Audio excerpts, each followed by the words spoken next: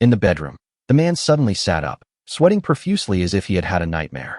After recovering from his fear, the man noticed the familiar bedroom scene in front of him and then froze in place. Then the man stood up and opened the curtains to look out. The traffic downstairs was bustling but peaceful. He glanced at the time and saw 7:30 in the morning on June 28, 2044. The man was shocked at first, then burst into laughter. He had been dead, but he had been reborn, returning to 3 days before the apocalypse. The man's name is Cheng Jing. In his previous life, he and everyone else on Blue Star were thrown into a doomsday world called Eternal Fall and struggled to survive.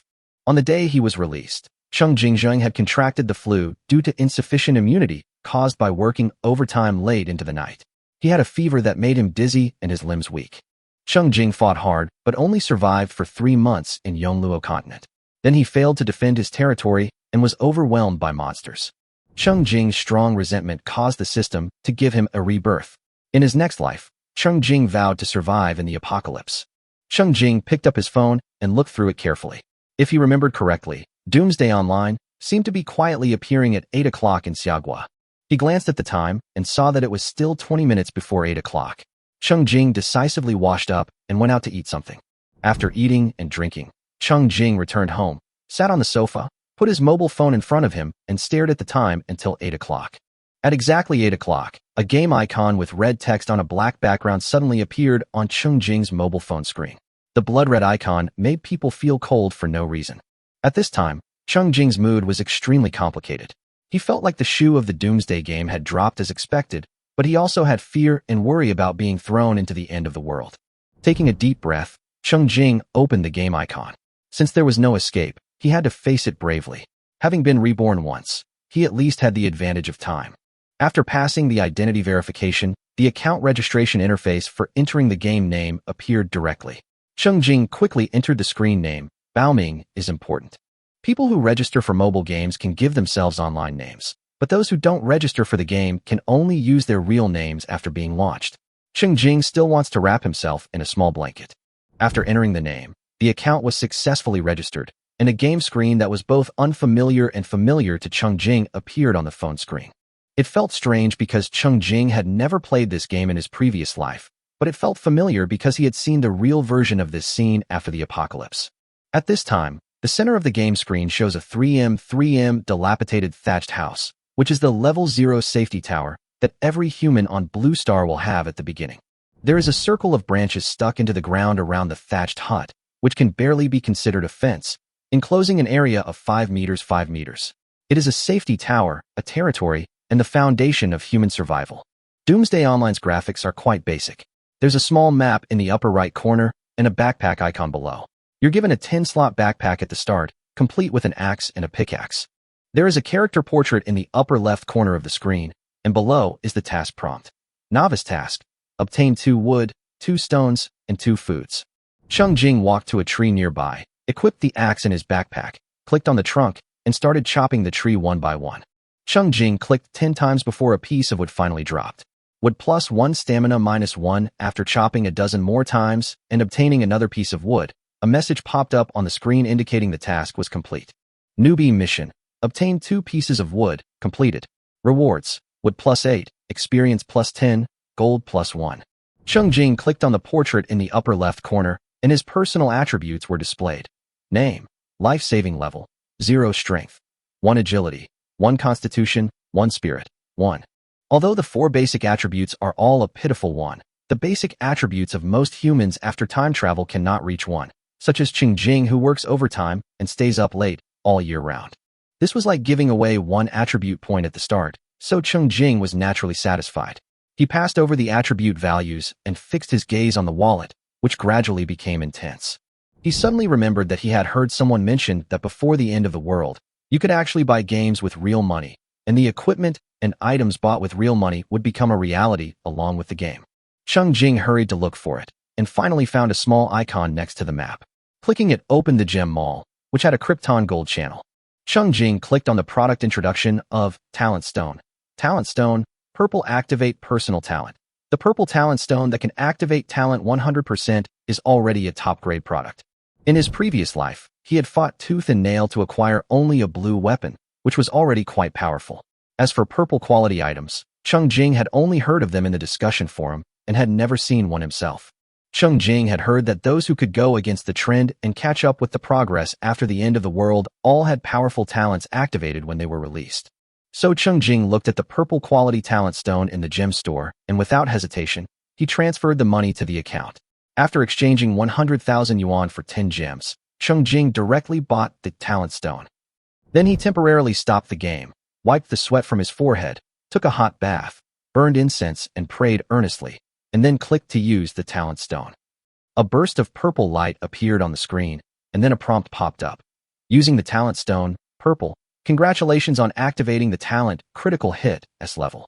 Critical hit, S rank 100% chance of double reward. Was this a rebirth of good fortune? This reminder made Cheng Jing, who only possessed E-rank talent in his previous life, tremble with excitement. Cheng Jing immediately tried to chop down the tree. After 10 clicks, the following words appeared on the game character's head. Wood +1. Wood +1 triggers a critical hit. Stamina -1. Chopping down a tree once would yield 2 pieces of wood, which meant his resource collection progress would be greatly accelerated. At the beginning of the game, Cheng Jing believed that the most important thing was to collect resources to upgrade the security tower. Cheng Jing tapped the thatched hut, and a message popped up above it. Level 0 security tower protection value. 10 upgrade materials. Wood 100, stone 50, iron 2, copper coins 100. The familiar requirements were displayed, and Cheng Jing's eyes were reddened as he stared at them. In his previous life, it had taken him nearly 4 days and a lot of hard work to collect these materials. Now, he has seized the opportunity and can collect it with just a click of his fingers without any danger to himself. This is really great. Cheng Jing was unwilling to waste time and was highly focused, maintaining a speed of 1 axe every 3 seconds. At the same time, he did not forget to be alert to the dangers that might appear at any time. As Cheng Jing cut down trees in a straight line, the distance from the thatched hut was getting farther and farther. The originally cheerful background music suddenly changed and became rapid and exciting. Cheng Jing's eyes narrowed slightly. He had already seen something emerging from the grass next to him. It was an ant-like monster. Holding the novice axe given by the game, he slowly retreated towards the ant monster until he retreated to a thick tree. Seeing its prey about to escape, the ant monster didn't care about anything else and crouched slightly, then rushed towards Cheng Jing. Cheng Jing was waiting for this attack and had already prepared himself, dodging the ant monster's charge. This ant monster attacks in a straight line, and most importantly, there will be a brief period of stiffness after each attack. The ant monster failed to pounce on its prey and fell in front of a tree. Cheng Jing took the opportunity to take advantage of the monster's stiffness period and quickly hit its waist with an axe. Having chopped down trees hundreds of times before, Cheng Jing already knew the rhythm of each attack in the game. After the attack is completed, -4 triggers a critical hit. The ant monster's health bar lit up, then dropped by half. A flicker of joy flashed in Cheng Jing's eyes. It turns out the critical hit talent also works during attacks. This is a huge boost to his combat power. As a level 0 player, Cheng Jing currently has only a pitiful 10 health points, but fortunately the monsters around him are not strong, and their health is also very low. Now his critical strike talent also increases attack damage, which makes the outcome of the battle much more stable. Cheng Jing patiently micromanages, waiting for new attack opportunities. The ant monster, enraged by the attack, did as he wished, followed him around the tree half a circle, and launched the next charge without hesitation. Cheng Jing used the same strategy again, nimbly dodging the straight attack, and taking advantage of the opponent's stiffness after the attack, he hit it hard with an axe. The low-level ant monster, though not very intelligent, was still intent on attacking Cheng Jing, and the two continued their chase around the tree. Once again, Cheng Jing successfully seized the opportunity when the ant monster was stunned and chopped it down fiercely. The ant monster's health bar instantly dropped to 0, and it fell to the ground, motionless. A prompt popped up on the screen. Successfully killed 1 green ant monster. Rewards: experience +10, copper coins +10, detection, white. Experience +10, copper coins +10, detection, white, trigger critical hit. Vital strength -2. Cheng Jing smiled with surprise. The critical hit reward after the battle made him feel very satisfied. The ant monster dropped the skill book, and Cheng Jing clicked on it to learn it, gaining his first skill. Detection level 1, 0/10 chance to obtain certain information. Cheng Jing then upgraded the skill to level 2, 0/50. Cheng Jing, in a good mood, took his axe and continued to chop down the thick tree that played a big role in the battle. Thanks to the help of the ant monster, he harvested 2 pieces of wood in 2 cuts. Continuing forward, he soon spotted a gray stone taller than his character. Cheng Jing switched to a pickaxe, walked over, and began hammering at the stone. After 10 strikes, he harvested a stone block. Stone +1. Stone +1. Triggers critical hit. Novice mission. Obtain 2 stones. Completed. Reward. Stone +8. Experience +10. Gold +1. Stones +8. Experience +10. Gold +1. Trigger critical hit. It is said that only 3 novice tasks in this game will reward gold coins, and the main currency used in the early stage is still copper coins. The 3 gold coins rewarded by the novice mission were a real bonus for newly registered players. Cheng Jing couldn't help but feel a little regretful. He hadn't thought about the Krypton gold mechanism in the game before completing the first novice mission. You have to know that a single, critical hit can earn you 1 more gold coin than others, which is equivalent to an advantage of 100 silver coins or 10,000 copper coins. How long would it take to accumulate that much money by defeating monsters? Cheng Jing shook his head, turning regret into motivation and continuing to chop stones, trying not to waste a second. Finally, after some effort, he harvested 6 stones, plus 6 stones from the critical hit. Eventually, the boulder was shattered, leaving only powder on the ground, making further mining impossible.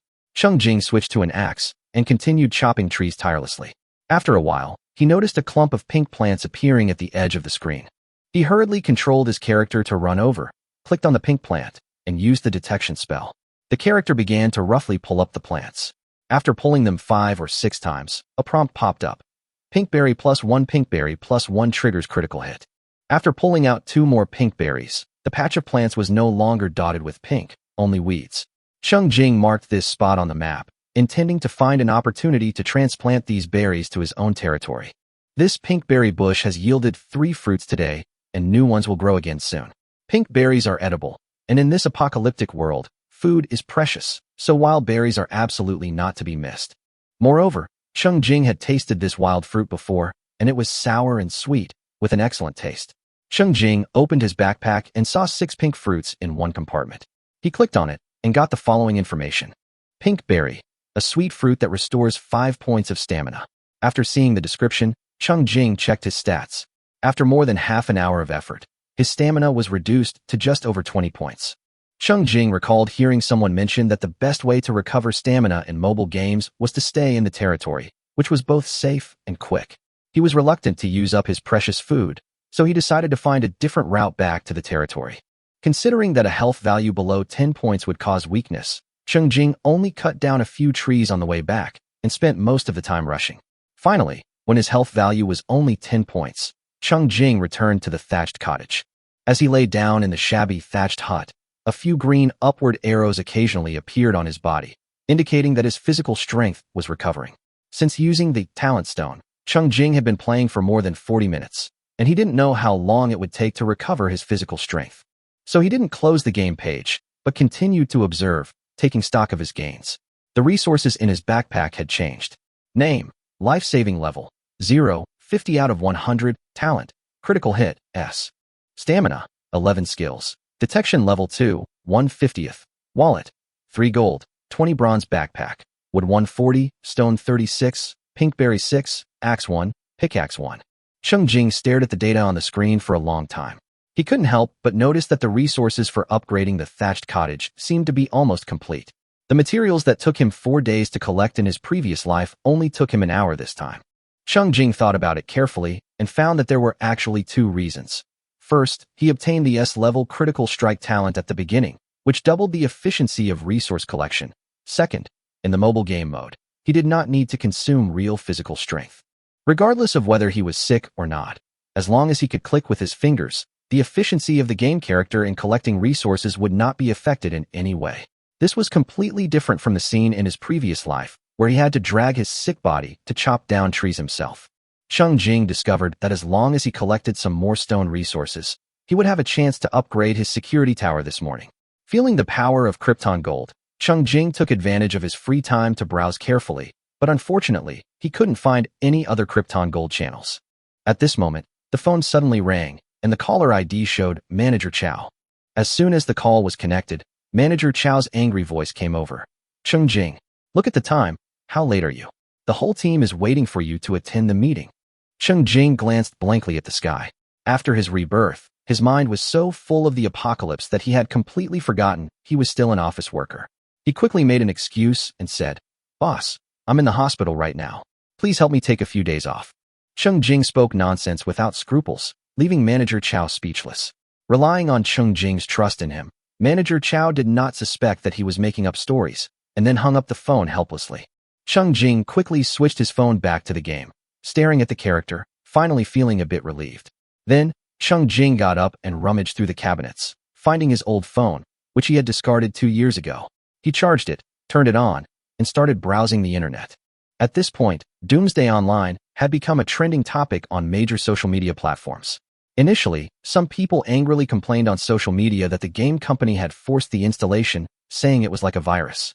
Then, more and more netizens found that the game had been forcibly installed on their phones. Soon, someone pointed out that this unscrupulous game could not be deleted by themselves. Public opinion grew increasingly intense, with numerous complaints and reports pouring in to internet regulators. The incident quickly spread across the internet, as everyone encountered the same situation. After briefly browsing some discussion threads, Cheng Jing searched directly for the keywords recharge and couragine. He was afraid that he would miss out on opportunities to earn Krypton Gold because he was unfamiliar with the tactics used by current game companies to pressure players into spending. I looked through the posts, and most of them were complaints. I didn't see anyone mentioning other ways to earn gold. It seems that 100,000 yuan is indeed the upper limit of Krypton Gold. Cheng Jing was a little disappointed. It seems that he still has to rely on his hard work. After browsing for nearly an hour, his character's stamina was almost fully restored, and Cheng Jing turned his attention back to the game. He took out the wood and rocks from his backpack and piled them next to the thatched hut. The moment the character's stamina was fully restored, he immediately controlled the character to stand up, leave the thatched hut, and walk towards the north. Cheng Jing believed that in addition to collecting resources, the primary goal now was to gain a general understanding of the map environment surrounding the territory. If he encountered a situation that was unfavorable for survival, he needed to prepare in advance. At present, he had collected a lot of wood resources, and the main lack was stone, so Cheng Jing would only stop to mine stone when he encountered it. When encountering the ant monster again, Cheng Jing first cast a detection spell. Green ant monster, level 1, attack, 12 defense, 6 HP, 20 skill, charge. This time, Cheng Jing was more skilled at circling the tree. After taking advantage of the opponent's stiffness after the attack and killing the little ant, Cheng Jing found a new food, a bunch of potatoes, and hurried over to dig. Potato +5, potato +5, triggers critical hit. Novice mission, obtain 2 types of food, completed. Rewards, seeds +3, experience +10, gold +1, seeds +3, experience +10, gold +1, triggers critical hit. After completing all 3 novice tasks, Cheng Jing's wallet instantly increased to 5 gold and 40 bronze, and his experience points also accumulated to 90 thanks to the blessing of critical hits. Not only did he become richer, but his personal level was also about to be upgraded. Cheng Jing continued northward, but the boulders became increasingly dense. He simply stopped quarrying and continued exploring the map. Areas with dense boulders might contain specialized mines. Finally, after consuming 15 points of stamina on the journey, Cheng Jing successfully discovered the mine. The mine was located on the hillside of a mountain, and 3 black insect monsters were scattered at the foot of the mountain. Cheng Jing immediately used the detection technique. Black Beetle level 1 attack, 8 defense, 9 HP, 30 skills. Solid. This is a small monster with a long health bar and high defense. Cheng Jing estimated that he was holding an axe with an attack power of +2, and the overall attack power was only 10. One strike would cause 1 point of damage to the black beetle with high defense. Even if the critical damage is doubled, it still takes at least 15 attacks to kill a black beetle. It's really sad. Even sadder, killing a black beetle will likely cost you a lot of stamina. The cost effectiveness is really too low. Chapter 5. A monster pulled 3 times. Cheng Jing took a detour, intending to look for another path, but he soon discovered that the flat uphill road had been blocked by the hateful black beetle. He had no choice but to pick up a stone and throw it at the nearest black beetle, trying to attract a monster. Soon, Cheng Jing noticed that although the black beetle was a level 1 monster, its defense and life were very strong. It had obviously sacrificed its agility and crawled very slowly. Cheng Jing waited patiently for the black beetle to slowly crawl over, then relied on his own positioning to continuously attack while nimbly avoiding its counterattacks. At first, the damage caused was very low, only 1 point, but as the Black Beetle was injured, the damage slowly increased to 2 points, then 3 points. The slow-moving Black Beetle, though anxious, was unable to reach Cheng Jing. Cheng Jing used this opportunity to continuously drain its health until it finally stopped when only a third of its health remained. The Black Beetle then activated its solidity skill, increasing its defense. However, simply defending without attacking couldn't last long. Cheng Jing seized the opportunity to attack again, finally draining its health bar and successfully killing it. Successfully killed 1 Black Beetle. Rewards: experience plus 10, copper coins plus 10, gathering, white. Experience plus 10, copper coins plus 10, collection, white, trigger critical hit. Stamina minus 6. Cheng Jing felt that this battle was really stamina consuming, but he also received a good reward and immediately learned the collection skill, so he no longer had to pick wild fruits himself in the future. He glanced at the other 2 Black Beetles blocking his way and prepared to continue. This time, Cheng Jing didn't bother to lure the monsters away, but rushed forward directly, relying on his agility to attack while dodging the Black Beetle's counterattacks. The 2 slow-moving Black Beetles offered no chance of counterattack. Although his fingers nearly stiffened, Cheng Jing finally dispatched the 2 monsters. However, the monsters didn't drop any skill books, only experience points and copper coins. Without any obstacles, Cheng Jing entered the mine. The mine was dark, and Cheng Jing could only barely make out the darker areas. He controlled his character, picked up his pickaxe, and began mining. Stone plus 10 triggers a critical hit. Iron plus 1 triggers a critical hit. Cheng Jing mined 10 blocks of stone in a row before finally finding an iron nugget. Although the chances of finding iron nuggets in ordinary mines are low, Cheng Jing had to keep going. He persevered until his stamina dropped to 6, then stopped and opened his character panel to level up. When the stamina value is too low, the game character's movements begin to become distorted, and the mining efficiency is greatly reduced. Cheng Jing uses the accumulated experience points to level up and sees a golden halo enveloping the character, and the character panel also updates accordingly. Name: Life-saving level 150/200, talent, critical hit, S, strength, 2 agility, 2 constitution, 2 spirit, 2 health, 20 attack, 18, plus 2, defense, 12 stamina, 110. Skills: exploration LV2, 3/50ths, collection LV2, 0/50, free attribute points, 1 territory level, 0 security tower level, 0 wallet, 5 gold 100 bronze backpack, stone 100, iron 8, pink berries 6, potatoes 10, seeds 6, axe 1. As his character leveled up from level 0 to level 1, Cheng Jing's basic attributes each increased by 1, his health doubled, his stamina was replenished, and his backpack space expanded. With his new attributes and full health, Cheng Jing felt incredibly motivated and continued to work on his mining. However, not long into the mining, the background music suddenly became rapid, and Cheng Jing immediately ran out of the mine. The mine was too dark and it was not convenient for fighting, so he decided to run out first. As he ran, 2 damage indicators appeared above Cheng Jing's head. -4, -1. His health dropped by a quarter in an instant, and he quickly cast a detection spell. Little Bat Monster, level 1. Attack, 16 defense, 3 HP, 10 skill. Bloodsucking. This is a high-attack flying monster, and the skill Bloodsucking will cause additional damage. Although Cheng Jing was unable to detect its specific attributes, he knew he couldn't escape because the Little Bat Monster must have high agility. Cheng Jing ran out of the mine, turned around, aimed at the flying Little Bat Monster, and swung his axe hard. Unfortunately, the Bat Monster was very agile, dodging the attack and counterattacking Cheng Jing. -5, -1. This scene made Cheng Jing feel a little helpless, as it seemed somewhat similar to his previous battle with the Black Beetle. However, fortunately, Cheng Jing not only had brute force, but also relied on his brain to deal with the situation. He quickly added his previously unallocated free attribute points to agility, and swung his axe at the Bat Monster as it charged again. -19, a single strike killed it. The Bat Monster didn't even wait for Cheng Jing's critical hit talent to take effect, and it instantly split in 2 and fell to the ground. Successfully killed 1 small Bat Monster. Reward: experience +5, copper coins +5, decomposition, white.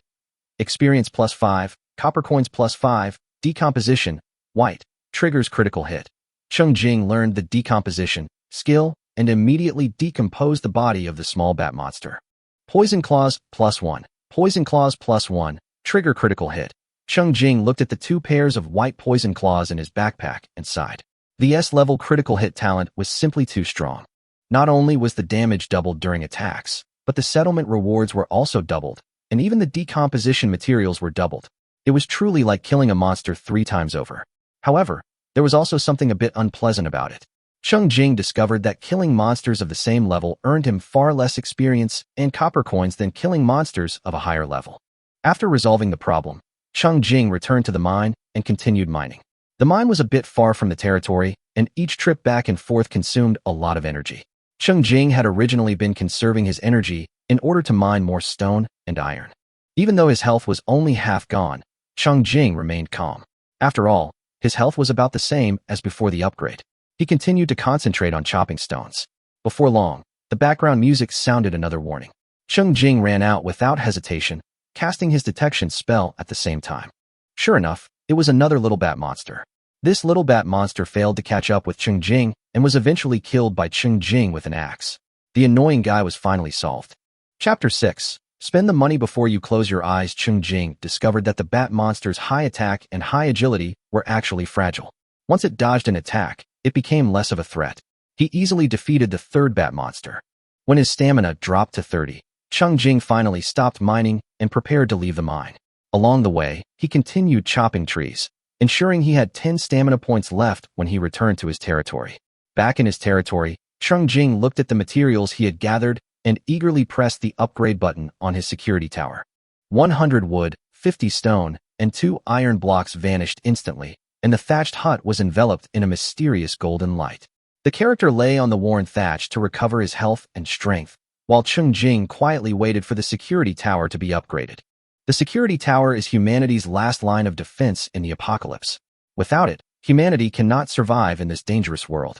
He summed up his experience and believed that the most important thing in the early stages of the apocalypse was to upgrade the security tower, so he was particularly happy to upgrade the security tower now. Cheng Jing didn't close his game, his phone resting on the side after charging, glancing at it from time to time. Standing up to stretch his legs, Cheng Jing began to sort out his belongings. In 6 years of working as a social worker, he had amassed nearly 400,000 yuan in savings. Having once dreamed of buying a house, he now decided to spend all his money. After setting aside 200,000 yuan, Cheng Jing planned to top up his game account. In 2 days, he would be dropped into a post-apocalyptic world, with limited supplies and his money becoming worthless. He found a famous local traditional restaurant, booked a private room, and decided to have a feast. The restaurant was a century-old establishment, elegantly decorated and exuding a sense of luxury. Cheng Jing casually flipped through the menu and felt a pang of regret at the prices, but ultimately decided to order. The waiter reminded him that there were too many dishes, but Cheng Jing didn't care. He waved his hand generously and said, "Order them, and take away the leftovers." The delicious dishes were soon served. Cheng Jing didn't care about the presentation of the dishes, he only cared about the taste. Every bite was delicious. He ate more than he expected, his stomach was full, and his stamina for the game was fully restored. After eating, Cheng Jing ordered a pot of tea and a fruit platter, leaned back on the soft couch by the window of the private room, and continued playing games. In addition to his physical strength recovery, Cheng Jing's health also slowly recovered to 15 points in the safety tower. He piled up the collected wood, stones, iron blocks and other items in the territory and prepared to continue exploring the east area. After walking for a while, Cheng Jing encountered a new monster. It was a spider monster larger than the game character. He immediately used the detection spell. Spider monster, level 1, attack, 12 defense, 6 HP, 20 skill, slow. The spider monster would spit silk, slowing the target's movements. Fortunately, the spider monster wasn't as agile as Cheng Jing, and it paused between spinning threads. Cheng Jing mastered the pattern and easily dodged it. Most importantly, Cheng Jing had a talent for critical hits. -16. -16 triggers critical hit. With one blow of the axe, the spider monster fell to the ground. Successfully killed one spider monster. Rewards: EXP +5, copper coins +5, ice cone, white. EXP +5, copper coins +5, ice cone, white. Triggers critical hit. The spider monster dropped a magic control skill book, and Cheng Jing learned it without hesitation. Ice cone level 2, 0/50 consumes 1 spirit point, releases 1 ice cone, slows the target by 2 points, cooldown time 1 minute. He learned 2 Ice Cone skill books in a row, directly upgrading the skill to level 2, increasing the slowing effect from 1 point to 2 points. Although his mental power was limited and he could only use it twice at a time, the value of the control skill was obvious. Cheng Jing disassembled the spider monster and obtained 2 pieces of spider silk. He then continued on his way. Shortly after, he encountered another spider monster. Cheng Jing first launched an ice cone. The ice cone hit the spider monster accurately, exploding and encasing it in ice armor, freezing it. Cheng Jing seized the opportunity to close in and dispatch it with a single axe blow.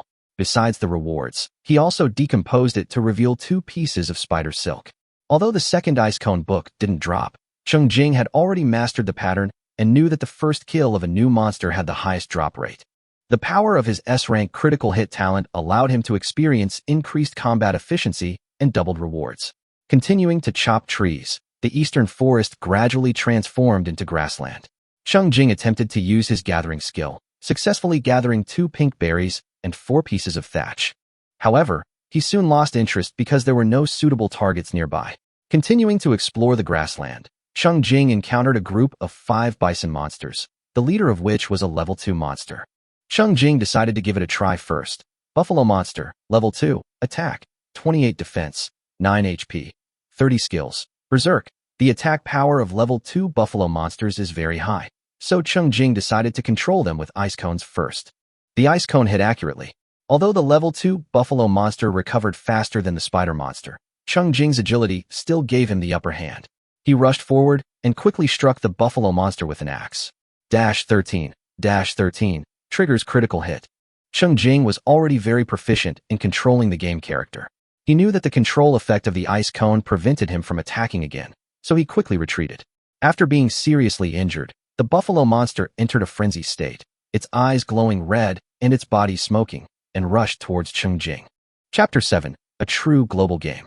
The 4 other level 1 buffalo monsters, originally scattered and leisurely grazing, immediately followed their leader in pursuit upon seeing Cheng Jing. In its frenzied state, the level 2 buffalo monster's speed increased somewhat. While not as fast as Cheng Jing's, it could barely keep up with him. To ensure that everything went smoothly, Cheng Jing led the 5 bison monsters in a big circle around the grassland, waiting until the ice cone skill cooled down. He quickly fired an ice cone, then turned around and chopped it down with an axe, directly killing the leading level 2 bison monster. Cheng Jing felt a pity for being knocked down by the level 2 buffalo before it could even unleash its full power. After taking care of the most dangerous level 2 buffalo, the remaining 4 level 1 buffaloes became much easier to deal with. Their speed was far inferior to Cheng Jing's, so he easily distanced himself with 2 strides, then turned back and struck one with his axe. He then led them in a circle, chopping down the remaining 4 bison one by one. However, this high-speed battle also drained Cheng Jing's stamina. His stamina dropped by 10 points, and his fingers, which were controlling the character, felt a bit stiff. But it's all worth it. Successfully killed 5 buffalo monsters. Rewards: experience plus 30, copper coins plus 30, arrow tower blueprint, white. Experience plus 30, copper coins plus 30, arrow tower blueprint, white. Triggers critical hit. Beef plus 20, beef tendon plus 2. The beef was dropped by a level 2 bison monster, while the tendons were dropped by all 5 bison monsters. In total, Cheng Jing had obtained 10 portions of beef. This harvest of beef made Cheng Jing very happy, and the 2 arrow tower blueprints in particular made his eyes light up. With the blueprints in hand, the next task is to gather materials and build an arrow tower. This tower can be placed in the territory to help alleviate the pressure of defense. Killing monsters is obviously more rewarding and more fun than the tedious work of felling trees and mining. Of course, Cheng Jing knew that this period was a novice protection period. To help players better adapt to the game and the apocalyptic environment, the number and strength of wild monsters were strictly limited, providing more room for adaptation. But in reality, the cruelty of the Everfall world far exceeded the game's expectations. Cheng Jing returned to his thoughts and began his return journey. The arrow tower blueprint required spider silk, and he was looking forward to his next encounter with a spider monster. However, this time, he encountered no other monsters, and could only chop down trees and collect wood along the way, while also opening up new routes on the map. After his energy was exhausted, he returned to his territory. Inside, he admired the security tower undergoing upgrades for a moment, feeling quite satisfied, before putting his phone away. After finishing his tea and fruit plate, Cheng Jing paid and left the old shop, heading into the nearby mall. Despite being midday on a weekday, the mall was bustling with activity. Cheng Jing subconsciously avoided others as he walked. Especially in the elevator, the tight confines made him uncomfortable, tense, and extremely alert. It was a stress response to other humans. Although he had only been reborn 3 months ago, that safe life seemed like a thing of the past. Yes, it could indeed be said to be a past life. Cheng Jing sighed and moved through the crowd, trying to absorb the long-lost bustle. He spent a lot of money without hesitation, bought some daily necessities, and then took a taxi back to his home. Before his game character's strength had recovered, Cheng Jing decided to check out some discussions about the game online. The game Doomsday Online sparked a huge online discussion, and Cheng Jing was particularly shocked by news from overseas, where the same game had been released simultaneously. It seemed the game had truly been shared globally. The hottest topic right now is that, just like in China, players abroad are unable to delete this rogue game that was forcibly installed. Not only are individuals unable to delete the game, but even the phone manufacturers and official authorities are unable to forcefully uninstall it. After this became a consensus, the seriousness of the matter clearly rose to a new level. Cheng Jing was not very interested in these speculations and debates. He was more concerned with some actual posts related to game content. After all, some people complain endlessly, while many others, driven by curiosity, actually try out Doomsday Online. Regardless of their experience, communication can always lead to new discoveries. I haven't chopped down many trees, walked a few steps, or fought a single monster, and I'm already out of stamina. This is outrageous. On the first day of the public beta, the official didn't even offer any stamina recovery benefits. Are they planning to turn all players away? Cheng Jing clicked on the post to see if anyone had found a way to save energy. However, most people on the thread were complaining about how quickly stamina was depleted and how slow it was to recover, which they felt significantly impacted the gaming experience. Help! I was killed by an ant bigger than me. I didn't lose a level, but I can't enter the game. The system prompts that there's a 24-hour death penalty, and I can't play again until tomorrow. Did all the money for this game go to promotion? The gaming experience is terrible. Cheng Jing continued reading and saw that the original poster complained that after the game character died, the system directly banned the game for 24 hours. Others in the comment section shared similar experiences. Whether killed by a monster or falling into a trap, everyone faced the same death penalty. Cheng Jing took note of this experience, reminding himself to be more cautious in the future. After all, time is extremely precious in the apocalypse. Even losing a single day is a huge punishment. In addition to these complaints and arguments, Cheng Jing also learned some dangerous experiences that other players did not notice. Some players fell into a hole while walking, rolled for a long time, and finally ran out of health. Others fell into the river and didn't make it to shore in time, ultimately exhausting their energy and drowning. It seems the ways players die are truly varied, with all sorts of accidents happening one after another. What a sucker. I searched through the few buttons in the game, but I only found one top-up channel and one Krypton gold item for sale. I topped up the money, and this is what I got. Cheng Jing clicked on the post and saw that the original poster had spent money to buy a purple talent stone. The activated talent was strong. SSS-Level increases defense by 20%. This talent increases defense by 20%, which is obviously very useful in combat. Although it is a SSS-Level talent, it is already a high-level talent that can be activated by purple talent stones, and the increased defense is not to be underestimated. However, the original poster did not think much of this SSS-Level talent, thinking that it was a waste of money to spend on it. Cheng Jing thought that the 20% defense boost in the early stages would indeed help one survive longer against powerful monsters, and that this talent was very practical. Players in the comment section were not optimistic about this talent, feeling that spending money on it was completely useless. However, Cheng Jing knew that increasing his stamina and health was more important than any offensive skill, allowing him to better survive in the apocalypse. Chapter 8. The thatched hut is finally upgraded to a wooden house. After Cheng Jing's game character's physical strength recovered, he decided not to leave the territory too far. He began to cut down trees around the territory, circling around and lighting up the surrounding black fog. He did not continue to explore the wider map, but instead waited for the security tower in his territory to be upgraded. After all, the security tower was an important facility to protect his safety. Slowly, Cheng Jing returned to the thatched hut in the center of his territory and began to wait for the upgrade countdown. Finally, the hut's golden glow faded, replaced by a small 5m x 5m wooden house. The territory, once surrounded by branches, now clung to the new wooden house. Cheng Jing smiled faintly and reached out to trace the outline of the cabin. In his previous life, this level 1 cabin had taken him several days to build, but this time, it took only a morning. Seeing the cabin completed, Cheng Jing felt a sense of security and satisfaction. As if all his efforts had paid off, he clicked on the information on the wooden house. Level 1 security tower protection value. 50 upgrade materials. Wood 300, stone 100, iron 20, copper coins 500. Cheng Jing learned that the security tower's defense value is directly related to the player's health. A level 0 security tower's defense value is the same as Cheng Jing's health value, but after upgrading to level 1, the defense value increases 5-fold.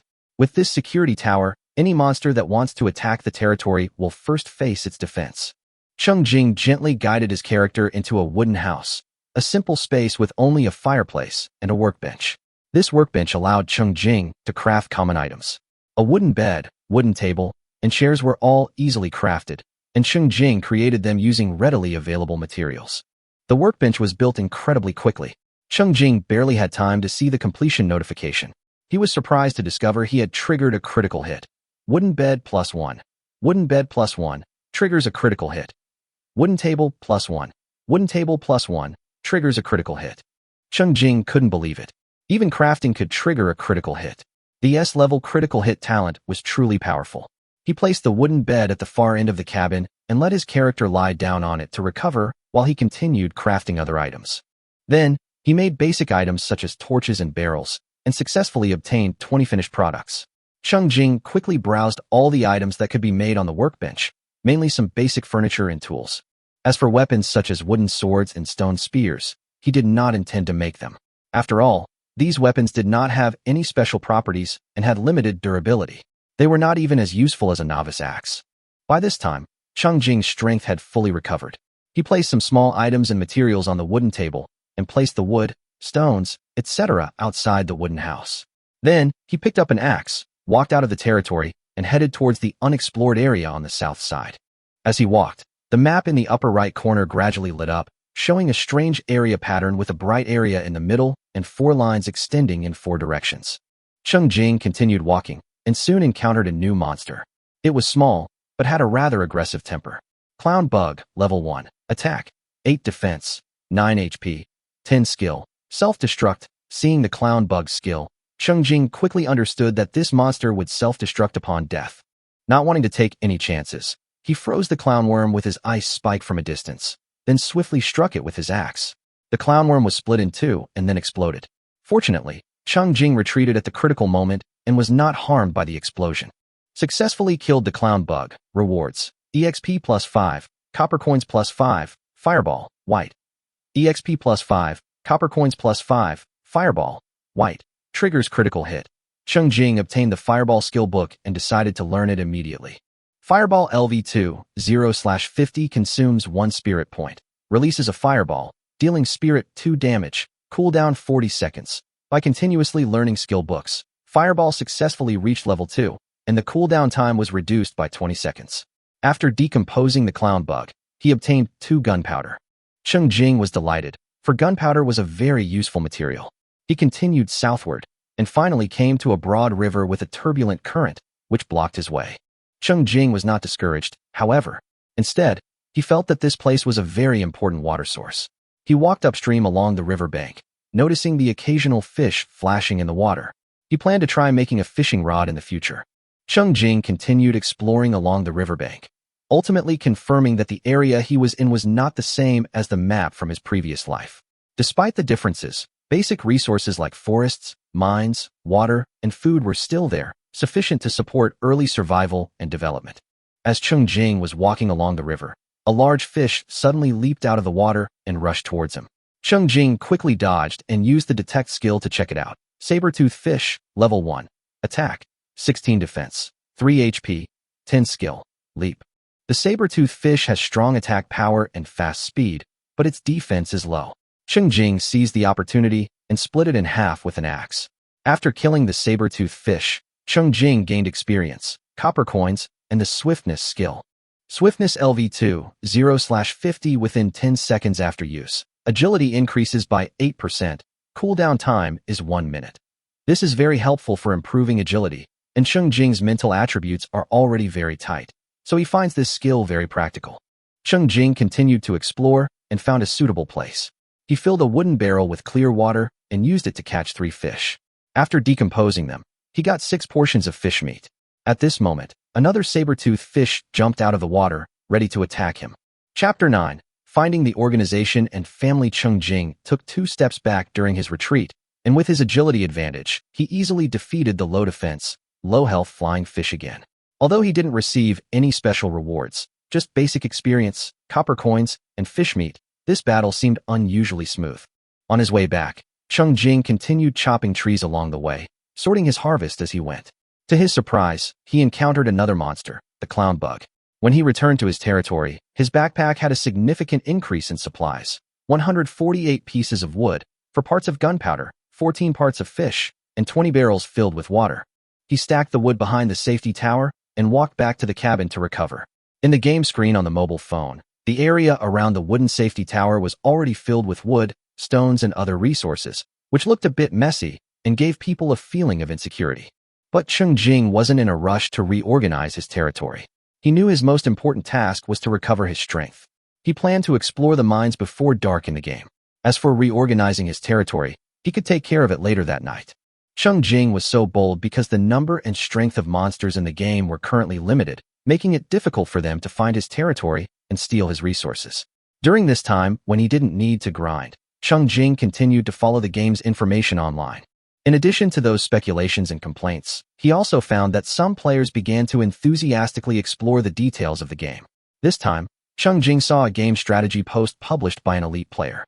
Good morning and good evening, everyone. I'm a gamer named Wanka. The hottest topic in the gaming world today is probably the sudden appearance of Doomsday Online on our phones. How could a gamer miss out on such a popular game? Of course, I had to jump in and share some practical tips with everyone. To be honest, this game doesn't allow you to spend money to restore your stamina, so the player experience isn't particularly good. You have to stop and wait for your stamina to regenerate after playing for a while. So today I'm going to share with you the stamina recovery rules I've summarized. However, a reminder to everyone: never let your health drop below 10 when you're out and about. A colleague in our studio once encountered a monster with his health below 10. As a result, the game froze, his attacks were weak, and his dodges were inadequate, leaving him utterly defeated by the monsters. Okay, let's get to the point. Players have discovered that the speed at which stamina regenerates depends not only on the player's location, but also on whether the game is running in the foreground on their phone. If the player is outdoors and the game is closed, stamina regenerates at a rate of 1 point every 3 minutes. If the player is in a territory and the game is closed, the physical strength recovery rate is 1 point every 2 minutes. If the player is in the wild and the game interface is in standby mode, the physical strength recovery rate is 1 point every 1 minute. After reading this guide, Cheng Jing couldn't help but give it a thumbs up. He wasn't actually familiar with how to play mobile games in the apocalypse. After all, most of the details were just bits and pieces of information he'd gathered from idle chatter in his past life, when he was anxious and unable to sleep. At this time, players like Wanka who voluntarily shared their strategies truly warmed Cheng Jing's heart. For example, Cheng Jing knew that his stamina recovery rate was related to whether he was in a territory, so he always rushed back to his territory when he had some stamina left. However, he didn't expect that whether his phone was running would also affect his stamina recovery rate. Cheng Jing had previously kept the game interface open, not out of foresight, but simply because he felt uneasy and kept an eye on it. This time, it was a haphazard attempt. With this in mind, Cheng Jing applied to join a fan chat group using the group number provided in the guide. Since he wasn't a professional gamer, he might as well join a professional group and catch their attention. The application for joining the group required filling out a description of a gaming experience he had discovered. After a moment's thought, Cheng Jing wrote, "There are fish-shaped monsters in the river that can leap out and attack players on the shore." He wasn't sure if this was appropriate, but decided to give it a try. Within 2 minutes, Cheng Jing's application was approved, and he successfully joined the group called Hand-Tier Doomsday Rush. The group owner was none other than a playboy, and the group currently had over 400 members. The group was currently muted. The group announcement mentioned that the group's rules for communication are to open every half hour, allowing everyone to share their game progress and experiences, but irrelevant chat is prohibited. After the communication, a dedicated administrator will summarize the chat logs and update them to the group document. Cheng Jing flipped through the group's documents and found 3 summaries of his gaming experience. He perused them carefully and couldn't help but sigh. This group of players is truly remarkable. Cheng Jing hadn't encountered many monsters yet, but the group already had information on over 50 different monsters. Some of the information also includes monster attributes, drops, and specific combat advice. It seems some players have specialized in studying these monsters, attempting to devise optimal strategies for dealing with them. After viewing this information, Cheng Jing felt like he had truly found his organization and family. He noticed that the saber-toothed fish did not appear in the monster summary, so he edited the information of the saber-toothed fish and prepared to contribute his own strength in the next communication, which also proved that he was not here to slack off and get something for free. In addition, there is an item encyclopedia in the group document, which summarizes all the items that players have seen, from the most basic wood and stone to materials dropped by various monsters, and even some items that Cheng Jing has never heard of. Hundreds of items have been summarized. These items also come with brief instructions on how to obtain them and their exploration skills, which Cheng Jing found very helpful. Finally, there is a miscellaneous notes that summarizes various unverified discoveries made by players, which are awaiting subsequent verification. For example, a player found that after reaching level 1, the experience gained from killing monsters of the same level became less. He summarized this pattern and proposed a method to delay the upgrade and accumulate more experience. Chapter 10. Thank you for your dedication. Cheng Jing continued hammering away at the rocks in the mine, finally defeating the low defense, low health flying fish. This time, he only gained a small amount of experience, copper coins, and fish meat. On his way back to his territory, Cheng Jing continued chopping trees and stumbled upon the clown bug. He happily dealt with the monster and continued to explore the surrounding resources. When he returned to the territory, he had accumulated a lot of supplies in his backpack: 148 pieces of wood, 4 parts of gunpowder, 14 parts of fish, and 20 barrels filled with water. Cheng Jing piled the wood behind the safety tower and returned to the cabin to recover. In the center of the mobile game screen, the wooden safety tower was surrounded by piles of wood and stones. Although it looked a bit messy, Cheng Jing was not in a hurry to tidy up his territory. He knew that restoring his strength was his most important task. He needed to explore the mines again before dark. Currently, the game's limitations kept the number and strength of monsters well under control. Cheng Jing knew that even if he left his territory untouched for a while, the monsters wouldn't easily steal his resources. Taking advantage of this time without the pressure of playing games, Cheng Jing continued browsing the internet and forwarded some articles about Doomsday Online to his WeChat moments, hoping to remind his friends. Not long after, his friend Zhou Xing replied, "Zhou Xing, when did you start playing mobile games? Do you know how to operate it, you old-fashioned guy?" Cheng Jing, "It's a super hot game today, it's worth playing." Zhou Xing, "Everyone who worked overtime late last night is looking at you." Cheng Jing, "Work never ends. Enjoying yourself is what matters." Zhou Xing, "How did you, who works overtime harder than me, suddenly have such an epiphany? Your account was hacked. Is this an advertisement?" Cheng Jing, "Something happened. I took a leave of absence and stayed home, buried in the game. Let's play together." Zhou Xing, "What accident? Are you okay?" Cheng Jing, "It's okay.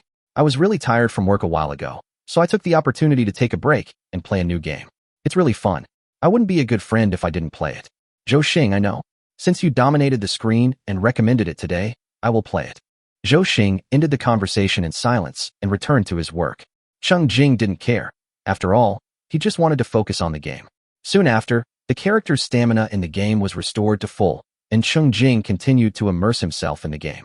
He decided to head north to further explore the territory. After a brief exploration, he learned that timber resources were abundant and readily available throughout the map. Mineral resources, particularly stone and iron, were somewhat scarce. Cheng Jing only found a relatively concentrated and accessible resource in a mine to the north, some distance from the territory.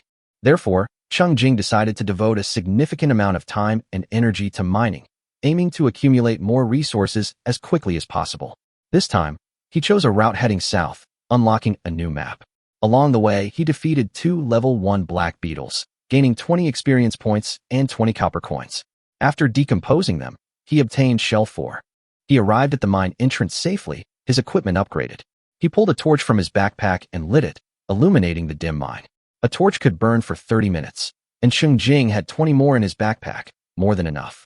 He fixed torches in the cracks of the ore, gradually arranging 4 torches to illuminate the mine. This not only made the work more convenient, but also eliminated the need to rush outside to seek help if a monster appeared. Cheng Jing wielded his pickaxe and began diligently hammering away at the stone. 40 minutes later, his stamina dropped to 6, and Cheng Jing decided to pause. His, or mining wasn't without interruption. Two small monsters charged in, but these level 1 monsters were easily defeated by Cheng Jing. He could clearly predict their flight paths, and with a single, effortless swing of his axe, he dispatched them, saving both time and effort. Besides defeating a few troublesome bat monsters, Cheng Jing had almost completely expended his energy mining ore. After 2 critical hits, Cheng Jing had harvested 150 stone blocks, 14 iron blocks, 2 silver blocks, and 4 pairs of poison claws. By this point, his character was already weakened, his reflexes slowing. Cheng Jing didn't dare to take any more risks, so he opened his personal panel to prepare for the upgrade. Name: Life Saving Level 240/300, Talent, Critical Hit, S, Strength, 3 Agility, for Constitution, 3 Spirit, 3 Health, 30 Attack, 30, plus 2, Defense, 18 Stamina, 120. Skills: Exploration LV2, 12 50ths, Collection LV2, 5 50ths, Decomposition LV2, 18 50ths, Ice Cone LV2, 4 50ths, Fireball LV2, 1 50th, Swiftness LV2, 1 50th, Free Attribute Points, 1 Territory Level, 0 Security Tower Level, 1. Wallet: 5 gold and 190 copper. Backpack: 150 stones, 14 iron blocks, 2 silver blocks, 10 pink berries, 10 potatoes, 6 seeds, 60 beef, 12 torches, for gunpowder, 14 fish, for shells, for pairs of poison claws, 1 axe. Cheng Jing glanced at his attributes and backpack and felt happy. Food, in particular, was stored fresh in his backpack, which had been expanded to 20 slots, more than enough for his needs. After reaching level 2, his stamina was fully restored. Looking at the resources he had accumulated, Cheng Jing was filled with motivation, ready to continue his struggle. Without hesitation, he buried his head in hammering or throwing himself back into the work. After a period of hard work, Cheng Jing once again harvested 160 stone blocks, 16 iron blocks, 2 silver blocks, and even 2 gold blocks. The drop rate of silver and gold blocks was very low, probably because Cheng Jing consumed a lot of physical strength, which accidentally activated the low probability of explosion and obtained these precious resources. Chapter 11: Beer and Barbecue with Friends. The entire resource collection process was extremely tedious. Cheng Jing just kept swinging his pickaxe, and killing a small monster that rushed out in the middle was a rare break. The only problem is that after Cheng Jing reached level 2, the benefits of killing level 1 monsters were downgraded again, with only 2 experience points and 2 copper coins. Even with the talent of 2x critical strike, it was still pitifully small. Cheng Jing didn't want to continue upgrading. Fortunately, his level and attributes are already able to maintain an advantage over the monsters that have appeared, so he can try to hold the level for the time being. With 25 points of stamina left, Cheng Jing walked out of the mine and prepared to return to his territory. The sky in the game darkened along with reality. Cheng Jing changed the angle again, lighting up a new map, killing 2 black beetles along the way, and collecting 6 carrots. When he was nearing the territory, he cut down 3 more trees before staggering back to the wooden bed in the safety tower. Cheng Jing happily admired his safety tower and attribute table for a while. Then he breathed a sigh of relief, put down his phone, and stood up to move around. Cheng Jing had been concentrating on playing the game for 2 hours and ignored his body's feedback. Now that he came to his senses, he found that he was tired and hungry. At this moment, nothing could soothe his fatigue better than barbecue and beer. Cheng Jing took a taxi to a barbecue restaurant where he often ate in college and invited his friends. It was not easy to adjust the time for a sudden invitation on a weekday evening. In the end, only Zhou Xing and another classmate Lu Changhe agreed and were able to make time for the appointment. Other friends complained and asked him to make an appointment in advance next time. Cheng Jing sighed and didn't answer. Cheng Jingxian arrived at the restaurant, looked at the menu, removed the items he was not interested in, and ordered large portions for the rest. Zhou Xing was the last to arrive. He came over quickly after finishing overtime. As soon as he arrived, he saw the table filled with skewers of meat and side dishes. Cheng Jing and Lu Changhe, who arrived earlier, had already finished 2 bottles of beer. Zhou Xing slapped Cheng Jing's shoulder hard and teased him. "You actually offered to treat me to a meal. That's not right. Tell me the truth. You're playing games and treating me to a meal. What good thing happened to you?" Cheng Jing stuffed a skewer of mutton into Zhou Xing's mouth, raised his beer, clinked it with his lips, and drank half of the bottle in one go, hiding the expression on his face. The end of the world is coming, so being alive right now is a blessing. Cheng Jing felt a little heavy-hearted because Lu Changhe arrived first. After chatting with Cheng Jing for a few words, he couldn't help but mention his 2-year-old daughter. Children nowadays are raised with great care and parents are overwhelmed with demands. Parenting is a mixture of pain and joy. Cheng Jing was stunned when he heard that. He was a lonely man, struggling just to survive. After being reminded by Lu Changhe, Cheng Jing vaguely remembered that after all the humans on Blue Star were thrown into the eternal fall world, only the young and strong would wake up first. There was a hint that the children and the elderly would be released 3 months later. He was living a hard life at the time and didn't care much about other people's affairs. He just vaguely knew that if all the relatives he could rely on had died, everyone, young and old, would have to rely on themselves to survive. If the adults in Lu Changhe's family didn't survive, what would happen to their 2-year-old child? Cheng Jing patted Lu Changhe's shoulder vigorously and reminded him seriously. Easy, listen to my advice. You must play this game, and you have to play it well. Lu Changhe smiled wryly and clinked glasses with Cheng Jing, saying helplessly, Hey, what are you talking about games? I only have a few minutes to myself when I park my car every day when I get home. I'm lucky enough to browse the forums. Why would I want to play games? Cheng Jing sighed and had to continue drinking and eating meat.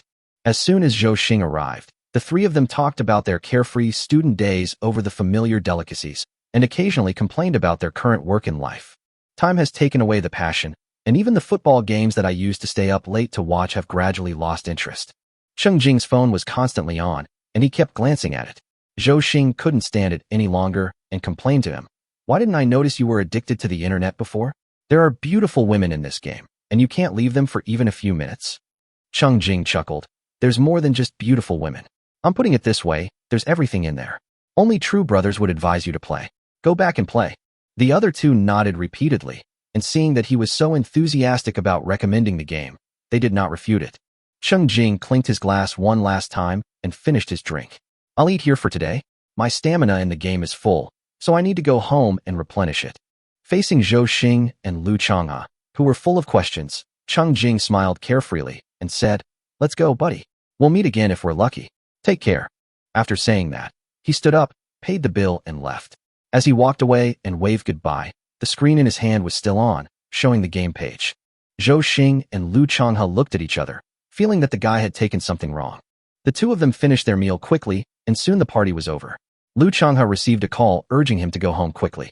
On the return subway, Zhou Xing couldn't help but take out his mobile phone and turn to the last page.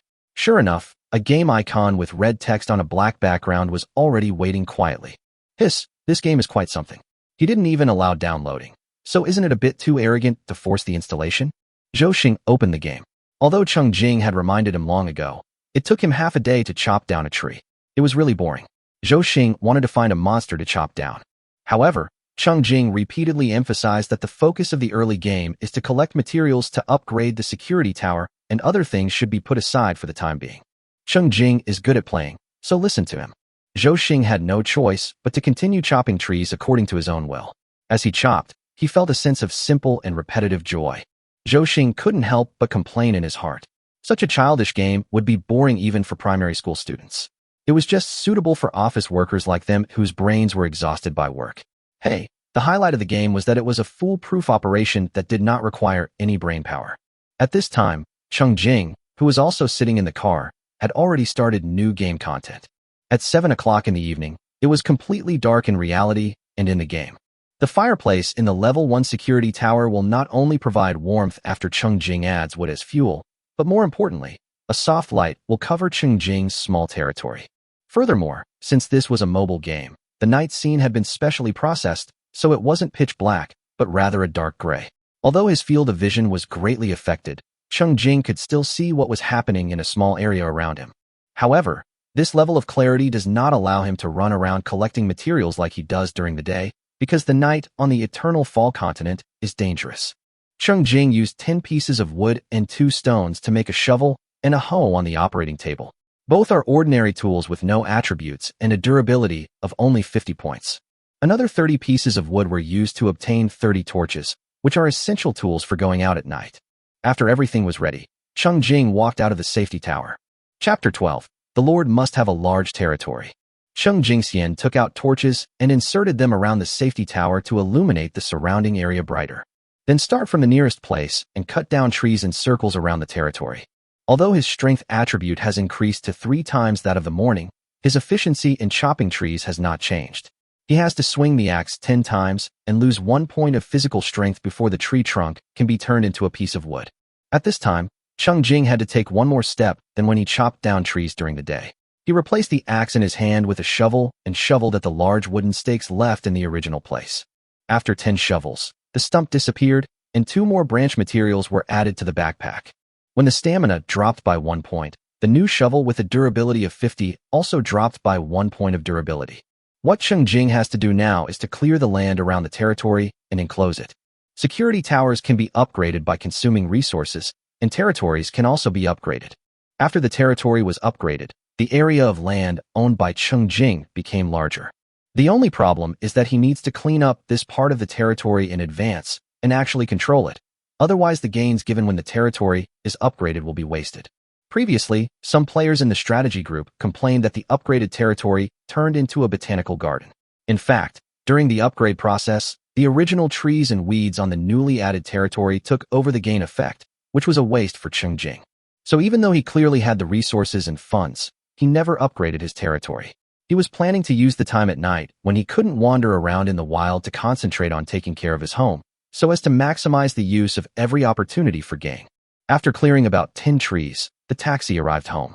Cheng Jing controlled the game character to go back to the safety tower to rest and paid for the ride himself.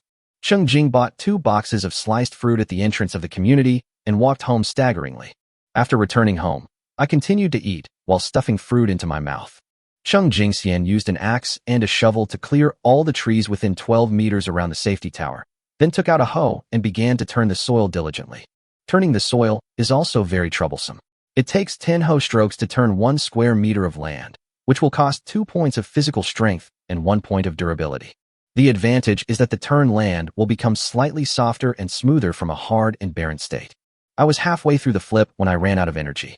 Fortunately, this time he was working at the doorstep, so Cheng Jing didn't need to reserve energy to go home. He controlled the wobbly little man to lie back down in the safety tower. Cheng Jing stood up, stretched, yawned, washed and packed up.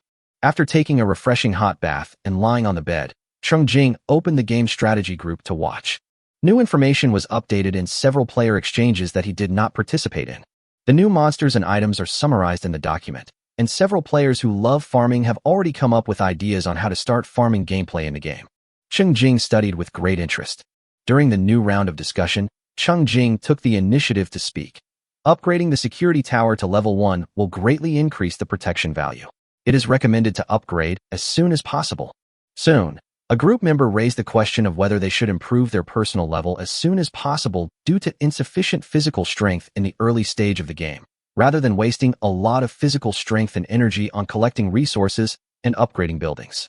Cheng Jing took the opportunity to express his thoughts. In a game with a post-apocalyptic background, having a safe place to live is the most important thing. The name Safety Tower is self-explanatory. Prioritizing the upgrading of buildings is the most important thing. Some group members express their agreement, while others express their opposition. Everyone has their own ideas about playing the game. Cheng Jing said no more. As soon as his physical strength was fully restored, Cheng Jing immediately returned to the game and continued to plow the soil with a hoe. Finally, after expending most of his energy and using a hoe, Cheng Jing cleared and leveled the land within a 10m range around the safety tower.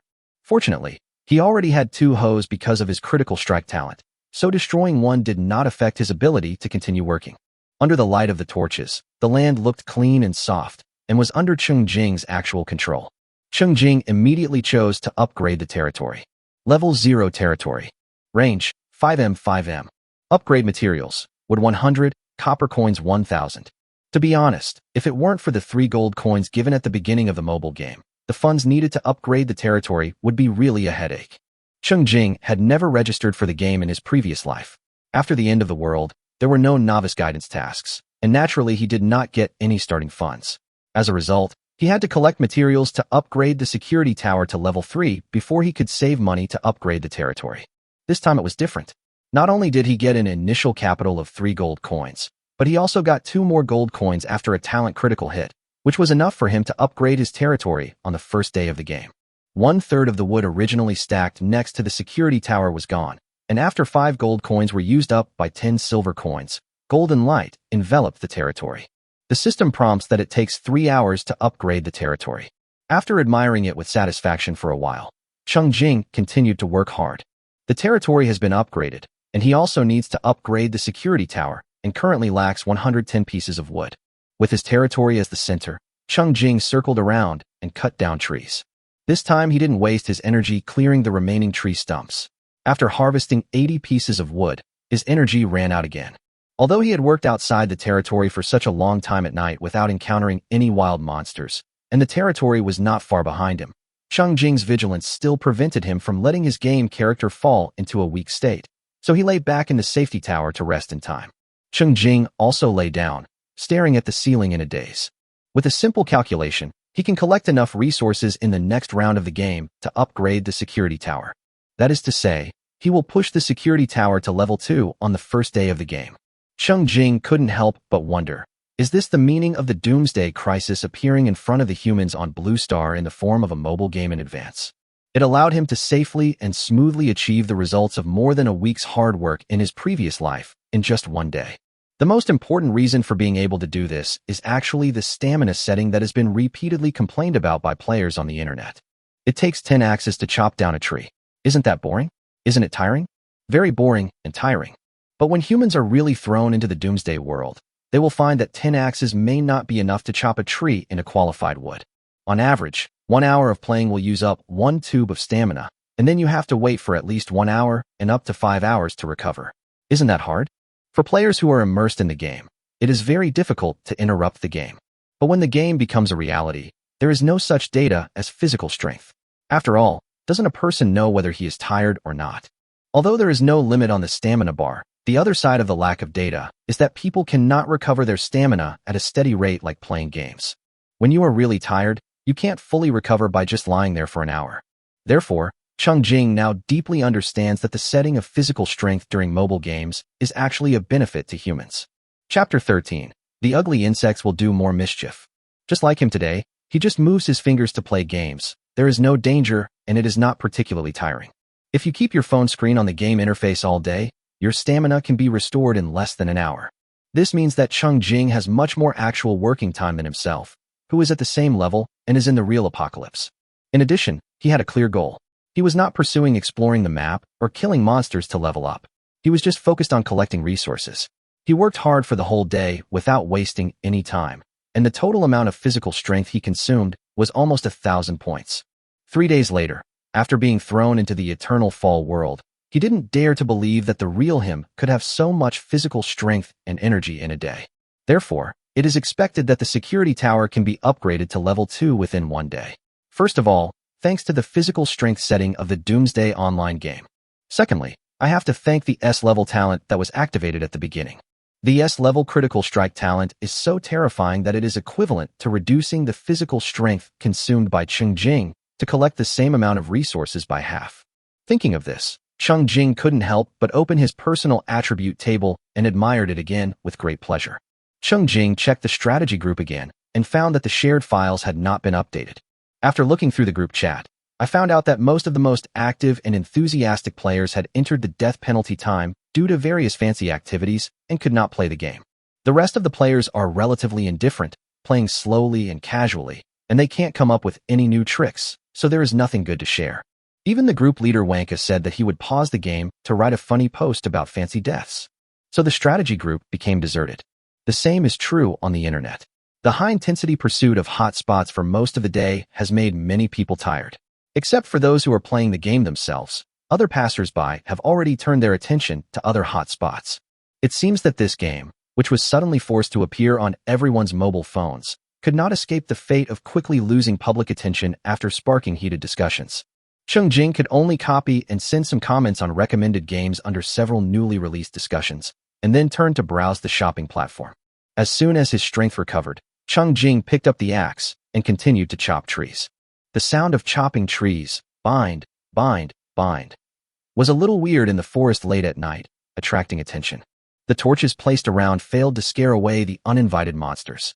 When the background music suddenly became urgent, Cheng Jing immediately stopped chopping trees, knowing that a monster had come to his door. He took out 2 new torches and placed them around to make the view brighter. Under Cheng Jing's gaze, a large insect more than 1 meter long gradually crawled out from the darkness.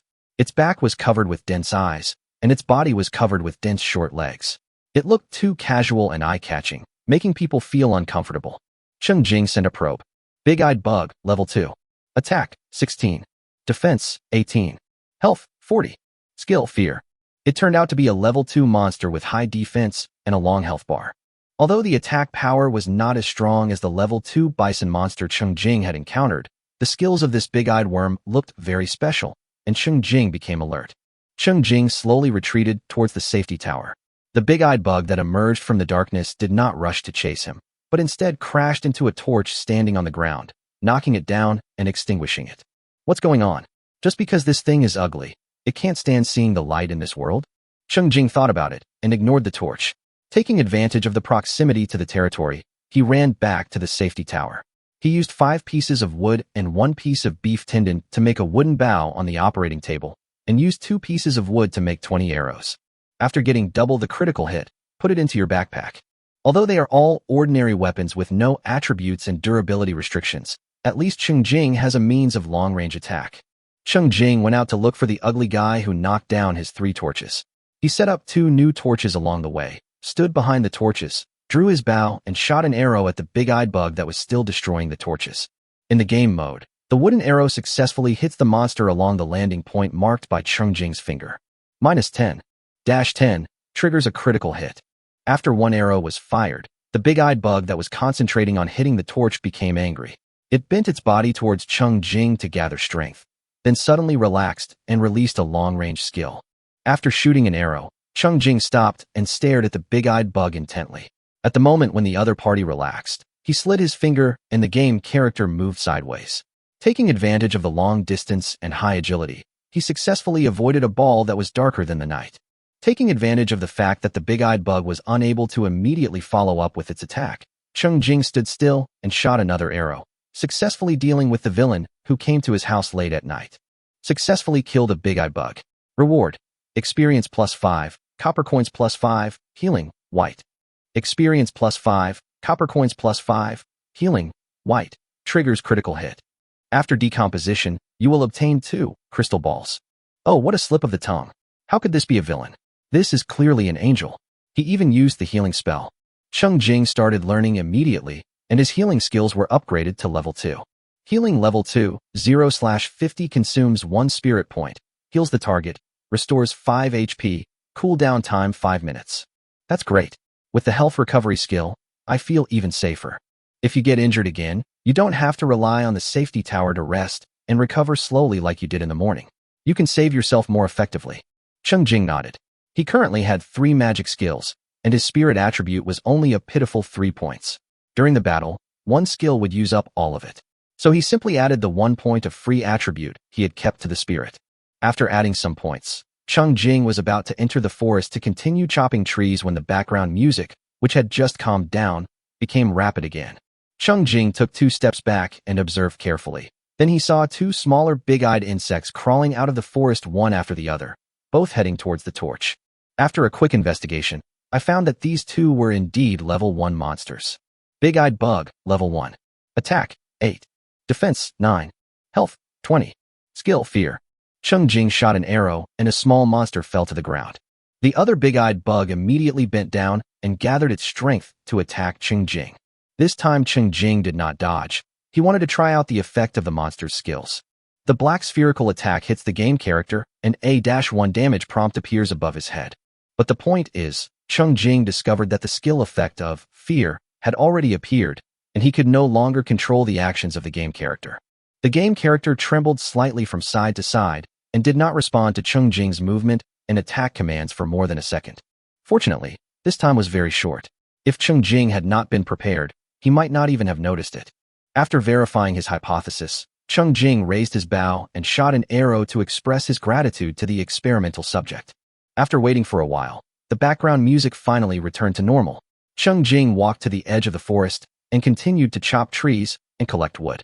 Chapter 14. Farming engraved in genes. In the real apocalypse, fear is a mental attack. Being hit by it will cause a certain degree of mental confusion. If the mental attribute is not high and the resistance is insufficient, one will lose consciousness. The effect translated into the game is that the game characters cannot be controlled, which is understandable. After cutting down a few trees, Cheng Jing stopped again and ran back to his territory.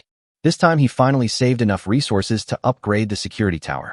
Cheng Jing walked to the center of the territory that was being upgraded and clicked on his simple wooden house.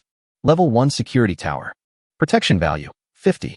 Upgrade materials, wood 300, stone 100, iron 20, copper coins 500. Cheng Jing decisively chose to upgrade. Seeing that the security tower and the territory were covered by strands of golden light, Cheng Jing was satisfied and continued to chop trees. There's no way. I haven't used up all my energy yet and can't waste it. After harvesting another 180 pieces of wood, Cheng Jing finally put down his phone, set the alarm, and went straight to sleep. Cheng Jing originally thought that he would be unable to sleep due to overthinking, but in fact, the fatigue from a busy day and the pressure of reborn memories soon permeated him, causing him to fall into a deep sleep. It was so intense that Cheng Jing felt like the alarm clock rang just as he closed his eyes. Awakened by the alarm clock again, Cheng Jing immediately took out the charging mobile phone hidden in the bedside table. He saw the upgraded security tower and territory at a glance, and his tense nerves finally relaxed. He was truly reborn, and his beginning was completely different from his previous life. It was 4:30 in the morning of June 29th. Cheng Jing only allowed himself to sleep for more than 4 hours. He cheered himself up, got up, washed quickly, and then started playing games on his mobile phone. In order not to waste energy, Cheng Jing first made 12 torches and left the territory to cut down trees. After consuming 40 points of physical strength, Cheng Jing, who had been restrained for a long time, ran back to the territory and studied it carefully. At this time, his safety tower has become a 2-story wooden building. Level 2 security tower. Protection value, 100. Assembly positions, 4. Upgrade materials, wood 800, stone 1000, iron 100, copper coin 2000. The protection value of the Level 2 security tower has been greatly improved again, giving people a full sense of security. Although the upgraded security tower still occupies an area of 5 meters, it has become a 2-story wooden building, and the actual usable space has doubled. Moreover, the style of the small wooden building is more refined, and the color of the wood is darker, making it look more solid and sturdy. As for the newly added assembly position, it is a new function when the security tower is upgraded to Level 2. The previously revealed Arrow Tower blueprint can be used here. The operating table can also produce more things as the security tower is upgraded. For example, one of the storage low cabinets is exactly what Cheng Jing urgently needs now. Storage cabinet. White consumes 30 wood, 10 stone, 2 iron, and 1 silver. Has 10 storage slots, each with a maximum capacity of 99 units of the same item. Cheng Jing's backpack was short of space, so the large amount of resources he collected could only be piled up on the ground, which was messy and unsafe. Immediately use the materials to make a low storage cabinet, and get 2 with a critical hit, and place them together on the 2nd floor of the security tower. Then he ran up and down, putting the scattered resources neatly into the storage cabinet. Beyond the 2-story wooden building, the territory has also expanded. Level 1 territory. Range, 10m 10m. Building, thatched house. Upgrade materials, stone 200, copper coin 5000. Under the light of the fireplace and torches, it can be clearly seen that the land within the territory is dark, soft, fertile, and arable land. This is why Cheng Jing would rather take the trouble to clear the wasteland first and then upgrade the territory. The gains during the upgrade are transformed into soil fertility. In the northeast corner of the territory, a new building was added, which is a 2m thatched hut. Grass house. Recruit 1 subject every day? Cheng Jing looked at the thatched cottage, and today's recruit list appeared in front of him. Wanderer. Recruitment fee, 500 copper coins. Farmers. Recruitment fee, 1,000 copper coins. Artisan. Recruitment fee, 800 copper coins. The functions of the thatched cottage in the Level 1 territory are very simple. Apart from a simple identity introduction and recruitment fees, there is no other more detailed information. Cheng Jing decisively chose to recruit farmers. One reason is that the recruitment price assessment given by Tsaolu is still very rigorous. You get what you pay for, so basically don't expect to get a bargain. On the other hand, the farmer on the list with the highest recruitment price means that this farmer has the highest value. The second reason is that Cheng Jing needs a farmer now. After Cheng Jing made his choice, a new game character walked out of the thatched cottage and and stood in front of Cheng Jing blankly. A sentence appeared above his head. Lord, holy time. Cheng Jing clicked on the other party and got more detailed information. Name, Lugua. Occupation, farmer. Skill, growth LV5. Loyalty, 100. The specific description of the skills is growth LV5. Crop growth speed increased by 5%. Very good. This is exactly the subject he needs. Cheng Jing handed the 6 bags of seeds, various foods, and a hoe in his backpack to Lugua, who immediately started farming in the place Cheng Jing indicated. Cheng Jing watched Lugua plant a piece of land, then clicked on it. A different prompt popped up. Crop, cabbage. Maturation time, 9.5 days, affected by growth level 5. It turned out that 2 bags of seeds among the novice mission rewards were cabbage seeds. The recruited farmers are really useful. Cheng Jing sighed repeatedly. He had originally planned to go to the fields to plant crops himself, but now that he had recruited Lugua, he was freed from farming. Farming is not only tiring and tedious, but also requires careful care. If you don't take good care of the land, it won't grow food well. Cheng Jing didn't want to fill his stomach with wild vegetables, fruits, and wild animals every day like in his previous life. So this time he started upgrading his territory and recruiting farmers to engage in planting early, hoping to at least achieve self-sufficiency and fill his stomach. As for recruiting farmers to help with planting, which was such a good thing, Cheng Jing was unable to do it in his previous life. The reason was actually very simple. He had no money. If it weren't for the gold coins given as rewards for novice missions, he would have to rely on killing monsters and saving money to upgrade his security tower, territory, and even recruit people. But how much money can you get by killing monsters? It is normal for the construction progress to be dragged down by funds. Unlike now, in less than a day, the security tower has been upgraded twice, the territory has been upgraded once, and now we even have people under our jurisdiction, and our wallet is still full. Awesome. Cheng Jing gave himself a thumbs up. Lugua was arranged to continue planting, while Cheng Jing left the territory with a torch and an axe to continue cutting down trees and collecting wood. You can never have too much timber. Wandering outside the territory at night can also attract wild monsters to attack you. While obtaining 250 pieces of wood, Cheng Jing also killed 2 green ant monsters and 3 black beetles. In addition to contributing 20 experience points and 20 copper coins to him from the 5 level 1 monsters, he can also get 4 sharp limbs after decomposing the green ant monster and 6 shells after decomposing the black beetle. Chapter 15. The territory revealed for the first time. Among them, Cheng Jing's most popular one is the black beetle that crawls very slowly. The completely non-tense battle gave him the opportunity to practice his magic skills. He fired a fireball and caught the black beetle off guard. Another shot of ice cones, and the black beetle was completely unable to move. Cheng Jing can continue chopping trees here until the fireball cools down and then fires another fireball. After practicing your skills with one black beetle, it will be easier and more comfortable to face another black beetle. At first, Cheng Jing had to grind hard again and again to kill the black beetle. Now he just concentrates on his work, and when the black beetle crawls closer, he can easily kill the insect monster as hard as stone with a simple axe. At the current stage, Cheng Jing's damage from fighting with weapons is stronger than that from releasing magic skills, but this does not mean that magic skills are not powerful. The fact that most magic skills can be released remotely is of great strategic significance. The main reason is that Cheng Jing currently has low mental strength and no matching enhancement weapons, so his magic skills are slightly weak, but Cheng Jing will still seize the opportunity to improve his skill level, and things will be different when the level goes up. When Cheng Jing had exhausted all his strength and staggered back to his territory, he saw that his home had changed completely. A 1-meter wide walking path is left on the 4 sides of the safety tower, and the remaining area left for planting is about 60 square meters. There are 6 bags of seeds as rewards for the novice task, including 2 bags of wheat seeds, 2 bags of cabbage seeds, and 2 bags of apple seeds. There were 3 seeds in each bag, and a total of 18 square meters of territory were planted. In addition, Lugua consumed 10 pink berries, 10 potatoes, 6 carrots, and planted 26 plots of land. In this way, Cheng Jing has 44 plots of land where food is growing. Among them, most vegetables and fruits take 10 days to mature, while staple foods such as wheat and potatoes take 30 days. It may sound slow, but this is actually the result of improving soil fertility when the territory is upgraded, coupled with the careful care of dedicated personnel.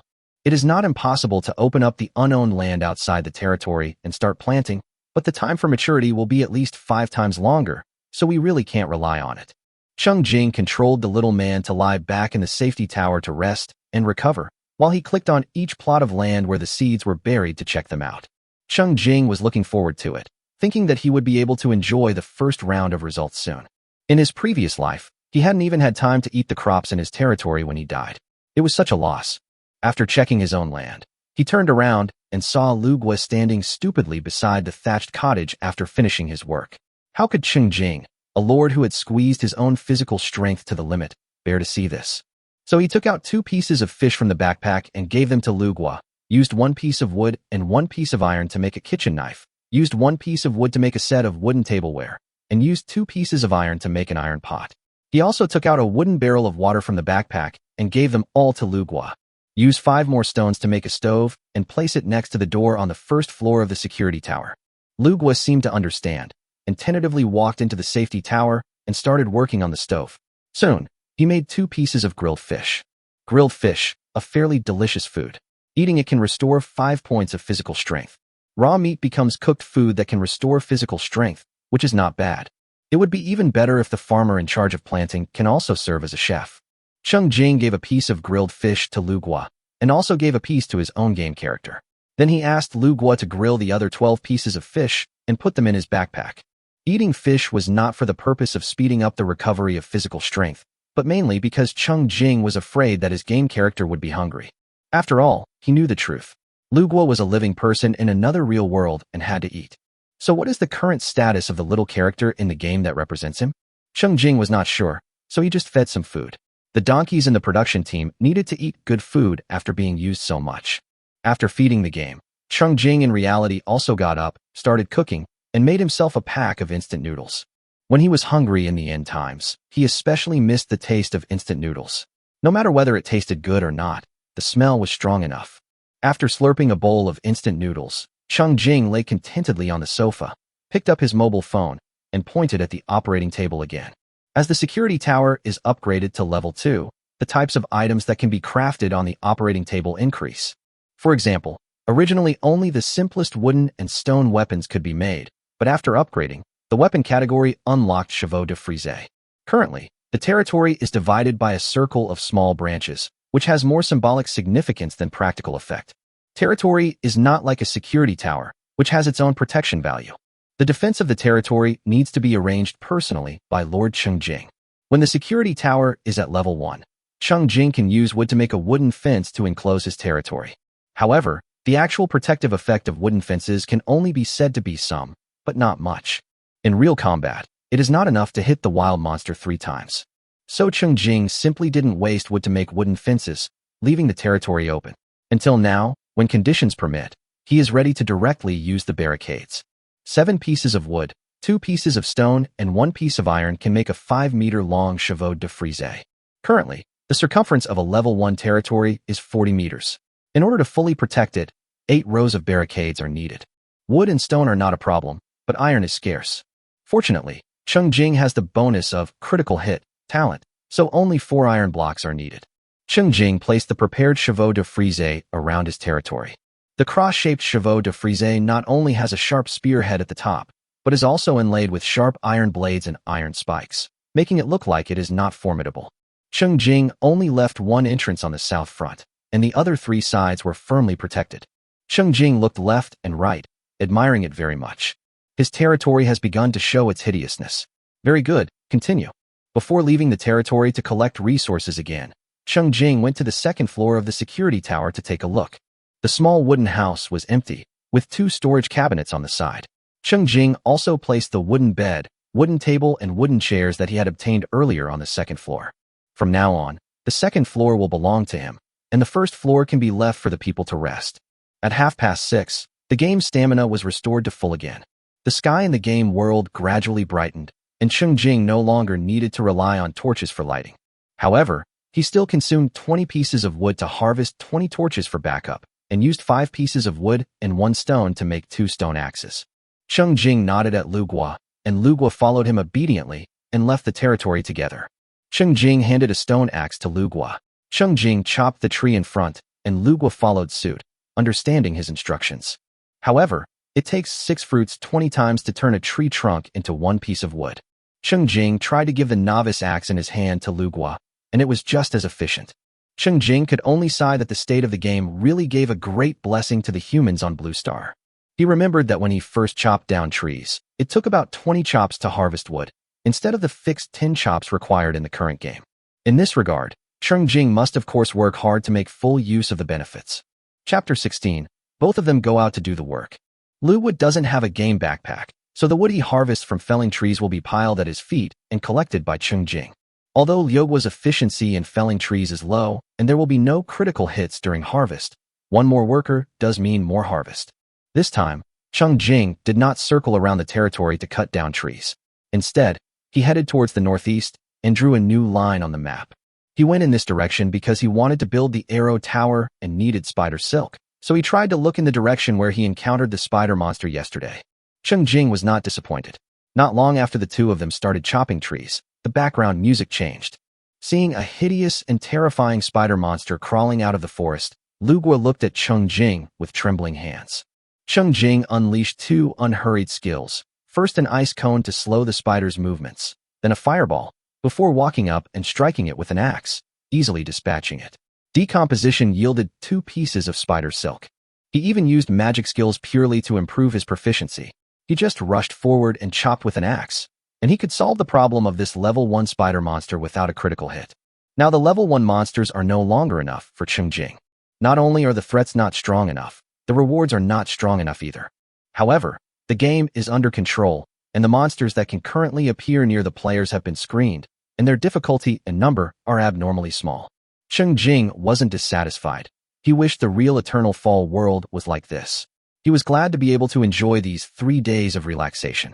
Once Lord Cheng Jing resolved the danger, the subject Liuguo immediately calmed down and continued to work diligently.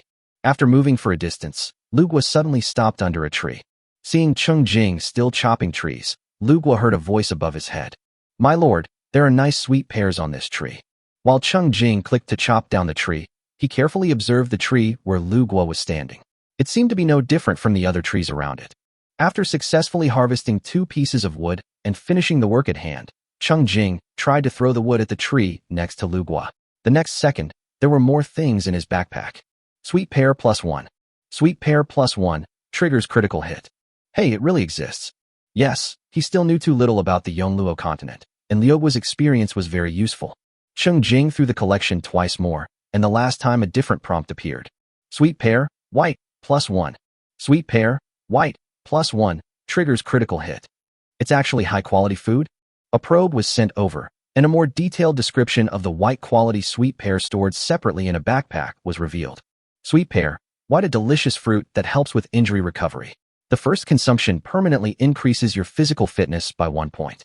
That's great. It can actually increase basic attributes. Cheng Jing ate one immediately. Of course, it is better to put good things that can permanently improve physical fitness into practice as soon as possible. The other sweet white pear was put into the backpack for safekeeping. As for Liuguo, Cheng Jing gave him a piece of grilled fish as a reward. Liuguo was very excited and ate it immediately. Cheng Jing used a shovel to dig the sweet pear tree 20 times. Instead of producing wood, he harvested 2 sweet pear saplings, and when he returned, he asked Liuguo to plant them in his territory. Not long after, another spider monster jumped out on its own initiative. Cheng Jing accepted the reward with great satisfaction. Although the experience and copper coins were pitifully few, spider silk was enough. In order to continue to hook the spider monster, Cheng Jing chose to turn south when he saw the prairie in the east from a distance and continued searching in the woods. He actually found a level 2 monster. Spider monster, level 2. Attack, 24. Defense, 12. Health, 40. Skill, slow. The level 2 spider monster is not only larger in size, but also has a significant improvement in speed, which is on par with Cheng Jing. But Cheng Jing was not panicked.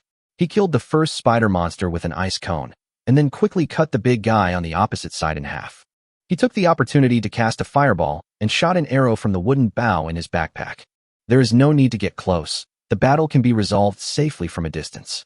After drawing a few bright lines on the large dark map on the east side of the territory, it was past 7 o'clock and the sky was bright both in reality and in the game. Cheng Jing returned to the territory with satisfaction, carrying the 140 pieces of wood and 12 pieces of spider silk he had chopped, as well as the 30 pieces of wood harvested by Liuguo. Liuguo went to plant the 2 newly acquired sweet pear saplings and 4 sweet pears in the ground. Cheng Jing found the Arrow Tower blueprint and studied it. Arrow Tower. Materials: wood 100, stone 20, iron 2, spider silk 10. Attack: 20. Attack range: 30 meters. Attack frequency: 1 arrow/3 seconds. Attack consumption: 20 wood/hour. The purpose of this blueprint is that as long as you gather enough materials, you can create an automatic attack arrow tower. This arrow tower can be erected within the territory to help share the pressure of defense. It can also be directly assembled on the safety tower, which will give the safety tower the attack effect of the arrow tower. There are now sufficient materials for production, but Cheng Jing did not choose to start production immediately. He wanted to wait and see. The game should be refreshed after 8 o'clock. The game, Doomsday Online, appeared at 8 o'clock yesterday morning, and naturally, it was refreshed at 8 o'clock today. The recruitment effect of the thatched cottage should be refreshed accordingly. If we could recruit craftsmen from the thatched cottage, the arrow tower blueprints might be able to play a greater role. Cheng Jing got up and paced around the living room, nervously waiting for 8 o'clock. After the refresh, Cheng Jing can spend money again, regardless of other things. Cheng Jing's game progress is so smooth because he spent money to obtain S-level talents yesterday. The critical hit talent doubled the speed of collecting resources, allowing Cheng Jing to accumulate resources in one day that took him 7 days in his previous life and upgrade the safety tower to level 2. The important thing is that the damage caused by the attack is also doubled, which makes Cheng Jing not afraid at all when facing monsters of the same level. To see how important this is, just look at the many netizens on the internet complaining about the accidental death of game characters. The death penalty time is 24 hours, and it was given to Cheng Jing. How much can he do with that? So Cheng Jing was very interested in what he could buy with Krypton Gold today, so excited that he could hardly sit still. Unable to sit still any longer, Cheng Jing put his phone in his pocket and went out to find breakfast. Maybe it was because he was concentrating on playing games that his mental and physical energy was being consumed, or maybe he wanted to take advantage of this last chance to eat something good.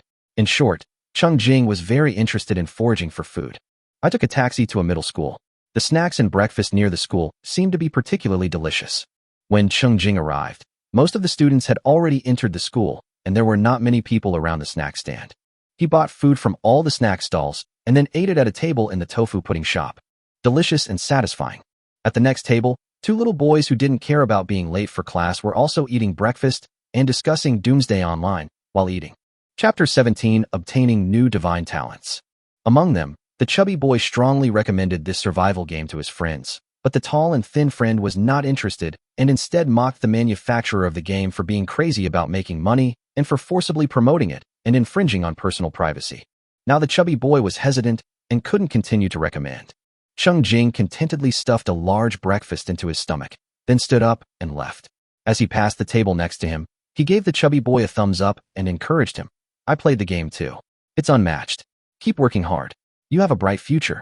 The other party's voice became louder with joy, and he continued to promote it to his friend.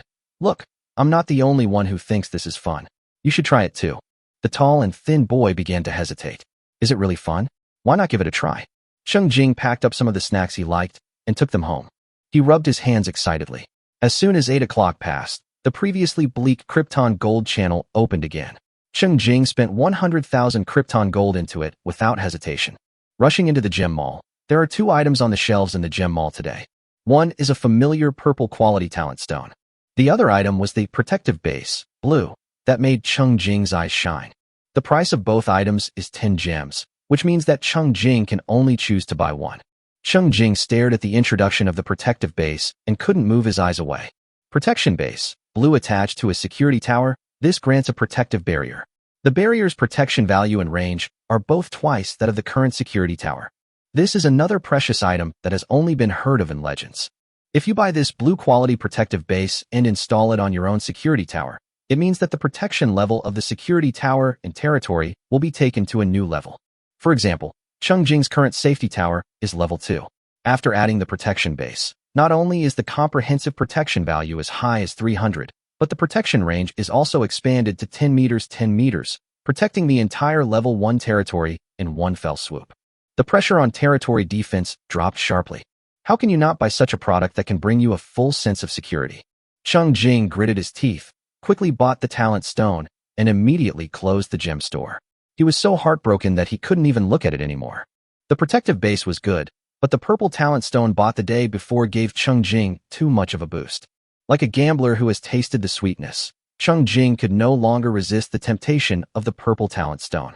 As usual, take a bath, burn incense, burn paper to worship ancestors, make the ritual feel full, and then choose to use the talent stone. The purple light became brighter, and after it faded away, a prompt popped up. Using the talent stone, purple, congratulations on activating the talent, absorb, SSS-Level. Absorb, SSS-Level after successfully killing, absorb its attributes. Cheng Jing was stunned. The S-level talent is so powerful, and he was given an SSS-level talent. Is he God's own son? The most amazing thing is the introduction of this talent. Although the words are few, the meaning is profound. There doesn't seem to be a limit on the absorption. This is really a big surprise. Does it mean that when he kills monsters in the future, he will not only get normal rewards and critical hit rewards, but also get an additional attribute point reward? Not sure which god or ancestor expressed such deep love, but Cheng Jing was so happy that he turned around in the living room several times before he could calm down. Taking advantage of the good luck at this moment, Cheng Jing clicked on the thatched cottage again. A new day has arrived, and the number of positions available for recruitment in Saolu has also been refreshed. Today's list of available citizens for recruitment is Wanderer. Recruitment fee, 200 copper coins. Wanderer. Recruitment fee, 500 copper coins. Artisan. Recruitment fee, 1,000 copper coins. Cheng Jing decisively bought the craftsman. The door of the thatched cottage opened, and a sturdy little game figure walked out from inside, and a sentence appeared above his head. My lord, holy time. Cheng Jing clicked on the other party and received more detailed information. Name, Shirtai. Identity, craftsman. Skill, forging LV5. Specialties, iron bow, hard iron broadsword, ground net. Loyalty, 100. I'm really lucky today. The upper limit of a thatched cottage in a level 1 territory is a citizen worth 1,000 copper coins. This craftsman is the top one at this stage. Moreover, Cheng Jing was interested in the production skills he mastered. However, Cheng Jing still took out a blueprint of the arrow tower and handed it to the craftsman named Shirtai. Shirtai lowered his head and looked carefully for a moment, and a sentence popped into his head. I will study hard, and I'm 60% sure I can learn how to make an arrow tower. Kill monsters and get the blueprints of buildings. Prepare enough materials. One blueprint can only make one building. If you want to make it again, in addition to continuing to kill monsters for a small probability of explosion, you mainly rely on letting craftsmen study the blueprints and try to turn them into items that you are good at making. Craftsmen can study blueprints. If you successfully learn it, you can keep building the corresponding building as long as you have the materials. Cheng Jing then took out another arrow tower blueprint, used the materials he had already gathered, and began to automatically build the arrow tower, which took 3 hours to produce. Cheng Jing plans to install this arrow tower on the safety tower so that the safety tower can enhance the attack effect of the arrow tower. Immediately, the materials disassembled and assembled themselves in the center of the territory. Shirtai noticed it and immediately came over to watch and learn carefully, and told Cheng Jing. With the blueprints and the opportunity to witness the formation of the arrow tower, I've learned at least 70% of it. Cheng Jing nodded with satisfaction. After arranging the new subjects, Cheng Jing turned his attention back to his newly acquired talents. Cheng Jing, who couldn't wait to verify his new talent, immediately controlled his character to leave the territory with Lu Gua and headed northwest as soon as his physical strength was fully restored. Originally, Cheng Jing's plan during this period was to continue going to the mine to mine stones and iron blocks. But the plan was not important at all now. He put it aside. All he wanted to do now was fight. Cheng Jing walked straight ahead, and when the background music changed, he laughed happily, waved a probe, and took the initiative to rush towards the huge ant monster that appeared. Green ant monster, level 2. Attack, 24. Defense, 12. Health, 40. Skill, charge. Level 2 monster, good thing. Cheng Jing first changed to a wooden bow and shot an arrow, then raised his axe and charged at the green ant monster. 16-16 triggers critical hit. The wooden arrow first attacked the green ant monster, and then the man and the monster collided with each other. 3. The green ant monster's charge skill broke Cheng Jing's defense and caused 3 points of damage. 18. Cheng Jing's axe attack also broke the green ant monster's defense, causing 18 points of damage and completely killing the level 2 monster whose health bar was less than a quarter left. The previous small ants turned into more difficult level 2 big ants, but Cheng Jing made greater progress. Initially, it was necessary to take advantage of the green ant monster's stiff state after attacking to gain an advantage in the battle, but now it is no longer necessary. Cheng Jing only needs to raise his weapon and do it. Well, actually, Cheng Jing had every way to kill the monster without taking any damage, but he was too excited and rushed towards the monster without hesitation. Chapter 18: The Talent of a Powerful Alliance. But it doesn't matter whether he loses blood or not now. He uses a healing spell to replenish his health and looks forward to the kill notification. Successfully killed a green ant monster. Reward: experience +5, copper coins +5. Experience +5, copper coins +5, triggers critical hit. Strength +0.1, trigger drain. Strength +0.1, trigger critical hit. Sharp limbs +1. Sharp limbs +1, triggers critical hit. A series of prompts made Cheng Jing jump up suddenly. I really absorbed the basic attributes from the wild monsters. Furthermore, the absorption talent is doubled by the critical strike talent. What a wonderful scene of strong strengthening and strong combination.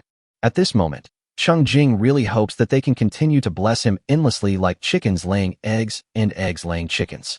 He was so happy that he couldn't pull the corners of his mouth back. Killing a level 2 green ant monster can increase your strength by 0.2 points, which means that it is very likely that killing a few more green ant monsters can increase your strength by 1 point. This is a bonus that can only be obtained by increasing the character level by 1. In fact, the experience points gained from killing a few wild monsters are not enough to upgrade the level. This shows the power of the SSS-Level absorption talent. It gave Cheng Jing a stable way to become stronger besides upgrading. With absorption, Cheng Jing doesn't even need to rush to upgrade his character level. While enjoying the benefits of killing without reduction, he can also crush wild monsters with the advantage of accumulated attributes. Just thinking about it makes him feel refreshed. This kind of visible progress was so addictive that Cheng Jing stopped chopping trees and mining, and focused on finding trouble with wild monsters. Lu Gua, who followed behind Cheng Jing, stayed away from every battle and chopped trees alone. When Cheng Jing wanted to move, he would put away the wood and continue looking for monsters. Not long after, Cheng Jing killed 3 level 1 green ant monsters that came to his door one by one with 1 arrow. Cheng Jing has verified that he can absorb 0.1 points of strength attribute after killing a level 1 green ant monster, and a total of 0.2 points of strength attribute after a critical hit. In this way, Cheng Jing no longer complained about the low rewards for level 1 monsters and accepted all of them. Gradually, Cheng Jing clearly felt that the number and level of monsters in the wild today had increased. In fact, the situation the day before where we didn't encounter any monsters for a long time, and all we encountered were level 1 monsters was abnormal. It was the result of controlled screening. Clearly, this is a chance for humanity to adapt, given by the powers behind the scenes.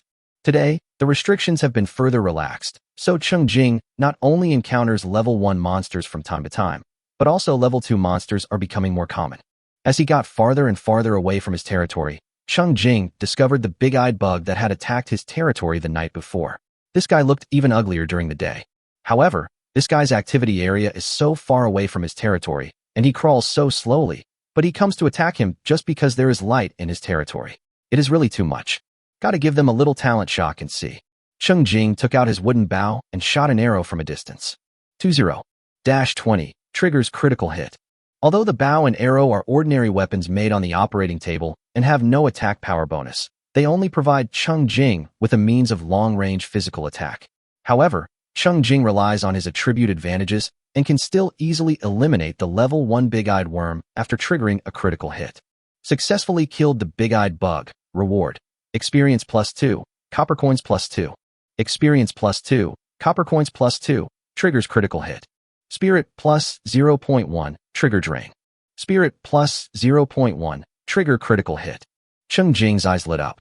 What he absorbed from the big-eyed worm was spiritual attributes. How hospitable. He was just complaining that his spiritual attributes were not enough. Cheng Jing's fighting spirit increased further, and he began to explore the surrounding area horizontally, specifically looking for trouble with the big-eyed worms. The big-eyed worm's skill is the mental skill Fear. If you are not careful and get hit by it, it will be a bit troublesome. So Cheng Jing tried not to get close to them, and would shoot them with a bow and arrow when he saw them from a distance. A level 1 big-eyed worm can be killed with 1 arrow, and a level 2 big-eyed worm can be killed with 2 arrows. Sometimes, to be on the safe side, Cheng Jing would add a fireball or an ice cone in the middle. Cheng Jing had focused on cutting trees, mining, and collecting resources the entire day before. He had not experienced continuous high-intensity battles, so he was not restricted by his mental attributes. Now that he was concentrating on finding monsters to fight, he discovered that his spiritual attributes were pitifully low, and his natural recovery was slow, which greatly restricted his use of magic skills. This made Cheng Jing even more focused on finding fault with the big-eyed bug. When his stamina ran out again, Cheng Jing had killed 2 level 2 green ant monsters, 10 level 1 green ant monsters, for level 2 big-eyed bugs, and 14 level 1 big-eyed bugs. Most of the durability of a wooden bow has been consumed, and only a few wooden arrows are left. The decomposition skills were all stacked up to level 3 first. Of course, the harvest of this trip was also gratifying. Cheng Jing gains a total of 156 experience points and 156 copper coins.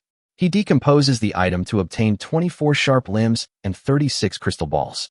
The most important thing is that through the absorption talent, the strength attribute is increased by 2.4 points and the spirit attribute is increased by 3.6 points. After personally experiencing and verifying the absorption talent, Cheng Jing confirmed that this was a powerful talent that could change his destiny. Cheng Jing set out on his return journey with satisfaction, carrying with him the 25 pieces of wood that Lu Gua had chopped, as well as a pink berry bush that had been marked on the map. The game character was resting to recover his strength, and Cheng Jing couldn't help but call up the attribute table to admire it. Name: saving your life is important. Level: 2, 276/300. Talents: Drain, SSS, Critical Hit, S. Strength: 5.4. Agility: 4. Constitution: 4. Mental: 7.6. Health: 40. Attack power: 37.6. Defense: 34.8. Stamina: 11. Skills: Detection LV2, 25 50ths. Collection LV2, 18 50ths. Decomposition LV3, 7/100. Ice Cone LV2, 19 50ths. Fireball LV2, 10 50ths. Swiftness LV2, 14 50ths. Healing LV2, 2 50ths. Free attribute points, 0. Territory level, 1. Security tower level, 2. Wallet. For gold, 67 silver, 226 bronze. Backpack. Beef 60, torch 20, gunpowder 4, grilled fish 11, sweet pear, white. 1. Axe 1, pickaxe 1, shovel 2, hoe 1, stone axe 1, wooden bow 2, wooden arrow 7. Cheng Jing had a happy smile on his face. In addition to the items carried in the backpack, there are also a large number of resources in the storage cabinets in the security tower.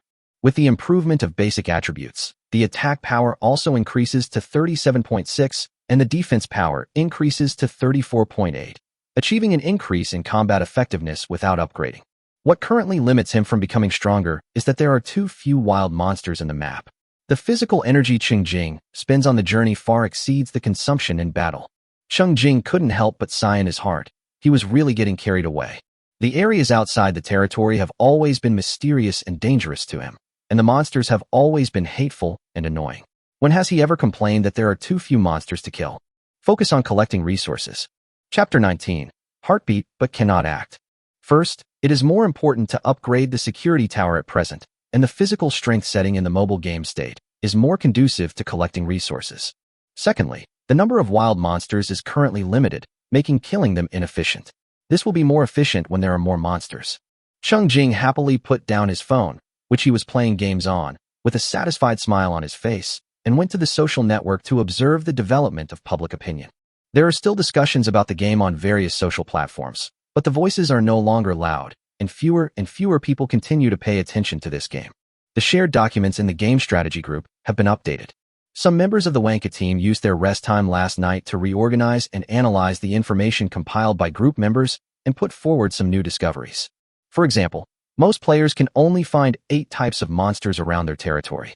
That is to say, in the Wild Monster Summary, which currently records 146 types of wild monsters, most players only encounter 8 random ones in the game.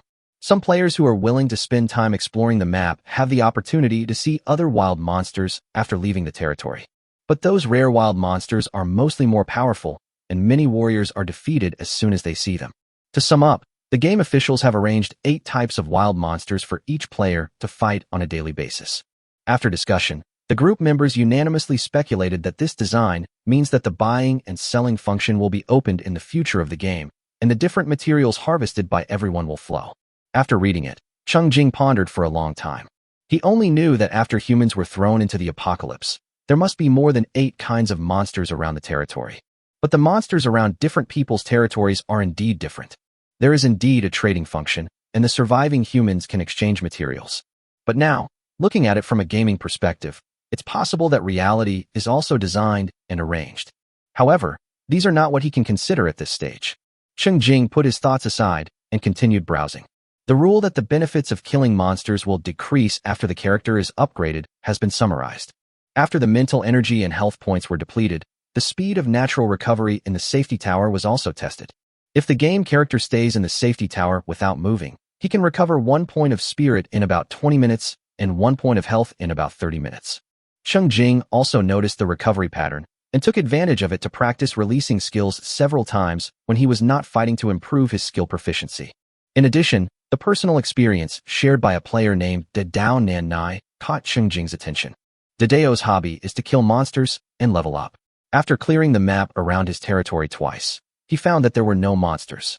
He didn't want to go far away from the territory to take risks.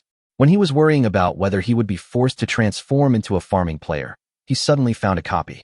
The monsters in the dungeon are numerous and enthusiastic.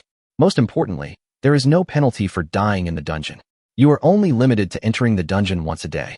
Dedao Nai shared his experience of playing a dungeon called Ponzi Cave.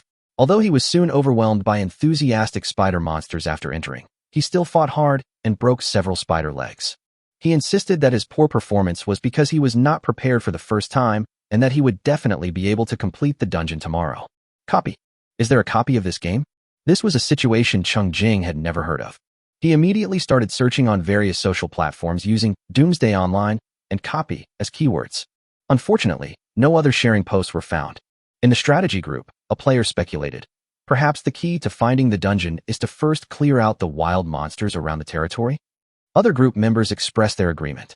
After all, most players just fight monsters if there are any, and chop down trees if there are no monsters. There are few things like the unbearable big knife. If there are no monsters to fight, you have to go through the map again and clean up a few fish that have escaped. That's why I couldn't activate the dungeon. Cheng Jing also agreed with this speculation. Group members who felt they had discovered the Easter eggs all said that they would go clear monsters and look for copies. Cheng Jing looked at it with envy.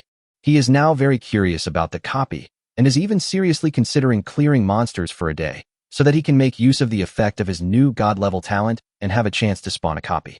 But after repeated consideration, Cheng Jing sighed and gave up this tempting plan.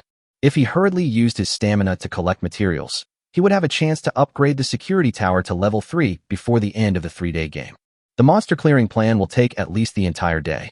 It would be so heartbreaking if you get too excited killing monsters and waste time, resulting in failure to successfully upgrade the safety tower. He must prioritize upgrading the security tower.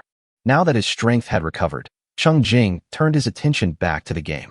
Cheng Jing suppressed his impulse and honestly followed the original plan. He made a stone pickaxe on the operating table, took Lu Guo with him, and went to the mine on the north side of the territory to work with the pickaxe. On the way, I encountered a level 2 black beetle leading 3 level 1 minions blocking the road. Cheng Jing smiled happily. Reason told him to knock on the stone according to the predetermined plan, but the passion to find wild monsters to fight was still like a fire, burning fiercely. Cheng Jing rushed forward with an axe and started chopping wildly. The agility of the level 2 black beetle has been improved, and it is finally no longer as slow as a snail when crawling. However, in front of Cheng Jing, this improvement is not enough, and it still cannot hit him. Even after using the solid skill to improve its defense, and even after having a long health bar, the level 2 black beetle could not withstand the second axe from Cheng Jing.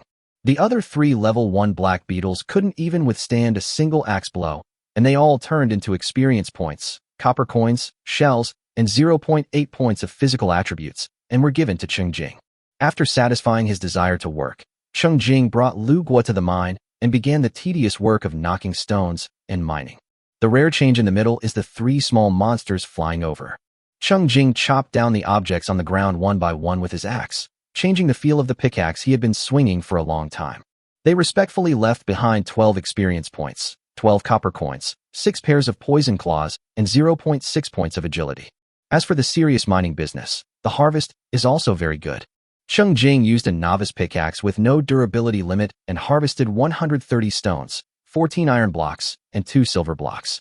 The stone pickaxe made by Lu Wei using the operating table consumed more than half of the durability of a stone pickaxe and harvested 30 stone blocks and 3 iron blocks.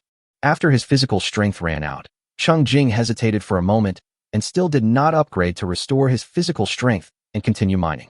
Cheng Jing had a clear experience of actively looking for monsters to fight in the last game session and this trip to the mine. On the second day of the game's opening, the main monsters were still level 1 monsters, and there were few level 2 monsters. Even if he doesn't reach level 3, it is enough to deal with the current monsters. Not to mention that now that I have the absorption talent, I will become stronger even without upgrading. In this case, upgrading to level 3 will only further reduce the benefits of killing monsters, which is a huge waste. So, Cheng Jing took the 6 fruits back to the territory and rested to recover his strength. Chapter 20: How to be a good lord. When they returned to the territory, Shirtai took the initiative to step forward and stood quietly beside Cheng Jing. Cheng Jing clicked on Shirtai in a strange way, and the introduction that popped up had an update. Name: Shirtai. Specialties: Iron Bow, Hard Iron Broadsword, Ground Net, Arrow Tower. It turned out that Shirtai had successfully mastered the method of manufacturing arrow towers. Very nice. Cheng Jing immediately ordered Shirtai to build an arrow tower to give it a try. A reply popped up above Shirtai's head. We're short of spider silk. Once we have enough materials, it will take 10 hours to make. When Cheng Jing heard this, he thought, well, it's too time-consuming. Let's put it on hold for now, and let Shirtai make an iron-framed bow first. The iron-framed bow requires 5 iron blocks and 5 pieces of spider silk, and this time the materials are enough. After Cheng Jing handed the materials to Shirtai, he immediately understood and replied, it takes 2 hours to make an iron bow. Cheng Jing nodded. This was quite acceptable. The wooden bow made on the security tower console can naturally be used, but it has no attribute bonus. Cheng Jing was very curious about the different effects of the iron-framed bow, which Shirtai was best at. Then Cheng Jing gave 3 portions of beef to Lu Gua, asking him to try a new flavor today. Lu Gua immediately took the meat to the stove and started working. After having subjects in the territory, although his attribute table couldn't show their satiety or anything like that, Cheng Jing gradually got used to feeding them. To be a good lord, the most important thing is to ensure the safety of the territory, and the second is to make sure that you and your subjects have enough to eat. After arranging these chores, Cheng Jing got up and took a taxi to the booked hotel. In the car, Cheng Jing rubbed his hands and picked up his mobile phone. The moment he had been looking forward to the most had finally arrived. The arrow tower is completed. Cheng Jing used up all the 2 arrow tower blueprints that dropped from monsters. One was given to the craftsman for study, and the other was used to invest resources in making an arrow tower. Now a golden transparent ball is floating in the center of the territory, waiting for Cheng Jing to receive the completed arrow tower. Cheng Jing tapped the golden ball, and a prompt popped up on the screen. Arrow Tower +1. Arrow Tower +1, trigger critical hit. Nice, this can also trigger a critical hit. Cheng Jing happily harvested 2 arrow towers. The 2 3-dimensional arrow towers are in a translucent state, allowing Cheng Jing to choose where to place them. Cheng Jing dragged one of the arrow towers onto the safety tower, and a pop-up window popped up asking, equip the arrow tower, white. Cheng Jing decisively confirmed the assembly. As for the other one, it was placed next to the gate in the south of the territory. In this way, the territory has 2 more automatic attack arrow towers. The attack coverage range of the arrow tower is a circle with a radius of 30 meters. The attack ranges of the 2 arrow towers overlap and cover the entire territory, which makes people feel at ease when looking at it. But at this time the taxi arrived at the destination, interrupting Cheng Jing's appreciation. Before having breakfast, Cheng Jing thought about what to eat for lunch, and finally chose a buffet at a luxury hotel, which cost 888 yuan. When Cheng Jing arrived, the lunch buffet had just started. There were few customers, and the food was delicious and plentiful. Australian prawns, hairy crabs, wagyu beef, and foie gras. They looked expensive, so I took 2 large plates first. Cheng Jing chose a seat in a corner and concentrated on eating. The mobile phone placed aside displayed the scene in the game. 3 small game characters were eating roast beef in the small territory. In real life, Cheng Jing was so absorbed in eating his way through the buffet restaurant. After eating and drinking, he took some juice and fruit and sat in the corner to play games. The content of the game is to take Lu Gua to the mine to continue mining. Maybe it's because I traveled back and forth too frequently. Although I took a new route this time, I didn't encounter any wild monsters along the way. Even during the boring process of swinging a pickaxe to mine, there was only one small monster running over to watch the fun. Cheng Jing readily gave it an axe. Looking at the darkness deep in the mine, Cheng Jing was deeply disappointed. The wild monsters were not strong enough. Why didn't they come to visit? Finally, Cheng Jing set off on his return journey with the 172 stones, 17 iron blocks, 2 silver blocks, and 2 gold blocks that he and Lu Gua had mined. As a result, I didn't encounter any monsters on the return trip. Cheng Jing could only disappointingly use a few magic skills to brush up his proficiency. It took an hour to walk in mine. When Cheng Jing returned to the territory, he noticed that Lu Gua, who was following behind him, was walking slower. Are you tired already? Your liver is not working well enough. To give the tired Lu Gua some rest, Cheng Jing put down his phone and touched his stomach. It seemed that he had eaten a lot and could eat more. It's so hard to have such a luxurious buffet, and it may be the last one. If you don't eat it to make up for the cost, you will be at a loss. Finally, Cheng Jing left the hotel with a satisfied meal. With a bulging belly, Cheng Jing was too lazy to take a taxi, so he just strolled all the way home to digest the food.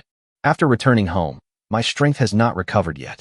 Cheng Jing picked up another mobile phone to go online and check the news, but soon, his brows furrowed. Although the popularity of Doomsday game had declined before, it was not like it is now. There is almost no game-related content on the entire social platform. What's going on?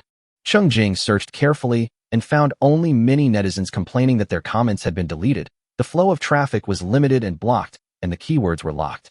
The fact that all social media platforms are so unified can only mean that this ban on discussion is probably an official order.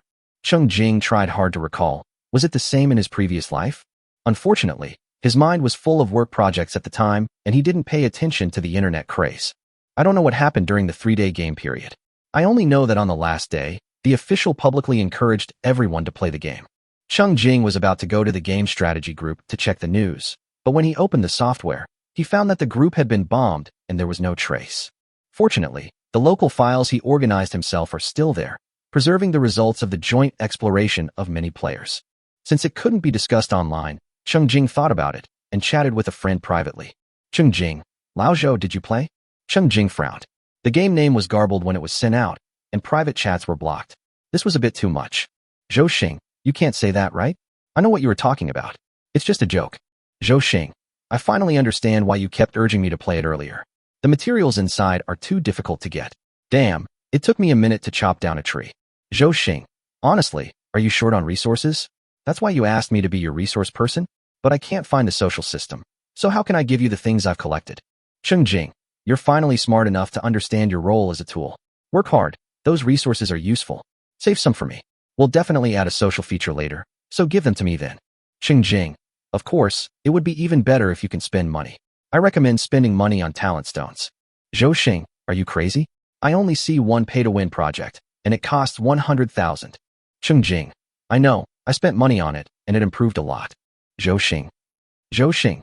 Zhou Xing. Zhou Xing didn't reply anymore. 2 minutes later, the phone rang directly. Chapter 21, An Unprecedented Earthquake. Probably hiding in the stairwell, Zhou Xing's voice was very low. Brother Jing, were you kidding me? Are you crazy? Spending 100,000 yuan on a game. Cheng Jing laughed. When have I ever spent money on playing games?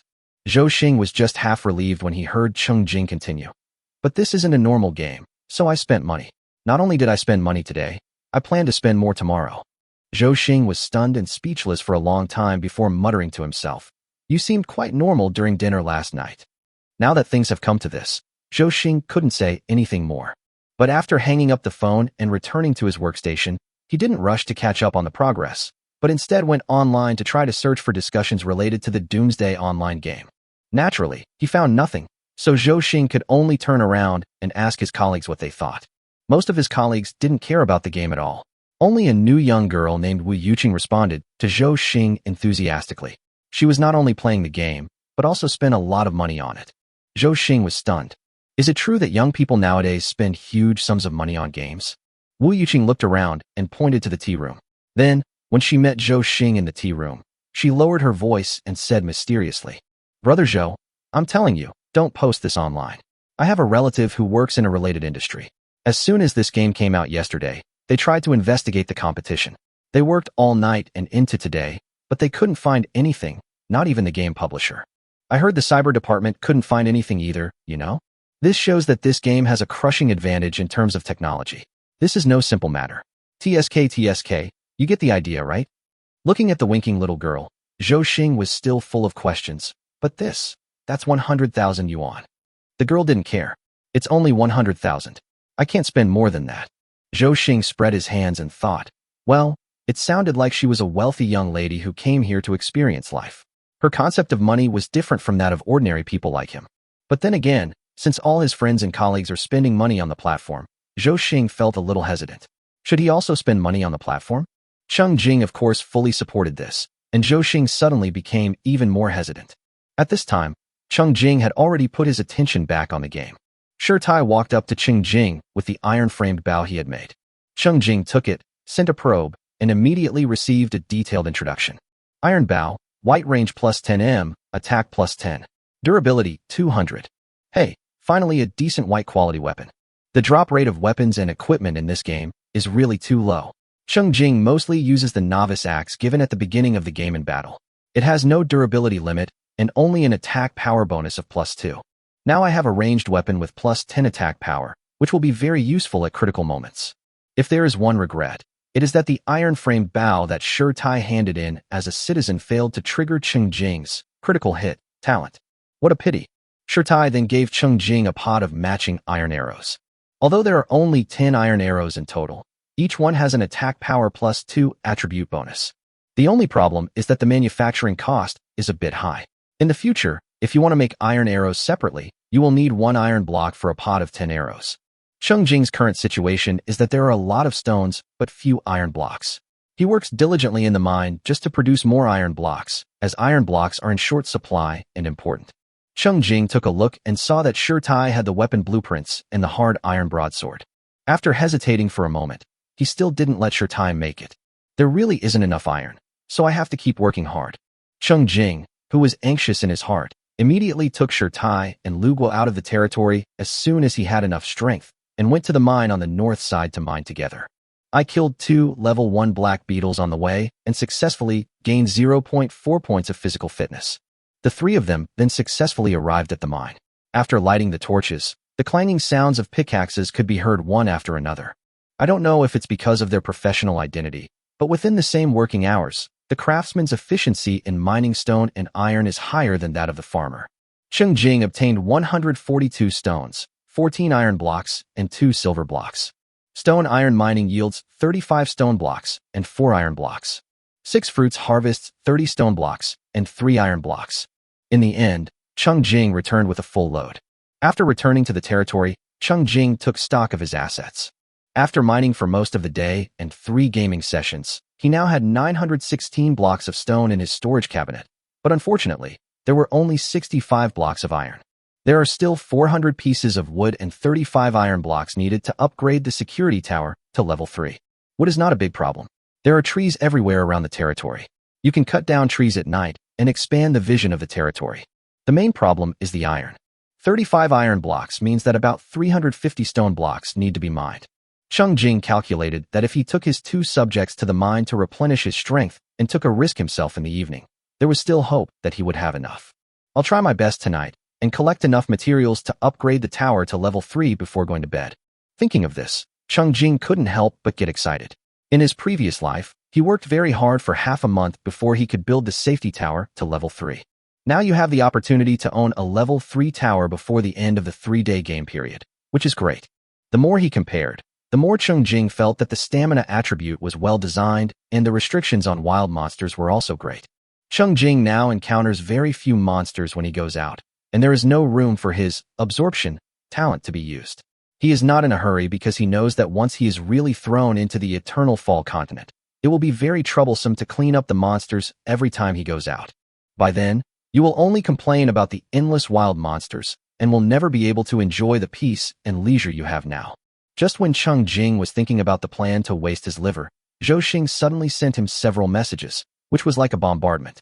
Cheng Jing opened it and saw, behind a few hysterical emojis, Zhou Xing forwarded an official message. Proposal. At 8 a.m. on June 28, 2044, Xiaogua time, a mobile game called Doomsday Online appeared on the phones of people across the country. After investigation, this game cannot be deleted by itself. No information related to the development or distribution of the game can be found at this time. I would like to remind everyone to treat this game with caution. At the same time, we would like to urge the general public to register and try this game. For this reason, after research and decision, tomorrow will be designated as a rest day. All official institutions suspended services, businesses and institutions stopped work and school. All relevant personnel were put into the game. We suggest that all sectors of society actively respond and cooperate. It is recommended that the general public invest their energy and time into the game and upgrade the security tower as soon as possible. A letter of initiative signed by the Xiagua Emergency Management Command Leadership Group Office and stamped with a big red official seal appeared before my eyes. The serious format contrasts sharply with the ridiculous content. Once released, the impact it brought was an unprecedented earthquake. Cheng Jing's expression suddenly became serious. Chapter 22. Looking forward to everyone playing together. Cheng Jing carefully read the proposal several times and tried hard to dig out his vague memory. He was certain that this letter of initiative appeared one day earlier than in his previous life.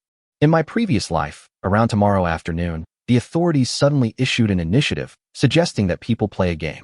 This abnormal behavior triggered a wave of public opinion. This time, the official response has changed.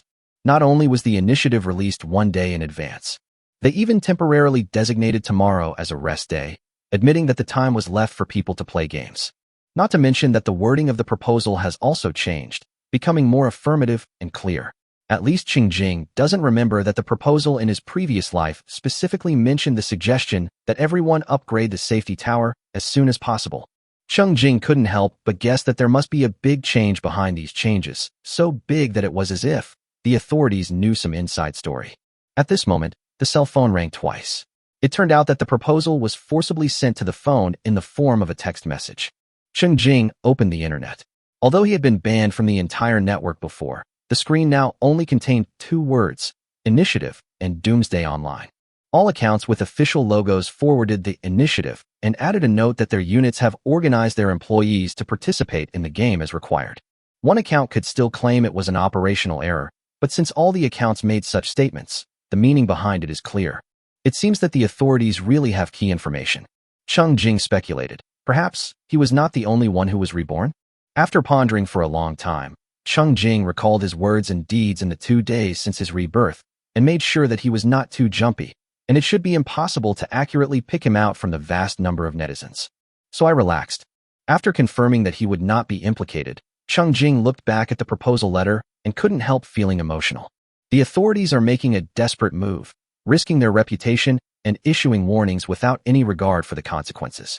In Cheng Jing's opinion, it is a good thing for the official to promote the game.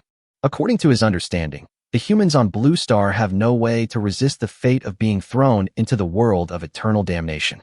Weakness is an original sin. But even ants are greedy for life and cannot resist, so they find ways to adapt, learn to use the new rules, and strive to survive. And on this cruel road to survival, the humans of Blue Star are natural allies. The more people who seize the opportunity to use the game to accumulate wealth in the early stage, the more people will survive in the eternal fall continent. The survivors can go further only if they help each other. When the humans on Blue Star are first released, they will be divided into different areas. The more people die in the same area, the more difficult it will be for the remaining people to exchange resources, and they will die faster. In this vicious cycle, some large areas will quickly dissipate. For example, the district that Cheng Jing was assigned to in his previous life had an initial population of 100,000, but after the first month, the population was reduced by half. Before more severe tests came, it had to merge with other districts. As a result, the number of people decreased by 2/3 in the second month. Although the areas were merged again at the end of the month, there was a long period of resource scarcity in the middle, and the development speed of people in the area slowed down significantly. Cheng Jing didn't survive the third month. Judging from the final situation, his district might be completely wiped out. But not all areas are so dire. Cheng Jing had heard that the situation in several famous districts was much better. The common point of those areas is that the people in the area have formed a good resource cycle, support each other, and have a higher probability of survival. So Cheng Jing is happy to see the official reminder now. Only when more compatriots survived did people come to help him. While Cheng Jing was lost in thought, the shocked Zhou Xing continued to send messages. In addition to the official initiative, Zhou Xing also forwarded several articles that were also published by official accounts. The content of these articles is very consistent, They are all game guides for Doomsday Online. A lot of the content was obviously borrowed from various game strategy groups, and was similar to what Cheng Jing had previously sent to Zhou Xing. Cheng Jing clicked on them one by one, and carefully studied the experiences that he had not yet mastered. Zhou Xing was almost going crazy. In the past 2 days, his friends have repeatedly recommended this mysterious game to him, and he just thought that his friends were addicted to it.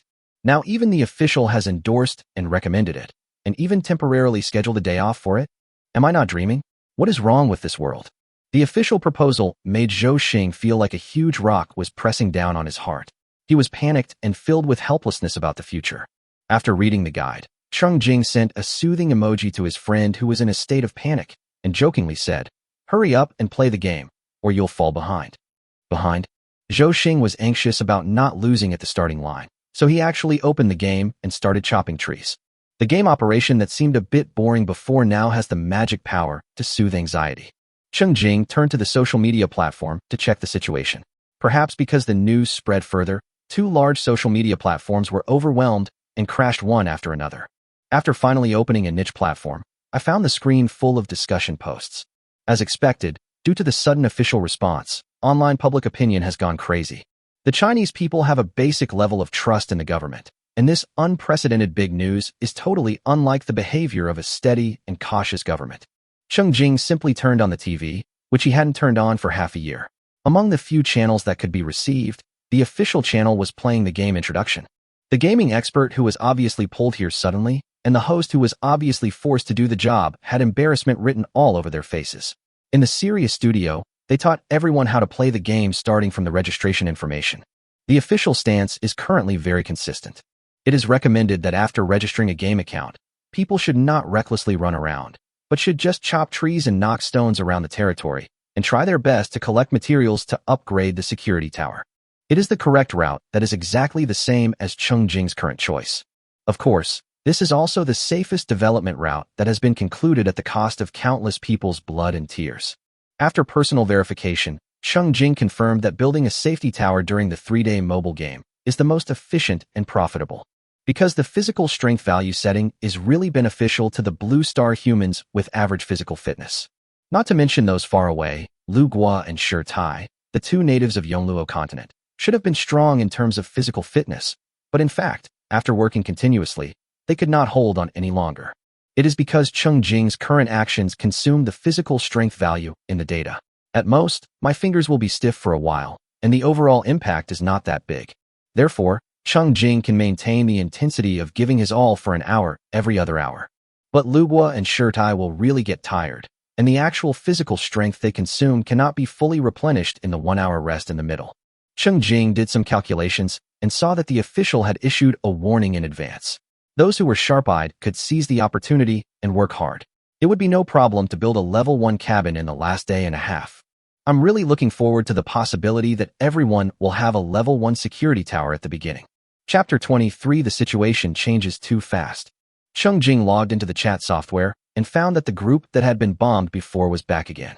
Not only is the group back, but the administrators also directly issued an announcement encouraging group members to fully explore the game and collect guides. If you provide valuable enough key information, you will have the opportunity to receive official surprise rewards, including but not limited to cash rewards. Has the game strategy group been incorporated by the official? This announcement really caught the players off guard. They all lamented that the situation was changing too quickly and they couldn't keep up. Someone asked cautiously, "Boss, did the official take the initiative to contact us for cooperation? Do you have any inside information to share with everyone?" The group leader, Wanka, came out to reply personally. "Yes, there's important inside information. I sincerely suggest that everyone listen to instructions with humility. We are all ordinary people. We can't stand that high or see that far, so we should just follow the tall ones.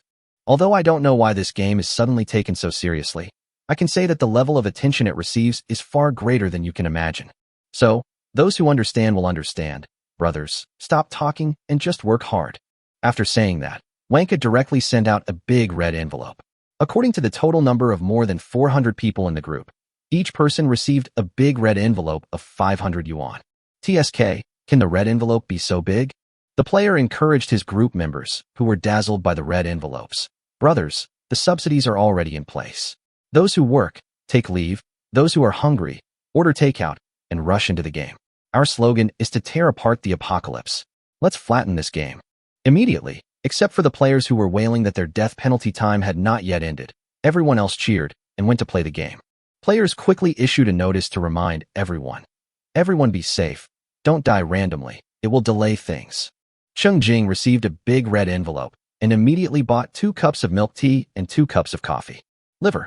This is destined to be a night of liver craze for everyone. After a while, Wanka suddenly appeared and posted an announcement. Friends who have upgraded to level 1 security tower, please join the new group. There are more strategies and subsidies. It's absolutely worth it. Make a lot of money. Cheng Jing, who was watching TV, saw the message, paused, and chose to apply for a new group. The application only requires filling out a verification question. What is the new feature of the level 1 security tower? Cheng Jing tried to write down the operation console and successfully passed the verification and entered the group chat. I thought this might be a small group, but it turned out to be a large group of over 300 people. Cheng Jing glanced at the group member list and found that most of the names did not overlap with the original group chat. Then he took another look at the group name called Pioneer Group 3 and had a vague guess about the organizer behind the group chat. Suddenly, Cheng Jing's gaze stopped. In the group member list, he saw a prominent name, Fu Xingzhou. Clicking in to take a look, it turned out to be a newly created account with no useful information. Cheng Jing wasn't sure if it was an online name or a real name. If it's a real name, Cheng Jing instantly remembered a big shot he had heard of in his previous life.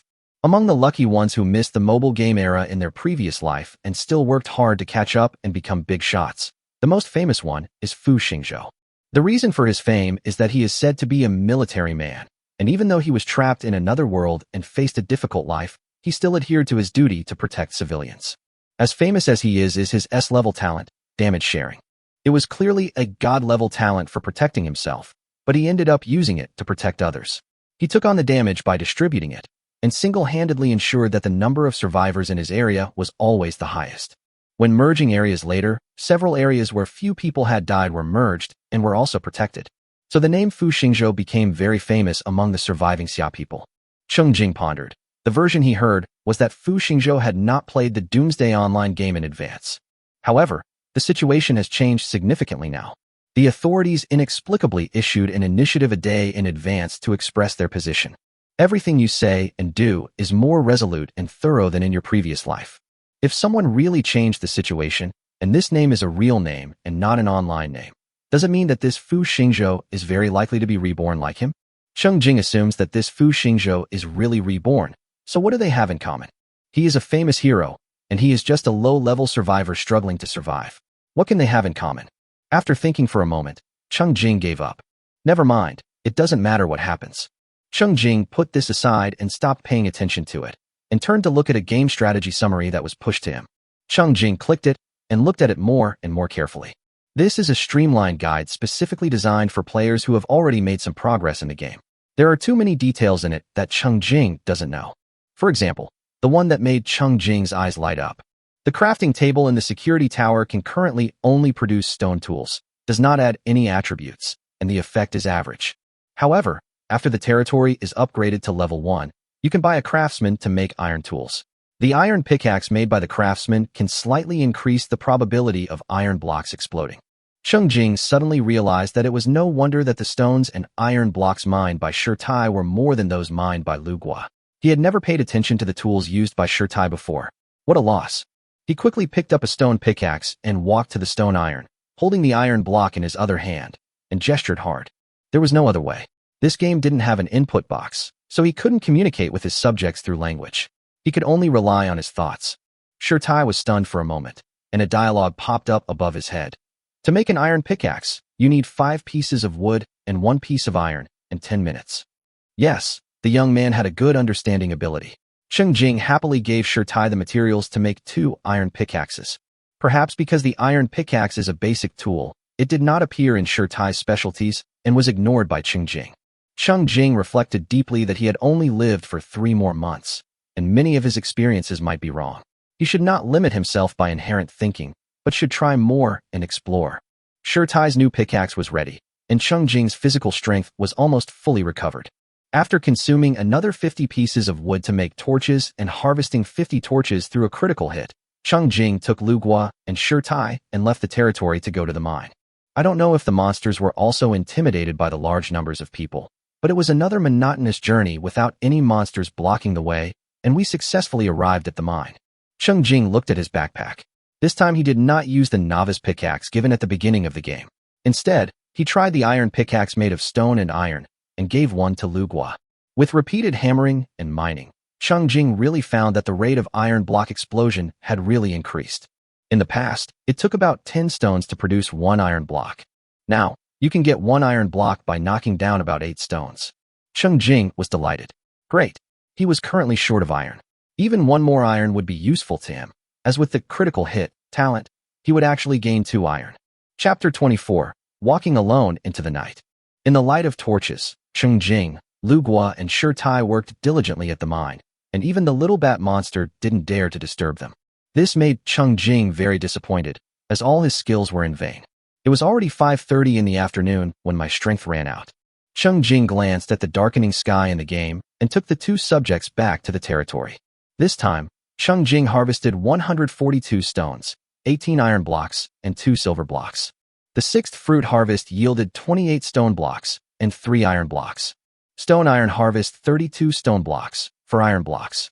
A total of 202 stone blocks, 25 iron blocks, and 2 silver blocks were harvested. It's not bad to harvest 4 more iron blocks than the previous game period. Cheng Jing calculated that he needed 12 more iron blocks before he could upgrade the safety tower to level 3. No matter what, he had to get it done today. Thinking that he still had work to do, he couldn't bear to see the 2 leaders sitting idle. Cheng Jing arranged for Shi Tai to make a hard iron broadsword for him. The hard iron broadsword, which requires 5 iron blocks, 5 sharp limbs, and 2 wood, is the stone iron's specialty melee weapon. Thinking of the iron-framed bow, made of stone iron before, Cheng Jing became very interested in the hard iron broadsword. Now that he had enough materials, of course he would make it first. As for Lu Gua, he was given 3 portions of beef as usual and asked to take care of the crops in the territory and prepare dinner. Cheng Jing himself was busy looking at the strategy group. The earliest game strategy group was where he had already discussed things once while he was playing the game. There are not many new types of monsters and items, but a new citizen summary file has been added. In the strategy group, there are far more players who upgrade their territory to level 1 first than those who upgrade their security tower to level 1. After all, upgrading a territory requires few materials, and collecting wood is easy. Many players have finally collected 100 pieces of wood, and they are too impatient to wait any longer, so they choose to upgrade their territory. Now the official has given the advice to prioritize upgrading the security tower, so everyone has no choice but to continue to farm materials. However, players are still very interested in the newly added thatched cottages in the level 1 territory, and have posted screenshots introducing the people they have recruited. Cheng Jing looked at and compared them, and sure enough, the recruitment price of the leaders was worth the money. Group members also shared interesting stories about interacting with the leaders. For example, if you feed food to your subjects one after another, and they take it and eat it every time, you may suddenly fall to the ground while eating, and the game prompts that they have received the debuff of stomach upset. Cheng Jing laughed. According to what he had heard, these subjects who appeared in the thatched cottage for recruitment were actually natives of the eternal fallen world who had lost their original shelter. Assuming they are real people, it is normal for the subjects who have been hungry for a long time to eat too much and get stomachaches. After updating the latest news in the strategy group, Cheng Jing went online again. The initiative issued by the official Xia state not only caused an uproar in the country, but also attracted the attention of various countries when the news spread abroad. However, some countries are currently on break from get-off work, so the specific situation will be studied after the meeting at work. Soon, it was completely dark, and by 6:30 p.m. Xiagua time, Cheng Jing's game character's physical strength was about to be restored to full. The sky in the game also darkened. If Cheng Jing wanted to go to the mine again, he would have to go into the wilderness far away from his territory at night. This made him a little nervous. Cheng Jing is deeply wary of the night of the end of the world. Night is the active period for monsters, so humans will try to hide in safe towers and avoid staying in the wild at night. Even when working the night before, Cheng Jing would just circle around the territory and chop trees, using plenty of torches to illuminate the surroundings so that he could see the warm glow of the fireplace as soon as he looked up. And tonight, he was going to venture out. Cheng Jingxian took Lu Gua to cut down a circle of trees around the territory. He was waiting for the forging of stone and iron to be completed. Cheng Jing harvested 60 pieces of wood, and Lu Gua chopped 12 pieces of wood. When his physical strength was restored, Tai also handed the newly made hard iron sword to Cheng Jing. Hard iron sword, white attack power plus 15. Durability, 200. Not bad, another white quality weapon has been added. As his attack power increased greatly, Cheng Jing felt more confident. Carrying a batch of newly made torches, Cheng Jing left the territory alone, holding a torch in one hand and a hard iron sword in the other, and stepped into the night. Lu Gua and Tai watched Cheng Jing's back gradually disappear into the dark forest. The scattered firelight also quickly disappeared. They stood there for a while, then turned around and went back to their work. If the taciturn new lord died, with luck, they would once again be left to wander and wait for recruitment. If they were unlucky, they would have perished along with this currently rudimentary territory. They actually tried to persuade and stop Cheng Jing, but unfortunately the game didn't show it to them, so Cheng Jing didn't know. Of course, even if I knew, I wouldn't change my mind. Therefore, the two subjects could only suppress their worries and continue working. I have to say, the new lord is really working hard. They were even more afraid that they were not diligent enough and would be rejected and abandoned by the new lords. Lu Gua takes care of the crops in the territory. 4 stone iron, process the iron block first, which will save time when forging equipment later. Previously, when Cheng Jing asked him to build an arrow tower and canceled the order because it took too long, Tai was very nervous, fearing that the lord would blame him for being slow. So he forged the iron block during his break. This saved him a lot of time when making the hard iron sword for the lord, and he didn't dare let the lord wait too long. I think the lord was satisfied. Just as the two residents in the territory were having wild thoughts about the coming of night, Cheng Jing was walking through the woods. Cheng Jing took a route that had been explored and cleared before. Many trees along the way had been cut down, revealing a relatively open road. He walked firmly and cautiously, always paying attention to his surroundings. Not long after, the background music changed. Cheng Jing quickly set up 3 torches around him, and in the field of vision provided by the firelight, he saw 2 level 1 black beetles slowly crawling towards him. At this time, Cheng Jing, holding a hard iron broadsword, had an attack power of nearly 56 points. Against a level 1 black beetle, the damage caused by one attack is enough to kill the opponent instantly, without the support of the critical hit talent. Cheng Jing took the initiative to approach the 2 black beetles because they were slow to crawl, and quickly killed them one by one. Then continue to stand there, remain alert, until the background music returns to normal, then put away the 2 torches and continue forward. When you go out at night, the probability of encountering wild monsters increases greatly. This road, which had been cleared many times during the day and was even difficult to encounter monsters on, was now under the control of wild monsters again. After killing 5 level 1 black beetles along the way, Cheng Jing finally arrived at the mine. He was not in a hurry to mine, but first filled the mine with torches to ensure visibility. At night, a human alone would probably attract the little bat monster. The little bat monster is known for its speed. Level 1 ones are not so bad, but if you encounter a level 2 one, it might be a bit troublesome. After observing the environment, Cheng Jing picked up the pickaxe and started knocking. The characters in the game are mining seriously, while Cheng Jing, who is controlled in reality, is always alert to his surroundings. Chapter 25, finally passing through the night. As soon as the background music changed, he immediately replaced the iron pickaxe with a hard iron broadsword. Looking closely, I saw that there were 2 level 1 bat monsters attacking at the same time from different directions. Cheng Jing killed one with one sword, but he didn't have time to dodge and was clawed by another one. Fortunately, he only lost 1 health point. This is a completely acceptable loss for Cheng Jing, whose health points are now as high as 62. Adjust your posture and swing your sword to kill the little bat monster that attacks again, ending the battle. Cheng Jing waited patiently for the background music to return to normal and breathed a sigh of relief. Only then did I realize that my fingers were a little stiff. Fortunately, it does not affect the use of the pickaxe by clicking with your fingers. I have to say that the fact that the background music changes to warn you when you encounter an enemy in the game is really useful. Especially at night when human vision is severely obstructed, it helped Cheng Jing a lot.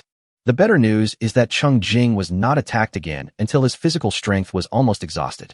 After eating 4 pieces of grilled fish to restore his strength, Cheng Jing successfully mined 80 stones, 10 iron blocks, 1 silver block, and 1 gold block.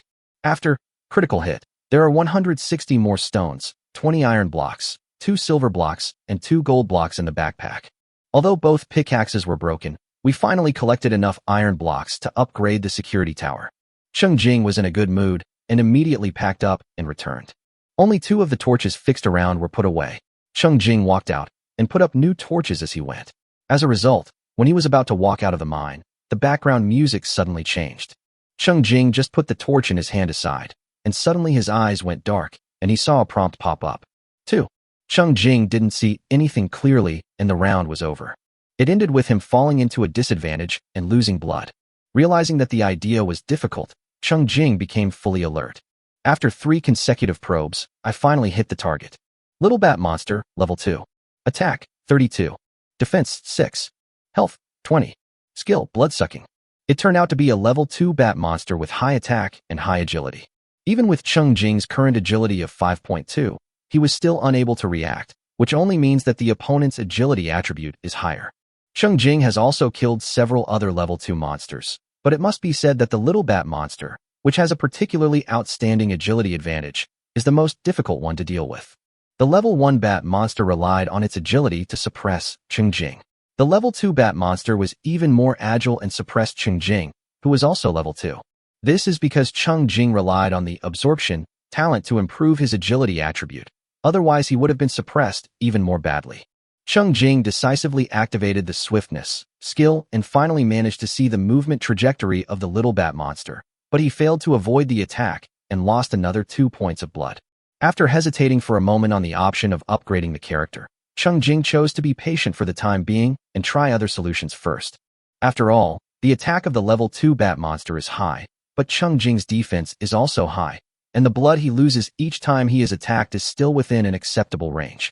Cheng Jing was chased and attacked 3 times before finally moving to a corner in the mine. There were stone walls behind and on both sides, and torches all around, giving him a clear vision and reducing the number of directions he needed to defend. Although he held the hard iron broadsword in his hand, Cheng Jing's fingers were actually on the skill keys of Swiftness and Ice Cone. Finally, the cooldown of Swiftness ended, and Cheng Jing activated the Swiftness skill again. Within 10 seconds, his agility increased to about 5.6 points. It happened that the Level 2 Bat Monster attacked again. Perhaps because it had succeeded so many times and had lowered its guard, this Level 2 Little Bat Monster actually rushed towards it from the front in a provocative manner. Cheng Jing, who had his agility temporarily increased and barely caught the trajectory of its attack, quickly released an ice cone and hit it right in the target. A thin layer of ice covered the Bat Monster's ugly wings, causing its speed to drop by 2 points. The agility advantage of the Level 2 Bat Monster was instantly taken away by Cheng Jing. Cheng Jing seized the opportunity and chopped it down with a knife. 5-1. Before the critical hit talent could take effect, the fragile Little Bat Monster was completely defeated. Cheng Jing didn't feel relieved until the background music resumed. Fortunately, I was not forced to upgrade my game character to Level 3, so the benefits of killing did not need to be further reduced. Because Cheng Jing is no longer the newbie in the game who was short of resources when he first encountered the Little Bat Monster. Although his agility is still not as good as that of a Level 2 Bat Monster, he has the skills to temporarily increase his own agility and also the skills to lower the enemy's agility, so he successfully resolved the threat. In addition, the death of this Little Bat Monster also provided Cheng Jing with new agility attributes. When he meets it again next time, he will definitely be able to crush it with his basic agility attributes without relying on any skills. After successfully walking out of the mine, Cheng Jing started his return journey. In order to save his mental energy to deal with other possible threats, he didn't even use healing magic. Anyway, I still have 50 health points, so don't panic. Not long after walking, a black beetle crawled out to block the road. It was a Level 2 black beetle with 3 Level 1 minions. The attack, defense, and health of the Level 2 black beetle have been greatly improved, but it still cannot withstand Cheng Jing's sword. It's much easier to bully than a Level 2 Bat Monster. The only good news is that this Level 2 black beetle exploded something. Successfully killed 1 Level 2 black beetle and 3 Level 1 black beetles. Reward: XP plus 11, copper coins plus 11, wooden armor, white. Experience plus 11, copper coins plus 11, wooden armor, white. Triggers critical hit. Constitution plus 0.4, triggering absorption. Constitution plus 0.4, trigger critical hit. The drop rate of these stingy wild monsters is really too low. After working hard to kill monsters for a whole day, I finally got a piece of equipment. Wooden armor, white defense plus 3. Some equipment was pretty good. Cheng Jing immediately put on a piece of wooden armor. After killing these clueless black beetles, no one else would come out to block his way. Cheng Jing successfully passed through the darkness and returned to his territory. Seeing the warm light emanating from the safety tower from afar, Cheng Jing finally relaxed from his tense state. After giving himself a healing technique and practicing 2 ice cones, Cheng Jing quickly walked into the territory. Lu Guo and Shi Tai excitedly surrounded Cheng Jing and greeted him. The Lord's ability to return safely through the darkness gave them more hope of survival. Other players might have thought that this was just an NPC interaction set by the game, but Cheng Jingza could understand the survivors' fear of the dark night and gave them each a piece of grilled fish in a comforting manner. Nothing can soothe the heart more than hot food. Lu Guo and Shi Tai felt that the Lord was truly kind, giving them food more than once a day. They were very lucky. Cheng Jing let the game character lie on the wooden bed to recover his physical strength and slowly recover his health and consumed spirit. He also put down his phone, stretched his stiff fingers, touched his stomach, and started thinking about what to eat. During the last break, he was completely focused on official news and hadn't had time to eat dinner, so he was very hungry now. Chapter 26. A Good Lord Leads by Example. Cheng Jing opened the takeout rankings and placed orders for the 3 restaurants with the highest reviews. He now orders whatever he wants to eat, no matter how expensive it is. When I open the internet, the social platform is still very slow, and the screen is full of topics still revolving around the official push for the Doomsday Online game. Cheng Jing saw an interesting piece of news and quickly turned on the TV. The official channel, which has always been extremely serious, was actually broadcasting a wilderness survival documentary at this time, and was equipped with real-time explanations and expansions by professionals. Cheng Jing watched for a while and felt that the content of this documentary was carefully selected. All the information introduced was knowledge that might be useful after being sent to the Eternal Fall continent. Cheng Jing further confirmed that the official insiders had certain information about the impending doomsday. No matter how surprised other netizens were, Cheng Jing was very interested in these carefully prepared documentaries. He ate sumptuous takeout and studied and recorded them carefully. After eating and drinking, the documentary was still playing on TV. Cheng Jing wrote down the online replay address and turned his attention back to the game. After venturing out of the territory at night to open a mine, the most difficult iron blocks were finally collected. The only material missing now was wood. In comparison, wood is much easier to obtain. You just need to circle around the territory and harvest it. Not only does it save the energy consumed by running back and forth on the road, but in case of any accidents, you can hide back in the safety tower in time. So Cheng Jinggan took Lu Guo and Shi Tai out to work together. The fire in the fireplace of the safety tower flickered slightly, and there were many torches standing around. Although Lu Guo and Shi Tai were trembling with fear, they could only follow and work obediently.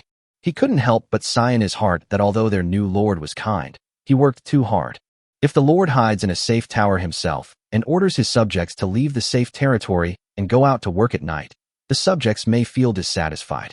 But now that the lord is at the forefront and leading the work, the people have nothing to complain about.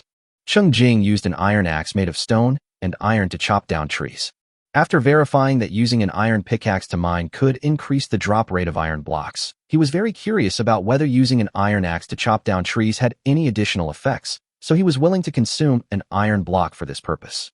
Shi Tai and Lu Guo, one holding a shovel and the other holding a hoe, worked together to clear the tree stumps within a 20m range around the safety tower until the land in preparation for the territory upgrade. The branches obtained from clearing the tree stumps can only be used to burn in the fireplace. Cheng Jing is too lazy to waste energy on this. The night before, he had no help and had to do the work alone. But today, with 2 helpers, he only needed to focus on chopping trees, and the subsequent trivial work could be handed over to the 2 subjects. Is Cheng Jing tired? Of course he is. He's been grinding for 2 days straight. For every hour of rest, he has to concentrate on the game for an hour, so in total he has slept less than 5 hours. Although it is a game, Cheng Jing, who knows the truth, would never dare to play Doomsday Online as a game casually. Naturally, he exerts all his physical strength and energy. He was definitely tired, but after careful consideration, he realized that he could probably collect enough materials to upgrade the safety tower to level 3 tonight. Cheng Jing felt full of energy and could continue to work hard. At this time, Cheng Jing was in the vicinity of the territory and had a way to retreat at any time, so his situation was not very tense. Coupled with the newly activated absorption talent he had today, in this situation, anyone who came to him on his own initiative was a guest. Cheng Jing felt happier when he noticed that there were more uninvited guests than the night before. during the tedious process of chopping down trees, where he had to concentrate. Every time the background music changed, Cheng Jing would turn his perspective in anticipation, waiting for the little snack that came to his door to crawl closer, then switch to the novice axe in a second to chop it down, and then switch back to the iron axe to continue chopping down trees. Try to ensure that you do not waste time chopping trees and collecting wood while harvesting experience, copper coins, materials, and absorbing attribute points. Cheng Jing's basic attributes have actually reached level 4 strength now. When he kills these level 1 and level 2 monsters that come to his door, he can kill them one by one with his axe without wasting the durability of the tool. What's even better is that his game character is currently stuck at level 2 and will not be upgraded, so the kill income is calculated based on level 2. In the dark night, torches were everywhere around the territory. If nothing else, it made the big-eyed bugs very angry, and they came one after another to add to Cheng Jing's spiritual attributes. Cheng Jing killed 5 level 1 big-eyed worms and 1 level 2 big-eyed worm in succession, and also killed 2 level 1 green ant monsters that came to join in the fun. Critical hit. After that, you will gain 38 experience points, 38 copper coins, 12 crystal balls, and 4 sharp limbs. Absorb 1.2 points of spirit attribute and 0.4 points of strength attribute. I would like to thank my friends for their hard work in providing him with warmth while he is working. It makes me feel warm inside. After chopping trees for an hour, Cheng Jing harvested 200 pieces of wood after the critical hit bonus. The newly made iron axe was directly used up, but I actually got a new toy. Hardwood Heart +1. Hardwood Heart +1 triggers critical hit. This is another high-level material with a very low drop rate at present. If you do the math, it's equivalent to exchanging 1 piece of iron for 2 hardwood hearts. Even if Cheng Jing wanted to change, he didn't dare to waste the iron blocks he urgently needed. He could only continue to use the novice axe, which had no durability. The 2 leaders also worked very hard. Tai cleared the tree stumps within a 20m range and harvested 37 branches. Gua probably finally got back to his old job, making use of his advantages as a farmer and turning over 50 square meters of land with just a scrap shovel. During the break, Cheng Jing continued to watch documentaries and programs broadcast on the official TV station and learned in 2 strategy groups. In Cheng Jing's opinion, apart from not directly stating the doomsday crisis that mankind will face in the future, the authorities have tried their best to make early response suggestions clear. This information is very useful for ordinary people. But besides being useful, Cheng Jing vaguely felt from the subtle details that even if someone within the official was reborn, this reborn person would not seem to live much longer than him. Before the end of the world officially arrived, the humans on Blue Star were given 3 days to adapt in advance. After the apocalypse officially arrived, it was suspected that 2 people who had survived for about 3 months were reborn. Let's make a bold guess. 3 months after the end of the world, will humanity face even more severe tests? Cheng Jing only thought for a moment and shook his head. Forget it, there is no point in thinking too much. Anyway, he must survive more than 3 months this time, and then he will know. After studying for an hour and regaining his strength, Cheng Jing continued to chop trees. Only then did he notice that when he was resting, Gua and Tai did not rest, but were spontaneously turning over the wasteland on the edge of the territory. Hey, could it be that the closer one is to a red person, the more red he becomes? Have these 2 subjects become more hardworking following him? His subordinates were enthusiastic about their work, so as a lord he naturally could not show weakness. Amid the continuous sound of felling trees, Cheng Jing transformed a large area around his territory from woods into flat land, allowing him to have a wider view while harvesting timber. Chapter 27: A person grows from the liver. In the last game session on June 29th, Cheng Jing harvested 192 pieces of wood. The big-eyed worms have always been the vanguard in guarding the night. This time, they sacrificed 8 level 1 big-eyed worms and 2 level 2 big-eyed worms, as well as 2 level 1 green ant monsters. After critical hit, Cheng Jing gained 60 experience points, 60 copper coins, 20 crystal balls, and 4 sharp limbs. Absorb 2 points of spirit attribute and 0.4 points of strength attribute. Cheng Jing just wanted to encourage them and give them more. Gua tilled another 50 square meters of land, and Tai helped till another 30 square meters of land. However, the 4 hoes that Cheng Jing had just made during the last game period were in urgent need again. The 2 subjects were obviously very tired as well. This time, they followed Cheng Jing back to the territory to rest. They drank water in big gulps and drank half a wooden barrel of water in total. Late at night, after midnight, Cheng Jing yawned loudly and drank a bottle of energy drink to refresh himself. I've been doing this for so long straight now that energy drinks don't work anymore. Still very sleepy, Cheng Jing simply set an alarm for 50 minutes, closed his eyes, and fell asleep on the sofa. The alarm rang soon. The phone was deliberately placed far away to charge. Cheng Jing, who couldn't turn off the alarm, struggled to wake up and felt that he could hardly open his eyes. After taking a deep cold shower, Cheng Jing gave up the idea of using the intervals between sleep to recover his strength. Intermittent sleep not only failed to relieve his fatigue, but made him even more tired.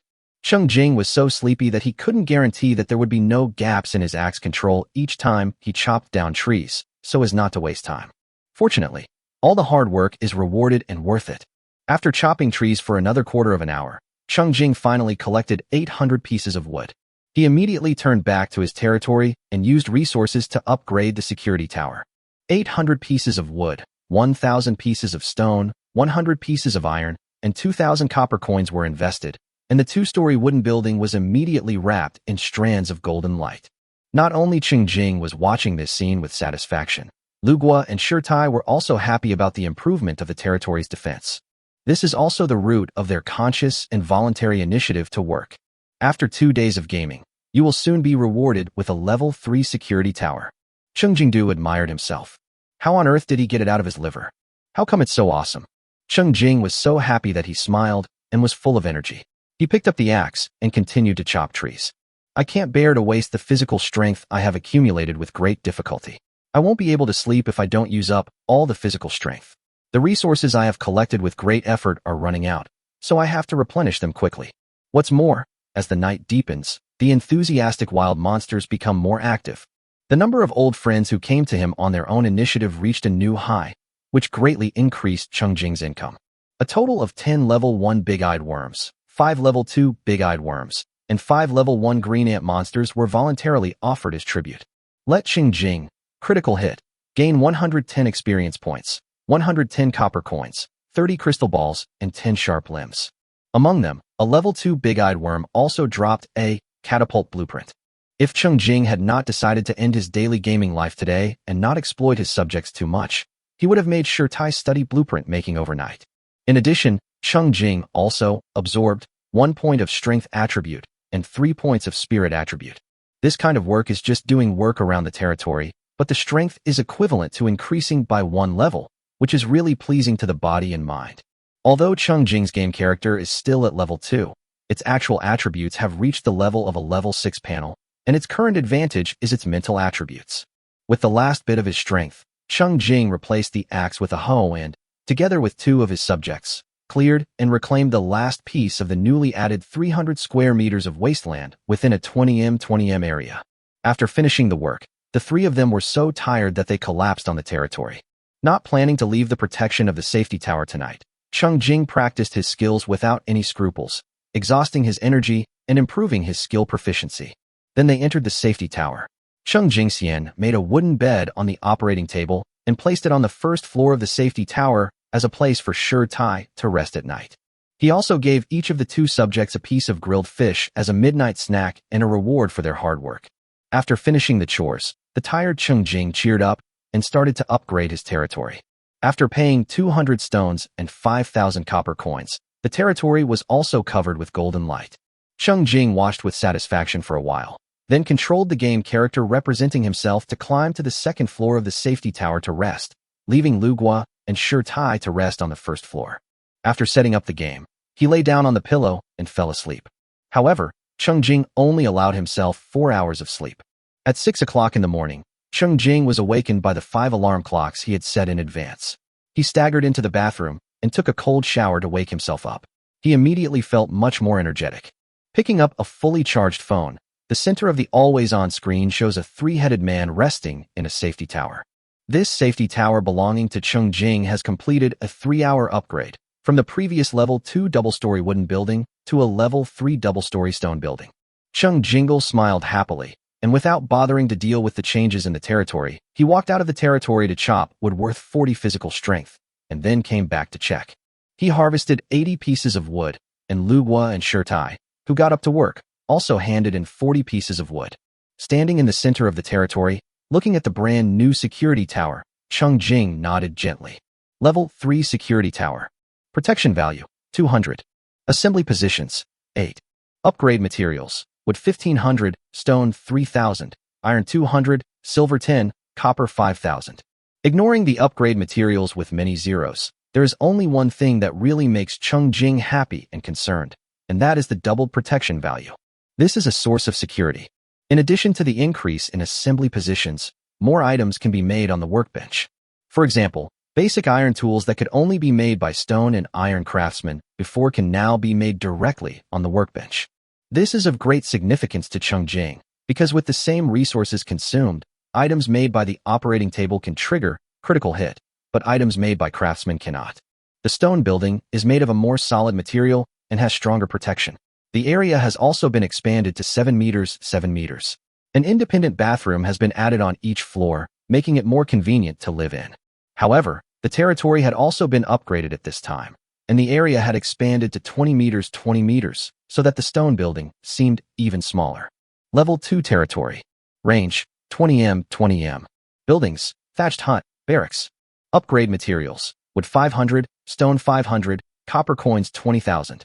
Not only did Cheng Jing's territory expand in size, but the color of the soil also became darker, and it looked very fertile.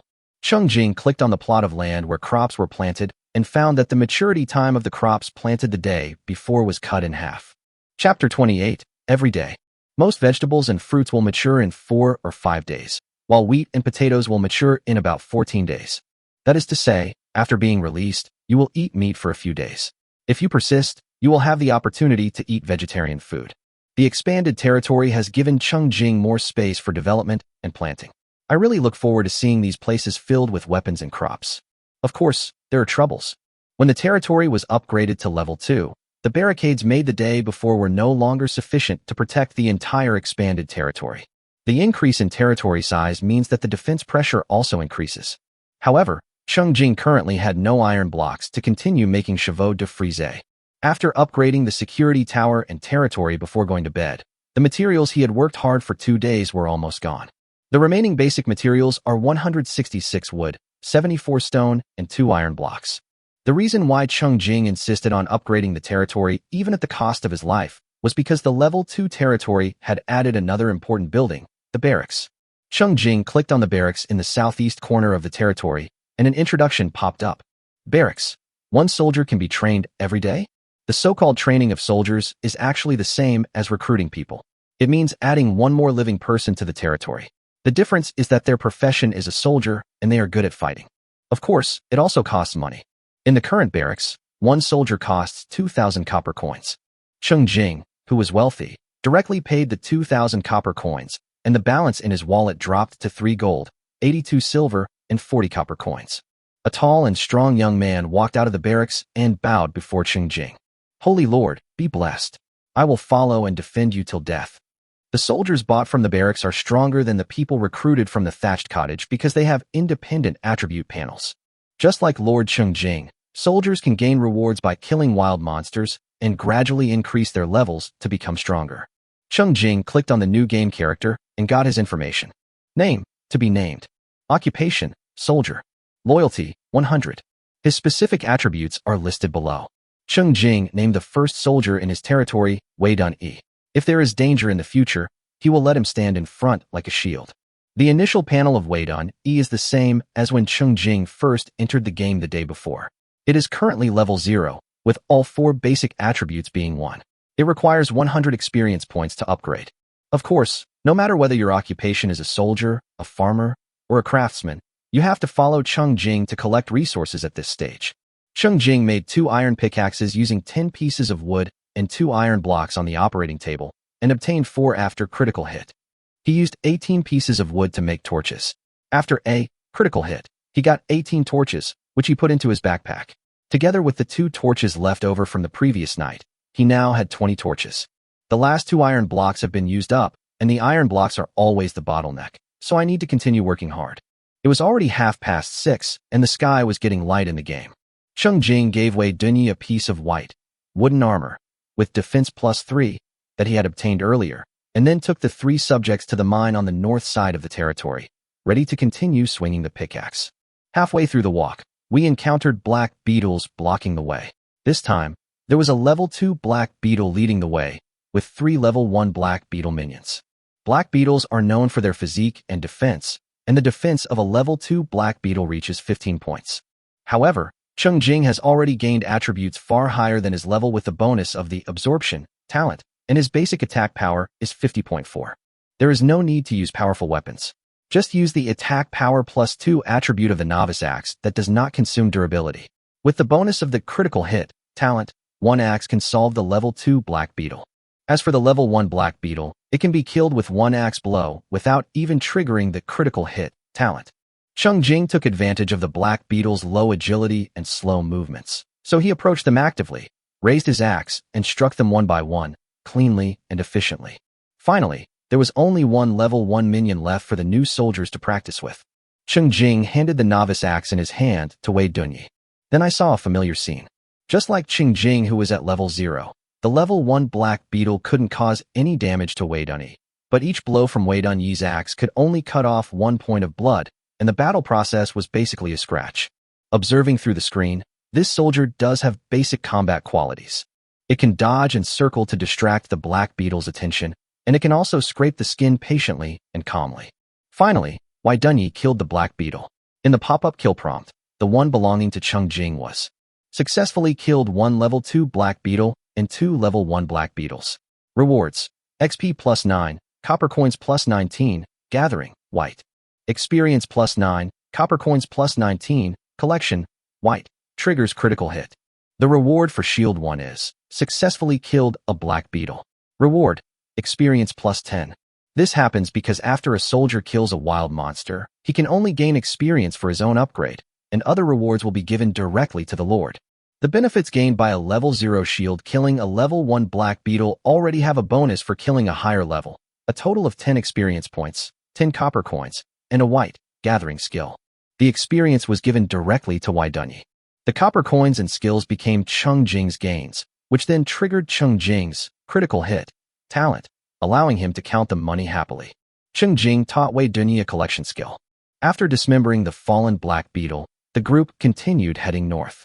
On the way, Cheng Jing thought carefully about why when he gave the materials to the craftsman and then handed the made equipment to him, there would be no critical hit. And can the kill benefits submitted by the soldiers under your command after killing the enemy trigger a critical hit?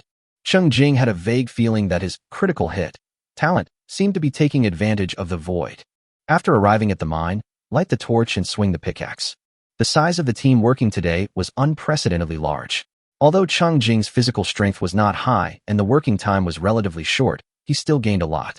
Cheng Jing himself harvested 100 stones and 12 iron blocks. Lu Bua and Wei Dunyi each harvested 24 stones and 3 iron blocks.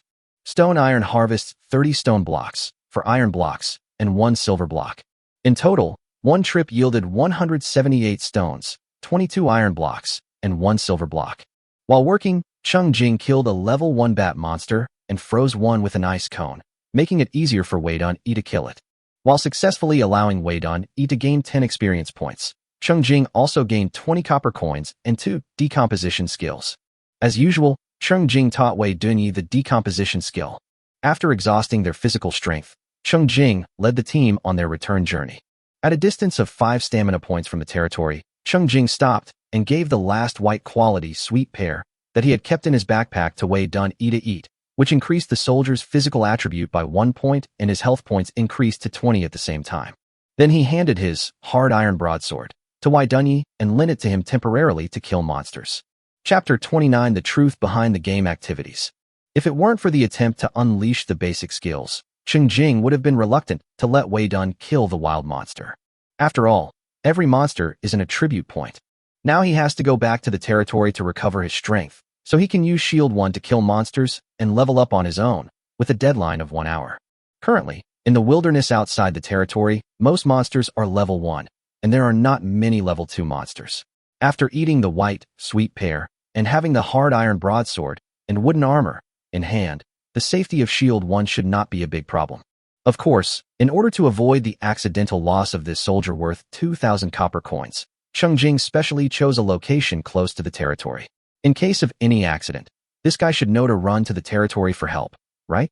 After gesturing back and forth for a while, trying to transmit the order to Wei Dun through his mind. Cheng Jing left the soldiers behind and returned to the territory with the farmers and craftsmen. He's already excited for the upcoming day of refreshed gaming. If I spend another purple talent stone, will I be lucky enough to activate a powerful talent? During the impatient wait, Cheng Jingxian decorated the new safety tower on the operating table. The expanded security tower only has a separate bathroom space on each floor, which is actually empty and is commonly known as a rough-hewn building. The important piece of furniture that Cheng Jing plans to make is the toilet, white.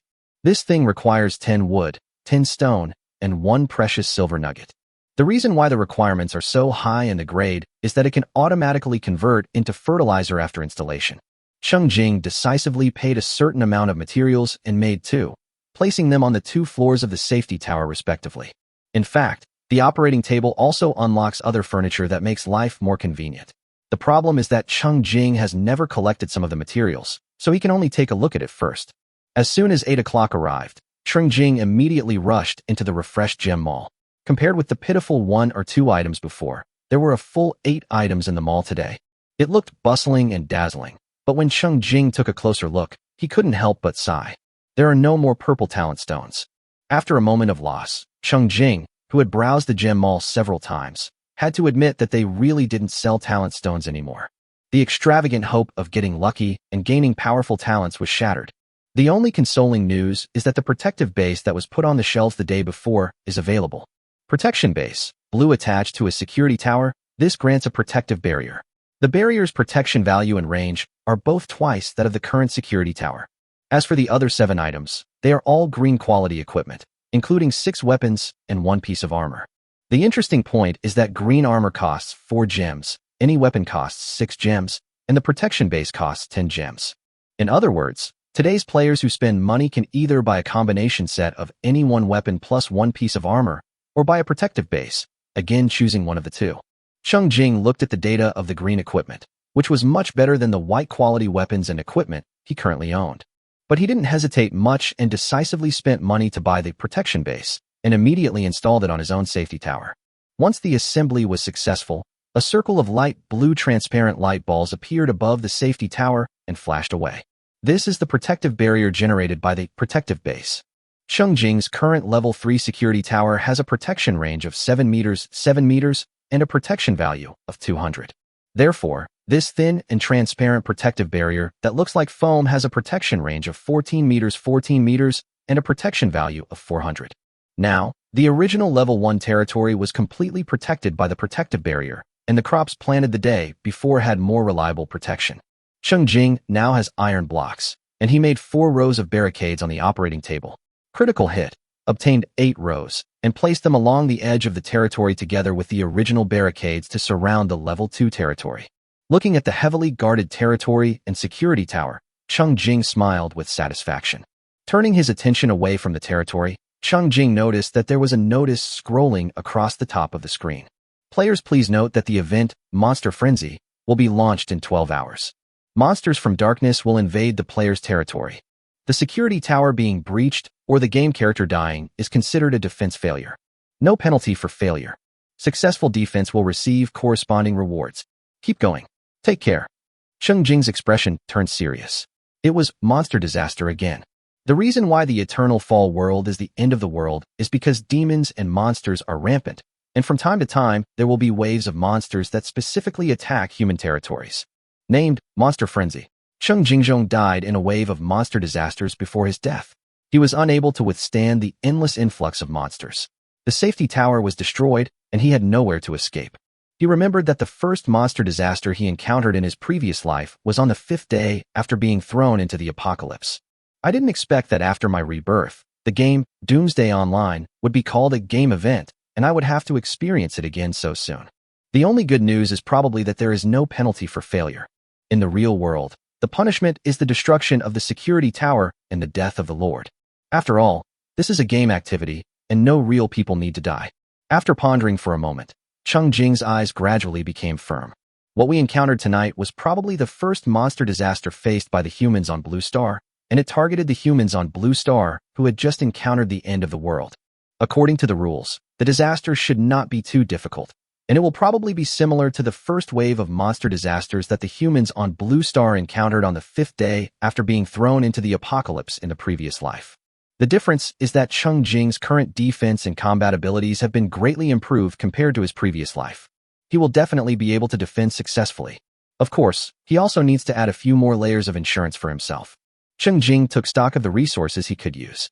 He went to check the thatched cottage first. A new day has arrived, and the thatched cottage has also been refreshed. As the territory upgrades, the upper limit of the price of the people that can be recruited in the thatched cottage increases. Wanderer. Recruitment fee, 600 copper coins. Farmers. Recruitment fee, 200 copper coins. Artisan. Recruitment fee, 1,500 copper coins. Cheng Jing decisively chose the craftsman with the highest price. Name, Shirgu. Identity, craftsman. Skill, forging LV5. Specialties, strong armor, light helmet, sharp spear. Loyalty, 100. Yes, he is a craftsman who is relatively good at making armor. It happens to be different from the specialties mastered by Shirtai. Cheng Jing carefully looked at the equipment that Shirgu was good at and decided to let him learn the catapult blueprint that dropped before going to bed. Catapult. Materials, wood 80, stone 60, iron 5, shell 30. Attack power, 50. Attack range, 50 meters. Attack frequency, 1 stone/15 seconds. Attack consumption, 20 stones/hour. After the trebuchet is successfully made, you should be able to get 2 with a critical hit. At that time, one will be installed on the security tower and the other will be placed on the edge of the barrier. They will play a greater role in monster invasions than weapons and armor. Chapter 30, The Growing Territory. Cheng Jing handed a blueprint to Shirgu, who immediately understood and said confidently, I've had some knowledge of trebuchets before, and now that I have the blueprints, I'm 80% sure I can learn how to make one. Very nice. Cheng Jing put in materials to make a catapult according to another blueprint, and the materials were immediately processed and assembled by themselves. Shirgu was overjoyed and rushed forward to study it carefully. With the blueprints in hand and the opportunity to observe the correct process of making a catapult, I have a much better grasp of what I have learned. Not only the thatched cottage, but also the military camp, has been refreshed. However, the price of training soldiers doubled. Cheng Jing spent 4,000 coppers to obtain the second soldier in the territory, and named him Wei Dunner according to the order. Name, Wei Dunner. Occupation, soldier. Loyalty, 100. In the blink of an eye, Cheng Jing's territory already had 5 subjects. Cheng Jing calculated carefully and realized that even if he worked with 5 other subjects, it would not be safe to save enough resources to upgrade the security tower before 8 o'clock tonight. Even if we take into account the food to replenish our energy, there is still no end in sight. Not only the security tower, it is difficult to upgrade the territory to another level. Cheng Jing breathed a sigh of relief and let it go. Being able to push the security tower to level 3 and the territory to level 2 with the help of stamina settings and talent bonuses during the 3 days of mobile gaming has exceeded his expectations and made him very satisfied. So, today he is going to consider another path to advancement. Spend all your time fighting monsters, and use the absorption talent to increase your basic attributes. The monster frenzy will begin at 8 o'clock in the evening. By then, if everything goes well, he should have accumulated good attributes and possess powerful attack capabilities. Attacking is also a good defense. Cheng Jing decisively decided on this action plan. It's a pity that he is still in the stage of recovering his physical strength. Even if he is excited, he can't leave the territory and kill the enemy immediately. Just get up and go out for breakfast. Cheng Jing didn't go far this time. He just bought some breakfast at the breakfast shop downstairs and brought it home. While eating, he called each of his good friends one by one. The content of the chat was that there was an activity in the game tonight, and everyone should come and play together. Zhou Xing was the first to be reminded. Zhou Xing was speechless after being woken up from his sleep. Brother, I finally got a day off, and you woke me up before I even slept half an hour longer than usual. You better have something important to do. Otherwise, don't blame me for eating you out next time. It was already the last day, and Cheng Jing didn't give in anymore. Instead, he reminded Zhou Xing seriously, why do you have today off? Why? Wasn't it a sudden official announcement? It was for a game or something. Zhou Xing hesitated as he spoke. You already know the reason. Why don't you hurry up? Hurry, there's an event in the game at 8 o'clock tonight, and you must upgrade the security tower to level 1 before then. Okay, I'm convinced. I'm going to play right away. After Zhou Xing hung up the phone, he felt his head buzzing and couldn't fall asleep, so he had to pick up his phone to play games. On a beautiful day off, I was woken up by a call from my bad friend asking me to play games. Is this what a human being does? Cheng Jing ate breakfast and notified everyone personally. When the people on the other end of the phone were confused, he patiently explained the official initiative. Thinking that this might be the last chance to communicate with many of his friends, he cherishes it very much. After filling his stomach and hanging up the phone, Cheng Jing prepared to start a new journey. Somehow, Wei Dunyi successfully received his order and returned to the territory on time, bringing back 4 shells. During the hour that Cheng Jing stayed in the safety tower to recover his strength, he received 4 notifications of copper coins deposited into his account, earning a total of 80 copper coins. This means that the Shield 1 scattered outside the territory killed 4 level 1 black beetles on its own and gained 40 experience points. Cheng Jing nodded at the 2 soldiers one by one with satisfaction. Take out the collection and decomposition skills that Wei Dunyi had previously revealed and give them to Weidener to learn. Shirgu stayed in the territory to continue learning how to make catapults, while Shirtai was given the task of forging another, hard iron broadsword. Cheng Jing took Lu Guo and 2 soldiers out and headed towards the east side of the territory. Not long after entering the forest, the background music changed and a level 2 spider monster rushed out first.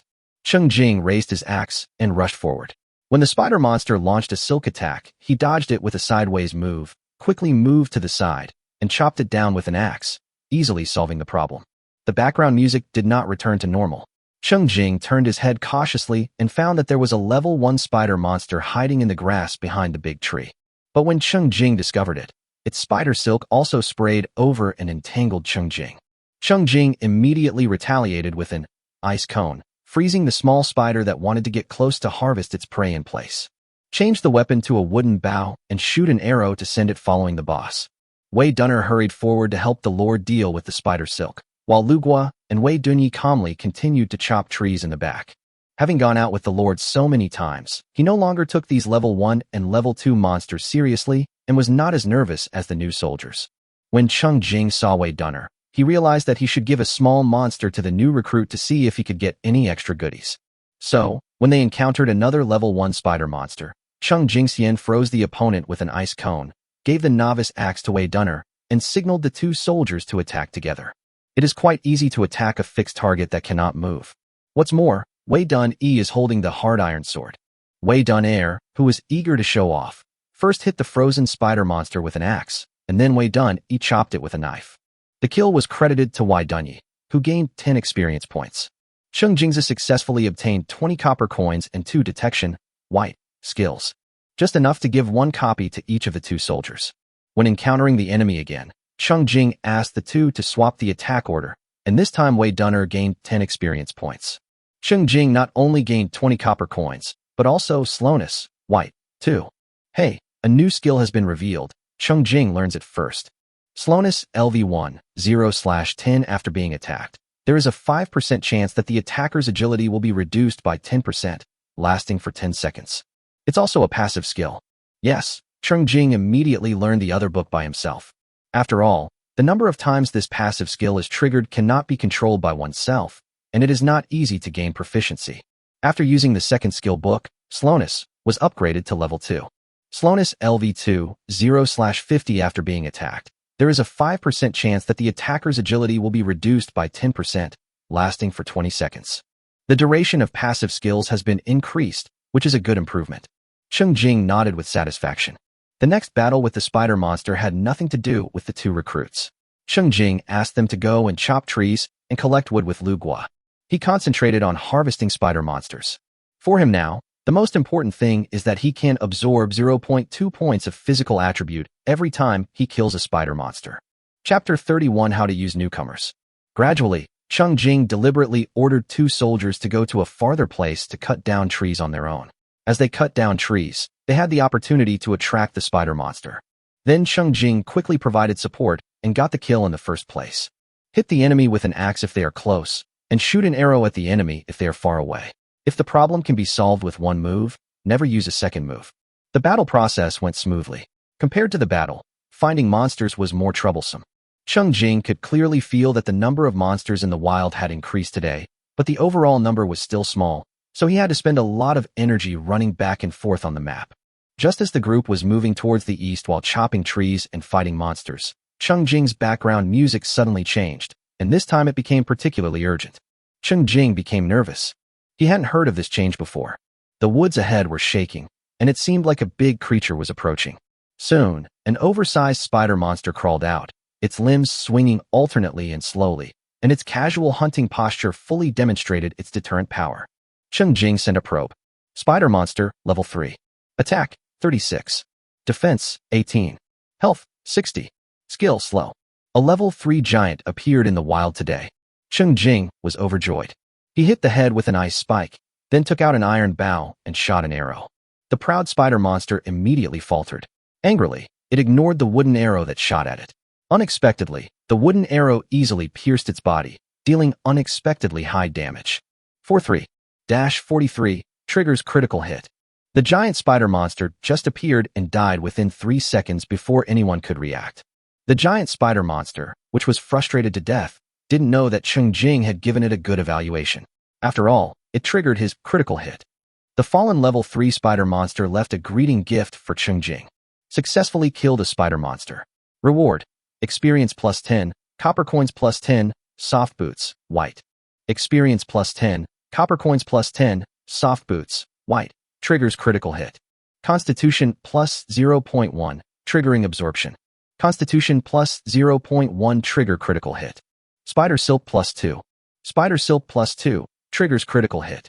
Cheng Jing hasn't experienced the feeling of gaining benefits from killing an opponent above his level for a long time. I couldn't help but give a thumbs up to Big Spider. This big guy not only exploded Spider Silk twice, but also gave him the joy of exploding equipment. Soft boots, white agility plus 2. A pair of shoes that increase agility. To be honest, the attributes are actually pretty good. Unfortunately, Cheng Jing has a stable way to increase his attributes, and he is more looking forward to killing monsters to get skills. Of course, this did not prevent him from changing into a pair of soft boots. As for the other pair obtained from the critical hit, I gave them to Shield 1 first. During times of resource scarcity, prioritize protecting himself, then pool resources to create a stronger force, and if there is any left, slowly distribute it to others. Cheng Jing was looking forward to encountering more level 3 giant spiders with great interest. Unfortunately, after walking around in the forest, he found that there were indeed a lot more level 2 monsters, but level 1 monsters were still the most numerous.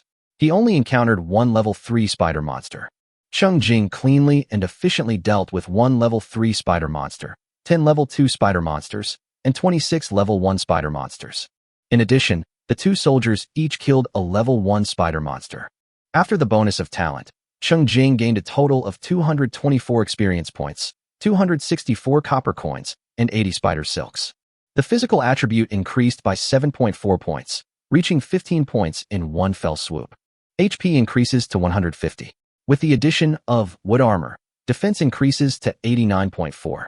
To be honest, with this level of defense, even if he stood still and let the level 3 spider monster kill him, the opponent would not be able to break Cheng Jing's defense and could only reduce his health bar bit by bit. In addition, he also gained the passive skill slowness and the equipment soft boots. The 3 subjects collected a total of 74 pieces of wood. The decomposition skill is pushed to level 4. It can be said that the harvest was quite fruitful. Of course, Cheng Jing also consumed a lot of physical energy in order to find the monster. When he had only a small part of his strength left, Cheng Jing saw that he could not get any benefits from the spider monster, so he led his people onto the vast grassland. In comparison, the bison monsters on the grassland are more hospitable. Not only did they rush towards them, but they also always left beef as gifts. The beef decomposed by the bison monster is the main source of meat in Cheng Jing's territory. If there were no buffalo monster, Cheng Jing's future dining table would be much less interesting. As far as Cheng Jing knows, although the map around the player has 8 fixed monsters, but these 8 monsters appear randomly from hundreds of monsters. It's already good enough that there are bison monsters and saber-toothed fish near his territory. Some unlucky guys are surrounded by ugly and inedible monsters, which is called losing hope. Exerting his last bit of strength on the warm grassland, and taking advantage of the grassland's wide terrain and wide field of vision, Cheng Jing took the initiative to look for large bison monsters, and successfully killed 1 level 3 bison monster, for level 2 bison monsters, and 9 level 1 bison monsters. Among them, the level 3 bison monster is really a behemoth. Compared with its younger brothers, its attack is more ferocious after going berserk, and even its health bar has grown a lot. Bison, level 3. Attack, 40. Defense, 15. Health, 50. Skill, Frenzy. Unfortunately, The bison monster's advantage is attack, not agility. Cheng Jing hit it head-on with an ice cone. After its movement slowed down, it was easily killed by Cheng Jing's arrow. The level 3 bison monster that came running over was just big in size. It gave Cheng Jing double the amount of beef, but did not drop any extra drops. Cheng Jing immediately despised it for being extremely stingy. In addition to killing the monsters himself, Cheng Jing assisted 2 soldiers in killing 1 level 2 bison monster each as usual. Cheng Jing has confirmed that the kill reward belongs to the person who completes the final blow. He could just use a fireball to lightly scrape off most of the health bar, and then let the soldiers make another attack to end the battle. Sure enough, it successfully triggered the cross-level reward. Both soldiers gained 15 experience points each. Cheng Jing harvested 60 copper coins, as well as 2 strength rings, white, and 2 frenzy, white, skills. Among them, strength ring is an equipment that can increase the strength attribute by 1 point. Cheng Jing wore one for himself and gave one to Wei Dunyi. As for the frenzy skill, it is a rare skill that enhances all attributes. Cheng Jing used it 2 times in a row, and the level was raised to LV2. Frenzy LV2, 0/50 within 10 seconds after use. All attributes are increased by 6%. Cooldown time is 60 minutes. The skill improvement effect is slightly greater than LV1's 5%. It's a very good auxiliary skill that may change the situation of the battle at a critical moment. Moreover, some similar enhancement skills have the negative effect of weakness after use, but this skill from the passionate bison has no cost to use, which is very thoughtful. On the way back, Cheng Jing couldn't help but sigh that it was still a rich harvest to kill wild monsters with the new recruits. There were so many that Cheng Jing even created an opportunity for Lu Guo to kill one. Unfortunately, nothing dropped, not even a notification of increased experience coins.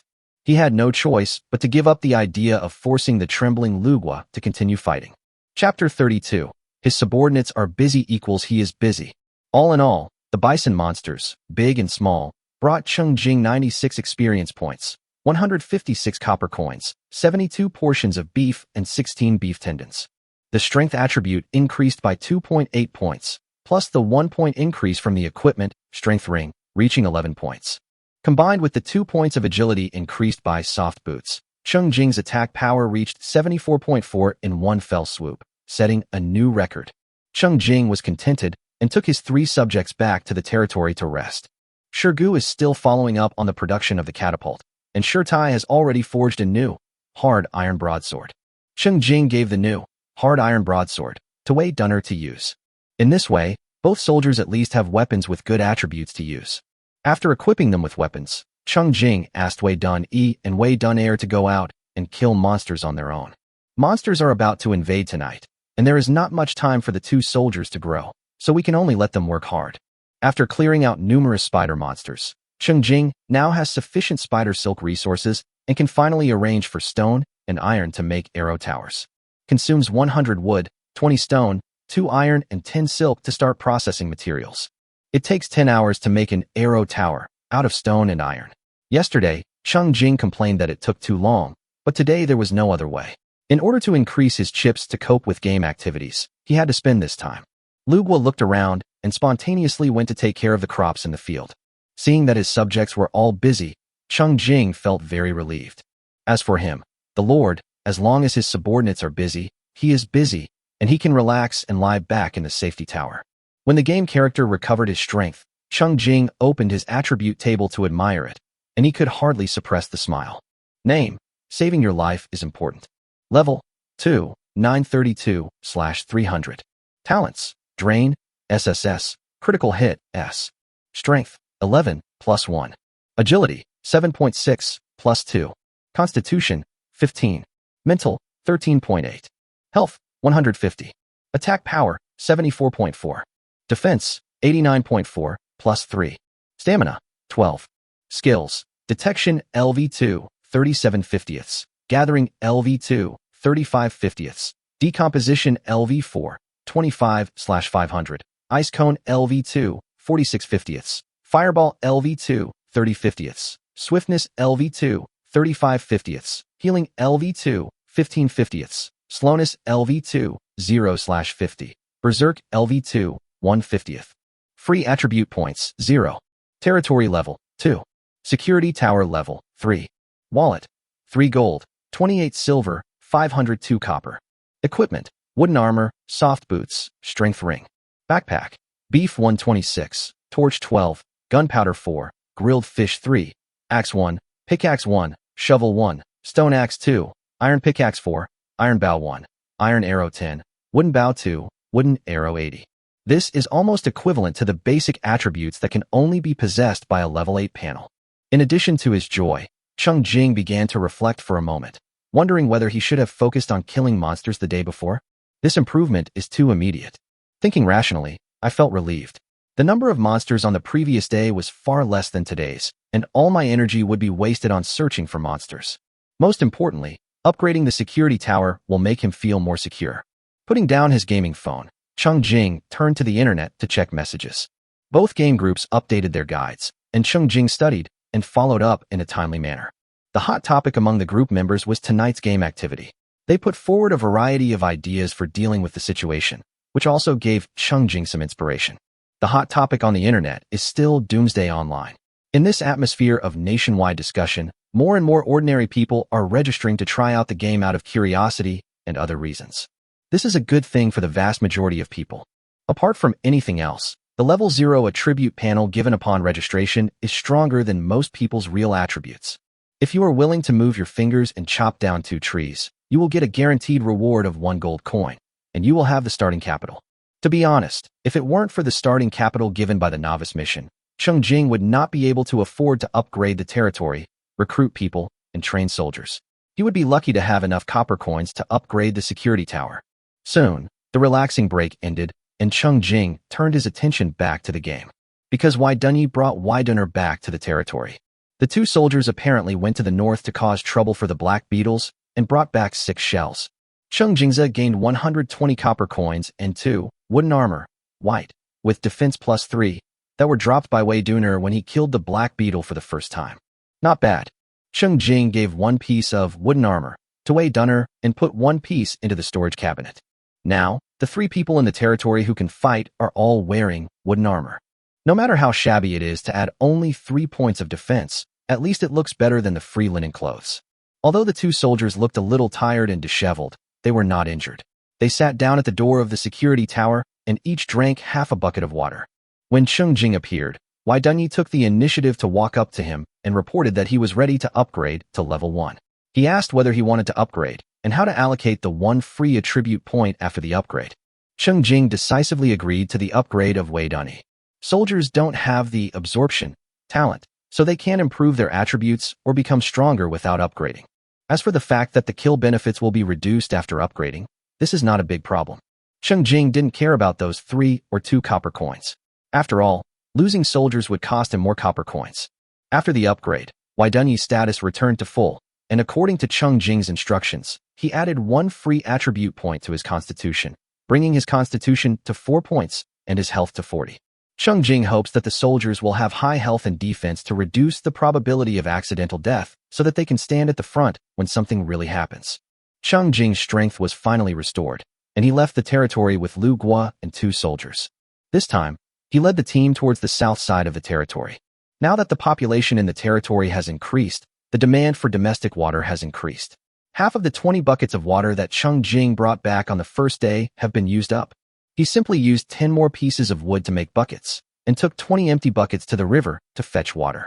He had gained quite a lot in the last game session, and Cheng Jing thought it might be because he hadn't gone to the east map to clear monsters for a long time. Then he goes to the south map less often, so I guess there are rich rewards waiting for him to reap. Full of expectations. Sure enough, not long after they walked out of the open area where Cheng Jing had cut down the trees, the music changed and 3 clown bugs flew towards them. The leading one with a large body is level 2, and the 2 behind it are level 1. Cheng Jing did not engage in close combat with the clown bugs. Instead, he took out a wooden bow and shot 1 arrow at each of the aggressive and ugly bugs, easily killing 2 of them. The last, Ice Cone, freezes a level 1 monster, signaling the shield 1 to be put up. Successfully killed 1 level 2 clown bug and 1 level 1 clown bug. Reward: XP +7, copper coins +12, Dawn Chain, white. Experience +7, copper coins +12, triggers critical hit, Chain of Dawn, white. Spirit +0.2, trigger drain. Spirit +0.2, trigger critical hit. Gunpowder plus 3. Gunpowder plus 3, trigger critical hit. Among them, the credit for 10 copper coins, 2 gunpowder, and the equipment, Chain of Dawn, goes to Wei Dunny. Chapter 33, The South District with Generous Gifts. Chain of Dawn, White Spirit, plus 1. Cheng Jing equipped himself with 1 and gave 1 to Wei Dunny. Continuing walking, he used the ice cone to create another killing opportunity for Wei Dunner. Unfortunately, this time, the extra skill that Wei Dunner dropped was Detection, White. Both soldiers had already learned the detection technique, so Cheng Jing simply gave both skills to himself and directly raised the detection technique to level 3, 7 out of 100. When he used the detection technique, he would sometimes miss. Higher-level detection techniques were more likely to produce more detailed results. As the group continued searching, Cheng Jing's background music suddenly changed. Cheng Jing was immediately cheered up. He already had experience and knew that this was the appearance style of a level 3 monster. Clown Bug, level 3. Attack, 24. Defense, 27. Health, 30. Skill, Self-Destruct. It really is a level 3 Clown Bug. He also brought 2 level 1 minions.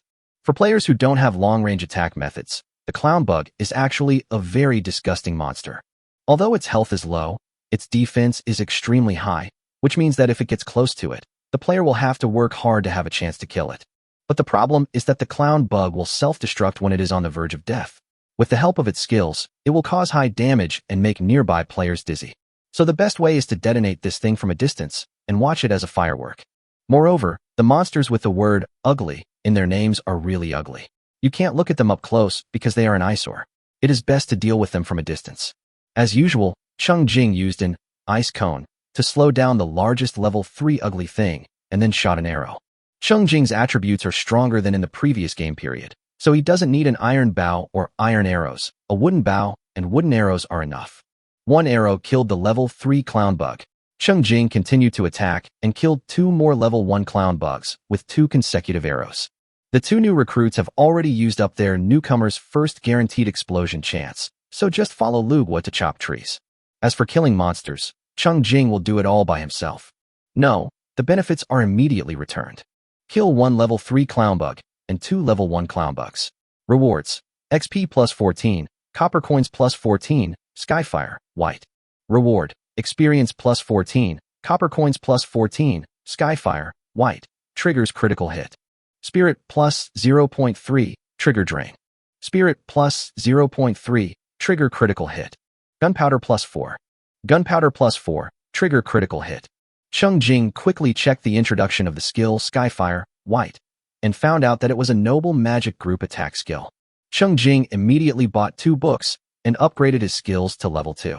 Skyfire LV.2, 0/50 consumes 5 spirit points, creates a 5x5m rain of fire, dealing 5 points of true damage per second to enemies within the area for 5 seconds. Attack radius 50 meters. Cooldown 5 minutes. Great, he's just lacking group attack skills. It is also a group attack skill that ignores the enemy's defense and directly deals true damage.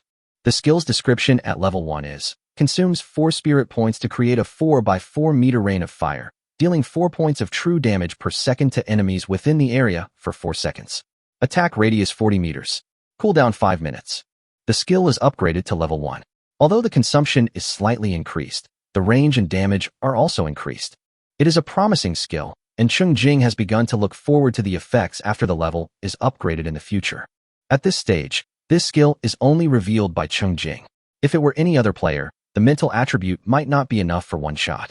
Cheng Jing, on the other hand, can already deliver 3 shots in a row. It can be said that the sword is suitable for the hero. Cheng Jing happily hummed a little tune while searching for clown beetles in the woods. The 3 subjects followed his instructions and cut down trees from a distance, advancing in parallel, which greatly improved the efficiency of attracting monsters. Cheng Jing kept his eyes and ears open, not letting go of any monster that was discovered. After all, what he absorbed from the Clown Bug was spiritual attributes, which was just enough to build up his base for group attack skills. After consuming most of his physical strength, Cheng Jing killed 1 level 3 Clown Bug, 11 level 2 Clown Bugs, and 18 level 1 Clown Bugs. A total of 202 experience points, 232 copper coins, and 66 gunpowder were gained. The important thing is that he absorbed a total of 6 points of spiritual attributes, plus the 1 point added by Chain of Dawn, Cheng Jing's spiritual attributes have reached 20.8 points. The defense power was directly increased to 107.4, becoming Cheng Jing's first attribute to exceed 100. It is no exaggeration to say that even if a level 3 clown bug self-destructs in front of him, it probably won't be able to break through his defense and will only forcibly deduct 1 point of blood. Unfortunately, they couldn't find the clown beetle after wandering around in the forest, so Cheng Jing had to lead his men to the river. Cheng Jing found a large rock protruding from the shore and prepared to fetch water. Just as he reached the river, he paused and stepped back, and Wei Dunyi went forward to fetch water. Cheng Jing was standing a few steps away, with the wooden bow in his hand ready to attack at any time. Sure enough, as soon as Wei Dunyi took a few buckets of water, a saber-toothed fish, unwilling to be lonely, jumped out of the water and attacked. The saber-toothed fish has high attack power but low defense and health. For Cheng Jing, who can easily break its defense, it is a piece of cake to catch it. After Cheng Jing shot a few arrows to test his hand, he decisively aimed at a saber-toothed fish and used Ice Cone. At the moment it jumped to the highest point, making it easier for the soldiers to kill it. The defense of the saber-toothed fish is so weak that even a level 2 saber-toothed fish, after turning into a frozen fish, can be killed by Wei Dunyi with one blow. Wei Dunner is a little worse, but he can be solved with 2 swords. Cheng Jing's most commonly used skill, Ice Cone, is upgraded to level 3 with the following effects. Ice Cone level 3 consumes 1 spirit point, releases 1 ice cone, slowing the target's agility by 2 points. Cooldown, 40 seconds.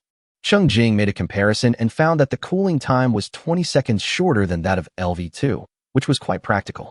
After looking at the existing skill improvements, Cheng Jing went to check the new gains. This time, in addition to experience and copper coins, Wei Dunyi exploded a new skill, Charge, White. Charge LV1, 0/10 after use. The damage of the next physical attack increases by 8%. Cooldown time, 5 minutes. It was an ordinary skill. Cheng Jing learned one for himself, and after thinking about it, he taught one to Wei Dunner. Wei Dunner may be greatly motivated. After killing a level 2 saber-toothed fish, he will use the skill, Arrow Rain, White, again. When Cheng Jing saw the skill introduction, his eyes lit up and he immediately gave himself both books. Arrow Rain LV2, 0/50 when attacking with bows and arrows, gain +2 attack damage. Each attack has a 10% chance to trigger the Arrow Rain effect, generating 2 energy arrows that fire in tandem, randomly striking the same target or nearby targets. Each energy arrow deals true damage equal to agility 0.3. This is a very promising passive skill. The energy arrow attack coordinated with the rain of arrows effect causes real damage, which means that it ignores the monster's defense and is bound to cause damage. Especially at LV1, the probability of triggering Arrow Rain is 8%, and it rises to 10% at LV2. I think if you continue to upgrade the skill, there will definitely be a chance for the triggering probability to continue to increase. When the attribute values of the panel become more luxurious in the future, this skill will perform better. Cheng Jing nodded to Wei Dunner with satisfaction. Chapter 34. Celebrating the harvest with delicious food. After the 2 recruits had demonstrated their toolman attributes of newcomers with high explosion rate, they were sent to chop trees with Lu Guo at the edge of the woods. Cheng Jing simply walked along the river, attracting monsters along the way. Maybe it's because I haven't been to the river for too long. The saber-toothed fish that refresh in the water have no natural enemies, so there are quite a lot of them accumulated. Plus, luring monsters along the riverbank is more efficient than wandering aimlessly in the forest. The result was that after Cheng Jing shot a few fish with a wooden arrow, he put away his bow and arrow, replaced it with a novice axe, and chopped down every fish that flew out. Whether it is level 1 or level 2, it can be dealt with just one axe. I had a lot of fun chopping wood. The saber-toothed fish has long, sharp fins. It leaps out of the river like a sharp sword, stabbing the arrogant enemy on the shore. The saber-toothed fish drew white streaks in the air, then was decisively split into 2 and fell at Cheng Jing's feet. Friendly ones turn into experience, copper coins, agility attributes, and fish meat. The process of harvesting saber-toothed fish was easy and enjoyable, so enjoyable that Cheng Jing took out 3 pieces of grilled fish from his backpack, ate them one by one in front of the river full of fish, and then used all his recovered energy to kill the saber-toothed fish. Perhaps this behavior really made the monster angry, and the level 3 saber-toothed fish was finally lured out by him. An oversized fish monster leaped out from the water at an extremely fast speed and stabbed towards Cheng Jing. Its exposed teeth were as sharp as a knife, and its eyes were full of cruelty. However, Cheng Jing's agility attribute is higher. So in his eyes, the big fish was flying very slowly. Cheng Jing swung his axe, easily splitting the big fish in half, like cutting tofu. Cheng Jing stopped and waited expectantly for the kill notification. As a result, this level 3 fish did not drop any additional skills or equipment, which disappointed Cheng Jing, who had been waiting for a long time. He thought about it and realized that he had killed 4 level 3 monsters before, but only half of them dropped extra rewards. It was not as good as the new recruits who would definitely give extra rewards. However, compared to the previous day when the returns were meager, the drop rate has increased a lot. After walking along the river for a while, my physical strength gradually ran out, but I didn't see any new saber-toothed fish jumping out. Cheng Jing had no choice but to return. A total of 248 experience points, 298 copper coins, and 160 pieces of fish were obtained. Absorb to 7.4 points of agility attribute. Agility reaches 15 points, and attack power increases to 104 points. Both attack power and defense power exceeded 100. Just looking at the basic attributes, it has reached the level of a level 10 panel. In addition, you also get 3 skills: Skyfire, Charge, and Rain of Arrows. The overall revenue is higher than the previous game period. While counting the profits to comfort himself, Cheng Jing suddenly saw Wei Dun running towards him, followed by 5 clown bugs of different sizes. Cheng Jing smiled with satisfaction. Wei Dun, he was not running away, but deliberately luring the monsters to be killed by Cheng Jing. He kept running at a steady pace, and only after seeing the lord did he speed up and rush behind Cheng Jing. Cheng Jing suddenly had an idea and decided to try out his new skills. Let's start with a Skyfire. Cheng Jing followed the instructions and drew a square frame on the screen with his finger. In an instant, a red halo enveloped the 5 clown bugs in the circled area, and flames appeared out of thin air in the sky, smashing down heavily on the monsters in the halo. The clown bugs were frightened and scattered, quickly escaping from the range of the red halo. Cheng Jing shook his head regretfully. The skill actually only lasted for 2 seconds, and the flames after that fell to the ground in vain. After all, it's just a white skill with a small range and great restrictions. It is more suitable for dealing with guys with low agility or imprisoned monsters. Otherwise, if the monster is attacked and runs out of the skill range, the Skyfire skill will not follow it. After trying Skyfire, Cheng Jing simply tried Frenzy and Charge. Of course, whether he uses his skills or not, he can kill 1 clown bug with 1 arrow. So I can't test the effect and can only barely improve my proficiency. His good luck was reflected in the fact that he activated the effect of the passive skill, Rain of Arrows, once, allowing Cheng Jing to appreciate the coordinated attack of energy arrows that appeared out of thin air. After dealing with the 5 clown bugs that came to see him off, Cheng Jing returned to the territory with his 3 subjects, along with the 112 pieces of wood they had collected. As soon as he returned to the territory, Shirgu came to report that he had successfully mastered the manufacturing process of the trebuchet. Cheng Jing was very satisfied. Give 5 portions of beef and 5 portions of fish to Lugua. This is lunch for the people. Today at noon was the most crowded time since the establishment of the territory. Cheng Jing now had 5 subjects, so he would eat more as a celebration. As for Cheng Jing's game character, he had already eaten 3 pieces of grilled fish in a row in order to recover his strength to fight monsters. So Cheng Jing didn't dare to feed him anymore. In addition, Cheng Jing gave Lugua 60 portions of fish meat and asked Lugua to make them into grilled fish, which he would store in his backpack. Firstly, to keep it fresh, and secondly, to restore your strength when you are outside the territory. Cheng Jing made wooden beds on the operating table, and the 2 wooden beds he obtained were placed on the first floor of the security tower. Now everyone has a bed. After arranging the people, Cheng Jing let them rest while he began to receive the catapult. The trebuchet blueprint that was made by inputting materials was shrunk and wrapped in a small golden ball, floating in the center of the territory. After Cheng Jing received it, he got the prompt. Catapult +1. Catapult +1 triggers critical hit. As expected, I harvested 2, just like the arrow tower. Cheng Jing attached one of the trebuchets to the safety tower, and immediately the safety tower gained the attack effect of the trebuchet. Catapult. Attack power, 50. Attack range, 50 meters. Attack frequency, 1 stone/15 seconds. Attack consumption, 20 stones/hour. The catapult not only has a large attack coverage area, but also has great attack power, making it a powerful defensive weapon. Another catapult was placed at the edge of the protective barrier on the south side of the territory, guarding the gate side by side with the arrow tower next to it. Every improvement in the territory and security tower is pleasing to the eye. Cheng Jing put down his phone with satisfaction. Back to reality, he also got up and packed up to prepare to find food. Today might be his last day on Blue Star, so Cheng Jing didn't go looking for any famous or expensive restaurants or eat any luxurious meals. Returning to his roots, he went to a hot pot restaurant that he used to love the most. It is just an ordinary, affordable hot pot restaurant. The sauces they provide are very much to Cheng Jing's taste, and the meat is also fresh and delicious. Cheng Jing, who used to live frugally to save money, would only occasionally reward himself with a hot pot meal. But today was different. He sat in the corner, ordered freely, and ate freely. The smoke of fireworks rises up, and through the smoke of the hot pot, you can see a peaceful and prosperous world. The diners in the same restaurant and the pedestrians passing by the window all have their own joys and sorrows and trajectories. No one knows that tomorrow, the familiar and peaceful life will be broken by a sudden disaster. The spicy hot pot in the Xuanyuan hot pot was so hot and spicy that Cheng Jing's eyes turned red after eating it. After taking a sip of iced milk tea, I breathed a sigh of relief. Even ants are greedy for life and wish to live one more day. After eating until he was 80% full, Cheng Jing sank comfortably into his seat and picked up his phone to play some games. Chapter 35, The Turn of Times.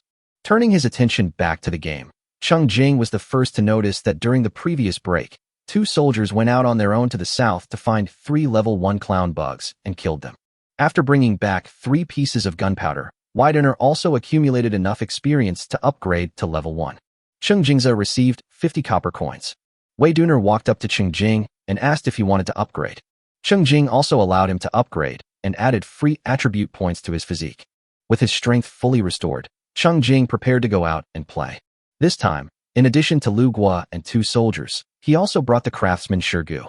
Cheng Jing prepared to go to the mine on the north side to dig some stones and iron blocks and store them. Consistent with Cheng Jing's previous vague feeling, Cheng Jing had cleared the territory and the mine on the north side too many times in the past 2 days.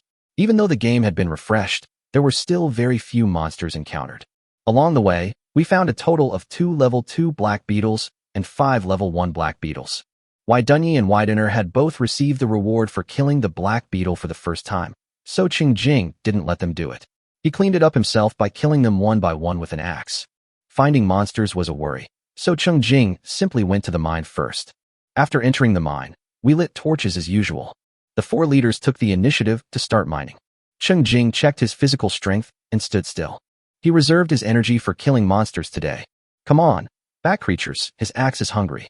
Hey, probably it heard Cheng Jing's thoughts, and not long after, a level 3 small bat monster really flew over first. Accompanied by rapid background music, it rushed towards Cheng Jing's face with great momentum. Little bat monster, level 3. Attack, 48. Defense, 9. Health, 30. Skill, bloodsucking. Cheng Jing was overjoyed. Among the 8 monsters surrounding the territory, he resented the little bat monster in the mine the most. This monster, with its exceptionally outstanding agility attribute, bullied him time and time again. Just after absorbing a large amount of agility attributes from the saber-toothed fish in the river, Cheng Jing couldn't help but come to cause trouble for the little bat monster. As he expected, the little bat monster that flew very fast in his memory should have greatly improved in agility, even though it was a level 3 monster this time. But the situation has changed. Now it is Cheng Jing who has the advantage in agility. In his eyes, the opponent's attack movements are too slow. The little bat monsters who bullied him so badly have finally met their end. Things have changed, and it's his turn to bully them. Raise the axe and chop down. Bang, bang, the little bat monster fell to the ground in 2 halves. Successfully killed a small bat monster. Reward: experience plus 10, copper coins plus 10. Experience plus 10, copper coins plus 10, triggers critical hit. Agility plus 0.1, trigger drain. Agility plus 0.1, trigger critical hit. Poison claw plus 2. Poison claw plus 2, trigger critical hit. Happy. Cheng Jingyang laughed 3 times. This monster that always suppressed him by relying on its high agility has finally become a thing of the past. The only pity is that there are no extra goodies. It doesn't matter. Even if the little bat monster doesn't drop, the level 3 black beetle should drop. Moreover, at the moment, Widener still has the opportunity to give out additional rewards. It was not enough for Cheng Jing to kill 1 little bat monster. He circled back and forth in the mine, wishing he could hook out all the little bat monsters. While he likes them now, he will give them a good beating. Sensing Cheng Jing's anticipation, Small bat monsters flew out from the depths of the mine one after another. Cheng Jing knocked them all to the ground cleanly and neatly, just like playing badminton. In the middle, he specifically picked out a level 1 bat monster, froze it with ice cone, and then let Wei Duaner kill it. There is no way. The agility attribute of the level 2 bat monster is already very high. Even if it is slowed down by the ice cone, Wei Duaner cannot cope with it. Defender gained 5 experience points. Cheng Jing harvested 10 copper coins and a new skill, blood-sucking, white. As the name suggests, this is the little bat monster's signature skill, and it's really good. Blood-sucking LV2, 0/50 each attack has a 10% chance of triggering the blood-sucking effect, causing an additional 5% damage. Another passive skill. It's good to have more passive skills. They don't consume much energy, and you'll always encounter them when they come in handy after fighting more.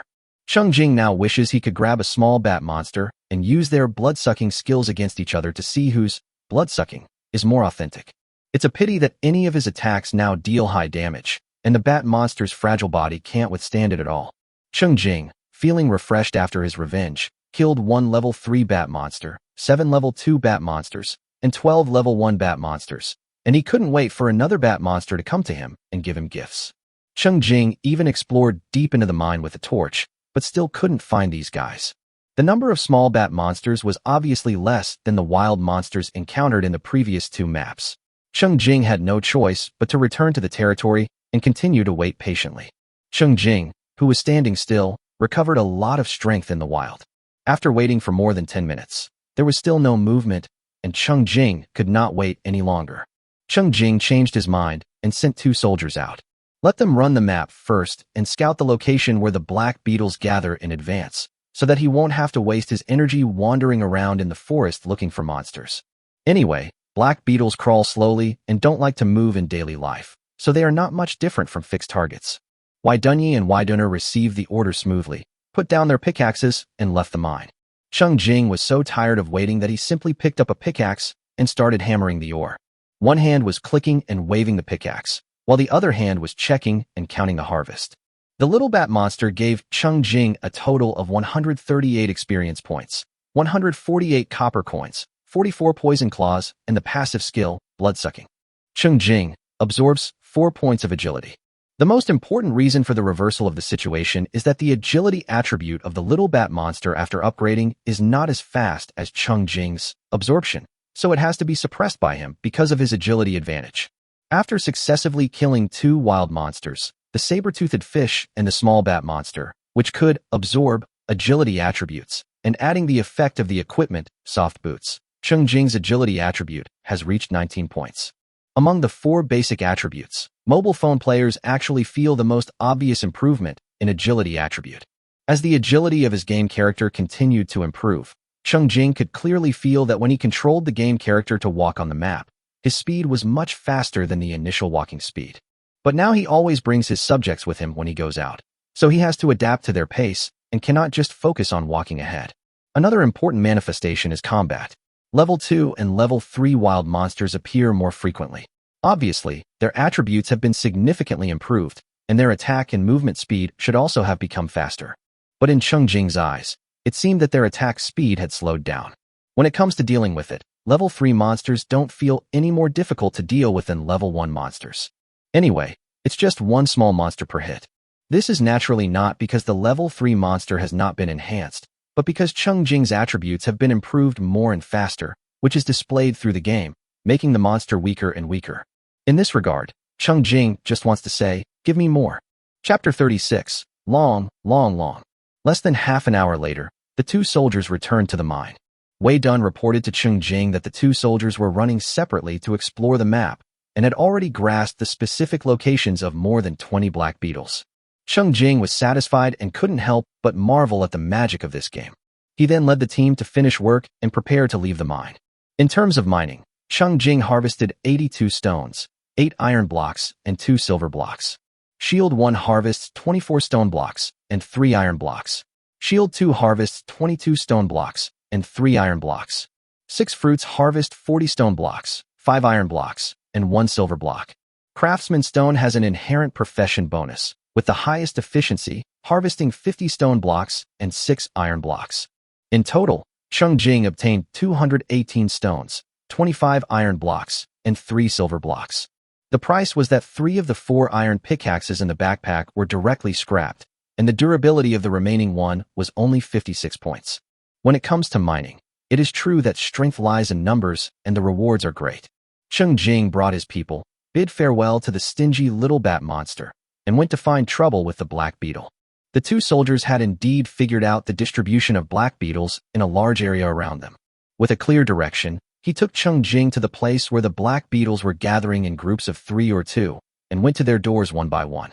Both soldiers had killed black beetles and obtained extra rewards, so Cheng Jing was the one who killed all the wild monsters he found this time. The high defense and long health bar that the black beetle is proud of are like paper under Cheng Jing's super high attack power. No matter big or small, all battles can be solved with one axe. In Cheng Jing's view, the black beetle, which moved too slowly, just stood there stupidly and was chopped obediently, which made Cheng Jing feel refreshed. Not long after, I found the level 3 black beetle that refreshed today. Black beetle, level 3. Attack, 32. Defense, 21. Health, 70. Skill, solid. Cheng Jing excitedly rushed forward and smashed down with an axe, and as expected, he successfully acquired a new skill, Shield, white.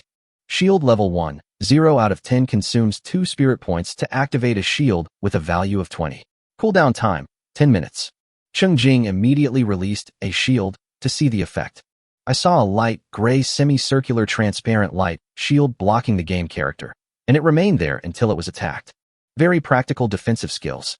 Cheng Jing learned one for himself and taught one to Wei Dunny. Life-saving ability +1.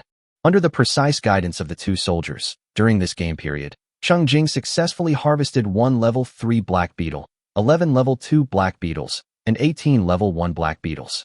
A total of 202 experience points, 202 copper coins, and 62 shells were obtained. Absorb, 6 points of constitution attribute. Cheng Jing's physical attribute directly reached 21 points, and his health value rose to 210. The physical attribute is directly related to the health value. As the black beetles fall one by one, the health bar grows longer and longer, Chong Chong Zhong, which is amazing. In addition to providing resources, black beetles are also good experimental subjects. Cheng Jing specifically used a level 2 black beetle to test his new skill, Shield. According to the information obtained from the investigation, the attack power of the level 2 black beetle is exactly 20. Cheng Jing stood still, giving Heisei a chance to attack.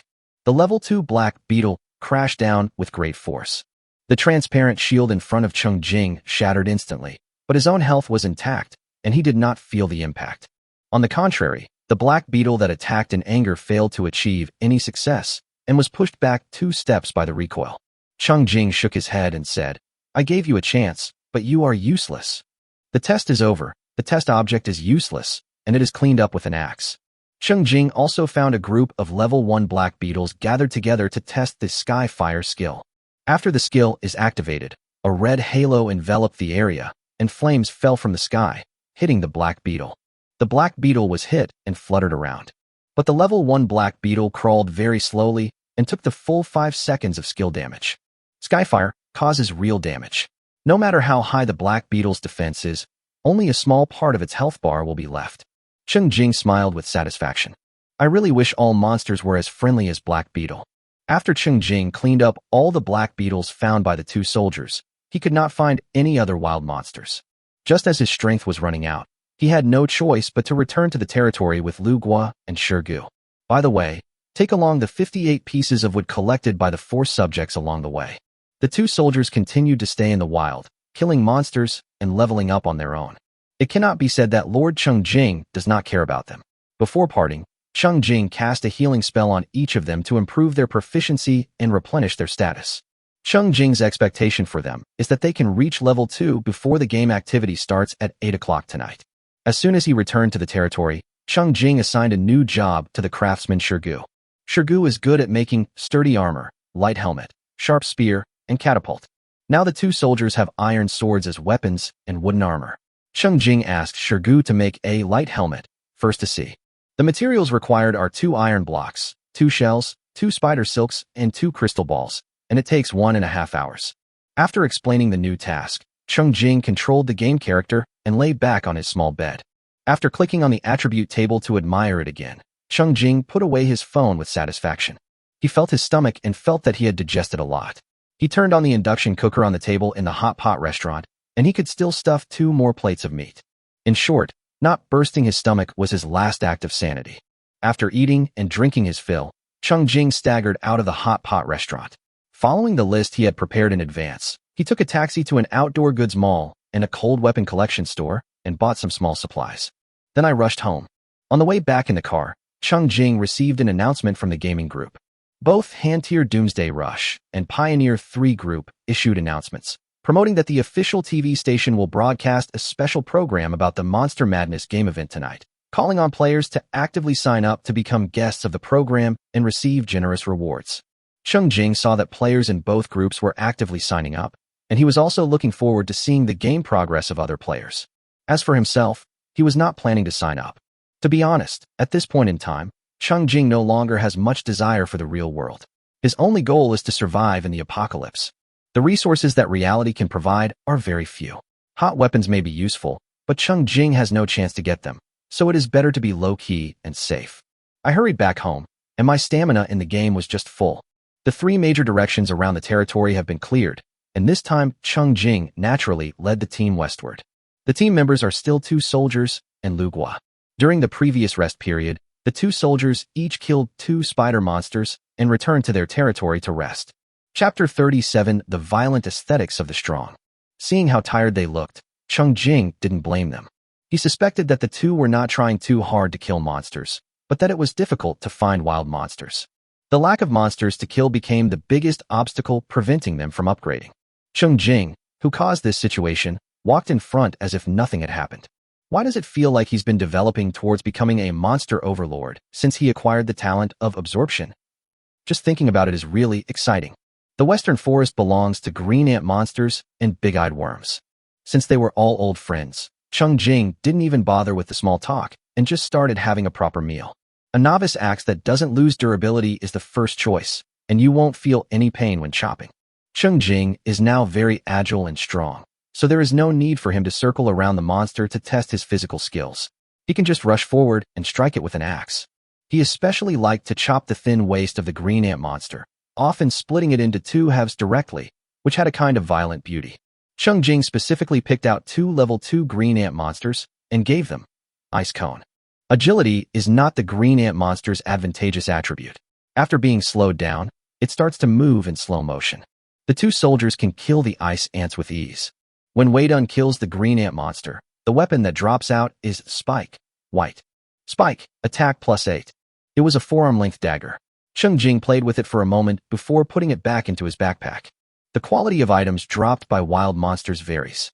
In comparison, the attributes of weapons made by craftsmen are more stable and more advantageous. The skill that dropped when Wei Dun first killed the green ant monster was the Gathering, white, skill. Cheng Jing bought himself a book, which just raised his collection skill to level 3, thus improving his collection efficiency. The other one was given to Wei Dun, allowing his collection skill to be upgraded to level 2. Before the group could act arrogantly in the forest for long, the level 3 green ant monster rushed out on its own initiative. Cheng Jing likes this kind of proactive attitude. Green ant monster, level 3. Attack, 36. Defense, 18. Health, 60. Skill, charge. The larger level 3 green ant monster used its skills as soon as it appeared and charged straight towards Cheng Jing. But now Cheng Jing is no longer the newcomer who had to fight the green ant monster around the tree. He did not avoid or give way, but rushed straight forward. Cheng Jing's agility attribute is several times that of the level 3 green ant monster at this time. He arrived first and easily solved the problem by chopping it down with an axe. The fallen green ant monster did not drop any additional rewards. Cheng Jing could only wait for the big-eyed bug to give him a surprise. Cheng Jing continued to walk in the middle. Lu Gua was chopping trees not far behind him, and the 2 soldiers spread out far away, luring monsters over if there were any, and chopping trees if there were no monsters. A group of people slowly advanced into the distance. Unfortunately, the number of wild monsters did not increase despite their slow advancement speed, and it was still difficult to find them. Before long, they began to gradually discover the presence of big-eyed worms. The big-eyed bugs are not very active during the day, and mostly hide in dark places to sleep. They only attack reluctantly when the soldiers come to their door.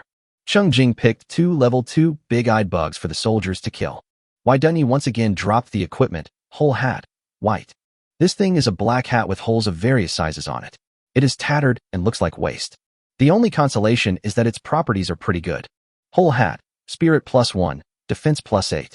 Cheng Jing immediately equipped himself with one without caring about its shabby appearance. The other one was put on Dunyi. What Defender dropped was the basic skill, decomposition, white. Cheng Jing easily improved his decomposition skill proficiency, so he simply gave both books to the soldiers, allowing their decomposition skills to be upgraded to level 2. The subsequent killings went smoothly, but finding the monsters was not smooth. A team couldn't find the level 3 big-eyed bug that should have refreshed on the map. There was really no other way, so Cheng Jing and Lu stayed where they were and cut trees, while the two soldiers spread out and searched everywhere. Finally, we found the level 3 big-eyed worm sleeping in a hole in the ground. The search was so difficult that Cheng Jing was reluctant to solve it easily with an axe. He simply stood not far away, ready to see what effect the level 3 big-eyed worm's fear skill would have on him. The big-eyed worm was already unhappy about being woken up by its prey. Seeing that its prey dared to act arrogantly in front of it, it immediately arched its body in anger and shot out, fear, towards Cheng Jing. The black light ball skill hit Cheng Jing, but there is not even a prompt for forced blood deduction. Cheng Jing's main concern was that his game control was still smooth and unaffected. Very good. This means that his super high defense directly avoids the control and damage of skills. Cheng Jing, who was satisfied with the result, raised his axe and gave the big-eyed insect a quick death. This big-eyed bug was very tactful and quickly handed over the reward. Successfully killed a big-eyed bug. Reward: experience +10, copper coins +10, fear wand, white. Experience +10, copper coins +10, staff of fear, white. Triggers critical hit. Spirit +0.1, trigger drain. Spirit +0.1, trigger critical hit. Crystal ball +2. Crystal ball +2, triggers critical hit. The other rewards are quite ordinary. The special one is the staff weapon. Staff of fear, spirit +3, spirit recovery speed increased by 30%. The equipment attributes are very good and practical, and are high-quality attributes in white quality. Cheng Jing was particularly satisfied with the effect of improving mental recovery speed. The current mental recovery speed is that when staying in the territory, 1 point is recovered in 20 minutes and 3 points are recovered in 1 hour. Staying outdoors will restore 1 point in 40 minutes and 3 points in 2 hours. After equipping this staff of fear, the recovery speed is improved, and 1 more spirit point can be restored in the same amount of time. In this way, Cheng Jing can more easily release magic skills to improve his proficiency. Cheng Jing was very satisfied. Unfortunately, his satisfaction ended there. After killing this level 3 guy, no other monsters were found in this forest. After Cheng Jing had used up his last 10 points of energy in chopping down trees, he had no choice but to return with the 142 pieces of wood collected by his team and his subjects. In the current game period, he has killed 1 level 3 green ant monster, 9 level 2 green ant monsters, 15 level 1 green ant monsters, as well as 1 level 3 big-eyed worm, 8 level 2 big-eyed worms, and 15 level 1 big-eyed worms. A total of 330 experience points, 410 copper coins, 56 sharp limbs, and 54 crystal balls were harvested. A total of 5 points of strength attribute and 4.8 points of spirit attribute were absorbed. In addition, 3 types of equipment were obtained: spike, whole hat, and staff of fear. To be honest, the harvest is still okay. But this does not affect Cheng Jing's worries. Throughout the day, every axe strike brought him benefits and made him stronger. The abundant sense of achievement was more satisfying than playing online games where players were given artifacts at the start, and it made him addicted to killing monsters. But the reality is that the area around the territory has basically been cleared, and it is becoming increasingly difficult to find monsters. Chapter 38. Surprises coming one after another. Cheng Jing estimated that his physical strength would be fully restored around 4:30, but the monsters on the map would not be replenished with 1 click. Cheng Jing began to scratch his head when he thought that there were still nearly 4 hours before the game activity started, and he had no way to improve his strength quickly. This time, the team went deeper into the western forest than ever before, and Cheng Jing also took a new road that was not lit on the map when returning. As they were walking, Luke was suddenly stopped and told Cheng Jing, "My lord, there are buried fruits here." Cheng Jing, who was thinking about a way out, stopped and decisively ran to the place where Luke pointed. He didn't care that the grass on the ground seemed no different from other grass, and started to use the collecting skill. This basic skill that Cheng Jing had often used here and there to gain proficiency, but had no results, finally found a suitable opportunity to be used, and it brought Cheng Jing rewards one after another. Underground Fruit, +1. Underground Fruit, +1, triggers critical hit. Underground Fruit, White, +1. Underground Fruit, White, +1, triggers critical hit. After critical hit, Cheng Jing harvested a total of 6 berried fruits and 2 white berried fruits. He immediately went to read the introduction of the white quality berried fruit. Underground Fruit, White, a fruit with a normal taste that helps with sleep. The first consumption permanently increases 1 point of spirit. Cheng Jing raised his hand and showed one. Then he gave the other one to Wai Dunyi. Then I used a hoe to turn the soil and successfully harvested 2 underground fruit seedlings. This unexpected harvest slightly alleviated Cheng Jing's depression. When they brought these fruits and seedlings back to the territory, they would be able to immediately increase the planting area by 8 square meters. This is also the reason why Cheng Jing insists on bringing 6 fruits with him every time he goes out. Without the professional guidance of Luwa, this piece of land that looks no different from the ones next to it. If you walk past it, you walk past it. If you miss it, you miss it, and the loss is considerable. Unexpectedly, surprises came one after another. When Cheng Jing was less than 2 physical strength away from the territory, he made another unexpected discovery. There was a large, shining stone standing abruptly next to a big tree, with 4 large characters, "I worm missed," written on the stone. A detection spell was cast, and the information came back. "I worm missed dungeon. Clear the dungeon to receive corresponding rewards. Can enter once per day. Death penalty is waived." He discovered a copy. Cheng Jing was overjoyed. This is like a pillow brought to you when you are sleepy. Cheng Jing was just worrying that the area around his territory had been cleared and he could no longer efficiently lure monsters and kill them when the dungeon was delivered to him. Once the condition of exemption from death penalty is set, there is nothing to be afraid of. Since the player, Down and I, discovered the existence of dungeons in the game strategy group of Hantier Doomsday Rush, more than 10 players who love fighting have successively created dungeons. Everyone has reached a consensus that clearing the monsters around the territory to a certain extent will trigger the dungeon. It's just that Cheng Jing's previous game focus was on collecting materials and building safety towers, and he didn't expect to be able to clear the dungeon by clearing out the wild monsters. I didn't expect that he would actually do it. Cheng Jing walked around the big stone that marked the copy and looked at the 2 soldiers happily. He was curious whether the rules were the same for the people participating in the dungeon. As a result, the 2 soldiers gave Cheng Jing a confused look. Cheng Jing walked around the big rock again and tried to chop it with an axe, motioning the 2 to look at the copy sign. Wait on 1 and wait on air still did not respond. Cheng Jing guessed, maybe they couldn't see the copy sign? Well, that makes sense. It is difficult to achieve exemption from death penalty for real people. This is most likely a hidden copy for the Blue Star humans who play mobile games. No wonder Cheng Jing had never heard of dungeons in the game in his previous life. Few people triggered it, so fewer people mentioned it later. After noting down the location of the copy, Cheng Jing walked towards the territory with ease. Very good. All the worries were gone, and he was already looking forward to playing the dungeon after his strength recovered. Back in the territory, Shirgu had already made the lightweight helmet. Light helmet, defense +10. A very nice defense boost. Cheng Jing handed it to Wei Duner. Originally, Cheng Jing wanted Shirgu to make a helmet first to see its properties, and if it was good, he would make 2 more. Now it's okay.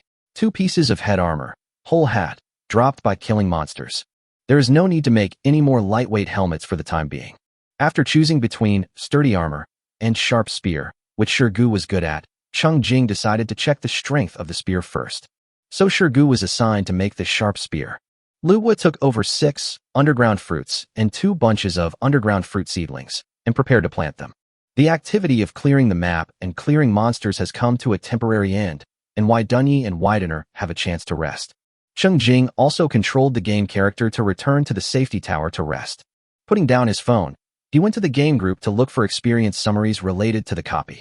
The consistent feedback from more than a dozen players is that the dungeon is just a monster lair. The monsters are densely packed and have a strong desire to attack. You can search the entire map for monsters outside the dungeon, but once you enter the dungeon, you won't have to worry about not having monsters to kill. The only thing I want to complain about is that the monsters in the dungeon do not appear step by step according to the normal game rules, but instead swarm up and besiege the players. Therefore, players have to start killing monsters as soon as they enter the dungeon. The only goal is to perform as well as possible in a short period of time and kill as many monsters as possible before being overwhelmed by monsters. In addition to the normal kill rewards in the dungeon, you will also receive an additional dungeon strategy progress reward. Cheng Jing combined the experience of many players and started tinkering with the console. He first consumed 2 pieces of wood to make wooden boxes and obtained 16 wooden boxes. Stuffing 5 pieces of gunpowder into a wooden box makes a simple wooden box bomb. Players have mentioned from their experience that the situation in the dungeon is chaotic, and igniting the wooden box bomb during the chaos may have unexpected effects against low-level monsters. Then use 40 pieces of wood to make torches and harvest 40 torches. Judging from the name of the copy he encountered, it should be the nest of the big-eyed worm. Since big-eyed worms do not like light, it may be very dark inside, and the lighting needs to be self-sufficient. For melee weapons, he took back a hard iron broadsword from Wei Duaner. Anyway, if 2 soldiers went out together to kill monsters, it should be enough for them to take turns using one. For ranged weapons, 2 wooden bows and 10 wood arrows were made. Obtain a total of 4 wooden bows and 200 wooden arrows. After examining his backpack again, Cheng Jing put down his gaming phone with satisfaction. After finishing his work in the game, Cheng Jing started browsing the internet again. He unexpectedly discovered that during the half-day when he was concentrating on the game, the internet was already in an uproar. The official endorsement and recommendation of the Doomsday Online game the day before was already an extraordinary act, and no one expected that the news circulating on the internet today would be even more shocking. Chapter 39 Big-Eyed Worms also have aesthetics. The cause of the incident was that a prophecy gradually began to circulate on the internet. Some people who claim to be well-informed say frankly that the real reason why the authorities are pushing a game so abnormally and brainwashing people with all-round propaganda on radio broadcasts, the internet and newspapers is that this game is related to the end of the world, and only those who play the game well can survive in the end of the world. At first, this was just an absurd and false online rumor. The strange thing was that it spread extremely quickly and widely, but the authorities had no response to it. Even though a large number of netizens reported it to the internet regulatory authorities, the internet authorities, which have always been at the forefront of refuting rumors, did nothing. Even when public opinion was becoming increasingly heated, some official accounts stepped in to forward and spread the news.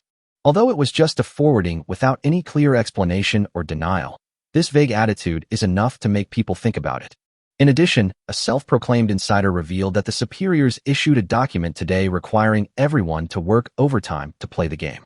Netizens looked up and saw that the official TV station had still suspended all other programs and was playing wilderness survival guide documentaries and detailed game guides in a loop. And think about that sudden, unplanned day off. Each of these incidents highlights the abnormality of the situation, further causing various conspiracy theories to spread rapidly. Public opinion has formed a storm, spreading from the internet to reality. It is no exaggeration to say that people are in panic. As an informed bystander, Cheng Jing speculated that there must be official support behind the spread of this doomsday prophecy. However, it is very likely that there are also a large number of people within the officialdom who are skeptical about this matter, so the behavior they display is somewhat contradictory. But it is undeniable that the rotation rhythm has indeed made the game Doomsday Online popular. In less than a day, almost everyone in Xia country had heard of this game. Curious people will register for the game and gain benefits by registering. Cheng Jing felt that the situation was very good. The official is willing to use its prestige to endorse the game and reveal unverifiable doomsday news in advance. This is already a huge risk and under great pressure.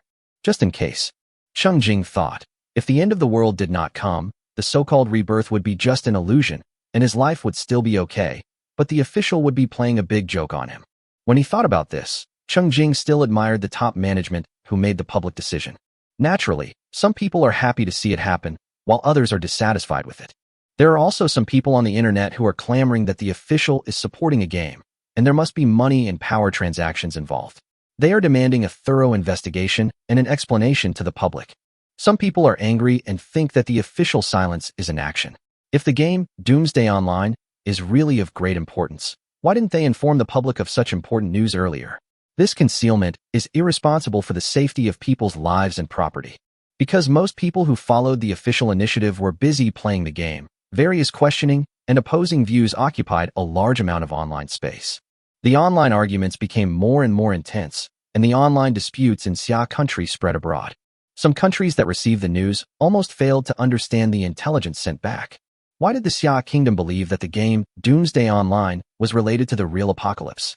Officials recommended that people quickly play the game to adapt to the apocalypse. I know every word, but what the hell is this thing put together? Maybe it's because it's still late at night and I haven't woken up from the dream yet. Otherwise, the ancient rival on the other side of the ocean finally couldn't hold on and collapsed completely. Oh God, pray they're done tomorrow. Cheng Jing watched the excitement online for a while and then shifted his attention. This game is now very popular on the entire internet. The good thing is that well-summarized strategies are easily available. He would make some amazing discoveries from time to time. For example, some players deliberately lure monsters to attack their territory and security towers. Cheng Jing widened his eyes and looked at the strategy guide carefully. This player named Too Many Sunny Days stands out for his recklessness. He has a basic thatched hut with a protection value of 10 points. After entering the game, he was not busy collecting materials or killing monsters to level up, but was busy doing limit tests. According to Cheng Jing's observation during these 3 days of gaming, wild monsters rarely actively attack players' territories. This Too Many Sunny Days person was unwilling to be lonely, so he simply lured monsters in the wild, lured them thousands of miles to his own territory, and watched the monsters attack the thatched hut. After various attempts at self-destruction, the player came to the conclusion: if the monster's attack power is less than 10 points, each attack on the thatched hut will reduce 1 point of defense value.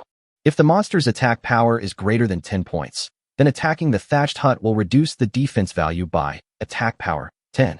The protection value of the thatched house will gradually decrease under the attack of monsters until it reaches 0, and the safety tower will collapse. Collect 20 pieces of wood, 10 pieces of stone, 50 pieces of thatch, and 50 copper coins to rebuild a thatched house.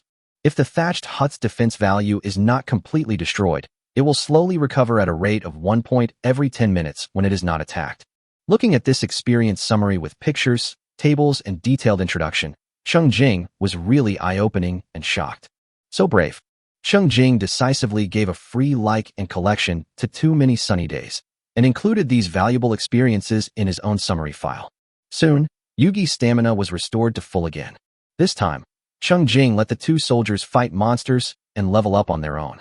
Luke was stayed in the territory to cut trees, while Shirtai and Shirgu were responsible for their own tasks. As for Cheng Jing himself, after making preparations, he went to the copy alone. Walking to the dungeon, Cheng Jing clicked on the glowing stone and a prompt popped up. Do you want to enter the eyeworm mist? Yes/no. This was clearly a nest of giant worms. Cheng took a deep breath and decisively chose yes. The next second, the screen lit up with white light, and then Cheng Jing appeared in a dark blue underground cave. Although it is a cave, it is flat and spacious overall. Cheng Jing was in a hall that was more than 2 meters high and about 7 meters, 8 meters in size. There were 2 passages on the left and right in front of him, leading to other directions.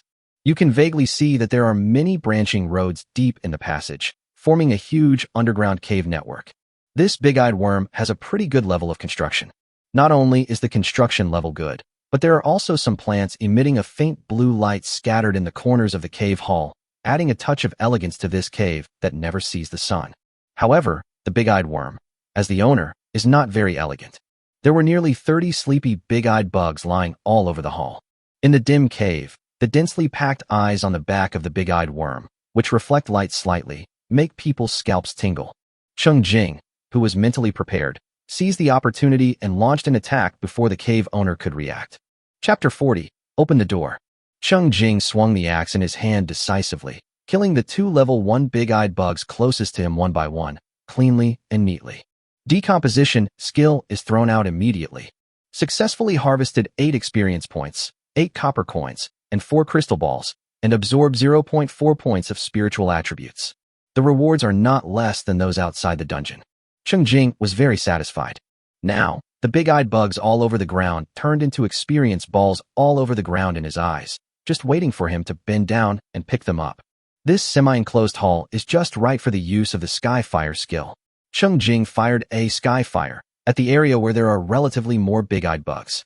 A red halo enveloped the big-eyed worms that were not yet fully awake, and dense flames fell from the sky.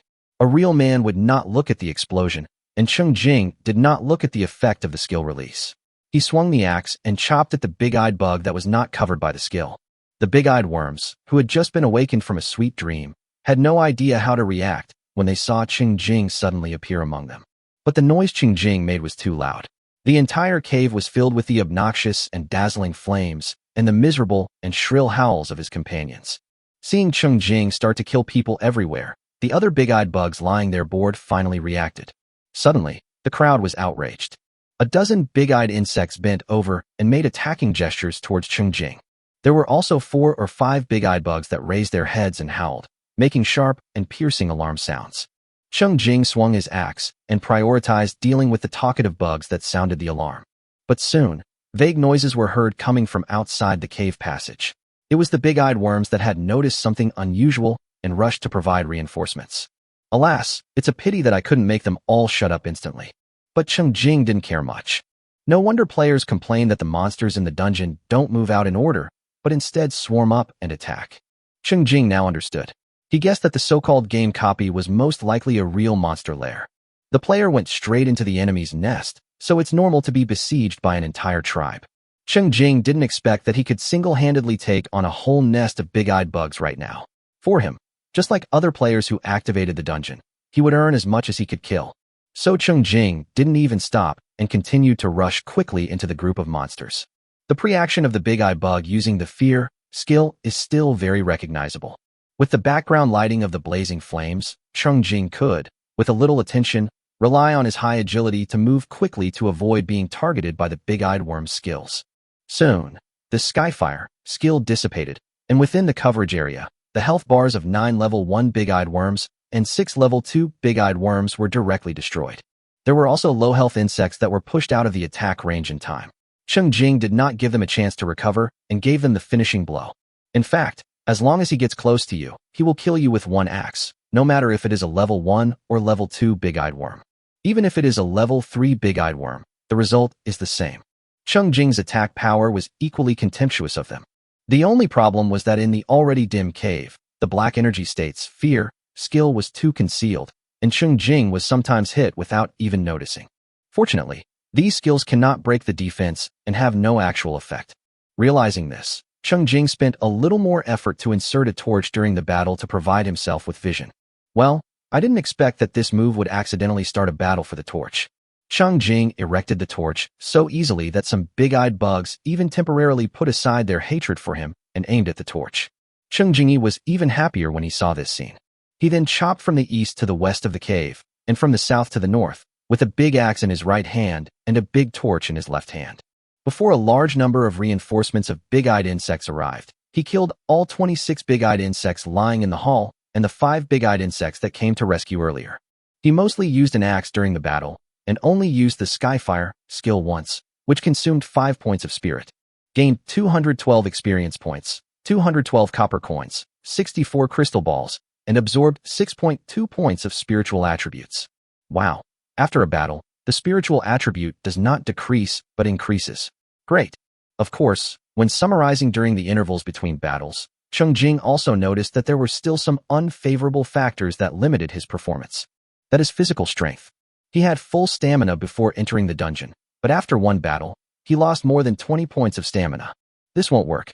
It seems I need to use more magic skills to cooperate.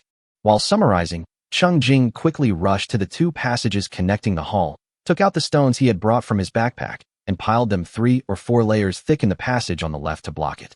The passage on the right was also half blocked with stones, leaving half of the crawling space for the big-eyed worms that came to reinforce. This artificial change in the environment forced the reinforcements, the big-eye bugs, to be unable to use their skills at Cheng Jing together, nor could they rush into the hall where he was. After blocking the passage, Cheng Jing arrogantly erected several torches in front of the reserved half of the exit. While illuminating his own vision, it also made some of the big-eyed bugs that came to rescue dizzy, and they actually changed their targets and fired skills at the torch.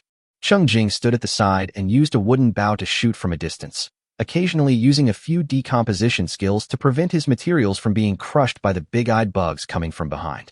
Now the small hall was brightly lit by torches, and the skills of the big-eyed insect were very obvious, making it easier for Cheng Jing to hide. When the right passage was gradually filled with the big-eyed bugs, Cheng Jing threw 3 of his carefully crafted wooden box bombs in. A fireball followed closely behind. Bang, bang, bang. Wooden box bombs were detonated one after another. Suddenly, The passage was filled with the bright light of fire from the explosion of the hand-rubbed bombs in Cheng's informal workshop, which was much more dazzling than the previous Skyfire skill. Cheng Jing saw on the screen a visible air wave blowing out from the channel, blowing a face of black dust on his game character. When the smoke and dust cleared, Cheng Jing noticed that the direct killing power of the wooden box bomb was actually average, and it only killed a few level 1 big-eyed bugs nearby.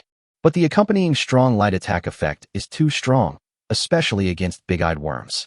So after the explosion, the remaining big-eyed bugs crowded in the passage were so shocked that tears streamed down their backs. For a moment, they forgot to attack and rush through the checkpoints, and only remembered to howl miserably. Cheng Jing would not miss this opportunity. He activated swiftness and rushed in to start slashing wildly. Soon, the passage was completely empty and quiet. Cheng Jing used his decomposition skill and threw 2 more wooden box bombs into the messy passage. He then added the other half of the stone to temporarily block the passage on the right. He ran to the left passage and could clearly see that the stone wall he had erected was being shaken by the impact of the big-eyed bugs on the opposite side. Don't be anxious, little bug. Just be good and wait for him to open the door on his own initiative. Chapter 41 Feeding Mr. Cheng Grilled Fish. Cheng Jing immediately collected half of the stone that was blocking the left passage. Before the big-eyed bugs behind the stone wall could launch an attack, a burst of skyfire first exploded above their heads. Cheng Jing drew his bow and arrow, aiming specifically at the obviously larger level 2 and level 3 big-eyed bugs. The densely packed big-eyed worms really suit the appetite of Skyfire. The skill Skyfire has area and time restrictions, but does not limit the number of targets attacked. In an instant, dense flames fell from the sky. It was so dense that Cheng Jing saw a sea of fire in front of his eyes, and he had to stop shooting, because he couldn't see the target on the other side that was blocked by the Skyfire skill. After the 5-second skill time, Cheng Jing was the first to regain his vision and saw that everything within the range of the Skyfire skill was quiet, with at least 20 level 1 big-eyed bugs lying close together. This time, there was no influence from the smoke from the homemade bomb explosion. Cheng Jing vaguely saw the big-eyed bug that was blocked behind the skill, and there seemed to be fear and dread in its small eyes on its back. So much so that after the skill ended, they stayed where they were and did not rush forward immediately. Cheng Jing understood. Fire and magic skills are a natural counter to these shady guys. They didn't move, but Cheng Jing moved, and wooden arrows shot past one after another. Cheng Jing didn't need to aim specifically. The enemies were packed so densely in the narrow passageway, so every arrow he fired would hit the target, sometimes even twice in a row. Occasionally, his passive skill, Rain of Arrows, would be triggered. Cheng Jing took the opportunity to kill several big-eyed bugs that were unable to recover, and the other big-eyed bugs finally reorganized their attack. Cheng Jing was not in a hurry. He continued shooting while waiting for them to gather together again. Occasionally, he would use an ice cone to create an obstacle for the large-eyed bugs that were charging forward, or a fireball to dodge them and add to the fun. When the subsequent big-eyed bugs rushed up and blocked the passage again, Cheng Jing generously sent 2 wooden box bombs and a fireball, which flew into the center of the passage. This time, Cheng Jing even moved sideways a distance to avoid the smoke. The dazzling light worked again, and the big-eyed bugs in the passage seemed to be under a spell, with tears streaming down their faces, and they had no intention of fighting at all. Cheng Jing picked up the axe, activated swiftness, charge, and shield at full power, and rushed into the passage. The big-eyed bugs in the passage were lined up to offer sacrifices, howling and wailing as they waited to be slaughtered. There was no pressure in the battle. Cheng Jing was only worried about not having enough physical strength. After clearing a wave of people in the left passage, Cheng Jing retreated to the hall and blocked the passage with stones. Cheng Jing didn't rush to pay attention to the strange noise coming from the right passage again. Instead, he took out the grilled fish from his backpack and started eating. Powerful magic skills have a cooling time limit, especially the powerful Skyfire, which can only be used once every 5 minutes. It took Cheng Jing less than 10 minutes to clear the 2 passages. Even without using the Skyfire skill, he could easily deal with the big-eyed bug using only a knife, axe, and wooden bow. But physical attacks consume physical strength, which makes Cheng Jing clearly realize that the bottleneck now is physical strength. For a moment, the only thing I could think of was to eat a lot of food to quickly restore my strength. I just don't know if the game character will get an upset stomach if he eats too much grilled fish. It should be fine. Thinking of this, Cheng Jing ate 6 pieces of grilled fish in a row. He barely managed to replenish half of the strength he had consumed. But why did he vaguely feel that the game character's movements of stuffing things into his mouth seemed to be getting slower and slower? While eating to restore his strength, Cheng Jing checked the kill rewards. Previously, 2 level 3 big-eyed bugs, 15 level 2 big-eyed bugs, and 20 level 1 big-eyed bugs were killed in the right channel. Gained 270 experience points, 270 copper coins, decompose and harvest 62 crystal balls in time, and absorb 7.4 points of spirit. Consumes 27 points of physical strength and 5 points of mental strength. When you just cleared the left channel, you killed 2 level 3 big-eyed bugs, 18 level 2 big-eyed bugs, and 32 level 1 big-eyed bugs. Gained 348 experience points, 348 copper coins, but only had time to collect 86 crystal balls and absorbed 10.4 points of spirit. It was hard to tell which enthusiastic guy also dropped a white quality skill, Silence. Silence LV2, 0/50 after being attacked. There is a 2% chance that the attacker's next skill will fail. This is a passive skill that adds restrictions to the enemy, but the triggering probability is a bit low, and the improvement of skill proficiency will be foreseeable to be very slow. It's better than nothing. What bothered Cheng Jing even more was that without buffs like the first kill drop rate bonus, the drop rate of skills and equipment was as low as less than 1%. Too stingy. Strongly condemned. In addition, clearing the left channel consumed 17 points of physical strength and 13 points of mental strength. After 3 battles, Cheng Jing's physical strength dropped to 44 points. He raised his points to 74 by eating grilled fish, so he could continue fighting. As for the spirit attribute, it is currently 32.6, 55.6, and the available spirit points have not decreased but increased, which is higher than the 31.6 points of spirit attribute before entering the dungeon. After stuffing the grilled fish into his mouth, Cheng Jing didn't even have time to digest it before the stone blocking the door on the right side of the passage was already crumbling. Cheng Jing put down his phone, pinched his fingers, and joined the battle again. Cheng Jing moved half of the stone in the right passage away and saw densely packed small eyes. Cheng Jing was shocked. Wow, the runaway big-eyed bugs were so angry that they pushed some of their companions onto their backs, forming 2 layers of monsters. This is not good.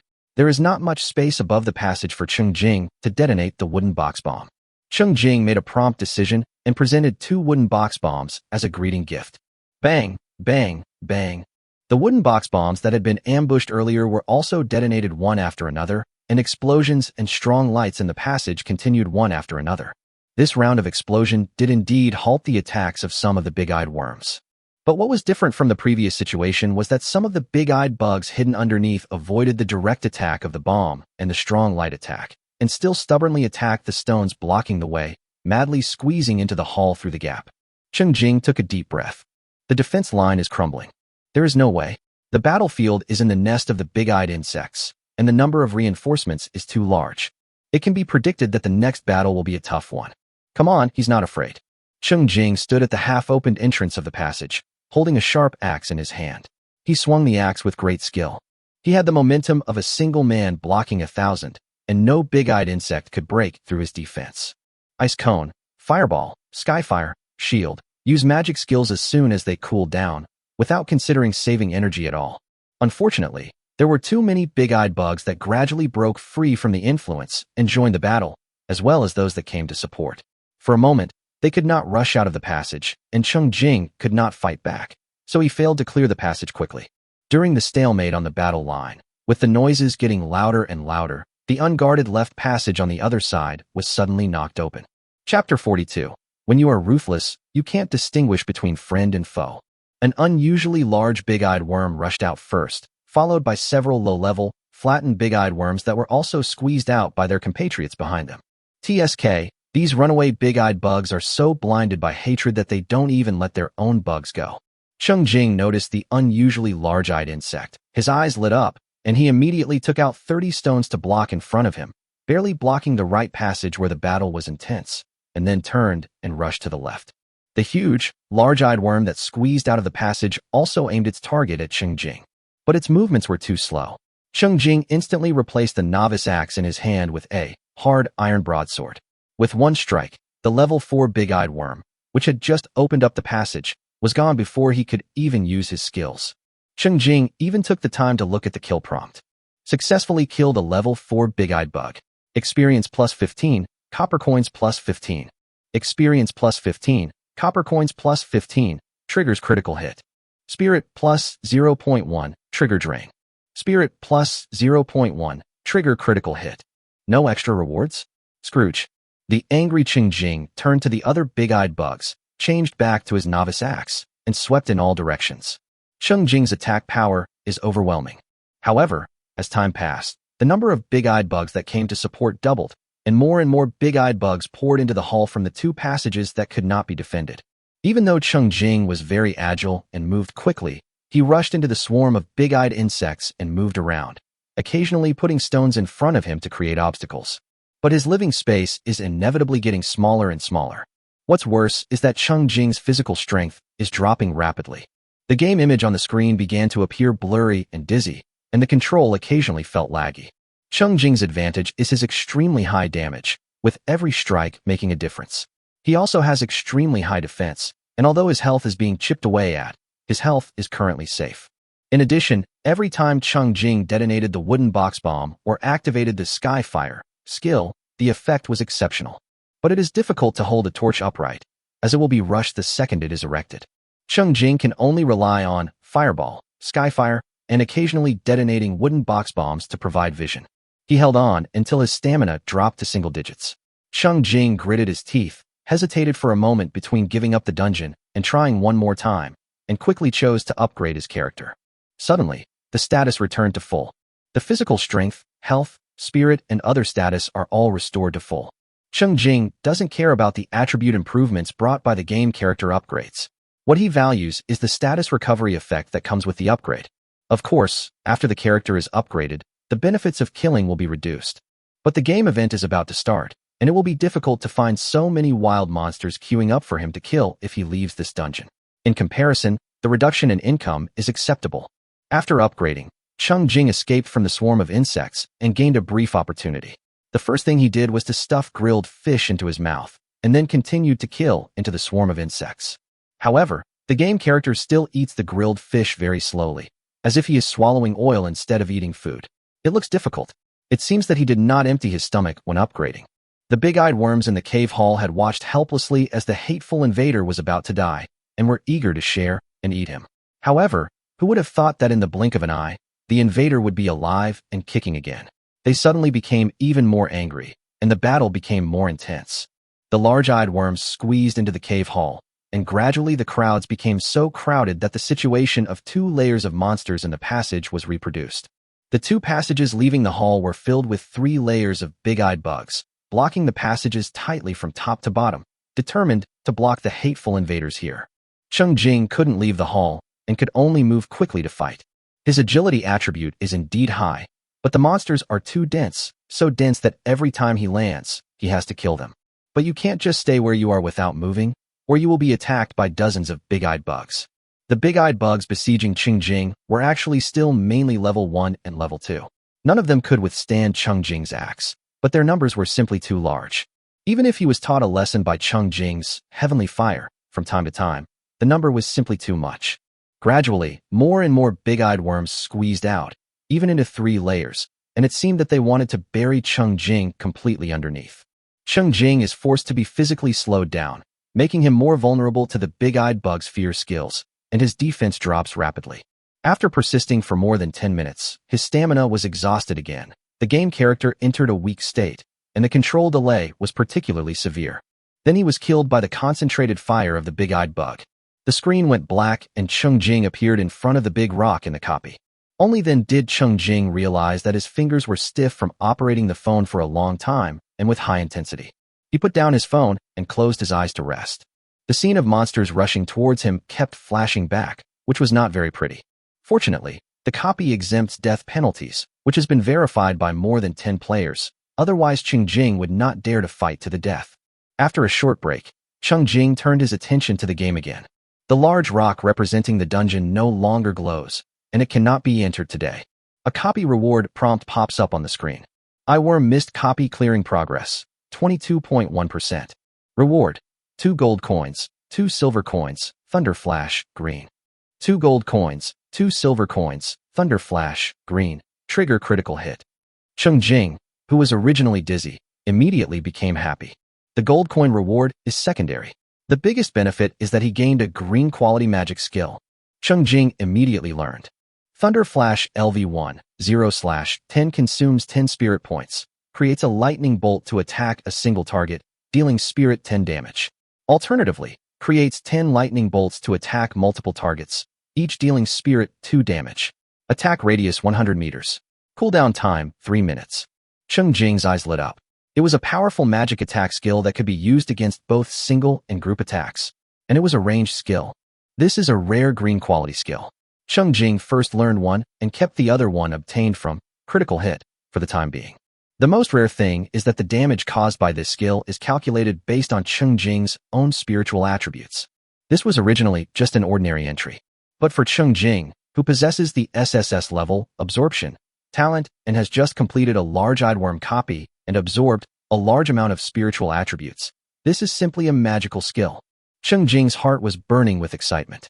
He looked around, and although there were no wild monsters around to cooperate with him, Cheng Jing still used a thunder flash in vain, for no other reason, just to satisfy his eyes. After standing there for a while and barely recovering some strength, Cheng Jing staggered towards the territory. Shi Tai and Shi Gu, who were working in the territory, watched Cheng Jing wander into the safety tower with concern. Cheng Jing asked the character to lie down, so that he had time to sort out the gains from this copy. Chapter 43, Amazing Harvest from the Dungeon. The game copy is called Eyeworm Mist. When the battle reached the final stage, Cheng Jing finally understood what mist was. He had been affected by the fear skill too many times, and it felt like his entire field of vision was filled with double images, double, triple, quadruple. In the end, it was even blurred into one whole thing, making him dizzy just looking at it. It really looked like fog. Especially in the later stages, his wooden box bombs were used up and the torches could not stand up. Apart from using the fireball or skyfire skills from time to time for lighting, the screen was dark for a long time, and he controlled the game character to attack randomly. In the dungeon, Cheng Jing fought with the big-eyed bug for about 3 rounds. In the first round, he blocked the left and right channels to gain the upper hand and clear out the monsters. The second round was a melee in the hall between him and the swarming big-eyed bugs. In the third round, he upgraded the character, and after his status was fully restored, he had a melee with the eye bugs. Summarizing the game notifications at this time, Cheng Jing realized that in the second round of battle, he had killed 2 level 4 big-eyed bugs, 14 level 3 big-eyed bugs, 38 level 2 big-eyed bugs, and 74 level 1 big-eyed bugs. After critical hit, you gain 1,016 experience points, 1,016 copper coins, and recover 120 crystal balls. Absorb to 25.6 points of spiritual attribute. Originally, Cheng Jing was very satisfied with the result of the battle. However, after the character was upgraded and his physical strength was fully restored, the third round of fighting became a complete chaos, and the killing results were even more crazy. The main reason is that the big-eyed worms are crowded too densely in the later stage, and once this sky fire is fired, they are harvested in large areas. In the last round of battle, Cheng Jing killed 4 level 4 big-eyed bugs, 39 level 3 big-eyed bugs, 117 level 2 big-eyed bugs, and 146 level 1 big-eyed bugs. Among them, level 1 big-eyed worms are basically killed by skyfire. Level 3 and level 4 big-eyed worms are killed by Cheng Jing specifically according to their large size, and level 2 big-eyed worms are killed by fireball and novice axe together. In the third round of battle, Cheng Jing's number of kills doubled, but the game character level had already risen to level 3, and the benefits of killing were reduced. So in the end, the experience and copper coin benefits did not increase much. Critical hit. After that, I gained a total of 1230 experience points and 1230 copper coins. Since I didn't have time to disassemble the crystal balls, I only got back 210. Fortunately, the absorption talent was not affected, and the third round of melee directly increased Cheng Jing's spiritual attribute by 61.2 points. In other words, Cheng Jing killed a total of 554 big-eyed worms in the Eyeworm Mist copy and absorbed a total of 110.8 points of spiritual attributes. This is his greatest gain. Cheng Jing opened the personal attribute panel and laughed at his own attributes. Name: saving your life is important. Level: 3, 4860/400. Talents: Drain, SSS, Critical Hit, S. Strength: 16, +1. Agility: 19, +2. Constitution: 21. Spirit: 68.4/142.4, +5. Health: 210. Attack: 140. Defense: 501.2, plus 11. Stamina, 3. Skills, Detection LV320/100, Gathering LV38/100, Disintegration LV4486/500, Ice Cone LV346/100, Fireball LV353/100, Swiftness LV33/100, Healing LV230/50, Slowness LV27/50, Berserk LV26/50, Skyfire LV214/50, Charge LV217/50, Arrow Rain LV212/50, Blood-Sucking LV227/50, Shield LV22/50, Silence LV23/50, Thunder Flash LV11/10. Free Attribute Points, 1. Territory Level, 2. Security Tower Level, 3. Wallet, 7 gold, 28 silver, 5,110 copper. Equipment, Wooden Armor, Soft Boots, Ring of Strength, Chain of Dawn, Whole Hat, Staff of Fear.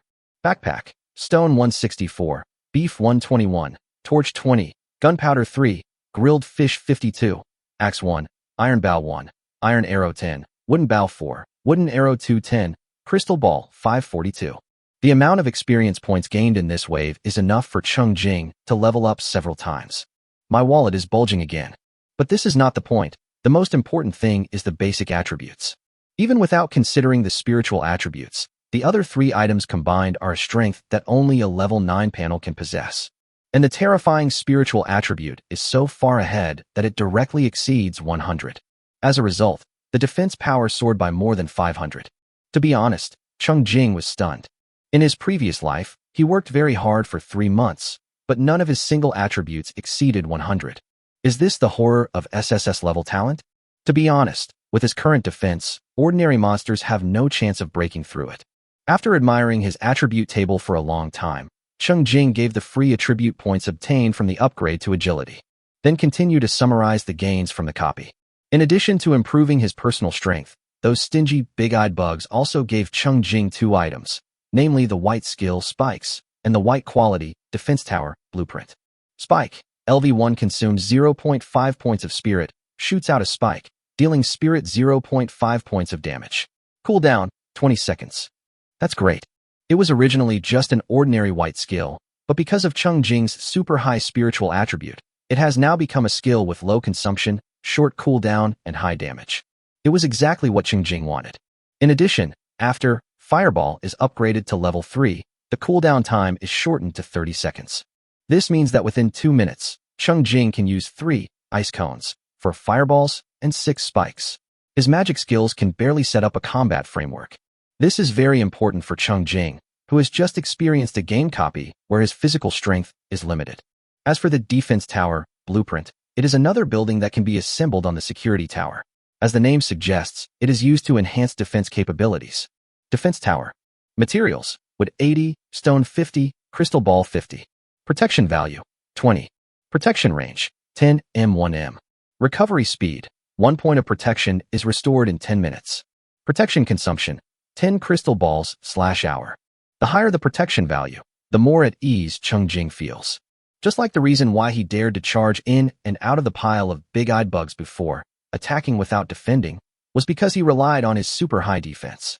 The attacks of low-level big-eyed bugs cannot penetrate his defense at all, and can only slowly reduce his defense. However, with the blessing of his absorption talent, the speed at which his defense increases is also quite fast. The result was that although he was surrounded and targeted, his health was always safe, and he finally died of exhaustion. Therefore, Cheng Jing immediately arranged the newly obtained defense tower blueprint. Stone iron is still used to make arrow towers. Fortunately, Shirgu's sharp spear was already completed, and Cheng Jing handed the blueprint of the defense tower to Shirgu. It's the same process of making one and learning one. Calculating the time, it might not be possible to receive the completed defense tower before the game activity starts tonight. It's not too late for Cheng Jing, as he will eventually become a protective force for the territory. After finally reviewing this exhausting dungeon battle, Cheng Jing contentedly charged his gaming phone and went out to eat. On the way, I took a look at the game strategy group and advanced group. Chapter 44: The Last Satisfying Dinner. Both game groups no longer have long-term bans, allowing players to discuss new game discoveries at any time, but irrelevant chats are strictly prohibited. There is a dedicated person who keeps an eye on the group chat and updates the strategy summary at any time. Especially since yesterday when there was suspected official intervention, the strategy manual is rapidly being enriched and improved by gathering the strength of many players. Among them, the information related to the game copy is also abundant, and the experience of more than 30 players has been summarized. Obviously, in order to cope with tonight's game activities, Cheng Jing is not the only one who chose to take the route of killing monsters and upgrading the game today.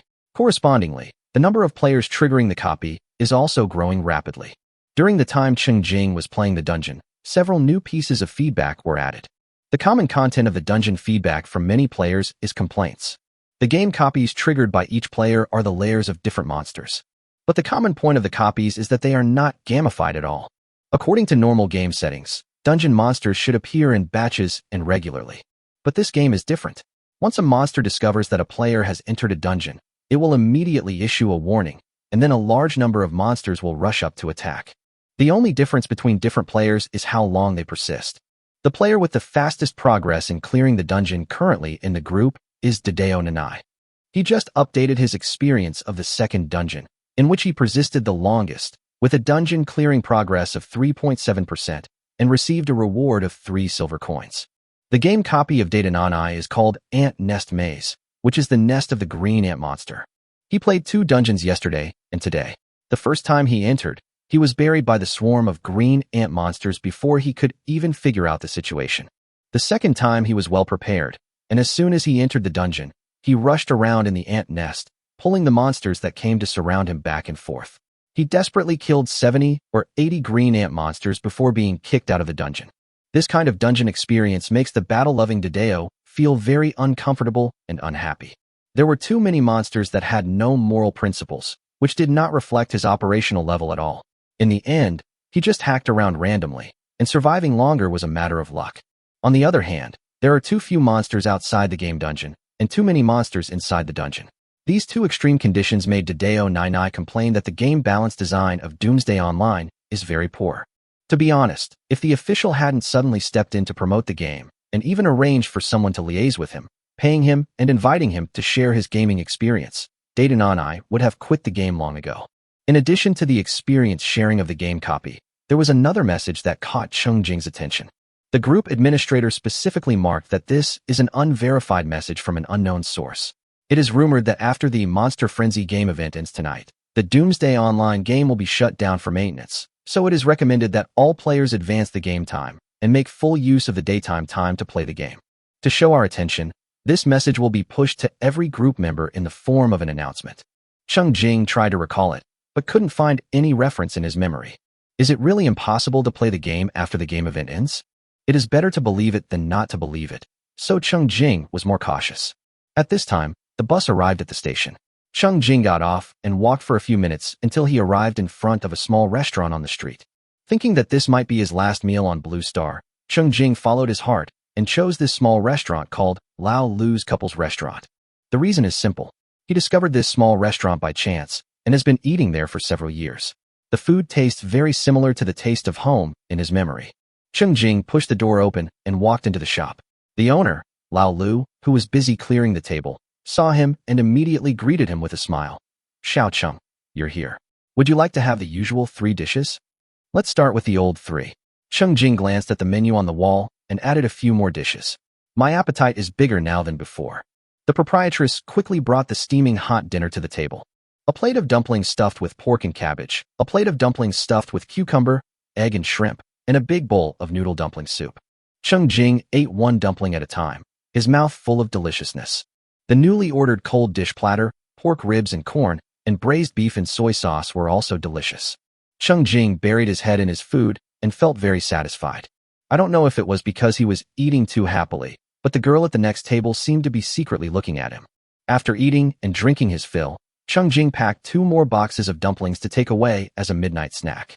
Cheng Jing said goodbye to the shop owner and his wife with a smile, wishing them good health, and then went out with the midnight snacks. The evening sun shone on him, bringing with it the familiar warmth from the sun. When he reached the street corner, Cheng Jing didn't dodge and bumped into the little girl who was running towards him. A young and beautiful girl came towards him and ran straight into Cheng Jing's arms.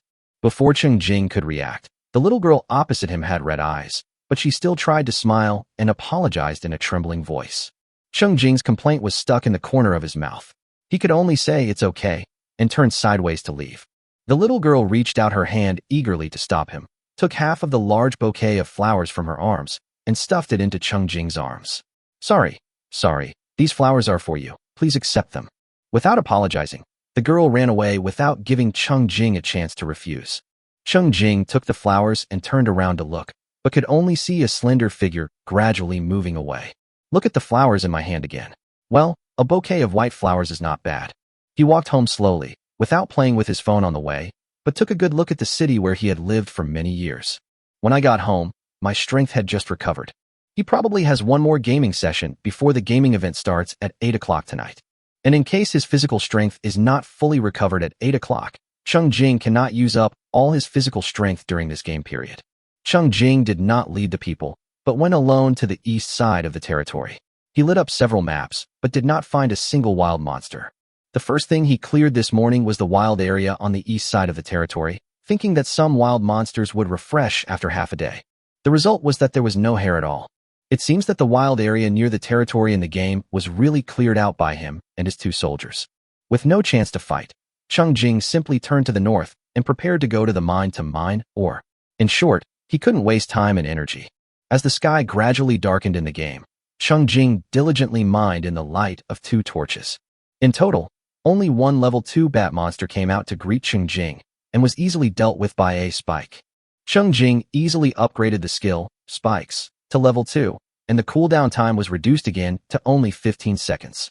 In other words, Cheng Jing can fire 4 shots in 1 minute, consuming only 2 spirits. The key is that each shot can cause more than 70 points of damage, which is truly the ultimate embodiment of high cost effectiveness. The level 2 bat monster can only give Cheng Jing a pitiful 2 experience points and 2 copper coins. Even with the critical hit talent, he can only gain 4 experience points and 4 copper coins. There are no additional explosions, which is boring. Other than that, everything is peaceful and quiet. Chapter 45 Special Live Broadcast. Cheng Jing, who was undisturbed, concentrated on mining and found that the speed at which the game character swung the pickaxe was much faster than before. In less than half an hour, he harvested 160 stones, 20 iron blocks, 2 silver blocks, and 2 gold blocks. Looking at his remaining energy, Cheng Jing started his journey home. When he returned to the territory, it was 7:10 p.m. Cheng Jing stopped running around and focused on preparing for the upcoming monster plague. The 2 soldiers, Wai Dunyi and Wai Dunner, also returned to the territory before dark. They searched the wild area for more than 2 hours, killing 7 or 8 wild monsters each, and the accumulated experience points were only half of what was needed to upgrade. When the 2 soldiers who were sitting on the ground resting saw Cheng Jing coming back, they quickly stood up and walked to Cheng Jing, lowering their heads in shame. The Lord wanted them to reach level 2 before tonight's battle, but they were unsettled that they hadn't been able to complete the task.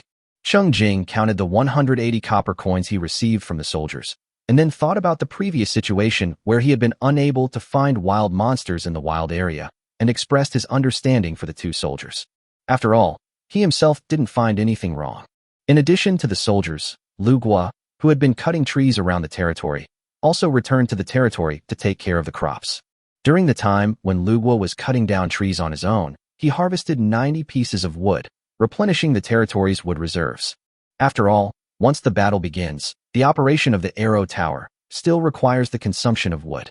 Cheng Jing arranged for several of his subjects to have a meal and rest while he took stock of the resources in his territory. He has a level 3 security tower, and the security tower itself has a protection value of 200.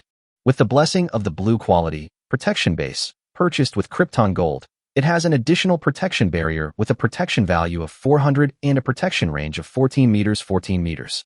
In addition, the security tower is equipped with arrow tower and catapult to gain attack capabilities. Cheng Jing currently owns a level 2 territory with an area of 20 meters. A circle of barricades was erected around the territory. Cheng Jing thought for a moment and readjusted the position of the chevaux de frise. First, they were placed in a circle around the outside of the protective barrier, and the remaining rows were scattered on the south side to form a multi-layer barrier. Cheng Jing planned to concentrate resources and temporarily give up the protection of part of the territory to reduce the pressure of defense. Inside the protective barrier, there stands an arrow tower and a catapult. Just at this time, Shirtai finally completed an arrow tower on his own. After Cheng Jing received it, he placed the 2 arrow towers symmetrically on the left and right around the catapult. In terms of basic resources, the territory has a reserve of 245 pieces of wood, 455 pieces of stone, 47 pieces of iron, and 643 crystal balls, which are enough to sustain various offensive buildings for a period of time. In terms of personnel, in addition to Shirgu, who is still learning to make a defense tower, Cheng Jing has 2 soldiers participating in the battle, and at critical moments, there are 2 leaders who can assist. Of course, the most crucial thing is Cheng Jing himself. Although his game character level is only level 3, his actual strength far exceeds the normal level 3 panel. Especially the supermodel's defense, which is almost enough to cure Cheng Jing's health bar anxiety. After the inventory was completed, Cheng Jing let the game character rest and recover quietly, waiting for the start of the game activity. He picked up another phone and went to watch in the gaming group. As the time approached 8 o'clock in the evening, the atmosphere in the gaming group became inexplicably tense. In particular, the Pioneer 3 group, which is suspected to have an official background. The group owner is giving targeted defense suggestions, encouraging and urging the players in the group to take the game activity seriously. There is only one goal: to defend as successfully as possible. Cheng Jing learned from his experience and arranged for Lu Gua and the soldiers to use hoes and shovels to dig pits and set up obstacles between several rows of barricades on the south side. Shirtai went to make the ground net that he was good at, which was another obstacle that could enhance the defense effect. Cheng Jing saw someone in the group mention live TV broadcast, so he turned on the TV and saw that all channels were playing the Doomsday Online game event special program. There is a host and 3 guests on the show. This program is really special. The host introduces the program, while the 3 guest players next to him each hold a mobile phone and respond while playing games. The 3 guests chosen are very representative, including Cheng Jing's familiar ID, Dao Nan Nai, who is actually a college student who looks honest and cheerful. You can tell he was a little nervous about his first live TV appearance, and it showed in his mouth speaking faster than his brain. When the host asked him about his gaming experience, he complained without hesitation and ended up complaining so much that all kinds of bad habits appeared one after another.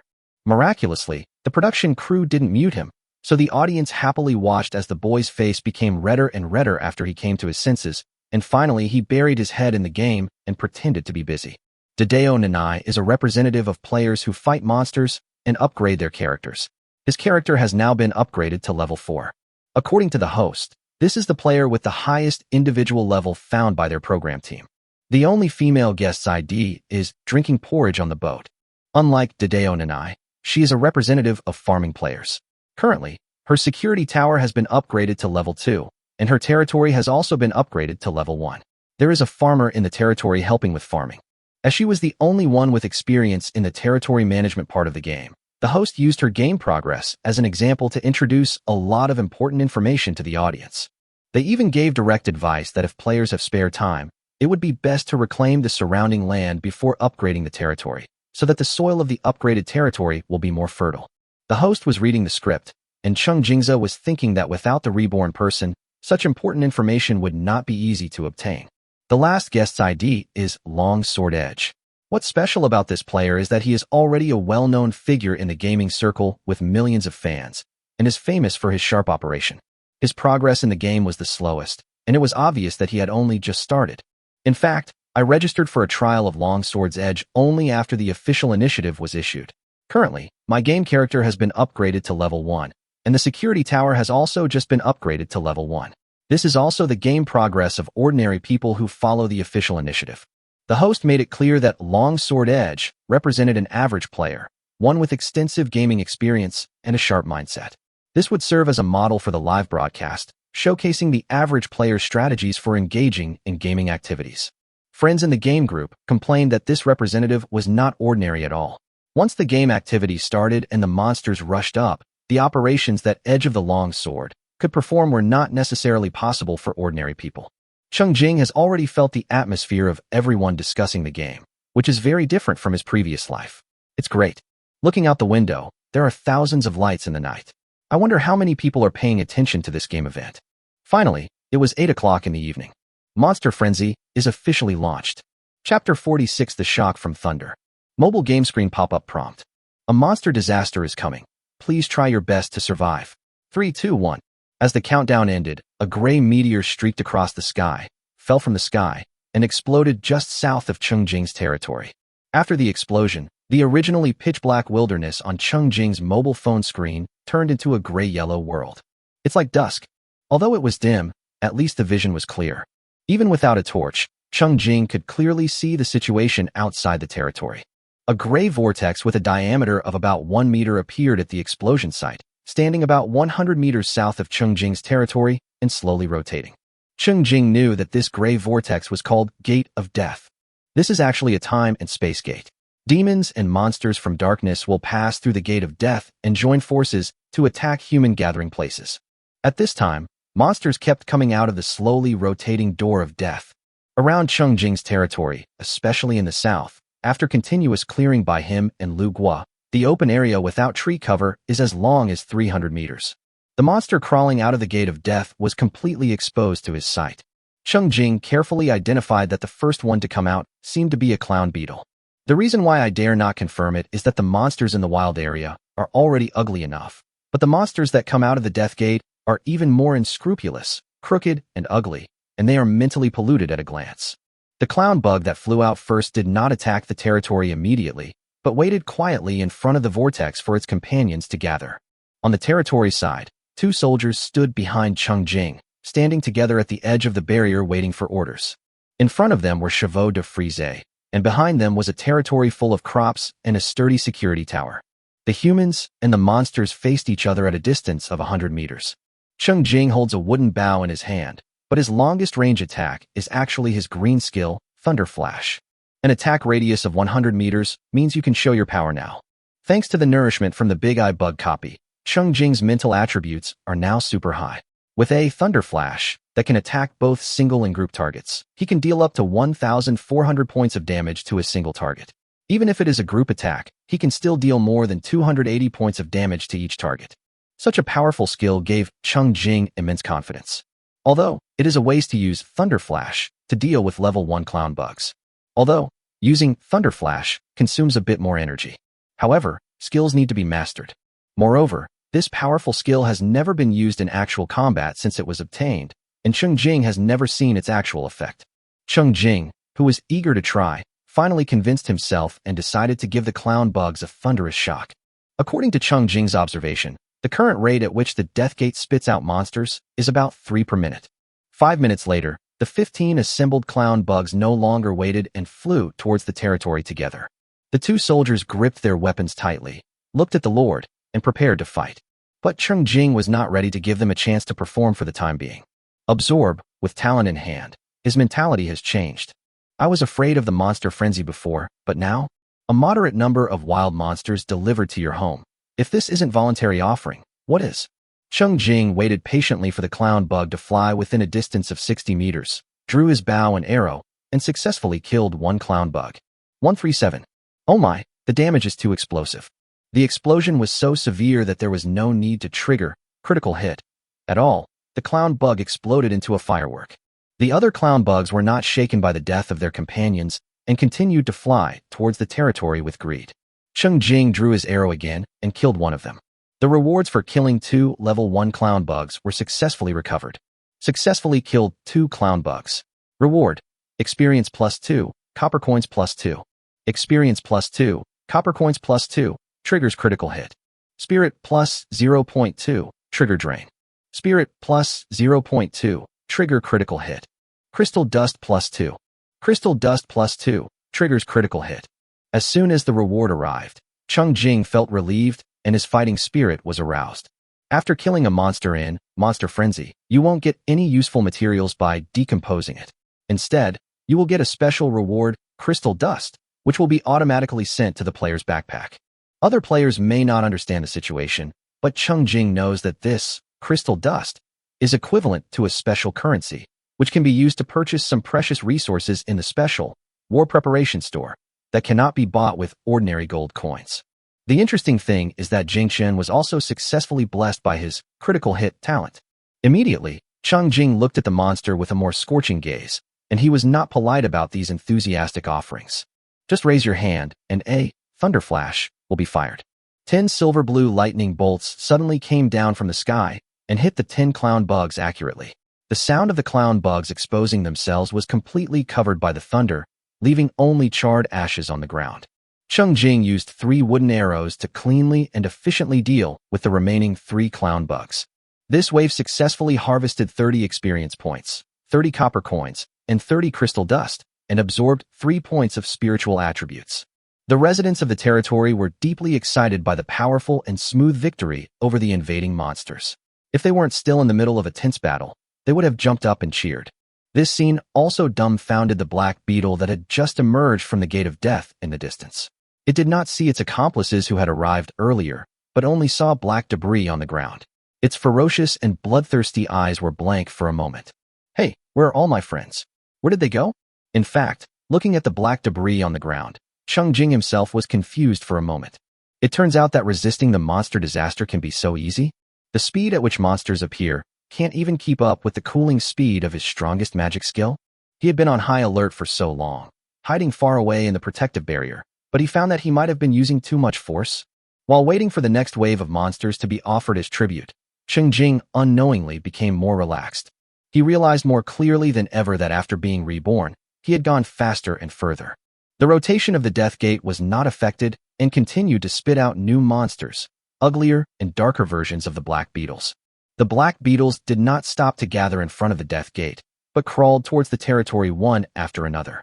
After all, they crawl too slowly and have no habit of wasting time, otherwise they will never catch up with the heat.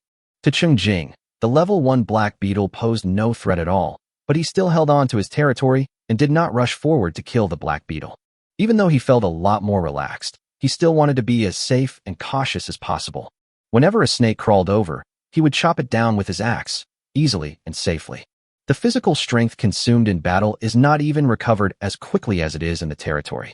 The actual situation was that when the first black beetle crawled within a distance of 50 meters, the catapult, next to Cheng Jing, started automatically. Chapter 47, Relaxed Defense. A stone was thrown high up and hit the black beetle smoothly. Even the black beetle, which excels in defense, could not withstand the catapult at level 1 and was directly killed by a stone. Cheng Jing was not happy about this, and quickly and manually turned off the automatic attack functions of the catapult and arrow tower. Because the monsters killed by the building will not trigger his absorb talent, it is a waste in the current situation. After that, Cheng Jing took the initiative to walk out of the defense circle and waited patiently for the black beetles to crawl to the front of the barricades before attacking them with an axe. Relaxed and comfortable. The only problem was that the black beetles at the back watched their companions in front fall one after another, and they crawled slower unconsciously. Another 5 minutes passed, and after the black beetle, the little bat monster came out of the death door. The little bat monster was so agile that it quickly overtook the dozen or so black beetles that had emerged earlier and excitedly rushed towards the human territory. Agility is so important. Cheng Jing smiled as he watched the little bat monster flying towards him. Then he raised his axes, one by one. He split it into 2 halves, and his action was somewhat filled with resentment towards the little bat monster. Cheng Jing's chopping speed was almost as fast as the little bat monster coming out of the Death Gate. In the open space between the Death Gate and the territory, illuminated by a dim light source, there have never been 3 small bat monsters existing at the same time. The little bat monsters that flew out later did not see the battle scene and were still rushing forward. Instead, the 3 or 4 black beetles at the end witnessed everything and crawled even slower, staying in the same place for a long time. After the little bat monster, green ant monsters began to drill out of the Death Gate. The monsters that passed through the Death Gate and the wild monsters that Cheng Jing usually encountered outside the territory were not only slightly different in appearance, but also in their movement patterns. For example, the monsters that are coming out of the vortex right now are all level 1 monsters, and they are of different types, but vaguely, they seem to have a certain sense of cooperation with each other, and they are likely to be under unified command. Therefore, the green ant monsters that came out last originally thought that they would see dozens of their companions attacking the safety tower in full swing and victory was in sight. What I actually didn't expect was that what I actually saw were 2 or 3 kittens, a deserted scene with no fighting at all, as if the green ant monsters were the vanguard. What's going on? What are those guys doing in front? The green ant monsters, filled with anger, gathered 5 of them and rushed towards the fragrant human territory. If conditions permit, Cheng Jing didn't want the protective barrier to be damaged early, so he took a few steps forward, shot 3 arrows, and chopped 2 axes, killing 5 green ant monsters in batches. They were not allowed to touch the barricades. On this side, Cheng Jing killed the green ant monsters that tried to besiege the territory. On the other side, 5 green ant monsters had gathered in front of the vortex again, repeating the previous cycle and delivering themselves to the door. After defeating 3 waves of green ant monsters in succession, Cheng Jing noticed that the death gate no longer spit out monsters. Hey, is this round over? Cheng Jing looked at the gate of death for a while and found that there were indeed no more monsters passing through the vortex, so he turned his attention to the only 4 black beetles left on the open space. These 4 escaped the net and acted cunningly on the battlefield. After witnessing the deaths of many of their comrades, they became afraid to fight and dared not move forward. The last 2 waves of monsters were killed, but they were still fluttering around in the same place and not coming any closer. But the monsters' greed and bloodthirstiness made them reluctant to leave. 5 pairs of eyes looked at each other for a moment, but they still did not move. Cheng Jing was forced to take the initiative to walk out of the heavily defended territory, and with his super agility, he ran over quickly, struck them one by one with an axe, and sent them completely away from the battlefield. After the 4 waves of 60 level 1 monsters were dealt with, several fireworks spread across the phone screen, and a new prompt popped up. Congratulations to the player, Save Your Life, for successfully eliminating the first round of invading monsters. You can choose to end the activity and settle the rewards. You can also choose to continue to take the second round of tests. Successful defense will earn you more rewards. Keep going. Take care. After receiving the prompt, Cheng Jing could confirm that the first round of monster disaster was really over. He successfully eliminated the invading monsters and protected his territory and security tower. My eyes feel a little sore. Taking a deep breath, Cheng Jing decisively chose to continue the test. He worked so hard and made so many preparations, and finally gained an advantage to a certain extent. The first round of testing was just this little monster, not even enough for him to warm up. He is no longer the bottom-level survivor in his previous life who turned pale at the mention of monster plague and struggled desperately to defend himself against a round of struggles to survive. He has the strength and qualifications to pursue further progress and more rewards. That's great. Cheng Jing chose to continue the test, but in fact the gate of death did not immediately spit out new monsters. Instead, an 18-minute countdown appeared in the center of the screen, clearly indicate that the second round of the test will begin after the countdown ends. Taking advantage of the truce, Cheng Jing simply walked out of the territory and patrolled the open space between the territory and the gate of death. In fact, there are no monster corpses all over the ground. After the killing rewards, especially the crystal dust, are given to the players, the corpses will disappear. Cheng Jing also observed the death door closely and couldn't help but cast a fireball. Unfortunately, it can't deal any damage. Cheng Jing returned to his territory to rest and recover his exhausted physical and mental strength. The few people who had been following the Lord on high alert also relaxed and had more smiles on their faces. Cheng Jing counted his gains. In the first round of monster invasion, after a critical hit, he gained a total of 120 experience points, 120 copper coins, and 120 crystal dust. Strength, agility, and spirit attributes are increased by 3 points each, while the constitution attribute is only absorbed to 2.8 points. Because a kill was snatched away by the catapult, he lost 0.2 points of constitution. Cheng Jing put down his phone, flexed his fingers, and looked at the TV which he had muted. There is also a player guest in the live TV program who has finished the battle and is waiting for the second round of tests. It is the most powerful character in the game, Dadeo Nanan. The other 2 guests and the host are still on the defensive. The TV screen is divided into 4 small screens, showing the images of 4 people and the mobile phone game screen respectively. Among them, the split screen that belongs to Data Nanian is quickly replaying his previous performance. Cheng Jing saw that when the death gate appeared, the brave man approached the vortex directly and killed each monster that came out. With his level 4 strength and the support of various equipment, it is relatively easy for him to kill level 1 monsters. As a result, Dadeo Nanai successfully passed the first wave of tests faster than Cheng Jing. Now he has taken advantage of the break to run back to the territory to recover his strength. Cheng Jing noticed that Dadeo Nanai's safety tower was also level 1.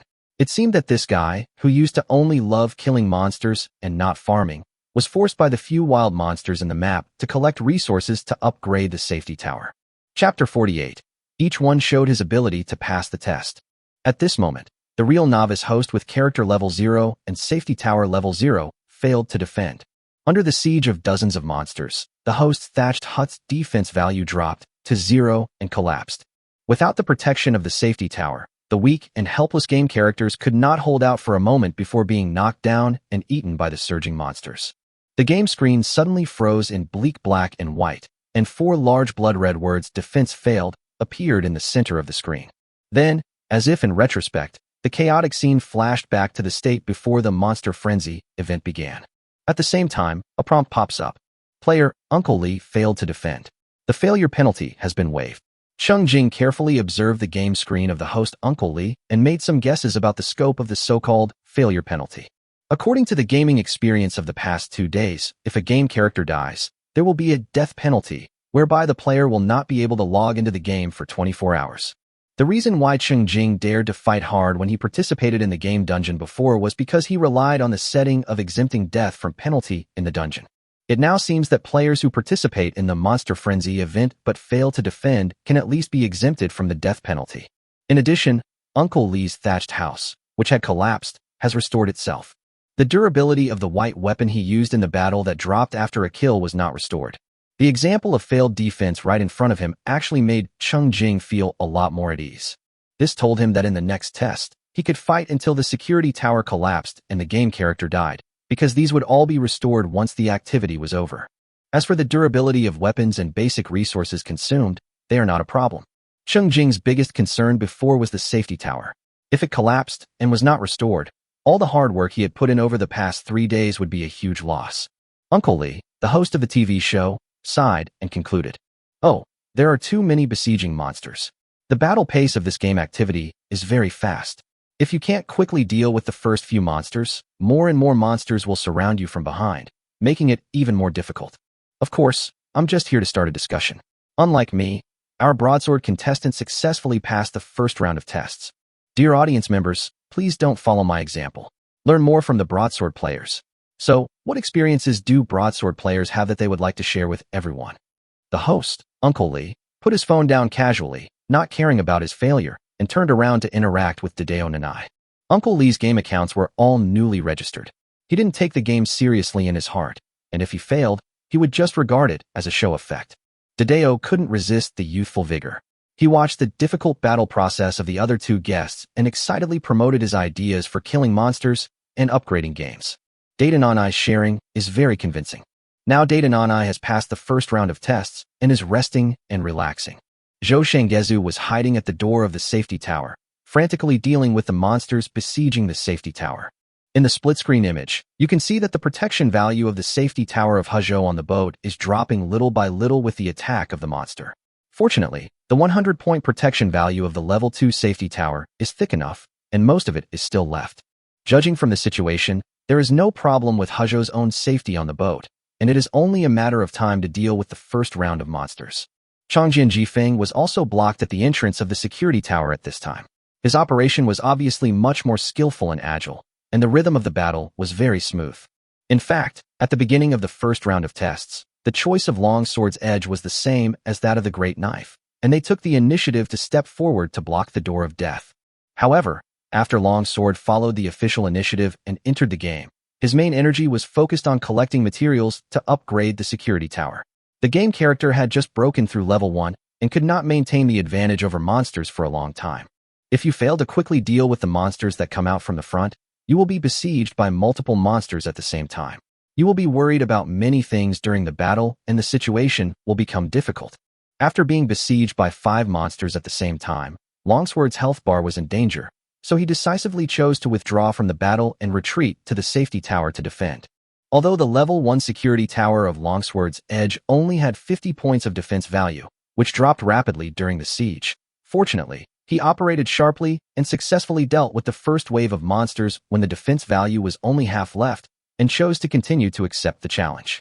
Having passed the test, Changjian Jifeng maintained a polite smile when facing the host's interview.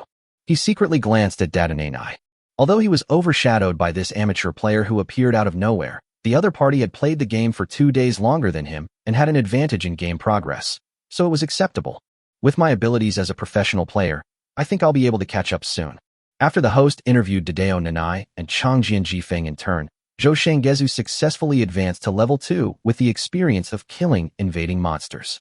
He finally solved the first round of monsters and chose to continue to accept the test. When the host interviewed her, Zhou Shenggezu still firmly believed that her idea of farming and tower upgrading game was superior. The host smiled and nodded without giving any judgment. Although the program team asked him to try to steer the topic towards the idea of recommending the public to upgrade their towers. But the facts are obvious. He can't talk nonsense, right? The characters Hezhou and Cheng Jing on the boat were of low levels and had low attack power. They relied purely on the protection of the safety tower to grind the invading monsters to death. Compared with their difficult and lengthy battle process, the dashing and domineering battle scenes of Doomsday Online are certainly more attractive. The host changed the topic and announced with a smile that in order to express the program team's support for the 3-player guests who were willing to participate in the recording on site, they will reward them with 100,000 yuan each to support them in making a purchase on the spot. This made the audience in front of the TV envious. After all, the Krypton gold threshold for the game, Doomsday Online, is too high. Now the cheapest green quality armor, silver armor, costs 40,000 yuan. It can obviously rob people of their money directly, but it still gives them a bunch of game data to fool them. Who wouldn't be confused after seeing this? Although the player base of games is large, very few of them actually spend money on them. No one with money would be so wasteful.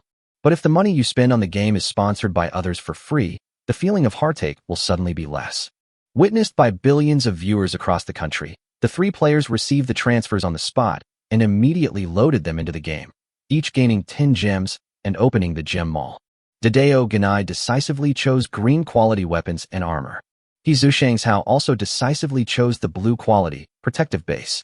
One insists on taking the path of arming oneself, the other insists on taking the path of arming the security tower. On the contrary, Longsword's Edge hesitated, pondered for a while, and finally chose a set of green weapons and armor. It seems that this gaming master still believes more in his own operating skills. Chapter 49, Old Friends Meeting with Smiles. At this time, the screen that originally displayed the host account in the 4 split screens on the TV changed, and the game screen of another player appeared. The host gave a quick explanation. It turns out that the 4th new player is a backup player of the program team. His game ID is Sima Dug Dug, and he is also a professional player in the gaming circle with many fans. Like the case of Longsword's Edge, Doerdu is also a game registered in accordance with the official initiative. It currently has level 2 characters and a level 1 safety tower, and also won the first round of Monster Disaster. Unlike Longsword's Edge, Doerdu spent his own money to buy a blue, protective base, which formed a sharp contrast with Longsword's Edge's choice. After Doerdu's active application, the program team agreed to broadcast his game footage live to provide more reference for the audience in front of the TV. Soon, it was 8:30 in the evening and Cheng Jing was busy operating his mobile phone. The defense tower that Shirgu had previously been assigned to learn how to make was finally completed. After the critical hit, Cheng Jing successfully took over 2 defense towers. As usual, one is installed on the safety tower and the other is placed in the southwest corner of the protective barrier. Then the defense tower released a transparent light curtain 10 meters long and 1 meter wide running east-west towards the east. This light curtain has a protection value of 20 points. As long as the defense tower is not damaged, the lost defense value can be slowly restored by consuming crystal balls. Cheng Jing activated the defense tower function of the security tower and erected a transparent light curtain in front of the main entrance of the security tower. This is not over yet. Shirtai stepped forward and presented a ground net, made from 2 pieces of wood and 1 piece of iron. The 2-meter-long and 1-meter-wide ground net was covered with sharp spikes. Shirtai personally dug a shallow pit outside the Chevaux de Frise, laid the ground net on it, and covered it with soil. If an attacking monster accidentally steps on it, it will probably leave a deep impression. However, before the effectiveness of the ground network was proven in practice, Cheng Jing did not plan to continue producing stone iron. After all, iron blocks were still not abundant. Cheng Jing asked the 2 craftsmen who had been busy all day to take a rest. I stared at the game screen where the countdown was about to reach 0. The countdown finally ended, and a prompt popped up on the screen. A total of 19, 7862, 8374 people on Blue Star are facing this round of monster disasters. Among them, 18, 168, for 54, 71 people failed to defend. The failure penalty has been waived. Among the players who successfully defended, 1, 5487, 9926 chose to end the event and settle the rewards. 690, 2977 players chose to continue to take the second round of tests. Let us send them our best wishes and cheer for them. Take care. Cheng Jing took a look and saw that the game screens of the 4 guests on the TV program showed the same data summary. It seems that all players can see this statistic. Cheng Jing smiled. The number of players who could make it to the second round of tests far exceeded his expectations. He guessed that at least half of them were Xia people. After all, so far, only the official Xia country has come forward to promote the game and has clear game route recommendations. If the astute people of Xia follow the advice, build a level 1 security tower, and have some game operation awareness, they still have a good chance of eliminating the first round of invading monsters under the protection of the security tower. Even if the fighting operation is not as sharp as that of Longsword or Durdu, the only difference is that the security tower's protection value is consumed more. As for many places outside of Xia country, I'm afraid there are still many people who have not noticed the game Doomsday Online. The game statistics display ended, and a new prompt popped up. A monster plague is coming. Please try your best to survive. 3, 2, 1. The next second, the Death Gate, which seemed to have been suffocated, impatiently spit out a level 2 bat monster. Hey, it's you again, old rival. Unlike the first round, this time the little bat monster did not rush straight to Cheng Jing as soon as it came out, but stayed in front of the vortex waiting for gathering. Cheng Jing noticed that the monsters were coming out of the Death Gate more frequently. In the first round, it took 20 seconds to drill out one, but in this round, one can be drilled out in 10 seconds. So, 2.5 minutes after the start of the second round, 15 level 2 bat monsters successfully gathered and flew towards Cheng Jing with great momentum. Cheng Jing was very enthusiastic about entertaining the little bat monsters and directly gave them a thunder flash. Deafening boom sounds rang out one after another. The 10 little bat monsters turned directly into a pile of charcoal ash. Before the remaining 5 could panic, Cheng Jing's wooden arrows were already whizzing towards them. Level 2 bat monsters are highly agile and fly fast. But Cheng Jing was more agile than them, and his wooden arrows flew fast and accurately. When the last little bat monster was hit by an arrow and fell down, it was still more than 50 meters away from the front row of Chevaux de Frise. Cheng Jing could actually deal with them all with wooden arrows, but he simply wanted to give them a taste of thunder. All the small bat monsters were killed, and a level 2 bison monster just emerged from the vortex of the Death Gate. As soon as the bison monster appeared, its red eyes stared at Cheng Jing, who was standing at the front of the territory. The cow's hooves kept digging the ground, but it didn't rush forward. It seems that the bison monster is also going to gather its accomplices and attack together. Cheng Jing glanced at the cooldown of Thunder Flash. The attack power of the bison monsters is high. If 15 of them attack together, the newly placed defense tower on the outermost edge will definitely not be able to withstand it. Fortunately, the bison monsters did not wait for all of them to gather. In less than a minute, the first 5 bison monsters that came out rushed towards Cheng Jing together. 5 of them. If there aren't enough of them, they won't pose any threat at all. Cheng Jing was shooting arrows with a whoosh sound, and at the same time he felt sorry that he couldn't get the good beef back. What a waste. After the bison monster emerged the big-eyed worm. When I came out, I didn't see the bison monster. The small eyes on the big-eyed insect's back were rolling around wildly. What was going on? Did I remember it wrong? They were the pioneers. With some doubts, the big-eyed worm crawled towards the human territory. The friendly big-eyed worm Cheng Jing is even more familiar. He is able to possess his current spiritual attributes thanks to the dedication of the big-eyed worm. So he waited patiently for the big-eyed bugs to crawl towards him. If these big-eyed worms were not even uglier, Cheng Jing really did not want to see them too clearly and would definitely let them within 50 meters as a sign of welcome. Interestingly, the guys who climbed slowly seemed to be more afraid of fighting because they had plenty of time to think. For example, the big-eyed worms at the back crawled slower and slower. Even the spider monsters that came out of the Death Gate after them used their long legs to overtake and were sent to the shooting range of Cheng Jingmu's bow to be offered as tribute, while those big-eyed insects were still slacking off in the distance. After the spider monster appeared, Cheng Jing understood that the monsters that appeared in these 2 rounds of Monster Frenzy were all wild monsters that existed around his territory, and he had killed them in the past 2 days. The only one missing was the saber-toothed fish. Hey, I understand. After all, saber-toothed fish can only leap, not really fly. This just allows his old friend, the little bat monster, to play for one more round, which is very good. Chapter 50. Don't do scraping. After cleaning up the little bat monster, Cheng Jing stood there and waited for a while. In the end, he had to take the initiative to leave the territory to hunt down the big-eyed bug that had gone astray. Wasn't he madly jumping on him in the dungeon before? Why is he shy now? This won't do. Every one of them has spiritual attributes. After dealing with a few lazy big-eyed bugs, Death's Gate entered truce mode again. Since there were 30 level 2 monsters and 30 level 1 monsters in this round, Cheng Jing gained a total of 180 experience points and 180 copper coins. However, killing a monster still only gives 1 crystal dust, and after a critical hit, only 120 crystal dust can be obtained. Each of the 4 basic attributes absorbs 3 points.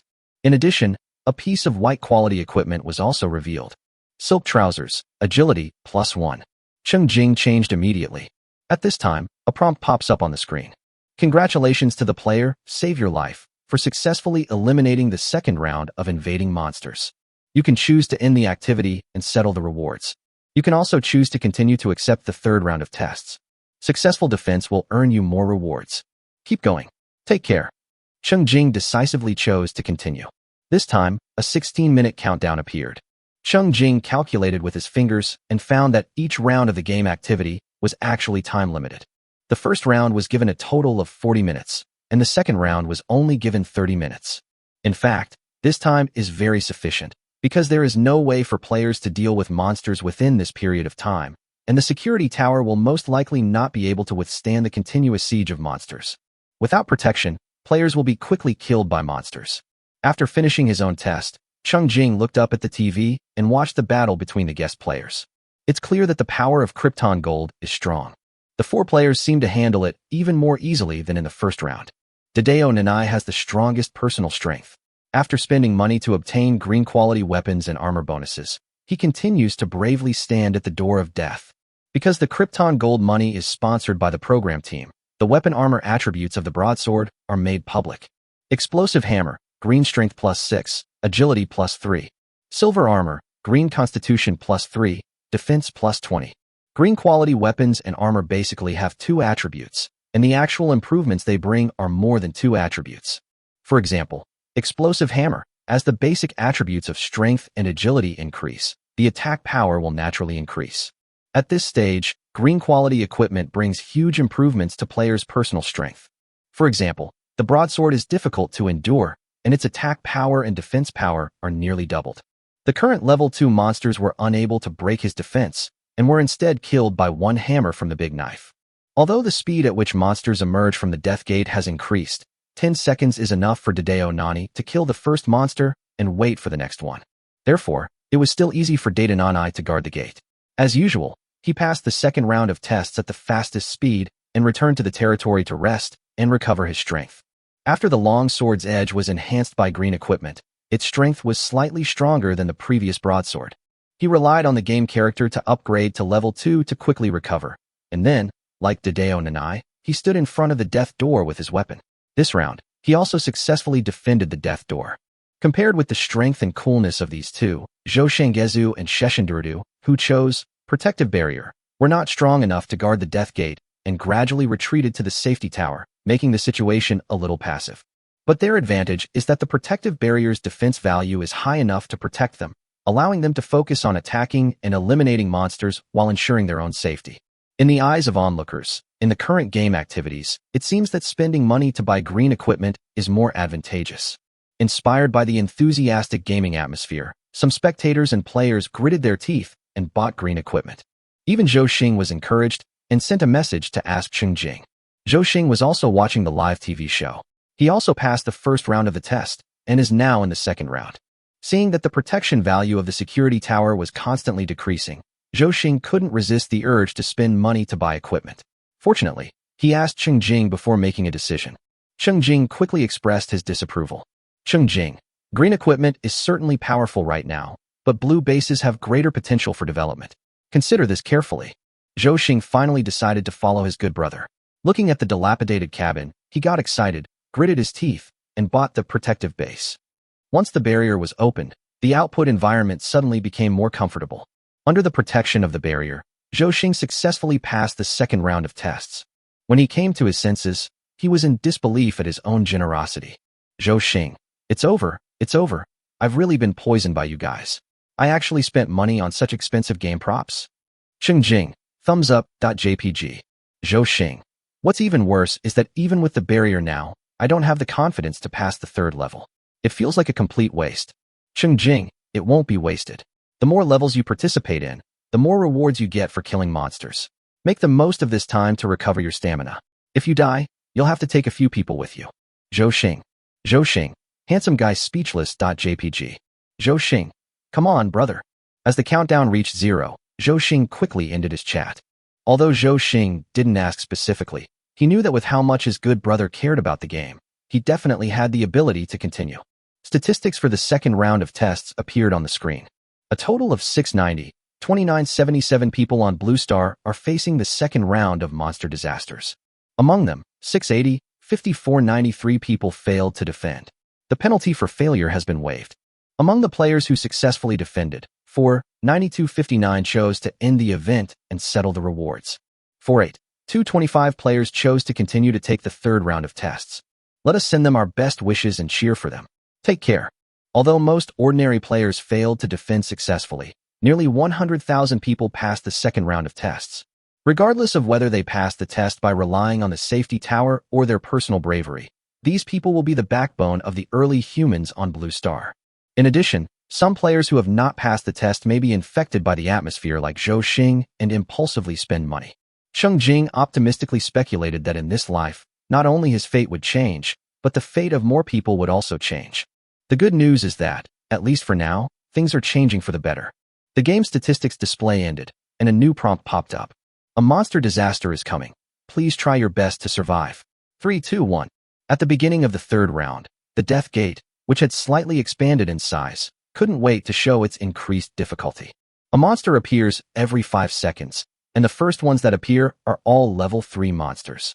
For players who have not triggered the game copy, this is probably the first time they have seen so many level 3 monsters. The level 3 green ant monsters gathered together with full confidence. After waiting for just over a minute, 15 of them gathered and rushed towards the territory together.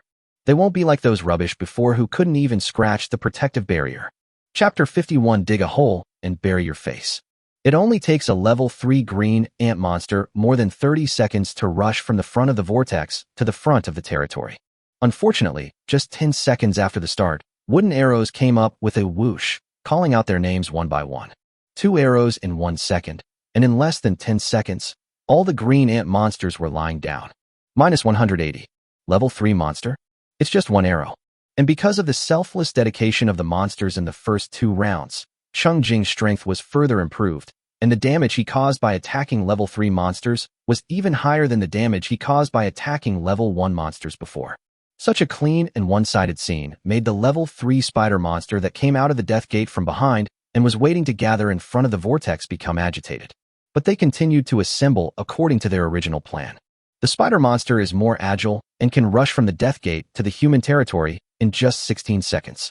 Once they finish gathering and rush forward together, the hateful humans will meet their death. But the actual situation was that as soon as the 15 spider monsters started to charge, the silver-blue thunder crashed down, smashing 2/3 of the spider monsters into charcoal. Then, 5 arrows flew out, and the space in front of Death's door was instantly empty. What currently limits Cheng Jing's bow and arrow shooting speed is mainly the speed at which he controls the game. Aiming and attacking all require him to operate manually, which prevents him from fully utilizing the advantages of his high agility attribute. But shooting 2 arrows in 1 second is still possible. After the spider monster was destroyed, the offensive of the third round of monster invasion suddenly decreased. Next came the level 2 clown bugs and little bat monsters, who attacked one after another. It is easier to fight monsters that come to your door one by one. Use arrows to kill the clown monsters and a novice axe to kill the little bat monsters. They can all be easily solved. 30 level 3 monsters and 30 level 2 monsters brought Cheng Jing a total of 420 experience points, 420 copper coins, and 120 crystal dust. Increased the 4 basic attributes by 3 points each. A notification popped up on the screen, indicating that the third round of monster disaster had been successfully passed. Cheng Jing chose to continue. The third round of monster invasion still did not bring too much pressure to Cheng Jing, but the situation of other players seemed not to be good. At this time, the 4 guests on TV each had their own difficulties.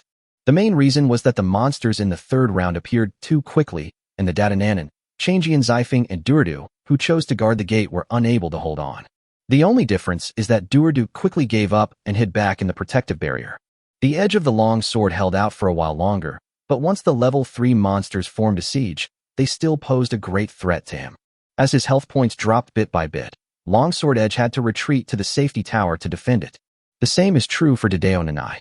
Although he has high attack power, high defense power, and high health, he can't withstand being besieged by more than a dozen level 3 monsters and dozens of level 2 monsters.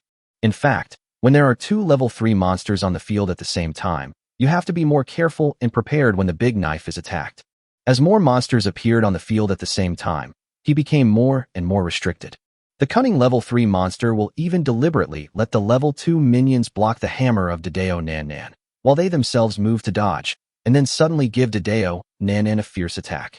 Looking at his rapidly dropping health points, Dideo was worried that he would fail if he was not careful, so he decided to play it safe and retreated to the safety tower.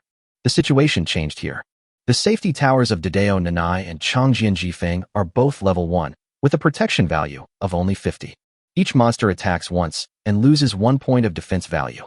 Under the siege of numerous monsters, the defense value drops rapidly, and the faster it drops. With the safety tower protecting the game character, Dideo Nana finally didn't have to worry about the health bar. He just needed to output with all his strength and successfully solve the third round of invading monsters when the defense value was only 22 points left. But things were not going well for Longsword's Edge. The protection value of the safety tower he consumed in the first round had not yet been fully restored. After being besieged for less than half a minute, the protection value was reduced to 0 and the cabin collapsed directly. Longsword's Edge stood in the ruins of the security tower, stunned for a second. Even if he immediately relied on the accumulated experience points to successfully upgrade to level 3, all the character status would be restored to full. Even though his movements were indeed sharp, he had a methodical way of dodging attacks among the monsters. But he still couldn't escape unscathed from the siege of dozens of monsters. The health bar is cleared and the game character dies. The moment the game character fell, the picture froze. A bloody defense failure appeared in the center of the screen of Longsword Edge, and then the chaotic scene flashed back to the state before the third round of monster invasion began. At the same time, the activity rewards are automatically settled. Congratulations to the player, Longsword Edge, for successfully defending against 2 rounds of monster disasters. Reward: Gold Coins +2, Crystal Dust +20. Cheng Jing looked at his phone, dumbfounded.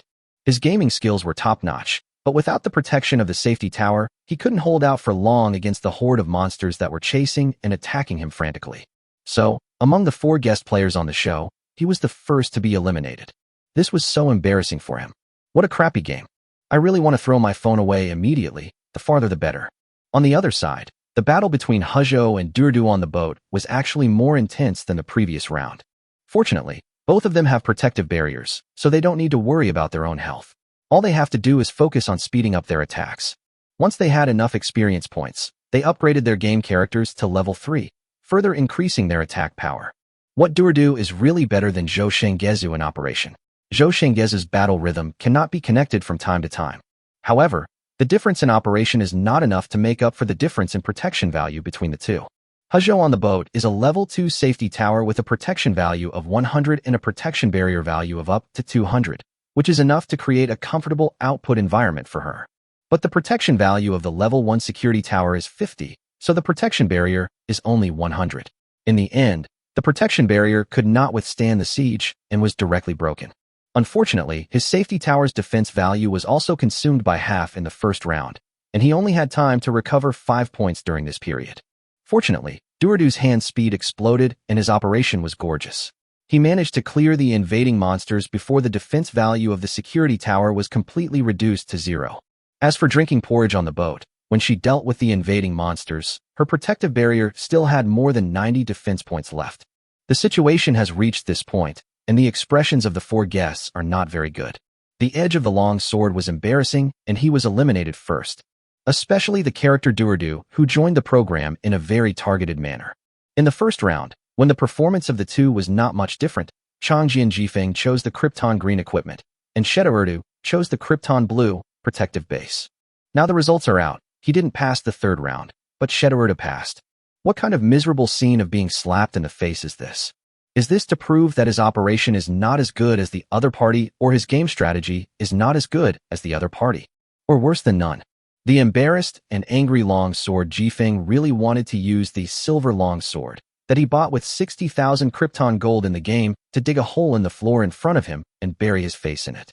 He felt like there was a nail under his butt, and he couldn't sit in the studio for even a second. Chapter 52, like an online shopping live broadcast room. Apart from the restless Cheng Jing, the other three guests stared at their game characters and safety towers, worrying about how to pass the next round of tests. Although the three of them passed the third round of the monster disaster, according to previous rules, the difficulty of the fourth round will increase further. The situation is not very good. It's a shame. As you can see, the third round of the test was really difficult. In just 5 minutes, all 60 monsters gathered, and our players were inevitably besieged by them. In this case, the protective base seems to be more effective. What do you think, guests? After being urged several times by the director, the host had to take the initiative to bring the topic to the protective base. This made him feel very resistant. How much money did this game sponsor the program team?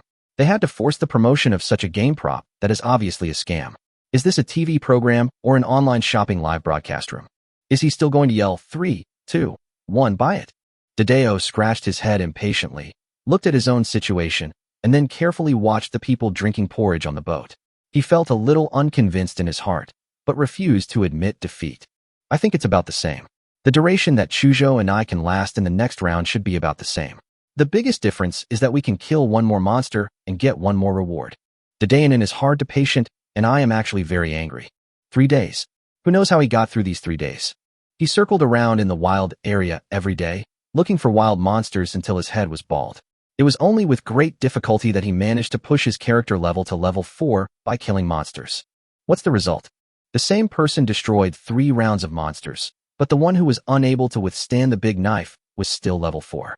But look at the other 3 guys. Their characters were only level 1 before the event started, but now they have all been pushed to level 3. Such rapid progress makes his behavior in the past 3 days seem really stupid. Moreover, the remaining protection value of his security tower is not much higher than that of Durdu, and it is expected that it will not be able to recover much before the next round begins. If he fails to hold out longer than drinking porridge on the boat, he will appear even more foolish. On the boat, he ate porridge and flexed his fingers, his expression very sad, and said frankly, I'm actually not a big fan of games that are too combat heavy. The material gathering and home building aspects of this game were quite enjoyable before, but now they've forced me into this territory attacking and defense battle. My hands are so tired, I'm about to give up. If I can't make it through the next round, then I won't make it. As for the protection base, it's really useful. I was able to survive the third round of monster invasion thanks to my level 2 security tower plus the protection base. The protection base is a killer for clumsy players like me. Friends, spend money on it, haha. What Durda made a joke. Monster sieges are used to test the strength of your home. It's clear that Huzhou's combat operations are very poor, with a lot of meaningless tricks and pauses, but she is also in the best condition so far, because Huzhou's home is really solid. It can be seen that this game is trying to find a balance between farming players and leveling players. Durdu is the most relaxed person. He even spent his own money to show up at the front desk just to compete with Cheng Jing. No matter how long he could last in the fourth round of the test, he had already defeated the edge of the long sword, and that was enough. As for Dideo Nanai and Zhou Shang Huzhou, I heard that these two are players who have been playing the game for a longer time, so it is understandable that they cannot compare with them now. As long as he is given a few more days to play the game, he will definitely have the advantage. After the guests exchanged ideas, they were not very optimistic about the fourth round. The simplest problem is that after the fourth round begins, the speed at which the vortex spits out monsters will definitely increase further, and the level of the monsters will also increase at the same time. I am afraid that we will soon be besieged by monsters again. How can we fight then? At this time, the host probably received some kind of reminder, and once again praised the advantages of the protective base, with an expressionless face, and even bluntly suggested that the audience watching the show buy one. In sharp contrast to the praise in his words was the host's cold expression, which was full of reluctance. Several player guests noticed something was wrong, looked at each other, and didn't dare to speak. Cheng Jing didn't know how many viewers of the show followed the advice and bought the protective base. He only knew that there were players in the two game groups who were spending money. After all, the strategy group has the so-called inside information, and everyone is increasingly feeling that something is wrong. Therefore, those who are able to do so grit their teeth and choose to invest. Players in the strategy group are more deeply influenced by the official, and most of them choose the protection base after spending money. Especially in the Pioneer 3 group, under the constant brainwashing of the group owner and management, more than a dozen players chose to spend money one after another. Cheng Jing also joined in the fun, posting screenshots of himself spending money, happily acting as the atmosphere controller. Protective base, good, at critical moments. Living longer means more possibilities. The third round of tests was completely over before 9:30. In fact, this has given players time to rest. After all, players who cannot quickly deal with monsters cannot withstand the long-term siege of monsters. The statistics of the third round of activities also illustrate this point. A total of 48,225 people on Blue Star are facing the third round of monster disasters. Among them, 47,189 people failed to defend. The penalty for failure has been waived. Among the players who successfully defended, 924 chose to end the event and settle the rewards. 112 players chose to continue to take the fourth round of tests. Let us send them our best wishes and cheer for them. Take care. Cheng Jing looked at the remaining players. What he was thinking was, no wonder he had never heard of this game activity before the end of the world in his previous life. Zhou Xing had previously sent a message, saying that he had luckily passed the third round and chose to continue participating. That is to say, among the 112 players participating in the fourth round, Cheng Jing already knows 5 of them. It is conceivable that if the Xia country officials had not come forward a day in advance and invested resources to promote the game with all their strength, there are probably even fewer players who will notice this mobile game and successfully make it through the third round. Without quantity, there is naturally no news. Of course, among the 112 players who have chosen to continue to take the test, there may be some powerful human beings who were famous in their previous lives. Cheng Jing clenched his fist slightly and asked him to join the competition to see who could stay until the end. The game statistics display ended, and new prompts were also issued. A monster disaster is coming. Please try your best to survive. 3, 2, 1. As the new round begins, pressure comes upon us. The gray vortex of the Death Gate has expanded to a diameter of about 2 meters. Level 4 bison monsters emerge from the Death Gate one after another at a speed of less than 1 every 3 seconds, panting and staring at Cheng Jing. In less than a minute, 20 bison monsters gathered, and the herd rushed towards the territory. A level 4 bison monster is already a giant in size, and it attacks in groups. When it runs, it raises dust and makes such a loud noise that it seems as if the earth is shaking. Chapter 53. Arrows continuously raining. The 2 soldiers standing behind Cheng Jing nervously grasped their weapons and took a step forward, trying to stand in front of the Lord. Cheng Jing waved his hand to signal the 2 to step back, as he still had to take care of all the level 4 monsters. Since reaching level 3, Cheng Jing hasn't gotten any rewards for killing enemies above his level. Previously in the Eyeworm Mist game copy, the level 4 big-eyed worms were so fat that one could fill the passage, so there were only a few level 4 big-eyed worms that could squeeze into the melee hall. According to the theory that if you don't take advantage, you will suffer a loss, Cheng Jing has the talents of critical hit and absorb, so if he doesn't kill the opponent above his level, he will suffer a loss. So, the level 4 monster came at the right time. Cheng Jing drew his bow and arrow. In 7 seconds, the herd of cattle ran into the 70-meter attack range of the wooden bow. The first wooden arrow cut through the air and headed straight for the leading buffalo monster. The wooden arrow hit the buffalo monster's head accurately, but it began to shatter into wood chips from the point of contact. The wooden arrow was too weak, and not only did it fail to penetrate the cowhide, it was shattered by the cow's head. But the next second, the attacked bison monster still fell to the ground and died. Because Cheng Jing's attack power has exceeded 220 points, it is not sharp enough, so he makes up for it with strength. If you can't pierce the cowhide, you can't pierce it. A level 4 monster is not worthy of using precious iron arrows. It's a good deal to exchange a broken wooden arrow for a bison. After the first arrow was successful, Cheng Jing felt completely relieved.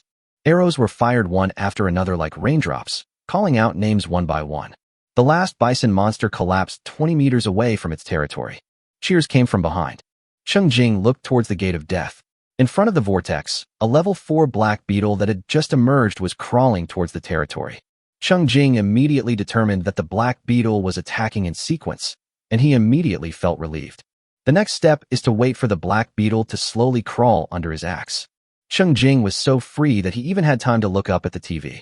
As a result, I saw that Durdu had already been eliminated because his tower was destroyed and everyone in it had died. The security tower that Dideo was unable to withstand also collapsed. He was relying on his good equipment and high agility to fight while retreating, and it seemed that he was ready to fight guerrilla warfare to delay for a while.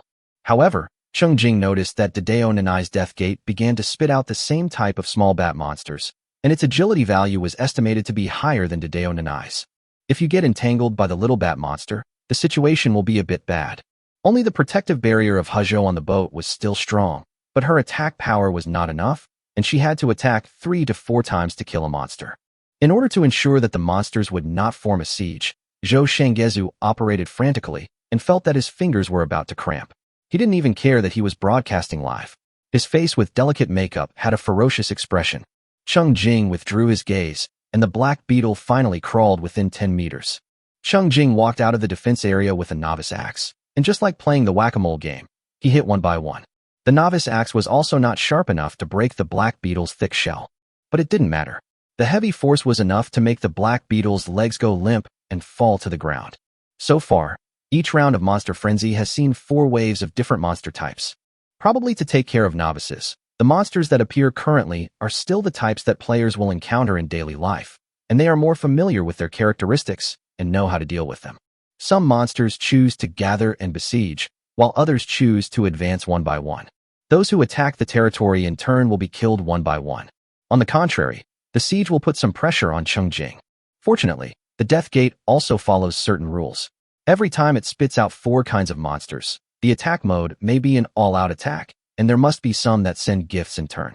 However, in the 4th round of tests, the number of each type of monster increased from 15 to 20, and I am not sure if there will be any changes in the future. The fast enough attack rhythm did not give the black beetle's small brain too much time to think. It only took half a minute to crawl out of the Death Gate and reach the territory. It was too quick to die, and there was really no sneaky deserter. After the black beetles, there are level 3 big-eyed beetles, also 20 in number, who come forward one by one to receive the axes. According to the rules, Cheng Jing began to be a little alert.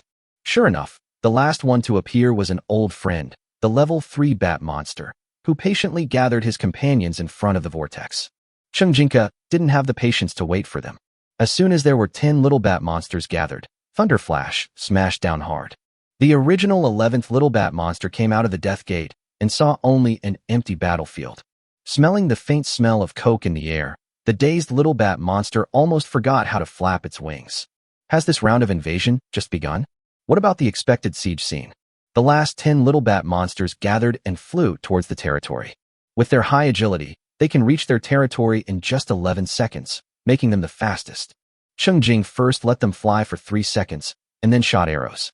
10 arrows in 5 seconds. All old opponents will be eliminated. Monster Frenzy. In the 4th round, Cheng Jing killed 40 level 4 monsters and 40 level 3 monsters, gaining 1,200 experience points, 1,200 copper coins, and 160 crystal dust. Each of the 4 basic attributes absorbs 4 points. Apart from anything else, the attribute points are distributed quite evenly. In addition, 2 white quality rewards were also revealed, namely the skill Sturdy and Silver Water Cup. Strongness LV1 0/10 increases defense by 5% for 20 seconds after use. Cooldown time 5 minutes. Hey, this reveals the Black Beetle's signature skill. This skill improves Cheng Jing's most outstanding attribute, defense. Once he uses the strong skill, his defense will directly jump to 600 points. How great! Cheng Jing's defense is more than enough now, so he learned this skill for himself and taught Wei Dunner one. As for the other item, Silver Water Cup, it is an auxiliary item. Silver Water Cup, white provides clean and sweet drinking water. A question mark popped up in Cheng Jing's head. He didn't bother to study it, so he put it in his backpack and ignored it for the time being. The 4th round tested him to end the battle in 5 minutes. After choosing to continue participating, he received a 14-minute countdown. Zhou Xing sent a screenshot of his game character being overwhelmed by monsters and complained, "Level 4 is too hard. I died miserably." Cheng Jing gave a bitter smile and was speechless for a moment. After all, he knew that his friend was just complaining about the game, and it would be strange if he really said something to comfort him. But Cheng Jing's real thought was, this is so tragic. Cheng Jing could only send a crying and laughing expression. Zhou Xing was so engrossed in the game that he immediately decided to fight back. No, this is too bad. I won't give up. I'm going to go chop down some trees right now. I'm sure I can get the tower to level 2 by the weekend. Cheng Jing naturally supported it, but only reminded, bring more torches. Zhou Xing replied, okay, and went to chop down the tree in a hurry. Cheng Jing certainly fully supports this. The end of the world is coming tomorrow, and the current safe and secure gaming environment will become history. Every bit of gain now is earned. Chapter 54. The guests were completely wiped out. From the actual effect, the simultaneous broadcast of a game event by all TV channels brought a deep shock to the Xia audience, and they unknowingly raised the importance of the game to several levels. I don't know how many viewers were watching the guests fighting on TV while chopping trees and mining with their hands, enthusiastically pushing the progress of the game. Even more people were influenced to the point of registering accounts to try playing the game. Especially some middle-aged people who don't pay much attention to internet hot topics on weekdays, but must watch TV every day. They are not very sensitive to the sudden appearance of a new game software on their mobile phones, nor are they interested in the hot events sweeping the internet, but a serious TV station is promoting it? That's so important. After all, even the Spring Festival Gala doesn't have such a large-scale, full-channel broadcast. Cheng Jing was also watching the replay analysis of the 4 players' defensive failures. As the 4th wave of monsters began to invade, the defensive barriers and safety towers were broken one after another. The character couldn't escape the monsters' encirclement and was besieged by several level 4 monsters. He was quickly killed, and his defense failed. Congratulations to the player, What Do or Do, for completing 3 rounds of Monster Disaster Trials. Reward: Gold Coins +3, Crystal Dust +30. The first one to be eliminated, the Long Sword's Edge, received an extra gold coin, and for killing dozens of monsters, he also received 55 Crystal Dust, 180 experience points, and 180 copper coins. The defense failed, and Duerdu sighed at first, but when he turned around and saw Changji and Jifeng sitting uncomfortably, he immediately became excited again. The sword's face suddenly turned darker. The big knife is hard to bear and can only last longer. The first wave of monsters he encountered was attacking in a concentrated manner. He was unable to bear the pressure and was blocking the door of death. After blocking it for more than 10 seconds, he was forced to give up, because he was surrounded by level 4 monsters that came out of the death gate later. Fortunately, Dedeo was unable to bear it and retreated to the safety tower, and the monsters that gathered according to the order did not chase him. But when the 14 level 4 monsters finished gathering and attacked Dedenin's security tower together, they broke through it in one go and then chased Dedenin in circles in the forest. At the beginning, even if the big sword is unbearable, you can still rely on your agility to dodge them. Just hit them with one hammer and run away. Just hit them with one hammer and run away. Unfortunately, the level 4 bat monster joined in strongly. Its agility was even higher than that of the big knife, and it completely surrounded him. The big knife was unable to withstand the monster's group attack and failed to defend. He gained 10 more crystal dust, 50 more experience points, and 50 more copper coins than Durdu. Having failed in his defense, Dedeo looked at the person on the boat who was still persisting in drinking porridge with annoyance. Hajo was lucky on the boat. The first wave of level 4 monsters she encountered attacked one after another, so she did not face too many threats at the same time. At the cost of breaking the protective barrier generated by the protective base, the first wave of monsters was finally dealt with. The second wave of monsters are level 4 bison monsters. After coming out of the vortex, they assemble as ordered. Seeing that they were about to gather, the people drinking porridge and the onlookers on the boat sighed together. This wave of security tower is a bit difficult to hold. The man drinking porridge on the boat shook his hands, looked around, met some amused eyes, and took the initiative to ask, "How about you help me fight, master?" She was really tired of fighting. It is very self-aware to drink porridge on the boat. From the previous rounds of game activities, it can be seen that the difference between her and Shidordu in terms of operation is specifically reflected in the fact that to deal with the same monster, she has to consume 20 to 30 points more defense value than Shidordu. Now is the critical moment when protection value is in short supply, and the clumsy player decides to ask for help from the gaming master. Duerdu readily accepted it, decisively took away the mobile phone that was lying on the boat, and controlled the game character to walk out of the safety tower and run towards the door of death. Zhou Shingizi's eyes widened as he watched, hesitating for a moment, but didn't say anything. He decided to trust the level of the professional players. The porridge on the boat actually uses a bow and arrow and magic skills, which can attack from a distance. However, this girl is timid and resists close combat with monsters, so she only blocked the door lightly before. Duerdu was different. He approached directly to a position more than 20 meters in front of the gate of death. This distance is just right. If you keep getting closer, the monster will come forward and actively besiege the player. Even so, one could clearly feel the agitation among the gathering cattle, and they seemed unsure whether to surround and attack or continue to wait for their comrades as ordered. "I won't hesitate to tease you. I'll just draw my bow and shoot arrows and use my skills." If the gathered buffalo monsters show any intention of moving forward to surround you, you will retreat. After the buffalo monsters reluctantly returned to the vortex to continue waiting for assembly, he moved forward to attack again. Although it takes several arrows to kill a level 4 monster, the game character is temporarily safe as long as it is not surrounded. In the 40 seconds that the monsters gathered, 9 level 4 bison monsters were killed by something. Seeing the cattle gather and start to run wildly, Durdu also ran back. With the protection of the safety tower, another 5 bison monsters were killed. Unfortunately, the third wave of monsters are known for their agility and attack in sequence, and have joined the siege of the security tower. The safety tower couldn't hold up and collapsed. Durdu killed 2 level 4 monsters and 2 level 3 monsters with his skills, and his health was at the bottom. Fortunately, he had enough experience points to upgrade, and he quickly upgraded the game character drinking porridge on the boat to level 4. Status is full. He dodged left and right and killed 4 level 4 monsters and 6 level 3 monsters. The health value is reset to 0 again. At this point, the account of Zhu Shengheshao failed to defend itself. Looking at the frozen game screen and the bloody defense failure, Zhou Shengezhu and Shin Dudu sighed together again. After coming to his senses, he drank porridge on the boat and quickly thanked him. If it weren't for the master's sharp operation and the help he gave her, she would definitely not have been able to hold on for so long. She is already content.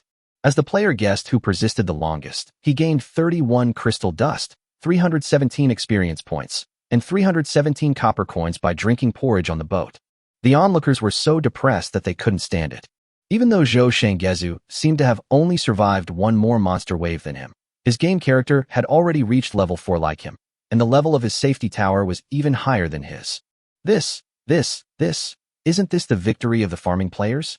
Oh, this broken game isn't worth it. No matter what the guests thought, at this point, all 4-player guests failed in their defense and ended their gaming journey. After a few simple complaints, the atmosphere became relaxed. Everyone shared their gaming experiences and mistakes, and waited together for the statistical notification of this round of tests. The host livened up the atmosphere, saying that the 4th round of tests was too difficult, that no player could pass such a challenge, and that the performance of the guests on site was already excellent. At 9:50 in the evening, the game activity had lasted for nearly 2 hours without anyone noticing, and the battle result report finally popped up on the screen. Chapter 55, Bravely Step Out of Your Comfort Zone. A notification popped up on the game screen. A total of 112 people on Blue Star are facing the 4th round of monster disasters. Among them, 110 players failed to defend. The penalty for failure has been waived. The 2 players who successfully defended chose to continue to take the 5th round of tests. Let us send them our best wishes and cheer for them. Take care. The notice, which was subtly different from the previous statistical statements, startled everyone. It took them a few seconds to realize that someone had actually successfully passed the 4th round of tests. The host, who had previously been raving about how difficult the 4th round of the game was and how no one could pass it, immediately shut up and changed the subject, expressing surprise.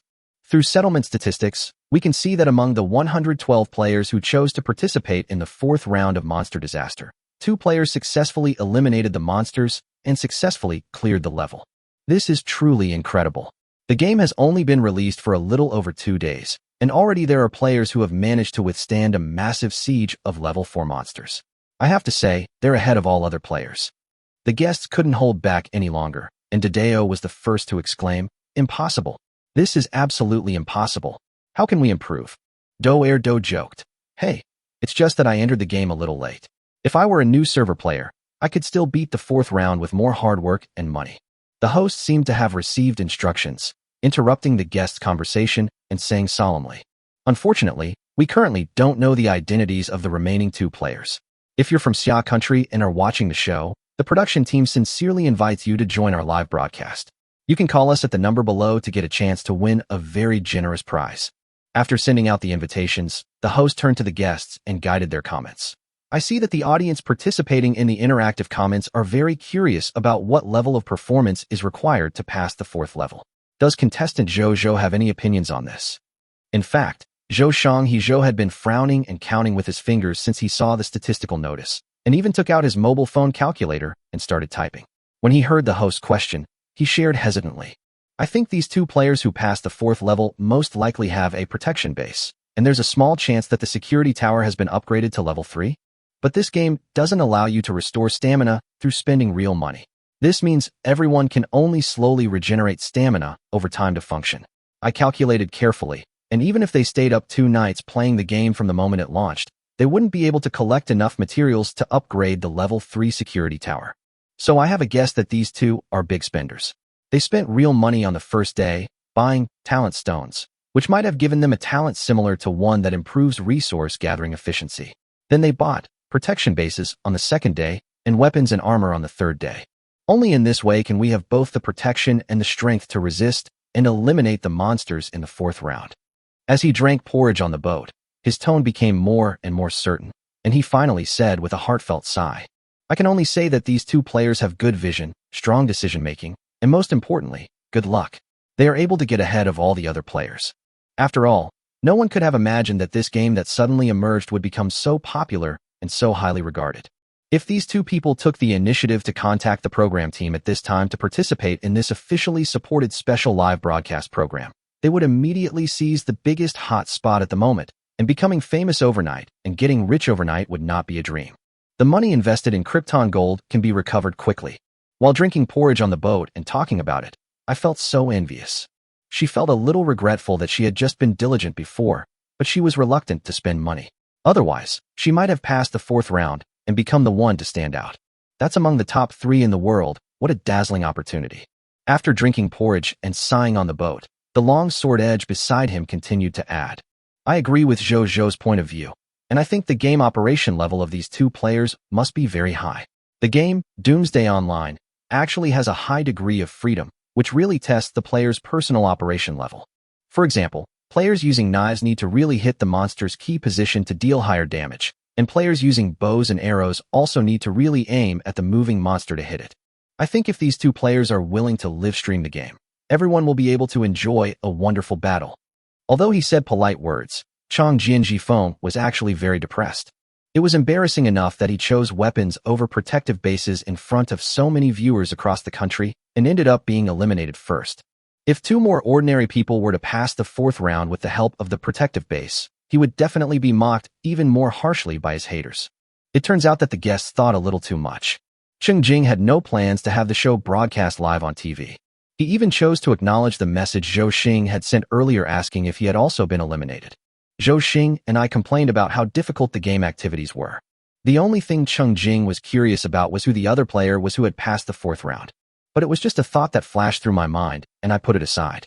After all, a new round of tests is about to begin. The vortex area of the Death Gate continued to expand. As soon as the countdown ended, the huge level 5 green ant monster came out first. The green ant monsters quickly emerged from the gathering at a speed of about 1 per second, with their heads and tails almost connected in a line. Seeing that there were more than 5 green ant monsters gathered and were not attacking, Cheng Jing could not wait any longer. He changed to the iron frame bow and tried to shoot an arrow. Cheng Jing could use the wooden bow to attack monsters at a maximum distance of about 70 meters. Even though the iron bow had the attribute of range plus 10 meters, the arrow shot out could not reach the gate of death and lost power and fell downwards. Forget it. If the enemy doesn't move, I will move. Cheng Jing took the initiative to leave the territory, ran forward 1/3 of the distance, and shot arrows again. 226.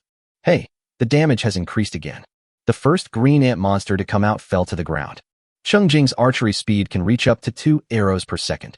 In this way, his attack speed was faster than the speed at which the green ant monsters appeared. Not only did he eliminate the green ant monsters that had already come out, but he also shot and killed the subsequent ones one by one. Realize remote door blocking operation. In between attacks, Cheng Jing had time to look back and gaze longingly at his heavily defended territory. Okay, the problem with this is that it's not very safe. He was obsessed with the protection of the security tower and always felt uneasy and insecure when he left the territory. Cheng Jing reflected on it and realized that his own defense was almost as strong as the safety tower plus protective barrier. Times have changed. He needs to step out of his comfort zone and take some risks. So Cheng Jing continued to walk forward 10 meters and changed his hand to the wooden bow again. Chapter 56. The best in the world tonight. Iron frame bow, but it is made of iron blocks, which is very valuable. It is better to save money and continue to use the wooden bow. That's 10 points less damage. Regardless of whether he has these 10 points of damage, it will not affect his ability to kill level 5 monsters. In this wave, 25 green ant monsters emerged from the vortex. This means that the number of monsters in each wave increases again. After the green ant monster came out, a level 5 bat monster came out. Cheng Jing paused his attack and observed for a moment. The little bat monsters were also gathering. After determining their attack pattern, Cheng Jing continued shooting arrows. After dealing with the small bat monster, the next 2 waves of level 4 monsters will attack in sequence, and then he can safely retreat to the protection circle. Cheng Jing happily shot 15 arrows and 1 thunder flash to kill 25 small bat monsters. But what happened next was beyond his expectations. The subsequent level 4 clown bug did not attack the territory after coming out of the death gate, but was also waiting for assembly. In the previous 4 rounds of Monster Frenzy, there were 4 waves of monsters in each round, all of which were 2 waves of concentrated attacks and 2 waves of attacks in sequence. But now, Death's Gate has changed its attack mode. Cheng Jing had no choice but to stop and go home, standing still and attacking. When he noticed that the last wave of level 4 spider monsters also adopted a massed attack mode, his heart sank. Good heavens, the monster disaster turned into a test. All 4 waves of monsters invaded in a concentrated manner. This is not good. Currently, Cheng Jing's attack speed can still suppress the frequency of monsters emerging from the Death Gate, but it is foreseeable that it will become increasingly difficult. Cheng Jing couldn't help but increase the strength of his finger massage. In the 5th round of Monster Disaster, Cheng Jing stood alone between the territory and the Gate of Death, shooting a full 90 arrows and killing all the invading monsters in front of the vortex. Apart from the fact that my fingers responsible for control and my eyes responsible for aiming were a little sore, the gains from this round were greater than any previous ones. After critical hit, you will gain a total of 2,500 experience points, 2,500 copper coins, and 200 crystal dust. Each of the 4 basic attributes absorbs 5 points. It also dropped a silk top, white, that increases constitution by 1 point. He put it on immediately. The entire battle took less than 2 minutes, and Cheng Jing got 8 minutes of rest time. Cheng Jing rushed back to the safety tower. He had consumed 45 points of physical strength in the 5th round of battle and had to hurry to recover. As usual, he took out the grilled fish and started stuffing it into his mouth. After all, the battle lasted until late at night, and the game character was probably hungry. Finally, he could eat grilled fish. Cheng Jing stuffed himself with 4 pieces of grilled fish in one go. The fast-paced and intense battle made Cheng Jing once again feel the constraints of the physical strength value setting. The attribute that helped him harvest a large amount of material resources in the past 2 days has become the key factor limiting his ability to fight for a long time today. In addition, wooden bows and wooden arrows were consumed in large quantities and urgently needed to be replenished. Cheng Jing consumed 40 pieces of wood and 4 tendons on the operating table, and after a critical hit, he harvested 8 wooden bows and 400 wooden arrows, which was enough for the time being. At 10 o'clock in the evening, the game popped up a notification. A total of 2 players on Blue Star are facing the 5th round of Monster Disaster. Among them, 1 player failed to defend. The penalty for failure has been waived. Players who successfully defend choose to continue to accept the 6th round of tests. Let's send him our best wishes. Come on, take care. Seeing the notice, Cheng Jing couldn't help but clench his fist and cheer for himself. It was he who made the defense successful. In other words, up to now, he is the only one in the entire Blue Star who has successfully resisted to the 6th round. From the time I opened my eyes after Rebirth until now, I have played the game for more than 30 hours and invested a huge sum of 300,000 yuan in Krypton gold. With luck and hard work, I finally see the rewards. At least for now, he is at the forefront of the human race on Blue Star. Excited, Cheng Jing walked around the coffee table several times and waved his fists. He is really fucking awesome. I am the best in the world. Cheng Jing felt that his fighting spirit was burning wildly. I was worried about the monster disaster test that was coming, but now I can throw all my worries aside and go into battle with ease. Anyway, he has already won 1st place. How can he survive more than 3 months? As for what comes next, just one word: kill. Let him see how far he can go. The statistical notifications issued by the game can be seen not only by Cheng Jing himself, but also by all players who are logged into the game. Through the live TV broadcast, more viewers across the country also watched it. The host and guests were all very surprised. The terrifyingly difficult 4th round had already wiped out their entire army, and they complained about it repeatedly. They had guessed the difficulty of the 5th round of Monster Disasters. At least 80 monsters must rush out, and half of them are level 5 and half are level 4, right? Is this the level of difficulty that a player who has just played the game for 2 days can pass? Moreover, The time interval between notifications is shorter than in the previous rounds, which means that those who pass the level only have 10 minutes of fighting time, which is half as much as in the fourth round. Is this guy cheating? Several guests questioned angrily. They can still accept losing to someone who doesn't spend as much time or money as others. But the thought that I might have lost to a cheat is so frustrating, and this special live broadcast will become the biggest joke. The host was also called off the stage for an emergency meeting. Half a minute later, the host quickly walked back to the center of the screen and solemnly denied the guest's speculation, saying bluntly, "According to authoritative sources, there are no cheats in Doomsday Online. This means that this player passed level 5 through his own strength and hard work. Let us all extend our sincere congratulations to him." After leading the applause, the host reiterated, "If this outstanding player is from our Xia country, please be sure to contact the program team. $1 million prize is waiting for you." The four guests looked at the host stupidly, with confusion in their eyes. When had they ever said that there would be $1 million bonus? If there really is, that would be a huge loss. Cheng Jing muted the TV and didn't pay much attention to the outside world. He sank into the sofa, put a hot towel on his eyes, massaged his left and right hands to relax each other, and took deep breaths to adjust his state. Monster Frenzy. The difficulty increases rapidly, and the game character can cope with it, but he himself is a bit of a drag, so he needs to be fully prepared.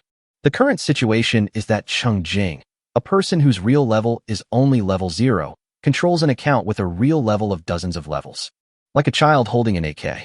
Previously, the little Karami could be easily dealt with by relying solely on the AK's own lethality, but when the opponent grew from a small monster to a big monster, the kid's true level became the barrel's shortcoming. No matter how useful a weapon is, it is useless if the person cannot wield it. 7 minutes later, Cheng Jing stared intently at his phone screen. Witness the end of the countdown with your own eyes, and the 6th round of Monster Disaster officially begins. From this moment on, it was Cheng Jing's battle alone. Chapter 57. Success is known to all. The Gate of Death has expanded from its original diameter of 1 meter to 3 meters, and the frequency of spitting out monsters has increased again, almost spitting out 2 monsters at the same time in 1 second, which is the same as Cheng Jing's shooting speed. The level 6 black beetle that first emerged from the vortex did not move forward, apparently waiting for its companions to gather. Completely abandoning the hope that monsters would surrender one after another, Cheng Jing rushed out of the territory, stood in the middle, and shot arrows. He couldn't wait for them to finish gathering, otherwise he would be passive. 249. Kill with 1 strike. Thanks to the terrifying absorption talent, Cheng Jing's strength increases faster than the level of the invading monsters, and the damage he deals is even higher. However, arrows were shot one after another, just as fast as the monsters appeared. In fact, with the agility attribute of Cheng Jing's game character, his attack speed is much more than that. However, no matter how high the agility attribute of the game character is, the attack speed is still restricted by Cheng Jing himself outside the game.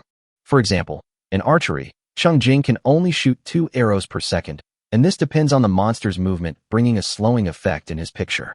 If he speeds up any further, his fingers won't be able to keep up. If he really had an agility attribute of nearly 40 points at this time, shooting 8 arrows in 1 second would not be a problem. So, the current situation is that Cheng Jing cannot make any mistakes. As long as he shoots the arrow a little slower, there will be 2 more monsters on the field waiting to be dealt with. Soon, Cheng Jing noticed that the number of invading monsters in each wave increased again. It took 30 level 6 black beetles to drill out before they started to drill the level 6 bison monster. When the first 2 bison monsters came out, there were still 6 black beetles on the field that had not been cleared. The black beetles, having assembled according to the order, rushed towards Cheng Jing with a heart full of anger for being attacked and unable to resist. Even though the black beetle's agility attribute is poor, it is already a level 6 monster after all, and it can rush to Cheng Jing in just 13 seconds. Cheng Jing calculated that the agility of a level 6 bison monster must be higher than that of a level 6 black beetle. He simply ignored the black beetle for the time being and focused on dealing with the bison monster. 10 seconds later, Cheng Jing launched a group attack version of Thunder Flash. 275. 281. 10 silver-blue thunderbolts struck down, and the 6 black beetles that were about to rush to Cheng Jing's face and the 4 bison monsters in front of the death gate were immediately defeated together. But Cheng Jing could only relax for 1 second, just enough for him to catch his breath, because the new bison monster could not wait to crawl out of the door of death. In just 1 minute, a total of 108 level 6 and level 5 monsters died under Cheng Jing's simple and cheap wooden arrows. Because the last wave of monsters gathered were small bat monsters, relying on their high agility, they did not forget to fly around in front of the death gate when they gathered, causing great trouble to Cheng Jing's shooting and wasting some time. In the end, a total of 8 level 5 bat monsters gathered and rushed towards Cheng Jing. 6 of them died from arrows, and 2 fell under the attacks of fireballs and spikes. After successfully eliminating the 6th round of invading monsters, Cheng Jing controlled the character to run back to the territory, threw away his phone, and shook his hands vigorously. His poor fingers were cramping. What's worse is that the pace of battle is still accelerating, and the countdown for this rest period is less than 4 minutes. My goodness, since he's the only one participating in the event, they're trying every means to kill him? In such a short time, he only had enough time to recover the remaining 68 points of physical strength. The game character once again resisted eating the grilled fish. It seemed that he not only didn't want to put it in his mouth, but also wanted to spit out the oil. Oh, this kid has such a small belly. The only good news is that Cheng Jing gained more in this round. The level 6 monsters and level 5 monsters that appeared in the 6th round were both killed by Cheng Jing at a higher level, and the benefits of killing them increased. Among them, killing a level 5 monster can gain 15 experience points and 15 copper coins. Killing a level 6 monster will give you 25 experience points and 25 copper coins. After using the talent, Critical Hit, Cheng Jing gained a total of 4,800 experience points, 4,800 copper coins, and 240 crystal dust. Basic attributes increased by 6 points each. What made Cheng Jing dissatisfied was that although he had killed the enemy at a higher level, the drop rate did not increase much, and he only gained an extra piece of equipment. This is not right. This shouldn't happen. It feels like the reward is being withheld. Ring of Awakening, White Spirit, +1.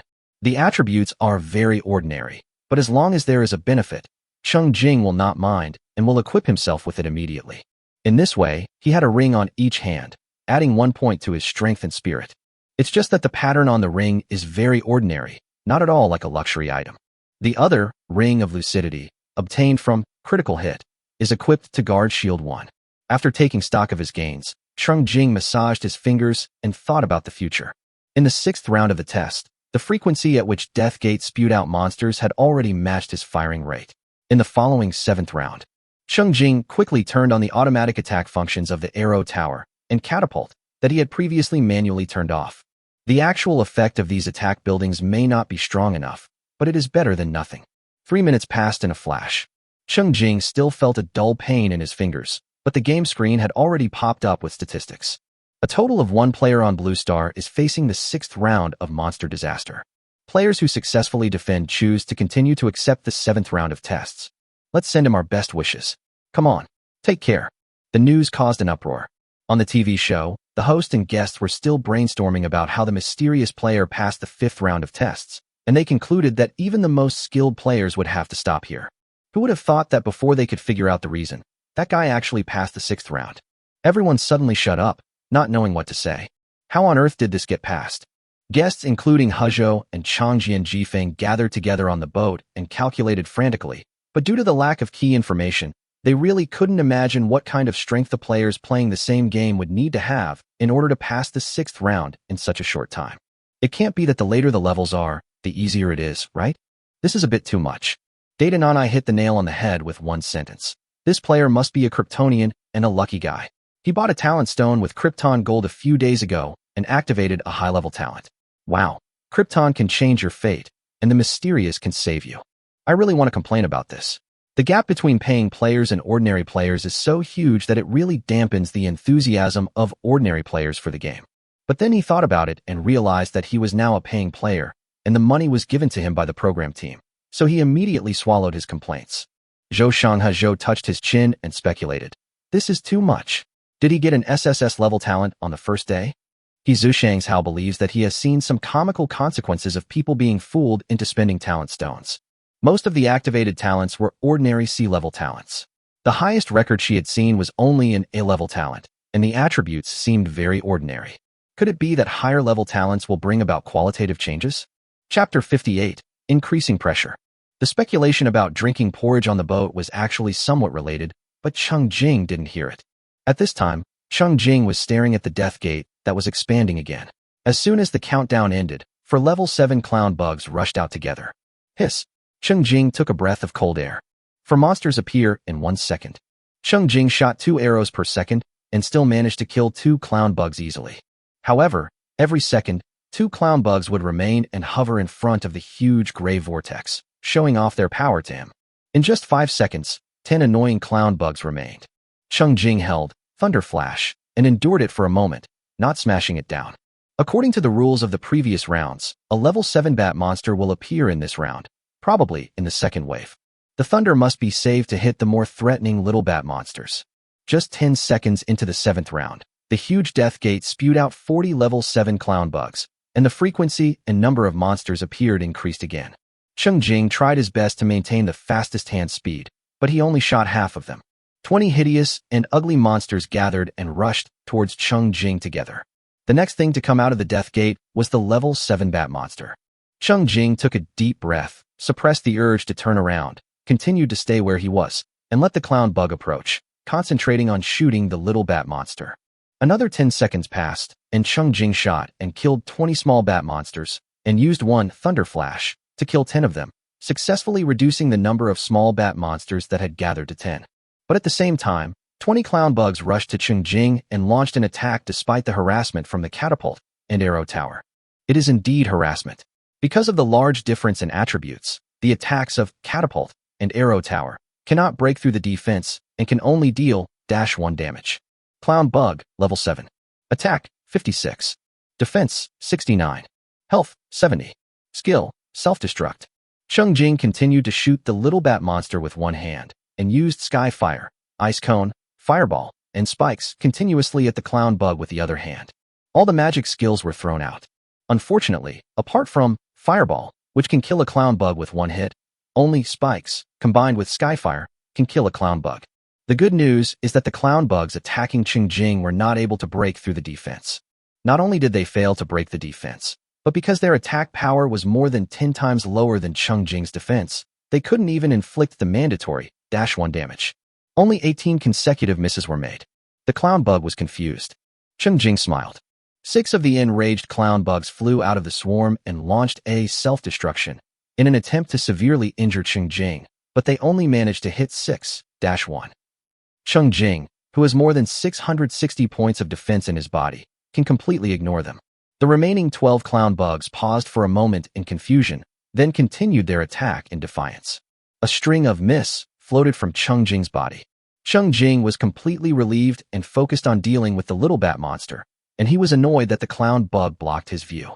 In just 3 seconds, under Cheng Jing's shooting, 4 of the 10 small bat monsters that had assembled rushed to Cheng Jing, merged with the clown bug, and grabbed Cheng Jing's face with their sharp claws. As expected of Cheng Jing's most hated monster, he moves so damn fast. They even grabbed his face. These guys must be jealous of his handsomeness. The monsters rushed too fast. Cheng Jing's magic skills were not yet cooled down, so he only used the uncooled detection. Little bat monster, level 7. Attack, 116. Defense, 24. Health, 70. Skill, bloodsucking. Cheng Jing glanced at the level 6 spider monster being spit out by the death gate and decided to deal with the enemies around him first, so he decisively changed to the novice axe. 2 axes in 1 second, chopped down hard. He prioritized killing the little bat monster that displeased him the most. Although no more specific information was found, Cheng Jing estimated that the agility attribute of the level 7 bat monster should be more than 20 points. This is really annoying, because a small bat monster can attack him 4 times in 1 second. He will be hit with 4 times of -1 damage. After all, the data of the little bat monster reflects its true strength, while Cheng Jing's attributes are currently only on paper. Moreover, the little bat monsters are small in size, highly agile, and fly very fast. For little bat monsters can surround Cheng Jing and attack him at the same time. In 8 seconds, Cheng Jing killed all 16 flying monsters surrounding him. In pursuit of killing efficiency, he attacked with all his strength without dodging, and finally lost 21 health points. They were all attacked by the little bat monsters. After venting his anger, Cheng Jing still couldn't relax. Because on the other side of the battlefield, the 40 level 6 spider monsters in front of the death gate had completed their assembly and attacked him. The horror of monster plague is truly revealed. A large number of monsters continuously launch attacks, and humans can only struggle to cope with them. Cheng Jing cast a healing spell on himself, restoring 5 health points. His health bar is still healthy. The real problem is his stamina, which currently has only 46 points. Cheng Jing stuffed a piece of grilled fish into the game character's mouth and shot arrows while backing away. Another 8 seconds passed, and Cheng Jing shot 16 arrows, killing 16 spider monsters, but there were still 24 that rushed to the edge of the territory with him. Cheng Jing stood about 10 meters in front of the territory so that he could retreat at any time if the situation got bad. He flipped his hand and put on the sharp spear. This white weapon forged from stone not only increased the attack power by 16 points, but most importantly, the weapon itself was 4 meters long, which was suitable for distance fighting against large spider monsters. While changing weapons, he also threw out a probe. Spider monster, level 6. Attack, 72. Defense, 42. Health, 130. Skill, slow. Among the magic skills, only the Spike LV2 with the shortest cooldown can be restored, and Cheng Jing quickly fired it. 45-45, trigger critical hit. Unfortunately, even with the critical hit talent, I couldn't kill a single one. The next second, Cheng Jing turned on swiftness and controlled the game character to fly around. This kind of rapid movement in a small range can still bring out the true strength of high agility attributes, as long as he can withstand the dizziness caused by the picture. Even though the spider monster had 8 legs, they were not enough. It was running around in circles, trying to chase Cheng Jing. However, the spider silk it shot out could never catch Cheng Jing accurately, so it couldn't put the debuff of slowing down Cheng Jing. On the other hand, Cheng Jing killed the spider monster with one shot, quickly and efficiently. Dealing with spider monsters is much easier than dealing with bat monsters. In addition to the low level of the spider monsters are large in size and have difficulty turning. Compared with the small game characters, the attack positions at the same time are limited. At most, only 5 spider monsters can attack Cheng Jing at close range. Even if you attack Cheng Jing, you can only attack twice in 1 second. Moreover, Cheng Jing can dodge and will not be easily attacked.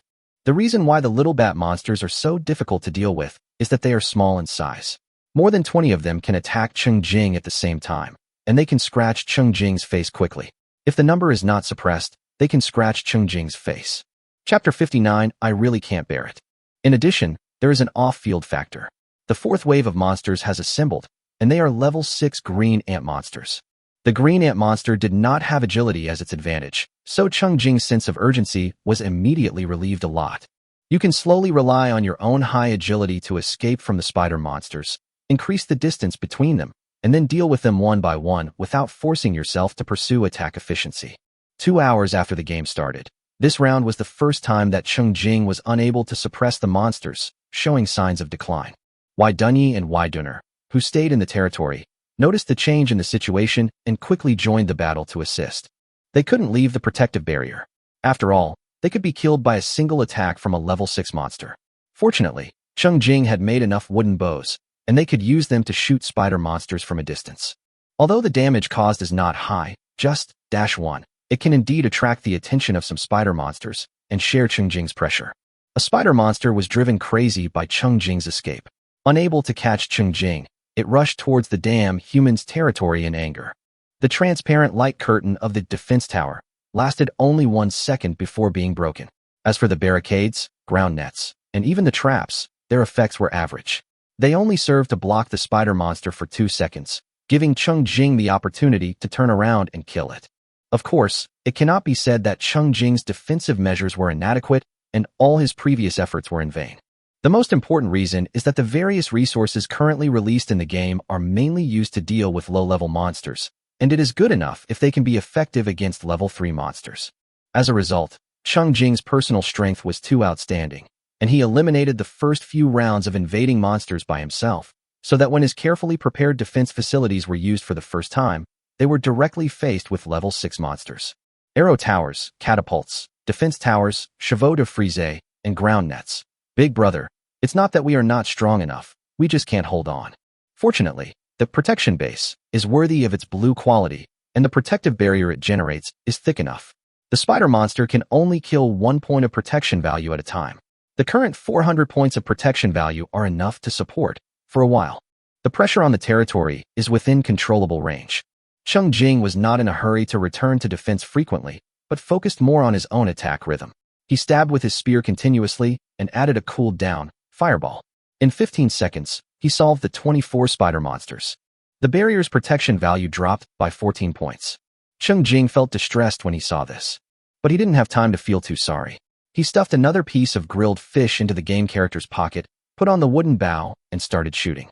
Because the last wave of 40 level 6 green ant monsters were less than 20 meters away from the territory. The little character in the game on the screen was shooting an arrow in his hand, chewing nonstop and frowning. I couldn't tell if he was worried about the monster or the food.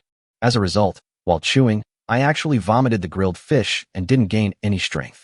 Cheng Jing, speechless. He turned his gaze away from the game character and flung a probe towards the thin-waisted green ant monster. Green ant monster, level 6. Attack, 76. Defense, 39. Health, 120. Skill, charge. The green ant monster's data seems to be not much different from the spider monster, but in terms of the basic attribute of agility, it is at least half as fast, which is reflected in the fact that its movement and attack speed are obviously much slower. Moreover, the green ant monster's charge attack has a small range and is easier to dodge. After the two sides get closer, Cheng Jing replaces the bow and arrow with a novice axe. Relying on his fast movement speed and high defense, Cheng Jing once again escaped the green ant monster. The death gate in the distance finally stopped spitting out monsters. This was indeed the last wave of monsters in this round of tests. After confirmation, Cheng Jing relaxed a bit more and used his agility to show off to the green ant monsters so that they could only be hit by the axe but their attacks could not reach Cheng Jing. To be on the safe side, it took Cheng Jing a full minute to eliminate all the green ant monsters. The price he paid was that his physical strength was reduced to a pitiful 5 points, and after the battle, he was staggering even when walking. Wai Dunyi and Wai Dunner ran out quickly, each helping the game character back to the safety tower. In reality, Cheng Jing looked at the 3-minute countdown and took a deep breath. If the next round of tests starts in 3 minutes, his physical strength will just be restored to 10 points. In the first round of the recall activity, the response time is 40 minutes. But now, he is only given 5 minutes per round to respond and recover. On the contrary, there are endless monsters. After wiping his face, Cheng Jing calmed down. All the experience points I have accumulated are used at this time. Cheng Jing quickly upgraded the player to level 1, and immediately, his status returned to full. He upgraded after defeating the monsters in the 7th round, so the benefits of killing in the 7th round were not discounted. Killing a level 7 monster will earn you 40 experience points and 40 copper coins.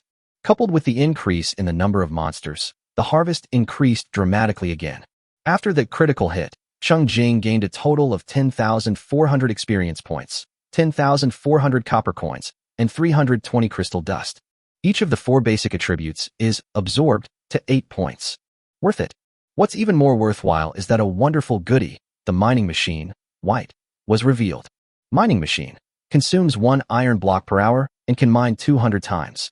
Put this thing into the mine, and on average, you will have a chance to harvest 18 stone blocks plus 2 iron blocks per hour.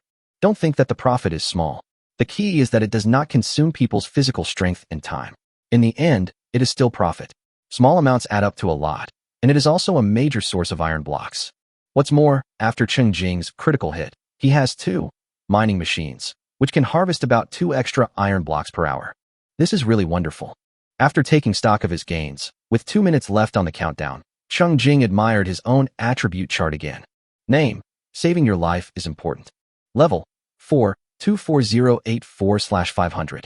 Talents: Drain, SSS, Critical Hit, S. Strength: 48, +1. Agility: 53.2, +3. Constitution: 53.8, +1. Spirit: 175.4, +5. Health: 538. Attack power: 404.8. Defense: 698.6, +11. Stamina: 140. Skills: Detection LV 328/100. Gathering LV 38/100. Disintegration LV 487/500. Ice Cone LV 350/100. Fireball LV 358/100. Swiftness LV 38/100. Healing LV 232/50. Slowness LV 212/50. Berserk LV 28/50. Skyfire LV 217/50. Charge LV 220/50. Arrow Rain LV 232/50. Lifesteal LV 248/50. Shield LV 29/50. Silence LV 210/50. Thunder Flash LV 22/50. Spike LV 27/50. Solidity LV 1/110. Free attribute points: 1. Territory level: 2. Security Tower Level 3. Wallet, 7 gold, 32 silver, 24,914 copper. Equipment, soft boots, ring of strength, chain of dawn, whole hat, staff of fear, silk trousers, silk shirt, ring of lucidity. Backpack, grilled fish 42, axe 1, sharp spear 1, iron bow 1, iron arrows 10, wooden bow 5, wooden arrows 220, silk trousers 1, silk shirt 1, silver cup 2, mining machine 2. After enduring 7 rounds of Monster Frenzy, Cheng Jing's basic attributes and wallet were finally fattened up. Chapter 60, I want to fight for another 300 rounds. Cheng Jing invested his free attribute points into strength to make up for it. He happily admired the attribute table. Even if he stopped at the 8th round, tonight's persistence, including the efforts in the 3 days since his rebirth, would be worth it. During these 3 days, Cheng Jing not only gained powerful talents, accumulated strong strength and a rich family background, but more importantly, he rebuilt his self-confidence. He was terrified when he heard about the monster plague this morning, but now he is no longer afraid of the next monster invasion. He believed that his strength would grow faster than the test, and that he would definitely be able to hold on longer. The break time is over, and the game pops up a familiar notification. Congratulations to Cheng Jing for passing the 7th round and about to face the 8th round monster disaster. Cheng Jing took a quick look and turned it off, fully concentrating on dealing with the impending impact. The guests on the TV show just glanced at it and calmly continued with their previous topic. There was a notification every 5 minutes, and then another notification every 5 minutes. They were tired of discussing it and had nothing to say. Let's just follow the host's lead and exchange gameplay suggestions for novices. Zhou Shanghe Zhou and Chang Jianji Feng surrounded the host and taught the novice host how to operate the game step by step. Hezhou on the boat insisted that they should cut down trees to collect wood. What are they waiting for if they don't cut down trees at the beginning? The edge of the long sword patted his chest and promised that he could teach the host how to kill monsters without getting hurt. The host had an interested expression on his face, but he actually acted very casually. He shouted and rushed towards a level 1 green ant monster. However, he dodged carelessly and was attacked by the green ant monster twice in a row, and the game character died. The host died so quickly that Chang Jianji didn't even have time to save the situation, and the smile on his face was awkward.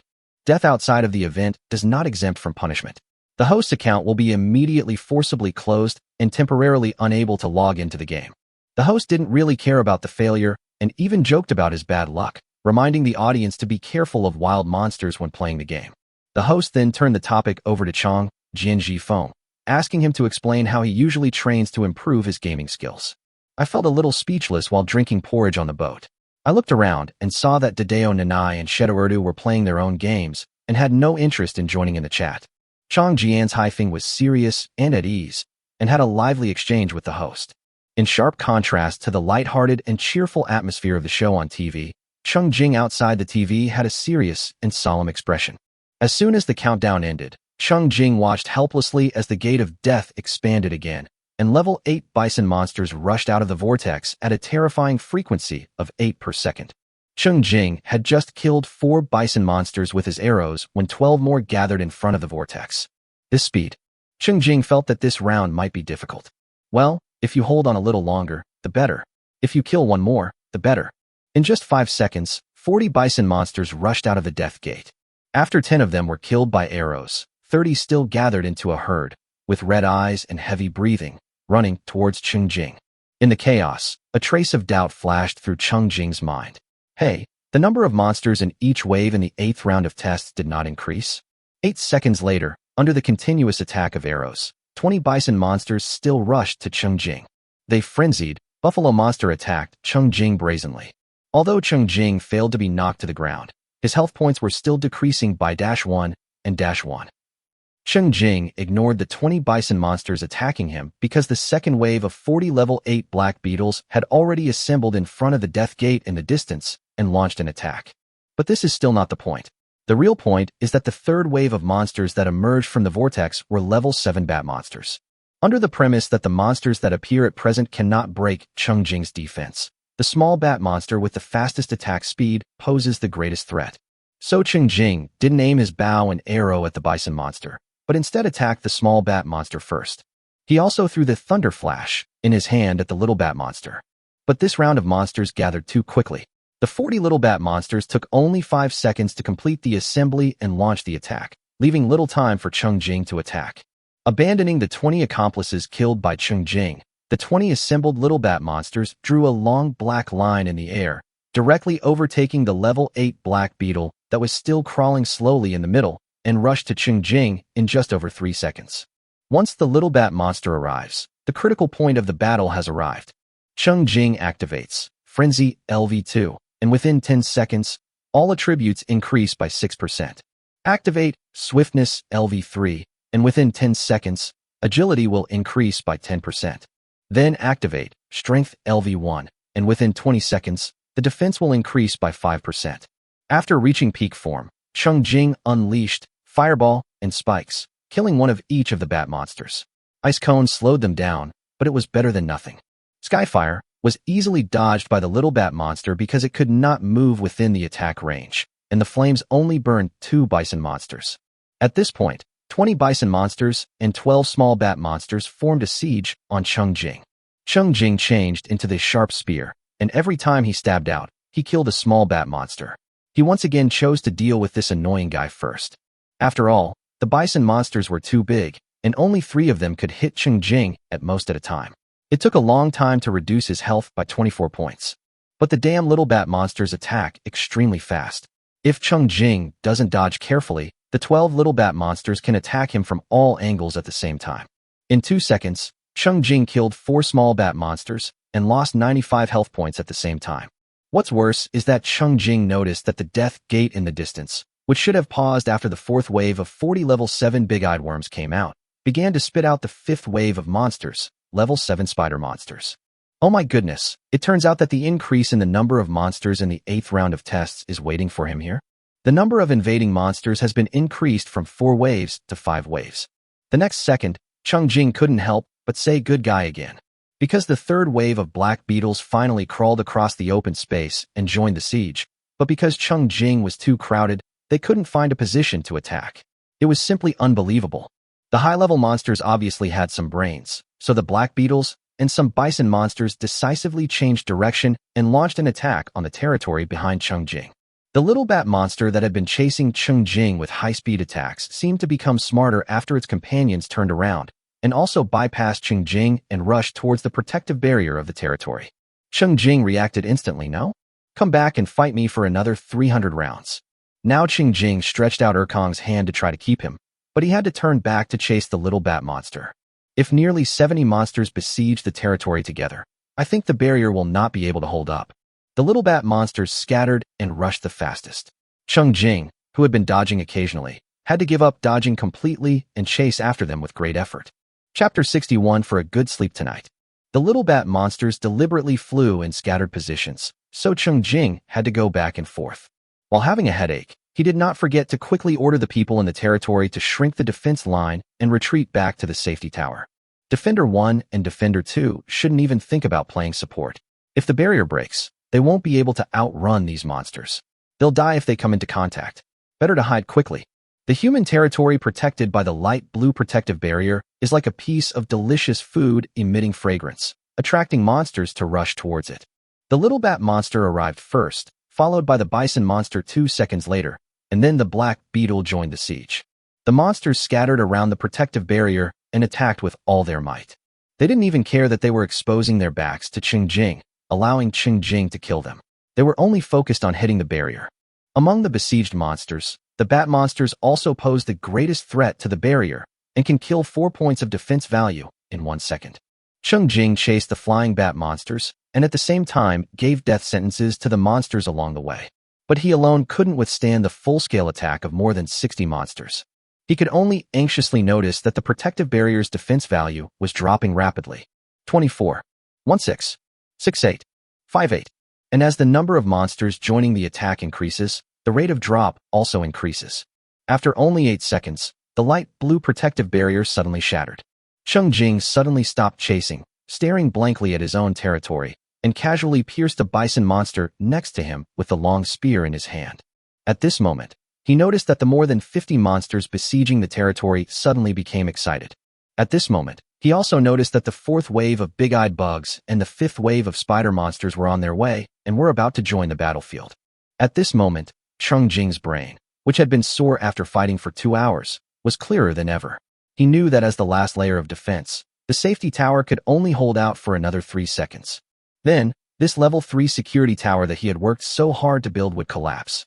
The territory he had worked so hard to renovate and upgrade would also be reduced to ruins. There is a big difference between Cheng Jing and the 4 guest players in the live TV broadcast.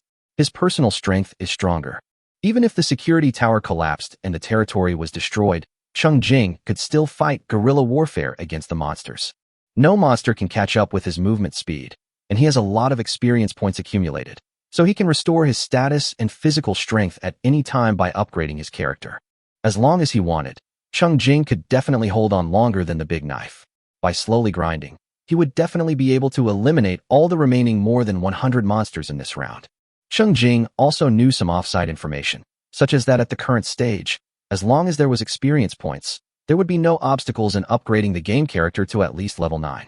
This means that his physical strength has nearly 900 points of room for development, which can help him destroy at least 1,500 monsters. According to the current trend of increasing monster numbers, he has the ability to survive 3 more rounds of Monster Frenzy tests. What a reward that would be. Only, with the collapse of the security tower, the 5 people hiding inside might not survive. The durability of weapons and the lives of people are not included in the failure penalties exempted from game activities. Among the guests on TV, only Zhou Shenggezu had a territory. After her safety tower collapsed, not only did she die, but the farmers in the territory also died. After the event, the security tower was restored, but the dead citizens were not resurrected. The man drinking porridge on the boat even complained that the money spent on buying the farmers' food was wasted. Cheng Jing sighed, and his fingers were even faster than his brain, and he quickly clicked the exit button in the upper left corner of the screen. He chose to give up participating in the event. Following Cheng Jing's operation, the game world suddenly paused. In this frozen picture, Cheng Jing could see the ferocious monsters rushing towards the safety tower with greed in their eyes. After a 2-second pause, the game popped up a question. Confirm to end the event and settle the rewards? Cheng Jing smiled freely and decisively chose to confirm.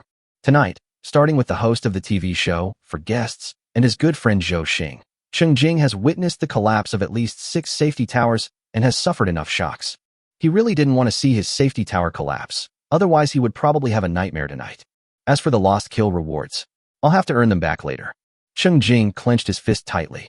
He would not only earn it back, but also double it and add a critical hit, making a huge profit. After comforting myself, I felt much less depressed.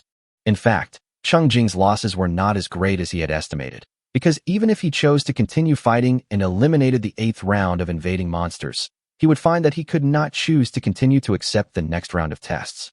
Otherwise, after the first 2 rounds of Monster Frenzy of the event ended, why did a large number of players who successfully defended not choose to continue to accept subsequent tests? Don't they want to? Are they really so busy in real life that they don't even have time for more than 10 minutes to play games? Of course, because they can't. In fact, players whose security towers have been breached can only rely on guerrilla warfare to eliminate the remaining monsters in the current round.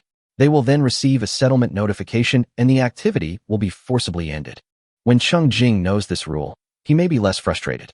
Of course, at this moment, the look in his eyes as he looked at the phone screen was still filled with the heartache of rewarding Feifei. As Cheng Jing made the decision, the monsters surrounding the territory on the game screen disappeared without a trace, as if they were erased by an eraser. The gray swirling death gate also turned into a meteor and flew away. The dim vision specially provided by the event ended, and the picture returned to the regular black night. The fireplace illuminated the safe and sound security tower, and the terrified people crowded at the door of the security tower. Cheng Jing walked towards the safety tower, from darkness to light. The people looked at him, finally confirming that everything was over. They immediately ran out happily to greet their lord, and surrounded Cheng Jing and helped him back to the 2nd floor of the safety tower. Cheng Jing's game character actually still has plenty of physical strength, but his fingers are just too tired.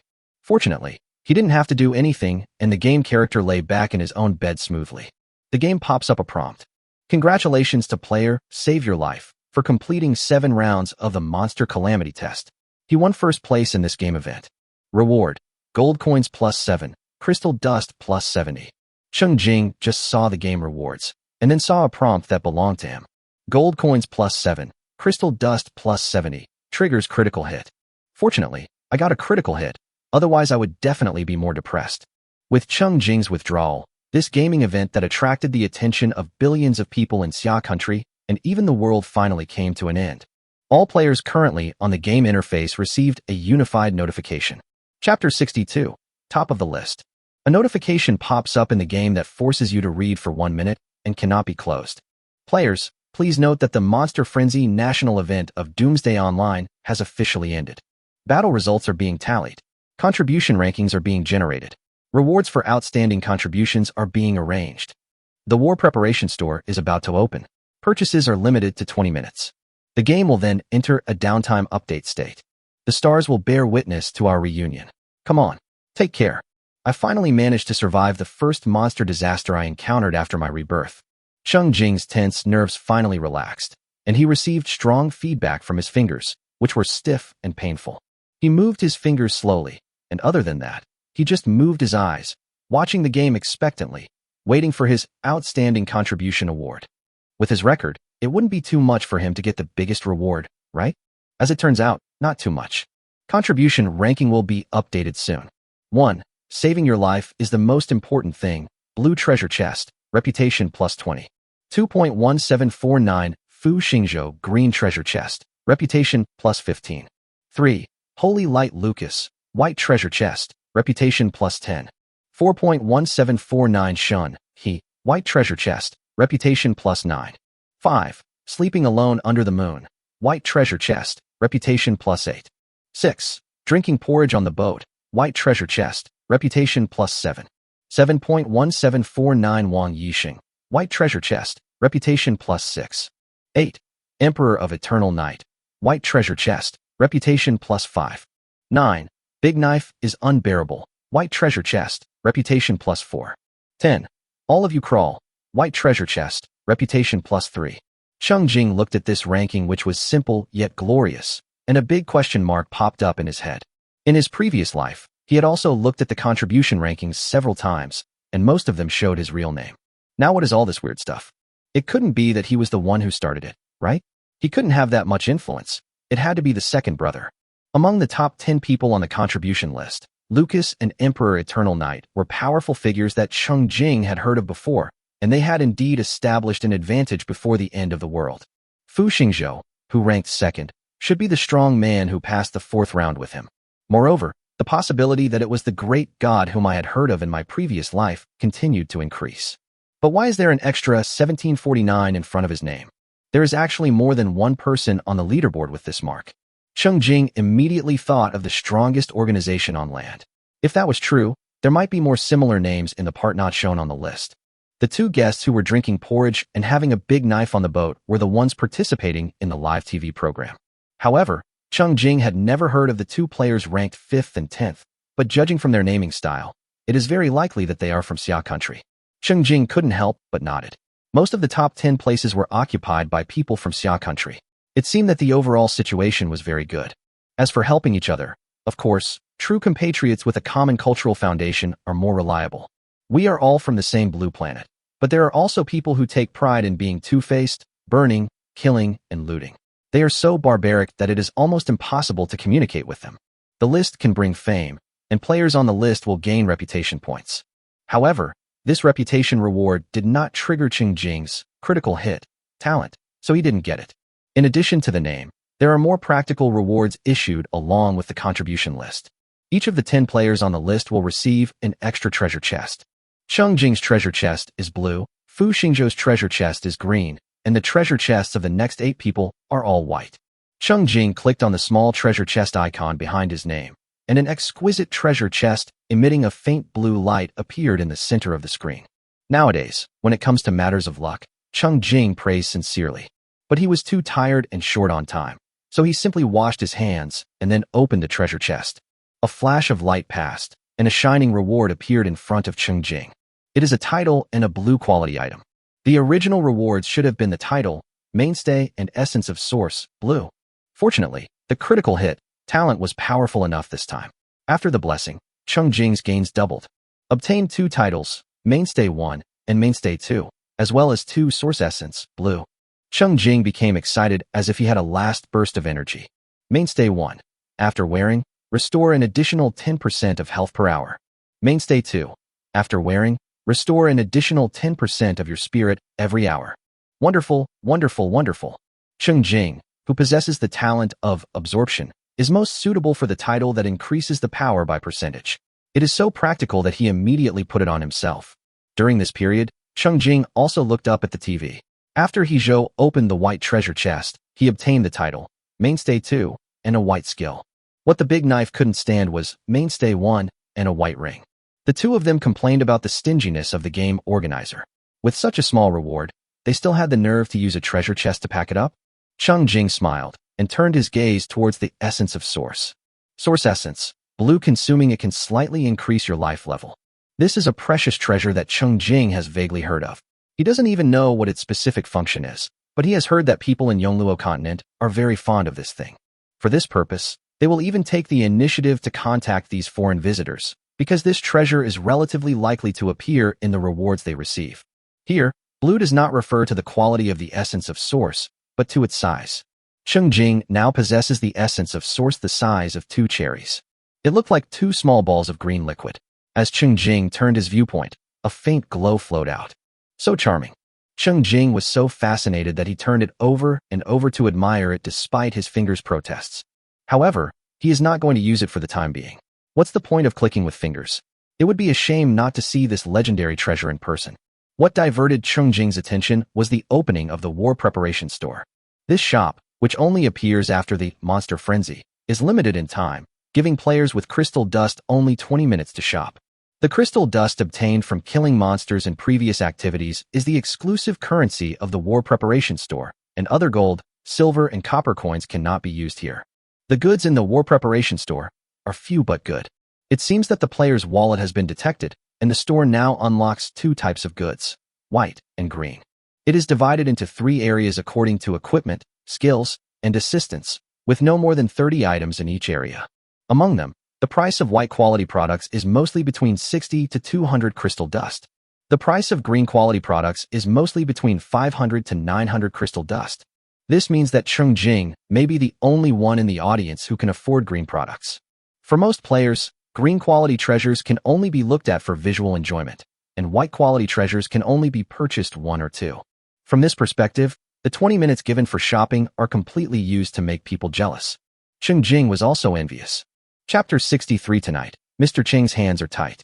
Although Cheng Jing did not pass the 8th round, he killed 72 monsters and received corresponding kill rewards. After critical hit, you will gain a total of 4,560 experience points, 4,560 copper coins, and 144 crystal dust. Absorb 8 points of agility, 5.6 points of strength, and 0.8 points of constitution. Combined with the gains from the previous 7 rounds of tests, Cheng Jing should have harvested the most crystal dust in the end, a total of 1,564. Cheng Jing naturally gives priority to browsing green quality products. There are various weapons and armors in the equipment, most of which increase a lot of attributes. Objectively speaking, they are very good, but for Cheng Jing, the cost effectiveness is very low. In his hands, cheap wooden arrows can kill the enemy, so why change to iron arrows? After admiring the products in the equipment area, Cheng Jing went to browse the auxiliary area. During this time, his attention was briefly caught by the talent stone, green, that was priced at 800 crystal dust. But in the end, he pulled his gaze away. No, he couldn't gamble anymore. The main reason is that the probability of getting green quality talent stones is too low. At this time, the gains brought by giving him an E-level or D-level talent will be very ordinary and have low cost effectiveness.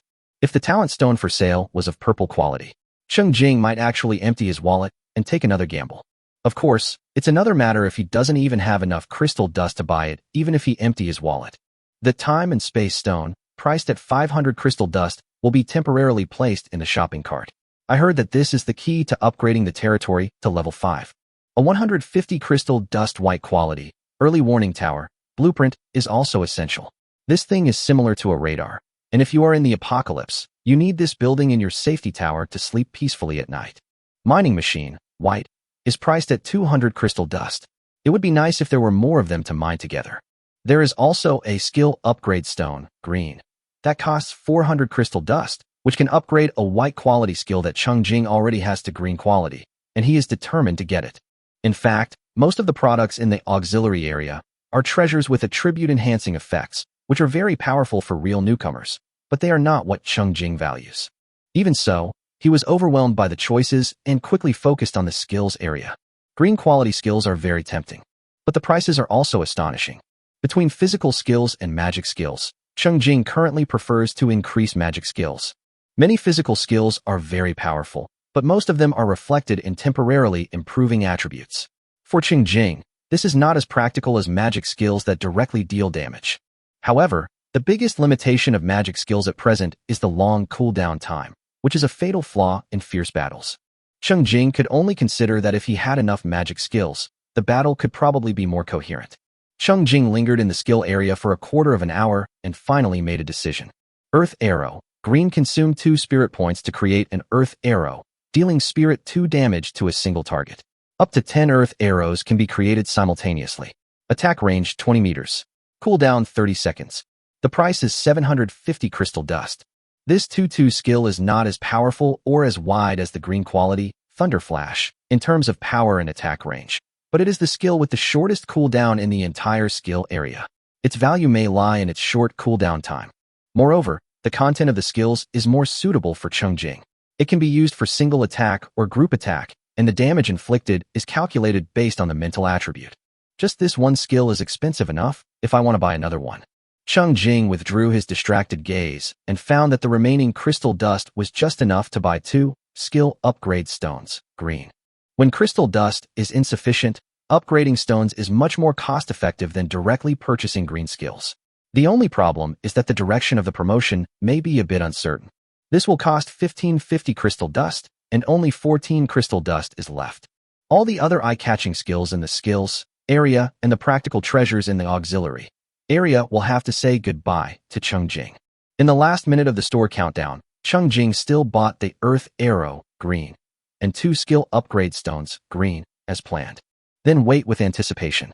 It's a pity that I didn't get the critical hit prompt. He immediately let out a long sigh of disappointment. Cheng Jing had been looking forward to this for a long time, wondering if purchasing items in the store would trigger the critical hit talent. Now it is confirmed that it cannot. Fortunately, this was within his expectations. After all, I haven't been able to trigger it when I spent money to buy in the gem mall these 2 days. Cheng Jing gradually summed up a rule. Owner's things do not seem to trigger critical hit.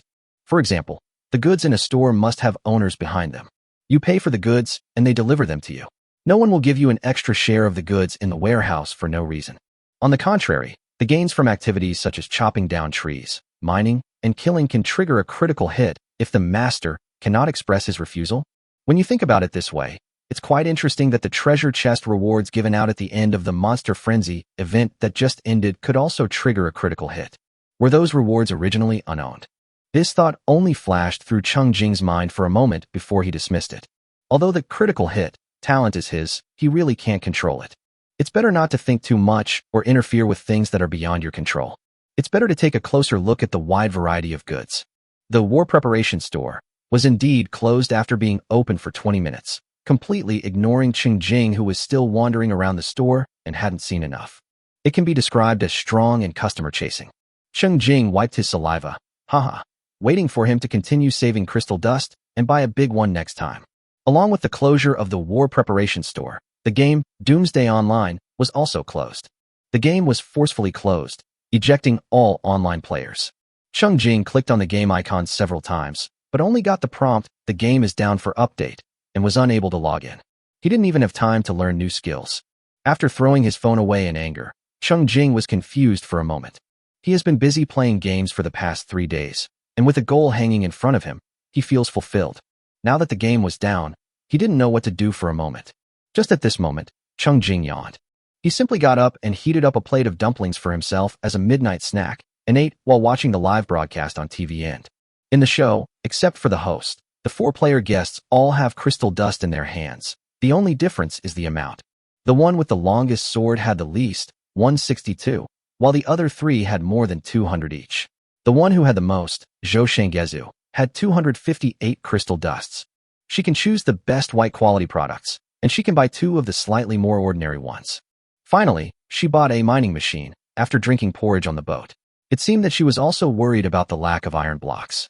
Dideo Nanai bought a defense tower blueprint, apparently feeling a pang of frustration over the tower's insufficient protection.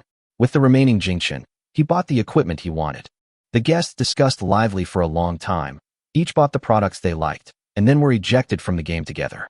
Now, not only is the game activity over, but the game is completely over. Chapter 64. Destined to have trouble sleeping? The host was overjoyed when he received the news that the game was shut down. This live broadcast program, which was arranged temporarily and was extremely special, and even the people in front of and behind the scenes were not clear about its true purpose, could finally end. He has been suffering on the stage for a long time, and he has survived only because of his professionalism. The host read out the farewell words in a cheerful tone and waved goodbye to the audience along with the guests. Cheng Jing turned off the TV, touched his full stomach, stood up and stretched, then took a comfortable hot bath. I decisively muted my phone, threw myself into the quilt, and fell asleep the next second. The fatigue brought by 3 days of not getting enough rest, and the huge mental pressure came all at once. Even if there was a flood tomorrow, it couldn't stop him from falling asleep in seconds. What's more, it won't be a flood tomorrow. But it seems that the price of rebirth is not being able to sleep well.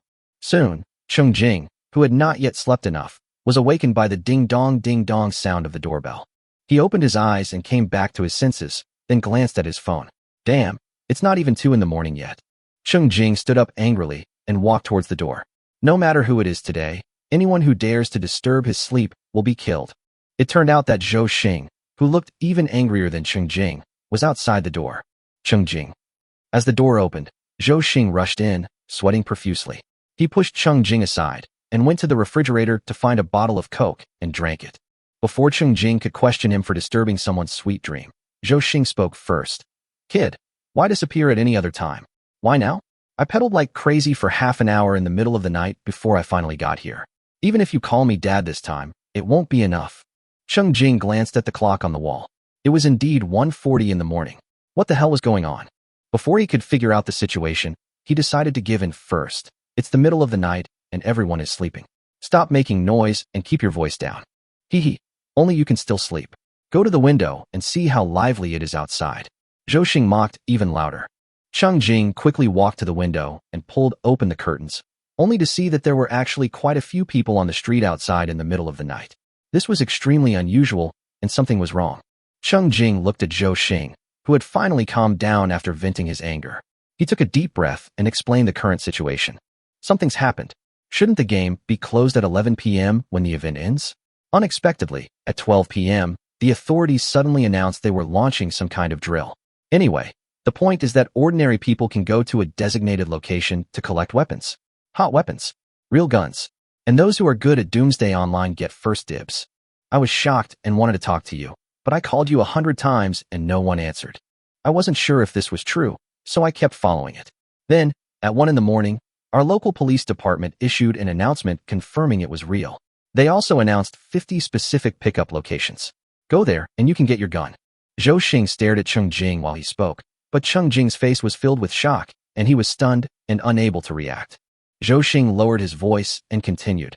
A colleague of mine said he has inside information and suggested we go get the weapons. What do you think, brother? Want to go? Okay, let me get dressed. Cheng Jing replied blankly, got up and washed his face with cold water, then took Zhou Xing downstairs and pushed out his electric car. Zhou Xing was riding in the front, while Cheng Jing was sitting in the back looking at his phone. It was the middle of the night, but cars and people were passing by on the road from time to time. The expressions on everyone's faces were very strange, as if they were excited but couldn't suppress their worries. Cheng Jing didn't go online to look for information, but went directly to the game group. Sure enough, both strategy groups were flooded with messages. Fortunately, an administrator summarized the situation into an announcement, and there was also someone in the Pioneer Group 3 who was responsible for sending it to Cheng Jing in private messages. Important notice, in bold and red tonight, when you go to designated locations to collect weapons, members of this group have special qualifications. Please show proof when you collect them. For details, please contact the administrator. We solemnly declare that this is not a joke or a scam. Please treat it with caution. In the group chat, some group members were already showing off photos of the guns they received, and they looked so excited that they couldn't even type or speak. Cheng Jing immediately sent a private message to the administrator to ask for details. The other party had previously called him several times to try to wake him up, and this time he didn't waste any time and directly sent him a weapon summary file. You can pick any weapon from the file. As long as you can carry it with you, you can take it. If you can't get it, please privately message me on the spot, and I will make it happen. After making a domineering declaration, the other party threw away several documents and game guides and fled. Cheng Jing was looking through the weapons catalog and felt as if a flame was burning in his chest. In the final countdown to the end of the world, the authorities actually took a desperate measure and made such a major decision. Distribute guns and ammunition in peacetime. Such a cruel act has sent a shocking and clear signal, bringing a strong shock to ordinary people, enough to make people extremely vigilant and alert to various situations they may encounter in the future. Cheng Jing also saw the official announcement released by the authorities in the early morning.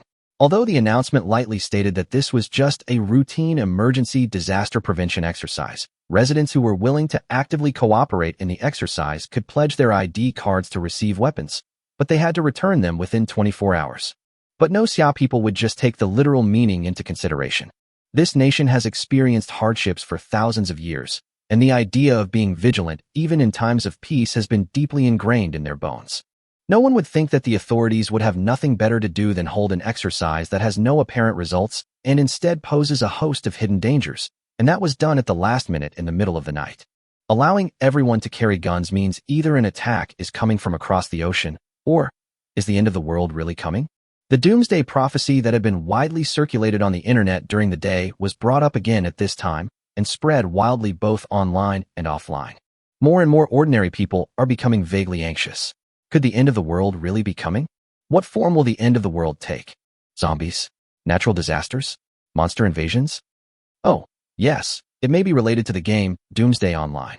The official has previously issued a special initiative letter asking everyone to register and play the game.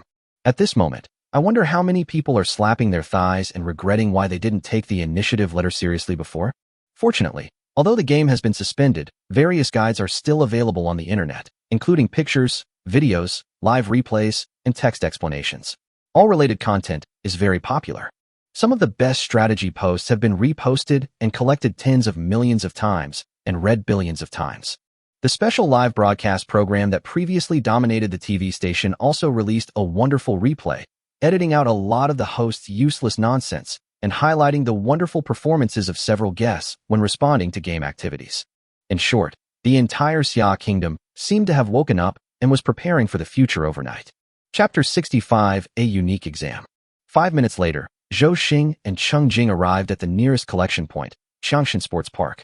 2 kilometers away, armed guards blocked the road and maintained order. No vehicles are allowed to approach, only walking is allowed. It was 2 o'clock in the morning, but looking around, under the tall searchlights that were temporarily erected to illuminate the surrounding area as bright as day, there were densely packed heads. The newly arrived people were eager to know the details, but they did not dare to act rashly, because the people who arrived earlier seemed to be looking at something quietly with their heads down. No one was making any noise. They were slowly queuing along the serpentine passage surrounded by guardrails. The solemn atmosphere affected those who came later. Cheng Jing and Zhou Xing had just lined up according to the guards' instructions when volunteers came to them one by one with brochures. Cheng Jing received a thick, practical manual. A scannable code is printed inside the cover of the manual. When you scan it with your mobile phone, you will first see an official announcement. The content of the announcement is the answer to the biggest question facing the public at this time. It was admitted that the official received a warning message from an unknown source on June 28th, suspecting that the recently inexplicable appearance of the Doomsday Online game was related to the real Doomsday. The specific verification time was 8 a.m. today, July 1st, 2044. After careful consideration, it was decided to distribute guns to the public for self-protection in special circumstances. If the warning message is false, the public must return the gun immediately. It is strictly prohibited to injure others while holding a gun. If violated, legal responsibility will be borne in the future. If the warning message is true, that's when this manual comes in handy. The manual contains various first aid knowledge, treatment methods for common illnesses, basic military knowledge and combat methods, how to use cold and hot weapons, military training methods, basic agricultural and animal husbandry knowledge, simple tool making, basic cooking methods, etc. Simple, practical, and all-encompassing. There were clearly tens of thousands of people gathered nearby, but there was no noise. The overall atmosphere remained quiet, with everyone studying under the bright lights. The public is not required to master the contents of the entire practical manual immediately, but what is scanned contains not only official announcements, but also several videos, which require on-site mastery. The video shows how to use the weapons that the public is about to receive and states that they will have to undergo an on-site test when receiving them. If they fail the test, they will not be able to receive them on the spot and will have to queue up again to take the test. The content of the video was far richer than Cheng Jing had imagined. It introduced the operation of conventional weapons such as pistols, rifles, grenades, individual rocket launchers, and landmines, as well as the use of supporting equipment such as night vision goggles, gas masks, and combat uniforms. These videos not only introduce weapons, but also briefly introduce some combat thinking, such as how to attack, cooperate, cover, retreat, set up temporary camps, etc. Of course, the video also clearly mentioned that ordinary people can only receive pistols. In the game, Doomsday Online, people whose characters, security towers, or territories reach level 1 can apply to receive a rifle. Other weapons have higher claim requirements and require a higher level in Doomsday Online. To claim them, please submit a verification request to the on-site staff. As for the issue of how to verify the level since the game has been suspended, Cheng Jing has also figured it out. At this time, clicking on the familiar black and red game icon will naturally not open it, and you will only get a prompt that the game is being updated. But if the account owner long presses the game icon, the player's basic information will be displayed. Name: saving your life is important. Level 4. Territory level 2. Safety tower level 3. A total of 4 lines are displayed, all of which are key information. Fortunately, there is a small I symbol behind each line of information, which can hide the content of this line separately. Cheng Jing hid the other 3 lines except the character level and stared at level for a while. He was a little unsure. Could he pass the verification if he hid it like this? If you don't admit it, you will only reveal your game name. Cheng Jing was not as averse to revealing his real name as he had imagined. After all, he had been active under his real name in his previous life. But at that time, he was just a little Karami, and no one cared about him. And now, his game name has been revealed. Wasn't the reward he just received 20 reputation points? Why does it feel like the reality is so inconsistent with the reputation value? Cheng Jing believed that as long as his game name was revealed, combined with the level information, who would not think that he was the guy who got first place? If someone asked him how he managed to pass the 7 rounds of tests so far ahead, how would he answer? Cheng Jing felt that it was time to start considering whether or not to proactively confess that he was also reborn. As for giving up collecting weapons and turning back home, Cheng Jing scratched his head. This decision was difficult to make. Even though he had spent 3 months getting used to fighting in person and killing monsters with his skills, the deeply ingrained ideas of more than 20 years meant that a gun still gave him an unparalleled sense of psychological security. What if the gun could be brought with him to the eternal fallen world? What if it could actually be useful? After all, he brought his cell phone with him in his previous life, and it served as a flashlight for 2 days. Zhou Xing was very excited. He bumped Cheng Jing's shoulder, expressing his understanding of his hesitation, and whispered, "I'm at level 3 in the game, so at least I have the rifle. Damn, I didn't expect to get a real one after college military training. I'm so nervous now. Will the gun go off accidentally? Brother Jing, let me see yours." Cheng Jing pressed and held the game icon to show it to him. Zhou Xing didn't care about the hidden content. He only cared about the fact that Cheng Jing's game character was only level 4. He immediately relaxed a lot. "Hey, I'm about the same as you." Cheng Jing nodded in agreement, without mentioning how much experience points he had accumulated after reaching level 4. Zhou Xing knew that Cheng Jing had invested a lot of time in this game recently. If his progress was not much faster than his, didn't it mean that he was not far behind? Thinking about it this way, the huge panic I had felt since seeing the announcement finally dissipated a little, and I felt a little more confident. Next, the two lined up and slowly moved forward, while each learning the content of the video. Most people before and after are like this. Because there were too many armed guards around and the message that the end of the world might be coming was too heavy, not many people dared to cause trouble at this time. Of course, it does happen. From time to time, you can hear gunshots in the distance. After a long time and more times, the Xia people quickly became familiar with the sound of gunfire and no longer mistook it for firecrackers. In order to avoid greater panic caused by lack of information flow, local press conferences will promptly push to everyone cases that have been handled due to emotional disturbances. Chapter 66. The rubbish expert misled me. There were also volunteers at the queue who were walking back and forth with loudspeakers from time to time, announcing the conflict happening in the distance and warning people in the queue that they should hurry up and study the video, as the exam would be very difficult. At the same time, we reiterate that at this critical moment, anyone who disrupts order will not be tolerated, and if inappropriate behavior arouses suspicion, they will be arrested and taken away. We hope that everyone will be cautious in their words and actions and not waste this hard-won opportunity. Some people were also taken away near Cheng Jing. They were 2 men and 2 women, for young people who came together. At first, the 2 women broke down mentally due to the heavy pressure and started crying and complaining, and the louder they complained, the louder they became. Then the 2 men could no longer bear it, threw the manuals in their hands, and started accusing loudly.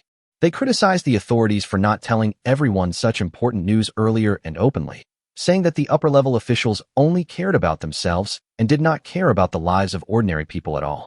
Just as the 2 men were trying to incite the people around them to resist and rush into the gymnasium to grab guns, they were hit on the neck by the butt of a gun by the guard and fell to the ground. Then all 4 of them were pulled out of the team and taken away. Realizing that the guards were serious, these people panicked again, but unfortunately their mouths were blocked and they were dragged away without giving them a chance to argue. Cheng Jing, Zhou Xing, and the people around them just watched it all silently. No one agreed, and no one helped.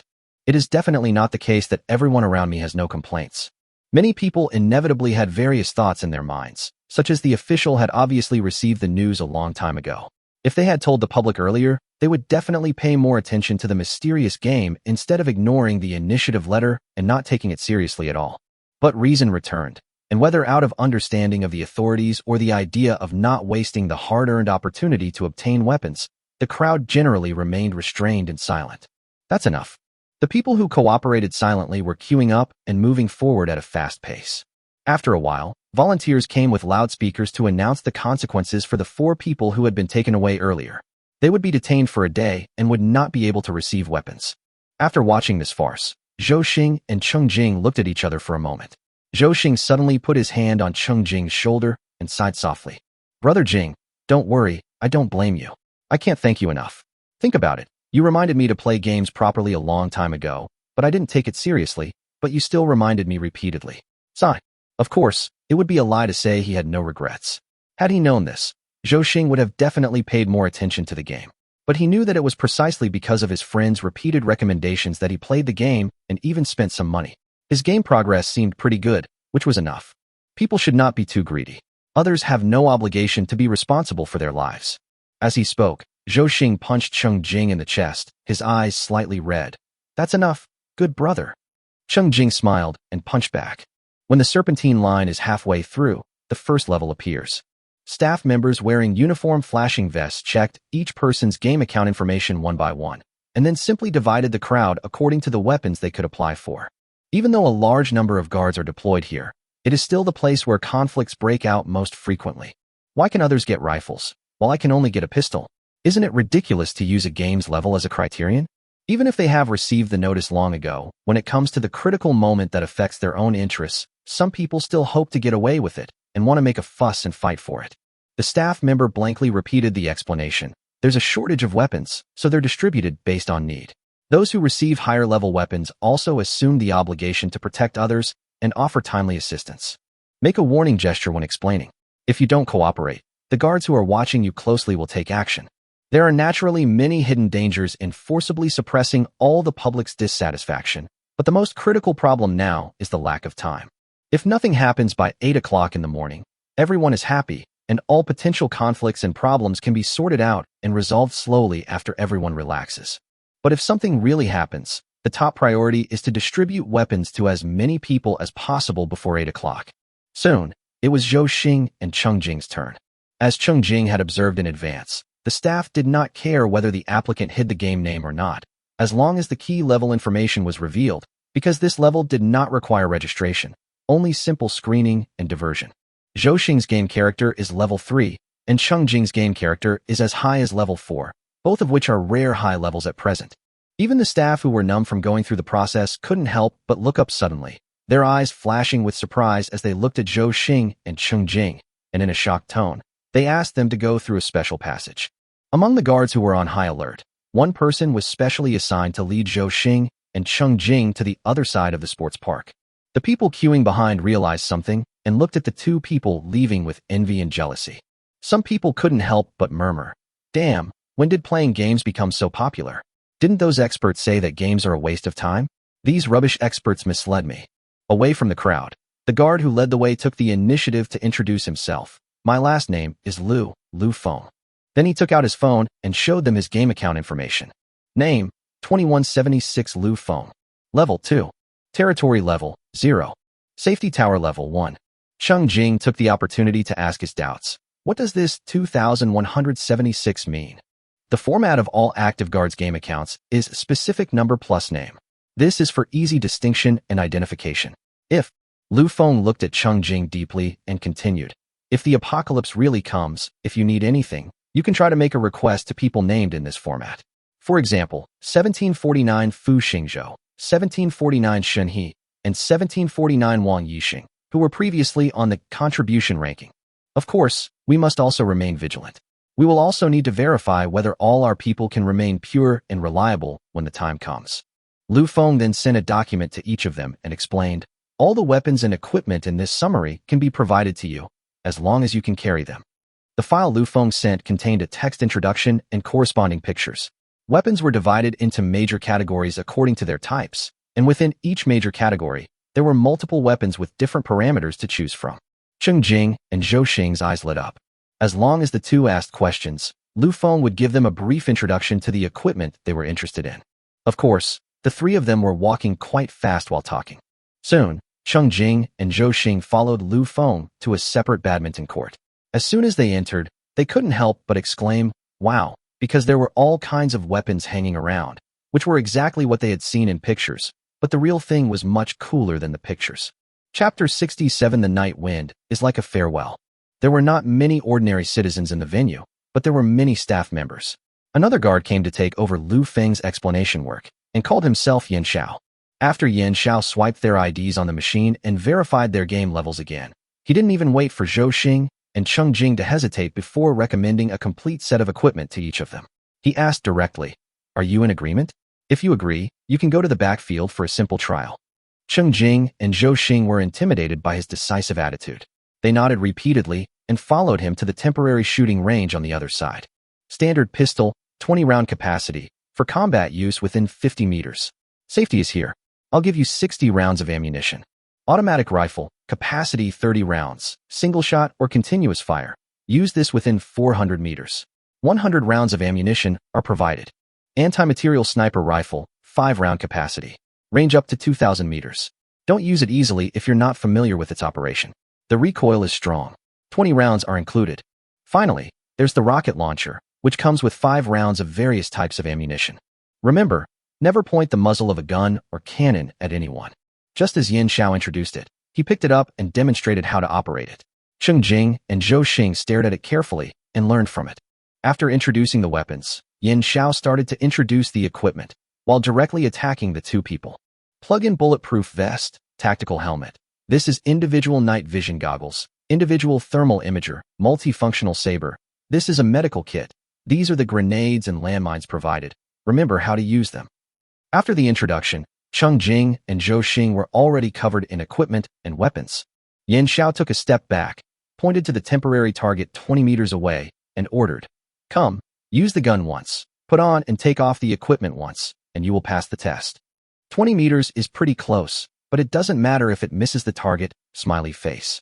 Anyway, as long as you can open the safety and fire the bullet, it's fine. What else do you need a bicycle for at a time like this? After Cheng Jing and Zhou Xing fired the 3 types of guns respectively, they naturally did not actually use the rocket launcher or grenade. They just simulated the operation and then successfully removed the equipment that had been pushed onto their bodies. Yan Xiao nodded in agreement and asked, "Do you have any other requests?" Cheng Jing quickly asked, "Can we get more shells and grenades? Can we get a few more sets of night vision goggles?" He couldn't guarantee the killing effect of the bullets, but rocket launchers and grenades would definitely be useful. Yan Xiao checked the inventory and replied, "We could have 5 more grenades, but we're out of stock." Cheng Jing nodded, feeling satisfied. Before coming, he gave away all the money he could think of and couldn't think of, without having to show any proof from the group chat. Zhou Xing hesitated for a moment, then asked, I want to go back to my hometown. Is there any way?" At this late hour, Public transportation is definitely out of the question. Yan Xiao asked for the specific location, checked again, and then said to Zhou Xing, who was staring at him eagerly, "If you don't need to go home to get your luggage, our logistics vehicle will leave in 20 minutes and will pass by your county. We can drop you off at the highway exit." Zhou Xing was overjoyed and nodded repeatedly. "Okay, I'll follow you." He would walk the rest of the way back, even if he had to rely on his legs. He should be able to reach home before dawn. Even if he died then, he would die with his family. Cheng Jing quickly added, "You can take my electric bike. Is there room for another bike?" Yan Xiao said there was no room left in the carriage. Cheng Jing could only pat his friend on the shoulder.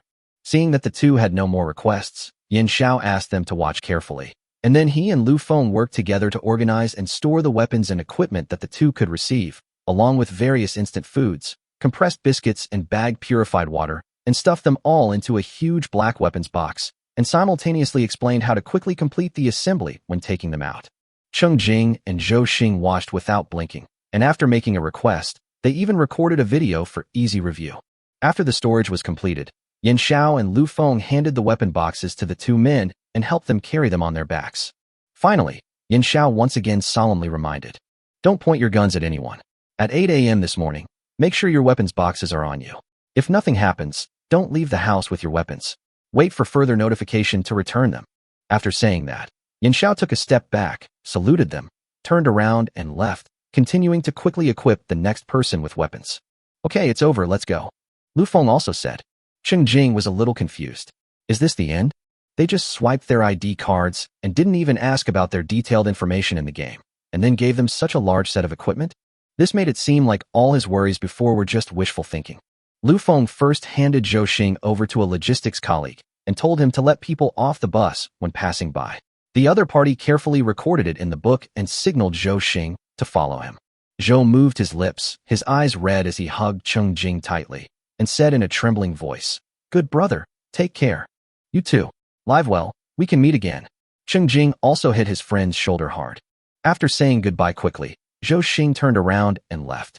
Lu Feng waited quietly for Cheng Jing to see his friend off, then led Cheng Jing to the exit. As they were almost at the park entrance, Cheng Jing held back, but couldn't help but ask, "You've given us so much, don't you have any other requests?" "Of course." Lu Feng stood still, staring into Cheng Jing's eyes, and said solemnly, "Live well." After saying that, he saluted, turned around and left, walking quickly towards the previous checkpoint. At this time, the number of citizens rushing to the sports park has not decreased but increased, and the staff's tasks are still very heavy. At that moment, Cheng Jing felt a surge of blood rushing to his head, and the urge to do something surged out. He loudly suggested, "I can stay and help distribute weapons. Be a volunteer, do what you can, and live up to the favors you receive, and you will feel at ease." Lu Feng stopped and turned around, smiled, and comforted Cheng Jing in return. "The best division of labor is for everyone to do their job. We have enough manpower here, and your advantage is that the game progresses quickly.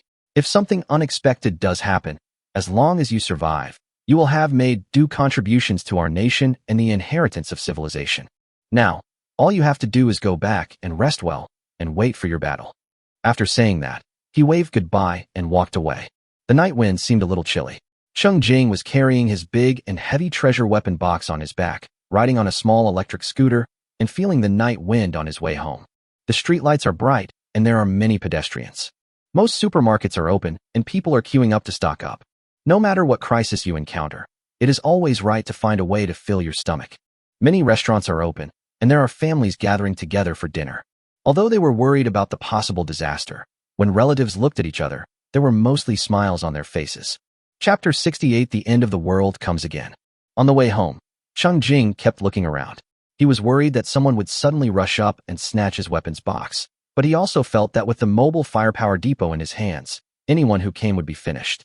Fortunately, he finally got home safely, because people on the road were either in a hurry to collect weapons or to buy groceries and stock up, and patrolling guards whizzed past from time to time. Moreover, the weapon box that Cheng Jing received was a rare item, and many people would not realize what it was even if they saw it. After all, most people received pistols, which were fixed to their waists in gun bags, and they were repeatedly warned not to take them out and play with them without permission. After returning home, he looked at the time, which was 3:30 in the morning. For Cheng Jing, who had set the alarm clock at 6 o'clock, whether to sleep or not was a serious question. Finally, I slapped my head and thought, damn it, I always can't sleep well, I'm not going to sleep anymore. Of course, the main reason was that he couldn't take his eyes off the weapon box. Since that was the case, Cheng Jing stopped struggling and laid his cards on the table. He was just curious and wanted to play. After successfully convincing himself, Cheng Jing rubbed his hands excitedly, opened the weapon box, assembled them one by one, simulated their use properly, and sorted them out thoroughly by himself. Although he was far less skillful than other professionals, fortunately before 6 o'clock, he had admired and played with the weapons and successfully put most of them back into the weapon box. Then, Cheng Jing cleaned up his house according to his original plan. This dilapidated house in the old neighborhood carries his many years of life memories. Finally, he measured it with his hands and sorted out some important things to try to take away. It was 7 o'clock, a weekday, and bright as day, but there was no one on the street. Everyone was waiting quietly in their homes. The breakfast shop downstairs was also closed, but luckily Cheng Jing had packed 2 boxes of dumplings for dinner the day before and ate 1 box for supper. Now he took out another box and fried it in a frying pan to make delicious fried dumplings. Although fried dumplings and soda don't go together very well, it doesn't matter. The fried dumplings are delicious, the soda is super sweet, and I feel full and relaxed. Cheng Jing finally started to organize himself. In the previous 3 days, he had actually bought a lot of supplies in between playing games, all of which he was planning to bring to the Eternal Fall world today.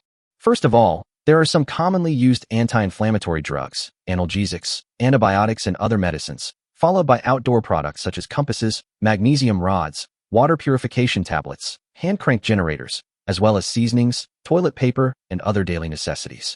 Cheng Jing has stocked up on them in shopping malls and outdoor product malls. The multifunction knife he bought himself was obviously not as good as the one issued by the government, so he threw it away. Cheng Jing took with him a Tang Dynasty horizontal sword bought from a cold weapon collection store. Cheng Jing packed up the clothes he had prepared. First put on a layer of soft and comfortable summer cotton home clothes, used tape to sew a lot of supplies, then put on a layer of camouflage combat uniform and continued to sew. He put on a bulletproof vest and then put on a large sports jacket that he bought specially for the occasion. He filled the pockets and interlayers and stuffed them tightly until he was bloated. Then he wrapped himself in an oversized down coat that could serve as a quilt on the outside. After all this trouble, Cheng Jing was tired and hot. His coat and windbreaker were open, and he was holding a sniper rifle in one arm and a rocket launcher in the other. He had night vision goggles on his head, a weapons box on his back, and military boots on his feet. He was finally ready. Cheng Jing was like a bloated and clumsy bear, hugging his belongings tightly, sitting on the living room floor, staring quietly at the clock, and the seconds passed until 8 o'clock in the morning of July 1st, Xiaoguo time. As countless people waited anxiously, boom, a huge bell rang in the minds of every Blue Star citizen. The next second, Cheng Jing's eyes went dark and he passed out. He vaguely felt that he was in a state between half asleep and half awake, walking in the warm water, which seemed very comfortable, but also seemed very painful. It seemed like a long time had passed, but it also seemed like just a brief blink of an eye before Cheng Jing woke up. When he opened his eyes, the first thing Cheng Jing saw was the storage cabinet. The wooden cabinet body was faintly bordered with silver patterns, and it looked much more refined than the hard, bare wooden bed beneath him. Cheng Jing sighed with mixed emotions, confirming that, for him, the end of the world had come again. He was thrown into the Eternal Fall world again.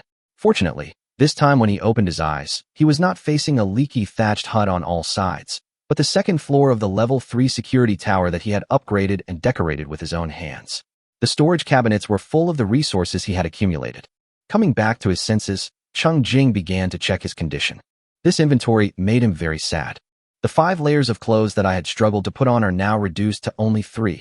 Home clothes, combat clothes, and bulletproof vest. Small personal items were brought in, including medicines taped to the legs, a saber, water purification tablets, etc. But the 2 layers of clothes, including military coats and jackets, and a large amount of daily necessities flew away to who knows where. A total of 6 grenades and 20 sniper bullets, including 10 ordinary bullets and 10 armor-piercing incendiary bullets, were stuffed into the trouser pockets of the combat uniform and brought over smoothly. I also brought the sniper rifle and rocket launcher in my arms, but unfortunately, I only brought 1 rocket launcher shell, which I regretted. The pistol on his waist comes with 20 rounds of bullets. He also brought night vision goggles on his head, a medical kit in his stomach, a practical manual in his chest, and family photos. But apart from that, the weapons box that he had stuffed full of supplies into, and the Tang Dynasty's sword worth 20,000 yuan tied to the weapons box, all disappeared. Oh, what a loss. Cheng Jing was worried that he couldn't bring things that didn't come into contact with his body, so he took the risk of holding his favorite sniper rifle and rocket launcher in his arms. As a result, he didn't get any supplies on his back, and even the clothes he wore were cut into 2 layers. He was so stingy. While feeling heartbroken, Cheng Jing sorted out the weapons he brought and took off and put away all the small items on his body. He comforted himself and thought, forget it, it's much better than last time, I can't be too greedy. Hiss, still angry. After counting the local specialties brought from Blue Star, Cheng Jing turned his attention to the eternal fall world. At the head of the wooden bed, neatly arranged were a set of linen clothes given as a gift for new players, and various equipment used by Cheng Jing during the gaming period. There is a black ring around Cheng Jing's wrist, which is the most crucial thing. Functionally, this ring is equivalent to a portable computer and a portable storage ring, and is called a brain computer. These people from other planetary civilizations who are thrown into the eternally fallen world are called foreign visitors. Each foreign visitor is equipped with a brain computer. Cheng Jing reached out to touch the black ring, and saw a stream of white light flashing around the ring, and the brain computer connected to him started up successfully. A transparent screen the size of a mobile phone popped up above the ring, currently displaying only one message. Welcome to Mr. Cheng Jing. Chapter 69, The Name of a Serious Player. Cheng Jing exerted a little force, and the ring was pulled off. This thing has an astonishingly high level of technology and fantasy, and has many uses. For example, when Cheng Jing pinched it, the ring turned into a small and slender frame, which he placed on his left ear with the front end against his temple. The brain computer itself is almost weightless, and there is no strange feeling when it is attached to the face, and it will not fall off during intense battles. When the brain computer interface is activated in this mode, a light screen will appear directly in front of Cheng Jing's left eye. It is completely fine to cosplay Vegeta's combat power detector, and it will be even cooler. Cheng Jing activated the light screen, and a translucent screen the size of a lens appeared in front of his left eye, displaying the content without affecting his view of the outside world.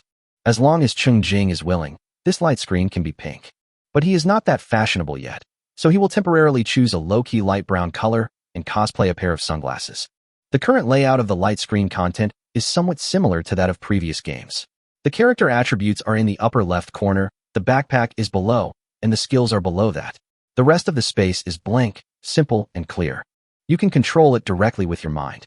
You can also reach out and pull, expand the light screen out of thin air, and click manually. In fact, these contents can even appear directly in the mind, which is why it is called brain computer. But Cheng Jing himself is more accustomed to using external light screens as display carriers. Cheng Jing first checked his attributes. The attribute values were beautiful and familiar, which made Cheng Jing completely relieved. Clenching his fists, Cheng Jing excitedly ran back and forth twice in the narrow safety tower. Unfortunately, his mind was still not adapted to his current physical condition, and he easily bumped into the wall while running. I can't destroy my own safety tower, Cheng Jing muttered to himself, then stood still and checked his backpack. In the 30-slot backpack, in addition to the supplies he always carries, there are also 2 source essence, blue, rewarded by the game activities, as well as the purchased earth arrow, green, and 2 skill upgrade stones, green. Cheng Jing took out a source of essence and held it in his hand to admire it. In reality, this ball of green liquid wrapped in a transparent film becomes even more charming as it flows with light, as it is slightly shaken by the fingers. An inexplicable desire arises in the body, as if every cell is shouting, "Eat it." Just as Cheng Jing was fascinated, another dong bell sound appeared in his mind. Fortunately, it was much lighter this time. Then a majestic voice sounded. The Eternal Fall world welcomes all strangers from the Blue Star. This is the Doomsday Playground. Beware of monsters from the darkness. You will have a 3-day novice protection period. Please cherish and make use of it. The first round of monster disaster will be ushered in on the 5th day. It is recommended to upgrade the security tower as soon as possible. Be wary of the dark. The vaccine will be administered to children under 16 and people over 65 in 3 months.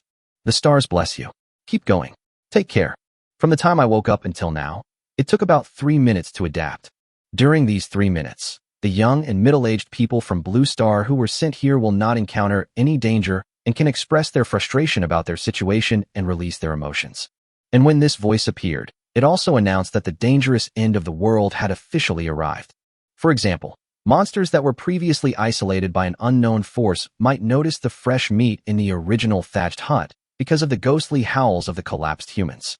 For Cheng Jing, 3 new prompts appeared on his screen in succession. Congratulations to our villager, life is important, for being the first to reach level 1. The chat function in our village has been enabled. Reward, reputation +1. Congratulations to this villager for being the first to reach level 1 with their life is important safety tower. The trade feature has been enabled. Reward, reputation +1. Congratulations to this villager for being the first to upgrade their life is important territory to level 1. The village's mall function has been activated. Reward, reputation +1. Cheng Jing turned on the light screen and saw 3 more icons below the skills in the left column, namely chat, trade, and mall. Click on the chat channel, and there are already a few messages in it. 666. Holy shit, the game has become reality? Is the end of the world really here? Hazel Mushroom, I'm not convinced. I'm crying while holding my gun. I didn't bring the bullets I was given. Help me, my name is so damn appropriate. By the way, am I the only one who noticed that the top dog in our village is a big shot? Is it the big shot who took first place in the game event? Big shot, please give me a big leg. I'm going to cry. 2176 Li Mingfei. The forest is very dangerous. Everyone must be careful when exploring. I will do my best to help if you need anything. The reason for the lack of discussion is that there is a number at the top of the chat channel, 11/1000. This means that there are currently only 11 people who, because they played the game Doomsday Online in advance and upgraded their characters to level 1, can speak in the chat channel, and there is a 1-minute interval between each speech. Other real newbies can only peek at the screen but cannot speak. Of course, there are tragic people who leave no word behind and become a disappeared number. As for the trade channel, it was even more empty, as only 7/1000 of the items were currently eligible for sale. This means that currently only 7 people in this village have upgraded their safety towers to level 1, and they can put them up for sale. Other players whose security towers have not reached level 1 can only rush to buy in silence. But now that the Doomsday prophecy has come true, those who have played the game in advance are naturally more aware of the scarcity of resources and may not sell them casually. This place may be deserted for a long time. Fortunately, the last mall function has no restrictions on usage qualifications. As long as someone unlocks it, everyone in the village can use coins to buy things in it. The only problem is that the prices of the goods in the mall are extremely expensive. The ratio of people who can use the chat and transaction channels may seem small, but it is actually much better than the situation when Cheng Jing started in his previous life. In Cheng Jing's previous life, it took half a day for someone to unlock the chat channel in his village, and the trading channel wasn't unlocked until the next evening. The mall, on the other hand, only took a day to unlock, but the problem was that everyone was saving their copper coins to upgrade their security towers, so few people actually bought anything. Cheng Jing came to the chat channel with the intention of trying to find a familiar name. When he was verifying the surrounding map on the first day of playing the mobile game, he noticed that the terrain around his territory in the game was different from that in his previous life. At that time, he had a vague suspicion that the area where he was deployed might be changed, and he was waiting for actual verification. But now that he had really seen it, Cheng Jing still couldn't verify anything. Because the 4 people speaking in the chat channel, except for Li Mingfei, who was probably a security guard, the others were all online names. That's right, at this time, all those who can reach level 1 are mobile game players. Which serious player would come up with a serious game name? Chapter 70, The Real Monster Invasion.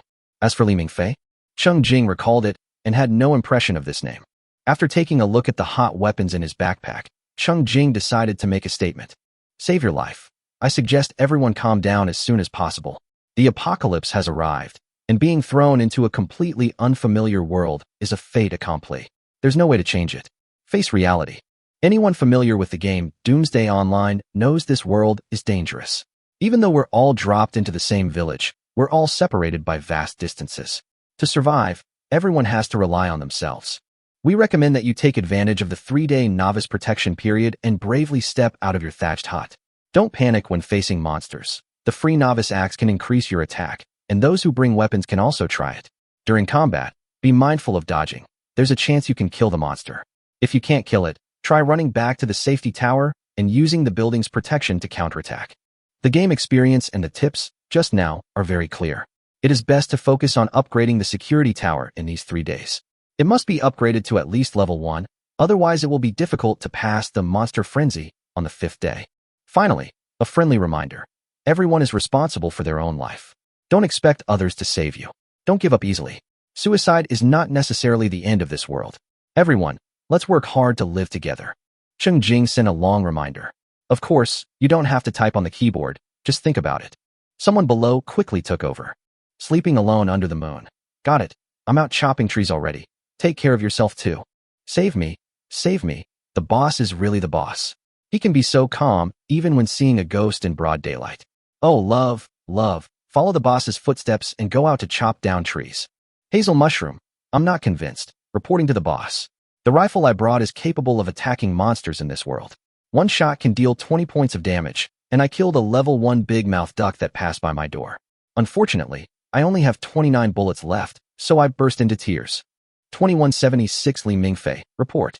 Actual measurements show that a pistol can deal 10 points of damage to a level 1 monster with a defense of 6.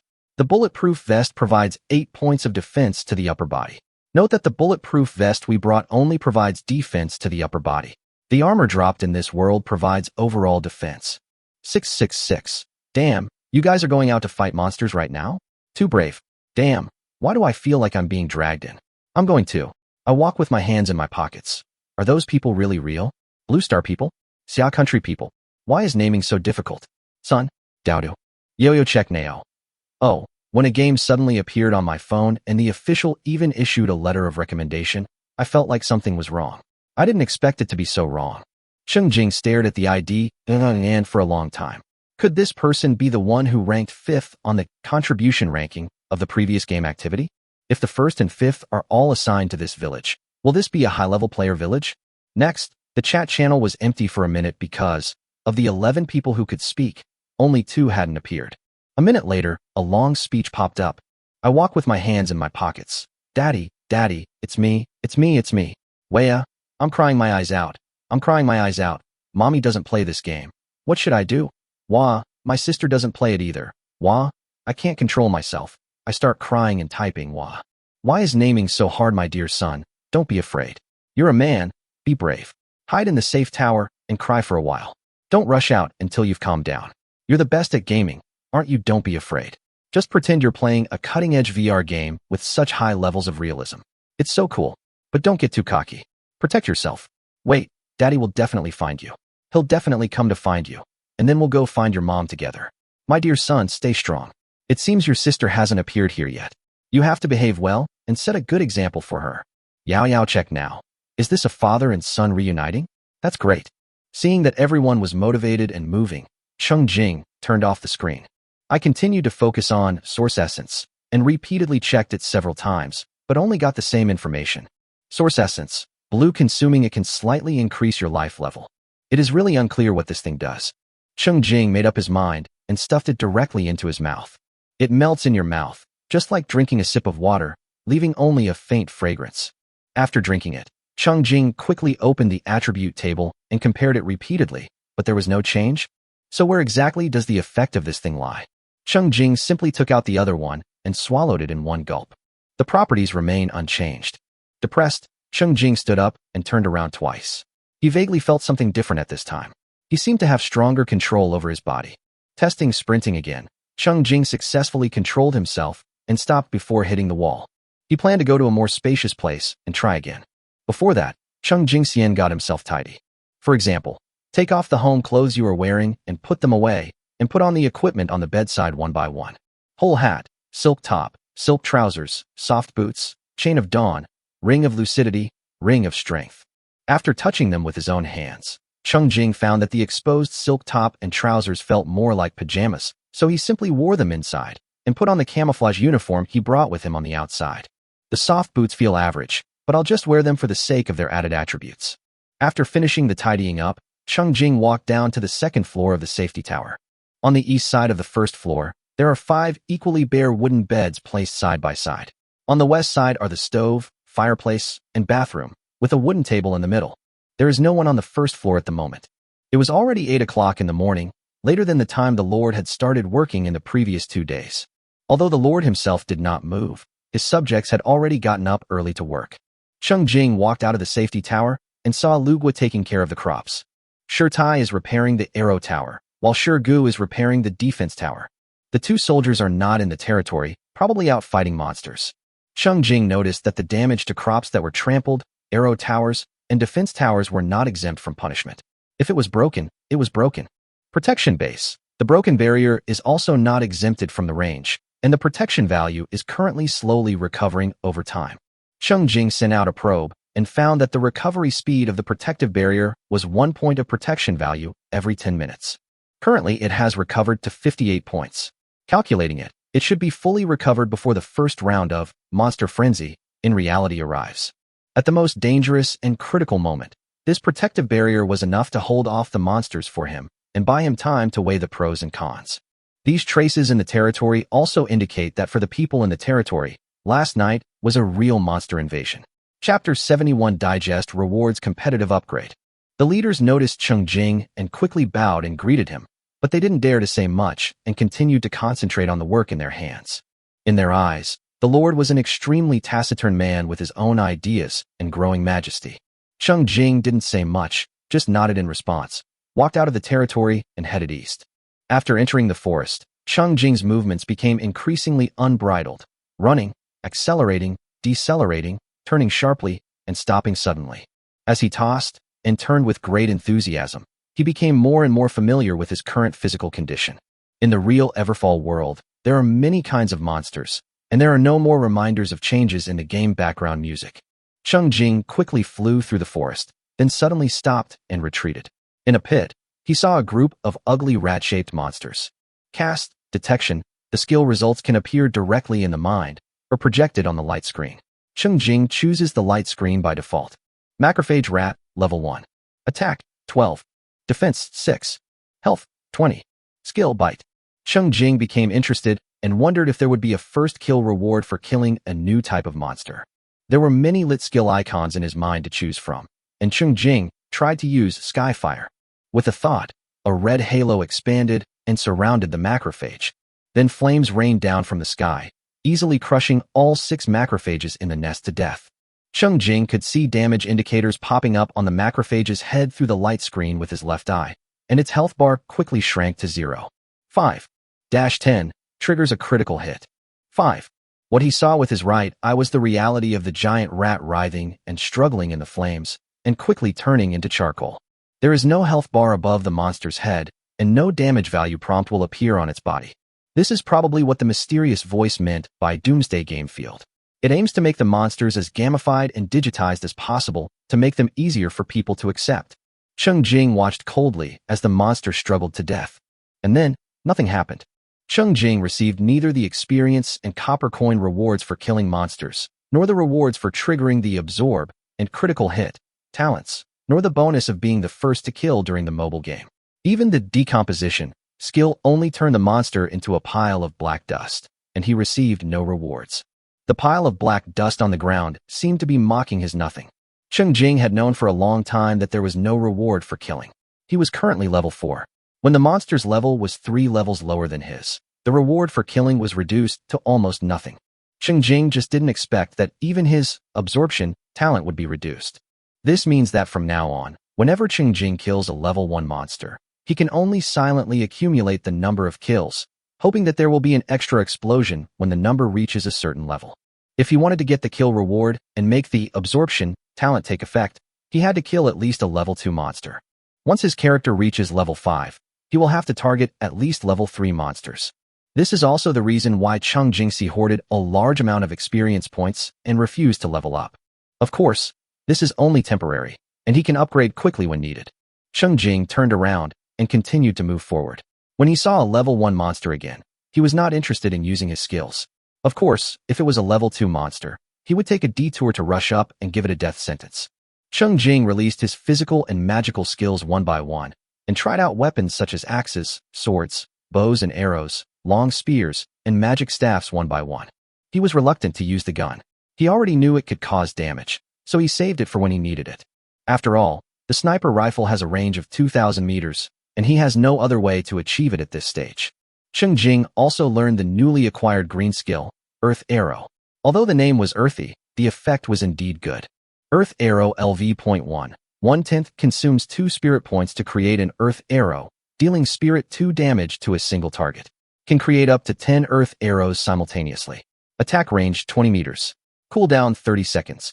Whenever Cheng Jing saw a few monsters, he would create a few earth arrows, which dealt double the spiritual damage. At this stage, no monster could withstand it. It only took a few minutes to quickly upgrade earth arrows to level 2, and the number of earth arrows that could be produced at the same time increased from 10 to 12. After experiencing the effects of all kinds of skills, Cheng Jing also determined the users of the 2 green quality skill upgrade stones he bought. They are Fireball, which has high damage and short cooldown, and Spikes, which has low damage but the shortest cooldown. With such high spiritual attributes, he can definitely try to follow the path of a wizard. Before the wizard's skill system is built, the axe in his hand is not just for show. Others may tend to choose a development path due to the lack of attribute points, especially free attribute points. Just like Cheng Jing in his previous life, he prioritized agility and took the high agility attack route.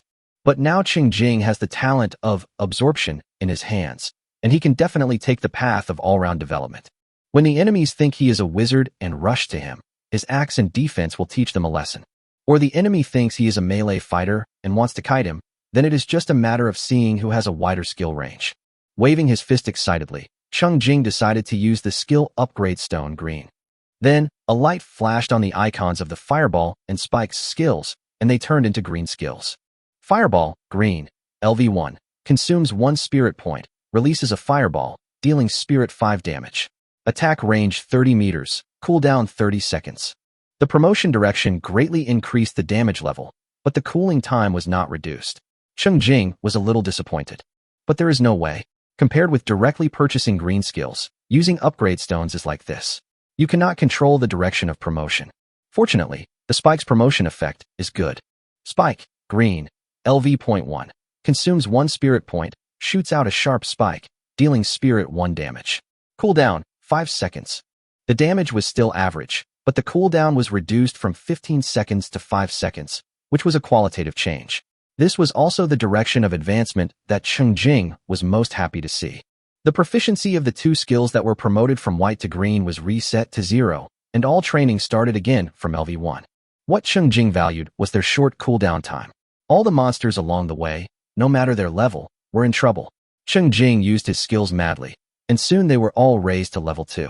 Fireball, LV2 successfully reduced the cooldown time to 25 seconds, which is not bad. Spikes, LV2 also successfully shortens the cooldown time to 4 seconds, which is even better. Cheng Jing relied on his sufficient mental attributes, as well as the title and staff to improve his mental recovery speed. He would throw spikes whenever he saw a monster, and would also throw them if he didn't see any. He became addicted to improving his proficiency. After using up the 2 skill upgrade stones, Cheng Jing still felt unsatisfied. Chapter 72 Goodbye, Old Rival Jieja. On the skill panel, Cheng Jing has several promising skills that he wants to upgrade. For example, the ice cone that was frequently used before, if it is upgraded to green, the effect of weakening the enemy should be stronger. Recovery skill. Healing. The health points restored by the white quality are really small, but the health points restored by the green quality may be more. There is also the powerful Skyfire skill, which causes real damage and area damage. If the cooldown time is not too short, it will definitely be the skill that Cheng Jing wants to upgrade first. The more Cheng Jing thought about it, the more motivated he became. This time, there are no restrictions on physical strength and operation across the screen. He will definitely get more crystal dust from the 5th day's Monster Frenzy, and at least buy a few more skill upgrade stones. In addition, Cheng Jing also studied 3 basic skills: exploration, collection, and decomposition. These 3 basic skills are also very interesting. They do not consume mental or physical energy when used, and there is no cooling time. They have their own operating mechanisms. During the mobile game, this part of the mechanism was hidden and ignored, and the basic skills were left to players to use at will. Now, they are presented to Cheng Jing. Exploration, and collection consume the number of times decomposition is used. The specific rule is that after using the decomposition skill 10 times, you can use exploration or collection once. Cheng Jing vaguely understood the principle behind this. This was actually encouraging everyone to use the decomposition skill more often and destroy the monster's corpse on the spot after killing it. With such a mechanism, even if the monster level is too low to yield any rewards from decomposition, newcomers will get used to decomposing it more from the beginning, because this itself is a kind of reward, not to mention that occasionally some small gifts will pop up unexpectedly, which is worth missing. As Cheng Jing slaughtered people indiscriminately in the forest, his decomposition skill was upgraded to level 5. The growth rate of skill proficiency begins to slow down. This is because when it reaches LV5, a significantly improved skill effect appears. Up to 5 monster corpses can be decomposed at the same time, making it convenient to quickly clear the battlefield. While studying the skills, Cheng Jing explored the territory from the center. Walk and measure the highlighted parts of the map yourself and draw your conclusion. Currently, in the novice protection period, the monster level around the territory is still suppressed by an unknown force. This suppression was not personalized to Cheng Jing's strength, but was uniformly set according to the overall level of human beings on Blue Star. The number of monsters is much greater than during the game. Cheng Jing still saw the most level 1 monsters along the way, hundreds of them. When he saw a large number of monsters gathered together, he would use the Skyfire skill to prevent them from living in groups. The number of level 2 monsters accounts for about 1/10, and level 3 monsters can only be found occasionally. He has to rush into a pile of monsters to find level 3 monsters. Newbies can avoid level 3 monsters if they are careful and cautious unless they are extremely unlucky. In a map of this intensity, Cheng Jing, who possesses overwhelming power, can play freely and his state is even more relaxed than when playing games. In the mobile game era, physical strength was used to restrict him from wandering around, but now it is the constitution attribute that affects physical strength. Cheng Jing's physique and spirit attributes are high enough that he can simply travel and kill low-level monsters without feeling any consumption of physical strength or energy, and his endurance has been qualitatively improved. During the exploration, Cheng Jing also encountered 2 soldiers who were working together to kill a group of level 1, red-eyed ferocious rabbits. The 2 soldiers got hold of Cheng Jing's spare equipment, and their strength was higher than their rank. Among them, Weidunyi was stronger and had the shield skill, so he led the charge. Weidunyi coordinated the attack from the rear, and together they quickly defeated the 3 red-eyed rabbits. Cheng Jing checked the attribute tables of the 2 soldiers and found that their experience points were not far from reaching level 2. The soldiers decomposed the level 1 monster and obtained 3 pieces of rabbit hair.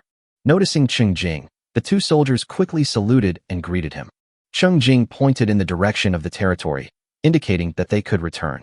Today's subjects have not been recruited yet, and the new soldiers who are recruited need to be led by the elders.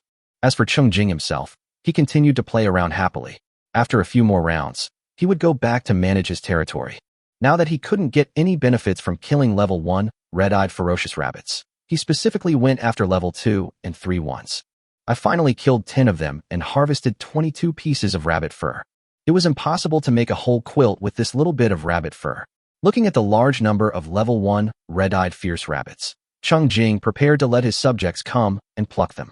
He turned in another direction and continued to surf. This was obviously not the first time he was thrown into the eternal fall world, but Cheng Jing was in an extremely excited state at this moment. As he became more familiar with his body, he felt stronger than ever before. To Cheng Jing's surprise, he actually found a copy of the game. That big shiny rock not only appears in the mobile game, but also now. Worm Mist Dungeon. Clear the dungeon to receive rewards. You can enter once per day. You can exit at any time, or be ejected when your health drops to 10%. Be cautious, as there is a risk of death. The benefit of exemption from death penalty in mobile game mode is now gone, and you can now choose to exit the copy at any time or be ejected for protection. If one's operation is not careful, before the health value drops to 10%, the monsters in the copy will focus on the fire and instantly kill the remaining health value, and the person may not be able to get out. Cheng Jing looked at the glowing big stone and was about to move, but finally he restrained himself. The dungeon only had one chance to enter each day, and for him, the later he entered, the stronger he would become. He would continue killing monsters to trigger his talent, and then harvest his spiritual attributes in the afternoon. Those big-eyed bugs, just wash yourself clean and wait for him. Turning to the north side of the territory, Cheng Jing successfully found his private mine. When he played mobile games before, it took him a quarter of an hour to walk from the territory to the northern mine, and he lost about 10 points of physical strength. But now that the game has become a reality, Cheng Jing calculated that it only takes him 2 minutes to rush to the mine 10 kilometers away from the territory with almost no physical strength consumption. But surprisingly, his private mine was occupied. Cheng Jing, who was frowning when he stood at the foot of the mountain, climbed up the mountainside and saw that it turned out to be a large number of small bat monsters. Cheng Jing's eyes lit up immediately. It turned out to be his old rival. What a coincidence. Without saying a word, Cheng Jing fired a shot of sky fire, took out a wooden bow, and started shooting. The wooden arrows he shot made a continuous whoosh-whoosh sound as they broke through the air. His firing rate was extremely fast, at least 10 arrows per second. It's just that the accuracy is a bit off. It can be described as random scattering. Cheng Jing raised his hand and pulled in front of his eyes. The single-lens light screen in front of his left eye was immediately stretched and shaped into a double-lens screen, and the shooting auxiliary line appeared in the world in front of him again. Chapter 73, I was also shocked. As long as Cheng Jing's gaze sweeps over it, auxiliary lines will appear. Cheng Jing has high agility and attack speed, high spirits, and even faster reactions. With strength and physique as a foundation, he can shoot arrows quickly and accurately, and each arrow can kill at least one small bat monster. The agility that the little bat monsters were proud of was like a baby taking a walk in front of him. Not worth mentioning. Cool. Cheng Jing had never personally experienced such a powerful force crushing the monsters around the territory. This combat experience is absolutely amazing. The angry little bat monsters fluttered down like a black rainstorm as they rushed towards Cheng Jing. Even if there are a few level 2 or 3 bat monsters placed within 30 meters around Cheng Jing, he can use skills such as Thunder Flash, Earth Arrow, Fireball, Spikes, Ice Cone, etc., whichever icons light up, without wasting even a second. Especially Spikes, the 4-second cooldown is very practical in battle. Killing nearby also makes it easier for him to disassemble and obtain rewards. The more they fought, the brighter Cheng Jing's eyes became. Yesterday, he was limited by his actual attributes that were less than level 0. Seeing through the mobile phone screen, he had no sense of reality at all. His understanding of how powerful the current attribute table was still too shallow. When he was operating the phone, he was often in a hurry. He could only focus on shooting and not on using skills. If the battle lasted a little longer, his fingers would become stiff and his killing efficiency would drop again and again. And now, the powerful mental attributes make Cheng Jing's brain particularly clear and sharp, and he has a sense of ease and control of the overall battle. The shooting with his hands remained accurate, which did not affect his distracted consciousness in controlling various skills at all. He could attack when he needed to, stack status when he needed to, and even throw and decompose at a high speed. Everything was easy and smooth. That's great. Cheng Jing was almost addicted to this refreshing feeling of fighting. Unfortunately, this flow-like, smooth and focused battle process only lasted for more than 20 seconds. This time it was not because of his physical strength that limited him, but because all the wooden bows and arrows in his backpack had been used up. The durability of the last wooden bow was gone, and it shattered into sawdust in Cheng Jing's hands. The price is that there are only a few small bat monsters left. Even Cheng Jing's passive skill, Arrow Rain, was triggered 21 times, directly upgrading to LV3, 3 out of 100.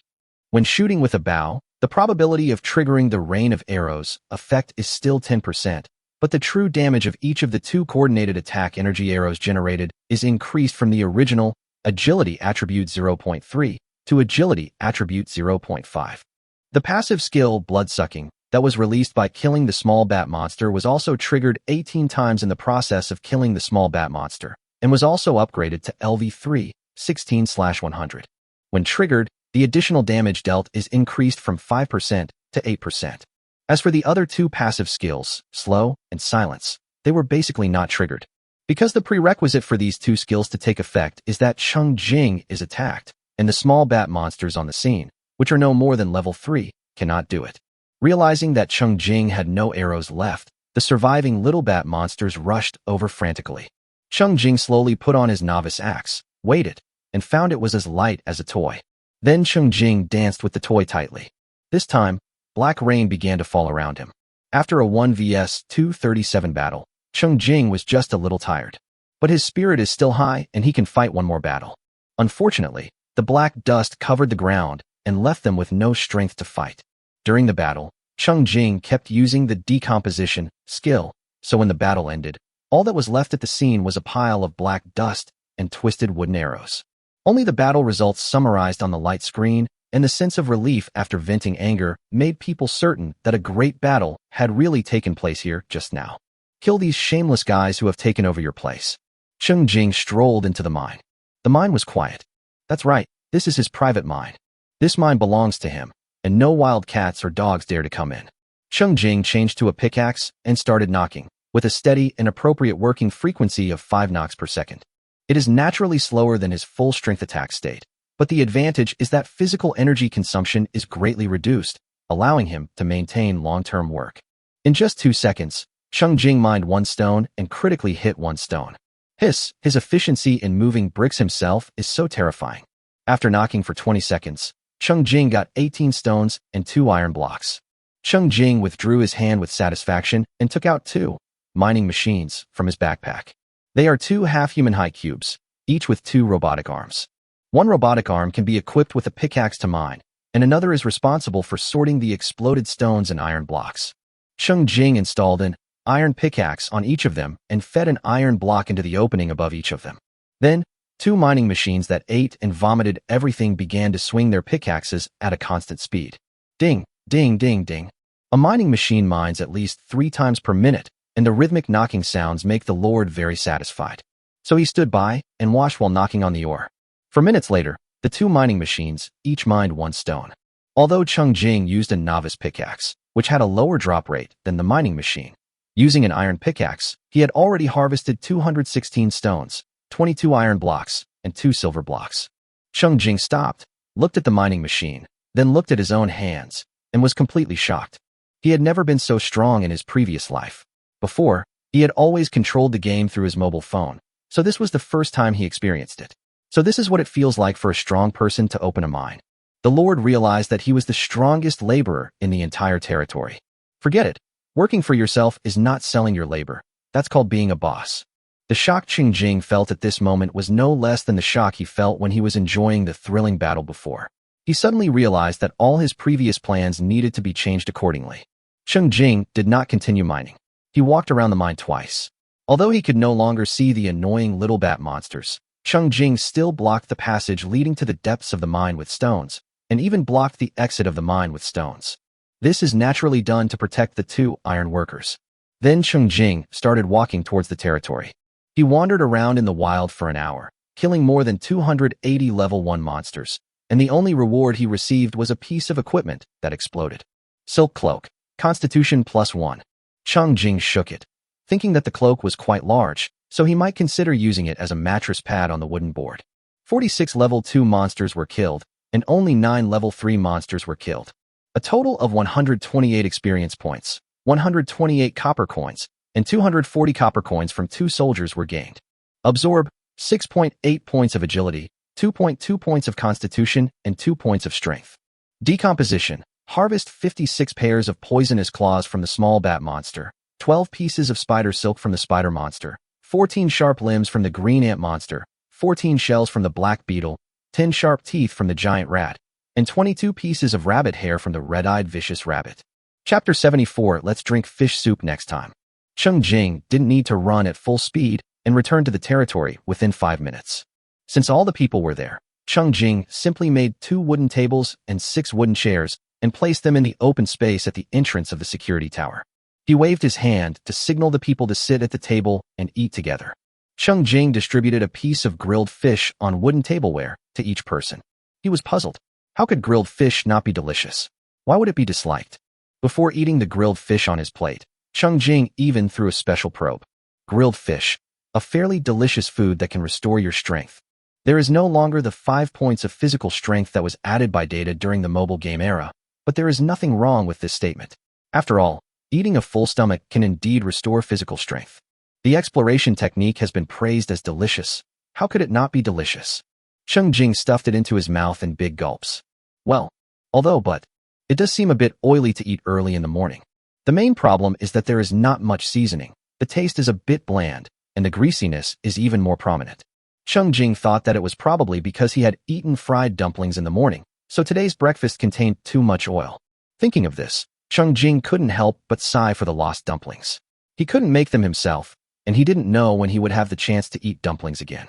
Cheng Jing only ate 1 piece of grilled fish and stopped eating. Seeing that the people were eating with great care and appreciation, I gave each of them an extra piece of grilled fish. Now that they could speak and communicate, Cheng Jing asked Lu Gua, "Besides grilling fish, are there any other ways to eat fish?"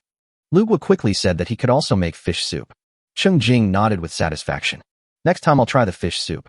He also gave a bag of salt brought from the human flesh on Blue Star to Lu Guo for safekeeping and use. After having his first breakfast with the people in the eternal fall world, Cheng Jing felt like he knew their faces well.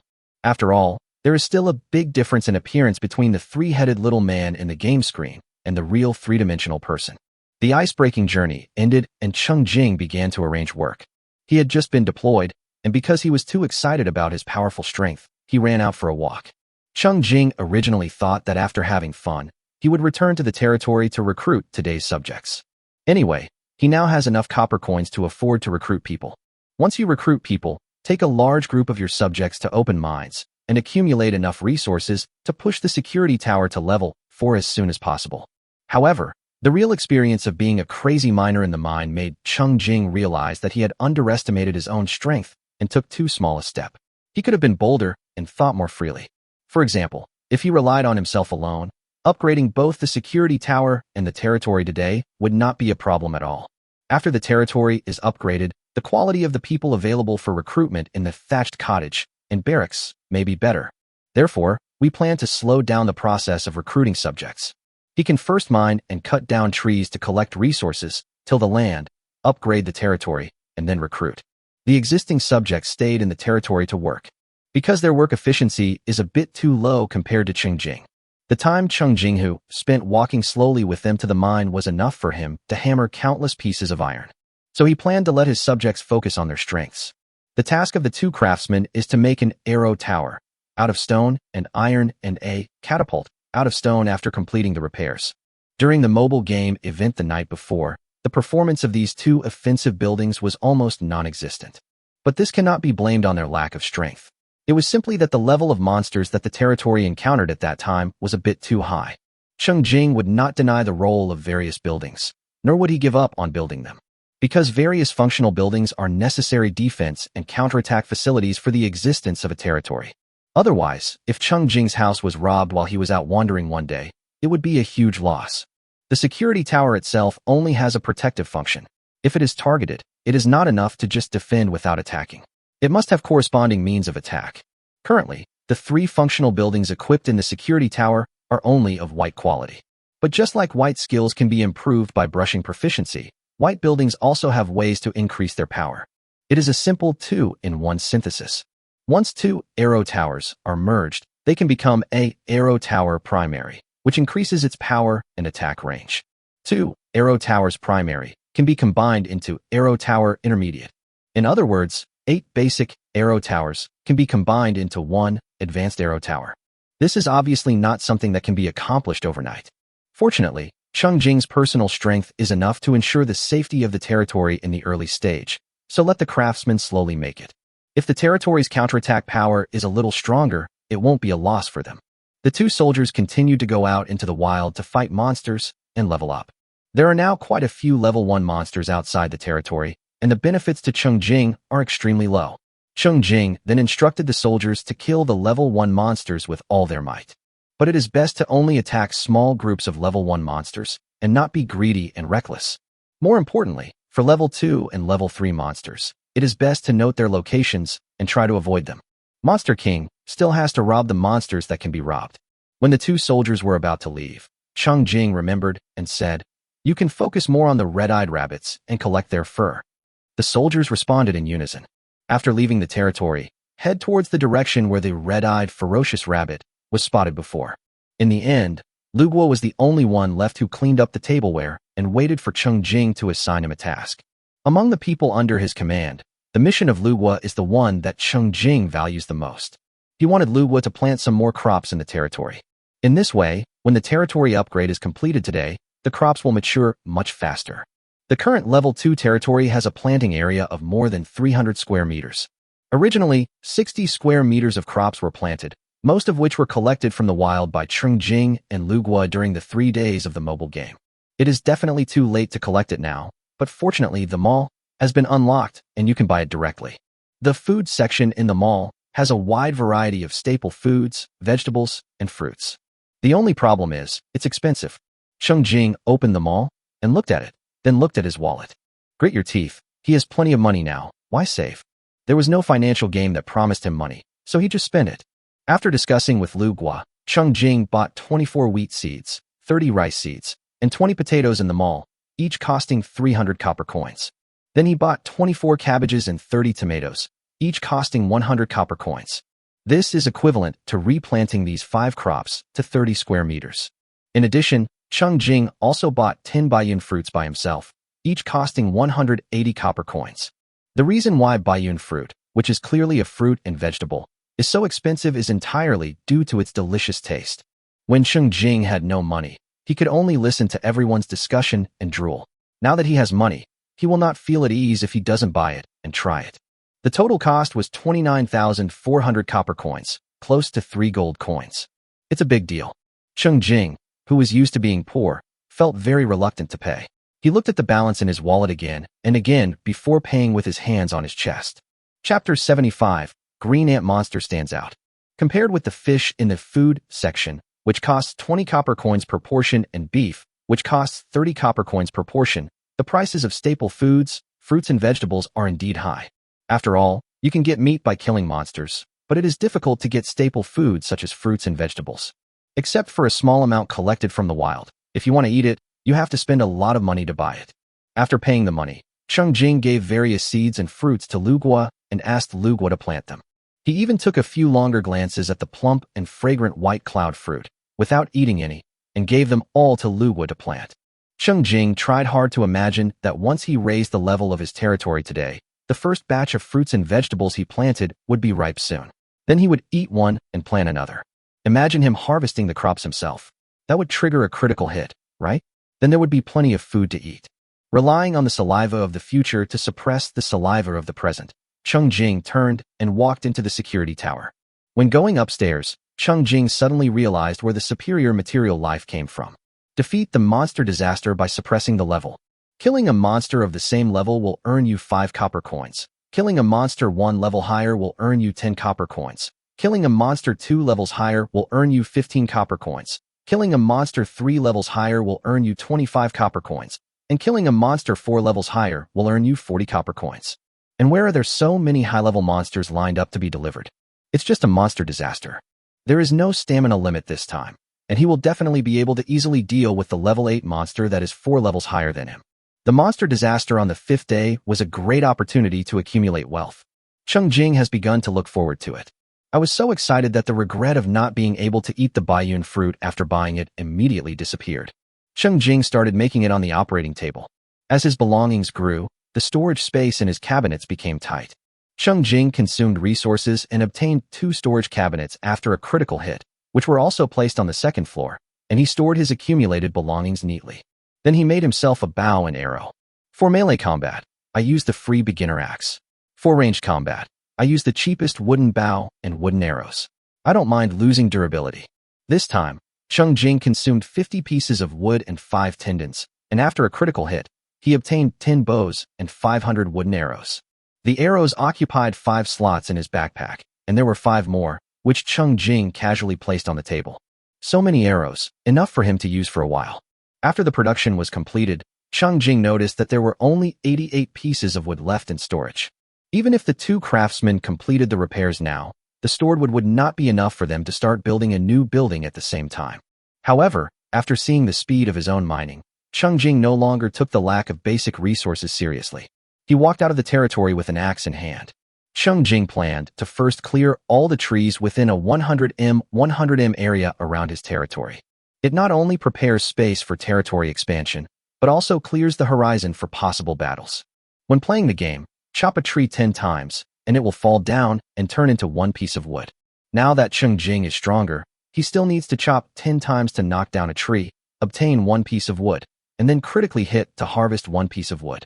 Then Cheng Jing changed to a shovel, removed the tree stump, and collected 2 sets of branches. Cheng Jing would not clear the tree stumps that were beyond the area he had marked. It only takes a while for a new tree to grow on the stump. There is no need to worry about him staying here for too long, as the surrounding area is all barren wasteland. With the bonus of critical hit, Cheng Jing actually gets an average of 1 piece of wood per second. As his axe chopped down, the big trees around the territory fell one after another. The trees fell so fast that the 3 people who stayed in the territory were stunned. They looked at the Lord's working speed, and then looked at their own working speed. For a moment, An unprecedented sense of urgency weighed heavily upon them. They couldn't help but speed up their movements, fearing that the Lord would be displeased with them when he was busy and would expel them from the territory. Cheng Jing didn't know that his subjects were about to be killed by him. He was working hard. Occasionally looking back at the space he had cleared, Cheng Jing couldn't help but marvel at the power that could be achieved by human beings. He is so awesome. After clearing all the trees within the designated area, there was still not enough wood, so Cheng Jing continued to cut wood towards the north. He cut out a 5-meter wide road in the dense woods. Wherever Cheng Jing led the way, the monsters along the way turned into black dust covering the ground. Chickens and dogs jumped, trees fell, and grass scattered.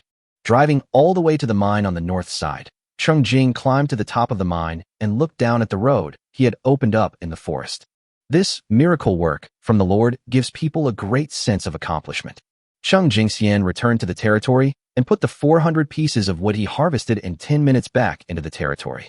After thinking about it, he moved a storage cabinet from the second floor to the first floor, put common materials such as wood, stones, iron blocks, spider silk, shells, etc. in it, and allowed the people to use it as needed.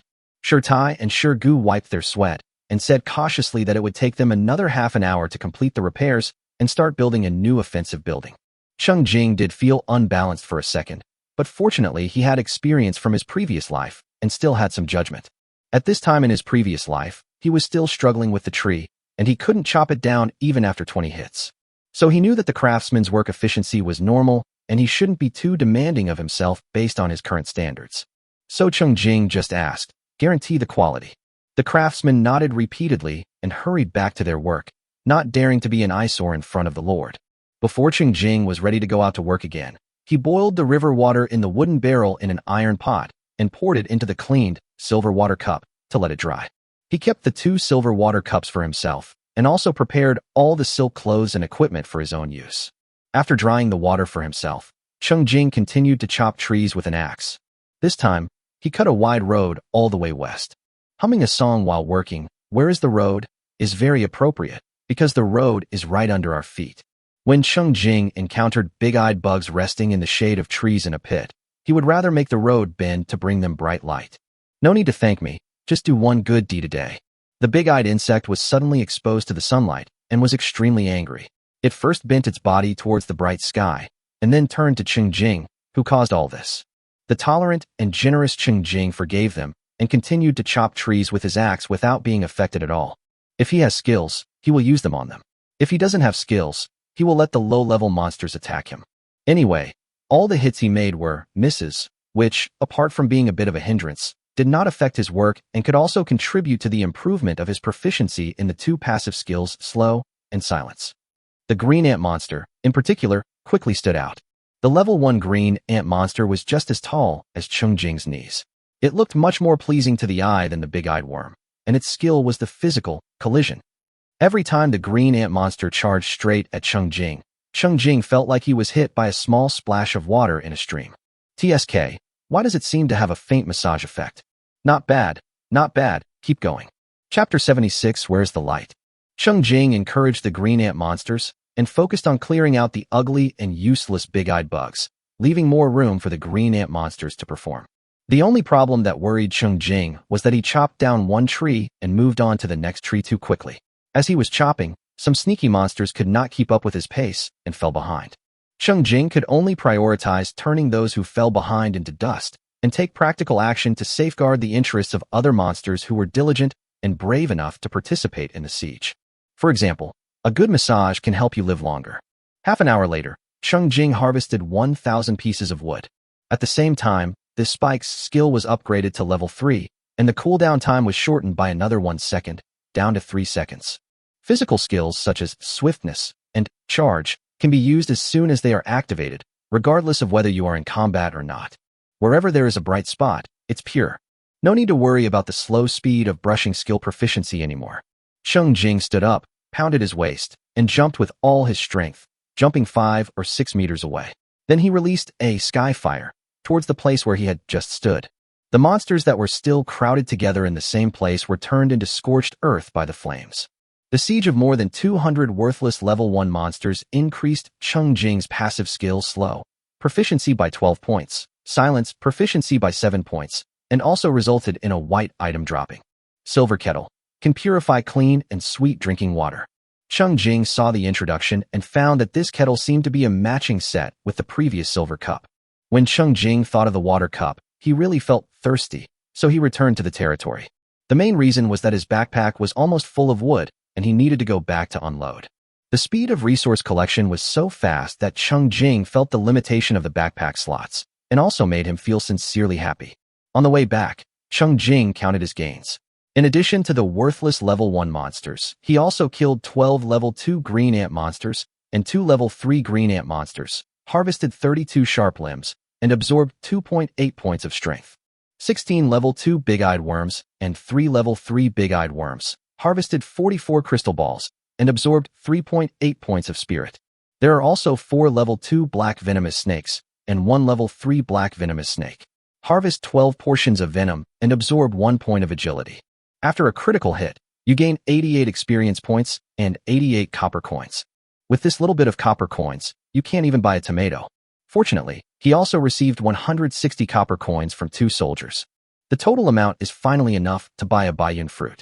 Cheng Jing quickly walked back to his territory along the wide road he had forced out. The storage cabinet on the first floor was almost filled with the wood he brought back. Oh no, after the backpack, the storage space of the territory is also becoming tight due to the rapid speed of resource collection. Cheng Jing hummed a song as he walked up to the second floor. This was truly a happy trouble. He transferred the other supplies in his backpack into the low cabinet for storage. Then he opened the wooden window, sat on the chair, looked at the territory outside the window, and rested quietly for a while. There were 2 glasses of water on the table next to him that he had put out before he left. Cheng Jing raised his hand and drank most of them in one gulp. It's refreshing with a hint of sweetness, which is thirst-quenching and delicious. Cheng Jing quickly took out the washed silver kettle and poured cold-boiled water into it. He also observed quietly for a while. There was an exquisite drawer-shaped waste water box under the silver kettle. It could be pulled out manually to pour out the waste water filtered from the inside of the kettle. A kettle is better than a silver cup. When the water cup purifies drinking water, it uses a sedimentation method. However, the sediment remains at the bottom of the cup, and Cheng Jing has to be careful not to drink it all in one gulp. Otherwise, what is the difference between it and not being purified? The kettle is much more convenient to use, as it uses a filtering method. You can drink filtered sweet water 1 pot at a time, and just remember to empty the wastewater box occasionally. While taking a break, Cheng Jing opened the chat channel. The first thing I noticed was that the number at the top of the chat channel had changed. 15/987. It is 10 o'clock in the morning.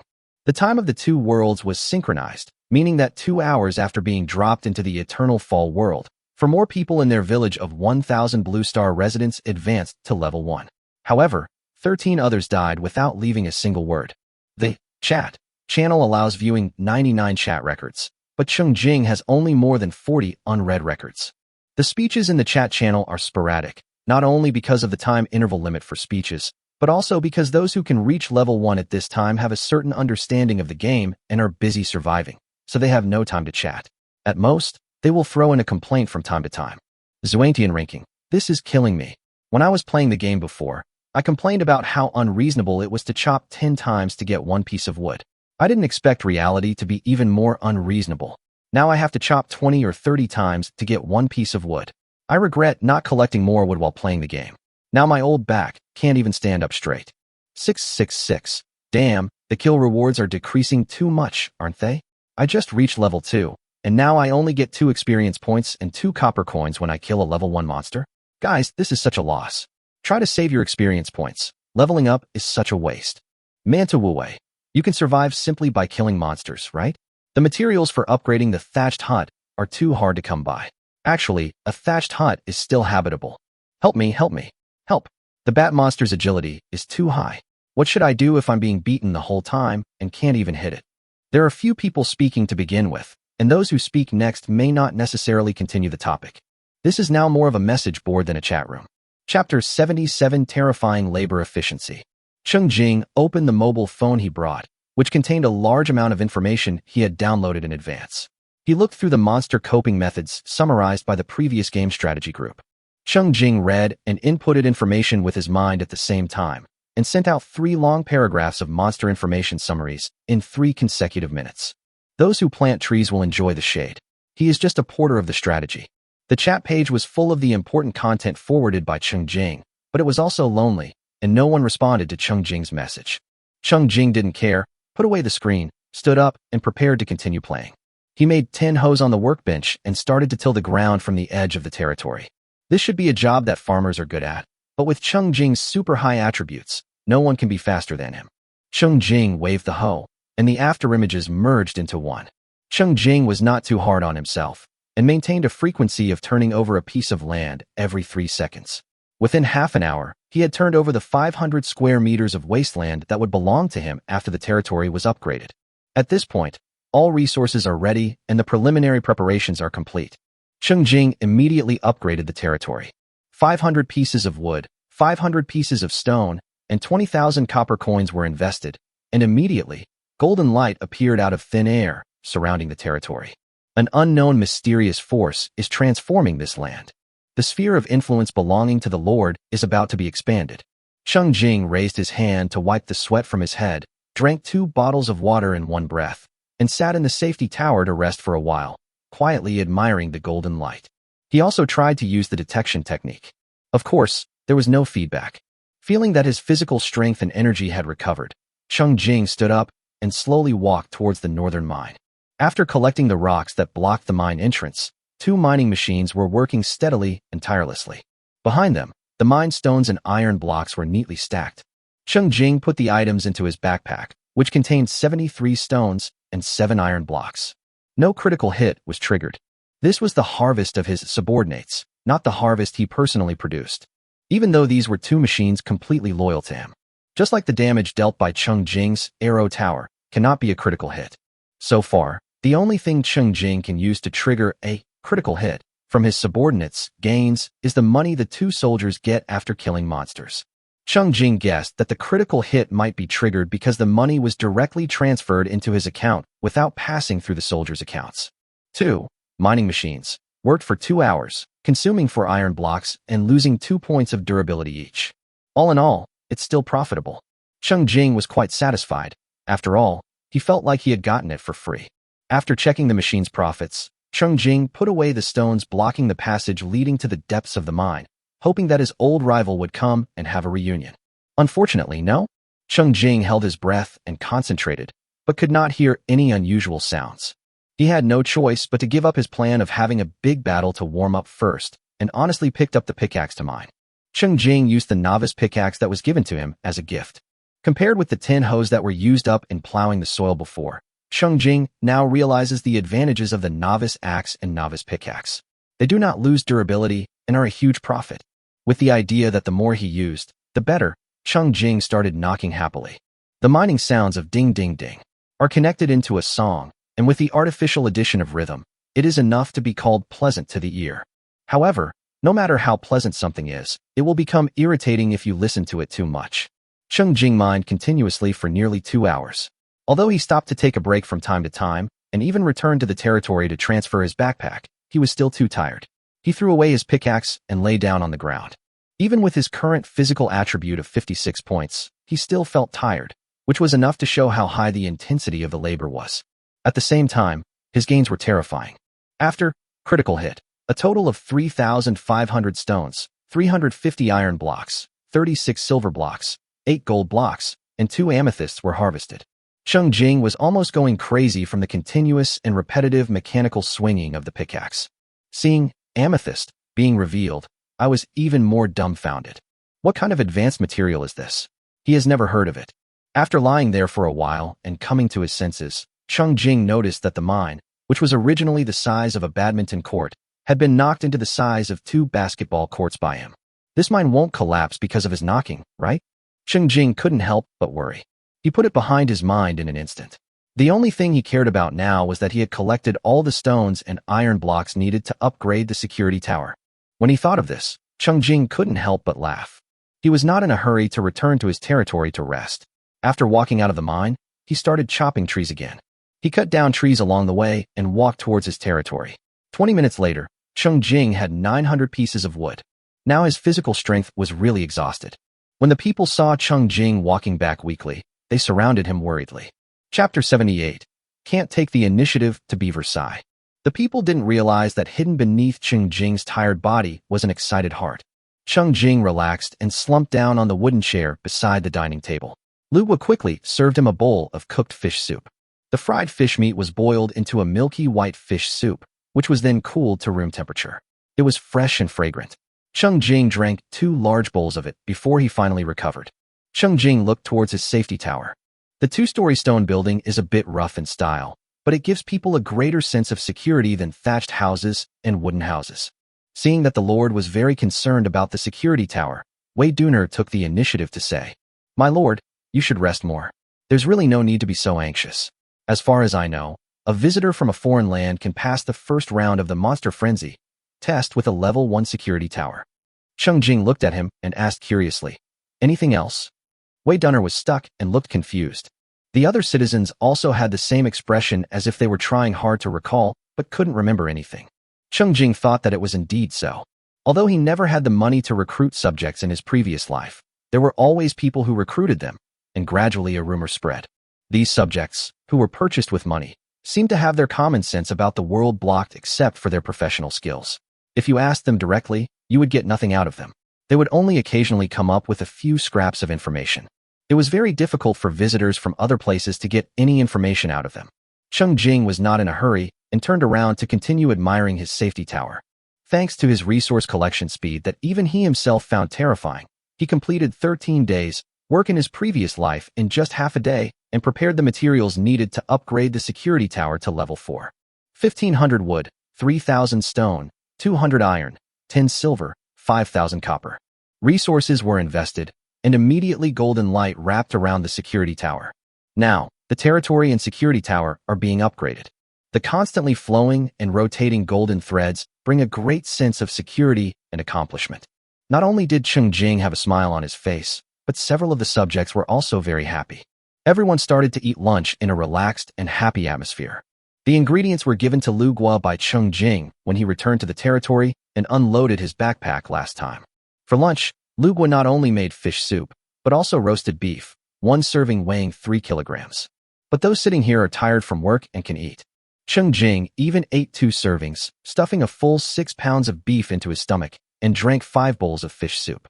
After dinner, Cheng Jing's stomach was already round and bulging. He could feel full, but at the same time, he had a vague feeling of dissatisfaction. Cheng Jing suspected that the reason why he had such a terrifying appetite was that the meat he got as a reward from killing low-level monsters, although it could fill his stomach, did not contain much energy, so he could only replenish his body's needs by eating large quantities. After dinner, Cheng Jing lazily lay down in a chair and asked the leaders to report on the progress of their work in the morning in turn. Lu Guo was the first to report. The seeds and fruits purchased by the Lord have all been planted. Cheng Jing nodded with satisfaction, and Lu Guo went to clean up the tableware quickly. Shirtai and Shirgu also completed the repairs on the offensive buildings that were destroyed the night before and started the construction of new arrow towers and catapults, which are expected to be completed before 10 o'clock tonight. During the 2 hours that Cheng Jing was mining, the 2 soldiers worked together to kill 32 level 1 monsters.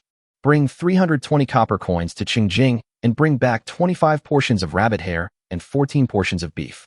At the same time, the experience points of the 2 soldiers had accumulated to nearly 300 points, and they asked the Lord whether they wanted to upgrade. Cheng Jing asked back, "Is it difficult for you to deal with level 1 monsters now?" The 2 soldiers shook their heads and answered truthfully, "It's pretty easy." Both soldiers have equipment bonuses, and their attack and defense power are 2 to 3 times that of level 1 monsters on average.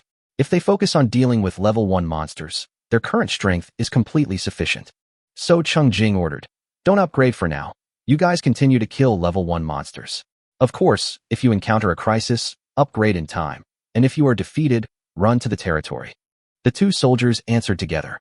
After arranging the subjects, Cheng Jing slowly climbed up the stairs and lay back on the wooden bed on which he had spread 2 silk cloaks. At least it's softer than bare wood.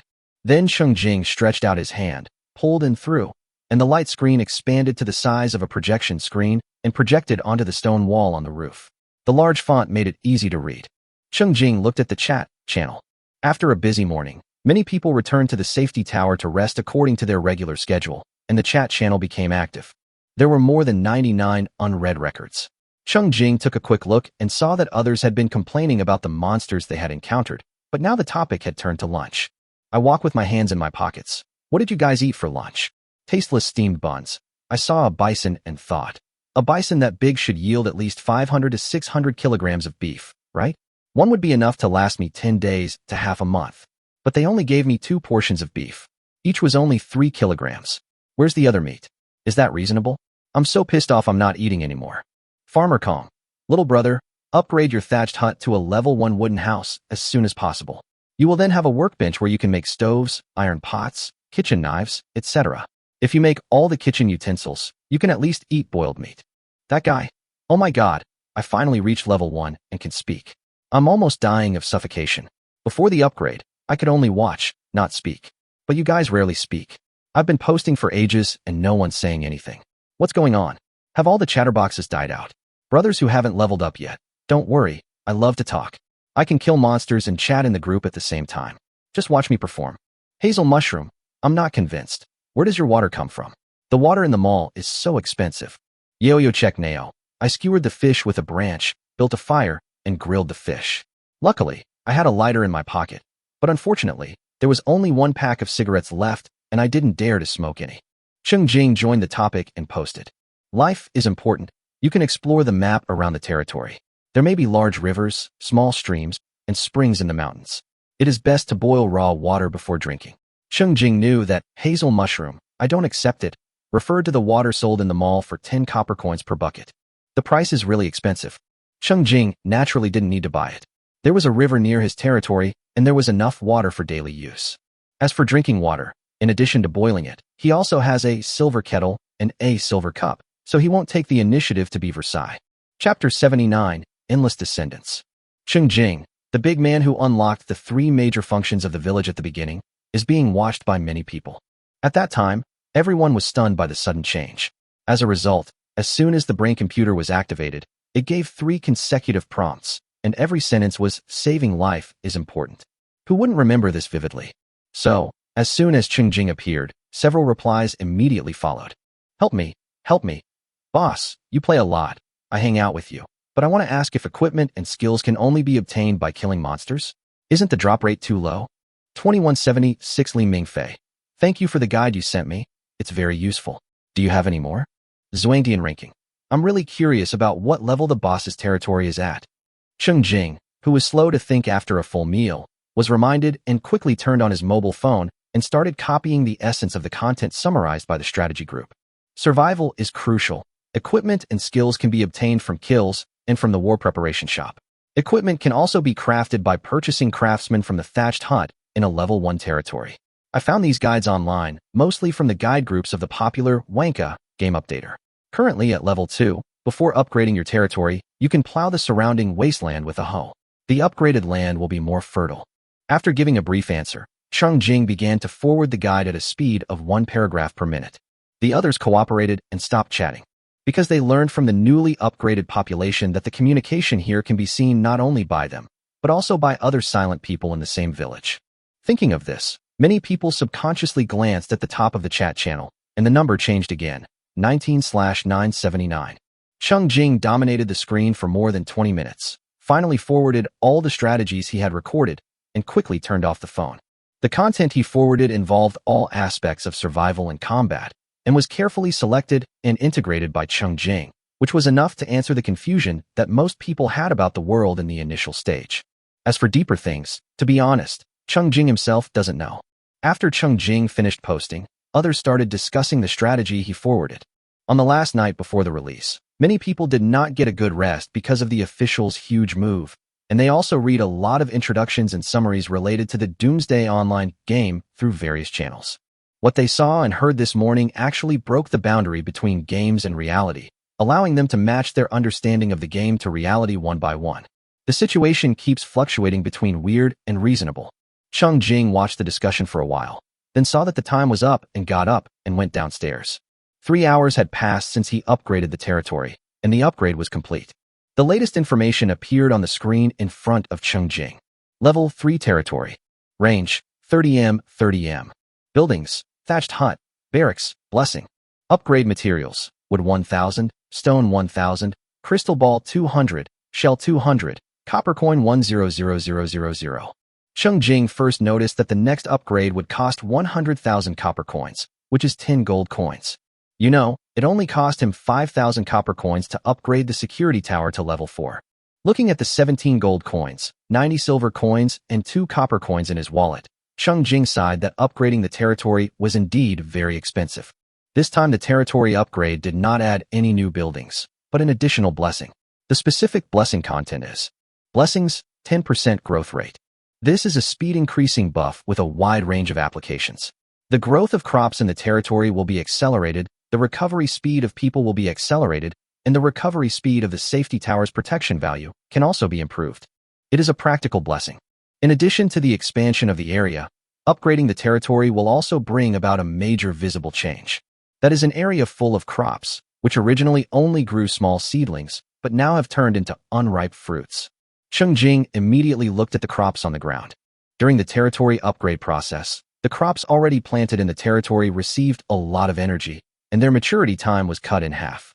Then, under the influence of the level 3 territory blessing, the speed was increased again. For example, the maturation time of the staple food just planted in the morning is shortened. Crop, wheat. Maturation time, 12.8 days, affected by growth LV5, blessing speed increased 10%. At the same time, Cheng Jing was pleasantly surprised to find that the first batch of apples, pink berries, sweet pears, cabbages and carrots planted during the mobile game stage will mature around tomorrow afternoon. Crop, cabbage. Maturation time, 1.3 days, affected by growth LV5, blessing speed increased 10%. A total of 36 units of this batch of fruits and vegetables were planted. According to normal rules, 2 units can be harvested for every 1 unit planted. Cheng Jing plans to pick the fruits himself when the time comes. If he can trigger a critical hit, he can harvest 4 for every 1 he sows. When the time comes, he will eat 1 and then plant 3 more. Then his descendants will be endless. Even though his belly was still round when he touched it, Cheng Jing already felt a hunger from his soul. He couldn't help but laugh at the green fruits all over the ground. Although meat is delicious, it is indeed greasy if you eat too much. Fruits and vegetables are essential, especially the Baiyun fruit planted in the safest middle position. Crop, Baiyun fruit. Maturation time, 4.2 days, affected by growth LV5, blessing speed increased 10%. Cheng Jing couldn't help swallowing his saliva just by looking at it. After happily inspecting the crops that were about to mature, Cheng Jing walked towards the thatched cottage. Chapter 80, Territory Expansion. Thatched cottage is just a building icon in the game, but in reality, you can walk into the thatched cottage. And with the upgrade of the territory, the construction quality of the thatched house has been continuously improved, from the original thatched house to the current 4-meter square wooden house. The cabin is currently empty, with only a door in the corner. In addition to the function of recruiting subjects, the thatched cottage is actually also a place for the recruited subjects to live. However, a thatched cottage is not as safe as a safety tower after all, so a more generous lord would allow his subjects to live in his own safety tower. Cheng Jing allowed the people to live on the first floor of the security tower.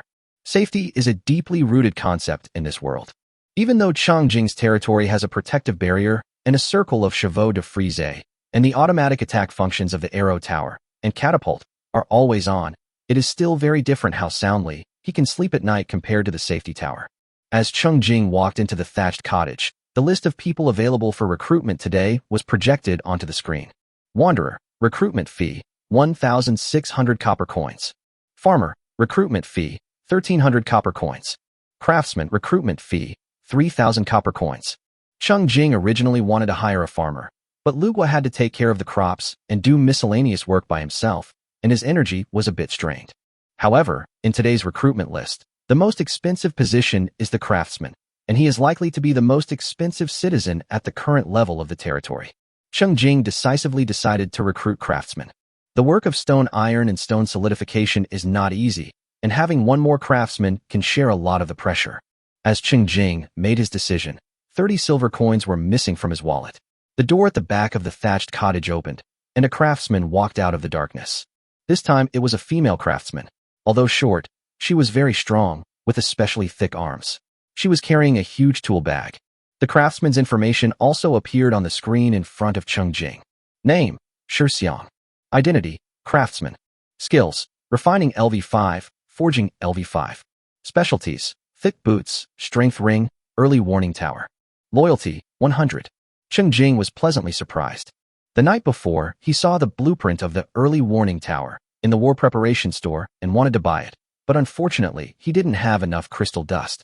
I didn't expect that the craftsman recruited today could make it directly, without even having to study the drawings. Cheng Jing quickly asked, what materials are needed for the early warning tower? How long will it take to build? What specific effects will it have? When Shixiang just walked out of the back door, her face was still a little confused. She walked up to Cheng Jing and subconsciously greeted him. When Cheng Jing started talking to her, she gradually came back to her senses, adapted to the new environment, and replied, My lord, I need 50 pieces of wood, 50 pieces of stone, 50 crystal balls, and most importantly, 1 piece of silver. It will take me 10 hours to build an early warning tower. Once it's completed, it will be able to monitor an area within a 100-meter radius, and any targets not marked by the tower entering this area will be alerted. Cheng Jing was very satisfied. He could sleep better with the early warning tower. He immediately gave the order. Go ahead and get the materials from the lockers on the first floor of the security tower. Try to finish it today. Speaking of the safety tower, Cheng Jing suddenly realized that the new craftsman was a woman. Although Shixiang looked ordinary with a bit of fierceness due to her job, Cheng Jing had to pay more attention to her and asked her. Other residents rest on the first floor of the security tower at night. If it's inconvenient, you can rest in the thatched cottage. Shixiang was stunned when she heard this. After hesitating for a moment, she pleaded, My lord, I also want to live in the safety tower. Is that okay? Cheng Jing nodded. If you don't mind, of course you can. Shixiang shook her head repeatedly. I don't mind, I don't mind. When I was an apprentice, I also lived with other brothers. Oh, this is another piece of information that was missed. Cheng Jing was curious. Where are you apprenticed? Shixiang murmured. My father is a craftsman. I learned from him at first, and then. Shixiang got stuck in the later part, with a confused and apologetic expression. Cheng Jing didn't care and urged, Go build an early warning tower. After saying that, Cheng Jing took the lead and walked towards the security tower. Common materials such as wood, stones, and crystal balls are all available in the storage cabinets on the first floor, but he keeps the silver bars on the second floor. The people had tacitly agreed not to go to the second floor, and Cheng Jing was not going to break this ban. So he went to the second floor himself and took down a silver bar. After the materials were in place, Shixiang found an open space, took out the tools he carried with him, and began to make the early warning tower. Shixiang had also seen the other 2 craftsmen busy at work before, and noticed that they were quick and efficient and did not slack off. As a newcomer to the territory, she naturally did not dare to be lazy and worked extra hard. Cheng Jing walked towards the barracks again. The barracks is also a small wooden house of 4 meters square, standing side by side with the thatched hut in the southeast corner of the territory. As long as the copper coins are in place, the barracks can bring 1 soldier to the territory every day. Now that the territory has been upgraded to level 3, it costs 3,000 copper coins to train the first soldier. Cheng Jing paid the money, and a young man with a resolute face walked out of the back door of the barracks. He bowed and said, Greetings, my lord. Please grant me your name. Cheng Jing named him Shan, according to the rules, and explored the specific attributes of the new soldier. It was discovered that this soldier had indeed made some progress. Specifically, he was now level 0, and his initial strength attribute was 2 points. Cheng Jing thought of the newly recruited craftsman Shixiang, who could make a ring of strength, so he simply took off the ring of strength on his hand and gave it to Wei Dunshan. The 1 point of strength added by ring of strength is insignificant to Cheng Jing now, but it is still a very good improvement for newcomers. And Cheng Jing can ask Shixiang to make another one for him later. Then Cheng Jing took out another piece of wooden armor, which increased the defense by +3. The white weapons currently available in Cheng Jing's inventory are Sharp Spear and Sharp Edge Dagger. Cheng Jing took them out and asked Wei Dunshan which one he preferred. Wei Dunshan chose Sharp Spear. This spear was specially made by Shi Gu for Cheng Jing, and it's a bit too long. As long as Shield Mountain uses it with caution, the +16 attack power will still be a significant boost. After arming the 3rd soldier, Cheng Jing waved his hand, and Wei Dunyi and Wei Duner, who had stayed in the territory to rest after lunch, hurried over. Chapter 81 Lord, please take me with you. I'll leave the new guy to you. Please take good care of him before he reaches level 1. Cheng Jing gave the order, and at the same time signaled Wei Dunyi to lead the way, and the 4 of them left the territory together. Wei Dunyi immediately understood what the Lord meant, and took the lead to the location where they had previously discovered the level 2 and level 3 monsters. To accommodate the soldier's pace, Cheng Jing walked slowly. He simply instructed Wei Dunshan. Once you have enough experience points, you can upgrade to level 1 on your own. As for the free attribute points, do you have any preference on where to add them? Wei Dunshan quickly applied. I have an advantage in strength. Can I add all my strength? Earlier, Cheng Jing wanted the soldiers he bought to be blood cows so that they could serve as shields for him when he encountered danger. Later I realized that if something really happened, these little fry would be useless. I just let them develop freely and follow their strengths. So Cheng Jing nodded and agreed. Since the new recruits have been asked, the two veterans naturally cannot be left out. When Wei Dun E and Wei Dun Air were previously upgraded to level 1, their free attribute points were added to their constitution. Cheng Jing now allows them to decide for themselves how to allocate free attribute points when they upgrade in the future. Wei Dunner immediately responded, My lord, I want to increase my agility and go the high agility route. Wei Dunyi, who was a bit behind, said that he wanted to increase his spiritual attributes. Cheng Jing nodded in agreement. It was a good idea. The soldiers had complementary attributes, which would help them to kill monsters together. Some soldiers helped him to scout the monsters' locations in advance. Since the monsters were not running around, Cheng Jing easily found and killed 12 level 2 spider monsters and 4 level 3 spider monsters, harvested 40 pieces of spider silk, and increased his physical attribute by 3.2 points. 9 level 2 buffalo monsters and 3 level 3 buffalo monsters, harvested 60 portions of beef, 24 beef tendons, and increased strength attribute by 2.4 points. There are also 5 level 2 macrophages, harvesting 10 sharp teeth and increasing 1 point of strength. After the critical hit, a total of 80 experience points are gained. There are more than 80 copper coins. Because the bison monsters and giant rats are both social monsters, Cheng Jing kills the level 2 and 3 ones alone and looks down on those at level 1. His method of attack was a new and bold attempt. He simply grabbed a handful of stones from the ground and threw them over. With Cheng Jing's current attribute advantage, he can hurt these low-level monsters with just a flying flower or a picking leaf. The stones flew out like bullets, making bloody holes in the monster's body. The relatively larger high-level monsters died instantly, and those level 1 monsters that were hit by the stones were also seriously injured. Cheng Jing waved his hand, and the 3 soldiers hurried forward to deal with the level 1 monsters that had lost their threat, enjoying an easy and safe monster-killing experience. When Cheng Jing was about to leave, Wei Dunshan had accumulated enough experience points to reach level 1. The 3 soldiers offered Cheng Jing 570 copper coins. Cheng Jing once again ordered Wei Dunyi to continue leading the team to clear out the level 1 monsters around the territory, while also noting down the locations of higher-level monsters. Seeing the 3 soldiers agreeing one after another, Cheng Jing turned and left, starting his own solo action. He didn't notice at all that the 3 soldiers looked at him with eyes full of reluctance. Realizing that their lord was very powerful, the soldiers were really happy to follow Cheng Jing and take advantage of the situation. However, Cheng Jing was not planning to lead the troops himself. That would be a complete waste of time for him. After all, they could not run as fast as he walked, and he would be greatly restricted. He planned to explore the wild area far away from the territory alone and kill more monsters above level 2 to continue to improve his strength. Cheng Jing walked westward, and when he reached the westernmost side of the explored map, he did not stop and continued to move forward. He also cut down trees as he walked, collecting timber resources. What's different from before is that when the chopped wood fills up 5 backpack slots, it will be piled in one place and ready to be brought back to the territory when you return. The dark forest is densely covered with tall and short trees, which completely block out the sunlight. The ground was covered with all kinds of vines and dead grass, and every step you took would likely sink you deep into them. Cheng Jing held the Staff of Fear in one hand to speed up the recovery of his mental attributes, and held an axe in the other hand to chop trees at will, while his attention was always focused on the movements around him. If he found a level 1 monster, he would be too lazy to take action. Only level 2 monsters are worth him throwing a stone at, or grabbing a branch as a whip and swinging it hard. The effect is like a fruit-cutting game, easily splitting them in 2. As long as the decomposition skill is used in a timely manner, there won't even be a splash of juice. To deal with these monsters, Cheng Jing is now reluctant to even use his novice axe.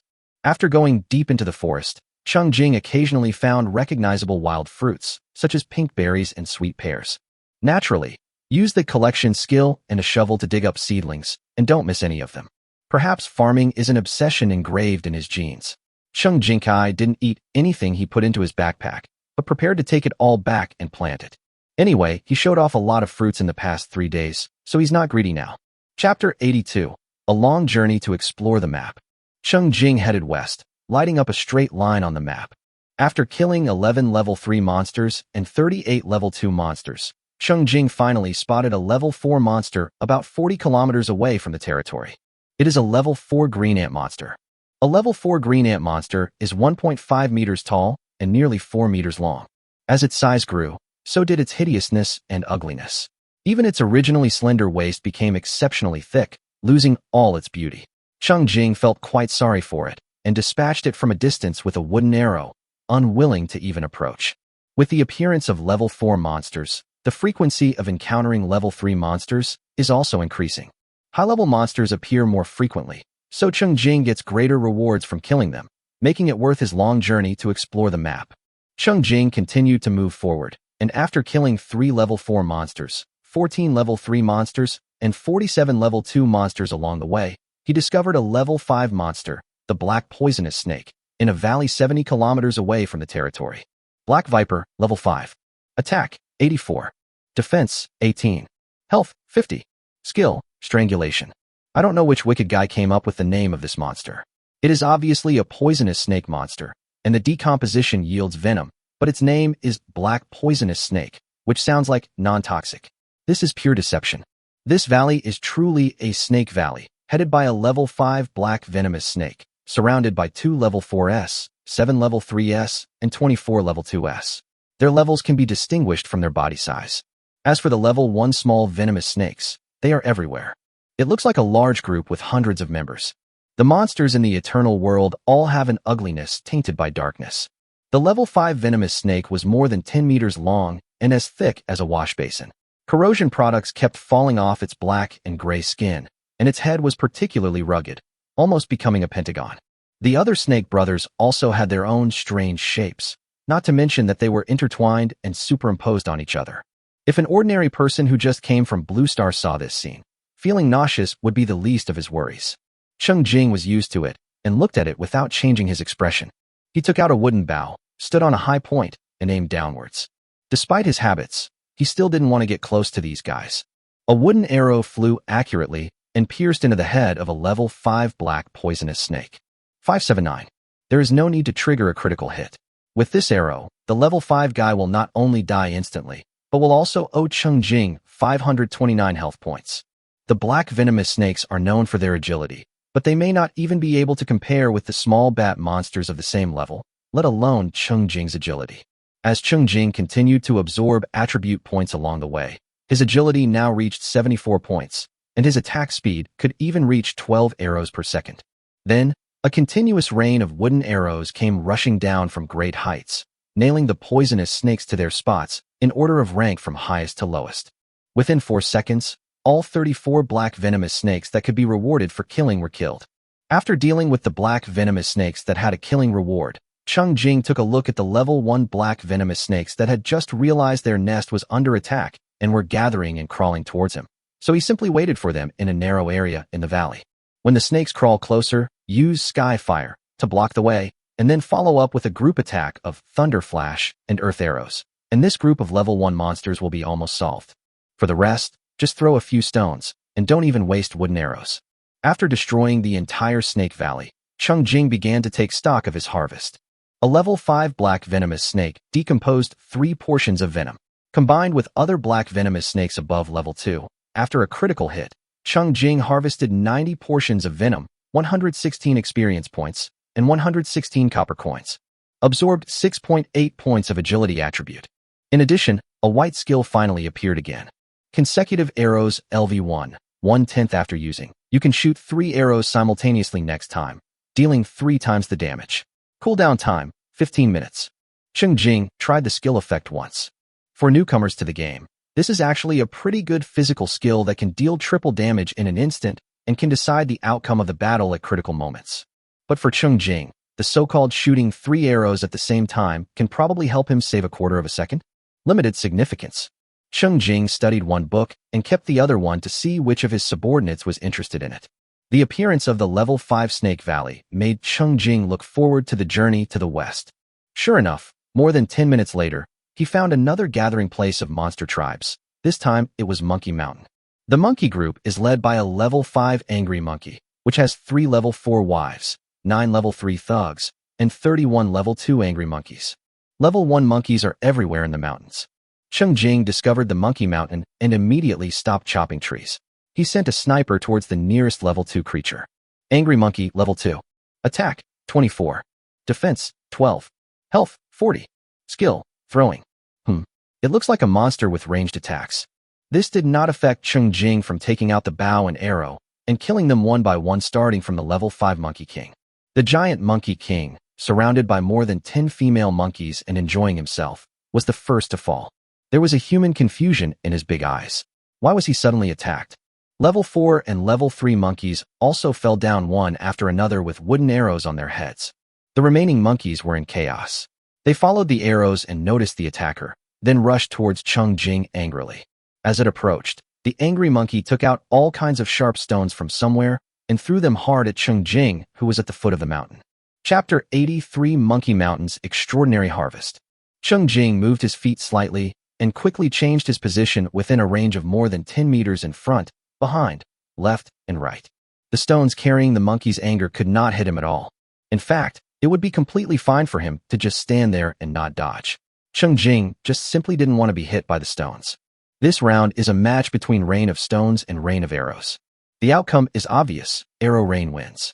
It takes the monkeys 2 or 3 seconds to throw a rain of stones, but half of the monkeys can fall down during this interval. From the beginning to the end, the monkey group only organized 2 rounds of attacks, and the monkey mountain was reduced to a pile of black ash.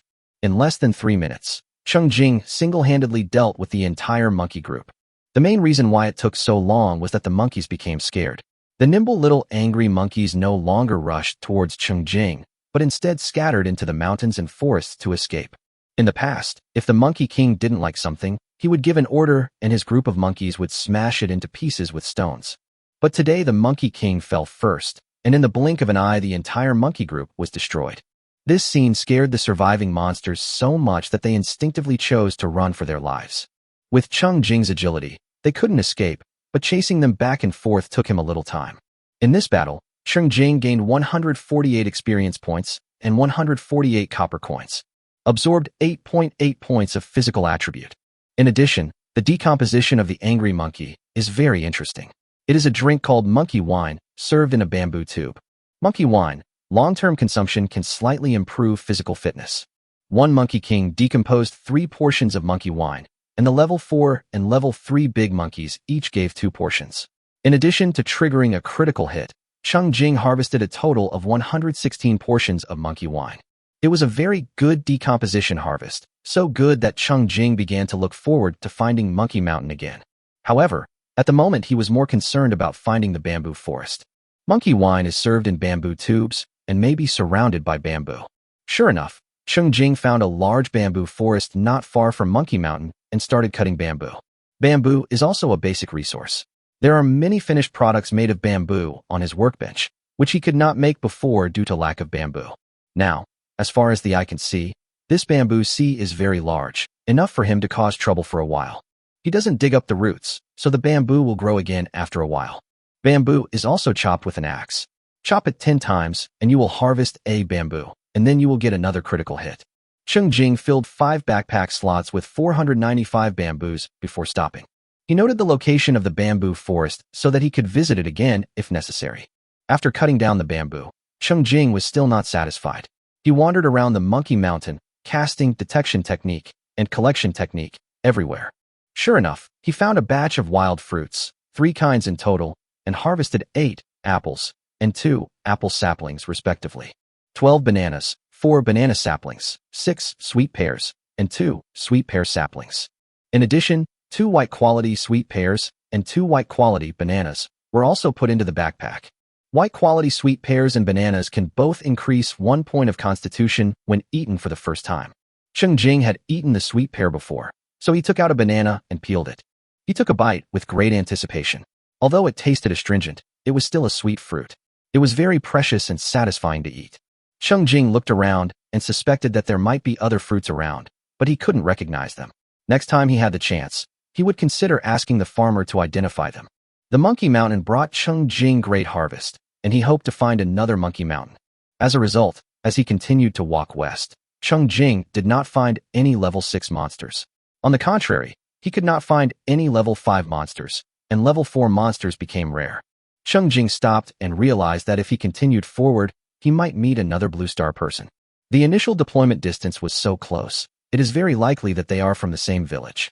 After hesitating for a moment, Cheng Jing decided to go and look for it. He didn't collect any materials and ran for more than 10 minutes, only clearing out the level 2 monsters along the way until he stopped at the foot of a high mountain. Unfortunately, it is still difficult to find the location of a safety tower that may only be a few dozen square meters in an uncertain large area. The opponent's safety tower was not in the straight line of his advance, and Cheng Jing couldn't find it. Cheng Jing looked at the time, turned around, and started his return journey. On the way back, he deliberately changed the angle a little to widen the lit map. On the way back, Cheng Jing's focus was no longer on collecting resources. In addition to killing the monsters that were unlucky enough to run into him, he ran quickly, carrying materials back and forth 3 times, and finally brought all the supplies he had piled up in various places back to the territory. To this end, he specially made 4 storage cabinets, and harvested 8 of them after the critical hit. There are 12 storage cabinets in the territory, and Cheng Jing finally feels that the storage space has become more spacious. In fact, Cheng Jing makes more than just storage cabinets. When he returned to his territory to rest, the security tower he valued most was finally upgraded. The golden light surrounding the security tower dissipated, and Cheng Jing now had a level 4 security tower. Level 4 security tower. Protection value, 400. Assembly positions, 12. Upgrade materials, wood 3,000, stone 5,000, iron 500, silver 20, gold 5, copper 20,000. The level 4 security tower is still a 2-story stone building, but its architectural style looks much more refined than that of the level 3 stone building. The stones that make up the walls have changed from rough and unpolished rubble to smooth and neat bricks, and the 2 wooden boards that originally served as windows have been replaced with exquisite wooden windows with shapes. The stone building covers an area of 10 meters, with an internal height of 4 meters. Each floor has an internal space of 100 square meters, and there is no public area. Now, the first floor, which was originally a little crowded due to the presence of many residents, suddenly became spacious. The second floor, which belongs exclusively to Cheng Jing, seems even more empty. Chapter 84 Easy Harvest Time. Most importantly, the level 4 security tower has a protection value of up to 400. On this basis, the blue protection base, equipped on the safety tower, generates a protective barrier covering an area of 20 meters with a protection value of up to 800. Of course, the protection value of the protective barrier has not been fully restored at this time, and the protection value is only 506 over 800. The exquisite and high-end stone safety tower and the huge light blue protective barrier made Cheng Jing and his subjects smile genuinely. After admiring his own safety tower, Cheng Jing started to build it on the operating table. As the security tower is upgraded, the console unlocks more crafting options, the biggest benefit of which is the ability to craft food cabinet, white. Cheng Jing used 30 pieces of wood, 30 pieces of stone, 3 pieces of iron, 2 pieces of silver, and 1 piece of gold to make a food cabinet. He got 2 by critical hit and placed 1 on each floor. Although the production of food cabinets requires high-grade materials such as gold nuggets, the effect of food cabinets is that they can keep food fresh and greatly extend the shelf life of food. A food cupboard also has 10 storage slots, each of which can hold 99 units of the same type of food. With the food cabinet, Cheng Jing no longer has to use up the precious space in his backpack for food. He quickly transferred the beef, fish, grilled fish, and monkey wine into the food cabinet on the first floor, and told Lu Gua, who was currently serving as the territory's chief chef, to take them as needed. As for the pink berries, apples, and other fruits and saplings obtained in the wild, Cheng Jing also gave them to Lu Gua and asked him to plant them. Now, an additional 56 square meters of fruit were planted on the territory. Influenced by the 6 fruit skills and the level 3 territory blessing, newly planted fruits will mature in 8.5 days. Cheng Jing unlocked it when he was tinkering with the level 3 security tower on the console, but he had never been able to make the shower equipment. Only 30 bamboo, 10 wood, 10 stone, and 2 iron blocks are needed to make a white shower set that can be installed in the security tower. Then use 10 stones to make a large stone vat and place it on the roof. Manually fill the large stone vat with water and use a bamboo tube to connect the indoor shower equipment to the large stone vat to achieve the function of bathing. After Cheng Jing finished making it, He first poured all the existing water in the territory into the large stone vat, and then made a special trip to the big river on the south side to fill the buckets with water. After coming back, he didn't have to climb the stairs in the safety tower. He just needed to take a jump, use the momentum in the middle to jump again, and then he would jump to the top of the tower and replenish water easily. After setting up this simple equipment, Cheng Jing took a nice bath in his own small building. Wash away all the dirt he had created after a day of running around in the forest. After washing, Cheng Jing changed into another set of silk clothes. If there is still any dissatisfaction, the current problem is that the shower water is cold, and we need to find a way to make it hot. After cleaning himself up, Cheng Jing lay comfortably on the wooden chair in front of the safety tower and drank 2 pots of sweet and thirst-quenching water. Looking at the 3 busy craftsmen, Cheng Jing thought that when they were free, he would ask them if they could make rocking chairs. If I put a rocking chair here, wow, just thinking about it makes me feel comfortable.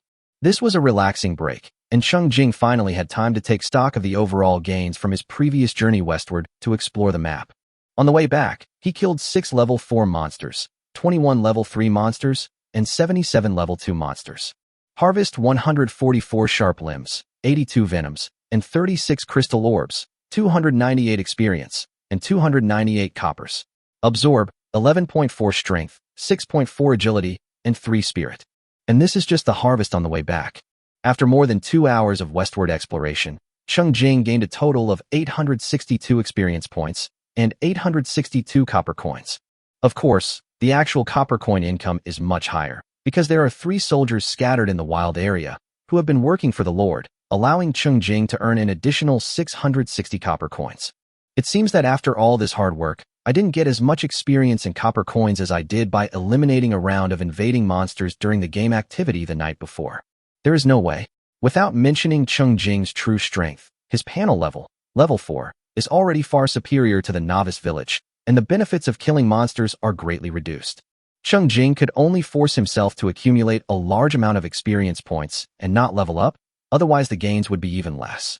Having said that, only he can play this way because he has the absorption talent to improve his strength. Even if others want to play this way, they have to consider whether they are strong enough first. During this journey westward, Cheng Jing absorbed a total of 24.2 points of strength, 18.4 points of agility, 8.8 points of constitution, and 7.6 points of spirit. Also, using banana, white, increases constitution by 1 point. If you change someone else, they will only have this many attribute points when they reach level 10. And Cheng Jing's attribute table has been updated too. Name, saving your life is important. Strength, 86. Agility, 87.4, plus 3. Constitution, 72, plus 1. Spirit, 186.8, plus 6. Health, 720. Attack power, 693.6. Defense, 784.4, plus 8. Territory level, 3. Security tower level 4. Wallet, 17 gold, 30 silver, 2,174 bronze. Cheng Jing admired it again and again with great delight, and it tasted even better after drinking a bowl of fish soup brought by Lu Gua. Chapter 85. Join in the fun and sell comfortably. In addition to the improvement in attributes, there has also been a significant improvement in skill proficiency. Although Cheng Jing consciously reduced the use of magic skills to save his energy, he still kept track of the time to improve his proficiency in physical skills. Swiftness, upgrade to level 4, and agility will increase by 11% within 10 seconds after use. This skill, which increases by percentage, becomes increasingly more effective as Cheng Jing's basic attributes improve. When Cheng Jing uses skills now, his agility can instantly increase by nearly 10 points. Strength also reaches level 2, increasing defense by 6% for 20 seconds after use. This is 1% more than the previous level 1, but the cooldown is also increased by 1 minute to 6 minutes. Even though defense is currently his advantage, it would be a good thing to increase it a little more. Cheng Jing frequently brushes up on his strongness skill. Because the number of attacks is too large, the probability of the passive skill bloodsucking being triggered is very high. Once the proficiency is high enough, it will be directly upgraded to LV4, and the additional damage caused will be increased from 8% to 10%. In addition, you will also get a piece of equipment, long stick, too. Long stick, white attack power plus 10. An ordinary piece of white equipment. For newcomers, the long stick is a weapon that is easier to use, but for Cheng Jing, the attack power bonus is not much, and he can't even use it on his soldiers. The weapons made by craftsmen are more stable and easy to use. After taking stock of his gains, Cheng Jing opened the chat channel. The number on top becomes 37/967. More people have been promoted to level 1. At the same time, those who have survived until now have probably faced the reality and know how to survive, so the death toll has decreased. However, after learning that the content of the chat would actually be seen by the more than 900 silent people, those who had previously made occasional complaints restrained the urge to chat. The only chatterbox, that guy, was too embarrassed to flood the screen with messages, so he could only reply every time someone else spoke, trying to keep up a conversation with them. 2176 Li Mingfei. At the beginning, I remind you to upgrade your security tower first. Upgrading a level 0 thatched hut to a level 1 security tower requires 100 wood, 50 stone, 2 iron, and 100 copper coins. Wood comes from chopping trees. The newbie axe is provided, and you can get 1 wood after chopping it 20 times. If you encounter a pile of stones, you have a chance to get stone by hitting it with a pickaxe. It's best to try to find a mine. If you get 10 stone, you have a chance to get 1 iron. Copper coins come from killing monsters. When killing monsters, refer to the guide and look for easy-to-deal-with monsters. That guy. Right. The black beetle is the first choice. It moves slowly and has weak attacks. Although it has a lot of health, it can be slowly worn down. Overall, the risk is low. 2176 Li Mingfei. I recommend everyone collect basic resources to upgrade their security towers as quickly as possible. If you're having trouble, check out the trading area. I've put some basic resources up for sale, hoping to help those who need them most. If you can collect resources on your own, please don't buy them. Let them go to those who are struggling. Hey someone, it's so cheap, Big Boss Gaoi. Cutting down trees is so tiring and annoying, I really don't like it. Uncle, look at me, can I buy it? Li Mingfei, 2176. Comrade, you're already level 1 and relatively capable. You should probably chop down the trees yourself. Among those who can't speak, there might be younger or older people who need help. Show some respect and try to be self-reliant. Sun and Moon Alliance. I'm too lazy to cut down trees and mine, but I have money, and I'm willing to spend it on you.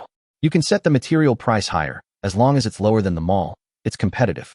You're setting it so low now, and there's no limit on the purchase quantity. How do you tell who really needs it and who doesn't? This is pure speed. Tasteless man too. I'm too lazy to farm for materials. I'd be embarrassed to rush to buy them. Hey, don't we have any players in our village who enjoy farming and want to farm for materials to sell? I'd definitely support them. Cheng Jing quickly read through the more than 30 unread messages, noticed the comments from Li Mingfei and others, and went to the transaction channel to check. Sure enough, I saw 3 gray sales records below the originally empty trading channel, and the sellers were all Li Mingfei. He sold 150 pieces of wood at the price of 1 copper coin per piece of wood. At the beginning, he did not set a purchase limit, so the pieces were basically sold out in seconds. Later, he set a purchase limit of 5 pieces of wood for each buyer, but they were still sold out in a very short time. The price he set was purely for charity.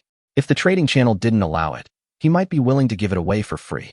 Cheng Jing stared at the sales record for a long time, feeling a little complicated. In my previous life, if only there was a big boss in my district who was willing to help me like a saint. Cheng Jing opened a sales order in the trading channel, put 500 pieces of wood on it, and also set a purchase limit of 5 pieces per person. When bidding the price, he hesitated and did not bid 1 copper coin. He was worried that 2 people would set the price in the same way, so he set the transaction price in his village at 1 copper coin per piece of material. Li Mingfei's original intention was to help the weak, and he just wanted to join in the fun. Anyway, this amount of material would only take him 10 minutes to sell, and he would feel good about it. However, low material prices are not necessarily a good thing, as it means that fewer ordinary people may be willing to collect materials and sell them in the future. Therefore, Cheng Jing set the price at 3 copper coins per piece. This was a relatively stable material price after being tested by market fluctuations. After hanging up the wood, Cheng Jing put up a sales order for wooden stick, white. He also suddenly realized that the weapons he thought were ordinary might be a good enhancement for other people, so it would be better to sell them instead of leaving them empty. Cheng Jing only priced this wooden stick at 300 copper coins, which was a very cheap price. So as soon as he put up his weapon, he was killed instantly. Timber trade orders were also being bought at a rapid pace. Chapter 86. Re-entering the dungeon after the apocalypse. When Cheng Jing returned to the chat channel, it was already bustling with activity. That guy. It's no wonder I've been paying attention to the public channel. I successfully snatched the first weapon sold by the village boss. Look, I'm going to sweep across the land right now. 2176 Li Mingfei. Thank you for the wood resources that are on the shelves. It's been a great help. Let's all work hard and gather enough resources to upgrade the house as soon as possible. Zhuangtian ranking. Oh my god, how did you cut so much wood? Is there any secret? Cheng Jing actually knew some secrets, so he replied. Save your life. Increase your strength attribute to chop wood in fewer strokes. Increase your physical fitness to work longer. Browsing the chat channel was a way for Cheng Jing to relax. He turned off the screen, stood up and stretched, ready to take a short break. After all, he would be tired after running around for most of the day. Cheng Jing went upstairs and took a nap. Half an hour later, his brain computer woke him up on schedule. His physical strength was restored, and his spirit and health values were also restored to full value. With a backpack full of bows, arrows, torches, and stones, Cheng Jing left the territory again and headed towards the game copy. Standing in front of the large, shining rock, Cheng Jing reached out and touched it lightly, choosing to enter the dungeon in the pop-up prompt. This time, he clearly saw the light from the big rock flow to his feet, forming a complex and regular pattern. The next second, Cheng Jing appeared in a familiar underground cave. Under his feet, an identical pattern flashed for a moment, and then returned to darkness. Cheng Jing looked around and couldn't help frowning. The cave where he had slaughtered so many people yesterday was filled with corpses of monsters that he had not had time to use his decomposition skills on. The unscrupulous big-eyed worms did not clean up for their compatriots, so the cave was a mess and the smell was particularly pungent. Cheng Jing held his breath, took out his gas mask and put it on, then tried to put on the night vision goggles. Suddenly, the image in the cave became clearer. Cheng Jing began to release the decomposition skill continuously. It can decompose 5 monsters at a time, and soon the entire hall is left with only black ash, barely enough to step on. This cave was a brutal battlefield, and probably no big-eyed bugs were willing to approach it, so Cheng Jing did not see any enemy. In front of him were the 2 passages on the left and right that he had repeatedly defended yesterday. Cheng Jing raised a torch and walked into the left passage. Following the passage, you will soon find a fork in the road. Continue to take the left fork. After walking a few meters, he found a small cave hall. What was familiar to him was that in the cave of more than 10 square meters, there were big-eyed worms lying all over the ground. These small cave halls that look like rooms seemed to be where the big-eyed worms sleep and rest. When Cheng Jing discovered the big-eyed worm, more than 10 big-eyed worms also discovered Cheng Jing. After all, Cheng Jing, moving with the flames, would attract too much attention from insects in the dark dungeon. Almost at the same time, more than 10 big-eyed insects raised their heads and let out sharp whistles to alert their companions in the nest. Cheng Jing was not in a hurry at all and gave them time to activate the summoning spell. Cheng Jing stepped into the cave, and a long, thick branch appeared in his hand. He had carefully selected it and chopped it directly from the tree with an axe. This branch looks like his sword. Cheng Jing swung the branch easily, as if he was hitting some wild grass or flowers. With a light swing, half of the big-eyed worm was split into 2 halves. Oh, he couldn't bear to see such a bloody scene. Fortunately, decomposition was thrown away in time and did not pollute his eyes. Cheng Jingguang stood upright in the center of the cave, holding his sword, patiently waiting for the remaining half of the big-eyed worms to continue to sound the alarm. His hearing, which had become countless times sharper, allowed him to easily hear sounds coming from far away, but the sound was not loud enough, and he was not very satisfied. Fortunately, the 7 or 8 big-eyed bugs that were left behind, whether they had heard about Cheng Jing's brutal record or were frightened by the scene they had just witnessed, did not try to attack Cheng Jing. They all stretched their necks and howled at the top of their lungs. The 2 sides actually maintained a brief peace, until the reinforcements of the big-eyed worms arrived. The small cave hall where Cheng Jing was this time had only 1 entrance, and the defensive pressure dropped sharply. Of course, what is more important is that Cheng Jing can now exert all the strength of his attribute table, and there is no limit on his physical strength. To him, no matter how many level 1 big-eyed bugs there are, they are just a burden blocking his way. Cheng Jing stood in the cave. Whenever a big-eyed bug came in, he would poke it to death with a branch. After poking 5 bugs in a row, he would throw a decompose button. Because his attack speed was so fast, the big-eyed worms crawled too slowly in comparison, so Cheng Jing still had time to send away the other half of the big-eyed worms remaining in the cave. They have completed their duty of reporting the news, and it is time to get on the road. As Cheng Jing kept poking, the branch in his hand could no longer withstand the force and broke into pieces. Cheng Jing had no choice but to take out his novice axe that did not lose durability, took 2 steps forward, and chopped with the axe. On a whim, He also tried the attack feel of the novice pickaxe and found that the pickaxe felt better. Because the handle of the pickaxe is longer, he can be a little further away from the big-eyed bug with small eyes all over its back, so that he can hit it accurately with each hit. Chapter 87, You Don't Need Too Many Eyes. Cheng Jing, who was controlling the mobile game yesterday, failed to defend the entrance to the passage and was eventually swarmed into his cave by a large number of big-eyed worms. His stamina was exhausted, and he was besieged to death. Today, Cheng Jing was guarding the entrance, knocking on it out of boredom. He felt that the invading big-eyed bugs were crawling too slowly and were not strong enough for him to hit.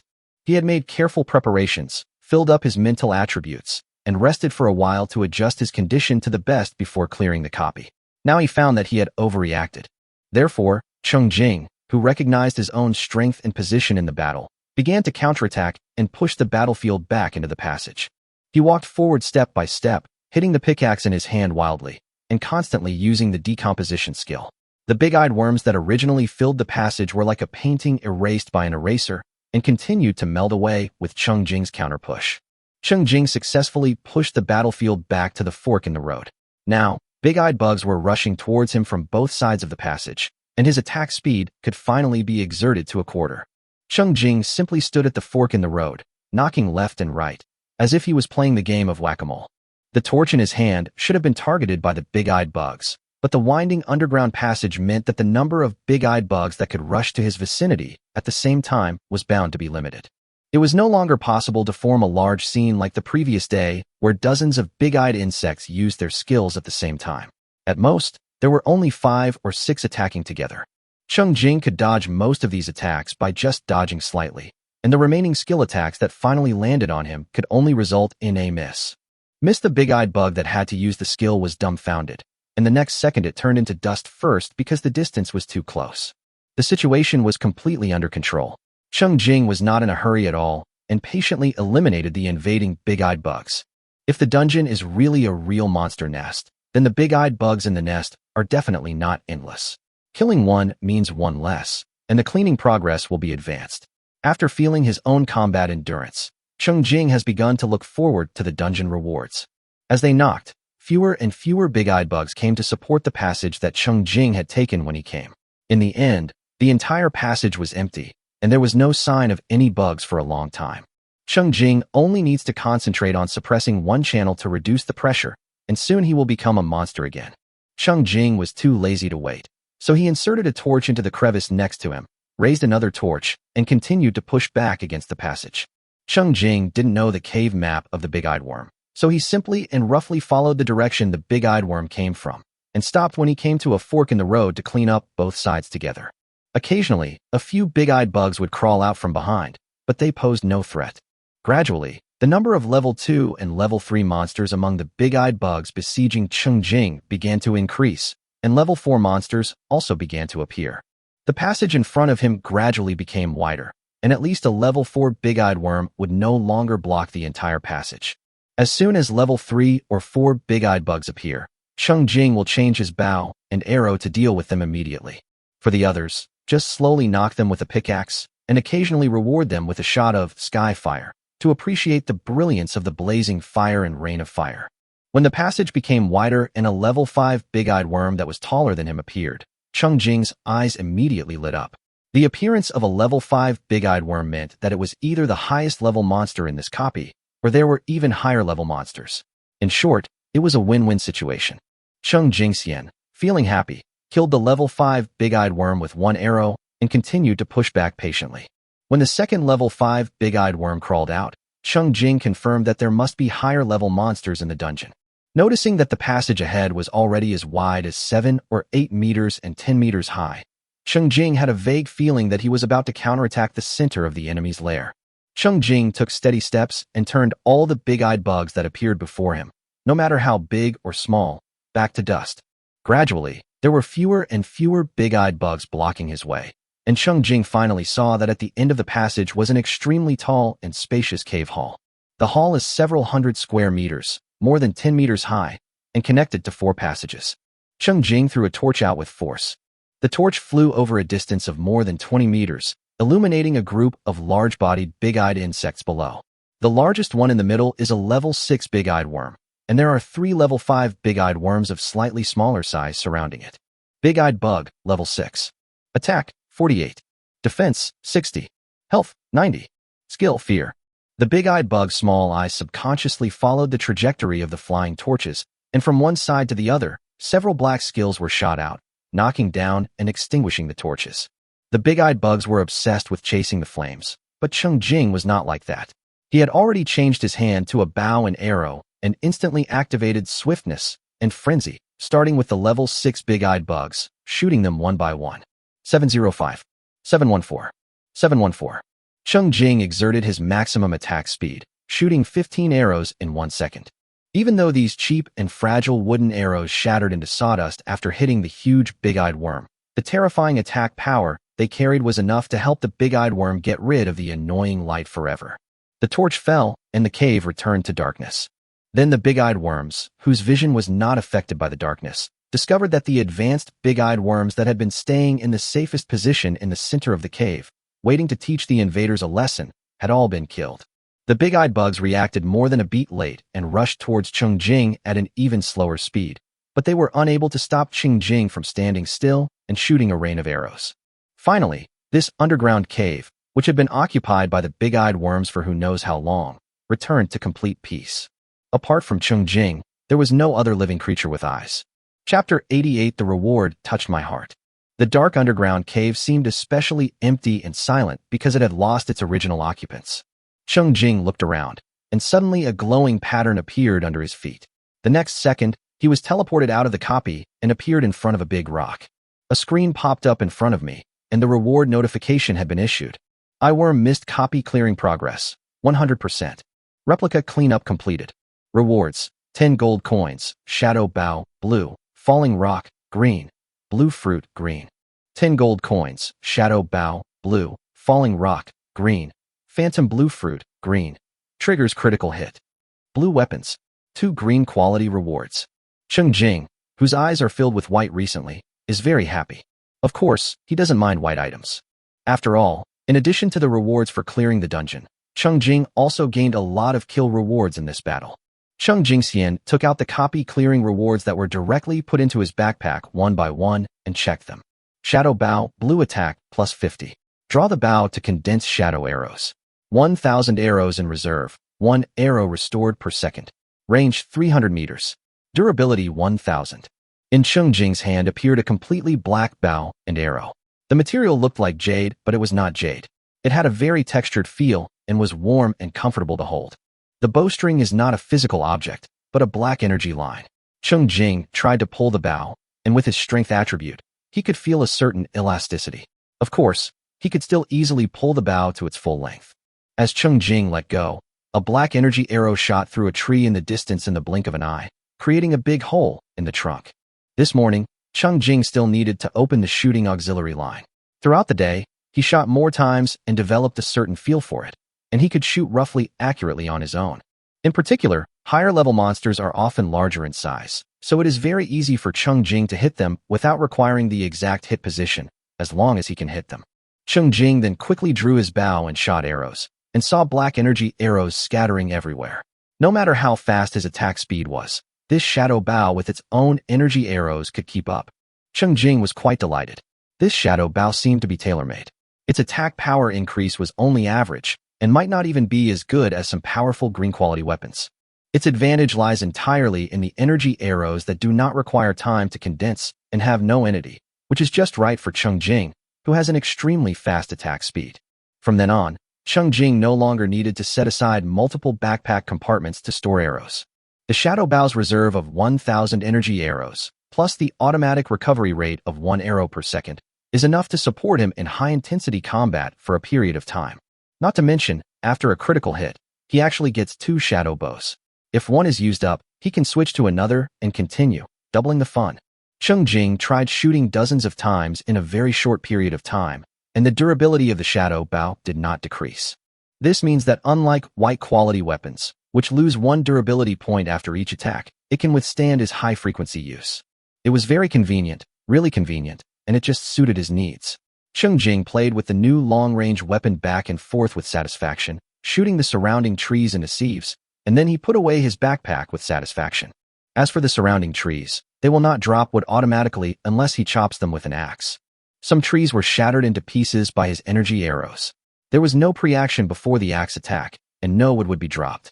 In Cheng Jing's view, cutting trees, mining, and turning the soil are more like a fixed procedure than real labor. He inputs the corresponding actions, and the program feeds him the corresponding materials or results. This procedure is old-fashioned, rigid, inflexible, and completely unscientific. However, there are so many places in this world that don't follow science, and Cheng Jing is too lazy to care about it. He looked at the second reward, Falling Rock, a green magic skill. Rockfall, green consumes 10 spirit points to drop a huge rock, dealing spirit 1 point of true damage to hostile targets within a 20 square meter radius. Attack range, 100 meters. Cooldown, 5 minutes. Cheng Jing immediately learned the area of effect skill that could cause real damage, and the damage value was related to his own mental attributes. It was truly precious and a powerful attack method that could be used for a long time. After learning the skills, Cheng Jing wanted to try them out immediately. After all, the way he learns skills now is very similar to playing mobile games. He uses the skill book, and when the icon lights up in his mind, it means he has learned it. There is no particularly specific and real feeling, and he cannot be sure unless he tries it himself. Cheng Jing pointed casually, and Rockfall was activated. Then he saw a huge rock with a cross-section of 20 square meters and a height of 3 meters falling from the sky and smashing down. The distance was so close that the huge rock seemed to block out the sky. When it hit the ground heavily, people felt that the ground was shaking. Cheng Jing looked up and was almost stunned.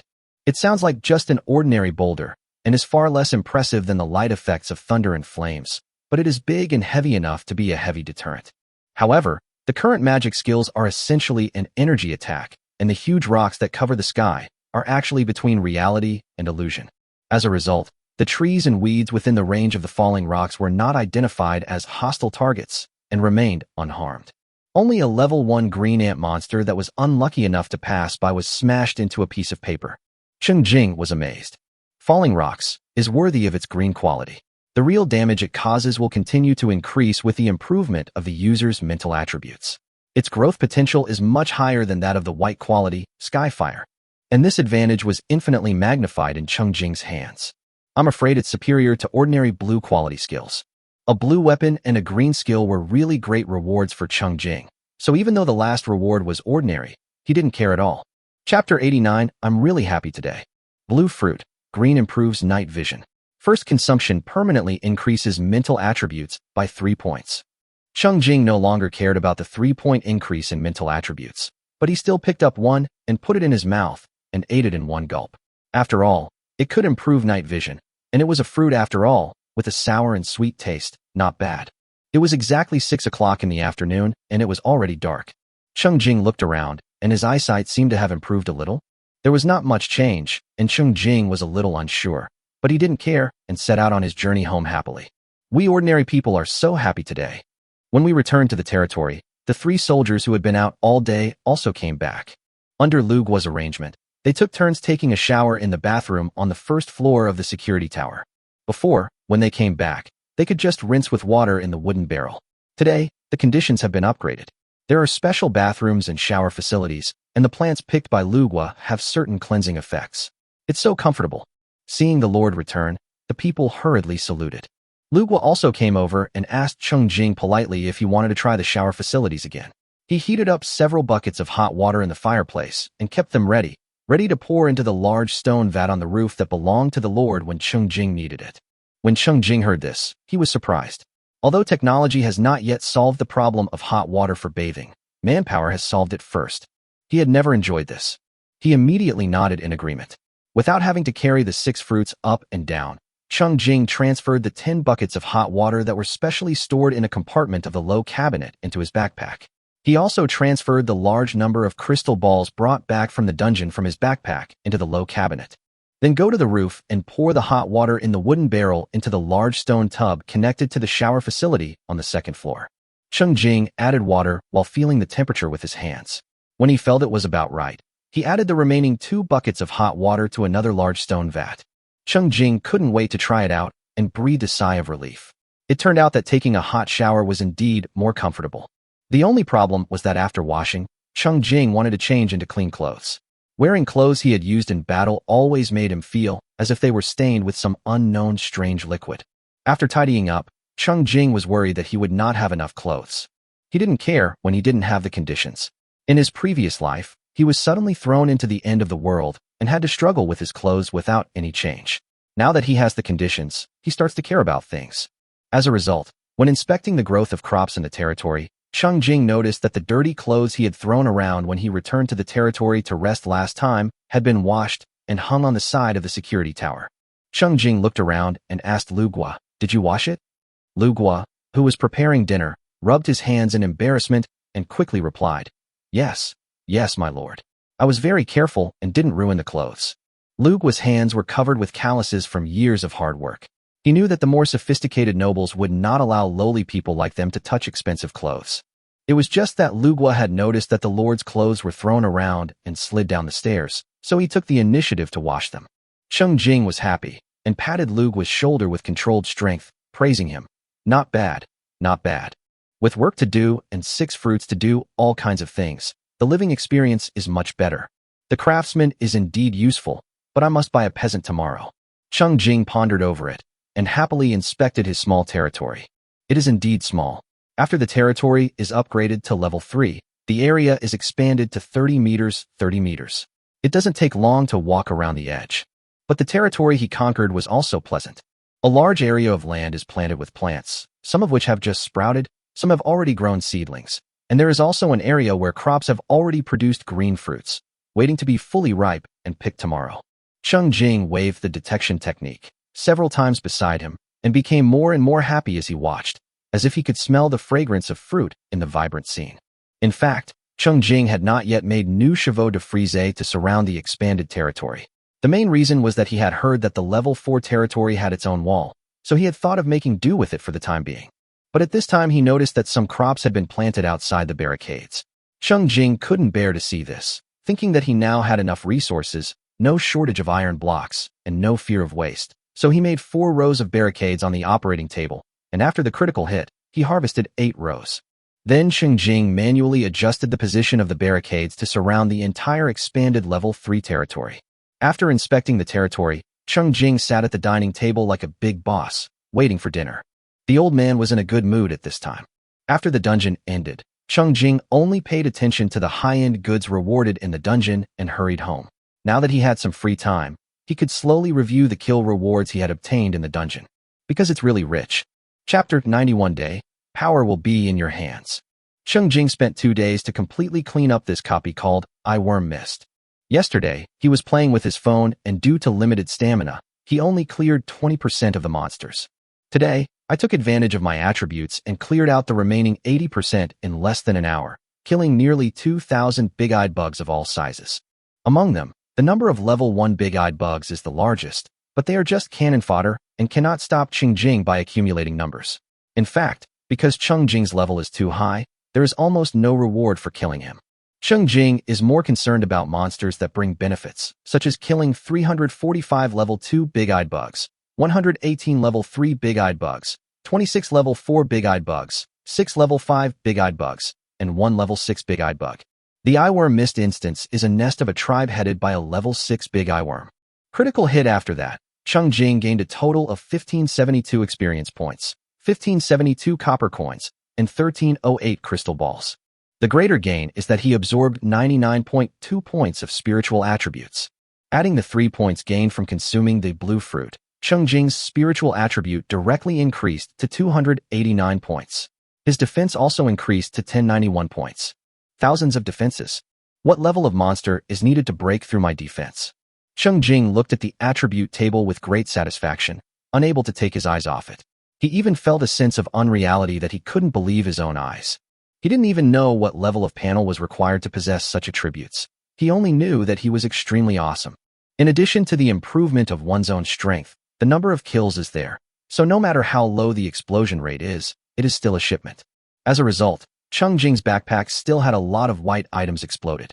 After critically hitting the building blueprint alone, there were Defense Tower Blueprint 6, Catapult Blueprint 4. The weapons and equipment that exploded include Staff of Fear, 2, Shadow Bracelet, 2, Whole Hat, 2, Ring of Lucidity, 4, and wooden armor 4. There are 12 items in total, 24 white quality items. Then a white light flashed in Cheng Jing's backpack. Cheng Jing took out a new gadget, the shadow bracelet, to examine it. It was a completely black wooden bracelet. The drop rate of bracelet-type equipment is very low, and this is the first bracelet-type equipment that Cheng Jing has obtained. Shadow bracelet. White can store the effect of a white skill, releasing it immediately upon use. Cooldown time is 6 hours. Durability, 200. Sure enough, the effects of bracelet-type equipment are quite special. Cheng Jing decisively stored a Skyfire skill in each of the 2 shadow bracelets in his backpack, and then put the backpack back. Among the white quality skills, only Skyfire with a long cooldown time is worth storing. As for the other white items, they were all revealed by Cheng Jing before. Staff of Fear and Whole Hat are both very good and are equipment with excellent attributes and white quality. This round is really a great harvest, so delicious. At this time, Luo brought dinner to the table. The ingredients were specially requested from Cheng Jing in advance. There was a large bucket of fish soup, and each of the people had a portion of roast beef. Cheng Jing had 2 portions. In fact, there was nothing new. It was the same as lunch, but the people in the territory all buried their heads and concentrated on eating devoutly. Especially the new craftsman Shi Xiang and the soldier Wei Dunshan. They stuffed the food into their mouths in big mouthfuls, as if they ate a little slower, this abundant food would no longer belong to them. In comparison, the performance of other subjects was slightly better. After all, the Lord had been generous and kind in terms of food supply in the past 2 days, but they still ate without even raising their heads. Among all the people in the territory, Cheng Jing did not stand out at all.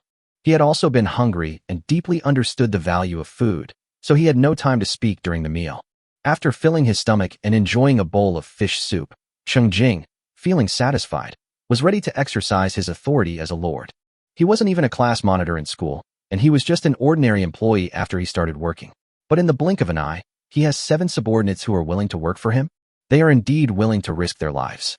Given the loyalty of the people, at least if Cheng Jing asks them to stand in front when danger comes, they will do it. There is no way to not carry it out. If Cheng Jing dies, they will die too. Cheng Jing had never experienced this status in his previous life.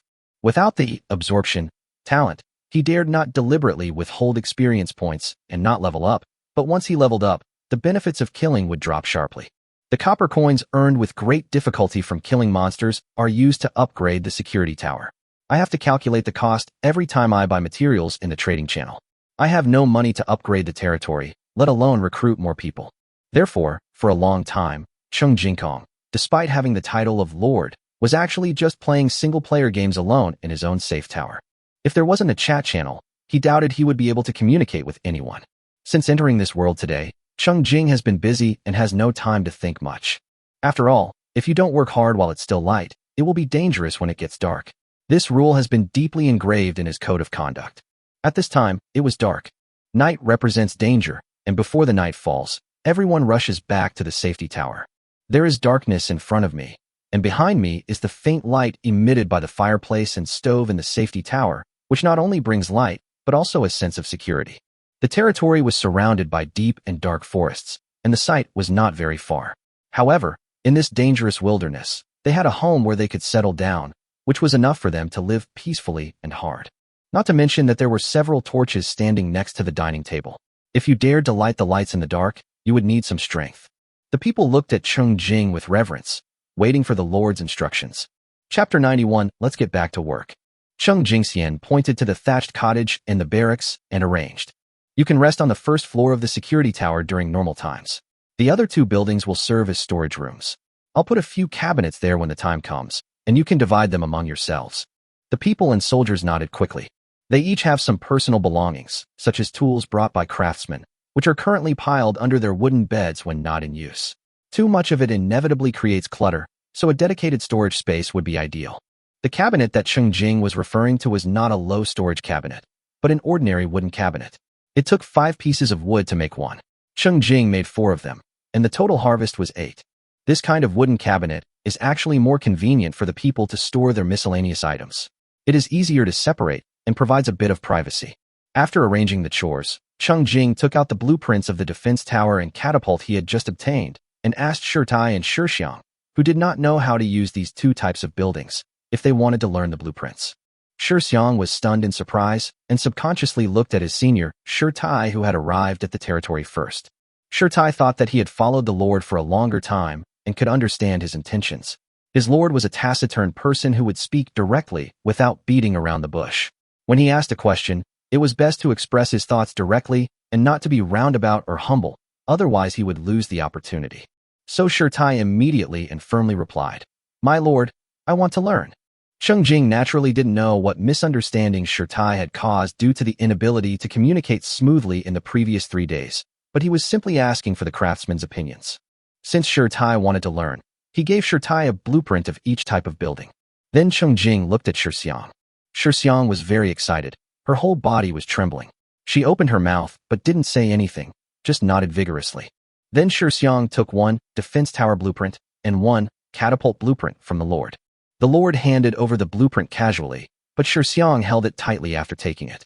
At this moment, a lot of images seemed to flash through Shi Xiang's mind. In order to learn how to make the early warning tower, she had paid a huge price, but now, she obtained 2 new drawings with great ease.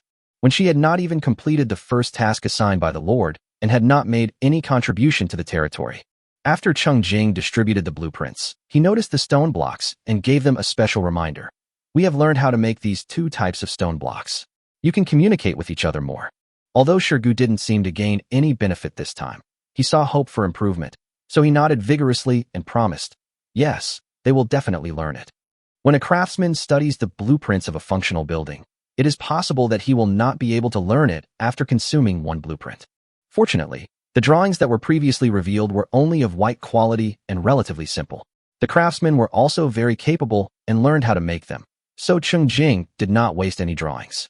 For craftsmen, this kind of architectural drawing is not only valuable technical knowledge, but more importantly, it is actually a learning permit.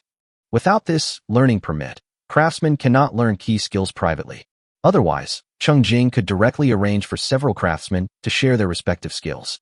Although he himself had not experienced it, he had indeed heard related gossip. Some lords tried to let their craftsmen learn from each other, but the craftsmen refused in fear and trepidation, saying that unless certain conditions were met, the craftsmen were not qualified to teach.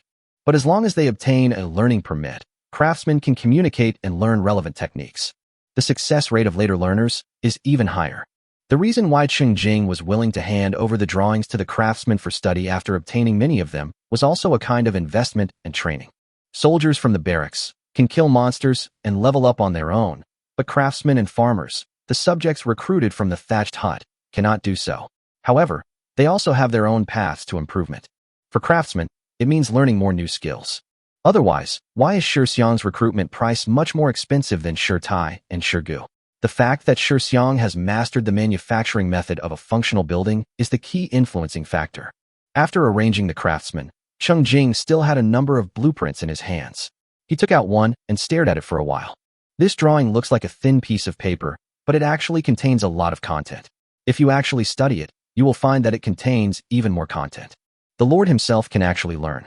In his previous life, Cheng Jing had tried to learn how to make an arrow tower, but he wasted 2 blueprints and still didn't learn it. Later, he stopped challenging it randomly and directly invested resources in making the blueprints he got. This time, he didn't have time to develop a craftsman-type secondary profession. So Cheng Jing put in the materials and directly made the remaining 4 defense tower blueprints and 2 catapult blueprints he had. 6 production sites appeared one after another at the edge of the territory, and the materials put in started to move on their own. The 3 craftsmen couldn't take their eyes off it. Cheng Jing waved his hand, indicating that they could leave the table and continue working. Chapter 92, Merciful Lord. After arranging the craftsmen, Cheng Jing looked at the 3 soldiers again. While Cheng Jing was clearing the dungeon, 3 soldiers were also fighting monsters and brought him 190 copper coins, 5 pieces of rabbit fur, and 14 shells. In short, Lord Cheng Jing had been busy running around all day, and the 3 soldiers did not dare to slack off either. They teamed up to kill level 1 monsters and had accumulated a lot of experience points by then. Cheng Jing was not planning to let them upgrade for the time being. At least while he could trigger his absorption talent by killing level 2 monsters, it would be enough for the soldiers to kill level 1 monsters and clear the living space near the territory. They are already strong enough to handle it, and upgrading now will only cut into the gains. Of course, Cheng Jing is not really a vampire lord. He still cares about them. Leaving the soldiers behind at this time is just to express his support. First of all, there is Wei Dunyi. This tall and honest young man has done a good job in taking on the responsibility of mentoring the new in the past 2 days, and has helped Wei Dun and Wei Dun become stronger together. Cheng Jing could tell from the copper coins offered by the 3 people that Wei Dun consciously arranged for the 3 to take turns killing monsters, and did not take all the killing proceeds just because he was the strongest. He was a reliable captain. Just as Wei Dun wanted to go the route of increasing spiritual points, Cheng Jing gave Wei Dun another blue fruit. He had harvested a staff of fear. Seeing the green quality, blue fruit, everyone at the table widened their eyes. Wei Dunyi suddenly became nervous, his face flushed. After hesitating for a moment, he reached out to take it and thanked him solemnly. "Thank you, Lord." In fact, when Cheng Jing assigned equipment to him the day before, Wei Dunyi had mustered up the courage to politely decline. He felt that he had not made any contribution to the Lord or the territory, so he did not deserve to receive the reward directly. But their Lord always insisted in silence, stuffing things into his hands, and then leaving him alone. Wei Dunyi was afraid of displeasing the Lord, so he didn't dare to say no. But the shock in his heart was far greater than he showed. He had only followed the Lord for a few days, and he was rewarded with green quality items. The kind Lord valued him so much that Wei Dunyi felt that he would be willing to die immediately. Cheng Jing then took out a shadow bracelet and handed it to Wei Dunyi, instructing him, "This contains one of my Skyfire skills. You've seen it before. If there's any danger, activate the skill inside. Be careful of the attack range and don't hurt your own people." "Yes." Wei Dun nodded in response. Cheng Jing checked and found that with the accumulation of various weapons, equipment, and high-quality food, the level 1 shield 1 already had 12 points of spiritual attributes. So, Cheng Jing gave the green skill, Thunder Flash, to Wei Dunyi. With Wei Dunyi's current spiritual attributes, this is an important skill that can change the situation at a critical moment. In case the soldiers encounter an accident in the wild, Wei Dunyi has such a killer move, and combined with the skills stored in the shadow bracelet, it should be able to protect the other soldiers. Wei Dun solemnly took over the skill and learned Thunder Flash on the spot under the envious gaze of others. Then he stood up, saluted, and said loudly, "I am willing to follow and protect you until my death." The sound was so loud that Cheng Jing was startled. Cheng Jing waved his hand to signal him to sit down, then turned to the other 2 soldiers. He then took out a white, sweet pear, a ring of sobriety, and the skill consecutive arrows, and gave them to Wei Dunyi. Wei Dunyi also seemed to prefer using bows and arrows, so Cheng Jing simply gave Wei Dunyi the iron bow and iron arrows that he had been storing but had rarely used as secondary weapons, thus equipping the soldiers with white long-range weapons. Finally, he gave 1 white banana, 1 whole hat, 1 ring of sobriety, and 1 dagger spike to Shield Mountain, and said, "Wei Dunyi is more familiar with the surrounding situation. You should follow his instructions and upgrade yourself. You will all perform well in the monster disaster in 3 days." "Yes, Lord, I will follow and defend you until my death." The 2 soldiers' eyes lit up and they quickly responded loudly, accepting the reward from Cheng Jing. Wei Dun, who had just arrived today, felt that he had not made any contribution yet. He was almost fully equipped with all his equipment and felt very ashamed. However, since the 2 seniors had never refused, he did not dare to refuse alone. He took it with a blushing face and touched the banana cherishingly. This is not only a rare, sweet, and delicious fruit, but it can also directly increase your physical fitness by 1 point. For beginners, it is a rare treasure. After arranging the soldiers, Cheng Jing waved his hand and let them go about their business. They couldn't be forced to go out of the territory to fight monsters at night, so Cheng Jing didn't care what they did. Finally, Cheng Jing took out a white quality, sweet pear, and handed it to Lu Gua, who had been standing by the dining table preparing to clear the dishes. The attribute tables of farmers and craftsmen are very simple, without specific basic attributes. Cheng Jing is also curious about what changes will occur when they eat food that increases basic attributes. Even if there is no change, it's no big deal. Sweet pears are delicious on their own. The first sweet pear that Cheng Jing harvested came from Lu Gua's guidance. However, supplies were tight at the time, so Cheng Jing ate 1 himself and gave 1 to Wei Dunyi. Now, he felt that it was completely fine to give 1 to Lu Gua. Lu Gua took this sweet pear, tremblingly, thanked repeatedly, feeling nervous and at a loss. Cheng Jing took the initiative to change the subject. "The monkey wine in the food cabinet, you can try it before going to bed tonight, 1 serving per day." The decomposition harvest of monkey wine is introduced by the exploration technique. Long-term drinking can slightly improve physical fitness. Cheng Jing is not impressed by this slight improvement now, and plans to let his subjects drink it for a long time to see the effect. Well, actually, it was because he carefully tasted it right after harvesting it, and it was so sour and bitter that it was really hard to swallow. Cheng Jing would rather spend time hunting down an angry monkey than endure this kind of sin. Chapter 93. It's hard to get together in the wilderness. The monkey wine that Cheng Jing looked down upon was actually good stuff for the people under his jurisdiction. Lu Guo was afraid that he had misheard and couldn't help but ask, not only soldiers, but also craftsmen can drink it? Yes, you can try it if you want. Cheng Jing said with certainty. Okay, I'll go out and take a look. I'll be back later. After giving the instructions, Cheng Jing waved his hand to signal Lu Guo that he could go back to work on his own. He then stood up and strolled out of the territory. The night could no longer stop him, and Cheng Jing prepared to continue mining. If you can upgrade your security tower to level 4 today, you can upgrade it to level 5 tomorrow. It's just liver material. He is in very good health now and can do better in liver production. Walking out of the territory and into the forest, Cheng Jing discovered that his night vision had indeed improved a lot, and he no longer needed to wear night vision goggles, and it did not affect his movements at all. Wild monsters are more active and aggressive at night. Cheng Jing took out his new weapon, the shadow bow, and casually flicked it a few times, and the noise around him disappeared. For him, this was like digesting food after a meal, easy and enjoyable. After arriving at the mine, Cheng Jing first went to check the mining machine that he had left there and had been working. Very good. The machine was working hard, allowing him to harvest a total of 216 stones, 22 iron blocks, and 2 silver blocks. Of course, they also consume 12 iron blocks and lose durability. Cheng Jing manually added iron blocks to ensure they could continue working. He himself found a suitable position in the mine and started hammering his pickaxe.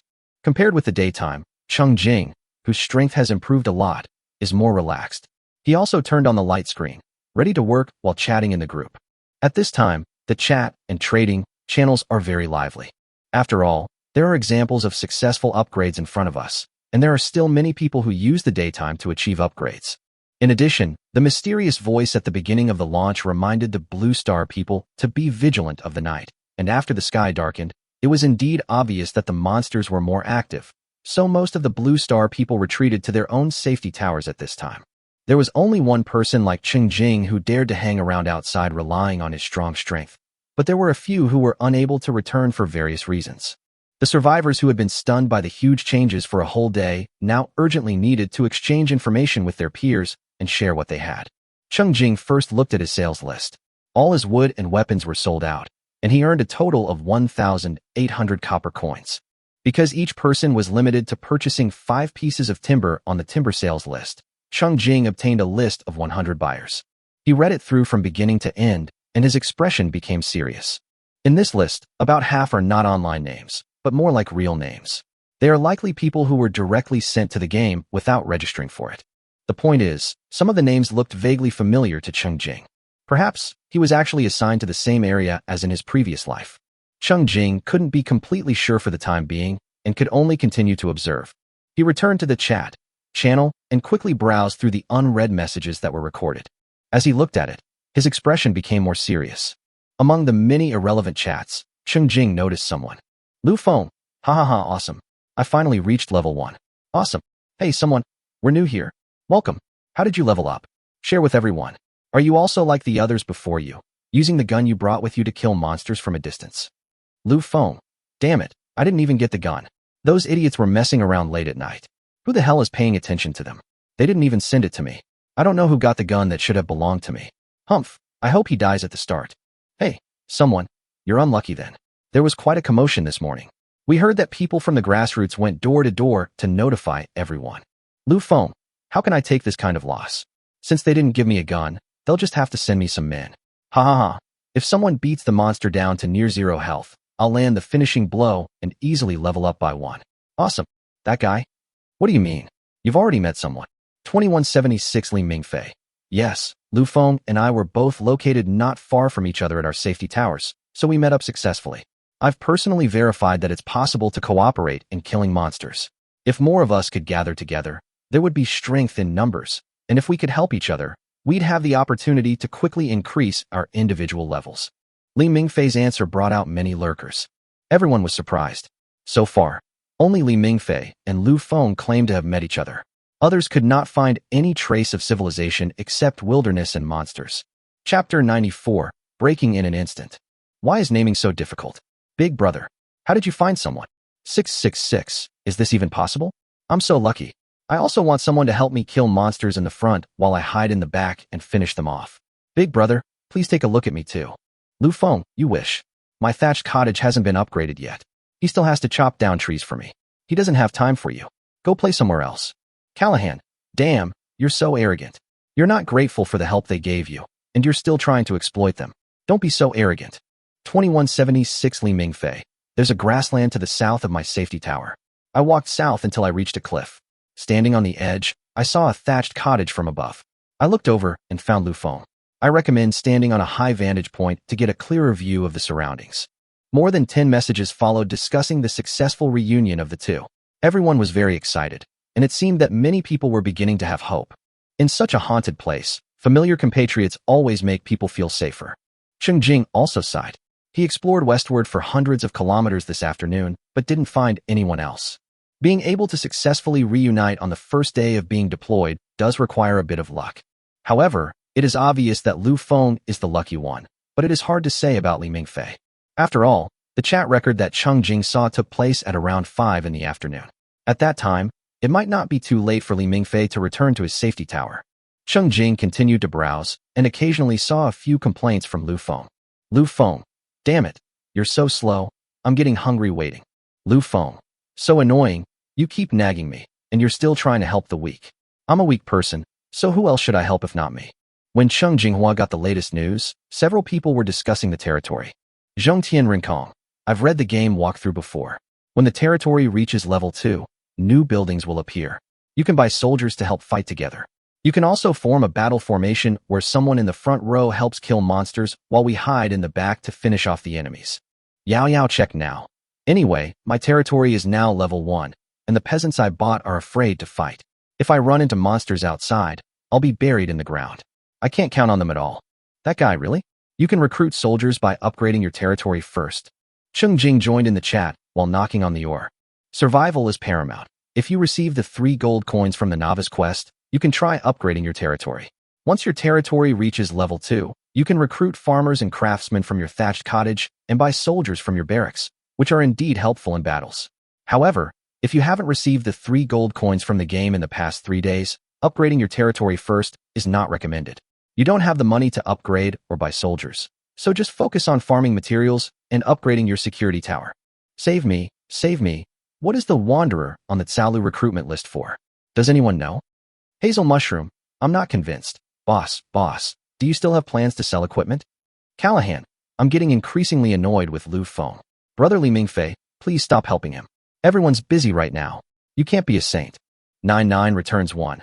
But my level 1 security tower didn't prove to be very useful during previous game activities. It was destroyed after being besieged for a while. Save your life. Wanderers, well, I heard most of them are here to keep their beds warm. As for equipment, the only thing I have right now is wooden armor, which has +3 defense, pretty average. Upgrading the security tower will further increase the defense value. Did you watch the live broadcast on TV? In critical moments, having buildings as protection creates opportunities for safe output. Tsalu, in the current common recruitment list, farmers and craftsmen are obviously craftsmen. So what are wanderers for? A large part of it is based on appearance. Of course, Cheng Jing had never bought it, but he had only heard about it vaguely. Mianxia Dumian, did you buy it? Hazel Mushroom, I'm not convinced. Wooden armor is also very good. Please save the child. I walk with my hands in my pockets. I am a real child. Please, big brother, save the child. That guy. Please, big guy, save the child. Hey, is there something strange mixed in there? When Cheng Jingming spoke, he quickly denied 3 times. Life is important. I didn't buy it. I saw it from someone else's guidepost. I'm busy right now, so I'll put up the wooden armor later. As Cheng Jing spoke, he glanced at the transaction channel again. Currently, the number of people who have upgraded the security tower to level 1 has increased to 27, so more people are placing orders for sale, and there are even more people selling white-quality items than just Cheng Jing.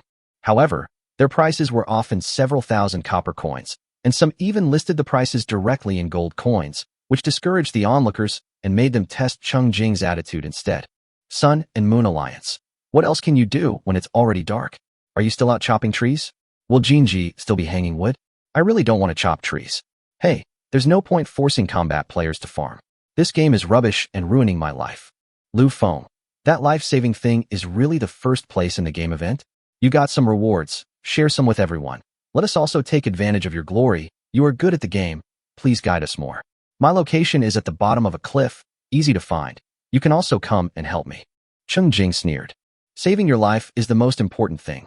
Boy, if I really find you, you can die. The most I can do is to raise your ashes. Cheng Jing's earth-shattering remarks immediately silenced the chat channel. Perhaps it was because his previous speeches had always been calm, and he seemed to be a mentally stable adult. But when provoked, he directly issued death threats, which did not seem like a joke and immediately scared others.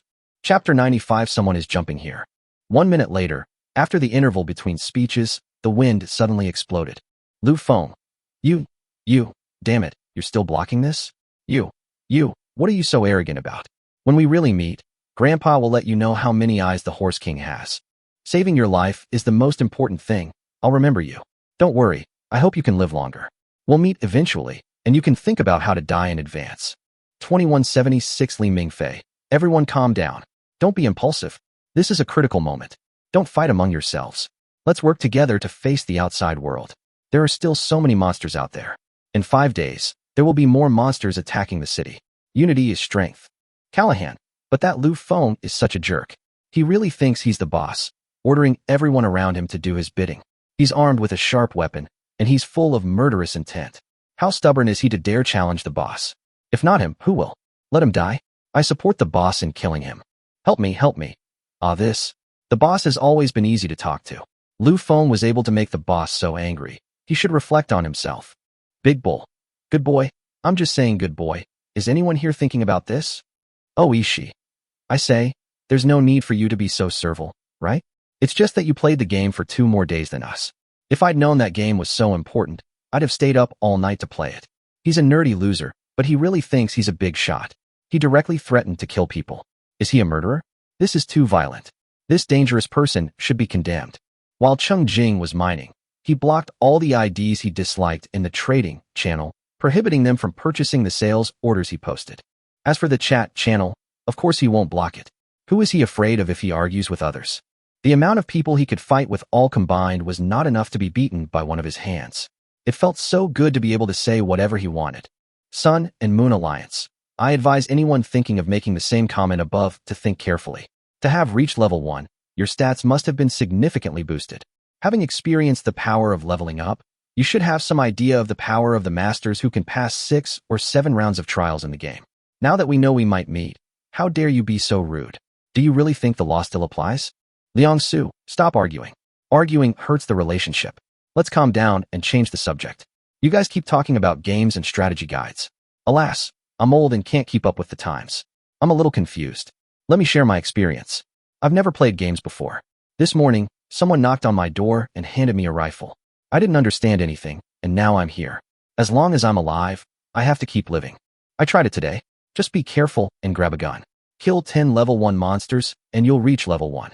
It shouldn't be that difficult, right? Why haven't so many people managed to level up, yet your progress isn't very good? Those who haven't leveled up yet need to hurry up tomorrow. Let me share my personal experience. After reaching level 1, my back pain is gone, my legs are stronger, my eyesight is no longer blurry, and my body feels revitalized. I'm much stronger than when I was younger. In such a dangerous place, everyone should upgrade as soon as possible. Cheng Jing's previous guess was correct. Li Mingfei, who was still helping Lu Feng with work near dusk, failed to rush back to his own safety tower, but stayed directly in Lu Feng's safety tower. At this time, he was stopping Lu Feng and advising him not to quarrel with others on the public channel. Li Mingfei said earnestly, "Don't be angry anymore, and don't provoke me. Why should I share the reward that others worked so hard to get with you? And then again, are you willing to share your things with me? The world is in such a mess. Everyone's temper is flaring. Stop arguing. Come and try the grilled fish."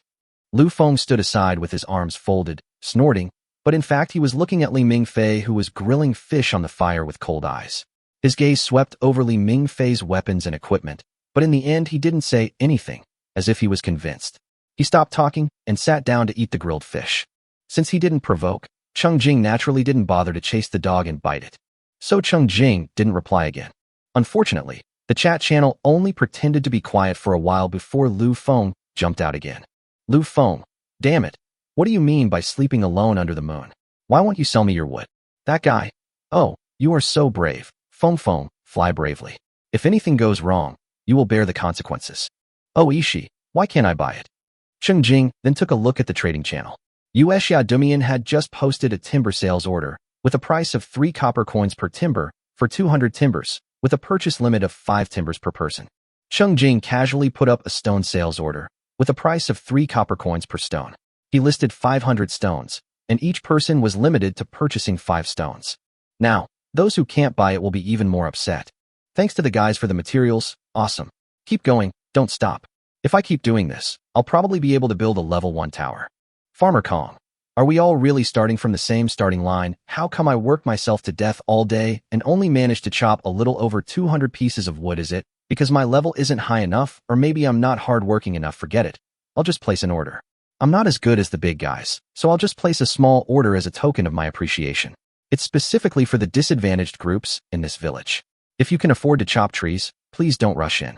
The farmer posted a sales order for 30 pieces of wood and set the unit price at 3 copper coins. He quickly recovered 90 copper coins, and the price-performance ratio was actually quite good.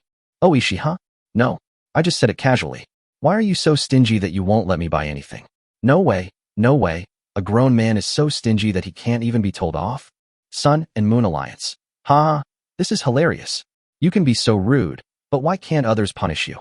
No way, no way. You really think everyone in the world is your grandfather and will spoil you, right? Mian Xia Du Mian. I have a green building blueprint, but I'm short of crystal balls. I need 200, which is too many, and I can't gather them all at once. Do you have any? Can you sell them to me? Or I can sell the blueprints to you. If you want to leave it to a craftsman to learn, can you give me a finished product? Green quality drawings? Yuexia Dumian suddenly spoke up. Cheng Jing clearly realized that this was directed at him, so he replied without hesitation. Saving your life is the most important thing. Sell me the blueprints, and I'll give you a finished product tomorrow. Chapter 96. Eyes are not enough. Green quality architectural blueprints.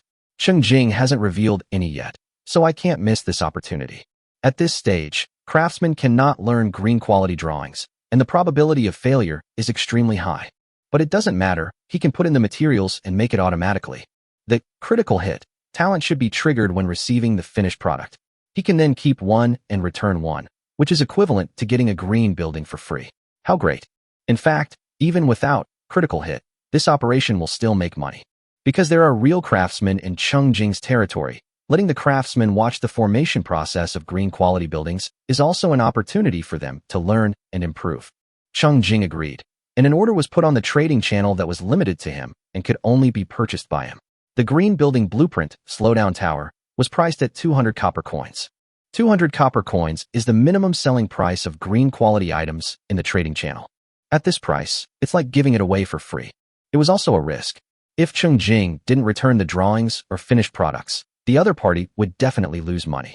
At this time, all the people watching the trading channel were drooling at the simple introduction of the drawings, but unfortunately, they couldn't buy them even if they were willing to pay. Save me. Save me. These big guys, do they already know each other? I'm jealous. As expected, big guys only make friends with big guys. The lower class in this village is trembling in fear. Sun and Moon Alliance, green. How did this drop? I've been killing monsters all day and haven't seen many white ones. This game is rubbish. Change my drop rate. Saving your life is the most important thing. You trust me so much? Aren't you afraid that I might cheat you out of a blueprint? Sleeping alone under the moon. If a single drawing like this could reveal your character, it would be a good thing for everyone. Cheng Jing smiled and took out the blueprint that was directly stored in his backpack to check. Speed Reduction Tower. Materials. Wood 300, stone 300, silver 2, crystal ball 200. Slowing effect. Slows down the agility of unmarked targets within the range by 3 points, lasting for 30 seconds. Deceleration range. 30 meters. Cooldown. 3 minutes. Slowdown consumption. 10 crystal balls/time. Once successfully built, it only requires 10 crystal balls to release a large-scale, group attack version of the Ice Cone skill. It is a very practical defensive building. Cheng Jing put the drawings away and prepared to start making them tomorrow. The reason why they didn't start production immediately was mainly because many buildings in the territory were currently in the process of automatic production. When Cheng Jing left, He noticed that the three craftsmen were glancing at the site next to them that was being built based on the blueprints while they were doing their work. Cheng Jing was afraid that if they went back to create green buildings now, their eyes would not be enough. Cheng Jing continued to mine happily, while Li Mingfei was in tears. After much effort, Lu Feng was persuaded to eat the grilled fish peacefully. However, two big guys selling the ingredients blocked him and refused to sell to him. Lu Feng completely lost his temper, threw the grilled fish in his hand, pointed at the sky, and started cursing. Li Mingfei tried to persuade them for a long time, wiped his face tiredly, and repeated to himself, "Mass work is difficult. You need to be patient and persistent, and do the work well." Finally, Lu Feng seemed to calm down a little, and Li Mingfei hurriedly continued to persuade him. "Don't be anxious or angry. These materials are originally meant to aid vulnerable groups in need. We're both young and strong, so we shouldn't buy them now. When it gets light, we'll go chop down trees. There's an axe in the backpack, right? Chopping down trees isn't difficult. I'll teach you." Li Mingfei is still too young, and his job is an active-duty security guard. His daily routine is training, and the people around him are all rule-abiding and disciplined. He has no idea how arrogant people who lose the constraints of discipline will become. Lu Feng was too lazy to listen to his nagging and continued to curse. After a long time, he got tired of cursing. At this time, he felt hungry and asked Li Mingfei for food. Li Mingfei glanced at the grilled fish thrown against the wall of the thatched hut and said helplessly, "That's all. I only got 2 pieces of fish today." Lu Feng took a deep breath, his eyes widened, as if he wanted to explode at Li Mingfei, but he finally held back the words when they came to his lips. Li Mingfei secretly breathed a sigh of relief and advised, "Rest, rest. You won't be hungry when you fall asleep." After saying that, he lay down on the ground and closed his eyes as if he was sleeping. He was really exhausted today, both physically and mentally. Lu Feng stared at the fire for a while, then lay down angrily and continued to be angry. With the occasional chat in the group, Cheng Jing worked on and off until almost 10 o'clock in the evening. He was so tired that he finally set out on his return journey. He kept tapping and tapping for more than 2 hours. Critical hit. Afterwards, Cheng Jing personally mined 3,600 stones, 360 iron blocks, 36 silver blocks, and 6 gold blocks. In the middle, he went back and forth to the territory twice to transfer resources, and picked up wood on the way, harvesting 1,000 pieces of wood. Cheng Jing had dug out a sunken square in the mine. He didn't dare to dig horizontally in all directions for fear of collapsing the mine, so he just knocked hard downwards. Cheng Jing stood beside the big pit he had dug to rest, thinking that if it was filled with water, it would become his own huge swimming pool. Stealing the bat monster's cave and turning it into your own swimming pool. Hey, that's pretty cool to think about. Cheng Jing prepared iron pickaxes and iron blocks for the 2 mining machines, collected the 110 stones and 10 iron blocks they had newly mined, and dragged his tired body back to the territory. Chapter 97. Layers of Protection for Peace of Mind. Cheng Jing had cut several wide roads in the forest on the north side of the territory. Cheng Jing realized that he could not continue to cut down trees around the territory. Even if they would grow back later, they would look ugly now that they were bare. He had to go to a farther place to cut down trees tomorrow. As for killing monsters, the harvest did not satisfy him. The wild monsters were indeed very active, but they were all useless level 1 cannon fodder partying. The useful Cheng Jing only killed 7 level 3 monsters and 25 level 2 monsters in total. After critical hit, you will gain 78 experience points, 78 copper coins, 56 shells, and 22 rabbit fur. Absorb 4.6 points of constitution attribute and 1.8 points of agility attribute. Wooden armor, too, was revealed. Cheng Jing currently has 7 pieces of wooden armor in stock, and it's time to clear out the inventory. After returning to the territory, the 3 soldiers who received the reward and felt the pressure did not rest. Instead, they picked up their hoes and turned over the land around the territory into 270 square meters, sweating profusely. Fortunately, their physical fitness has improved, so they are not exhausted. As for the 3 craftsmen, they worked quickly to finish the work at hand and were studying together around the building they had built. Cheng Jing took another hot bath, changed into Liu Guo's washed and dried clothes, and when he walked out, all the buildings in the territory were completed. The buildings made from the blueprints triggered a critical hit when received, giving Cheng Jing 8 defense towers and 4 catapults. In addition, Shi Tai completed an arrow tower, Shi Gu completed a catapult, and even Shi Xiang completed an early warning tower. Logically speaking, Shi Xiang shouldn't be able to finish it today. She originally said it would take 10 hours to complete the production. As a result, She was swept away by the rush when she first arrived, forcing herself to speed up again and again. Of course, Shirtai and Shirgu also contributed to this by helping to process the basic materials. In short, they fulfilled Cheng Jing's wish to own an early warning tower today. Cheng Jing installed the early warning tower on the security tower and marked himself and his subjects in the register. This way, any target other than them who entered the 100-meter range of the security tower would be alerted. Then arrange people to take turns to keep watch. When the person on duty receives a reminder, he or she will check the specific situation, and the others can sleep peacefully.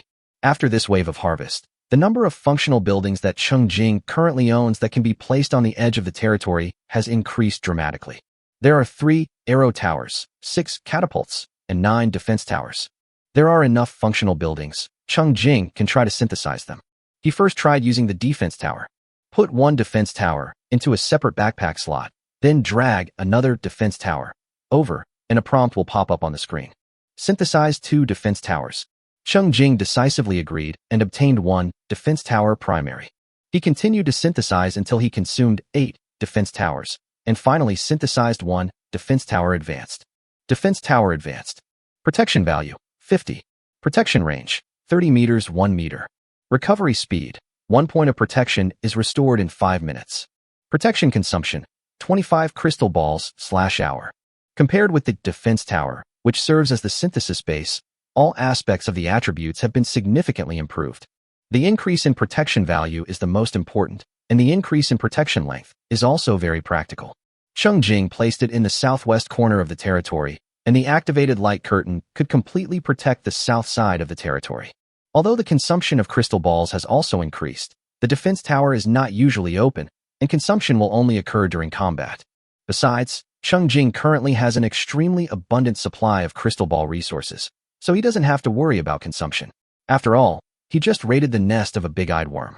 After trying to synthesize it using the defense tower, Cheng Jing had an idea. He has not yet combined the arrow tower and catapult, but has instead scattered them around the territory. If a blind monster approaches in the middle of the night, they can usually handle it. In normal circumstances, it is just a matter of Cheng Jing waking up once. Of course, he still hopes he can get a full night's sleep. Cheng Jing placed the attack and defense buildings, clapped his hands, and walked back to the security tower. The people in the area have taken turns washing and packing up. They have separated the southeast corner of the first floor of the safety tower for Shi Xiang using a few cabinets as a partition and placed a wooden bed there. The other residents and soldiers were not so particular. They pulled out the wooden beds that were piled on one side during the day. After the upgrade, the 100 square meter space on the first floor was enough for them to place things anywhere without feeling crowded. Cheng Jing pointed at the food cupboard and went upstairs. Lu Guo received instructions and took out 7 portions of monkey wine from the food cabinet. Each person was given a bamboo tube and drank it in 1 gulp. Hiss, ha! Refreshed, everyone lay down and rested happily.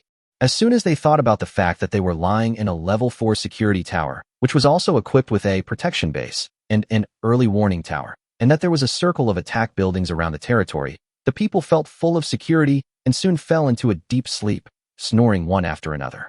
Chapter 98, A Sudden Thunderclap. Lu Guo was the first one assigned to keep watch tonight.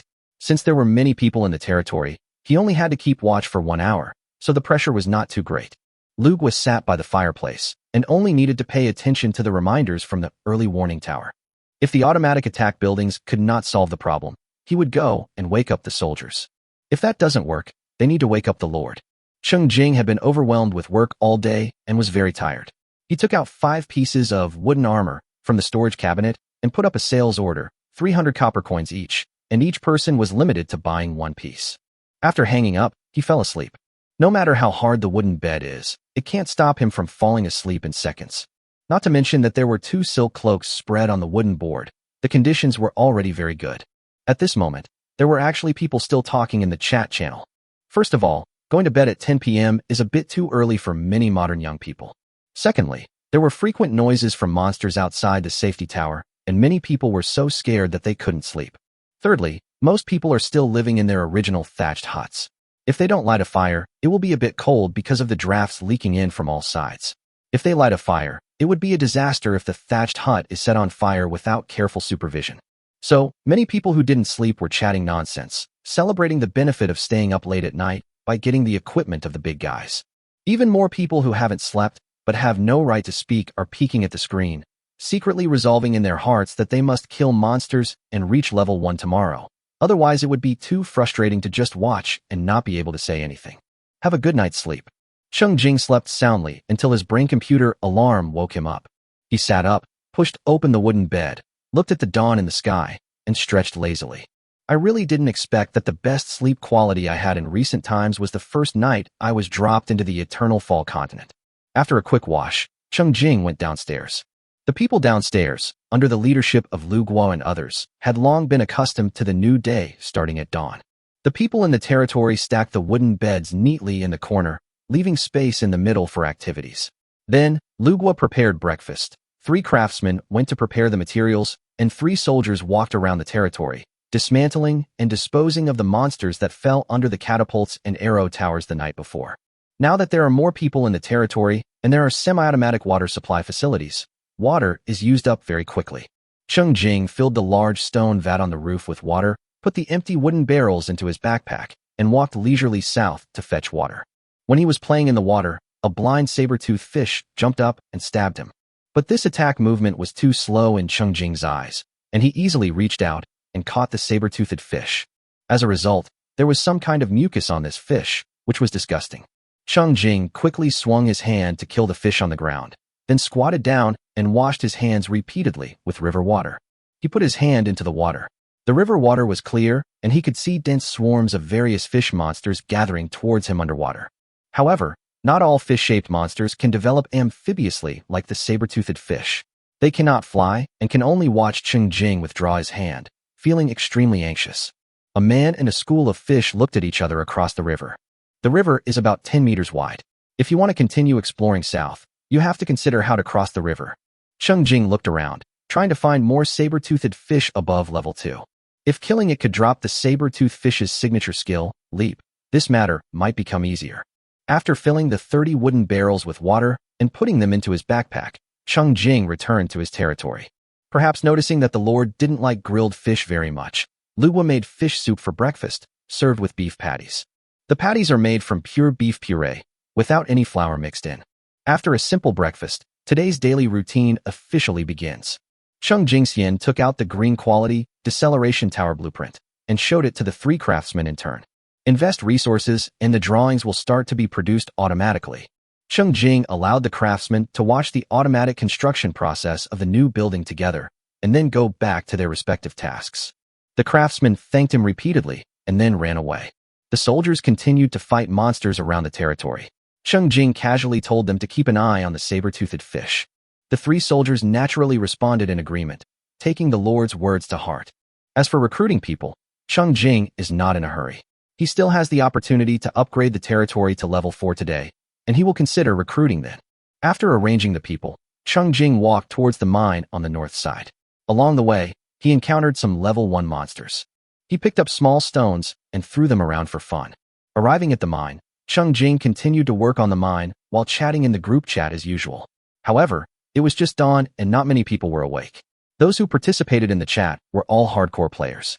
However, if the hardcore gamers started to roll up their sleeves, how could anyone else sleep? Gradually, more and more people were caught up in the roles. Just as the hardcore players were discussing whether to divide up the work of collecting resources and then exchange them, a shocking message suddenly popped up in the chat channel. 2176 Li Mingfei, help? My health is almost at the bottom. Is there any way to quickly restore it? As soon as these words were spoken, the chat channel suddenly went blank for a moment. Then several messages popped up. Yao Yao, check now. I've put up a food item that can restore health. Hurry, add it to the trading channel. At that time, Cheng Jing had just returned to the territory to transfer the resources in his backpack. Seeing this, he immediately put a clean silk top and a silk cloak on the trading channel. Each item is priced at 50 copper coins, which is also the bottom line for white quality items. Save your life. These 2 pieces of equipment can increase your physical fitness by 2 points, which indirectly increases your health. Sleeping alone under the moon. I've hung a white sweet pear. Eat it quickly. It will help with recovery. Eating it for the first time will also improve your physical condition. I walk with my hands in my pockets. Woo. Uncle, be strong. Don't die. Oh. At this time, there were actually quite a few people who wanted to speak and ask what was going on, but they held back and did not dare to speak casually for fear of disrupting key information.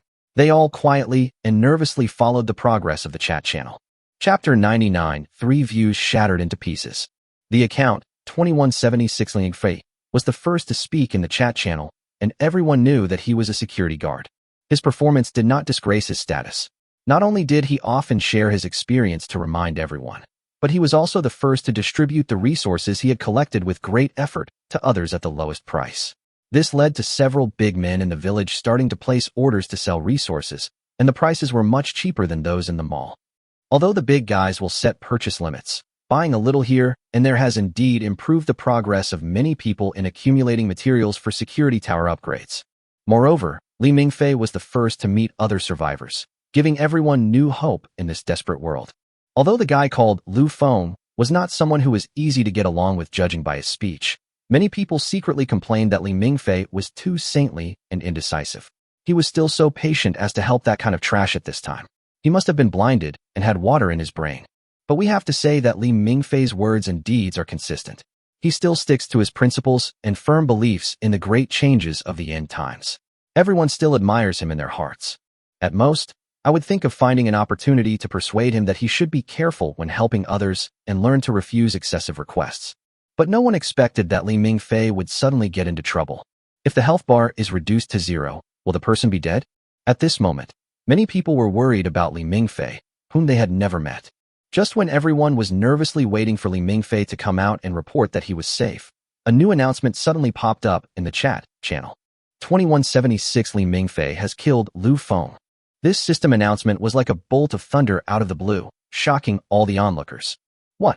Li Mingfei killed Lu Feng. Didn't you see it the other way around? Could it be that they had mistaken him? Was Li Mingfei actually a werewolf pretending to be a good guy? How could he kill someone? Li Mingfei, who once again created a first, also let all the onlookers know that there would be an official system prompt if they killed each other. That's not the point. What is going on now? In fact, Li Mingfei's condition was very bad. He was lying on the ground, gasping for breath, his pupils dilated, his dark green combat uniform stained with bright red blood, and the large amount of blood was flowing from his neck. Li Mingfei used his mind to buy the help assigned to him in the trading channel, and wrapped himself in the silk cloak and silk top with difficulty. His health points, which were originally only a little bit left, immediately increased by 20 points, pulling him back from the brink of death. He drank a bowl of fish soup from Yao Yao Chek now with difficulty, and recovered 5 points of health. Finally, he stuffed the sweet pear into his mouth. While eating it, Li Mingfei felt that the back of his chopped neck seemed to be growing back at a rapid speed. After calming down for a while, he took off his tactical gloves and touched the back of his neck with trembling hands. Although his hands were sticky with blood, he felt that his cervical vertebrae were not broken and the skin and flesh had indeed healed. In a short period of time, he directly replenished 35 health points, and most of his health was restored. He finally got rid of the dizzy feeling of being on the verge of death. Only then did Li Mingfei have time to face this fucking reality. Li Mingfei had played the game for a whole day and night, as ordered before, and knew that the sun would rise at 6 in the morning in this world, so he set the alarm clock for 5:30 in the morning. When he woke up, he heated some water in his lunchbox. Even if he had no food, drinking some hot water would be a good way to start a new day.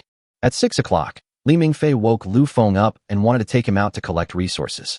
Although Lu Feng was cursing and throwing things around, showing his displeasure, Li Mingfei just silently ignored his complaints and insisted on dragging him out of the door.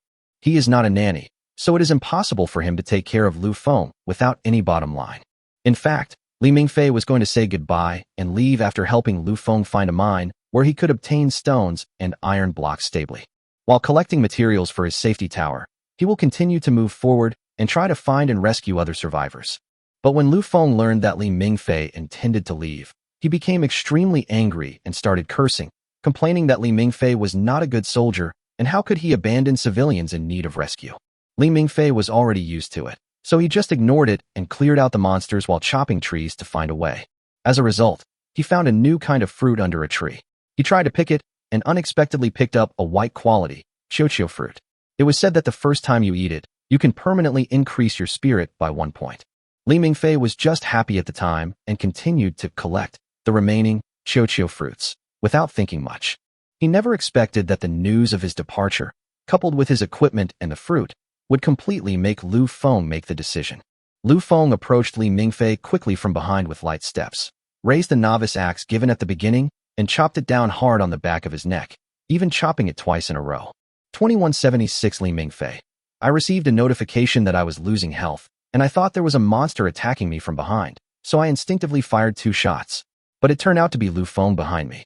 Liu Feng's axe hit me on the back as he fell, and I was hit again. My health was already low, and it dropped to 5 points. My neck felt like it was about to break, and I couldn't move. I asked for help in the chat channel to restore my health. Once my health was restored and my wounds were mostly healed, I found Lu Feng was dead. Li Mingfei looked at Lu Feng's corpse with his eyes wide open, his head buzzing. He accidentally killed someone. Killed the person he was protecting yesterday. The reason was that this person was the one who killed him first. The time they spend together and communicating while awake does not exceed 3 hours. Less than 24 hours have passed since he was thrown from this peaceful and prosperous era into this ghost world. Everything has changed. Li Mingfei felt as if his 3 perspectives were about to be shattered. Cheng Jing has already issued 2 basic resource sales orders and obtained copper coins as well as a large number of buyer IDs. He has found familiar names of people he had met in his previous life and suspects that the area he was dropped in has not changed, but perhaps his initial location has changed. If that were true, then he had no memory of someone as passionate and determined as Li Mingfei. This was most likely because Li Mingfei had died in his previous life before the village's chat function was enabled. Perhaps he died at the hands of Lu Feng. Chapter 100. This shot travels through time and space. The more Cheng Jing thought about it, the more he felt that this speculation was very likely. After all, everyone was suddenly thrown into the eternal fall world in their previous life. Li Mingfei most likely did not carry any weapons or equipment, nor did he have the wealth accumulated during his mobile game. If his personality and behavior did not change, he would probably encounter Lu Feng as well. Li Mingfei's attribute strength at that time was not much stronger than Lu Feng. Lu Feng, who had evil intentions, suddenly attacked and injured people. Li Mingfei had no gun and no channels to communicate and ask for help, so he might have been killed just like that. This life is different. Li Mingfei had received internal orders in advance to accumulate some wealth in the game. He was carrying weapons and equipment when he was dropped in, so his starting point was much higher. Lu Feng had just been promoted to level 1 with the help of Li Mingfei, so he had no idea how Li Mingfei, who was at a higher level than him, would perform. Lu Feng swung the axe at the back of Li Mingfei's neck, thinking he could chop off his head. Unexpectedly, after being released, everyone's body became semi-digitalized. Even if the vital parts were attacked, whether the victim was fatal or not was determined by the health bar. Li Mingfei managed to survive with only a sliver of blood left. Lu Feng's own health bar couldn't withstand the 2 shots that Li Mingfei fired subconsciously. As luck would have it, the despicable attacker was killed by the victim. Cheng Jing clicked his tongue twice. Lu Feng was indeed someone who could make him disgusted just by his words. Lu Feng is the kind of villain who, just by listening to him speak, you can tell that he will hold a grudge against someone for all sorts of bizarre reasons and will do everything he can to trip them up. It is undeniable that such a cruel and ruthless person may live well in the Doomsday environment, and even the real person's name under the ID may be familiar to Cheng Jing. There will be more and more people like this in the end times, so many that Cheng Jing will develop a psychological shadow and get used to dealing with the other person first when he meets them. Save your life. Don't be dazed. Pay attention to your surroundings and your magazine. Once you can move, cast, disintegrate on the corpse, then leave the area as soon as possible. It's best to clean up the blood on your body, as it may attract monsters. Cheng Jing's speech broke the silence of the chat channel. Before that, the only thing in the channel was Li Mingfei's pale explanation. Big bull. Good man. Are we just going to let this go? After all, he killed someone. Sleeping alone under the moon, Lu Feng was the first to kill. Li Mingfei was just acting in self-defense. What? Does that mean the victim deserved to be killed and robbed? Oh, Ishi, but this is just his one-sided story. Anyway, he's dead and there's no evidence to prove it. He can't just say whatever he wants. Who knows what the real situation is? Save your life. I urge you to look up at the number on the chat channel. It started out at 1,000, but now it's down to 894. Where did you think the missing 106 people went? They're all dead. It's best to stay out of this and save your own life. As soon as Cheng Jing said this, the chat channel fell silent again. Although some people had discussed before whether the decrease in the number represented the death toll, none of them had the chilling effect of hearing it spoken by someone as prestigious as Cheng Jing. 99's returned to 1. I can prove it. When the kill notification popped up earlier, I saw with my own eyes that the number was missing 1. Callahan. Anyway, I support Big Brother Li Mingfei. No one's a fool. Yesterday, that Lu Feng came up and ordered people to work for him. He was so arrogant. Who could believe he was a good person? It's only because Big Brother Li Mingfei was nice that he didn't refuse.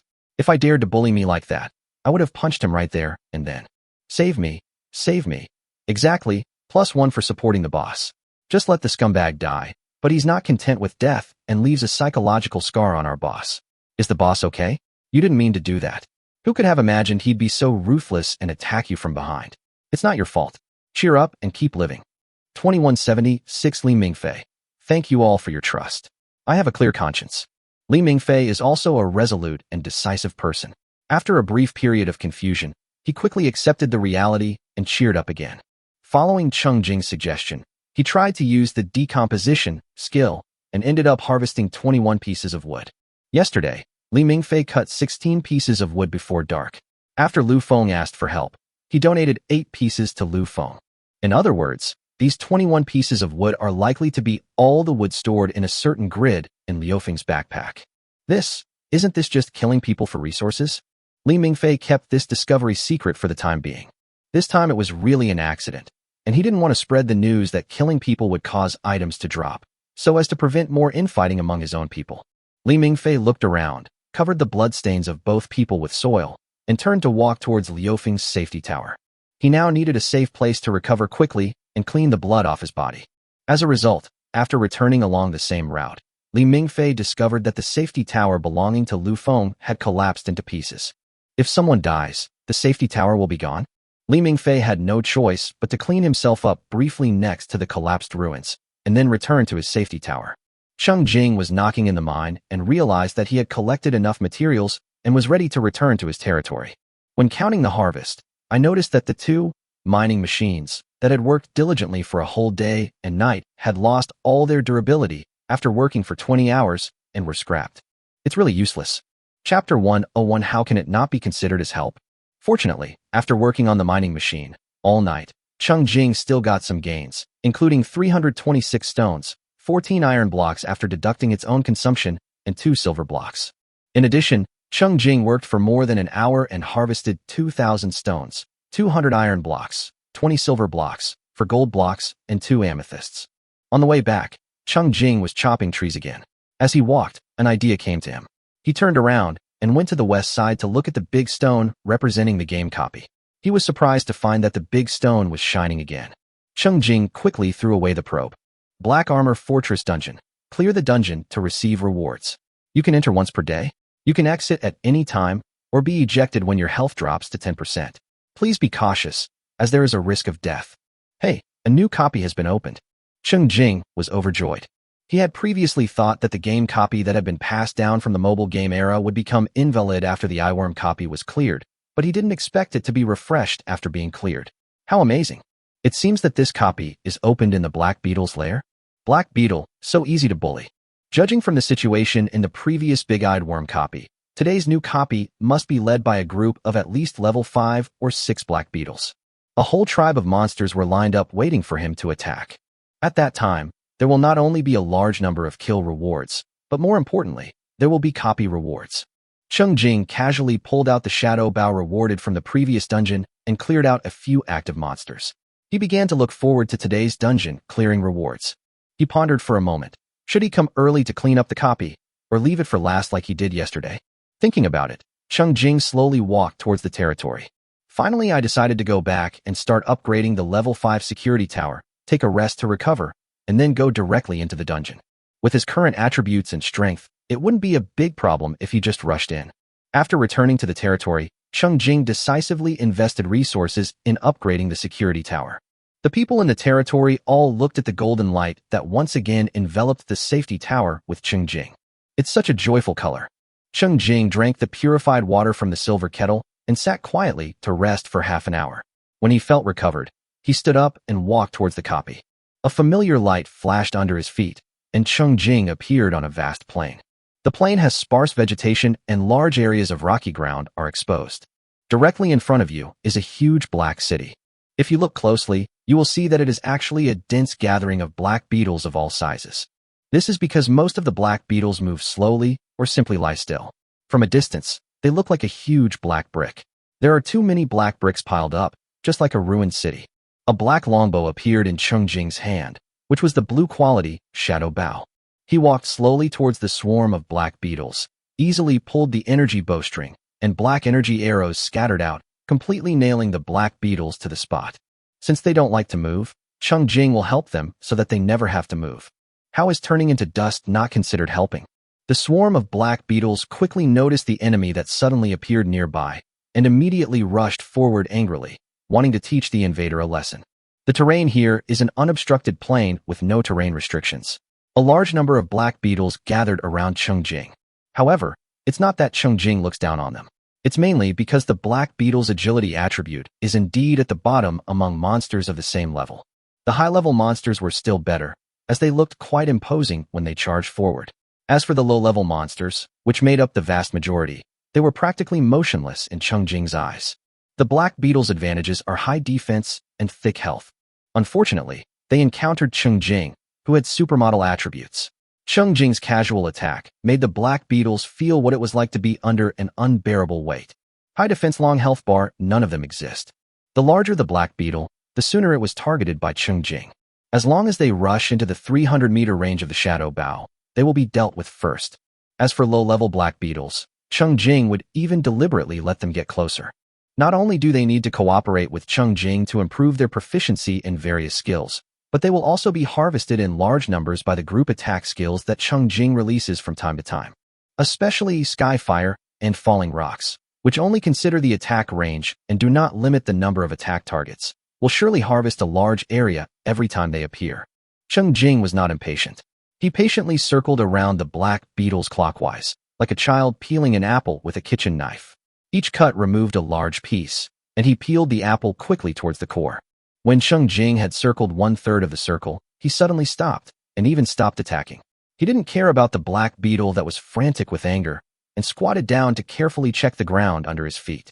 You can't notice it from a distance, but when you get closer, you'll find that the vegetation on this part of the ground under your feet is not only sparser, but also subtly different in color from the surrounding rocky ground.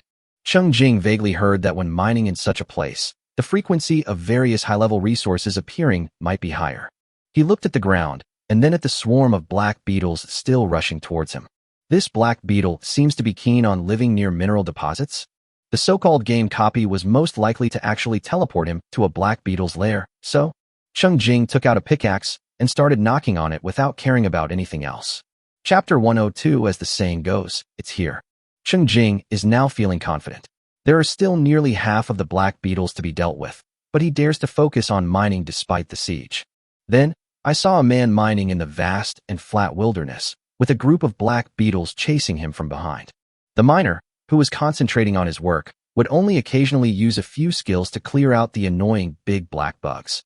Most of the time, he would completely ignore the ugly bugs that were sticking to him. Anyway, the black beetle has no long-range attack skills, and the attack positions it can surround at the same time are limited. Moreover, any black beetles above level 3 that approach will be dealt with first by magic skills.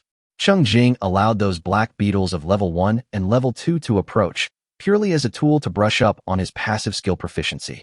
The black beetles hated the invaders so much that their eyes were about to bleed, but they moved so clumsily and slowly, and their attacks were not very effective, so they could do nothing about this hateful invader. Even if the black beetle wanted to create a threat by stacking, it failed because it could not keep up with Cheng Jing's movement speed. Often they had finally piled up the mines and developed more attack positions, but Cheng Jing could just jump away and continue mining. The worms that were left behind were dumbfounded. The only way to continue the pursuit is to disband clumsily or bypass the accomplices in front. Cheng Jing knocked harder and harder. He had confirmed that the rate of mineral explosions here had indeed increased. Basically, for every 8 stone blocks, you can get 1 iron block. The novice pickaxe performs the same function as the iron pickaxe.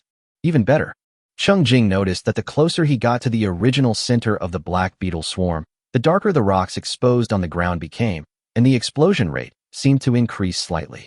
In order to verify this rule, Cheng Jing acted more and more arrogantly. He no longer hid, but instead advanced his mining route against the attack direction of the black beetle swarm. After another hour of hard work, Cheng Jing gained more this time. The total income was 2,500 stones, 320 iron blocks, 36 silver blocks, and 8 gold blocks. In addition, There are 4 amethysts, 2 black stones, and 2 chalcedony. Not only can you harvest more common stones than outside, you can also harvest more advanced resources, including precious resources such as black stone and chalcedony. How could the Liver Emperor not be satisfied with this feng shui treasure land? In the end, what prompted Cheng Jing to stop was physical fatigue and the backpack filled with various resources.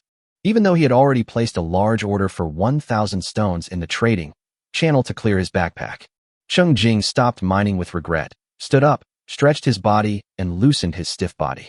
Then he looked around at the black beetles, whose number was less than a quarter of the original number, and was unwilling to give up the rewards for killing and clearing the copy. At this time, Cheng Jing was already in the center of the black beetle swarm. If someone else were to come and see the black beetles all heading towards the human in the center like pilgrims, hitting the human again and again, but the human being remains unharmed, they might think that the black beetle group has given birth to a human king, and the people are worshipping him devoutly.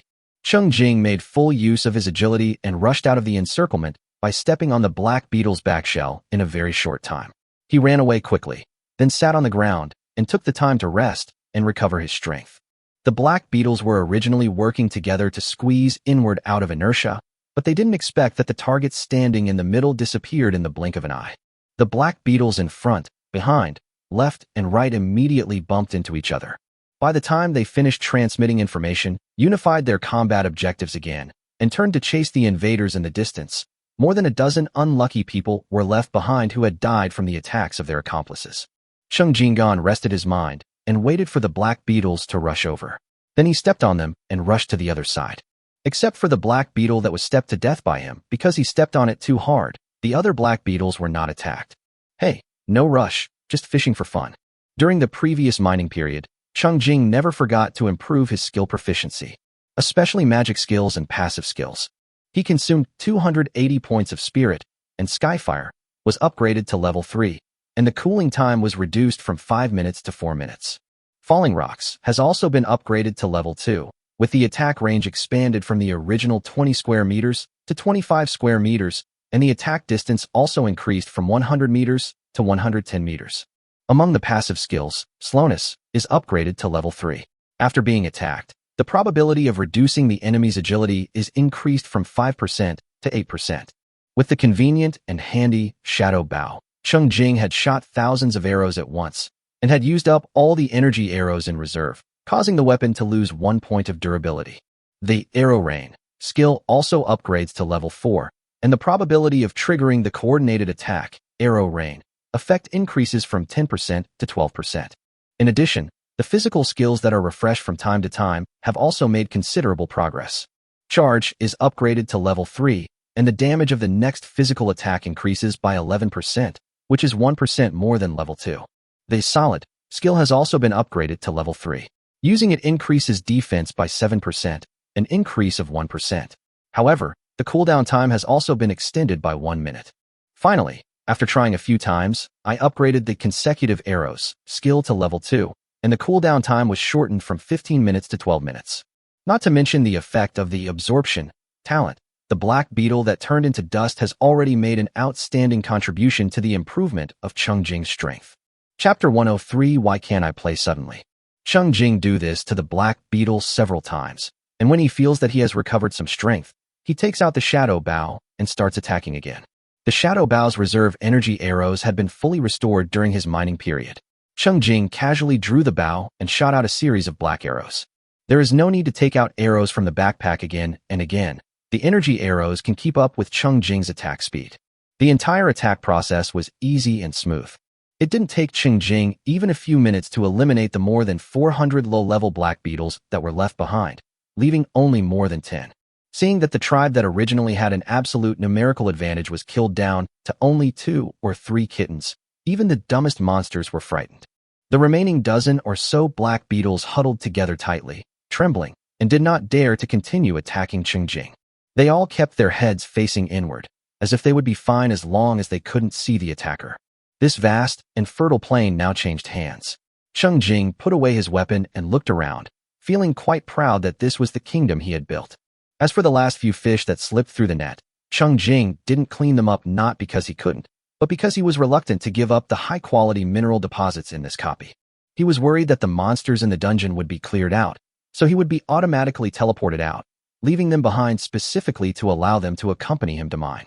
They didn't dare to provoke him at this time, which made it convenient for Cheng Jing to recover so that he could get involved in the next round of crazy liver work as soon as possible. Although Cheng Jing, who went into battle in person, was no longer restricted by his physical strength, he was still a human being. At most, he was a little bit stronger than his fellow villager, and he was still subject to physical limitations. The hard work this morning was enough to drain Cheng Jing's physical strength, and he needed time to recover. Returning to the safety tower will definitely help him recover faster. Cheng Jing was reluctant to leave the copy, so he could only make do in the wild. Although the speed is slow, it is still recovering slowly. Cheng Jing held the Staff of Fear in one hand and lay on the flat rock. Unfortunately, his plan didn't work. He had just been lying there for 10 minutes when he suddenly received a notification. The instance will be ejected in 3 minutes. Huh. Cheng Jing was stunned. He just wants to get some minerals, so why is he so angry? If he is not allowed to get them, does he feel like he can't afford to play? Cheng Jing jumped up cursing, picked up the pickaxe, and started to hit the core area of the original black beetle group frantically. The overly intensive excavation even caused a large amount of sparks. An ordinary person would not even be able to see the shadow of the pickaxe. When there were only 30 seconds left in the countdown, Cheng Jing threw out the earth arrows, and 12 earth arrows killed the remaining black beetles. His own attention is still focused on the crazy mining. The countdown ended, and a white light flashed under his feet. Cheng Jing was ejected from the copy and appeared in front of a dull big rock. In the last 3 minutes, Cheng Jing, who performed at his extreme, harvested another 160 stones, 20 iron blocks, 2 silver blocks, and 2 chalcedony. The discovery of precious materials barely comforted Lord Cheng, who had lost a large amount of mineral deposits. However, the problem that comes with this is that the rewards for completing the copy clearing cannot enter the already full backpack slots and can only fall to the ground. There was a flash of white light at Cheng Jing's feet, mixed with a few green lights.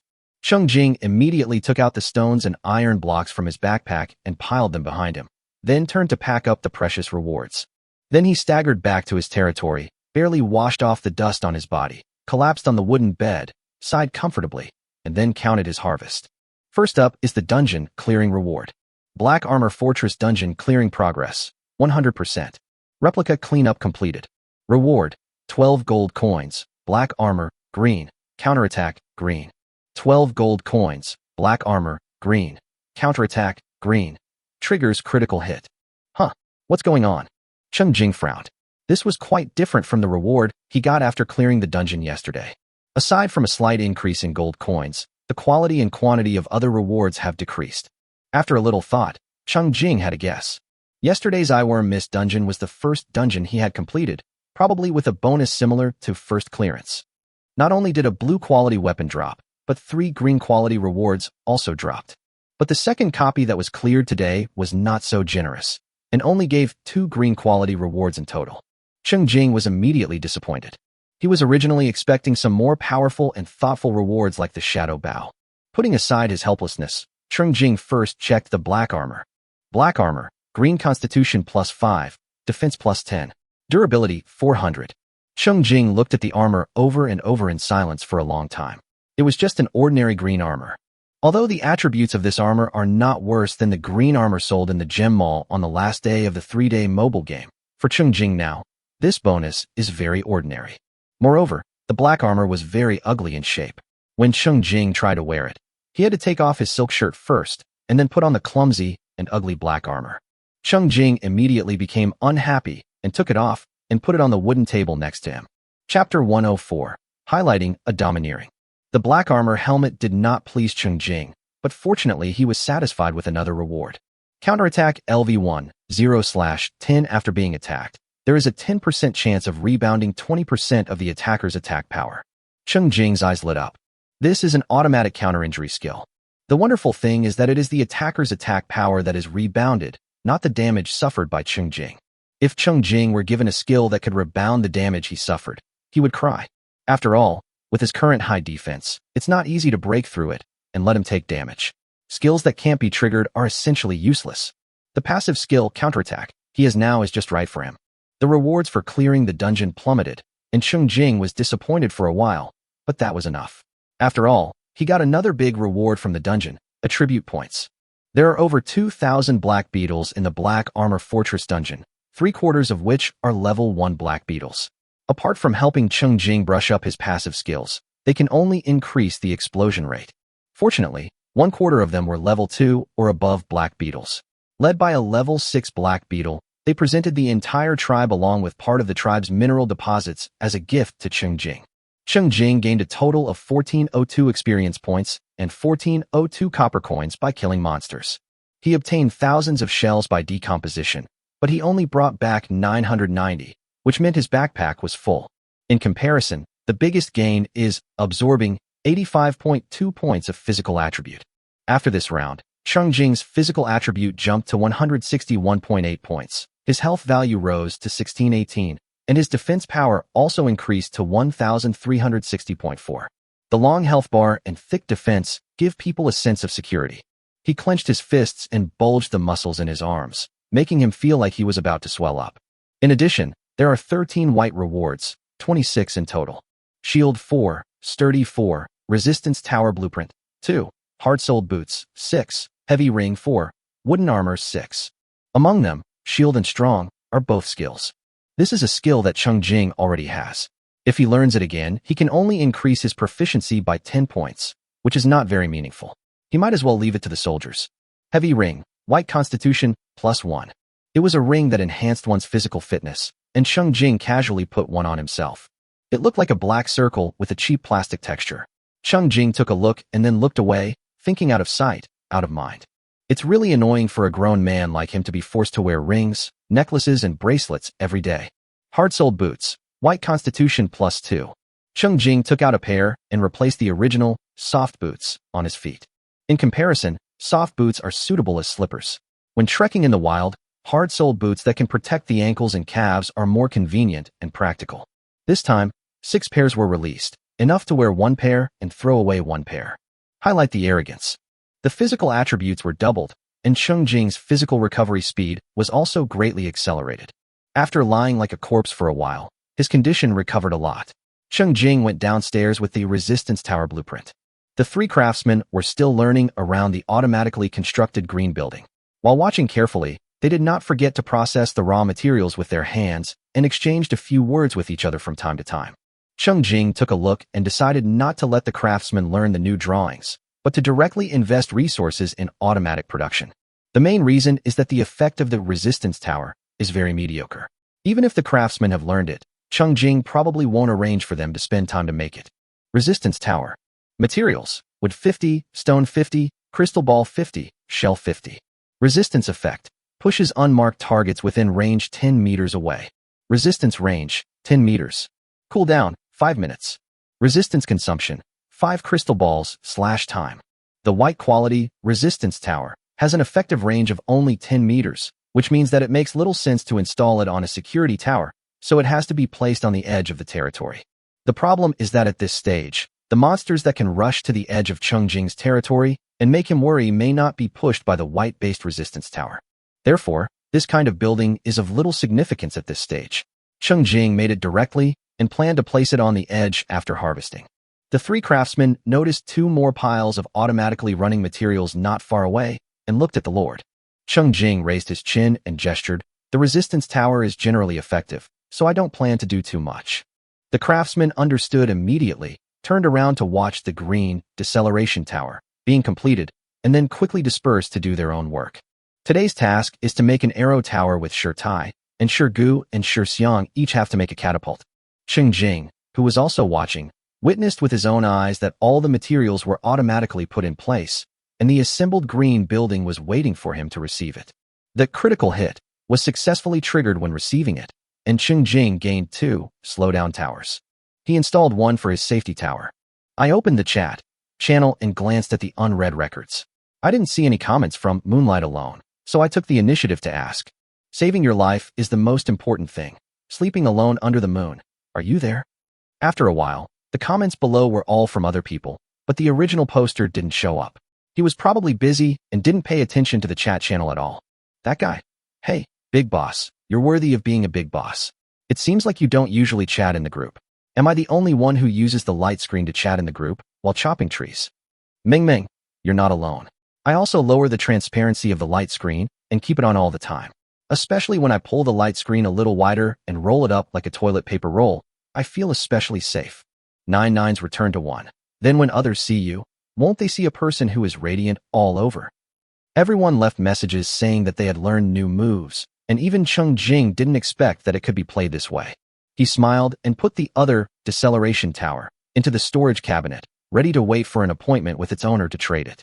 Although Cheng Jing can put up a sales order now and specify that it be sold to Yuexia Dumian, relevant information about the building will also appear in the brief introduction. Maybe the other party is not happy to see this scene. Chapter 105. All kinds of things compete for freedom in the frosty sky. Cheng Jing rested in the territory until 10 o'clock in the morning. Except for his mental attributes, his physical condition had basically recovered. With the combined effects of the safety tower, title, territory blessing, and staff of terror, his spirit, which was nearly exhausted in the dungeon, was restored to 50 points. Most of it comes from the additional 10% spirit recovery per hour provided by the title, Mainstay 2. Fortunately, the dissatisfaction of mental attributes did not affect Cheng Jing's ability to kill everyone with physical attacks, so he still strode out of the territory. After consuming a large amount of resources accumulated by Cheng Jing in upgrading security towers and building various buildings, he still only needed to collect another 400 or 500 pieces of wood, which was enough resources to upgrade the territory today. The reason why Cheng Jing did not upgrade for the time being was that he was waiting for the first batch of fruits and vegetables to mature. After picking and planting another batch, he will upgrade his territory. This way, you can reap the benefit of having the crop maturity time halved after the territory is upgraded. So Cheng Jing decided to explore the map first, looking for tribes led by high-level monsters and harvest the rewards for killing them. For this reason, he specifically told Lu Gua that if he couldn't get back by noon, the people should have lunch on their own and didn't need to wait for him. This time, Cheng Jing chose to explore the east. There is also a forest on the east side of the territory, but this forest has boundaries. After walking out of the forest, there is an endless grassland. The grass on the grassland is half a person's height, and it can cover most of a person if they go in, let alone the smaller monsters. It is normal to hide in the grass when encountering trouble, or to sneak attack through the grass. Cheng Jing kept walking in one direction. The shadow bow in his hand has an attack range of up to 300 meters. In addition, the vision is not blocked on the grassland, so no monster can get close to Cheng Jing and they all fall on the road. The pattern was the same as that discovered the day before. The farther from the territory, the more frequently high-level monsters appeared. After harvesting a lot of spider silk, sharp teeth, beef, and beef tendon, Cheng Jing discovered the first monster group, which was a new face, rotten deer. The leading level 5 carrion deer was 3 meters tall. Its tall black body was very conspicuous on the grassland. Cheng Jing spotted it from 2 kilometers away. As he approached without concealment, the deer quickly locked onto Cheng Jing. The eyes of this group of rotten deer were gray. The hollow, inorganic eyes stared at Cheng Jing silently, which was somewhat weird. Rotten deer, level 2. Attack, 16. Defense, 18. Health, 20. Skill, blind. The uninvited guest walked up to the deer herd openly and cast a probe.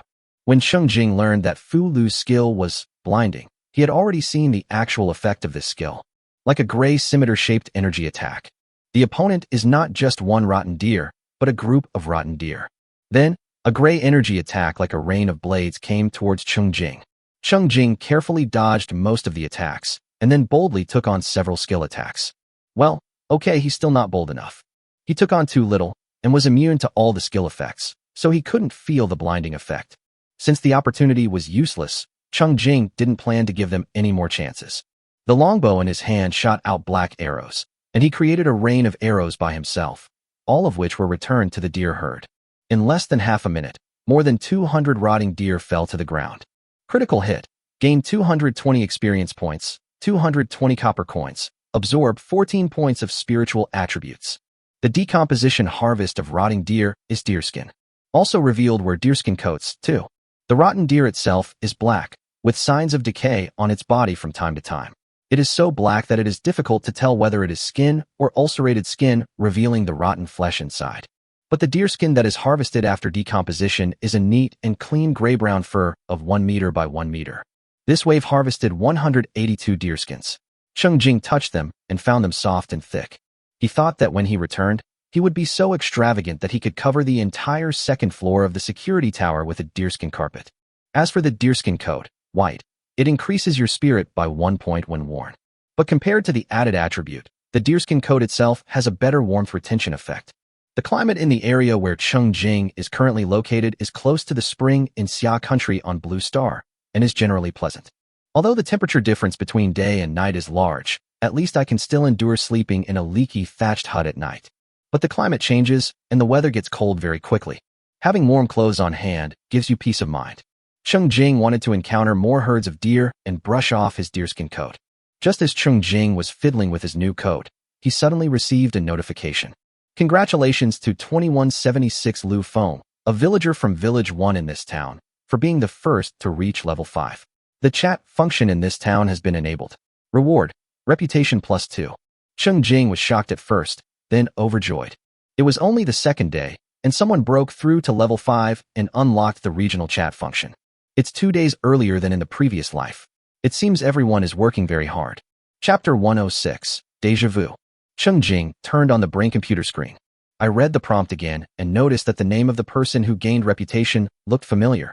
It was most likely the guard Cheng Jing had dealt with the night before the release. At this time, the chat channel has been divided into different channels. The main area is still the village channel, and the sub-area has a town channel. Others haven't noticed it yet, but Cheng Jing knows that with the opening of the town channel, the chat function of the village channel has also been improved, and the private chat function has been unlocked. There is also a string of numbers at the top of the town chat channel, 1/88391. 1 is naturally Lu Feng, and the following are 100 villages. There should be a town of 100,000 people at the beginning, and the current number of survivors is also unknown. At this time, Lu Feng was the only one who could speak in the town channel, while the other 80,000 people, including Cheng Jing, could only peek at the screen. Then, with the attention of countless people, we witnessed with our own eyes that the number above was reduced by 1 and became 88390. The cruel figures remind everyone that more than 1/10 of the people have been eliminated in one day. Anyone who cannot adapt quickly to the end of the world will be quickly eliminated. Fortunately, Cheng Jing knew that humans are highly adaptable. Once the survivors have tenaciously adapted to the environment, they will enter a stable period and the rate of attrition will slow down significantly. Just as many people were feeling a chill in their hearts as they watched the changing numbers, Lu Feng, who had just reached level 5, spoke in the town channel. 2176 Lu Feng. Hello everyone, I am Lu Feng, an active duty guard in the East District. According to instructions, I have taken the lead in upgrading to level 5. Currently, all guards in this town are under my command. Guards from each village should quickly consume the ammunition they brought and convert it into strength to increase their levels. According to investigation, the distance between the two deployments is tens to hundreds of kilometers, and there are monsters of level 4 and above scattered in between. Without sufficient strength, they cannot launch a field rescue. At this stage, the main focus is on self-help.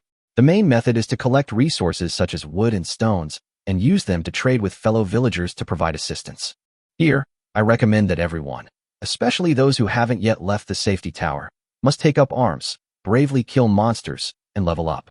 Before the first round of monster disasters arrives in 2 days, without a level 1 strength or a level 1 safety tower, you will not be able to pass through and will not survive.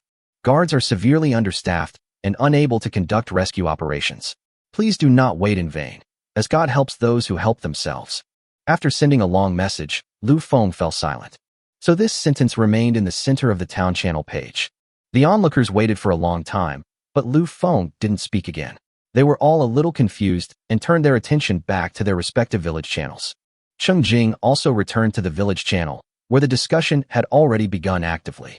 Sun and Moon Alliance. 1 day? Level 5. I'm so frustrated. I'm going to level up. 666. Damn. How did he level up ever since I reached level 3? Killing level 1 monsters has only given me 1 experience and 1 copper coin.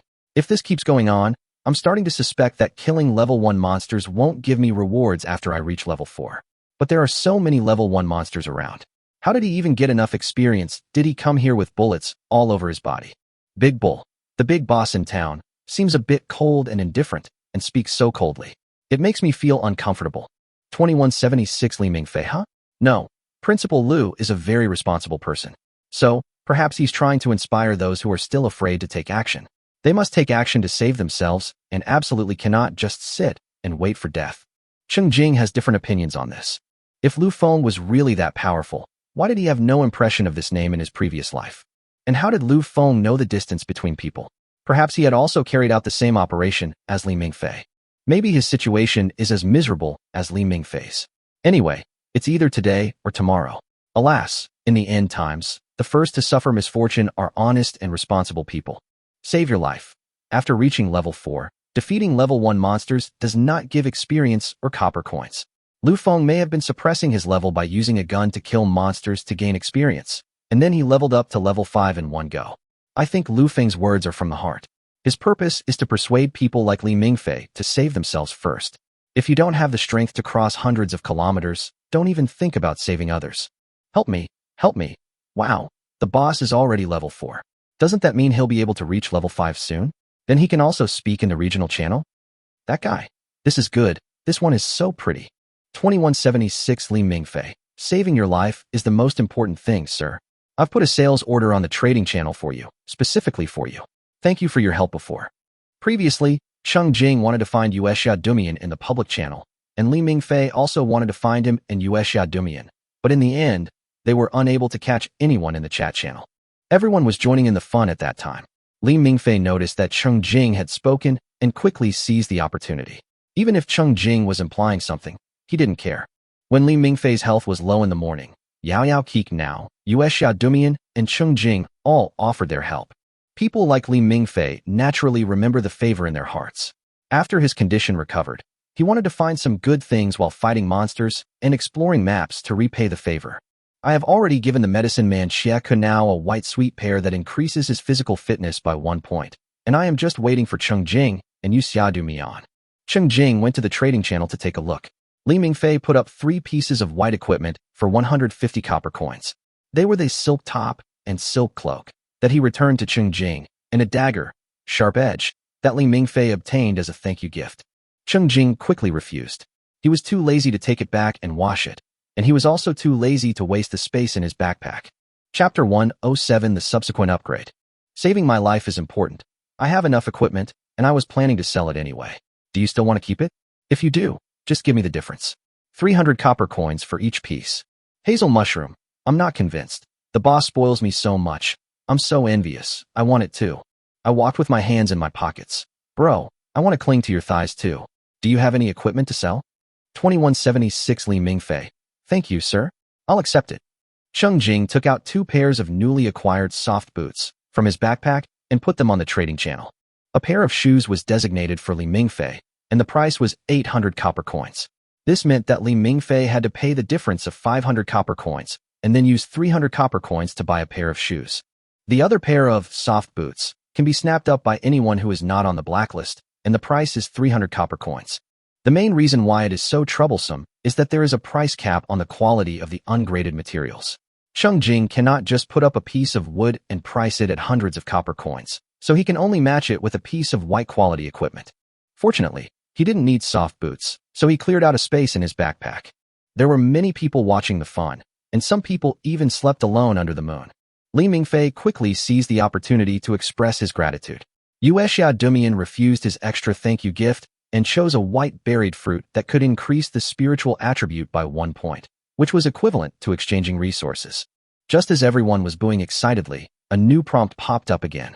Congratulations to the villagers in Village 2 of this town for being the first to reach level 5 with their life is important safety tower. The trade feature in this town has been enabled. Reward, reputation +2. After receiving the prompt, Cheng Jing quickly shot 3 arrows to kill several macrophages in his sight, then turned around and looked towards the territory. Looking at the time, it's time to upgrade his security tower.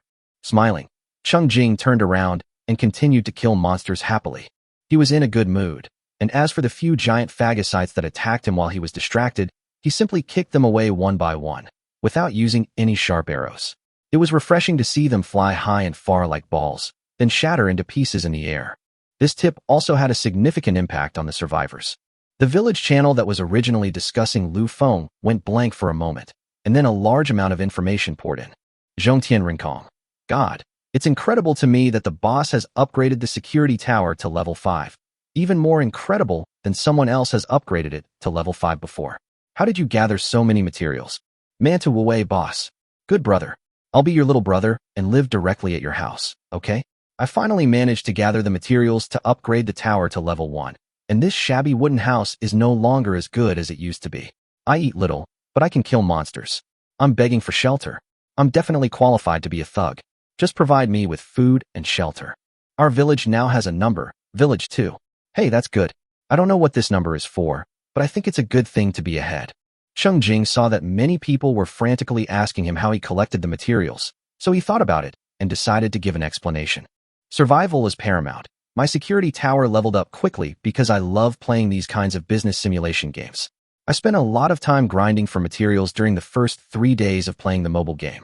I also spent real money on a talent stone that improves resource gathering efficiency. By the time I was on Blue Star, my security tower had already reached level 3. Big cow, your explanation is truly enviable. How can someone be both lucky and hardworking? You deserve to be ahead. Zongshan ranking. So the boss is also one of our farming style players. Haha. I said the farming style has a future. Look, the boss has set an example for us. It's amazing. Oishi. No, this doesn't seem to be a house building game, right? What's the point of building a good house? You still have to become stronger like Lu Feng to be powerful. Sleeping under the moon. Safety towers aren't important? Let me be frank. Before the apocalypse, my safety tower was only level 2. Last night during the monster spree, I was 5th, and he was 1st. Isn't that enough to prove the importance of safety towers? This was the first time that Yuexia Dumian explicitly acknowledged the ranking of the final game event. The onlookers were startled, almost forgetting that the two had already established an advantage before the end of the world. Liang Su, the safety tower is very important. The strange voice at the beginning, the importance of saving your life, and Lu Feng all reminded us to attach importance to the safety tower. These young people are smart and know more about the game. It is better to follow them than to walk blindly. 666. Hey, you two big brothers aren't strong enough. How could you let Lu overtake you? Are you guys almost level 5? Come on, when the time comes, 2 people from our village will just go in. You guys can use that town channel as a private chat and show it to the other villages. Huh? Save your life. This probably won't happen. The higher the level, the harder it is to gain experience. I'll just hold on and not level up. Cheng Jing responded. Lu Feng was most likely assigned a task, and he had been concentrating on killing monsters and leveling up, just waiting to be the first to control the town channel. Why should he join in the fun? It would be better for him to stay at the same level and reap more rewards. As for the private chat, this reminded Cheng Jing. He immediately clicked on Yuexia Dumian's name and directly opened the private chat window. Saving your life is crucial. I'll give you the deceleration tower this afternoon, okay? The production has been completed, but it is not carried in the backpack, and Cheng Jing is not planning to return to the territory at the moment. He was still walking forward while swimming. Sleeping alone under the moon. Okay. The other party's reply was very concise. But it's good that he replied. What Cheng Jing wanted was that the person was online, so the next sentence was to ask directly. Saving your life is crucial. Excuse me, what's your last name? Cheng Jing stared at the light screen nervously, but there was no news from the other side. Chapter 108. Whoever hugs the thigh is not hugging. A question mark popped up over Cheng Jing's head. Did the person really not have time to read the message, or did he read it, but not reply? Cheng Jing Duo paid attention for a while, but still received no reply to the private message. He turned off the light screen and concentrated on killing monsters. More than 10 minutes later, Cheng Jing successfully found the second group headed by level 5 monsters, which was a group of bison monsters. They were scattered over an area, leisurely grazing on grass, and hadn't noticed the tiny enemies in the distance. But the enemy wanted to eat their flesh, so they covered them with energy arrows. The angry herd of cattle ran wildly, with such a loud noise that the whole grassland seemed to shake. However, even if their eyes are red and bleeding, it is useless if they are too agile to catch up with the enemy. The fallen cattle turned to dust, providing Cheng Jing with a large amount of beef and beef tendons. Critical hit. After that, you will gain 198 experience points, 198 copper coins, 332 portions of beef, and 136 beef tendons. Absorb 12.8 points of strength. Also revealed were 2 copies of the frenzy skill.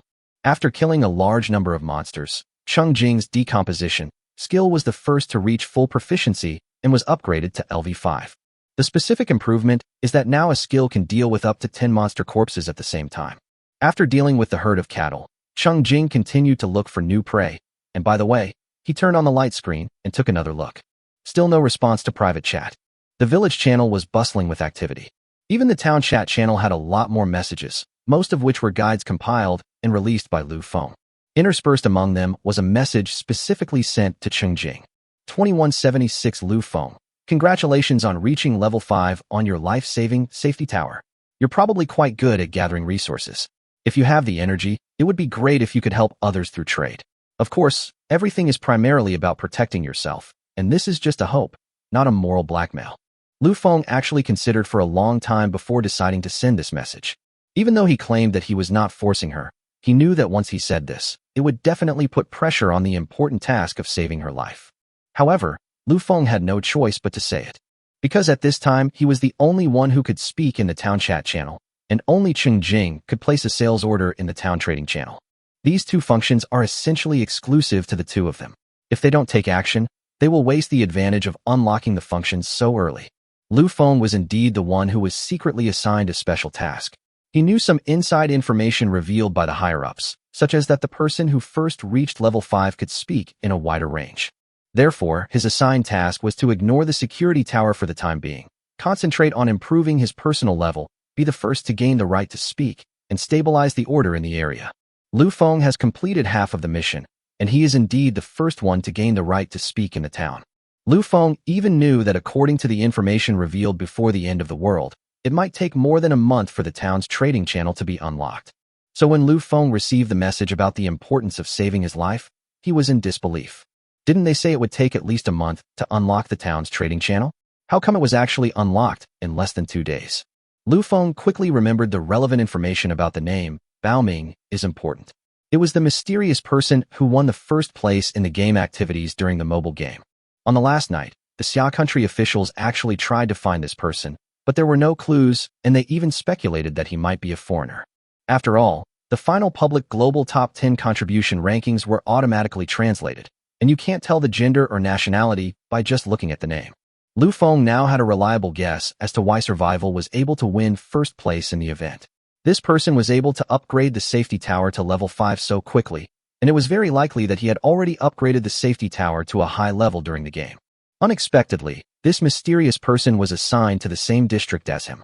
Thinking about it, it was actually a great opportunity. Lu Feng also wanted to establish a good relationship with this person. However, the communication at this time is completely one-sided, and with only text, it is difficult to express emotions accurately. Lu Feng considered for a long time before speaking, and then immediately reflected on whether his tone was too harsh. I quickly posted a few more official and hard-hitting guides to replace the previous one. When collecting weapons the night before the launch, Cheng Jing hid his game name, and the official did not force registration, so Lu Feng did not know that they had actually dealt with each other before, and a hot-blooded person had even expressed his willingness to be a volunteer. So after seeing the news, Cheng Jing decided to give Lu Feng this face. In addition, Cheng Jing also had to empty his backpack. He had harvested too much beef, but there were too few people in the territory. It would be a waste to leave it uneaten. Other decomposition materials can be left there, but food ingredients are different. Even if you have a backpack and a food cabinet, they will gradually become stale if left there. Cheng Jing left only 2 slots in his backpack for the beef he had just harvested, and posted a beef sales order on the town trading channel and the village trading channel. Each order sells 70 portions of beef. Each portion costs 5 copper coins, and each person is limited to purchasing 1 portion. Compared with the beef in the mall, that costs 30 copper coins per portion, Cheng Jing's price is simply charity. Not to mention that some villages have not yet unlocked the village mall. The survivors who have not found monsters to decompose food are rushing to buy beef in the town trading channel with tears in their eyes. As a result, the beef order that Cheng Jing posted on the town trading channel was sold out in seconds, and the beef order that he posted on the village trading channel only lasted for a few seconds. Chapter 109 The Rabbit Wants to Bite When It's Anxious.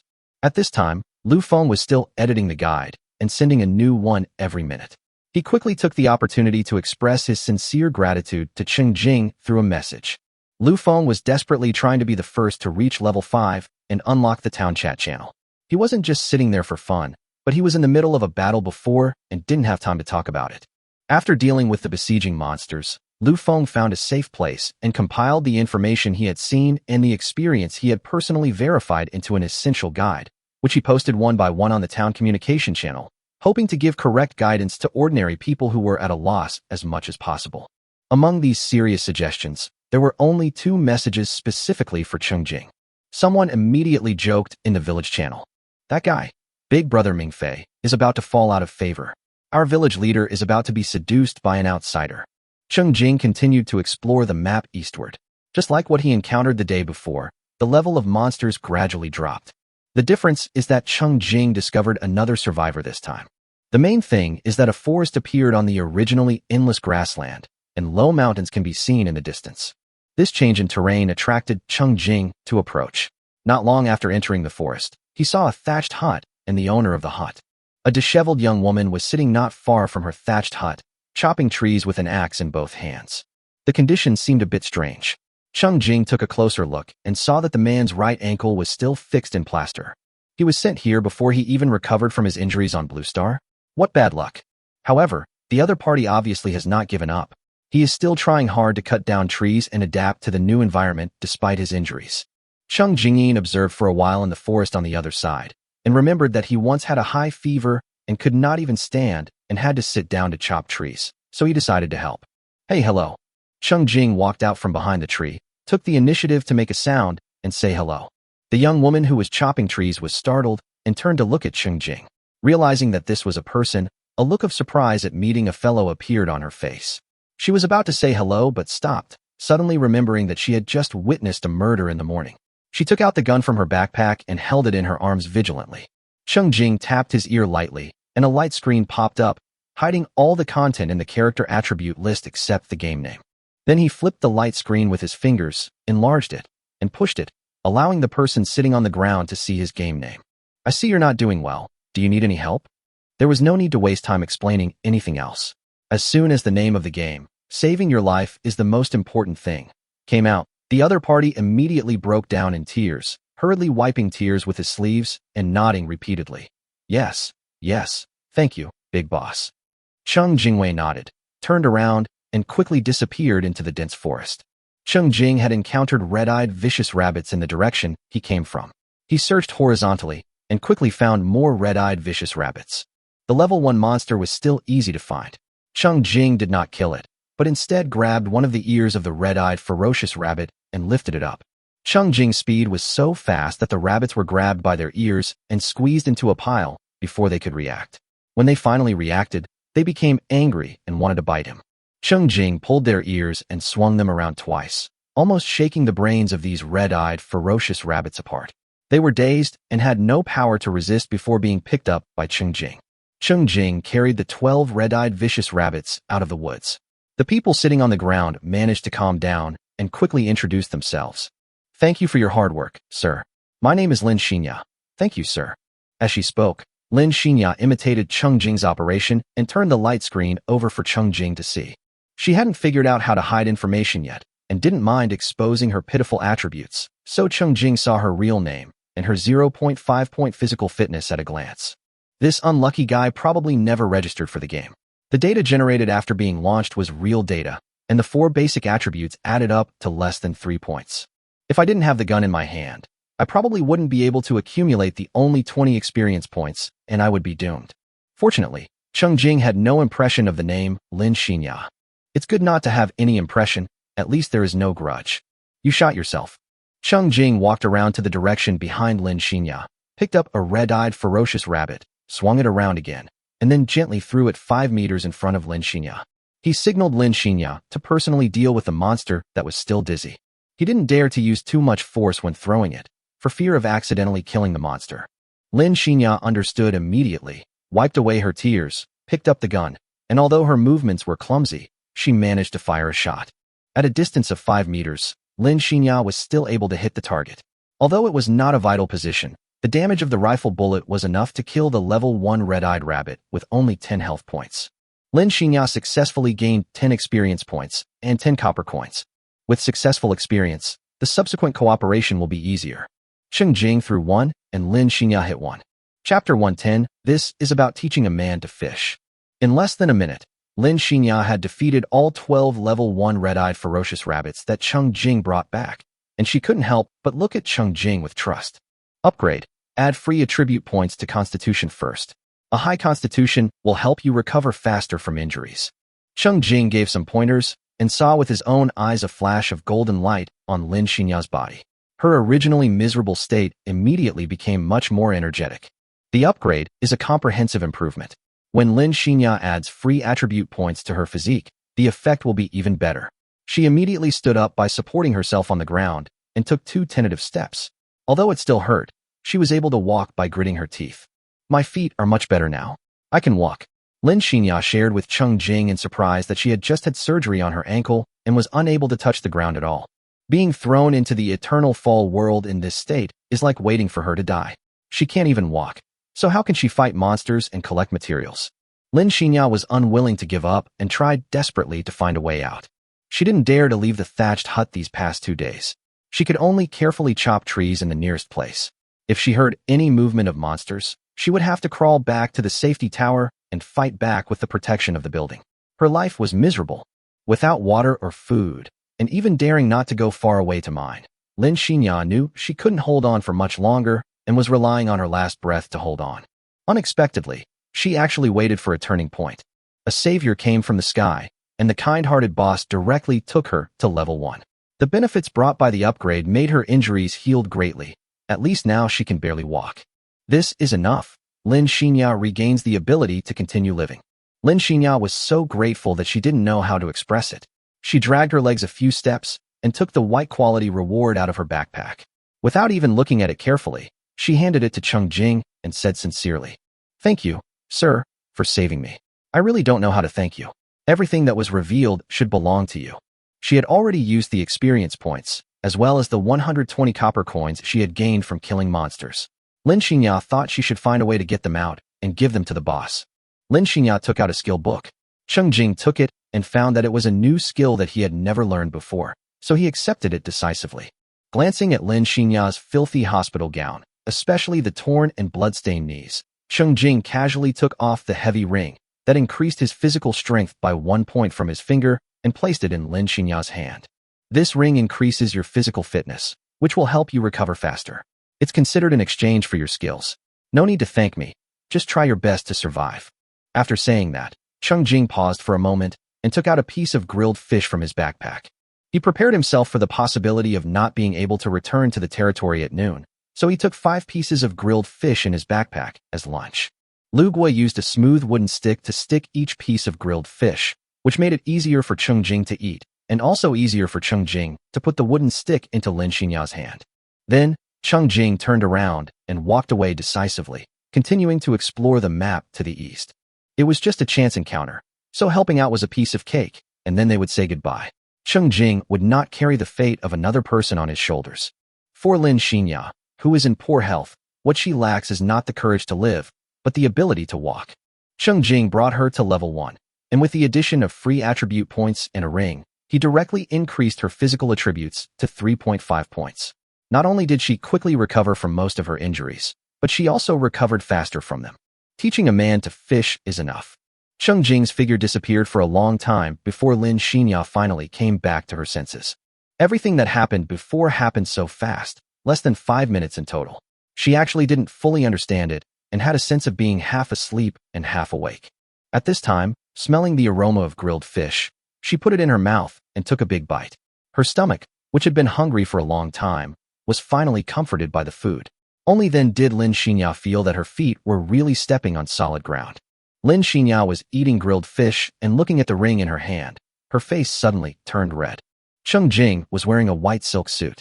While it resembled the style worn by an old man practicing Tai Chi in the park, it had a distinctly chic and elegant look on the lean young man.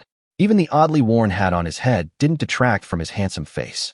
What's more important is that it's even cooler to suddenly appear and save someone from danger without asking for anything in return. Although she knew that the other party might not have any special intentions and was simply giving her the equipment, Lin Xinya couldn't help but be shocked when she recalled the scene of him putting the ring in her hand. As she watched, Lin Xinya's eyes grew redder. She could no longer hold back and burst into tears as if to vent her anger. This time, they were tears of joy at having found a way out of a desperate situation. Of course, letting her emotions run wild didn't stop her from stuffing grilled fish into her mouth while crying. After eating a whole piece of grilled fish in big mouthfuls, Lin Xinya carefully put the ring on herself and immediately felt that the pain when walking was reduced by half. After wiping her face with the cleanest sleeve of her upper arm, Lin Xinya took one last look in the direction where Cheng Jing disappeared, then turned and walked towards the mountains. She collected a lot of wood when she couldn't stand up, and now that she can finally walk, she wants to collect stones and iron. The boss suggested that the safety tower be upgraded to level 1 before the 5th day. She was already a day and a half behind others, so she had to race against time to catch up. Cheng Jing left quickly because he knew that the area was close to the safety tower and the monsters were low level and few in number, so he wanted to get away from this area as soon as possible. He had no other intention in giving the ring. It was mainly for the equipment on his body that could increase his physical fitness. Apart from the heavy ring, it was his clothes and shoes. Could he take them off and give them to the other person directly? So he just gave him a ring. Of course, he didn't lose out either, as he learned the white skill that Lin Xinya dropped on the way. Chapter 111 The Obedient Sheep is pleasing to the eye. Skills dropped by new players when they kill the red-eyed rabbit. Bunny Charge LV1, 1/10 after use. The damage of the next physical attack is increased by 15%. Cooldown time, 30 minutes. Cheng Jing activated it casually, and a question mark popped up in his head. What's the story behind the name of this skill? Why is it such a cute reduplicated word? Was it because it was a girl skill? The naming style was completely different from the skills he had previously acquired, making it seem out of place in the skill list. Cheng Jing withdrew his gaze and quickly moved away from the safety tower. It was a long time before he found another group of monsters led by a level 5 monster. This time, it was a blackhorn sheep. Having fought so many kinds of monsters, to be honest, the blackhorn sheep is the most pleasing to the eye, while the others are all extremely ugly. However, the blackhorn sheep polluted by darkness has a kind of majestic and domineering contrast. It has black goat horns on its head, and although its fur is gray, there is no sign of decay or ulceration. Unfortunately, the flock is relatively small, with less than 150 sheep in total, so it can only be considered a small snack. So, after Cheng Jing shot the blackhorn sheep above level 3, he let the remaining blackhorn sheep attack him. Anyway, the sheep's way of attacking is to lower their heads and butt, which is a very friendly way of attacking and not bloody at all. Cheng Jingxin has obtained a green quality passive skill, so it's time to improve his proficiency. He looked around, aimed at a big rock, and moved the battlefield there with a group of blackhorn sheep. Cheng Jing sat on a big rock, looking at the sky in a relaxed daze, and at the same time urged the sheep to work hard. In the past, when Cheng Jing was attacked, he was attacked. Although his defense was not broken, he could not be a sit-and-wait tree. It's different now. Cheng Jing has a fight back. Although this passive skill is not triggered frequently, and the counterattack attack power is not strong enough when it is triggered, for the flock of sheep, small amounts of damage will accumulate and they may fall down while attacking. Cheng Jing became a qualified tree that could wait for sheep. He observed patiently for a while and noticed that some black-hearted sheep were not paying attention at all. After participating in the siege for a while and failing to get close to the target, they turned around impatiently and left. Can Cheng Jing agree to this? Anyone who dares to retreat must first take his arrow and try. After a few times, the sheep were tamed and dared not be distracted and focused on attacking him. Cheng Jing relaxed and lay back, eating 4 pieces of grilled fish on a big rock. Grilled fish is very delicious when you're hungry. After lunch, Cheng Jing felt like his calves and feet were being massaged regularly. Gradually, he felt sleepy and fell into a drowsy sleep. When Cheng Jing woke up, he found that he had taken a 20-minute nap. His fatigue had gone, and he felt very energetic. Looking around again, he saw more than 30 blackhorn sheep lying at his feet, and the other 70 or 80 blackhorn sheep were scattered around grazing. They didn't dare to stay away, but they didn't want to pay attention to him either. Glancing at the attribute table, I found that the counterattack skill had been upgraded to level 2, 10/50ths, with the help of the blackhorn sheep. After being triggered, the rebound attack power increases from 20% to 25%. Cheng Jing sighed. Sheep were easy to tame. Unfortunately, after being contaminated by darkness, their meat could not be eaten directly and was not worth developing into a breeding industry. Otherwise, he would have to bring this group of cooperative sheep back to the territory. Now, Cheng Jing looked at the time. It was already past noon. It was time for him to return home, so he did not delay any longer. In addition to using the Earth Arrow at the right time, he also used all the group attack magic skills. The flock of sheep that had given up hope were enraged again and rushed towards him.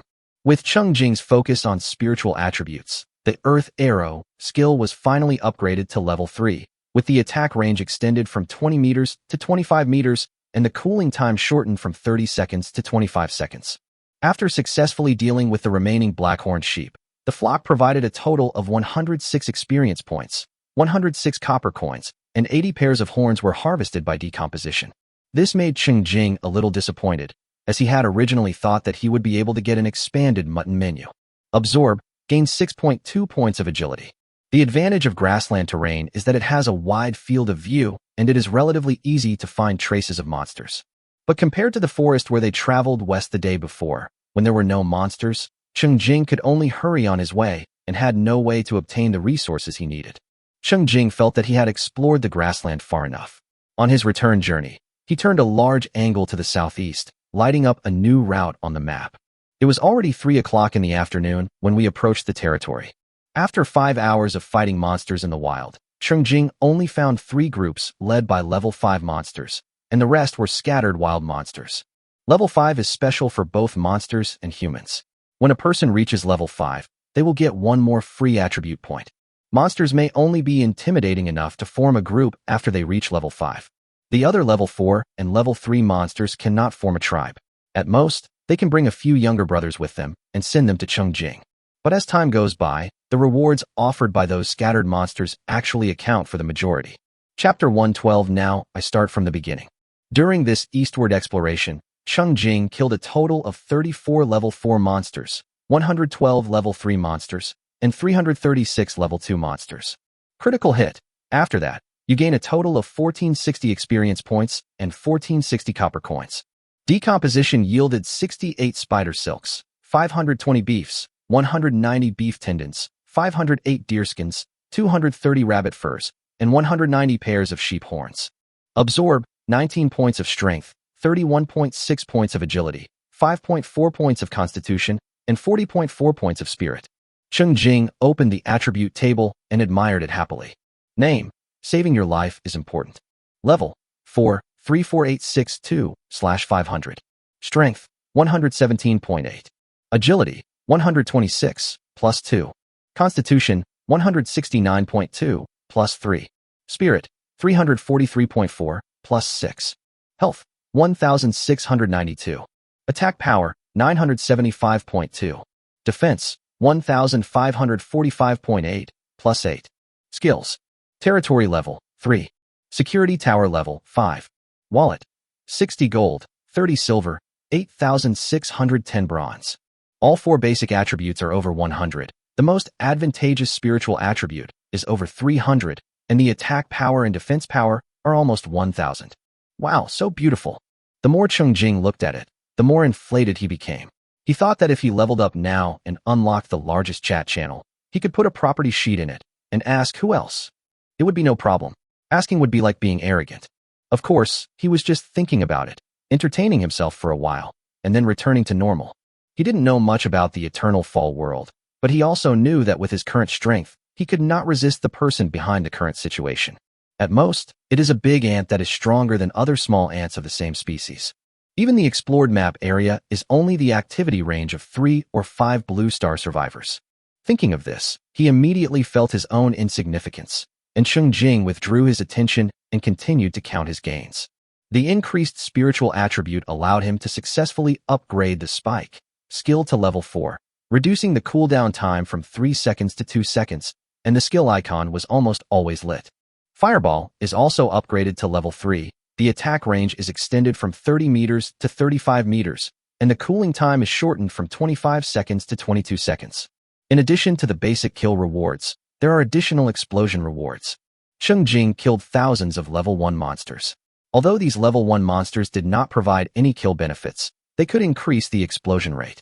In total, 11 white quality rewards were dropped. Soft boots, 2. Deerskin coat, 4. Blinding, 4. Light ring, 4. Arrow tower blueprint, 6. Rabbit ears, 2. Among them, the soft boots were sold by Cheng Jing on the way. Blindness is the signature skill of the rot deer. Blind.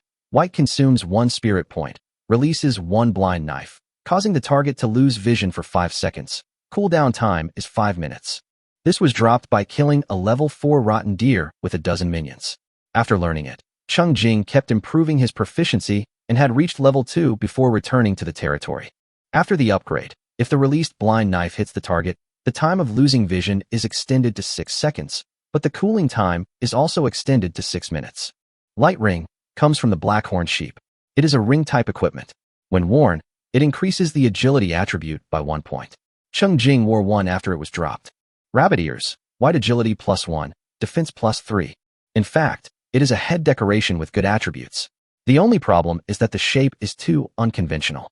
Touching the whole hat on his head, Cheng Jing would rather wear this ugly hat than imagine himself wearing rabbit ears. As for food, Cheng Jing only collected 6 berried fruits and 2 white-quality berried fruits on this trip. Without the farmer's guidance, and without finding the monkey's back garden, the food harvest was pitifully small. All in all, the harvest was too much. In addition to the full backpack, Cheng Jing also used deerskin as a bag to carry the small rewards so that they would not take up space in the backpack. Returning to the territory, Cheng Jing immediately noticed the drastically changed security tower. This is mainly reflected in the original 2-story stone building. After the upgrade, the length and width are still 1010, but the height becomes 3 stories. The stone building is more exquisite and luxurious as a whole, and it looks very expensive at first glance. Cheng Jing stopped and looked up to admire his safety tower. Just like the guides all say that upgrading the safety tower to level 1 will increase the chances of passing the first round of monster disasters. During the 3 months of the apocalypse, if you upgrade your safety tower to level 5, you might be able to survive the monster disaster. It's a pity that Cheng Jing didn't have time to gather all the materials to upgrade the safety tower in his previous life, so he really couldn't stop it. In other words, this is also the first time he has a level 5 security tower. Level 5 security tower. Protection value, 800. Assembly positions, 18. Upgrade materials, wood 10,000, stone 20,000, iron 2,000, silver 200, gold 50, hardwood heart 5, amethyst 5, copper coin 100000. Cheng Jing glanced at the countless upgrade materials and turned his attention back to the protection value. The safety tower has a protection value of 800, and the protection base doubles it to 1600, making it more solid. Cheng Jing couldn't help but smile. At this point, his personal strength, security tower level, and territory level have all surpassed his former self, embarking on a new journey. Excited Cheng Jing wanted to share his joy. I opened the chat channel and took a look. I hadn't received a reply to the private message yet, and the public channel was not suitable for Versailles, so I just gave up. On the other side, after seeing Cheng Jing, the people who stayed in the territory felt relieved. The Lord had never been away for such a long time, and even though he knew that he was powerful, he was still worried that he might encounter some accidents outside. Chapter 113. All I Want is Home. Lu Gua trotted to the door to greet Cheng Jing, took the deerskin bundles from Cheng Jing's hands, and reported the news. Sir, at noon, Wai Dunyi said there were a lot of rocks on the west side of the territory and asked if they were left outside by you, sir? Cheng Jing slapped his head and realized that he had forgotten to move the resources he brought out of the copy back. Entering the territory, the resistance tower blueprint has been completed by himself, and Cheng Jing successfully harvested 2 resistance towers. One is placed on the southern edge of the territory, and the other is ready to be assembled into a security tower. Cheng Jing walked into the security tower. The 3-story security tower did not have an extra top floor, but an extra bottom floor. At this time, the first floor was empty except for a fireplace against the wall. The people's wooden beds were on the 2nd floor, while Cheng Jing's exclusive space was on the 3rd floor. Cheng Jing walked up to the 3rd floor and saw at a glance a shining diamond-shaped crystal spinning in the air in the center. He walked forward, looked around, and reached out to touch it. The diamond-shaped crystal merged into his palm, and a large amount of information was transmitted to Cheng Jing. This diamond-shaped crystal is the safety tower core and will only condense when the safety tower is upgraded to level 5. For the user, only by integrating the core of the security tower can he truly control this war fortress. From now on, no matter where Cheng Jing is, he can sense the status of the security tower through the security tower core, so he will not run too far away and not know that his home has been breached. In addition, the security tower core has a new function. Go home. There is a chance to teleport back to the safety tower once a day. With this function, Cheng Jing can put aside his worries and explore farther. If something happens in the territory, he can return at any time. Cheng Jing closed his eyes and felt it, and a 3-dimensional image of a 3-story safety tower appeared in his mind. Even Lu Gua, who was busy making beef soup on the 2nd floor, appeared in his mind. Also included are the states of the various buildings assembled. For example, protective bases, arrow towers, catapults, etc. Cheng Jing thought about it, and their respective ranges of action were marked with balls of different colors, making it clear at a glance. Cheng Jing adjusted the assembly positions of various buildings according to his wishes. The 18 assembly slots in the level 5 security tower are actually allocated 6 per floor. Buildings like Arrow Tower and Resistance Tower, which have a small range of action, must be installed on the first floor. Buildings with a larger range of action, such as Catapult and Early Warning Tower, can be installed on higher floors. While fiddling with his tower, Cheng Jing took a comfortable bath and threw his dirty clothes into the bamboo basket at the corner of the stairs. After tidying up, he began to organize and transfer the resources in his backpack. By the way, he also made and harvested 10 storage cabinets, so that he could store various inventories separately according to basic resources, decomposition materials, etc. He personally went there to bring back the stones and iron blocks left behind. After finishing the tidying up, Cheng Jing felt relieved as his obsessive-compulsive disorder was satisfied. When Cheng Jing ran out to move resources, he found 3 soldiers fighting monsters not far away, so he waved and called them back to the territory. He brought back a good harvest, which he intended to give in time to arm his soldiers. For most of the day, the soldiers worked diligently to fight monsters, bringing Cheng Jing a lot of gains, including 1,800 copper coins, 30 pieces of rabbit hair, 180 pieces of fish meat, and 60 sharp limbs.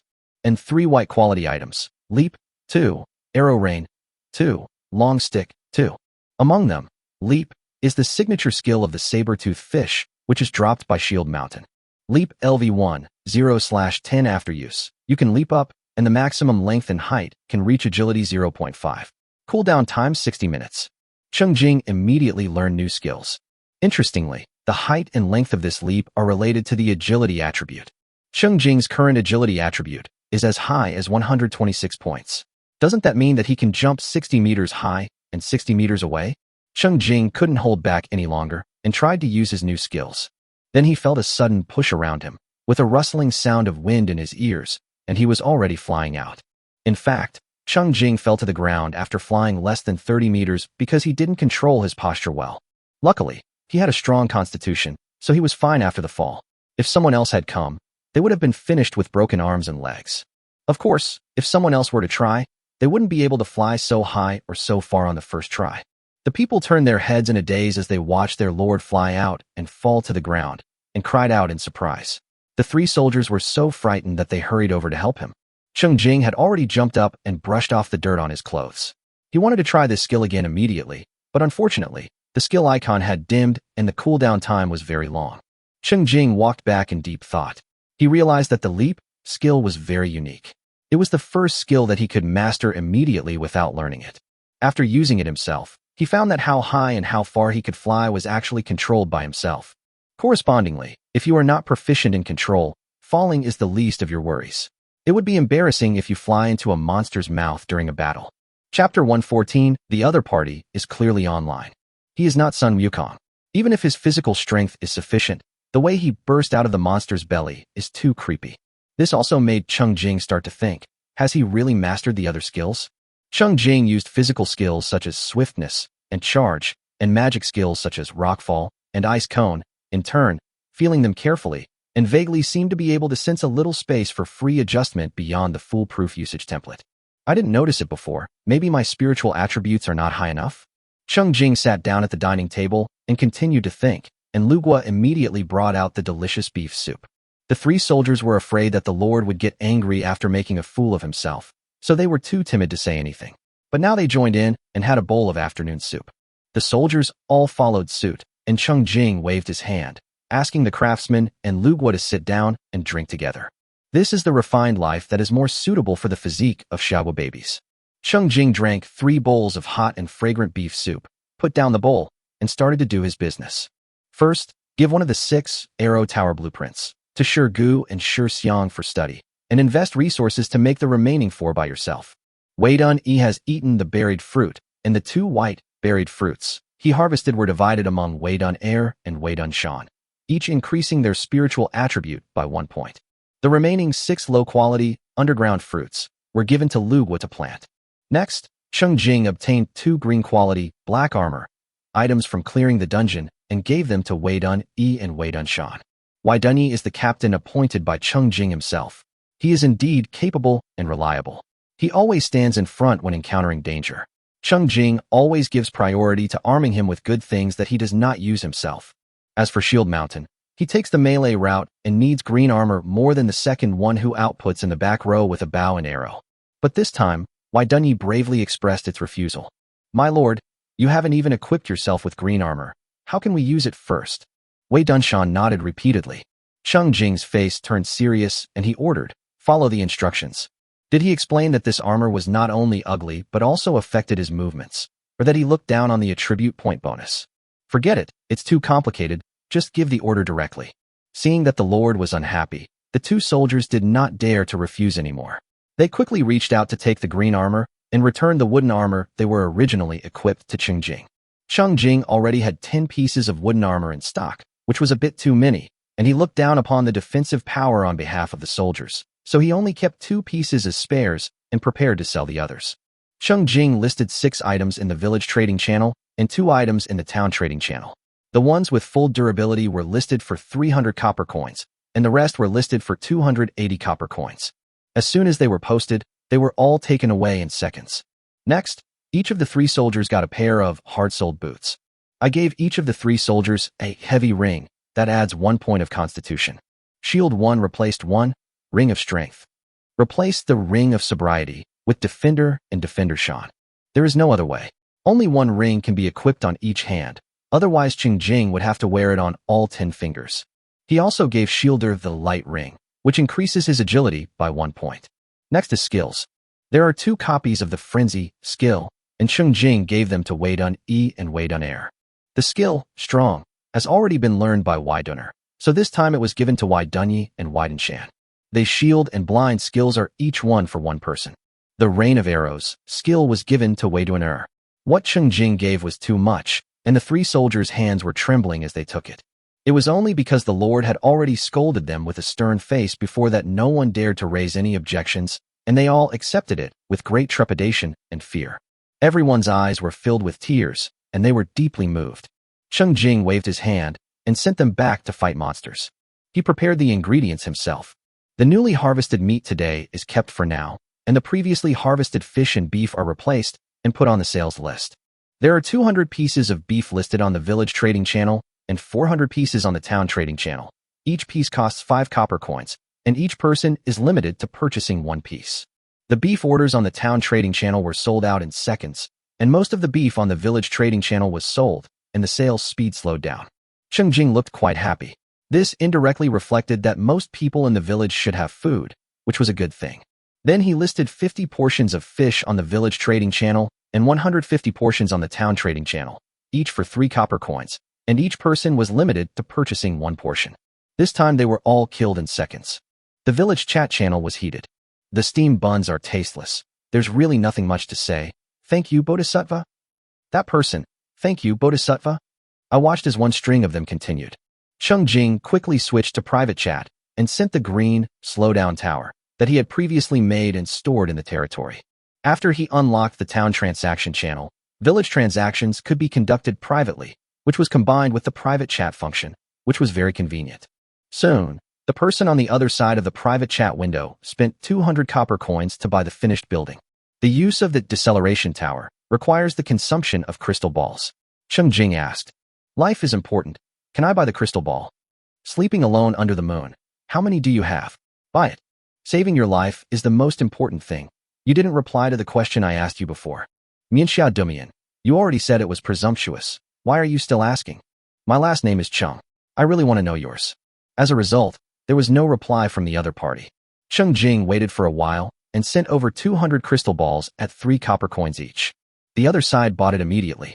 Well, the person is clearly online, but I just don't want to pay attention to him. But this deliberately evasive attitude actually made Cheng Jing confirm his guess. Chapter 115, Every sip and every bite is destined. Saving my life is important.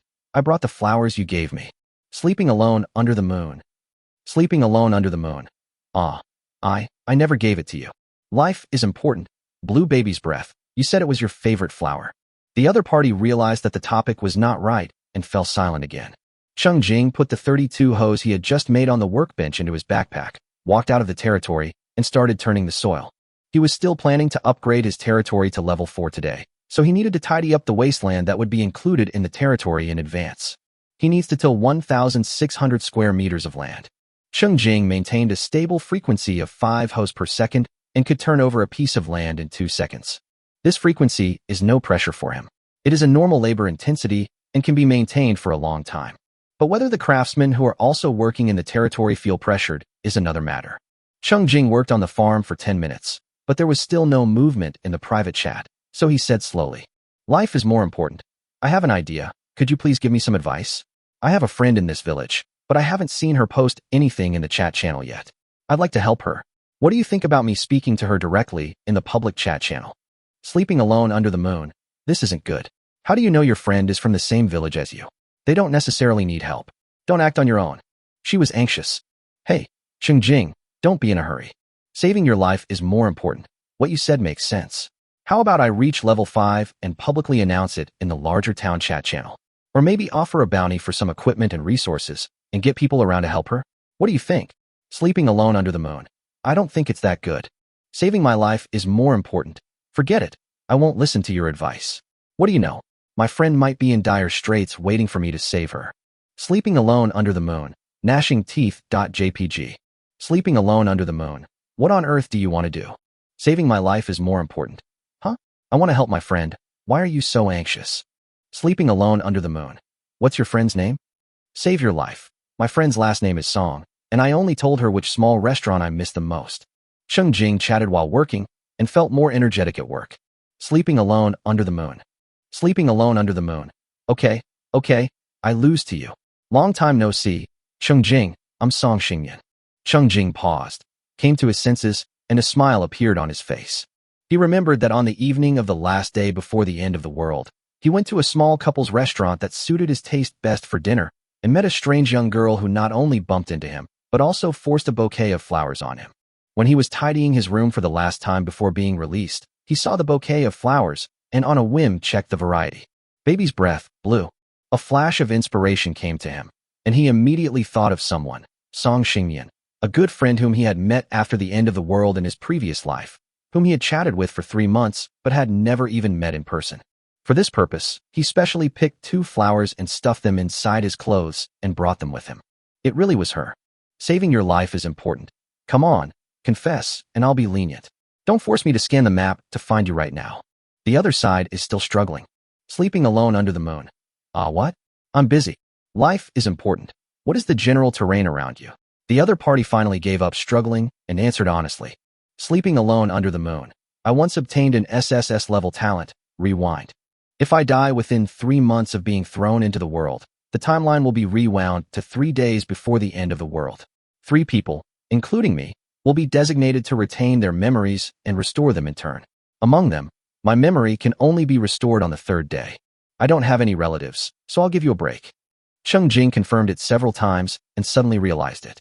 It turns out that his rebirth was not without reason or accidental luck, but someone silently gave him a chance to be reborn. At this moment, Cheng Jing suddenly felt more at ease than ever before. The rapidly growing strength since rebirth no longer feels illusory, nor is there any anxiety about waking up from a dream to find nothing. Cheng Jing was so happy.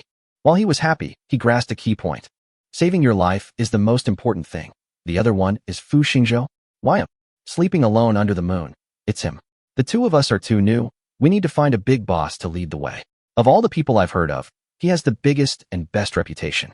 The facts prove that they are capable. The official issued a proposal a day in advance, so I registered for the game the next day, bought the talent stone and the protection base, and now I have a gun in my hand. This is all thanks to them.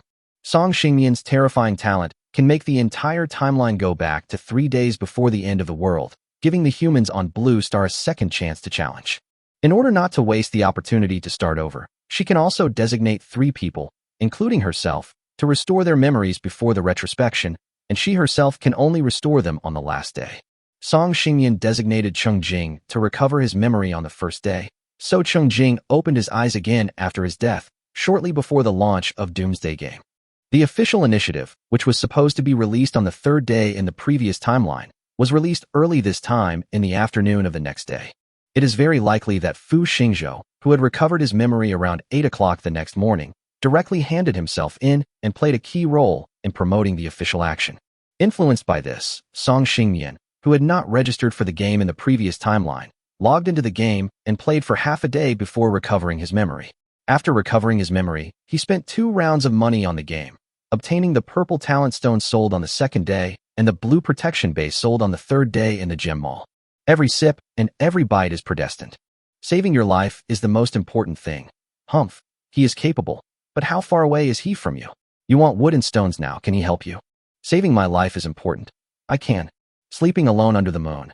Oh, I don't need you. I can do it myself. Saving my life is crucial. What materials are you lacking right now? You'd better use me more, so I can show my worth in return. Ever heard of a favor turning into hatred? Sleeping alone under the moon. Have you ever said that about yourself? Chapter 116. Life is short. Enjoy it to the fullest. Saving my life is the most important thing. Who knows? You can only know a person's face, but not his heart. How can you know what I will be like after I become arrogant? Sleeping alone under the moon. So I didn't plan on telling you. Song Xingyan was indeed not prepared to tell Cheng Jing the truth. She just noticed that the game map was different from the previous timeline, and was worried that the starting launch area would change, and she would never meet Cheng Jing again. On impulse, she went to try her luck at the small restaurant that Cheng Jing had mentioned as missing the most. I didn't expect to wait for him. From the moment Cheng Jing walked into the restaurant and the boss greeted him, Song Xingyan immediately noticed him. Later, he secretly observed the screen of Cheng Jing's mobile phone, which was always on standby, and discerned his game progress, and then combined it with the ranking of game activities. Song Xingyan confirmed Cheng Jing's identity and game ID earlier. As a personal farewell, she bought her favorite flowers and gave half of them to Cheng Jing. Being thrown into the eternal fall world again, Song Xingyan found that Cheng Jing was still in the same village as her. She was very happy and thought that they could slowly become friends again. In the previous timeline, they were both little Karami at the bottom of the village. In this timeline, they can be the leaders of the village together. They will definitely have a lot in common, and becoming friends is just around the corner. Unexpectedly, he was caught in the blink of an eye, and the truth was found out. After talking it out, Cheng Jing stopped talking nonsense, calmed down a bit, and said seriously, "Saving your life is most important. Thank you, Xingyan. This time, I, the first one to regain my memory, didn't waste a single second and accumulated a huge advantage. I'm very strong now. The security tower is level 5 and the territory is level 3. I can protect you. Let's set a small goal first. This time we will definitely survive 3 months. Sleeping alone under the moon. You're welcome. Helping others is helping yourself. I chose you because I thought it would be much better to have a leader in the same area. I see you're gathering resources very quickly, which is beneficial to the entire area. This proves I made the right choice. I chose Fu Xingzhou because I thought if the officials were alerted, they might take more proactive measures. And that's actually the case. I registered for the game early, which gave me a huge advantage. Everything is moving in a positive direction, so I didn't waste my talent, which is pretty good. Song Xingyan's tone was complicated. Cheng Jing could understand. In his previous life, Cheng Jing fell behind step by step because of a bad start. As for Song Xingyan, it was because of his talent for retrospection. Her talent was indeed powerful, but it was of no use to her current situation after her death. After obtaining the talent, Song Xingyan was only happy for a few seconds before she clearly realized that it was a talent that would lead to her death. Can time really be reversed? Can she really be reborn? Will she still be the same person after her rebirth? What if it's fake, but dead is dead? The SSS-level talent did not bring any real help, but only brought heavy pressure. Every day, Song Xingyan was tormented by the question of whether or not to die on his own initiative, and his emotions often fluctuated between despair and optimism. When she was in mourning, she didn't want to do anything, just sat there waiting to die, and sold all the materials she collected at a low price. When she is optimistic, she actively inquires about various news, prepares for possible rebirth, and tries her best to follow the progress of the survivors. Living one more day means understanding more. Cheng Jing and Song Xingyan fell to the end of the survivors in the same area. Unknowingly, they had more and more contacts with each other, trading materials and discussing topics that others were no longer interested in. There were several times when Song Xingyan was so depressed that she wanted to die immediately, but Cheng Jing dragged her to work hard for another day. When Song Xingyan's condition improves, he will in turn help his unlucky companions.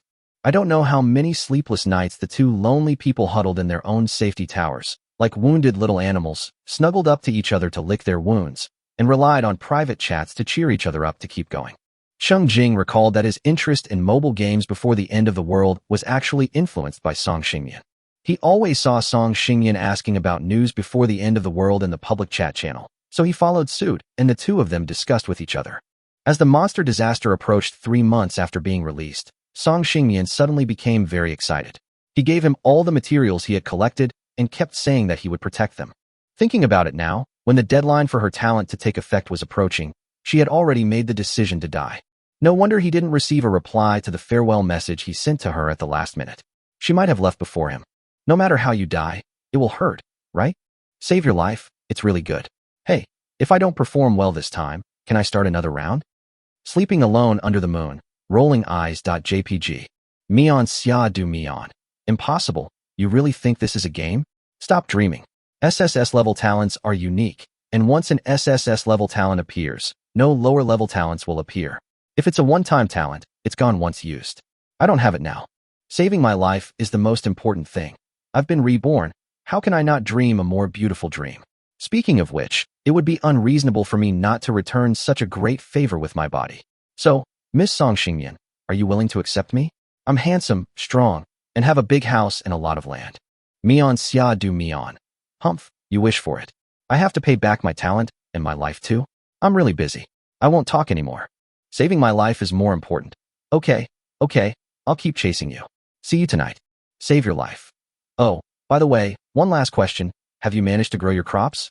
If you have any fruit, plant them here first. Soon, Song Xingyan sent 10 wheat seeds, 10 rice seeds, 10 potatoes, 6 eggplants, 6 green vegetables, and 10 sweet pears at the price of 1 copper coin each. Saving your life is the most important thing. What a lucky guy. Chapter 117, Happy Harvest Moment. Song Xingyan did not reply. She reached out and touched Cheng Jing's name in the chat window and couldn't help laughing. It's great that the talent really worked. She is alive, and he is alive too. They both had better starts. He lived more recklessly. Humph, he didn't dare to confess his feelings until the very end in his previous life, so it's impossible for me to agree to him easily. He turned around and swung the big knife in his hand, splitting the monster in front of him into 2 halves. Cheng Jing was very happy. He arranged for Lu Guo to plant the new seeds while he continued to till the soil. He was now full of motivation to work, and he worked alone to produce the same effect as agricultural machinery. The wasteland outside the territory was turned over and became soft at a speed visible to the naked eye. He successfully found his only friend after the end of the world in his previous life. The other party also shared a common secret with him and was the only person he could communicate with without any scruples. Of course he liked Song Xingyan. If a man is not interested, why would he waste his energy chatting with her? But at that time, he was on the verge of life and death and had no confidence to talk about feelings. It's different now. This is truly my last life. It would no longer be possible for someone to inexplicably reserve a spot for him to be reborn and rank him first. In this case, of course you should speak out your ideas. Life is short, enjoy it while you can. Cheng Jing couldn't help humming a song while working. Craftsman, the Lord is so terrified that he is about to be crushed to death. By 4 o'clock in the afternoon, Cheng Jing had completed the tillage of all the wasteland within the target area. After resting for a few minutes, Cheng Jing left the territory and headed south with the 12 newly made iron axes. Chopping down trees with an iron axe is beneficial for collecting hardwood. As for heading south, collecting wood is one thing, but expanding the horizon is more important. For some unknown reason, most of the death gates fall on the south side of the territory. Cheng Jing planned to clear all the woods on the south side. After leaving the territory, he first used a leap. This time he jumped up more than 20 meters and flew more than 30 meters away. Although he staggered when he landed, he finally stood firmly. Compared to the first time I fell headfirst onto the ground, it was quite an improvement. Cheng Jing, who constantly improved his skill proficiency while working, also raised swiftness to level 5. Swiftness, LV5, increases agility by 12% within 10 seconds after use. Cooldown time, 1 minute.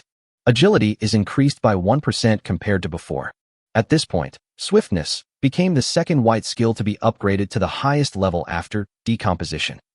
There is no critical hit when turning the soil, but there is a critical hit when chopping trees and collecting wood. Cheng Jing easily collected 1 piece of wood per second on average. This was because he was frugal and deliberately worked slowly. Otherwise, he could have produced 4 pieces of wood in 1 second. In less than half an hour, all the iron axes were used up, and Cheng Jing continued to chop trees with his novice axe.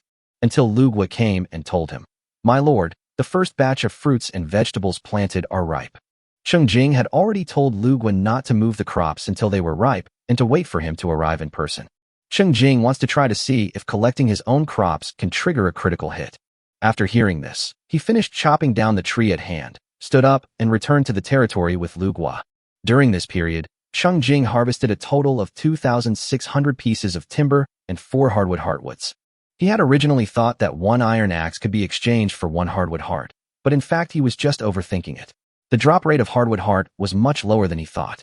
Behind Cheng Jing, a particularly wide road comparable to a 4-lane road in both directions was forcibly opened from the territory to the river. If the people of the territory want to go to the river, they only need to walk in the middle, and they don't have to worry about being suddenly attacked by monsters hiding in the dense woods. Returning to the territory, Cheng Jing followed Lu Gua to the area where the crops were first planted. On the morning of the second day of the mobile game, Doomsday Online, Cheng Jing recruited farmers and planted the first batch of crops.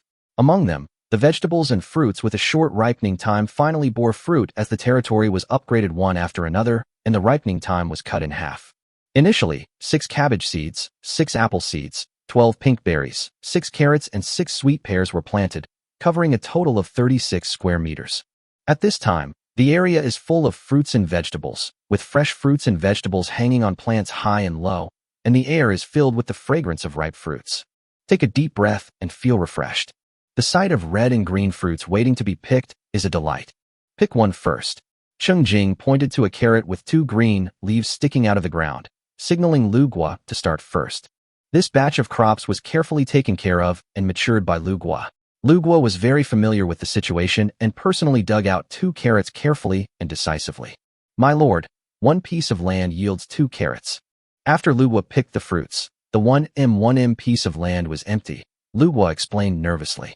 He was worried that the lord would be dissatisfied with such low production, but this was normal, and it was not because he did not take good care of it. Cheng Jing nodded, having been prepared for this. Then he released the collection skill on another piece of land. Chapter 1:18 Humanoid Self-Propelled Harvester. By using the Gathering skill, Cheng Jing can harvest the fruits without having to do anything himself. Carrot +1. Carrot +1, trigger critical hit. Hey, the critical hit was successfully triggered. Cheng Jing released it again, successfully triggering 2 critical hits, and harvested 4 carrots from 1 piece of land, and the land was finally empty. In other words, by handing over the harvesting process to him, the crop yield can be doubled. There is no more powerful humanoid self-propelled harvester than him.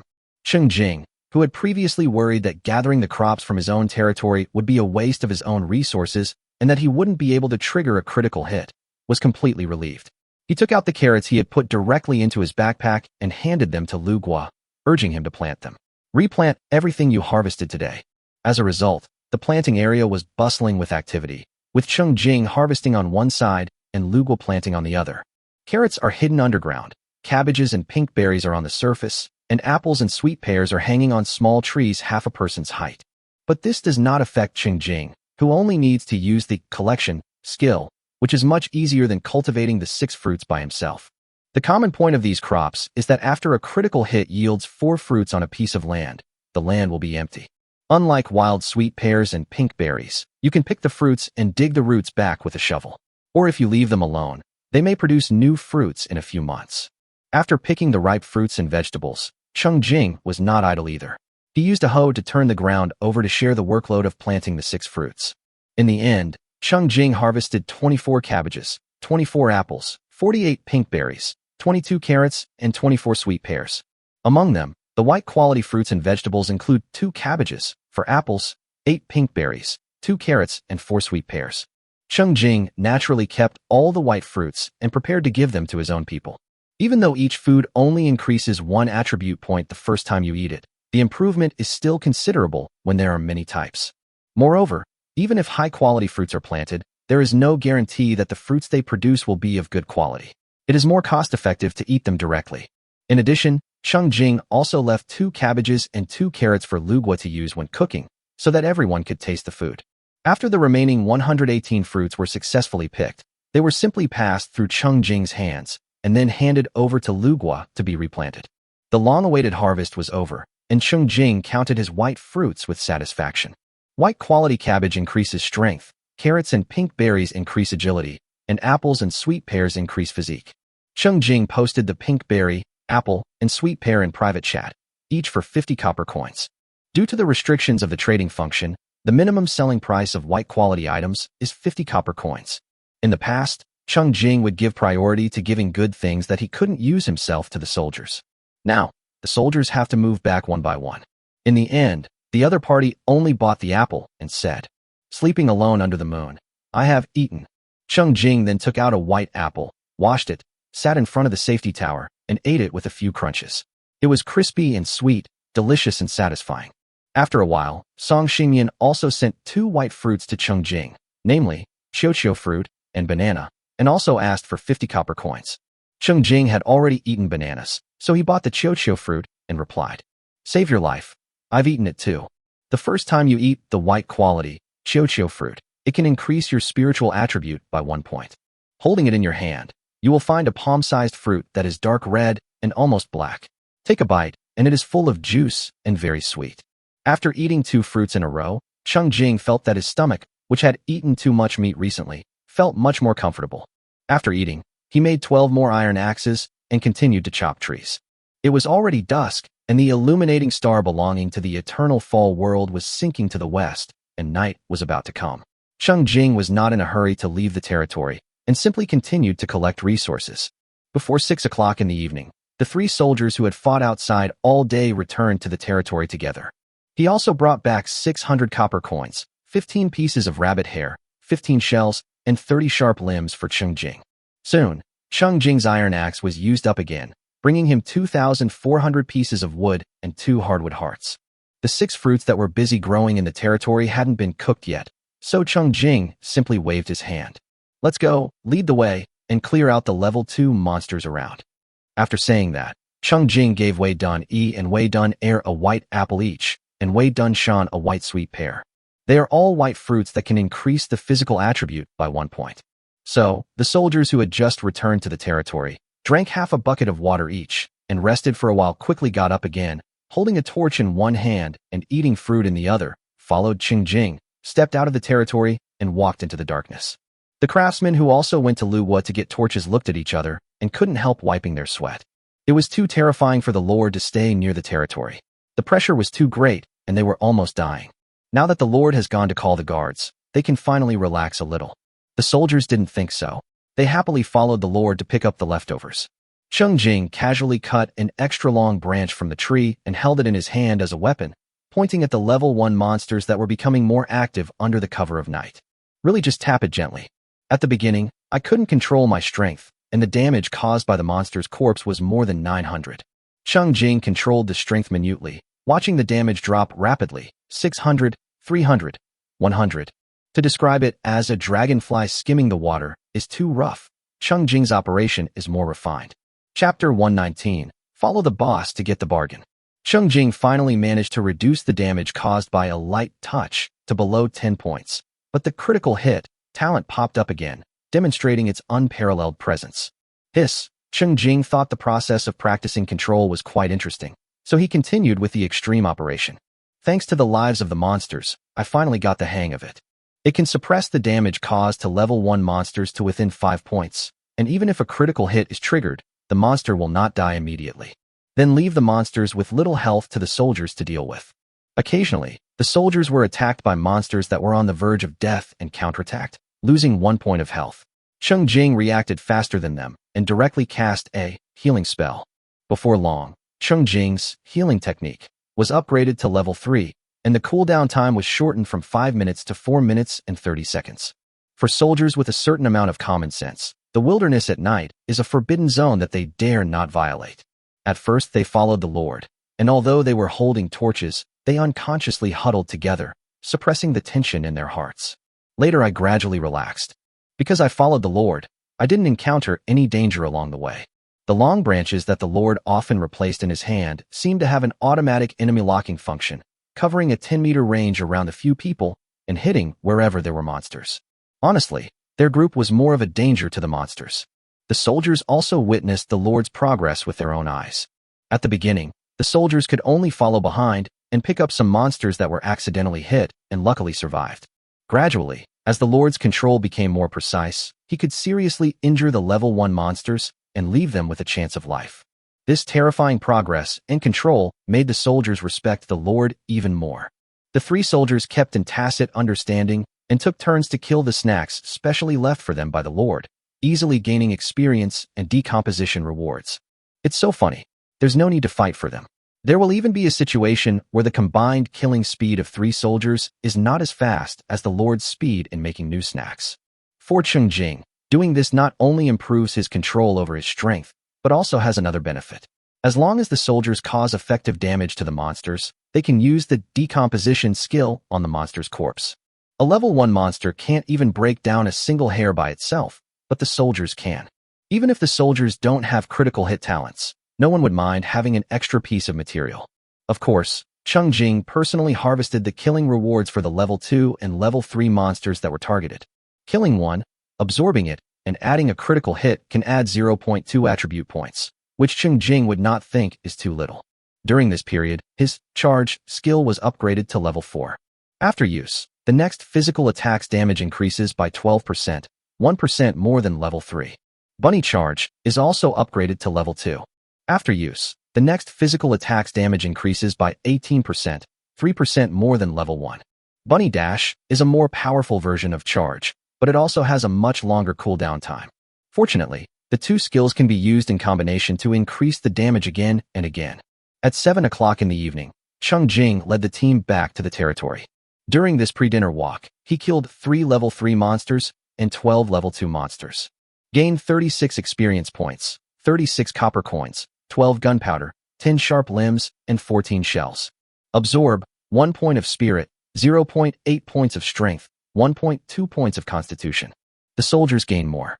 They each killed about 40 monsters and gained 200 experience points. Wei Dun E and Wei Dun Air have accumulated nearly 4-digit experience points, and Wei Dun Shan has also accumulated nearly 700 experience points. That is to say, due to the limitation of the ceiling of the Lord, the soldiers cannot be upgraded. Otherwise, it would not be a problem to upgrade 2 or 3 levels in a row. The 3 soldiers gave Cheng Jing a total of 1,200 copper coins. Cheng Jing's inventory was expanded with 40 gunpowder, 30 sharp limbs, 40 shells, and 10 rabbit hairs. The farmers and craftsmen who stayed behind were relieved when they noticed that the group of people holding torches had returned safely. The 3 craftsmen were forced by the Lord to complete their respective tasks for the day ahead of schedule. Cheng Jing also obtained 1 arrow tower and 2 catapults. The 4 arrow tower blueprints that were automatically produced previously also successfully harvested 8 arrow towers. At this point, the territory has 12 arrow towers and 8 catapults. The 4 directions of the territory can just be used to evenly arrange offensive buildings to jointly guard the security of the territory. Luwa has also completed the planting task and is preparing dinner briskly. Cheng Jing took a tour and found that in his 900 square meters of territory, nearly 400 square meters were planted with crops. It's full and very pleasing. And he waited for a whole day just so that the latest batch of crops could enjoy the benefits of the territory upgrade. Now that the crops have been planted, it is finally time to upgrade the territory. Cheng Jing invested 1,000 pieces of wood, 1,000 pieces of stone, 200 crystal balls, 200 shells, and 100,000 copper coins, and the territory was surrounded by golden light. In this round of territory upgrade, other resources are secondary. These 100,000 copper coins, equivalent to 10 gold coins, are the biggest difficulty faced by everyone except Cheng Jing at this stage. Fortunately, Cheng Jing had a big wallet, and after paying the money, he still had 52 gold and 6 bronze.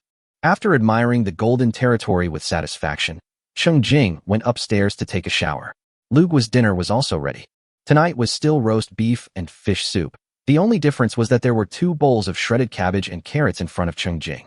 This is no ordinary stir-fry. The cabbage and carrots used in it are of white quality.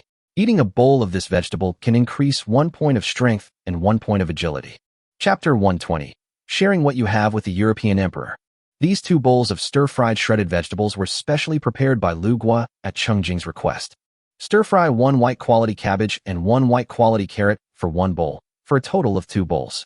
Cheng Jing ate 1 bowl himself and sent the other bowl to Song Xingyan in a private message. Save your life. Try the cooking of the farmer chef in my territory. Sleeping alone under the moon. Thumb.jpg. Of course, the territory had a good harvest today, and the people were also given extra food. Lu Gua fried some ordinary cabbage separately, divided the finished product evenly into 7 portions, and each citizen received 1 portion. Vegetables are a rare and precious dish on the table. Although the people were only given a small bite, they enjoyed the meal even more. Liugua's cooking skills are actually average, but the vegetables are really appetizing and everyone eats more than usual for dinner. Now that the security tower has 1 more floor, the bottom floor has become a public activity space. The wooden tables and chairs originally placed in the open air have been moved back to the first floor of the security tower, and an area has been designated as a restaurant. The light from the fireplace not far away was warm and bright. The fish soup on the stove moved from the second floor to the first floor was emitting a wisp of aroma. Hiding in the protection of the sturdy and spacious safety tower, this meal was really comfortable. Having a full stomach makes people happy, and listening to the Lord's holy words after every meal is even more pleasant. Because the Lord is rich and kind, he always gives out tempting rewards. Today is no exception. In fact, the upgrade rewards had already been distributed to the subjects in the afternoon, but Cheng Jing now had new goodies on hand. It would be a waste if the white quality food was not transformed into strength, so he took out 4 pink berries, white, 1 for himself and 1 for each of the 3 soldiers. Pink berries are only the size of a thumb, small and easy to eat in 1 bite. They are sour and sweet, and are just the right amount of fruit to enjoy after a meal. Not to mention that this 1 bite can increase your agility attribute by 1 point. Awesome. As for the craftsmen, they certainly cannot complete the new functional building today, but there is still time to make a weapon or equipment that they are good at. Cheng Jing arranged for Shi Tai to make a hard iron broadsword, Shi Gu to make a sturdy armor, and Shi Xiang to make a power ring. These are weapons and equipment that they are good at. Liugua continued to clean the kitchen and do chores. After dinner is the most relaxing time of the day. Cheng Jing did not force himself to continue working immediately. He relaxed his body and lay on the wooden chair. He and Song Xingyan, who was finally free, exchanged their respective reserves and tried to complement each other. Life is at stake. How did you get yesterday's green building blueprints? Do you still have them? Sleeping alone under the moon, a dungeon clearing reward. I still have 1 on hand, so I'll craft it once I have enough resources. Life is important. Give it to me. I'll make it and give you one of the finished products. Song Xingyan refused. Mian xia du mian. You can't possibly have a craftsman who can learn green building blueprints right now. Yesterday's blueprint was just a subsidy for my materials. No way. Song Xingyan had sold the blueprints to Cheng Jing at a rock-bottom price before. In fact, he was waiting for the craftsman in Cheng Jing's future territory to learn the blueprints and return a finished building. Or Cheng Jing could invest resources to make it and then sell it back to her at the market price. As a result, Cheng Jing sold her a finished product at the lowest price the next day, which was equivalent to giving her the materials for free. She couldn't take advantage of such a bargain forever. Saving my life is the most important thing. How can I do this business at a loss? Don't worry, I can get 2 finished buildings for every production I make. That blueprint from yesterday is one of them. If I return 1 to you, I can get another for free. After hearing Cheng Jing's explanation, Song Xingyan stopped asking questions and directly sold the green building drawings at the lowest price. Giant crossbow tower. Material: wood 300, stone 200, iron 10, spider silk 100, sharp limbs 100, beef tendon 50, sharp teeth 50, poison claws 20. Attack power, 100. Attack range, 100 meters. Attack frequency, 10 seconds / 1 arrow. Attack consumption, 50 wood / hour. The materials needed to build this building are so numerous and diverse that only he can handle it. Cheng Jing put in the materials and started making it himself, not forgetting to say proudly, "Life is important. Wait, it will be done tonight." Then the two exchanged their skill reserves. Cheng Jing now had a green, falling rock, a white shield, and solid on hand. Song Xingyan was leaving with rockfall and shield. She already had strong. Then the skills she displayed included the basic skills detection, 2, decomposition, 3, and collection, 2. Physical skills, charge. Magic skills, earthbind, illumination. Cheng Jing. Save your life? Isn't that a bit outrageous? Isn't your kill rate a bit high? Do you know how many monsters I've killed? Why doesn't it feel like I've killed much more than you? Although they are all white skills, the fact that Song Xingyan can use them means that she has already learned them, which means that she has just gained an extra 1. Sleeping alone under the moon. My territory hasn't reached level 2 yet. I haven't bought any minions, and I've saved all my skills except for my own. As for the drop rate, it's really high a lot. Sleeping alone under the moon. Smirking.jpg. Well, this guy's luck is really enviable. Saving your life is the most important thing. You're welcome, take it all. Cheng Jing wants to use a 3-piece set of basic skills. In addition to the existing charge, he also wants to use slash, earthbind, and illumination. Chapter 121. A brave man like him. Crazy slash. Wide after use. You can stack a melee weapon attack. Cooldown time 20 minutes. This is equivalent to performing 2 simultaneous attacks with a melee weapon. Cheng Jing thought about it and decided not to learn it himself, but handed it over to Wei Dunshan. With his agility, he can achieve the skill effect by himself, so it won't be wasted. Earthbind LV.1. 1/10 consumes 2 spirit points, restricts the target's actions for 2 seconds. Cooldown time, 20 minutes. Cheng Jing touched his chin. Restrict the target's actions. The description of how to restrict it was a bit unclear. He released one directly at Shield Mountain, who had just received the new skill. The ground at the foot of Shield Mountain suddenly cracked and sank, trapping people. Not only his feet were trapped, but Wei Dunshan's limbs and expression were also frozen. After 2 seconds, everything returned to normal. People were able to move again, and the ground returned to its original state, as if the cracks seen before were fake. Wei Dunshan personally witnessed the Lord unleashing a gray-yellow skill towards him, but he wasn't frightened at all. He actively cooperated in describing his feelings. I feel like my body is out of control, but my mind is still clear. Cheng Jing nodded, patted the other person's shoulder, and told him to go about his business. Illumination Level 1. 1/10 consumes 1 spirit point, generates a luminous ball that lasts for 10 minutes. Cooldown time, 5 minutes. After Cheng Jing learned it, he immediately generated a lighting ball. A basketball-sized ball of light flies around him as he wishes. The light it casts is very soft, brighter and steadier than that of a torch. It is an essential auxiliary skill for home and travel. Of course, it is also because Cheng Jing has high spiritual attributes, so he can use it casually without any regrets. Other people's energy must be used carefully, and it is more cost-effective to use torches for lighting at night. As for the basic skills, Cheng Jing prepared them for the new soldiers who were about to be recruited and trained. When I played the game before, the game gave a bonus to the explosion rate. Not only will Cheng Jing himself guarantee an explosion on his first kill, but the soldiers he recruits will also guarantee an explosion on their first kill. The previous soldier can help the next one accumulate a set of basic skills. It doesn't work now. The explosion rate of the Shield Mountain recruited after the apocalypse has returned to normal, so much so that I haven't been able to accumulate enough basic skills for the next soldier until now. Fortunately, Cheng Jing has it now. Finally, after exchanging equipment information, Cheng Jing finally gained an absolute advantage and installed the big one. Song Xingyan selected the Staff of Fear, Whole Hat, Ring of Sobriety, Light Ring, Deerskin Coat, and Hard-Soled Boots from Cheng Jing's inventory. Song Xingyan had only 3 pieces of equipment left, and apart from the wooden armor, Cheng Jing was going to take the other 2. Noisy Bracelet, white equipped to attract monsters' attention more easily. This bracelet equipment is really suitable for a brave man like him, who is not afraid of many monsters. Bone Staff, white spirit +2, can summon a skeleton every day. Both of these pieces of equipment are very interesting. After the complementation, Cheng Jing directly sent over the material sales order, each unit costing 1 copper coin.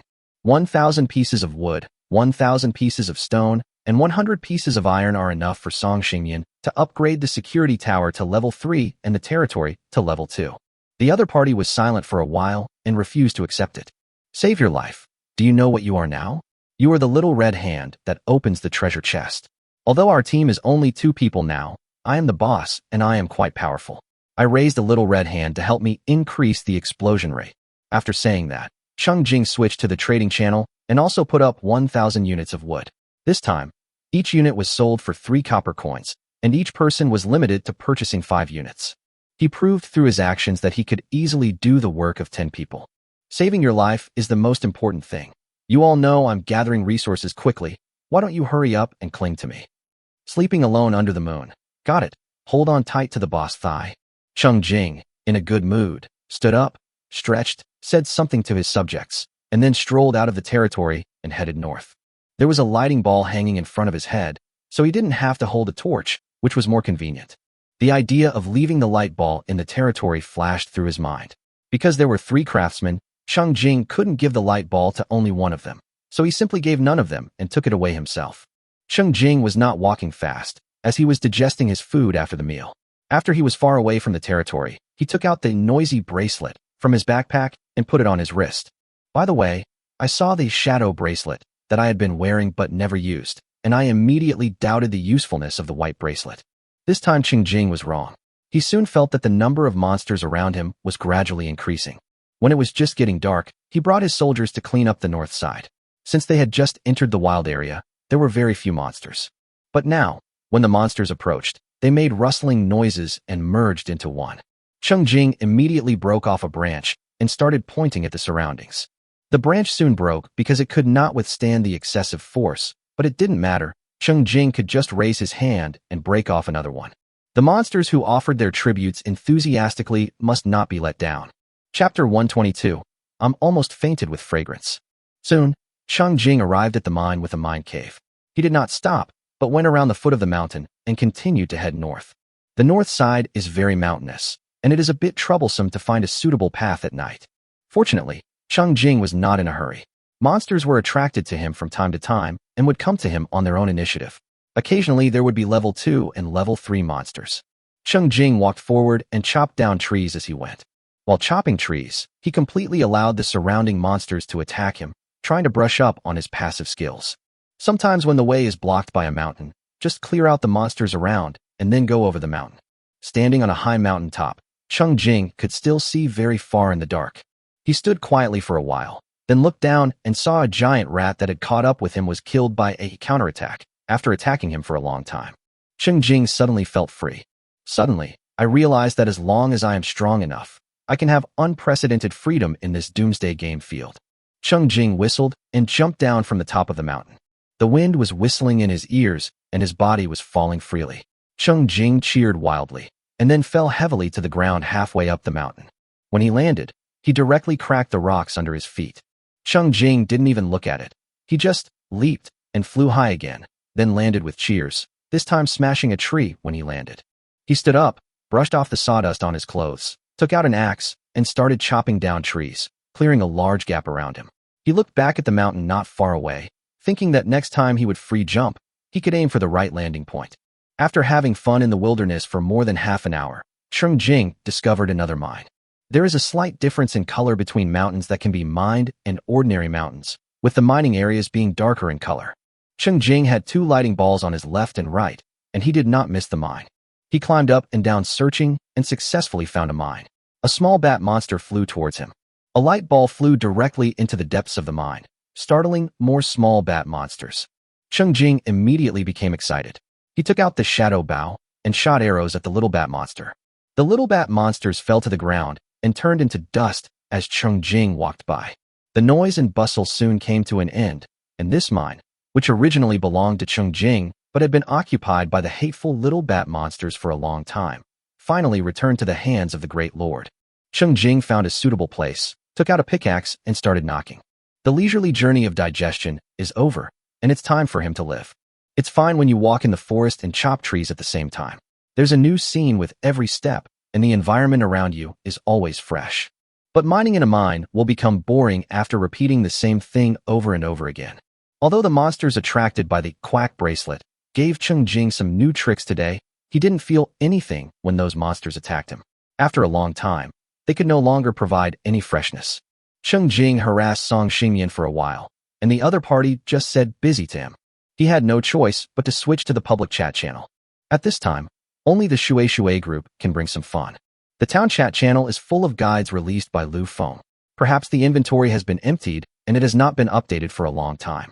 In the village chat channel, Cheng Jing saw the number of people at first glance, 194/827. Not bad. Nearly 200 people reached level 1 in 2 days. The village channel is very lively, with more people able to speak. Although there are time intervals between speeches, new messages continue to pop up quickly.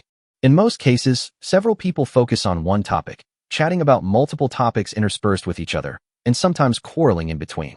Li Mingfei is very active. He cannot stand a bad atmosphere, so he not only actively answers newcomers' questions, but also does not forget to mediate and ease the atmosphere. He is very busy, just like an old village chief, who patiently and earnestly solves trivial matters of the people. After thinking about it, Cheng Jing privately poked Li Mingfei and gave him a pink berry, white, for 300 copper coins. Saving your life is important. Should I buy it? 2176 Li Mingfei. Buy, thank you. Cheng Jing still had some white sweet pears on hand, But he knew that Li Mingfei had eaten the sweet pears, so he didn't sell them to him. He selfishly hoped that this guy would live longer. This move could be considered as investing in someone who was willing to handle the village affairs diligently and seriously. While Li Mingfei is alive, the atmosphere in the village is indeed much more positive, optimistic, and harmonious than in his previous life. Then Cheng Jing switched to the village trading channel and saw that the number of people with level 1 security towers had increased to 117/827. More people have the qualifications to sell, and the village trading channel is now busy. Various resource materials, food, and even white equipment skills are for sale. Because Li Mingfei and Cheng Jing were in the lead, the transaction price was relatively reasonable. Cheng Jing looked around at the 3 white skills on sale, all of which he had learned, and turned his attention to other products. Soon, Cheng Jing's eyes lit up, and he quickly grabbed the good stuff, 2 skewers of grilled beef. The seller introduced himself as having 10 years of experience in running a barbecue restaurant. He carried a bag of ingredients with him. The raw material was beef bought from Cheng Jing, which he skillfully grilled into delicious beef skewers. He now sold them at the price of 2 copper coins per skewer, and each person was limited to buying 2 skewers. Product introductions can conceal information and mislead, but they cannot be false. If these introductions can be made public, they are true. Is there really someone who brought such a good thing? What a clever little brain. Cheng Jing acted quickly. The next second, the skewers were delivered directly to the backpack, and he took out another one. The sizzling grilled skewers are still dripping with oil and sprinkled with the familiar red chili seasoning. Take a sip and the fragrant and spicy taste will make you drool. The meat was cut into large pieces, with fat and lean meat evenly distributed. Cheng Jing tore off 1/3 of the skewer in one bite, and his mouth was filled with the fragrance, which almost made him dizzy. Chapter 123: The Positive Effects of Barbecue. The food has been bland these past 2 days, and Cheng Jing is missing the spicy barbecue. When you take a bite, the rich flavor of spices and the pure aroma of meat burst in your mouth, making you very happy. Cheng Jing sent another string to Song Xingyan and teased her. Saving your life is the most important thing. Or what? Sleeping alone under the moon. Yes. Drooling.jpg. How can you be satisfied if you can finish a whole skewer in 3 bites? Cheng Jing has a solution. He went straight to the seller, who was shouting in the village chat channel. My chili peppers are the best. If you pass by, take a look. The big bosses all say my beef skewers are top-notch. Cheng Jing poked someone in a private chat. Saving your life is the most important thing. I'll give you beef, 1 piece of beef in exchange for 3 skewers of barbecue. Do you want to do this deal? My chili is the most fragrant. Boss, do it. Do it. Okay, do it. Okay, boss, how about this? Boss, you sell me 1 portion of beef for 5 copper coins. I can make 20 skewers of beef, and I'll give you 5 skewers for 1 copper coin. Is that okay? In this way, Cheng Jing is equivalent to exchanging 1 portion of beef for 5 skewers of barbecue. And my home's peppers are the most fragrant, can earn 30 copper coins by selling the extra skewers. The cost is manpower and the constantly consumed seasonings. Cheng Jing naturally agreed, and the other party also used less seasoning. He only brought the simplest salt. If he missed this guy, he would never be able to eat such delicious skewers again. Saving your life is more important. Sure, please calculate how many servings of meat you want. My chili is the most fragrant. The 2 portions of beef I bought from the boss are sold out. I will first order 10 portions of beef to test the market. So, the boring mining process tonight was filled with the aroma of barbecue. My chili peppers are the most fragrant. Every time after grilling, the freshest and sizzling skewers are given to Cheng Jing. They are so fragrant as soon as they are taken out of the backpack. Cheng Jing ate 1 skewer, and Song Xingyan shared 1. The pieces of meat were very big, and both of them were full. As for why Cheng Jing still had a stomach full after having a full dinner, the answer is that the stomach used for eating a proper dinner and eating barbecue is different. Finally, my chili is the most fragrant, ordered another 20 servings of beef, and sold 480 skewers of grilled meat all night. This does not include the 150 skewers of kebabs that Cheng Jing received as a reward. After a feast of show, Cheng Jing still had 90 skewers left in his hand, which he put into his backpack, trying his best to preserve the delicious taste when they were just grilled. In the end, it wasn't that the products stopped selling. In fact, there were still people in the village chat channel calling for more new products. The main reason is that the seller can no longer bake. After the cooperation, the other party also sighed. My chili peppers are the most fragrant. The seasonings I use are the best combination adjusted through years of practice. I was planning to pass them down to my children. After all, I have a unique skill. Sigh. If I had fresh lamb, I could roast it even better. Next time, if you get some lamb, please save some for me. When Cheng Jing saw it, he was already full and immediately recalled the delicious lamb skewers, and he became greedy again. Unfortunately, the material he decomposed from the blackhorn sheep he found today was sheep horns instead of sheep meat. He didn't know when he would find a monster that could obtain sheep meat. His reply was filled with melancholy. Saving your life is important. Okay, I'm looking forward to it too. Then Cheng Jing sent a sweet pear, white, that increases physical fitness over to him for 300 copper coins. The other party bought it in seconds and thanked him warmly. My chili peppers are the most fragrant. Thank you very much. Haha, thank you very much. From now on, whatever skewers you want to eat, as long as I have the ingredients, I can grill them. We can customize the ingredients. Haha. Cheng Jing glanced in the direction of his territory and thought about his crops. He thought he could try roasting potatoes, cabbages, and eggplants. Slurp, I feel greedy again just thinking about it. Because of this hot barbecue supper, the village chat channel was also very lively. The steamed buns are tasteless. It's so good. The skewers are really delicious. This is how people should live, but I'm missing a beer. Is there any big guy who brought some beer? I'd like to ask for a can at a high price. I walk with my hands in my pockets. This is really delicious. I ate too much tonight. I want a soda. Did anyone bring any soda? I have money. Jean Zhao Xiao, this barbecue cured my late night emo. What kind of world is this? I can't live without something delicious.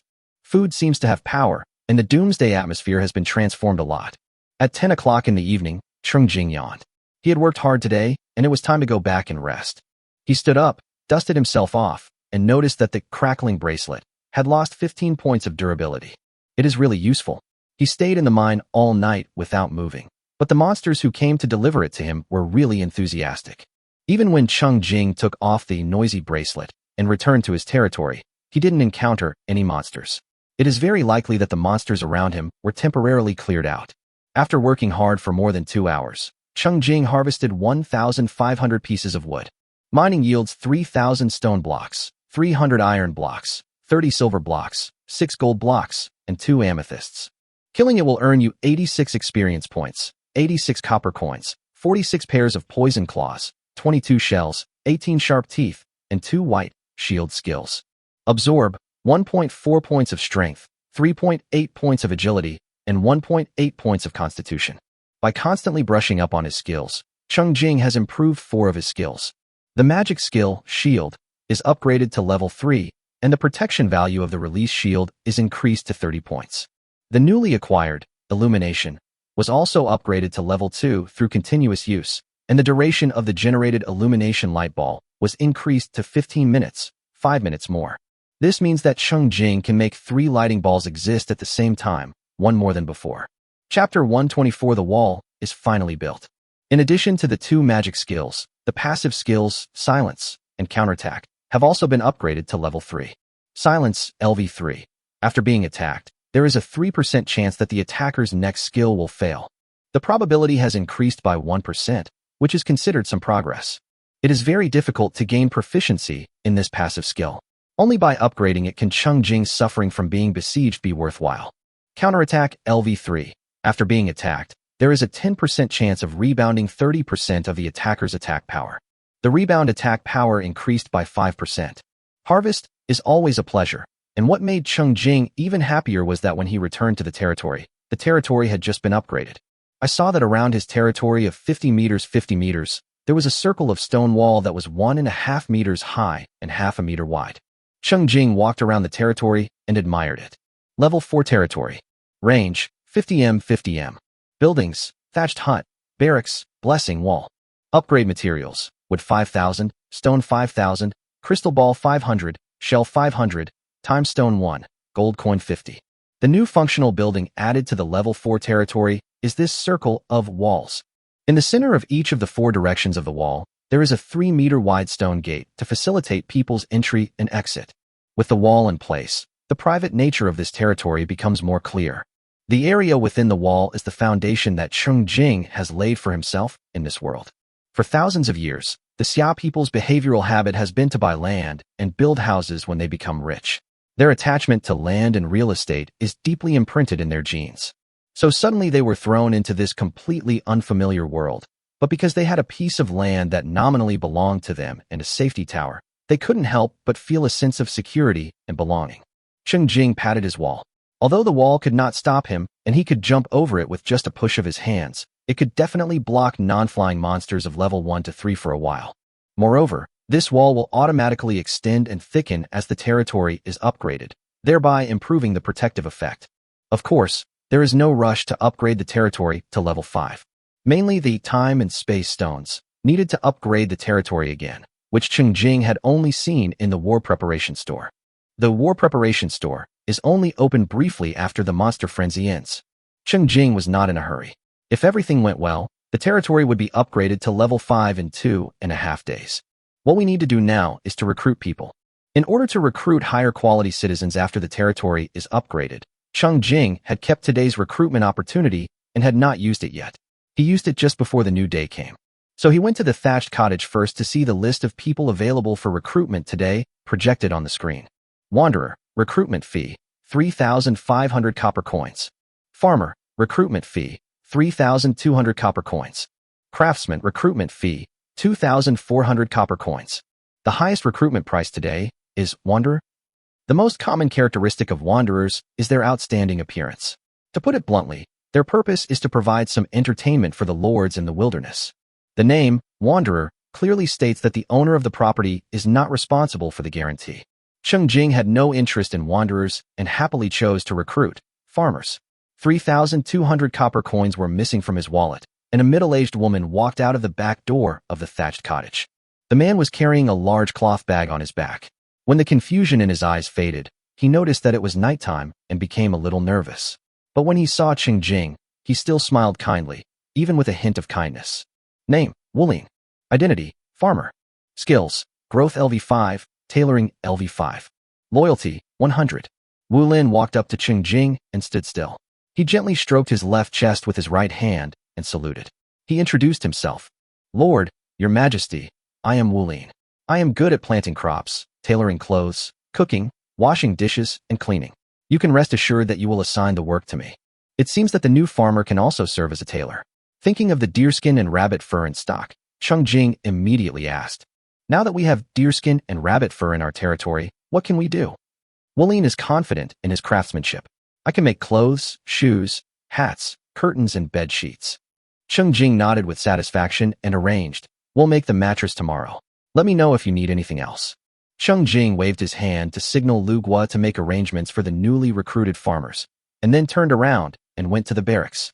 As the territory is upgraded, the price of training soldiers is more expensive today, requiring 4,000 copper coins.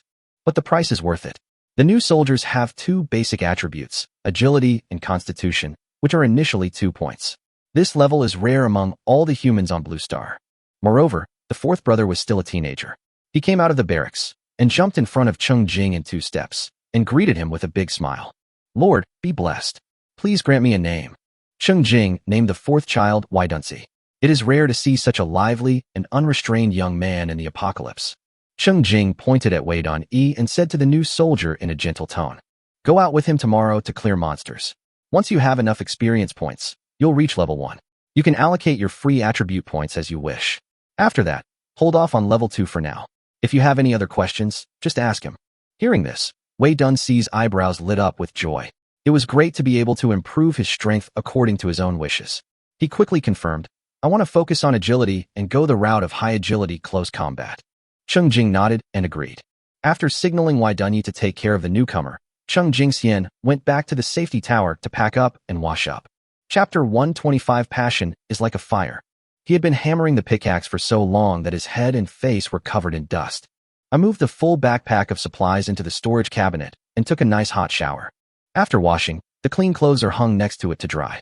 Cheng Jing now has only 3 sets of clothes to rotate back and forth.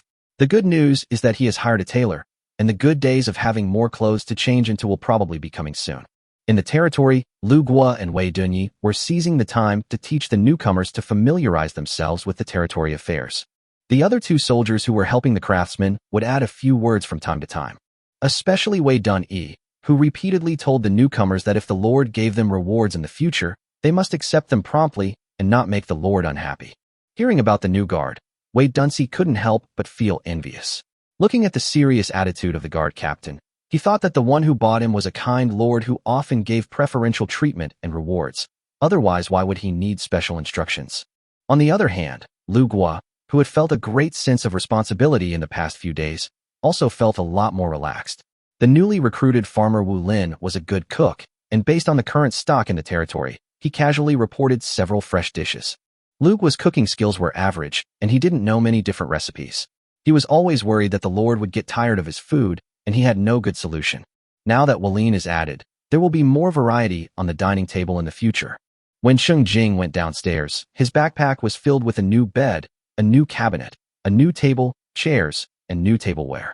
The craftsmen have packed up their tools and finished their work for the day. Although it was late at night, there were enough torches lit around, and the 3 craftsmen each completed 2 finished products. Cheng Jing then obtained hard iron broadsword, 2, sturdy armor, 2, and strength ring, 2. He sat at the main seat at the extended dining table, with a silver kettle and cup at his side. He took a sip and found the water refreshing and sweet. Farmers and craftsmen sat on his right, soldiers sat on his left, and on the long dining table made of wooden tables was placed monkey wine for the people. Cheng Jing thought about it, reluctantly took out the skewers from his backpack, gave one to each of the 9 people, and ate one himself. The sizzling, spicy grilled skewers instantly conquered the people who had never tasted such delicious food before. In addition to sharing delicious food, Cheng Jing also looked at the 2 farmers expectantly, hoping that they could find alternative spices in this world, which would be a long-term solution. There was nothing Lu Gua could do. He only knew that it tasted good. As for what spices made it taste so good, he couldn't tell. Wu Lin savored the food slowly, looking thoughtful. Facing Cheng Jing's expectation, he said cautiously, "I know there's a seasoning that adds a spicy flavor to cooking. Unfortunately, the seasoning she mentioned is not sold in the mall nowadays." Cheng Jing was not too disappointed. It was just a try after all. And maybe it will be available when the mall is upgraded in the future. After enjoying a midnight snack, Cheng Jing began to make arrangements. "I have 2 new pieces of sturdy armor that can increase my defense by 15 points. I will give one to Wei Dunner first to replace the wooden armor he is currently wearing. The other one is given to the newcomer Wei Dunsi." The young man happily ran over from the last seat to take it. Cheng Jingzhao waved his hand and simply didn't let him go back. He handed over the other prepared things to Wei Dunsi. "First of all, I bought 3 basic skills from Song Xingyan: detection, decomposition, and collection." Cheng Jing didn't want to give the gathering skill to the farmers, but the use of the gathering skill consumes the number of times the decomposition skill is used, which is too demanding for the farmers. "I will plan it later, and now I will give priority to the soldiers. Next are the shield and strong skills. Whether they are useful or not, learn them first." As weapons, Wei Dunsi was given a dagger, sharp edge, and a newly made hard iron broadsword. The other, hard iron broadsword, was given to Wei Dunshan. After all, Wei Dunshan is not a cavalryman with a horse, so this sharp long spear is not flexible enough for him in close combat. It would be much better if he replaced it with a hard iron broadsword. Cheng Jing took out rings that increased strength, agility, and spirit for Wei Dunsi to choose from. Wei Dunsi chose the ring of strength, that increases strength, and the ring of lightness, that increases agility, wearing one in each hand. Cheng Jing gave him another white powder berry that increased his agility, as well as white sweet pears and hard-soled boots that increase physical fitness. Cheng Jing currently only had the rabbit ears for his headgear. He took them out and asked Wei Dunsi, "Would you like to use this? If not, forget it." Wei Dunsi didn't mind at all and took it and put it on his head. Not to mention, the boy with red lips and white teeth looks youthful and cute with bunny ears. With this stack, the basic attributes of the shield can be directly stacked to the level of the level 2 template. Adding weapons and equipment, the attack power and defense power will exceed the level 2 template. Cheng Jing waved his hand to signal Wei Dunsi that he could go back, as his arrangements were over. As a result, Wei Dunsi's eyes sparkled. He knelt down and hugged Cheng Jing's legs, saying excitedly, "My lord, you have been so kind to me. I am willing to go through fire and water for you." Cheng Jing was startled. If he hadn't considered it was disrespectful, he would have almost jumped away. At this time, he had no choice but to pat Wei Dunsi's shoulder soothingly and signaled him to get up quickly. Young people are too enthusiastic, haha. Wei Dunsi jumped up happily and ran back to his position with the equipment he was assigned. He didn't care that it was almost time for a break and put it on late at night. Chapter 126. This business is worth doing. Seeing that Wei Dunsi looked like he was going to sleep with his equipment on, everyone couldn't help laughing. Cheng Jing also asked the residents for their opinions on the division of the rest area. Previously, there was only one floor in the security tower available for residents to use, so they could only place a few cabinets in the middle to simply divide it. Now the security tower has one more floor. Except for the top floor, which belongs exclusively to Cheng Jing. Cheng Jing is willing to let the people live on the 2 floors below. The male subjects took the initiative to give up the 2nd floor to the 2 female subjects currently in the territory, while they continued to rest on the 1st floor at night. For the people of the territory, being allowed to rest in the safety tower is already the fulfillment of their greatest wish. What's more, the usable space on the 1st floor of the security tower is nearly 100 square meters, which is more than enough for several people to sleep separately. With the help of Cheng Jing's backpack, the 1st and 2nd floors were quickly arranged. Cheng Jing accepted the 2 giant crossbow towers, obtained from the critical hit after the production was completed, and went upstairs to rest. The people also washed and rested one by one. Tonight, the new arrivals Wulin and Wai Dunsi will follow Shixiang and Wai Dunyi on night duty respectively, and step up efforts to handle territory affairs. Back on the 3rd floor, Cheng Jing piled 6 deerskins on his wooden bed and covered it with a silk cloak. He lay down on it and breathed a sigh of relief. It was comfortable, and it finally felt a bit like a high bed in a soft sleeper. He installed 8 giant crossbow tower on his own safety tower and gave another one to Song Xingyan. He also gave her 6 deerskins so that she could get off the hard wooden bed. The conditions are difficult, so we can only find ways to live more comfortably. Song Xingyan seemed to have been busy until late at night and was exhausted and listless. Cheng Jing quickly urged her to rest. The 2 said good night to each other and fell asleep in seconds. In the blink of an eye, the sky brightened. The alarm clock woke Cheng Jing up. He got up and walked to the window, opened it, and looked at the sky, which was gray. Today is the last day of the 3-day novice protection period. Cheng Jing opened the chat channel. Lu Feng in the town channel and Li Mingfei in the village channel repeatedly reiterated this point, warning those who were still shrinking and afraid to act that today was the last chance. At the same time, I also remind others to pay attention to the progress. To be on the safe side, it is best to complete the goal of upgrading 1 personal level or 1 safety tower level today. There will be no so-called newbie protection tomorrow. Who knows what will happen? Someone was worrying about most people's affairs, so Cheng Jing turned off the screen and ignored it. Cheng Jing walked downstairs, nodded to the leaders who saluted him, and waved to Lu Gua and Wei Dunyi. He planned to directly recruit today's subjects. In Chao Lu, the highest recruitment price today is Craftsman recruitment fee, 3,700 copper coins. The rest of the peasants and wanderers had less than 2,000 coppers. Cheng Jing calculated that Lu Gua and Wu Lin should be able to handle the logistics of more than 10 people, so he decisively recruited craftsmen. Name, Shi Yuan. Identity, craftsman. Skills, refining LV5, forging LV5. Specialties, water wheel, earth-turning vehicle, mining machine. Loyalty, 100. A young male craftsman walked up to Cheng Jing and saluted respectfully. Cheng Jing took a look at the attribute table and found the new craftsman's expertise interesting. It seemed that it was not related to weapons and equipment, but more towards auxiliary. Among them was a mining machine that Cheng Jing was very interested in, and he quickly asked, what materials and time are needed to make this mining machine? How long can the finished product last, and how much can it yield? Shi Yuan answered seriously. The materials required to make a mining machine are 40 stone blocks, 10 iron blocks, 10 shells, and 10 crystal balls. The production time is 5 hours. Once it's made, it can operate at full power for 10 hours, consuming 10 ingots of iron. If a mining machine is equipped with 2 iron pickaxes, a finished mining machine can ultimately yield 170 stone blocks and 30 iron blocks. After deducting costs, the net yield of 1 mining machine is about 80 stones and 8 iron blocks. Shi Yuan explained in detail that because materials such as shells and crystal balls need to be converted into market prices, and their prices are higher than stones, the net harvest may fluctuate to a certain extent.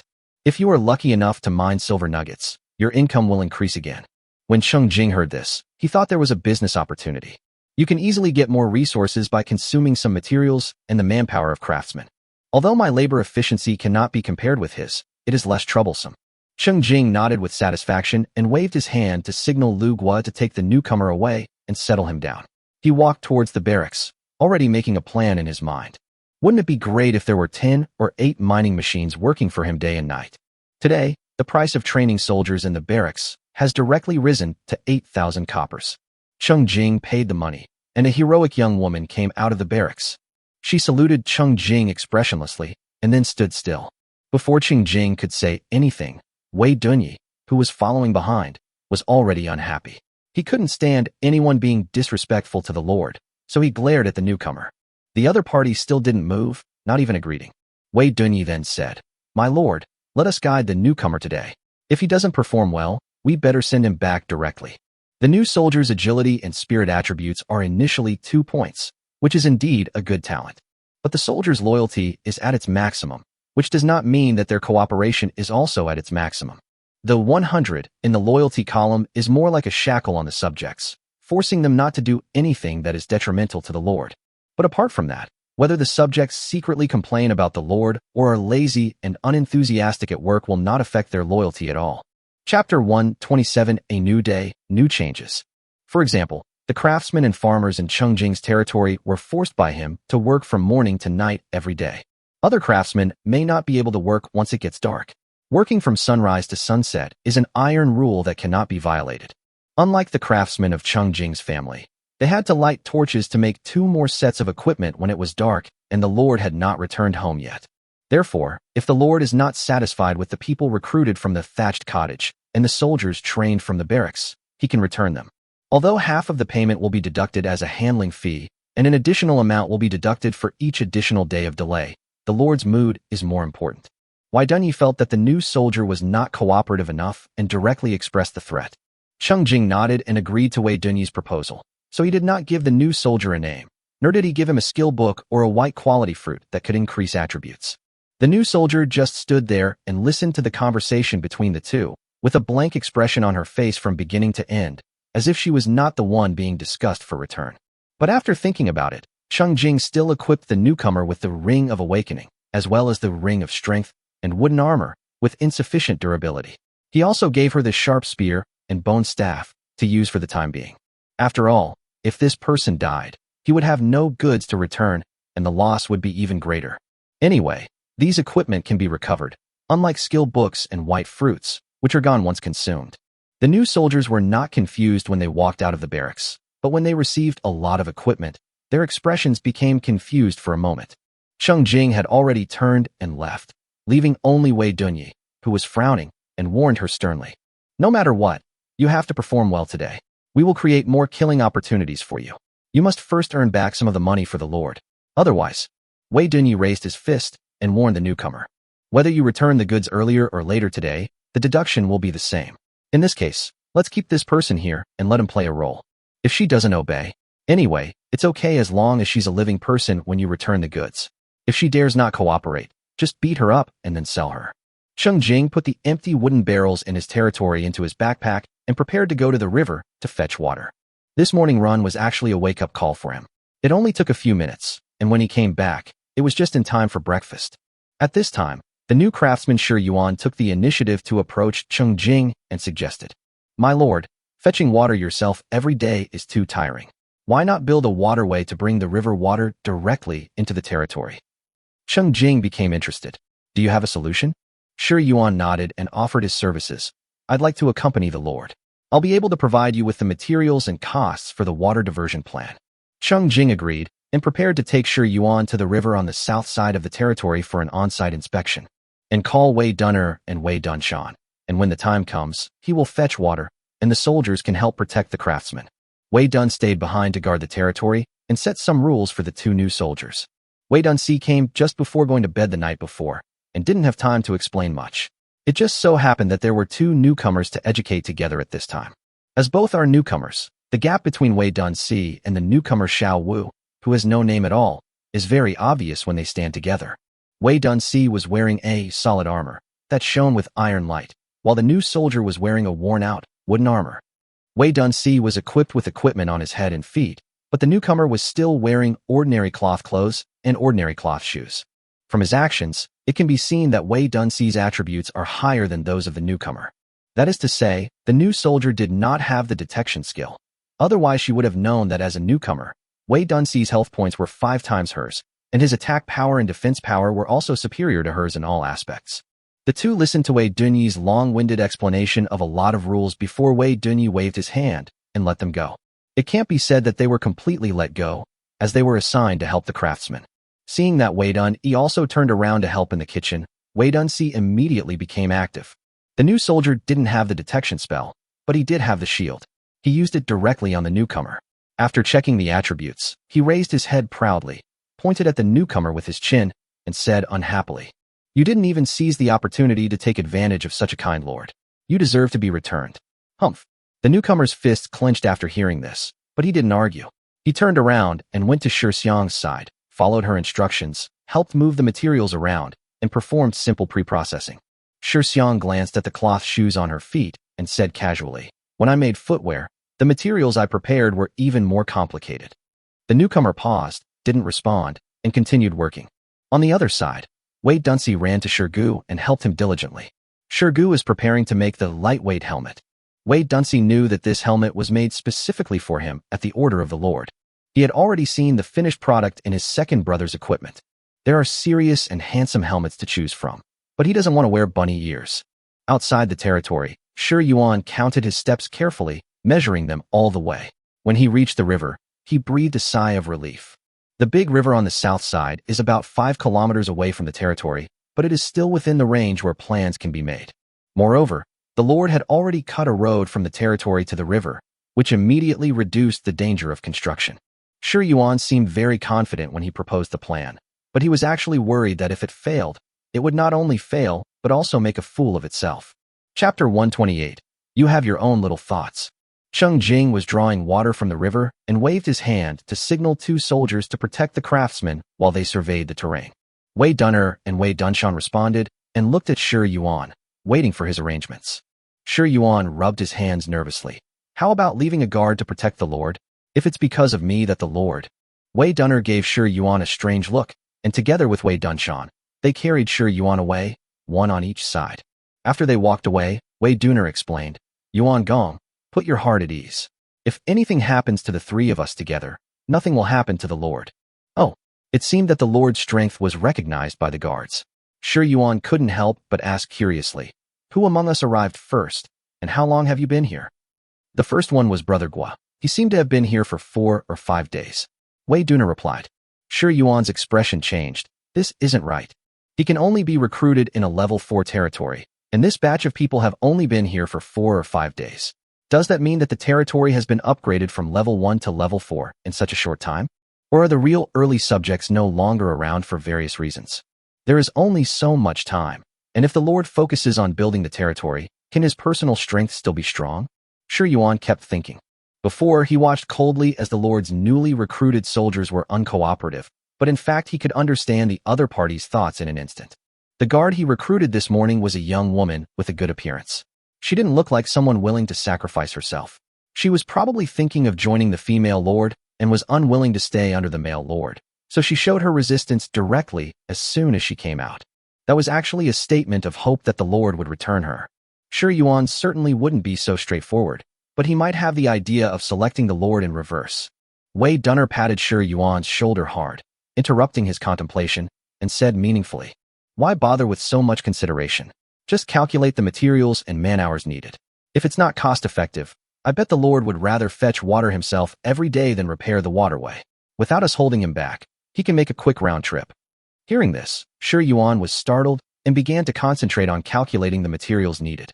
On the way back, Shi Yuan was able to report the initial plan to Cheng Jing. The entire water diversion project can be divided into 3 parts.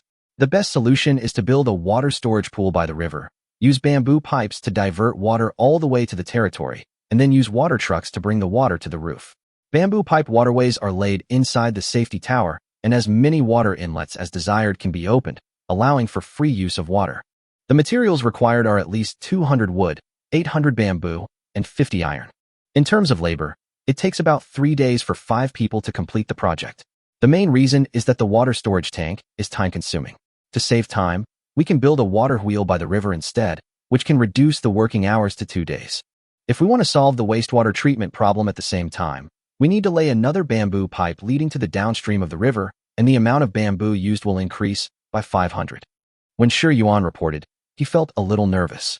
From what the guards said, the Lord was a little hesitant, and he didn't know whether such a plan could be passed. More importantly, the materials he mentioned are indeed the minimum requirements, and the cost may increase at any time due to various situations. Cheng Jing thought for a while. His usual practice before was that if there was not enough water in the territory, he would just go and fetch water himself. I have been alone for a long time, and the water I fetch once can last me for several days. However, now that there are more and more people in the territory, the demand for water is also increasing. Now that I hear that there seems to be a way to provide tap water to every household, it does seem quite attractive. As for the materials consumed, it was indeed quite a lot, but considering his work efficiency, he honestly didn't notice it. Cheng Jing had never considered doing any projects outside his territory before. In fact, the fundamental reason was that he had been merged into another territory in his previous life. Every time a district was merged, their village was the weaker party, and the survivors, along with the land and safety tower, were moved to other towns. As soon as the door was opened, the map outside the territory changed.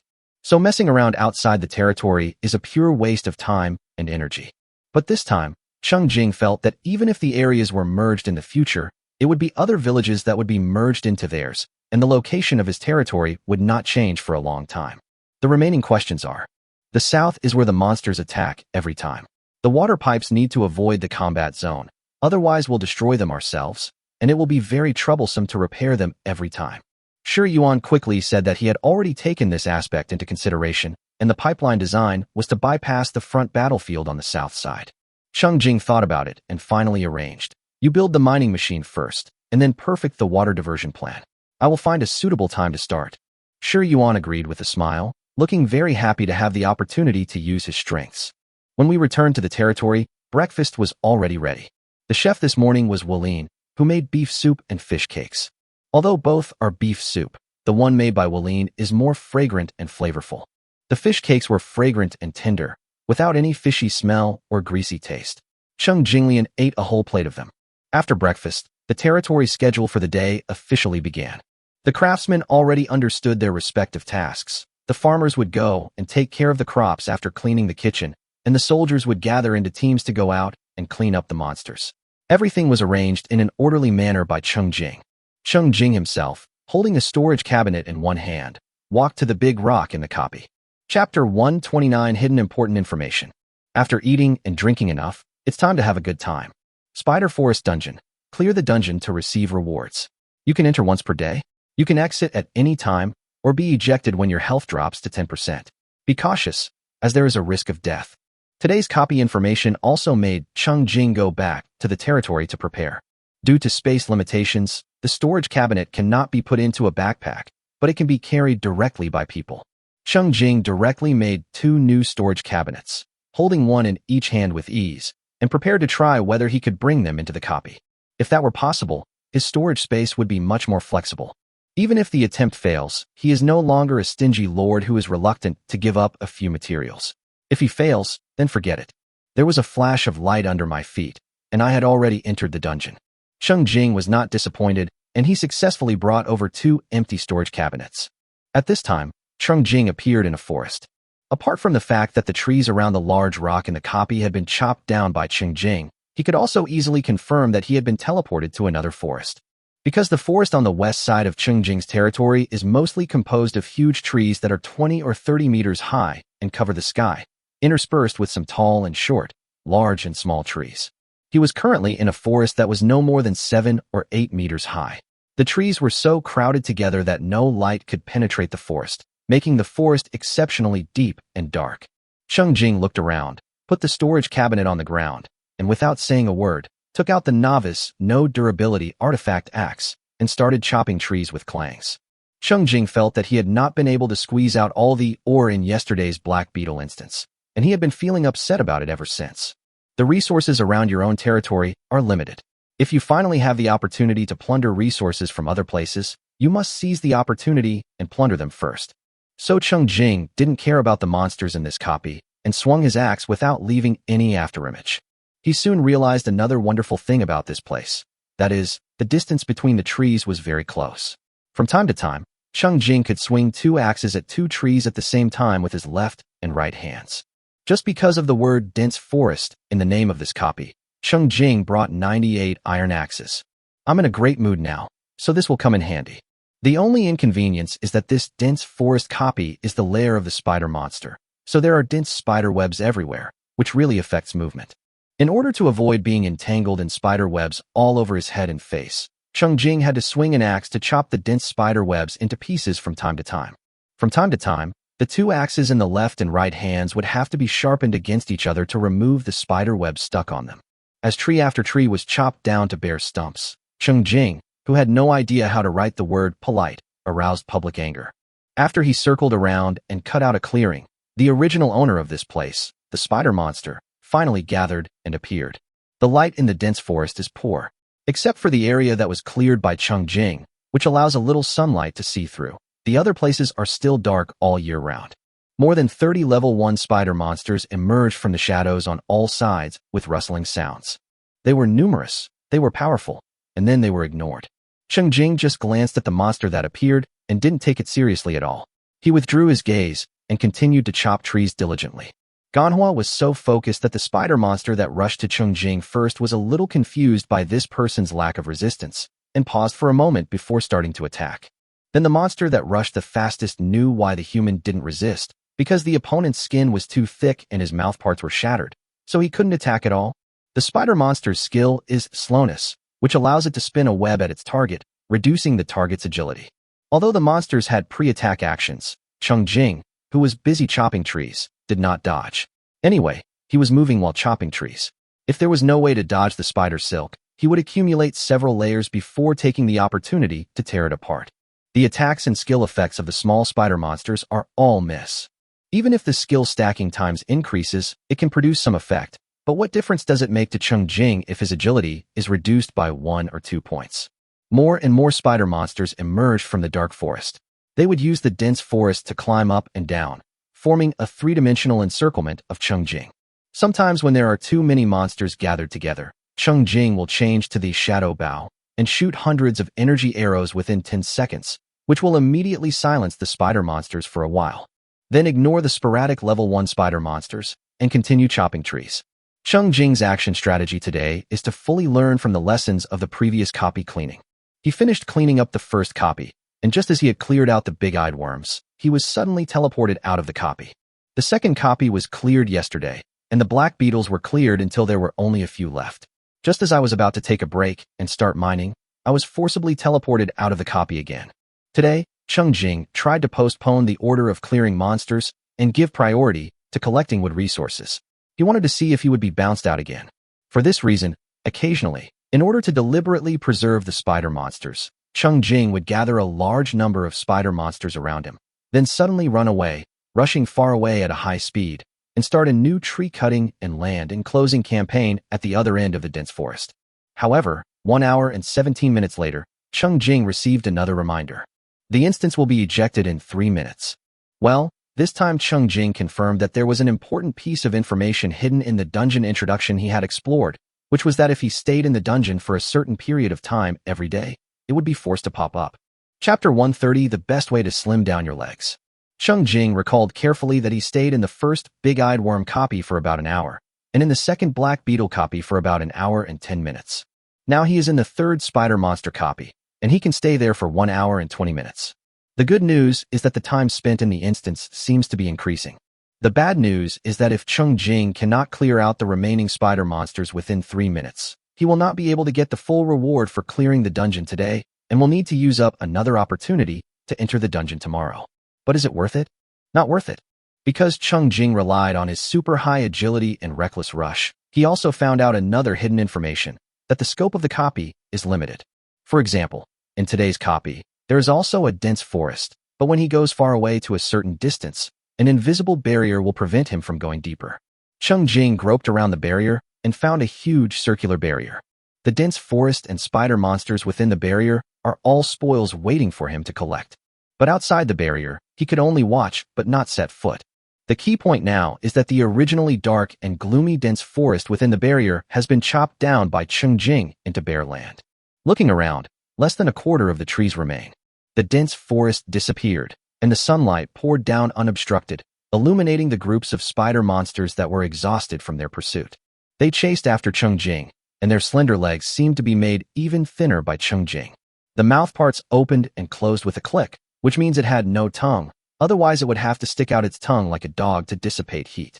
In other words, except for the thousands of spider monsters that Cheng Jing deliberately let go, the environmental resources in this copy have been almost exhausted by Cheng Jing, and and it is not cost-effective to waste tomorrow's copy opportunity. So, after receiving the countdown reminder, Cheng Jing's expression became serious. He did not covet the remaining small forest. He put the double axes in his hands into the backpack and replaced them with the shadow bow. The next second, dense arrows were already covering the spider monster. Faster! Faster! Cheng Jing exerted his full strength to exert his maximum attack speed, 18 arrows per second.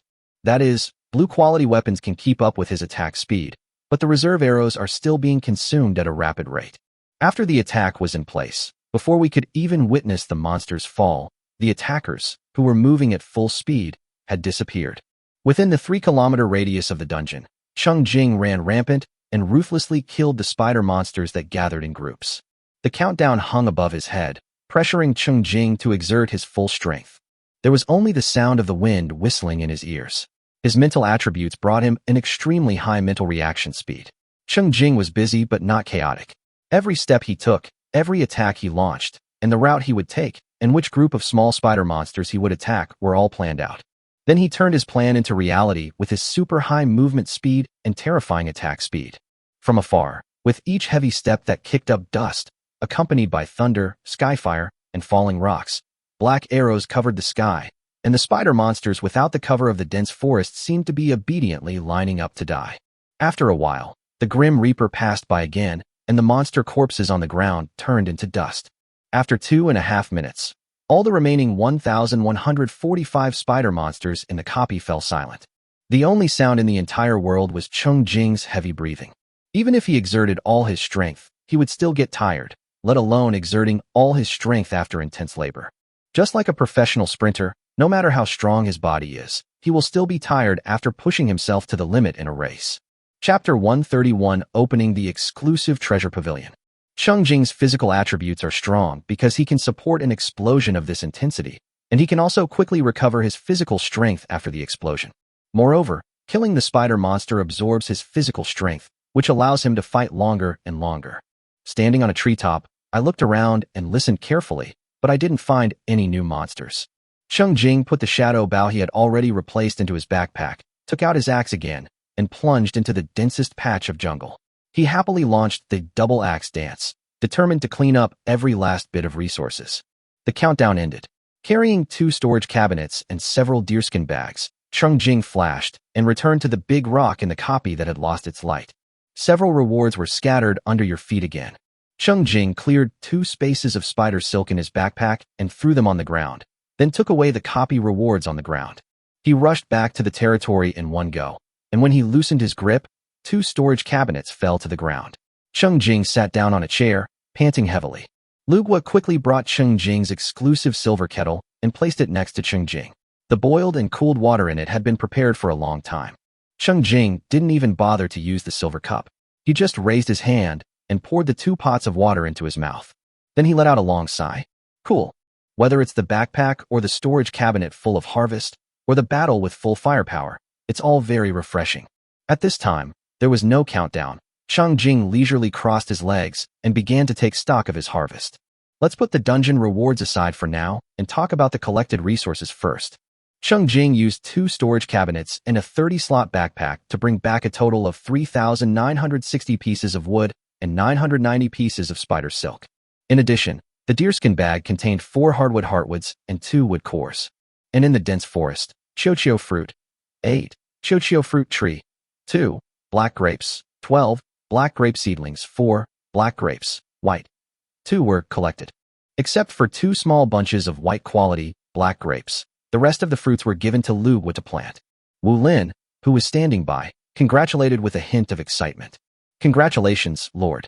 Now all crops that can be grown are available in the territory.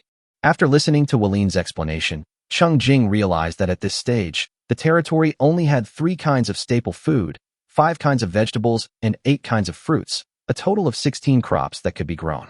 And his territory has collected all kinds of crops. Cheng Jing found it difficult to tell whether this was good news or bad news. The good thing is that this shows that his farming business is developing well and will become bigger and stronger in the future. The downside, of course, is that he has reached the upper limit of the attribute points he can obtain from the food he grows daily. Cheng Jing changed his mind and thought, forget it, this is the real limitation for others. In addition to basic resources, Cheng Jing cleared out a total of 2,000 spider monsters of all sizes in the dungeon and gained 1,368 experience points and 1,368 copper coins after a critical hit. Absorbed to 85 points of physical attribute. Massive kills pave the way for the explosion rate, and the explosion kill rewards are Slowness 4, Ice Cone 2, Soft Boots 6, Silk Top 6, Silk Trousers 4, Silk Cape 2. Fortunately, the skill books, clothes and fruits were not big, and there was no space in the backpack to put them. So Cheng Jing stuffed them into a deerskin bag and brought them back.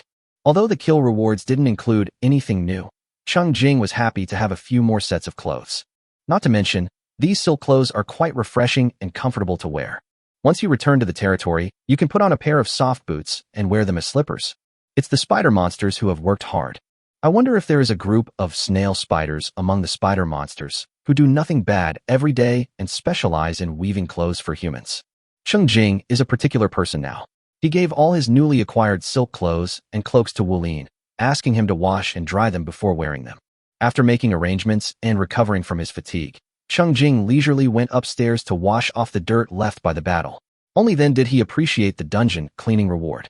Spider Jungle Dungeon Clearing Progress, 100%. Copy cleanup completed. Reward, 12 gold coins. Ice Spear, green. Treasure Pavilion, green. 12 gold coins. Ice Spear, green. Treasure Pavilion, green. Triggers critical hit. The dungeon clearing reward is of strategic value to Cheng Jing at the moment. It is an important channel for him to obtain green quality rewards stably. Today's reward is 2 green quality skills. Ice Spear consumes 5 spirit points, creates 1 ice spear, dealing true damage equal to Spirit 3. Attack range 200 meters. Cooldown time 5 minutes. Cheng Jing's eyes lit up. It was a powerful single-target magic range skill that could cause true damage. After Cheng Jing learned it, he threw an ice spear towards the outside of the territory. Then he saw a huge blue ice spear 2 meters long drawing a line, falling far away, and piercing the ground more than 1 meter. What Cheng Jing was more interested in was the second skill. Treasure Pavilion. Consume 1 spirit point to open a 10 cm exclusive treasure pavilion. The items hidden inside belong exclusively to the user. Cooldown time, 10 minutes. How interesting.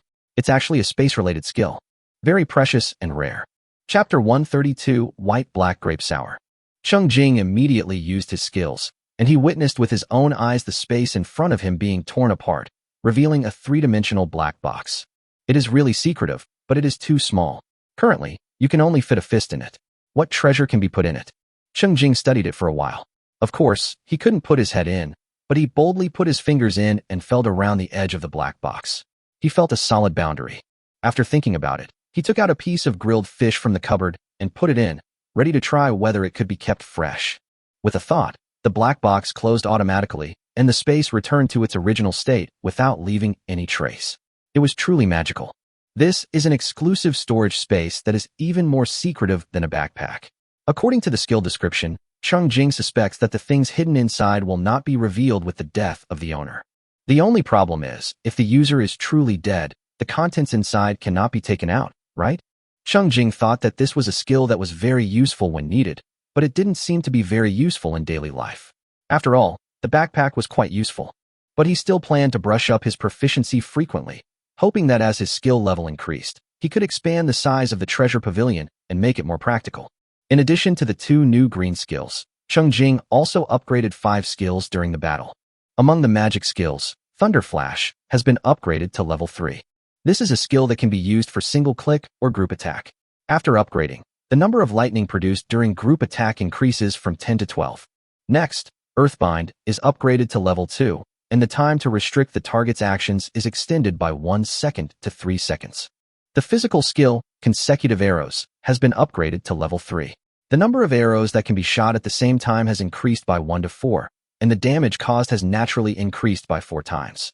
Because in the Spider Jungle Dungeon, Cheng Jing was besieged with unprecedented concentration, and his 2 passive skills were upgraded one after another. Slowness has been upgraded to level 4. After being attacked, there is a 10% chance of triggering the skill, which is 2% higher than before. The Bloodsucking skill was finally upgraded to level 5. Bloodsucking LV5. Each attack has a 10% chance of triggering the bloodsucking effect, causing an additional 12% damage.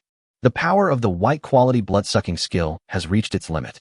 Looking at the name of the skill, Cheng Jing guessed that if it was upgraded with a skill upgrade stone, there might be a chance to upgrade it to a damage plus blood recovery skill effect. After sorting out the harvest, Cheng Jing lay on the soft wooden bed, and the first thing he thought of was to find Song Xingyan to share it. He first sent the 2 green skills from the dungeon rewards, then a set of white quality skill equipment from the kill rewards, and finally a bunch of white quality, black grapes, proudly saying, "Life-saving, white and black grapes. I've never tried them, they're hard to find. Sleeping alone under the moon. Thumb.jpg. Then I saw the opponent took 2 green skills, taking soft boots, silk cloak, and black grapes. Song Xingyan already has the others." Seeing this, Cheng Jing quickly took out his bunch of black grapes, washed them, and ate them together. It was called a bunch, but in fact there were only 3 pitiful grapes, black in color, but more sour than sweet. Cheng Jing frowned after taking a bite, but finally swallowed it, along with the grape skin. The first consumption of white quality, black grapes, increases strength by 1 point. But after checking the taste, he found it was too sour and it was not a fruit he liked. Fortunately, Song Xingyan seemed to like the taste of the grapes and even asked Cheng Jing if he had any more. Saving your life is the most important thing. I've already planted the other crops. I should be able to eat them in 7 or 8 days. Cheng Jing smiled. It was just right. The sour grapes that had been planted in the territory could be provided for her to eat in the future. Moonlight alone, okay. I should be able to get another green item as a dungeon reward today. It's likely a blueprint. I'll give it to you then. Save your life. Thumbs up.jpg. Although he was puzzled as to why Song Xingyan always dropped architectural blueprints, this was also a good thing, as Cheng Jing could always get a green building. The two were chatting privately when they were suddenly knocked by Li Mingfei at the same time. 2176 Li Mingfei.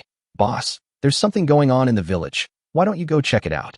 Li Mingfei's tone was urgent, but after sending a message to each of them, he didn't dare to send any more.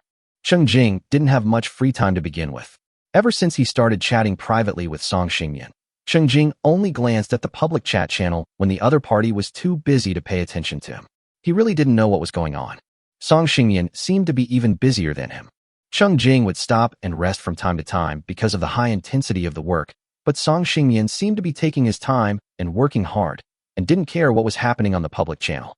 Hearing this, the two of them turned to the village channel together and saw that messages were popping up rapidly in the public channel. Chapter 133, High Winds and Rough Waves. The reason why the village channel was so lively was because of a new announcement from the chat channel. Ruo Shui has killed Zhao Lianggang. This announcement was floating at the top of the chat channel, so Cheng Jing noticed it at a glance. After taking a quick look at what other people were discussing, I finally understood why this second internal conflict among the Blue Star people had caused such a big stir. Ruo Shui and Zhao Lianggang were both people who dared to leave the safety tower to go out and kill monsters. They were promoted to level 1 the day before and appeared in the village chat channel. I didn't expect to meet him by chance while I was out in the territory collecting resources today. After being surprised, Zhao Lianggang felt a little worried and even complained on the public channel. I don't know whether this is a good thing or a bad thing. Unexpectedly, my words came true. At first, Ruo Shui was very enthusiastic and took the initiative to invite Zhao Lianggang to work together to fight monsters, and also provided assistance many times. Zhao Lianggang gradually felt that he had met a good brother, and that it was Li Mingfei's bad luck to meet someone like Lu Feng. There were not so many bad people in the real world, so he relaxed his vigilance. During the break, Ruo Shui gave Zhao Lianggang the water in her kettle. Zhao Lianggang saw that Ruo Shui had already drunk 2 sips and had no suspicion at all. Who would have thought that there was sleeping powder in the water? Although it did not make Zhao Lianggang fall asleep completely, he was weak in the arms and legs and was tied up by Ruo Shui without any resistance. The left hand that was wearing the brain-computer interface was chopped off, and Zhao Lianggang was unable to send a message for help. After being beaten by Ruo Shui, Zhao Lianggang couldn't bear it anymore and donated all the resources in his backpack. In the end, Ruo Shui discovered that the coins obtained from killing monsters were just a string of numbers and could not be taken out and resold. After confirming that Zhao Lianggang had been squeezed dry, she directly killed him. The problem is that before she died, Ruo Shui returned the brain to Zhao Lianggang and watched Zhao Lianggang post his tragic experience in the village chat channel. Satisfied, Ruo Shui laughed happily. The people chatting at the time were so shocked that they thought Zhao Lianggang was joking, but they didn't expect to see the kill announcement the next second. It was actually true. The whole incident was too terrible. The long message Zhao Lianggang left before his death seemed to be full of tears. The chat channel was silent for a long time before a collective condemnation of Ruoshui broke out. Through the light screen, everyone was horrified by this insane behavior. If cursing could kill people, Ruoshui would have died hundreds of times at that time. Unfortunately, no. Ruoshui, who was criticized by thousands of people, was not afraid or retreated, but became even more arrogant. Ruoshui, are you guys anxious? What's the rush? There's no need to rush. Ha. Zhao Lianggang has been working hard for 2 days to collect these things, and now they're all mine. At my speed, you can't catch up no matter how anxious you are. Sun and Moon Alliance. Lu Feng is just a mean person. You are just looking for death. Wait, let's have an offline fight. Whoever dares not come is a. That guy? How dare you? That's murder. It's against the law. Murder is life for life. You'll be sentenced to death. Ruoshui. It's the end of the world, and everyone's still talking about laws and the death penalty. It's hilarious. My past crimes have been enough to get me executed countless times. Taking one more person with me is a bonus. Don't worry, my dears, everyone will get their turn. Let's get down to business. Zhao Lianggang's body structure is no different from that of an ordinary person. Are there any dears who have already reached level 2? I'm really curious if there have been any changes in your bodies.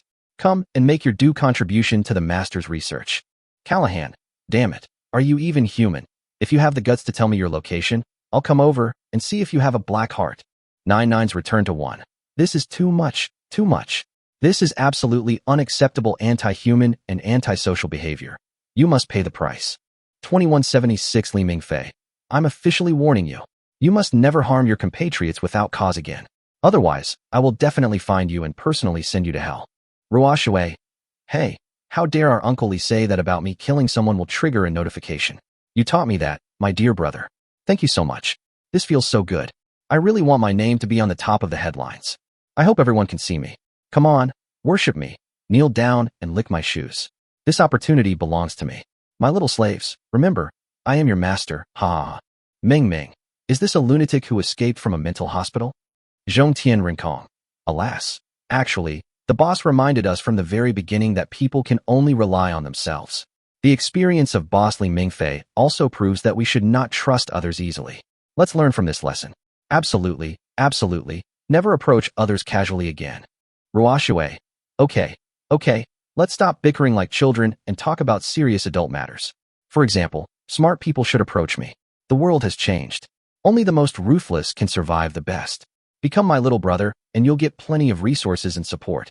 When Cheng Jing and Song Xingyan switched to the village chat channel, the situation had quickly developed to the point where Ruoshui began to openly recruit subordinates despite being scolded by many people.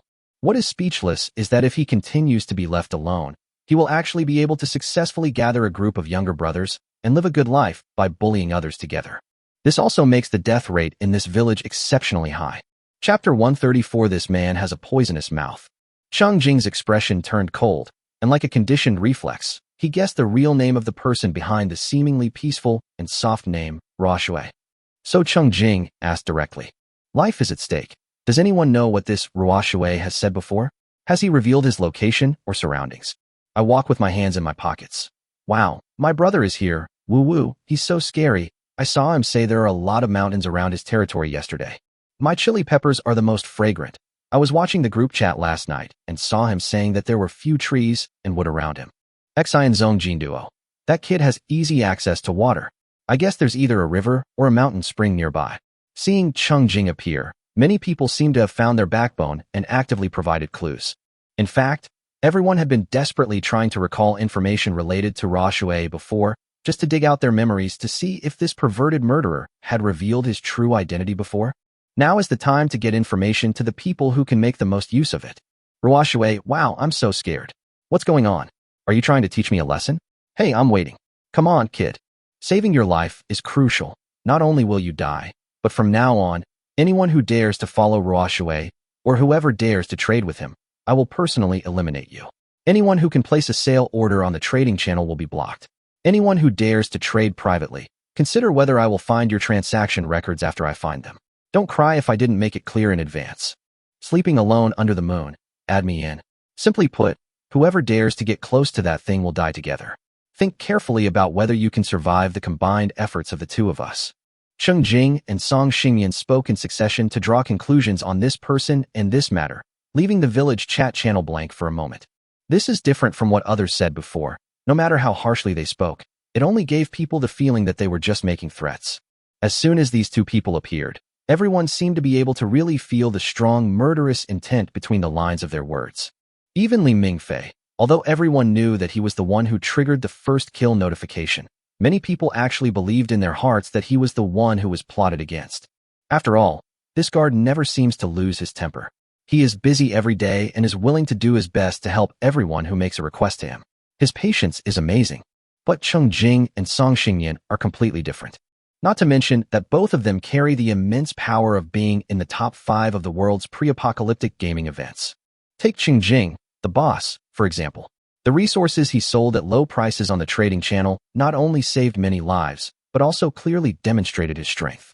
At least for the average level 1 survivors at this stage, it's hard to imagine how long it would take and how many monsters it would take for one person to save up hundreds of portions of beef that can only be decomposed from the corpses of at least several hundred bison monsters. In addition, Cheng Jing dared to directly issue a death threat to the then foul-mouthed Lu Feng on the first day, and the ironic thing was that the other party really died the next day. Although this death seemed to have nothing to do with Cheng Jing, some people inevitably left the impression that this man had a poisonous mouth. At this moment, Cheng Jing once again issued death threats to people, and his threats were much more serious than before when he threatened Lu Feng. It seemed that he was really going to find someone through the internet. This made many people feel a chill in their hearts. The simple anger aroused by the brutal killing of their own kind dissipated a lot, and their mood was extremely complicated. Oh Ishi, isn't this a bit hypocritical? Li Mingfei killed people, Ruo Shui killed people, and now you're going to kill people too. What? Do you think killing is just or not? It all depends on your judgment. Saving your life is the most important thing. Oh, happy. I'll give you one last chance. Are you sure you're on Ruo Shui's side? Ruo Shui, this proves everyone has a keen eye. As the saying goes, killing and setting fires brings gold belts, while repairing bridges and roads leaves no corpses. In troubled times, we should carve out a bloody path. Trying to persuade everyone with truth, goodness, and beauty is pure folly. Are we all like that idiot Li Mingfei, thinking he can sell the relics he found? Don't be afraid of him. Follow me, and you'll definitely have a prosperous life. Sleeping alone under the moon. In your dreams, you'll be eating delicious food and drinking spicy drinks. If someone pours you a glass of wine on your death anniversary, you'll be so happy. Others, be careful when to be mean. If you're treated as an accomplice, don't complain. The channel was completely silent, and no one else dared to speak. Boss Yueshia was apparently very gentle before. Why does he look like he's about to explode now? After a long silence, the person who was named finally gave in. Oh Ishi. Anyway, I don't agree with your double standards, but I definitely don't support that perverted murderer. I think it would be great if he sprained his ankle and fell to his death next. The crowd who were still nervously watching the situation did not know that Cheng Jing and Song Xingyan had already started discussing the itinerary in private. Saving my life is important. I was going out to explore the map today, and I just happened to be looking for someone. The luckiest person, please help me choose a direction. Mian Xia Duming. He might be Fan Xiao, are you sure? Save your life. Let's put it this way, during Fu Xingzhou's heyday, with his damage-sharing talent fully activated, if he met me now, we would all be wiped out. Sleeping alone under the moon. Okay, wait for me for 10 minutes. After turning off the light screen, Cheng Jing stood up and began to prepare. Chapter 135, Everything is ready. The east wind arrives. Fan Xiao, this name was a nightmare for the survivors in the same village, including Cheng Jing and Song Xingyan, for a long time.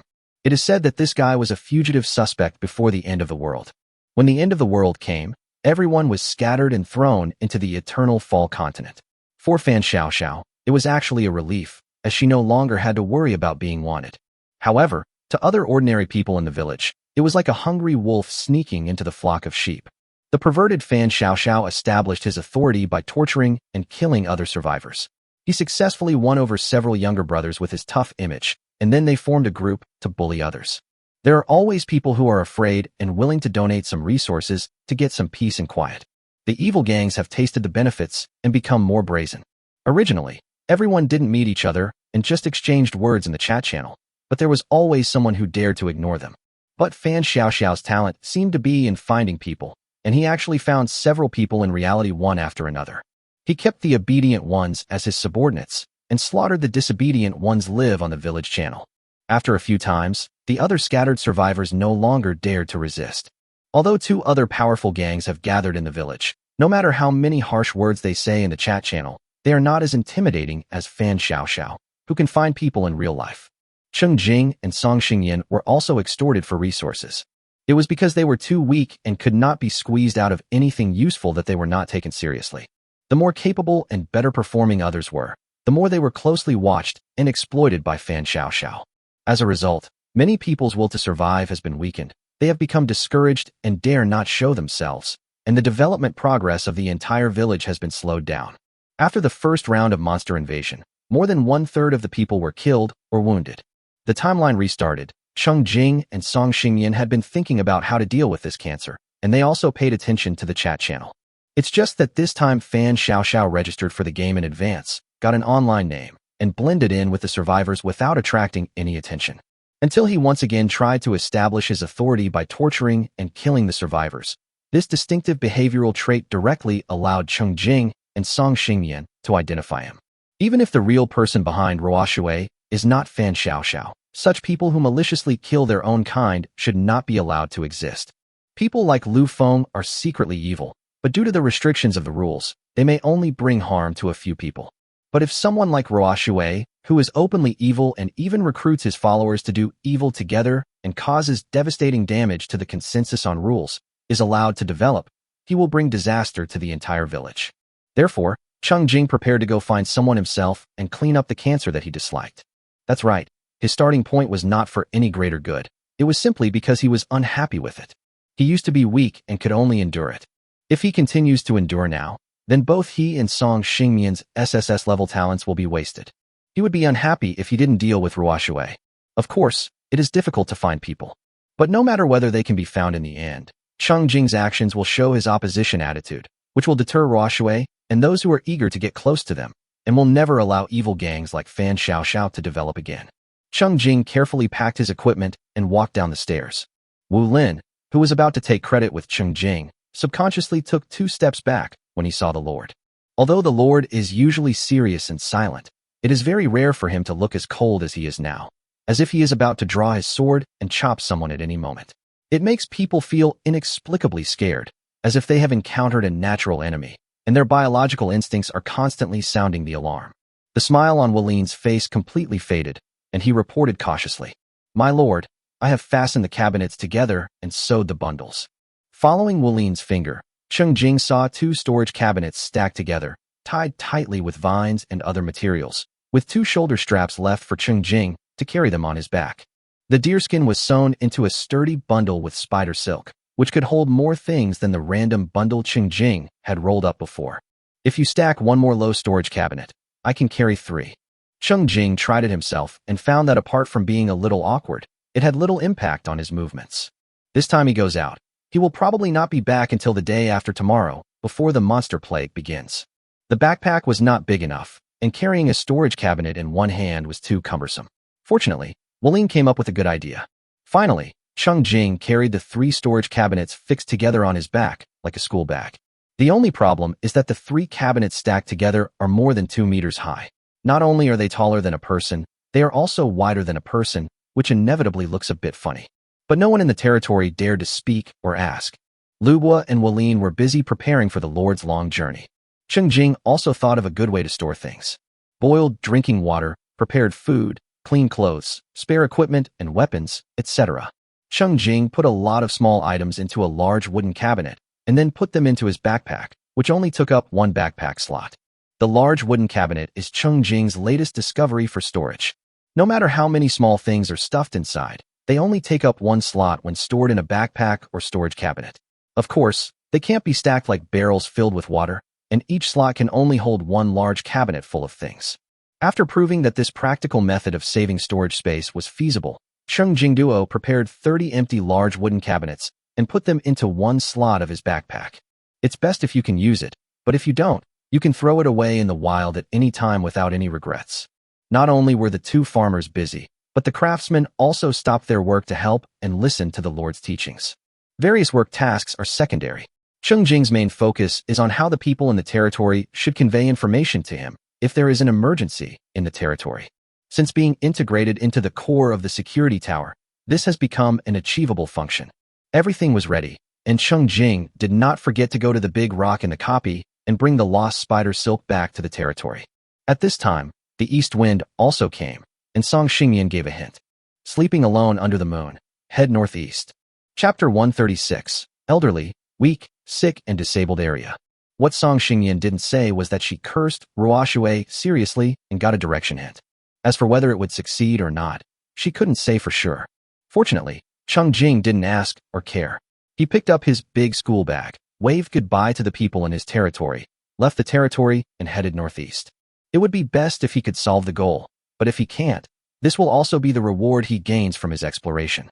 The map function is presented strictly in accordance with the rules of north at the top, south at the bottom, west on the left, and east on the right. Cheng Jing only needs to light up a new road all the way to the upper right. After getting away from the territory, he took out the quack bracelet and equipped himself and kept the shadow bow in his hand. He walked along, shooting arrows all the way, and cleared the place along the way. When encountering a mountain, Cheng Jing did not take a detour. He simply grabbed the rocks with his fingers and climbed up easily, always heading straight to the northeast. 40 minutes later, Cheng Jing successfully dealt with the first group of level 5 monsters, the Black Beetle group. An hour later, the second level 5 monster group, the Macrophage Rat group, was successfully dealt with. 2 hours later, Cheng Jing stopped moving forward and began searching horizontally. Based on the level of the monsters around him, he judged that he had entered the living area of another Blue Star people. This time he went out specifically to look for someone. So unlike the previous times, he was naturally indifferent to the existence of other people and just searched for them as fate would have it. This time, he was determined to find someone. Cheng Jing observed carefully, gradually narrowed the scope, and finally successfully found a safety tower in the forest. Not far away, we found the owner of the safety tower, a boy who looked underage, sitting and chopping trees one by one. The other person's face was red, his eyes were blurry, and he looked as if he was sick. Cheng Jingdu, who was observing secretly, fell silent. What was going on? Were the survivors placed around him all old, weak, sick, and disabled? Why did each one look more miserable than the next? Cheng Jing first made some noise to attract the other party's attention before walking out from behind the tree. As a result, the boy who was chopping trees narrowed his eyes, looked up and down at Cheng Jing with a strange look, and then turned back to continue chopping trees. Cheng Jingdu, who was about to speak, paused for a moment before continuing to ask, "Do you need help?" The boy turned to look at Cheng Jing again, exclaimed, "Wow," and muttered to himself, "Can you hallucinate from a fever? And can this hallucination be interactive?" After expressing his feelings, the boy said to Cheng Jing very cooperatively, "Please help me, please." His voice was weak and hoarse, his eyes were blurred and unfocused, and his shaky state seemed to be reaching his limit. Cheng Jing took out the last white sweet pear and threw it lightly into the other person's arms. Well, he couldn't tell if the other person had the flu or a fever, so he'd better stay away from him. What if his defense of nearly 2,000 couldn't protect him from the virus? That would be a shame. The boy, who was dizzy from fever, reached out to take it subconsciously. He felt it was a fruit and stuffed it into his mouth without thinking. Hungry and thirsty, he ate voraciously. After he finished eating 3 or 5 mouthfuls, the increased physical strength took effect, the blush on the boy's face quickly faded, and he became much more sober. Only then did he realize that it was not an illusion at all, but that someone really saved him. At least he wouldn't get angry immediately when he saw people. Cheng Jing turned and walked away, ready to catch some monsters to help people level up according to his previous experience. A boy's loud cry of "wow" came from behind. Not long after, Cheng Jing brought back a nest of giant rats by the tail. His expression was a bit sour. After comparison, he felt that catching the red-eyed vicious rabbit was more friendly. When Cheng Jing came back, the boy finally stopped crying and thanked Cheng Jing repeatedly. "Thank you, brother, for saving me. Thank you, thank you." Cheng Jing, as usual, pushed the screen that only displayed the game name over and gestured. "Let me see your information." The name, "Saving Life is Important," surprised the boy very much, and he completely relaxed after being surprised. How to say it? Not to mention that Cheng Jing, who came at this time, was the most famous boss in the village and seemed to be on the side of order. Even if Ruoxue came to save him at this time, as long as he didn't kill him, he would be willing to be the other party's younger brother. People are about to die, so why should they care about the constraints of morality and laws? The boy frantically manipulated the brain computer on his wrist and finally adjusted the light screen to display it to Cheng Jing. He kept glancing at Cheng Jing's cool glasses-style brain computer, revealing a bit of longing. The boy's name is Xiao Ziki. Even though he was sick, his physical attribute still had 0.7 points. However, his health value of 7 points was not full. Previously, he only had a pitiful 3 points.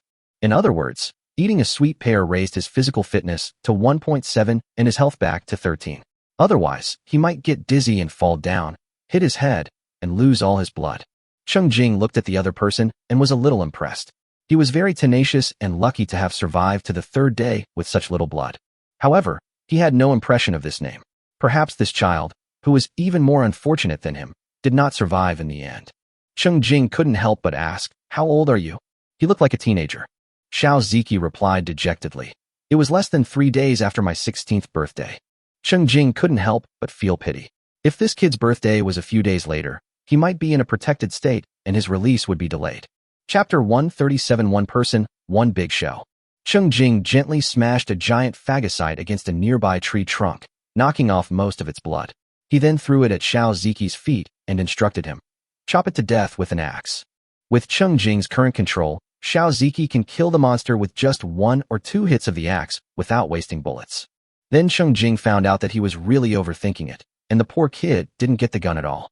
Xiao Ziki was only in the 1st year of high school and was completely ignored during the chaos of war. The result was that he was among the first group to be deployed, but he did not receive any weapons support and he was also sick with a fever. It was really bad luck. Xiao Ziki had only dared to move around the safety tower these days and had encountered monsters before. Fortunately, although he was sick, the young man was fearless and courageous. He dragged his sick body and risked his life to kill the monster. All the copper coins he earned were used to buy food and water, especially the beef and fish that Cheng Jinghua kept, which helped him survive. After Xiao Ziki had a good cry to vent his emotions, his physical condition improved a lot, and he never stopped talking, constantly chattering to Cheng Jing. From how he heroically took down a few jerk monsters that dared to approach the security tower, to how his glasses broke during the battle, and he was almost blinded and envied Cheng Jing's cool glasses, to how he thought Cheng Jing's look with the big box on his back was very unique, and wondered if he was cosplaying a popular game character recently. Cheng Jing was so dizzy from what he said. After Cheng Jing gave all 15 macrophages he brought back to Xiao Ziki, he quickly interrupted the chattering boy and said, "Hurry up, level up quickly. Use the free attribute points to heal your physical illness faster." Xiao Ziki first listened to Cheng Jing's instructions and then asked with an embarrassed expression, "Brother, I want to allocate my free attribute points to strength, is that okay? When I used to play games, I loved playing melee fighters. Every blow to the flesh is satisfying, and that's what real men should do." Okay. Cheng Jing interrupted his long speech again. Anyway, Xiao Ziki's condition was much better after the upgrade. Not giving free attribute points to physical fitness would mean that his recovery would be slower. It was up to him. Cheng Jing was concerned. "Do you need any help?"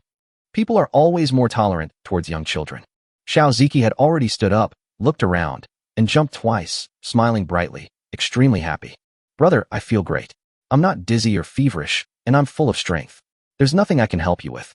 Hey, brother, at what level do you think I need to be able to fight a tiger like Wusong? Can you kill a tiger with 1 punch now?" Xiao Ziki gestured as he spoke, and he didn't seem to be burdened by his illness. He had adapted well to this world. "I haven't seen a tiger yet, so I don't know," Cheng Jing replied tiredly, then decisively took the lead in the conversation. "I do have something I'd like to ask you for a favor." Oh my, these words really excited the young people. Xiao Ziki first jumped 3 feet high, then patted his chest, and said in a serious tone, "Don't worry, big brother. Just make arrangements if you have anything to do. I won't hesitate." "You are so dramatic." Cheng Jing swallowed his complaints and decided not to give the little guy a chance to talk. He said directly, "You posted a message in the village chat channel saying I found you, and then left. It looked like you were looking for someone." Cheng Jing's instructions were very casual, but Xiao Ziki took it very seriously, answering it as if it were a composition assignment or reading comprehension question. He repeatedly chose his wording, forcing Cheng Jing to experience the frustration of tutoring a child before he finally sent the message. Before Xiao Ziki spoke, there were only 2 messages in the village chat channel from Ruoshui, self-praising messages to recruit followers. Apart from that, the topic still lingered on the harsh words Cheng Jing said before leaving. Others were too cautious to speak. In this situation, Xiao Ziki suddenly jumped out. "Xiao Ziki," there was a loud bang in the sky, and I, Xiao, made a dazzling appearance. "Thank you. Big brother, for saving my life. You're truly handsome and kind. You reduced the monster to a sliver of health to help me level up. You're truly the most thoughtful, caring, and helpful older brother. I'm leveling up, becoming stronger, reaching the pinnacle, and marrying a beautiful, wealthy woman today. Cheng Jing looked at the light screen, then looked at Xiao Ziki, who was waiting to take credit with a bright smile, and remained silent. No, this isn't the wording that the two of them had just agreed upon, right? Okay, stay alive, and I'll continue looking for someone. Never mind, that's not the point. Having made this idle move, Cheng Jing prepared to leave. He took out a large wooden cabinet, took out a silk shirt, and then put the cabinet away. Hearing this, Xiao Ziki's smile faded, and he quickly offered himself. Brother, let me follow you. I can serve you tea and water as your younger brother. As he said that, he wanted to pounce on Cheng Jing. Xiao Ziki didn't want to stay alone in this desolate mountain and wilderness. He loved to join in the fun. These past 2 days had almost driven him crazy. Now that he had finally caught a real person, he was willing to go along. As a result, a piece of white clothing blocked Xiao Ziki's face. When he hurriedly put the clothing away, Cheng Jing was no longer in the forest. Xiao Ziki rubbed his eyes and wondered again in surprise. Hey, could it be that the previous scenes were all hallucinations I saw before I died? Fortunately, this silk shirt, that increased his constitution by 1 point, and the follow-up questions in the village chat channel made him feel more real. He couldn't help but grin and shouted, "Don't worry, big brother. Just wait and see how I can support you." Cheng Jing, who had already walked far away, suddenly walked faster. He suddenly had a bad feeling and didn't want to see it anymore. Chapter 138, Uncleared Prosperity. After Xiao Ziki broke the silence, several more messages appeared in the village chat channel. 666, another one who was carried by a big boss. There are so many lucky people, why not me? Ruashue, oh seriously? Are you looking for me? You think you're such a big shot when people call you big brother? You're really meddling in other people's business. Come on, if you're capable, I'll wait and see how I chop up all of you idiot saints and give you a feast with wine. Then everyone else will know who to listen to. Xiao Ziki, my eldest brother is a handsome, elegant man, talented, and handsome like Panin. People nicknamed him Jade-Faced Little Green Dragon. He is more than qualified to be the village chief. Why don't you bow down to him? Sleeping alone under the moon. Male or female? How old are you? Save your life. He is just a high school kid, talkative and dramatic. Xiao Ziki, oh. Could this be the legendary sister-in-law? I'm male, female, and straight, don't worry. Anyway, I just wanted to bow down to Big Brother's wardrobe, but Big Brother has already abandoned me and left. How heartless. Xiao Ziki is like a fish in water in the village chat channel. During this period, Cheng Jing also received a private message from Lin Xinya. Lin Xinya, boss, do you think I should talk to you in the group chat? Lin Xinya also received help from Cheng Jing, but she did not have the time to ask Cheng Jing whether he was willing to be exposed, so she simply did not speak in the village chat channel and continued to peek at the screen silently. Seeing that another person with the same experience came forward first, Lin Xinya hurriedly asked, saying that she was also willing to stand up and cheer for the boss. Saving your life is important. Wait a minute. Not yet. Cheng Jing glanced at the lit map and continued walking towards the northeast. The number of monsters encountered along the way increased, revealing a kind of prosperity that had not been cleared. A new monster, the Bird of Death, also appeared. This is a bird monster so ugly that only the skeleton remains. When decomposed, the harvest is feathers, and the attribute that can be absorbed is spirit. The attack skill is Scream, and the attack is extremely noisy. In particular, Cheng Jing found a flock of birds headed by a level 5 morning bird. When a whole flock of 200 morning birds, big and small, screamed at Cheng Jing together, Cheng Jing felt pain in his ears and head. Immediately, his attack speed reached its maximum, and his group attack skills were used one after another, completely destroying the entire flock of birds within 10 seconds. Successful physical noise reduction. Cheng Jing shook his head, not even bothering to analyze the harvest, and first rubbed his poor ears hard with his hands. In addition to the normal kill rewards, the flock of birds also gave him a new piece of equipment, Bird Staff. Bird Staff, White Spirit +3. Although the morning bird is annoying, one advantage is that the feathers harvested from it are small in size and light in weight. A total of 138 feathers and 2 bird sticks were stuffed by Cheng Jing into the same large wooden cabinet, which only took up less than half a floor. Cheng Jing rubbed his ears and continued searching. This time, it only took him an hour and a half to find another survivor. What's rare is that this is an ambitious person who has already reached level 1 through his own efforts and has also upgraded his security tower to level 1. Cheng Jing felt that there was nothing he could do to help, but just to get a clearer idea of the personnel distribution, he took the initiative to show up and say hello. Good afternoon, I am saving my life. Upon hearing this, the man who had just finished killing 2 red-eyed vicious rabbits and collected the rabbit fur and was about to return to the safety tower, his hands trembled and he subconsciously took 2 steps back. Cheng Jing raised his eyebrows. He didn't suddenly appear from behind, but was standing right in front waiting. The other party should have seen him. The man forced a smile and stammered. Oh, hello. Cheng Jing popped up the light screen, pushed his game name to the other party, and nodded his chin, indicating that the man should do the same. The man just tightened his grip on the axe, his eyes evasive. My name is Zhou De. Cheng Jing curled his lips, and the next second, he threw out blindness and earthbound, one after another.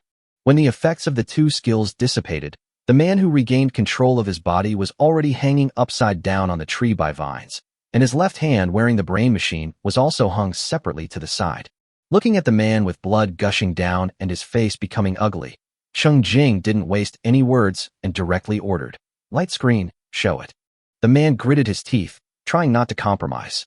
You? Even if you are strong, you are too domineering, aren't you? How can you bully others so easily? Cheng Jing sneered. I didn't chop off your hands like Ruoshui did, leaving you speechless. If you were truly justified, you would have asked for help in the group long ago. As he spoke, Cheng Jing cast a detection spell. Name, Zhou De. Attack, 24. Defense, 15. Health, 20. It is a bit impolite to use detection technique directly on people, so Cheng Jingkai has always taken the initiative to display information, but this does not mean that he will not use it. Look, it's a surprise as soon as you use it. In the panicked eyes of the man whose real name was Zhou De, Cheng Jing pointed the long branch in his hand and accurately dealt 16 points of damage. After the critical hit, the opponent's health was directly reduced to 3 points. When Zhou De heard the hint, his face turned pale with fright.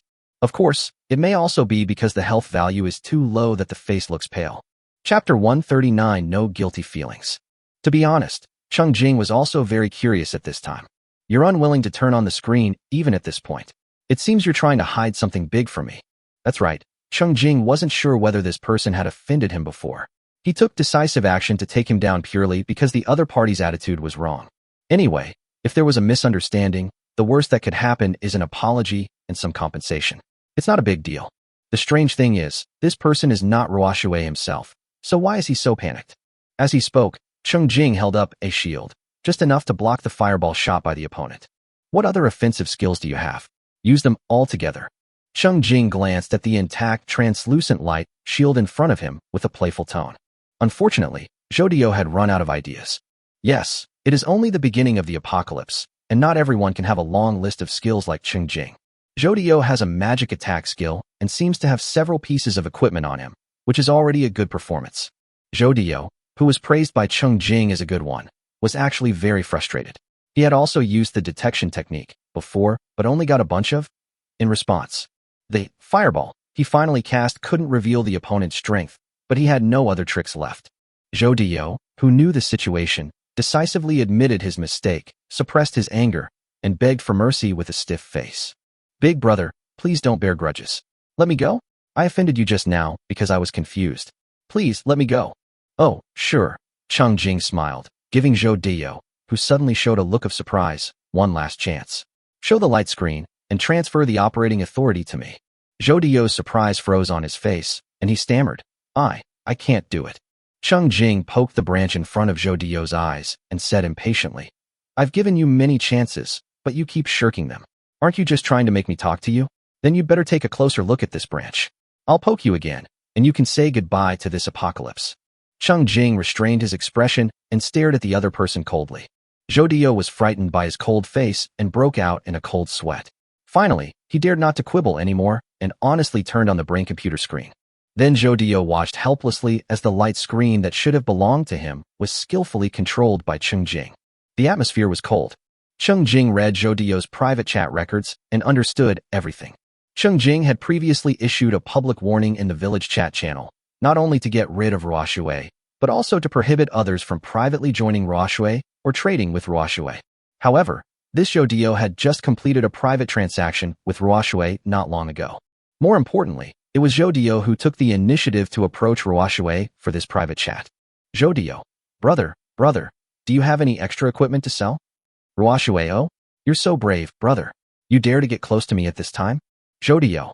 Ugh, a little brat who showed up out of nowhere thinks he's the boss. He's so arrogant he even gives us orders. Who does he think he is? I think you're the one with real guts. This is the end of the world, and surviving is a skill. I think you're a real talent, much better than those youngsters who can only talk, but can't do anything. Ruoxue, hey, you're quite interesting. You're willing to be my little brother.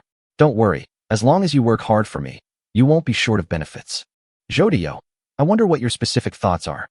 Ruoxue, frankly, I'm targeting a few top-quality wallets, the kind that drop money when you squeeze them. I'll recruit a few followers, and we'll take turns squeezing them 8 or 10 times a day. I'm not afraid they won't give up. If they really dare to refuse, don't worry, I'll personally go to their homes and ask for the money. Zhou, that's impressive. So, Big Brother is saying there's a way to find the other people's locations? Ruoxue, yes, including your position. Zhou, Big Brother is awesome. I'm convinced. From now on, I'll follow you. I'll never go back, and I'll do whatever you tell me to do.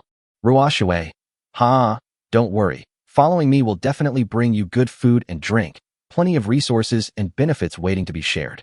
Now go and squeeze our little wallet for me. Squeeze it well, and you will get all the benefits. Following Ruoxue's instructions, Zhou privately chatted with a survivor named Little Crocodile Doesn't Eat Fish. He first cursed more than 10 times in the private chat, and finally revealed his purpose, demanding that Little Crocodile Doesn't Eat Fish hand over at least 50 pieces of wood to Ruoxue before tonight. Otherwise, he would wait for Ruoxue to come to his door in person to ask for it. The Little Crocodile Doesn't Eat Fish. I don't know if it was scared or didn't see it, so it didn't reply. Zhou couldn't wait to find Ruoxue to ask for credit, and successfully bought a hard iron broadsword with attack power plus 15 from Ruoxue for 200 copper coins. At this time, this hard iron broadsword fell under Zhou's head. Cheng Jing was reading private messages, and Zhou was sweating coldly out of guilt. Previously, Cheng Jing and Ruoxue had a quarrel with each other in the public channel. Zhou laughed at Cheng Jing in his heart for being so arrogant and meddlesome. How could he even interfere with other people's private transactions? Who would have thought that the guy on the internet would appear in front of him in real life? To be honest, when Zhou heard Cheng Jing reveal his own name, he was so scared that he trembled.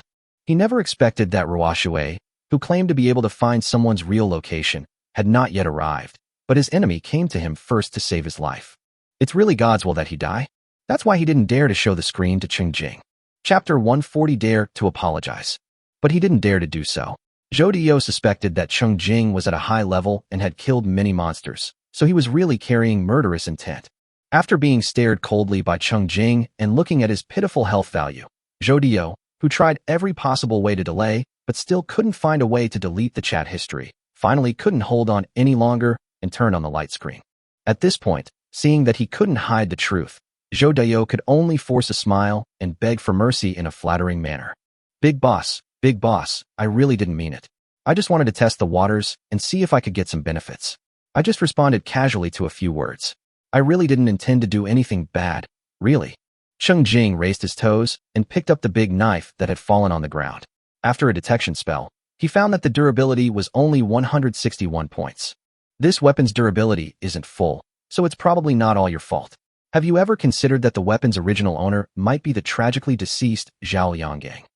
Cheng Jing took the hard iron broadsword and swung it at Zhou's neck a few times. Seeing that the other party's face turned pale, he sneered. Zhou didn't dare to admit it at this time, and denied it again and again. Impossible. No, this is Ruoxue's. Although he was making such excuses, Zhou's eyes were evasive and cold sweat was pouring down, which all showed that he actually knew it in his heart, and he even went there specifically for this reason. Zhou was thinking that since Ruoxue had killed Zhao Lianggang and inherited his property, she might have extra weapons, equipment, or material resources to sell. Although Ruoxue was being chased and scolded in the village channel, what did this have to do with Zhou? The attentive Zhou had already discovered the private chat function, and at that time he secretly went to Ruoxue to find out. As expected, I successfully obtained a powerful weapon. Although 200 copper coins almost emptied Zhou's wallet, what he got in return was real attack power, which was a great deal. Zhou could only laugh in his heart at the fact that he was quicker in reaction than other fools. As a result, he was as scared now as he was happy then. When this guy is unlucky, even drinking cold water will make his teeth ache. How could he run straight into the hands of his opponent? Under Cheng Jing's cold gaze, Zhou Dio's brain raced furiously, finally trying to come up with an excuse. Boss, I'm going undercover, right? I just want to find out about that guy's background and then pass the news to you, seriously. I can atone for my crime by meeting Ruoshui at a fixed place. What do you think? Not very well, I'm afraid. Cheng Jing pulled the private chat between Zhou Dio and Ruoshui to the latest place, which made Zhou Dio's face change again. It was because Zhou Dio had already told Ruoshui the news in his shock. Zhou Dio, saving your life is crucial. Ruoshui, here you are? What do you mean? Did I find you in real life? Ruoshui, are you kidding me? Zhou Dio was too nervous at the time and forgot about it after sending it.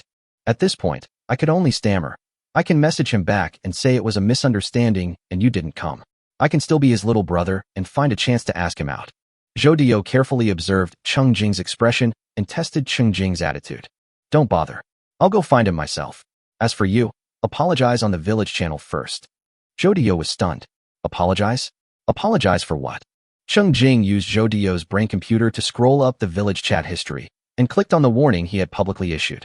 He then found the private chat page where Zhou Dio threatened and insulted the little crocodile for not eating fish and clicked on it. Since you dared to do it, you must now take responsibility for it. Do you think you don't need to apologize for doing something wrong? After exchanging glances with Cheng Jing for a moment, Zhou Dio was defeated by the gleaming, hard iron broadsword. He conceded defeat. All right. So, Cheng Jing posted a message in the village channel.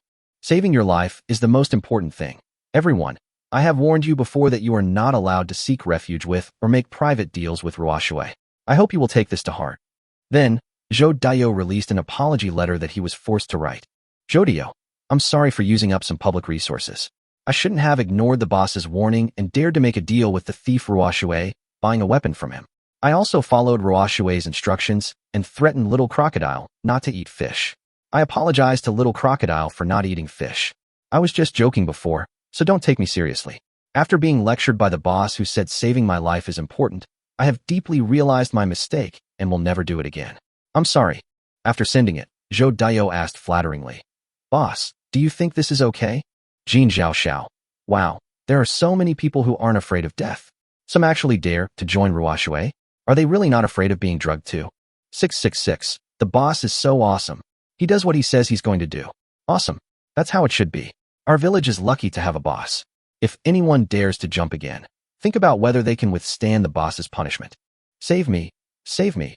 What's with the threat of the little crocodile not eating the fish? Did I miss some key plot point? Zhou Dio looked at Cheng Jing tentatively. Cheng Jing sneered. There was no other way. So Zhou Dio had to forward to the village channel how Ruoshui arranged for him to threaten the so-called easy-to-control wallet, as well as his specific threats. This caused the village chat channel to explode again. Most of the Xia people, who had just been thrown from a peaceful and prosperous era into the end of eternity, had never encountered such straightforward darkness and viciousness in real life. Callahan. So Ruoshui has been bragging about himself on the public channel and recruiting followers.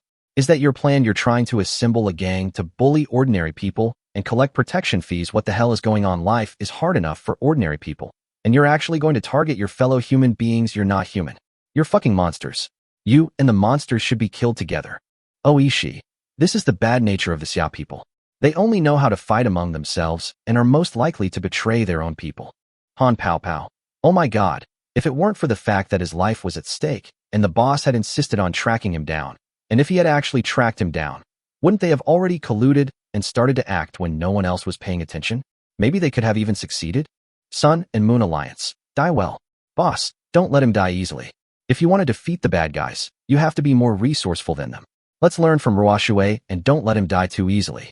Also, that idiot upstairs, shut up. I think you're the best at internal fighting. You'd better pray that boss doesn't scan you when he scans the map, or he'll send you away with him. And Ruoshui, whom Cheng Jing had been waiting for, finally showed up. Chapter 141, Don't Touch the Garbage. When Ruoshui learned that Cheng Jing had found Zhou Dio, she was furious. Of course, he was not worried about his new brother Zhou Dio, who had only said a few words. What he was worried about was that Cheng Jingwan would punish Zhou Dio in any way, which would severely hit his nascent career. He had just recruited a younger brother when he was taken care of by his mortal enemy. How would the other younger brothers look at him? Who would dare to join him? For a moment, Ruoshui wanted to publicly deny that the stupid Zhou Dio was in cahoots with him. He told the rubbish that did nothing but bring shame to others to stay away from him. Unfortunately, this is also inconsistent with Ruoshue's plan. Ruoshue believed that he was going to pursue a promising career in an upright manner. If he dared to deny it, he was afraid that other brothers would no longer dare to trust him. For a moment, Ruoshue felt caught in a dilemma and couldn't help but hate Cheng Jing even more. Damn guy, how dare you go against him? If Cheng Jing was standing in front of Ruoshue at this moment, Ruoshue, who thought she was brave enough to fight and kill, would definitely treat him well and give him a brutal massacre that would be unforgettable. After scratching his head madly and going around in circles, Ruoshue finally had to stand up and express his attitude. Ruoshue, damn, that's so shady. You two teamed up to play a trick on me, right? You even stole a weapon from me. I've never seen anyone more shameless than me. In the end, Ruoshue decided to deny his identity as Zhou Dio's younger brother and believed that Zhou Dio and Cheng Jing had teamed up to set him up. Saving your life is the most important thing. That's it. Cheng Jing's two sarcastic words were like a punch on cotton to Ruoshue, who was on high alert on the other side. She was so angry that she couldn't breathe. She chopped the surrounding trees with the weapon in her hand, chopping off branches all over the ground. He wants to kill me. It's more important to save my life. At this moment, another party who had been paying close attention to the situation bravely stood up. Little crocodile doesn't eat fish. Thank you, Mr. Life is most important, for speaking up for me. I personally received threats from Ruoshue, call me brother, Zhou Dio, Li Liang, and Wu Shuai, all demanding I hand over my collected resources to Ruoshue. Honestly, I was thinking it was better to avoid trouble than to spend money. Seeing everyone's comments, I realized that doing so was condoning evil, and that gave me the courage to stand up and resist. Thank you so much to everyone who spoke up for me. Thank you. Southeast Road. Wow, that's impressive. It's only been a short while, and you've already formed a 5-member gang? With that much drive, what can't you accomplish? If you don't have time to threaten others, you could probably just chop down 50 pieces of wood yourself. You're even lazier than me. Help me, help me. I suggest that if you encounter something like this, you must speak up. If you can't protect yourself, you won't always be lucky enough to find someone to help you in time. If anyone else in the village encounters a similar situation, don't be afraid. Come forward and speak clearly. We are willing to provide any help we can. I think there are still many people in our village who are clear-headed and have positive values. There are occasionally a few bad guys. If we clean them out, we will have a more harmonious society. Zhuangtian Rincong. I'd like to remind everyone once again that you must remain vigilant when encountering others. If Xiaoliang Gang had come to the village earlier and told everyone to give him one piece of equipment, he wouldn't necessarily lose. So don't be afraid. We have strength in numbers, and we can provide assistance from a distance. Facing evil is not a one-on-one fight, so be brave. Now that the parties involved have come forward, the matter has become clear and sufficiently determined. Cheng Jing slapped Zhou Dio's face with his broadsword and said, "Take out everything in your backpack and sell it at a low price as an apology." Zhou Dio's expression was so bitter it could have produced bitter melons. After all this trouble, didn't he get anything out of it? Not only did he lose all the money he had painstakingly saved over the past 2 days, what was he trying to achieve? But Zhou Dio had been tamed by Cheng Jing's continuous threats. After struggling for a while, he resigned himself to his fate and took out everything in his backpack and dropped it on the ground. He watched Cheng Jing put everything away and turned around to put it on the trading channel at the lowest price. Specifically, it includes dozens of wood and stone resources, as well as miscellaneous monster decomposition harvests and a white hard iron sword. It was sold out as soon as it was put up. The only good news was that when Cheng Jing loosened his feet, the vines under his feet lowered Zhou Dio, who was hanging in the air. Although he hit the ground with his face, at least he didn't have to be hung upside down. Zhou Dio even felt less distressed from the heavy bleeding. Save your life.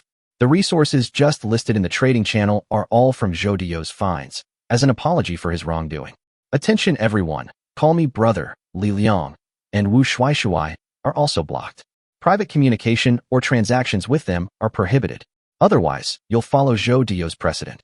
As soon as Cheng Jing finished speaking, Wu Shuai, who had been watching nervously, finally couldn't hold back and quickly jumped out to apologize. Chapter 142, Lose Face or Save Your Life. Wu Shuai was the most timid among the younger brothers.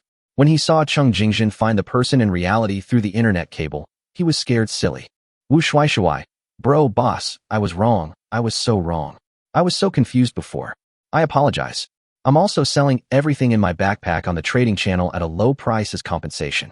I also gave a white skill book to the little crocodile that won't eat fish. I'm so sorry. I'm a jerk. Don't take what I told you to heart. I'll slap myself twice to make amends. But the other two named people kept playing dead and did not move. Cheng Jing took a look and ignored it for the time being. Instead, he looked at Zhou Dio, who was sitting on the ground and had tidied himself up, and tapped Zhou Dio's hands and chest with a long branch. Zhou Dio had no choice but to take off the power ring on his hand and the noonlight chain on his neck with a gloomy face and hand them to Cheng Jing. Zhou Dio lowered his head to hide the resentment on his face. This time, he was truly and completely back to being a pauper. Noonlight chain, white strength +1. Durability 182. Cheng Jing put away the necklace that he had never collected and sold the ring of strength to the little crocodile who didn't eat fish at the lowest price as compensation. Cheng Jing tapped Zhou Dio with the branch in his hand again. Zhou Dio's voice was filled with resentment. I have nothing left to give you. It seems that it has been really looted. Really? Well, I should send you on your way then. Cheng Jing's tone was calm, but his words were like thunder in Zhou Dio's ears. Zhou Dio was almost dumbfounded. He jumped up and broke down and cursed. You said you wanted an apology, and I apologized. You said you wanted compensation, and you took all my stuff. Isn't that enough? Are you really going to force me to death? Cheng Jing smiled, popped up the screen, and showed Zhou Dio the warning he had issued. Saving your life is the most important thing. Not only will you die, but from now on, whoever dares to follow Ruoshui, or whoever dares to trade with him, I will personally take action to eliminate you. Anyone who can place a sales order on the trading channel will be blocked. If you dare to trade privately, consider whether I will find your transaction records after finding him. Don't cry when the time comes that I didn't make it clear in advance. Cheng Jing nodded at the word clean up. It means literally, you don't understand it, right? Zhou Dio understood everything completely. He was extremely angry and resentful. He had been fooled before. Cheng Jing had no intention of letting him go from the beginning to the end, but he was as mean as a wild cat teasing a mouse. If he had known this, why would he have cooperated? Realizing from Cheng Jing's cold and determined gaze that this knot was unsolvable, Zhou Dio suppressed his last breath of anger, raised his fist, and rushed towards Cheng Jing fiercely, but was hit by Cheng Jing with a tree branch. In an instant, his already pitifully small health points were directly depleted, and he froze and fell straight backwards. Just leave a message in the village chat channel. Zhou Dio. Damn it. Saving your life is the most important thing, you bastard. The next second, a new announcement popped up in the village chat channel, hovering at the top. Saving your life is the most important thing has killed Zhou Dio. Immediately, the village chat channel, which had been collectively condemning the Ruoshui gang for their incompetence, fell silent, and everyone looked at the announcement in dumbfounded silence. This is the third case of death among Blue Star people in this village due to internal fighting. This is the second death today, and it happened in front of many witnesses. To be honest, not only Zhou Dio, but many people also thought that the previous set of things were Cheng Jing's settlement. Unexpectedly, Cheng Jing would exploit people and then physically eliminate them completely. At this moment, everyone thought of Zhao Liang gang, who seemed to have had the same experience and felt a little complicated. This seems to be another form of massacre? Sun and Moon Alliance. Brother Jean, well done. Now it's time to fight violence with violence, to stop killing with killing. Brother Jean warned you gently, but you didn't listen, forcing me to take action before I felt the pain. Regardless, I support Brother Jean in clearing out the village's evildoers. Those with the ability should kill the monsters, and those who maliciously attack their compatriots should die. Callahan, I support. I second the motion. In troubled times, harsh punishments are necessary. If we don't severely punish those with malicious intentions and let them off lightly, who can believe that others won't take chances and risk their lives? Then won't ordinary people suffer? I support the boss in upholding the most basic human order in our village. He should have dealt them a harsh blow the first time they appeared, so that everyone would remember this lesson. Jin Zhao Xiao. Ha ha, I'm talking about you, Ruoshui. Wash yourself and wait. It's your turn next. What a pleasure. Ruoshui. Oh, I've been waiting. If you're brave enough, come find me. The problem is, even if you do, what's the point? Isn't it just me? Hey, today I can't kill him, but he can. Tomorrow, he can kill him, but you can't. Ha ha ha, I'm waiting to see what happens to you. Do you think it'll be any better than Zhou Dio's? Ruoshui was as crazy as ever and felt fearless, but the other people involved were almost scared to death. It was the people Cheng Jing had named, Call Me Brother, Li Liang, and Wu Shuai. The three of them were exposed together by Little Crocodile Doesn't Eat Fish, and they already felt deeply ashamed, especially Wu Shuai, who immediately knelt down to show his remorse. But now it is no longer a question of whether it is shameful or not, but a big question of whether one can save his life. Chapter 143, The Imminent Melee. Wu Shuai, who was already sliding on his knees, surrendered directly. Wu Shuai, boss. I was really wrong. Ugh, please let me go. Boss, can you give me a chance to live? You can let me do anything. I really regret it. I will definitely change. I can agree to anything. I have a child who will be born in 3 months. I really can't die. Boss, please give me a chance to live. I count out to you. Please. But the other two were driven into a corner, and their ferocity was aroused. Everyone is calling me brother. Damn it. Why are you afraid of him? Big brother, is there any way we can meet? Let's join forces and kill him. I don't believe it. We only have 2 arms and 2 legs. How can he defeat us together? Li Liang. That's right. Big brother, let's join forces and get rid of those nosy people. This village belongs to us brothers. Sun and Moon Alliance. Exactly. Don't be afraid. Come on, let's find a place and have a good fight to see who has the most people and power. Just give me a call, and I'll be there. 666. Ha ha, it's ignited. Fight, fight, fight. Add me in. If we win, no one will dare to disagree. Great. 2176 Li Mingfei. But the first round of monster tests is the day after tomorrow, and we'll definitely have to stay in our respective territories. So the only way to schedule a battle is tomorrow, and we can either have a quick conclusion or just wait until after the test. Li Mingfei, who always pulled left and right and shouted that there should be no internal strife, could not stand it anymore. At this moment, the village chat channel was boiling with fighting spirit. It seems that before the monster disaster invades, the human fellows from Blue Star have to fight first. Cheng Jing stepped forward to cool things down. Saving your life is the most important thing. All right, go about your business. I will personally clean up after anyone who disobeys my warning. Cheng Jing set the tone, and those who supported one side stopped clamoring.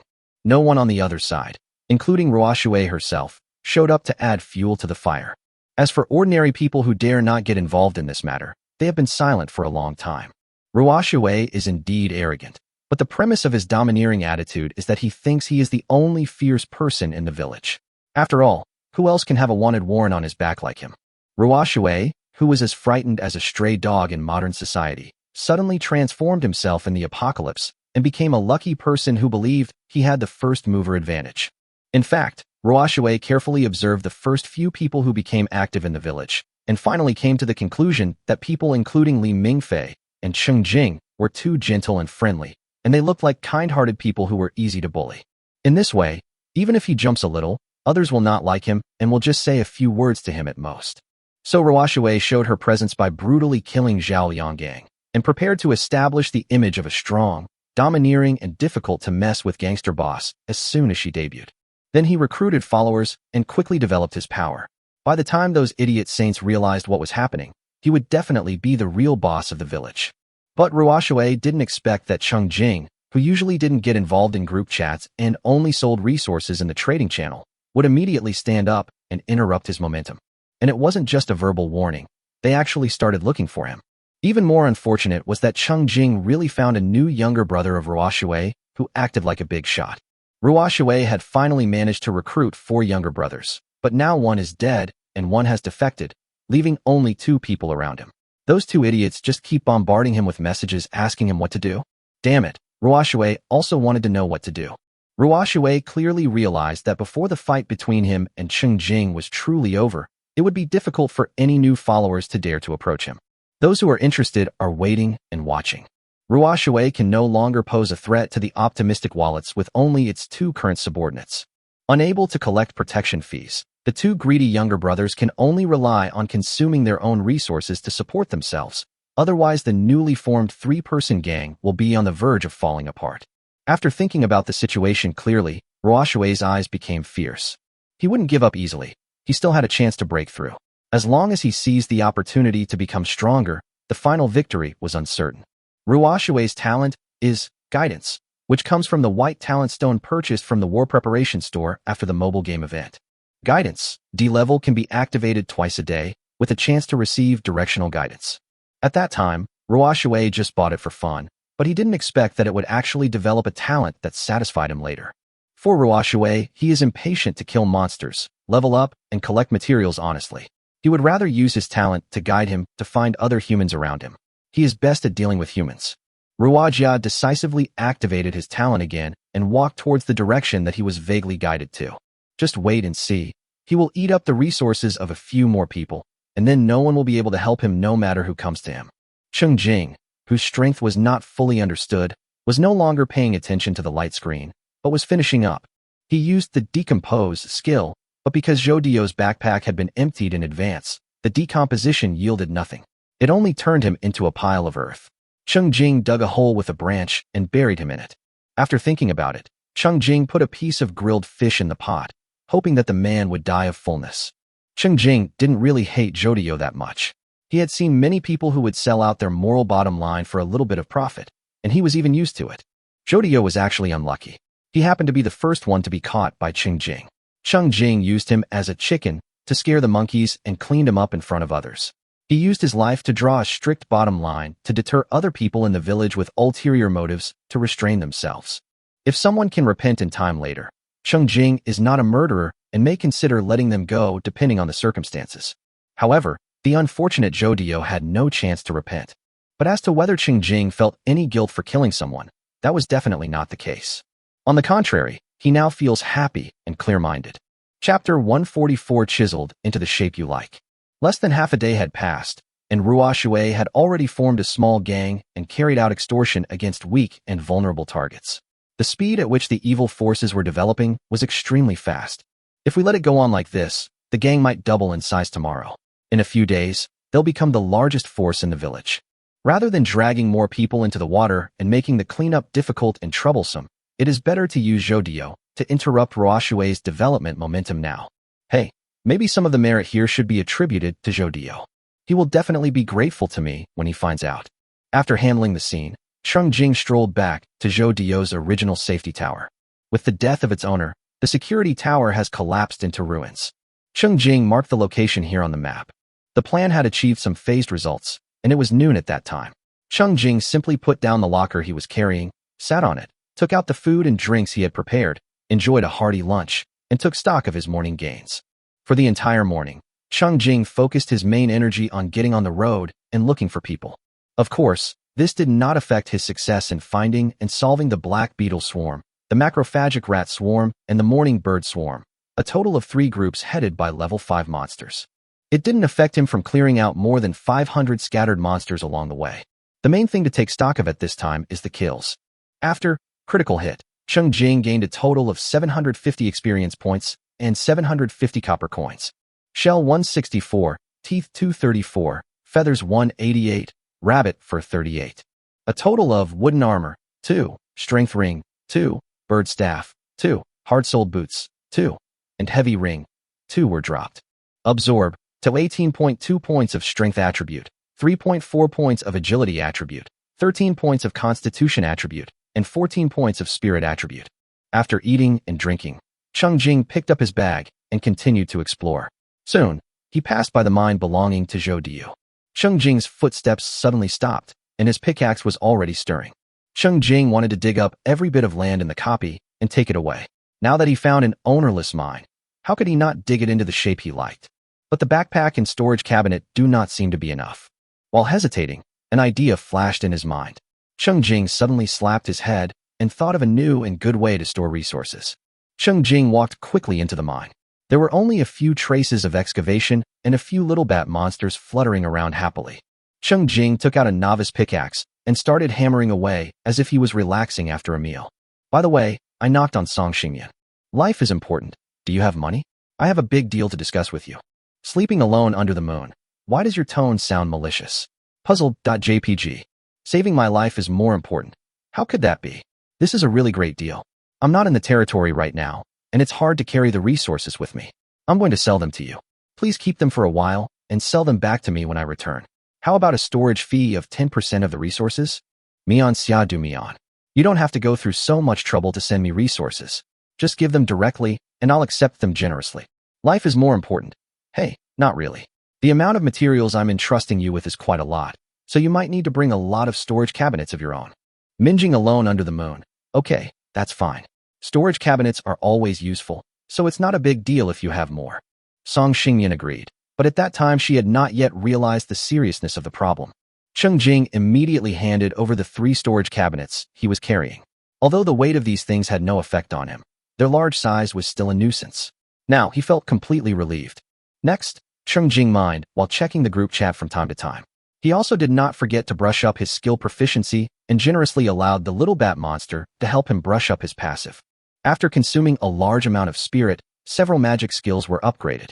Blind is upgraded to level 3, and the cooldown time is shortened by 1 minute to 5 minutes. Falling Rock has also been upgraded to LV3, and the attack range of the group attack has been expanded from 25 square meters to 30 square meters.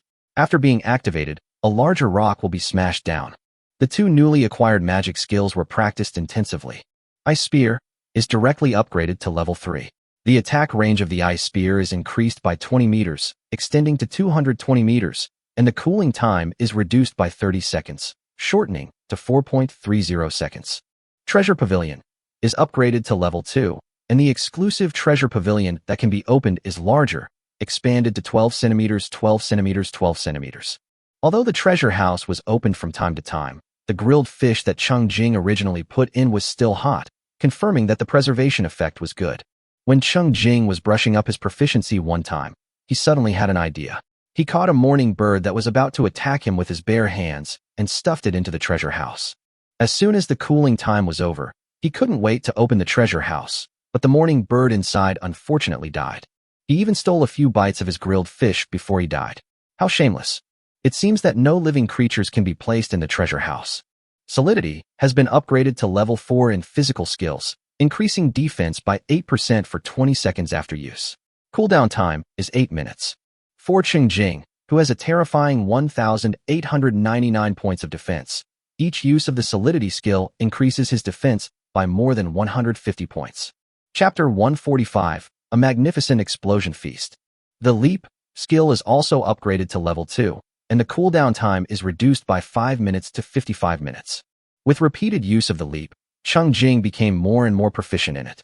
He could easily adjust the direction in the air and land steadily, showing his elegance.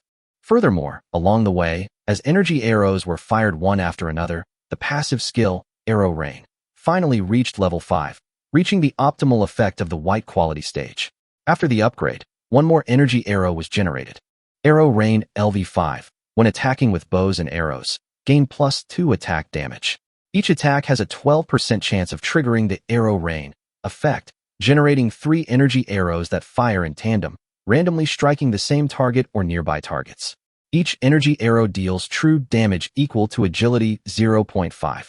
Based on Cheng Jing's attributes, each energy arrow generated by this white skill can cause nearly 70 points of true damage, which is quite considerable. Cheng Jing continued to mine while improving his skill proficiency until 2 o'clock in the afternoon. He felt a little tired, wiped the sweat off his face, and decided to stop. All the small bat monsters in the mine were killed by him, and Cheng Jing also dug a huge star-shaped mine pit into the originally narrow mine. The main theme is leaving a trace when a goose passes by. Once his mark is left on the mine, it will be his. After critical hit, a total of 2,000 stones, 200 iron blocks, 20 silver blocks, and 4 gold blocks were harvested. Even if Cheng Jing sold it at the reserve price, Song Xingyan still spent 5,400 copper coins to successfully receive it. A stone block can be bought for 1 copper coin, but an iron block costs 10 copper coins. The unit price of a silver block is 50 copper coins, and the minimum unit price of a gold block is 100 copper coins. That's why Cheng Jing initially asked Song Xingyan if he had enough money. After the basic materials that took up the most backpack space were traded, Cheng Jing no longer had to worry about running out of backpack space. Song Xingyan stared dumbfoundedly at the stones that filled the entire territory. His only thought was that it was a good thing there were no crops planted in the territory, otherwise it would be so sad if they were crushed. It's not Cheng Jing's fault that he didn't think of this method of using the trading function to temporarily replace the backpack function earlier.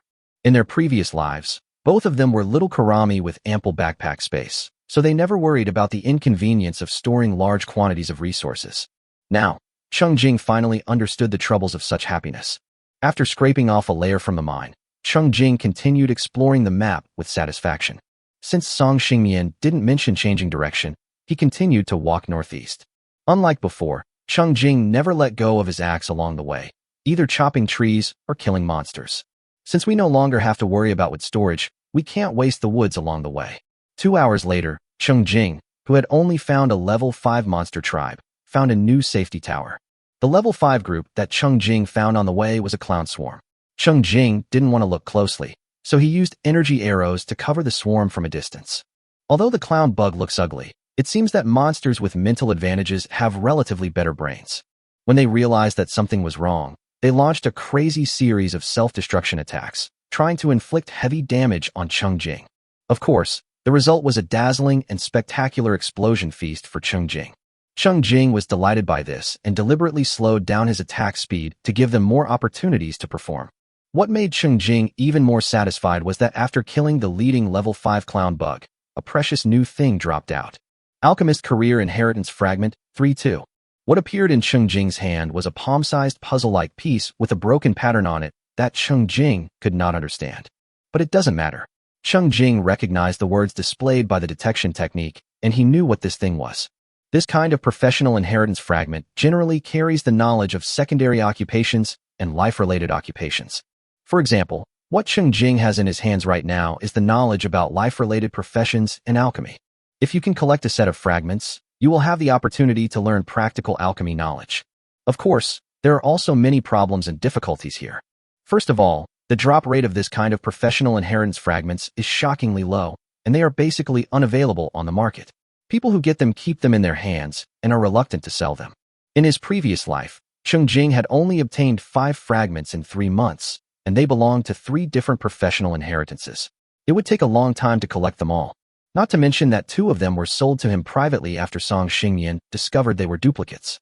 As lucky as Song Xingyan is, he does have as many as 9 different fragments, but unfortunately they are also divided into 3 professions, and the fastest set is still 1 piece away from being complete. So, with the fragments in hand, Cheng Jing was briefly happy, but soon calmed down. Okay, let's save up slowly. The 178 experience points, 178 copper coins, 146 gunpowder, and 11.2 points of spiritual attributes obtained are more tangible. The 3rd safety tower Cheng Jing found today was a bit strange. He circled the security tower but couldn't find the owner, nor did he see any signs of human presence. Doesn't this survivor even cut down the trees in front of his house? Finally, Cheng Jing had no choice but to turn his gaze towards the safety tower, which was still a level 0 thatched hut. Cheng Jing approached and seemed to be able to vaguely see a figure lying on the ground through the gaps between the thatched walls. He casually broke off a branch and tried to push the door of the thatched hut. Unexpectedly, it was pushed open smoothly, and Cheng Jing's eyes met with the owner of the safety tower lying on the ground. The fact that the door could be opened without breaking the security tower's defenses meant that the owner was actually awake, but Cheng Jing took a quick glance and didn't seem to see any obvious problems with the other person's body. Chapter 146 Hidden Distribution Patterns. Cheng Jing took a few steps back to avoid the safety tower with a strange smell. The owner of the security tower, who was lying motionless like a wax figure, spoke first. Saving your life is more important. The thin-faced and paper-thin security tower owner asked. Seeing Cheng Jing nod in agreement, he immediately ordered in a hoarse voice as if it was a matter of course. Didn't you say you can help people level up? First, get me some food and drink, and then go help me fight monsters. Cheng Jing frowned and asked, You've been lying down all the time. What's wrong with your body? I'm Fong Haoyang. The other person introduced himself loudly. Seeing Cheng Jing didn't react, he couldn't help but roll his eyes and complain. Country bumpkin. No matter how low Fong Haoyang's voice was, Cheng Jing could still hear it. What's more, the other party didn't hide it at all.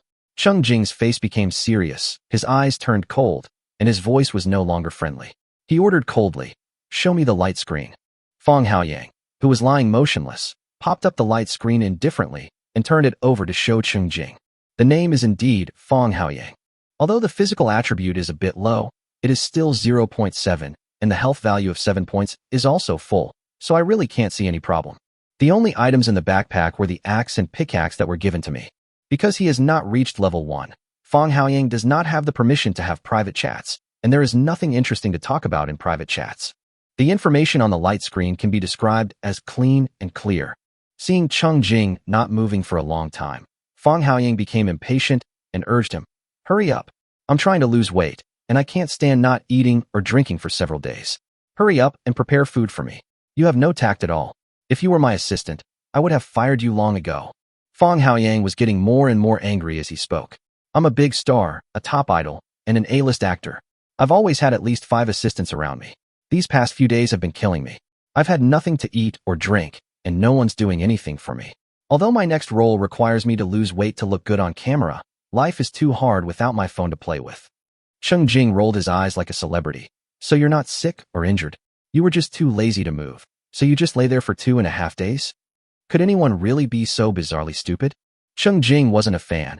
At most, he'd occasionally check out the latest scandals. He couldn't understand why this celebrity was so confident. Did he think they were filming a movie? Was the scenery outside just a fake? Was he just a passerby? Fong Haoyang was furious. What else can I do? It's so dangerous outside. I don't want to go out. You country bumpkin, do you know how much insurance I have for this handsome face, these slender hands, and these long legs? I can't let them get bumped or rubbed at all. Hurry up and arrange everything for me. If you satisfy me, you will get the benefits. Even celebrities who are accustomed to dieting to lose weight will look very bad if they don't eat for more than 2 days. And when there is a lack of food, people will become irritable and angry, like Fong Haoyang at this moment. Cheng Jing even felt that every word Fong Haoyang shouted at this moment came at the cost of consuming his vitality. But what does this have to do with him? Cheng Jing is indeed willing to help those who are bravely struggling to move forward in adversity, but that doesn't mean he is willing to take care of useless people like a nanny. I'm not your grandfather. I won't satisfy your requests like I would my grandson. Since you're too lazy to live, just lie down and wait for death. Cheng Jing stood there and looked down at Fong Haoyang, then turned around and left. I hope this big star is smart and starves himself to death before the first round of monster disaster comes. It is much better than being eaten by monsters that break through the safety tower. Cheng Jing walked away in a cool manner. Fong Haoyang was dumbfounded, and his anger level instantly soared. You stinking loser, open your eyes and take a good look at who I am. If you can satisfy me, I'll bring you into the entertainment industry. Any resources that slip through my fingers will be money you can't earn back in several lifetimes. I advise you to quit while you're ahead. Don't take advantage of your current advantage and dare to dance over my head. Fong Haoyang was so excited that he even sat up from the ground. But he could only curse a few words, and his weak voice couldn't even be heard far away. Shrouded in the safety tower, Fong Haoyang was naturally worried and afraid, but he had become accustomed to the dazzling life where everyone around him treated him with caution and was high above everyone else. He also believed from the bottom of his heart that his face and body were extremely precious and valuable. Normally, when filming or watching variety shows, any slightly dangerous project requires a stunt double, so how could he dare to take the risk now? But he was not that stupid. He realized that Cheng Jing might be the only person who could help him. So, after realizing that Cheng Jing had really gone far away, Fong Haoyang softened his attitude and begged a few words. Unfortunately, Cheng Jing had already walked away. Instead, a monster heard the sound and approached here curiously. Cheng Jing put Fong Haoyang behind his mind. He was not worth his attention. What he was thinking about was that so far, he had dealt with several survivors and vaguely discovered a pattern. The specific location where the Blue Star people were dropped seemed to be somewhat artificially arranged. The weak are often placed around strong people who adapt quickly and perform well. Correspondingly, there may be strong people with fast progress arranged in more than one direction around the weak ones who are slow to adapt and have congenital defects. For example, around him, there was either Lin Xinya who had a broken leg or Xiao Ziki who had a fever. Around Xiao Ziki, there is Cheng Jing to the southwest and Zhou Dio to the northeast. Regardless of Zhou Dio's character, his ability is indeed ranked in the upper middle level in the village. According to this rule, after passing Fong Haoyang, the next survivor found is likely to be relatively strong. Cheng Jing glanced at the sky and moved forward quickly on the grassland terrain. Chapter 147 Little question, Mark has many friends. The level 5 monster tribe that Cheng Jing found on the grassland was a group of blackhorned sheep. Cheng Jing, who was in a hurry to get on with his journey, gave the blackhorned sheep, which he liked, a quick death. After decisively dispatching them, Cheng Jing gained 224 experience points, 224 copper coins, 186 pairs of goat horns, and 14.4 points of agility. The number of kills along the way was enough, and 2 items dropped in this round. Light Ring 2, Cashmere Carpet 2. The properties of a 2M carpet are very interesting. Cashmere Carpet. White recovery speed increased by 20%. Cheng Jing touched the smooth white carpet, spread it on the ground, and lay down on it to try it out. Well, if nothing else, at least I can lie down more comfortably. Improve the recovery speed, which seems to be the overall recovery speed of health, spirit, physical strength, etc. The advantage is that it can be carried with you, allowing people to enjoy the recovery speed gain anytime and anywhere outside the territory, which is quite useful. Moreover, this thing looks good, so girls may like it. Cheng Jing knocked on Song Xingyan's door, gave her a carpet and a fragment of the alchemist's inheritance, and also shared the big star he had met before. When Song Xingyan heard about Feng Haoyang's current situation, he was also very sad. When she was young, she once chased a star and volunteered to work as a data worker out of genuine feelings. Unexpectedly, after just 2 months of chasing after her brother, his heart broke and his house collapsed. Song Xingyan was so angry that he turned around and stepped on him hard, and thought that he was blind when he was chasing after his idol. Otherwise, how could one sincerely flatter a person who has no culture and no quality, whose brilliant performances are all due to scripts, whose handsome pictures are all photoshopped, and who changes his endorsements and products every day to reap the fans' wallets? After leaving the fan circle, Song Xingyan became even more disgusted with those so-called stars who earned high salaries but always produced rubbish. When I learned about the experiences of the big stars who are always on the hot searches, I felt like the end of the world was about to shake things up. After a round of complaints, the two agreed that public figures like Feng Haoyang actually have advantages after the apocalypse. As long as they reach level 1 and can speak in public channels, they will naturally be more likely to gain the trust and approach of others than ordinary people. Even for someone like Feng Haoyang who has a large number of fans, there may be fans in the same village. If he is lucky enough to meet fans who are willing to provide resources to his idol, it would be much easier and more comfortable than Ruo Shui, who has to work hard to build her own power. As for Feng Haoyang's decision to give up his advantage and completely lie down, as an audience, they could only eat melons and discuss a few words, just appreciating the last performance presented by a dedicated actor. After resting for a while and experiencing the effect of the cashmere carpet, Cheng Jing continued on his journey in a happy mood. He already had experience, so he specifically looked for the forests on the grassland, and he successfully found a new territory. And consistent with his guess, this was the territory of a powerful man. This is reflected in the fact that Cheng Jing could see from afar that the other party had a level 2 territory and a level 2 security tower. There is an arrow tower at the edge of the territory, and 2 craftsmen are busy working in the territory. Cheng Jing was happy. He was developing so fast. Maybe it was the familiar ID in the village chat channel. To show his friendship, Cheng Jing stopped at a distance and greeted the craftsman in the territory. "Good afternoon. Is your lord here?" The lord obviously knew the importance of combat vision, so all the trees around the territory were cleared away, leaving a large open space. The younger craftsman looked up and saw Cheng Jing standing dozens of meters away. They bowed respectfully and replied loudly, "My lord will be back soon." As for where the lord went and how long it would take for him to return, the craftsman could not say. Cheng Jing looked at the time. Fortunately, it was almost 6 o'clock in the afternoon. It was dark in the evening, and most of the survivors would return to the territory at this time. He should not have to wait too long. Cheng Jing simply put out a large wooden cabinet, covered it with his cashmere carpet, used it as a temporary bed, and lay down comfortably while waiting for someone. It's just that Cheng Jing was really tired after running around all day, and due to limited conditions today, he couldn't return to the territory to rest in between his work, so he fell asleep after waiting for less than 2 minutes. When the owner of the territory came back with his soldiers, he saw the stranger sleeping next to his territory from afar, and was filled with questions. The young craftsman quickly reported, "There is a gentleman passing by who wants to visit you. He has been waiting for no more than 10 minutes. The craftsman deliberately amplified the sound, and indeed woke Cheng Jing up. Cheng Jing sat up, yawned, and saw a survivor wearing a full set of weapons and equipment. "Hey, the equipment is more complete than what he has received before. Is it a guard? Li Mingfei?" Cheng Jing quickly put away the temporary bed, walked forward and greeted with a smile, "My life is the most important thing," and pushed out his light screen. Then he took off his tactical helmet, revealing a young and capable face. He introduced himself, "Hello, I'm Chen Donxiao." After hesitating for a moment, under Cheng Jing's inquiring gaze, Chen Donxiao still turned on the light screen. Chen Donxiao had obviously studied the function of the light screen carefully, and the information displayed was the same as Cheng Jing's, with only the game name, 2176 Chen Donxiao. Cheng Jing finally understood. No wonder the man looked embarrassed after hearing his name. It turned out that he was a guard who had hidden his real name. Cheng Jing did not lose his detection skill, but he guessed that Chen Donxiao's personal level was at least level 2. Looking at how well he managed his territory and security tower, but never appeared in the village chat channel, what was there to understand? Chapter 148, Can't Lose to Others. It is obvious that Chen Donxiao himself does not want to stand out. After all, being a security guard is also a job. There are idealists like Li Mingfei who are willing to work for free and bring their own food, and there are also realists like Chen Donxiao who put their own interests first.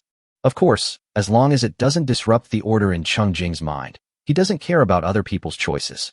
So Cheng Jing said simply, I was looking for someone and passed by your place. It's developing very well. Keep it up. I'm going to continue looking for someone. Goodbye. The personal information displayed on the light screen can only be concealed and cannot be falsified. Since it has been confirmed that this person is not Ruoshui, Cheng Jing is ready to leave directly. Chen Donxiao looked at the sky and took the initiative to persuade her to stay. It's getting dark, and it's very dangerous in the wild. Why don't you stay at my house tonight and continue looking tomorrow? Chen Donxiao just didn't want to burn himself in selfless dedication like Li Mingfei, but he wasn't completely unwilling to lend a helping hand. Cheng Jingren had already walked to his door. If it were any other time in broad daylight, he would definitely not say anything, but now it was almost dark, so it was not impossible to let him stay for a night. What's more, Cheng Jing is good at playing games, and if they build a good relationship, they might be able to exchange valuable experience, skills, and equipment with each other. Cheng Jing smiled and waved goodbye. No thanks, I have a way to solve it. See you again sometime. Take care. As dusk fell, Cheng Jing walked back into the forest, and his figure quickly disappeared. The guards following Chen Donxiao were somewhat puzzled as to why their lord stood still and watched others leave. They asked curiously, Lord, are we not going back? Chen Donxiao took one last look at the forest, turned back and walked towards his territory, then asked another question. Do you know of any way to change the name? When they registered for the game before the apocalypse, they were all required to set their game names. Now it seems silly, can't this game have a name change card, or something like that? The soldier failed to understand the Lord's request and asked hesitantly, Lord, do you want us to call you something different? Chen Donxiao waved his hand lazily, ending the idle chat that was out of sync with everyone else, and habitually opened the village chat channel to watch. The village chat channel was exceptionally deserted all day today, with long stretches of time without any activity. Most people were cautious with their words and actions, not daring to join the group chat. They were all secretly watching the progress of the incident in which Ruoshui was searching for her in order to save her life. Chen Donxiao naturally knew about this, but he just didn't expect that while he was searching for the person who was most important to save his life, he happened to pass by him. In fact, before the end of the world, Chen Donxiao was already level 2. After being released, he was one of the first people in the village to have chat permissions. But when he saw Li Mingfei speak, he quietly hid himself, never chatting, and even not using the trading channel, just standing by and watching. The main reason was that Chen Donxiao had actually heard of Li Mingfei a long time ago. He had a reputation for being stupid.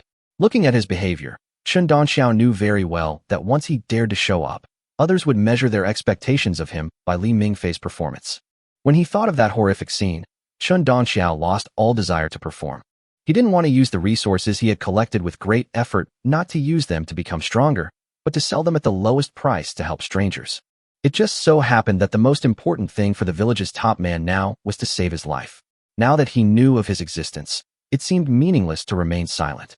Cheng Jing, who was secretly criticized, was poking Li Mingfei as he walked. With the comparison, Cheng Jing suddenly found this guy particularly pleasing to the eye. However, after seeing the progress of others with his own eyes, he was afraid that Li Mingfei would not be able to keep up, so he decided to help him. Life is important. How many ring-type equipment do you have? What attributes do they add? Li Mingfei was a little confused, but still replied honestly. 2176 Li Mingfei. 1. Strength ring. Adds 1 point of strength. Saving your life is the most important thing. Oh, then what kind of ring with what attributes are you still missing? Cheng Jing has a lot of white quality rings, and all of them increase the 4 basic attributes. He speaks with a sense of heroism that says, I can choose whatever I want. Li Mingfei felt this heroic spirit and asked excitedly. 2176 Li Mingfei.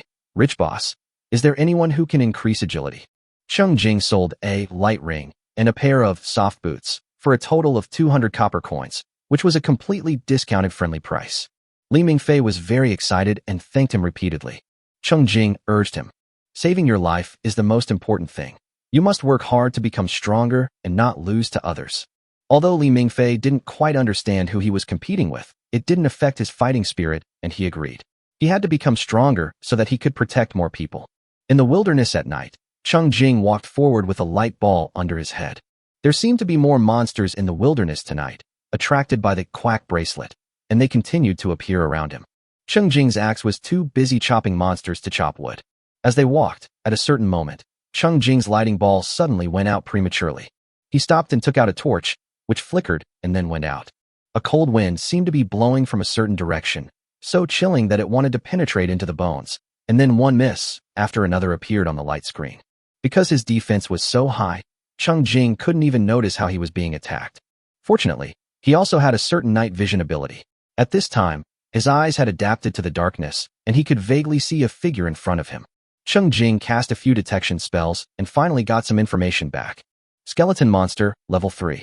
Attack, 24. Defense, 27. Health, 30. Skill, Dark Knight.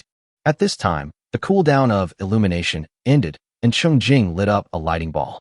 The lighting ball, which was supposed to last for 15 minutes, flickered unsteadily under the continuous, inexplicable attacks, and went out in less than half a minute. But this period of time was enough for Cheng Jing to see clearly that in front of him, densely packed white skeleton monsters were surrounding him. Hiss, this scene is really creepy. Chapter 149, Nowhere to Find. Cheng Jing patted his chest to comfort himself, saying that it was getting dark quickly, and he was not afraid anymore since he could not see anything. Besides, they are just skeleton monsters. These Western horrors with entities and shadows are much easier to accept than the invisible and shadowless Western horrors. It's just a skeleton, a little ugly at most. Just smash it. Cheng Jing changed to the shadow bow, and the same dense attacks scattered towards the fan-shaped area in front. On the brain computer screen covering the eyes, damage prompts of more than 1,100 points popped up. Cheng Jing's energy arrows are black, and the skeleton monster's skill attacks are also black. So, except for the white silk clothes on Cheng Jing and the occasional white bones nearby, the entire battle took place in darkness from beginning to end, with only the clacking sound of bones colliding as accompaniment. There is a strange harmony in the eerie atmosphere. As the skeletons fell in large numbers, the surrounding environment became easier to see. It was obvious that the dark environment that previously could not accommodate any light was the work of the monster. Until there was no movement around, Cheng Jing lit the light ball again. This time, the soft light illuminated the broken bones on the ground.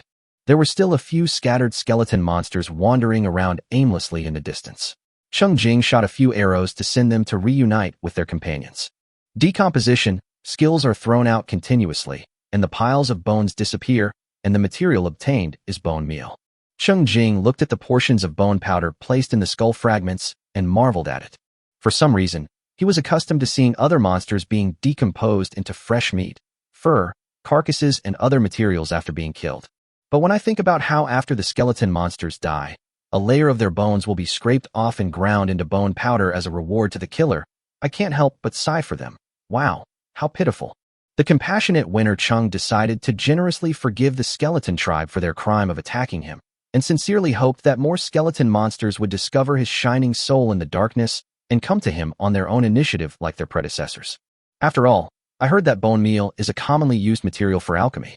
Similar materials include venom, sheep horns, and other materials that Cheng Jing had obtained before.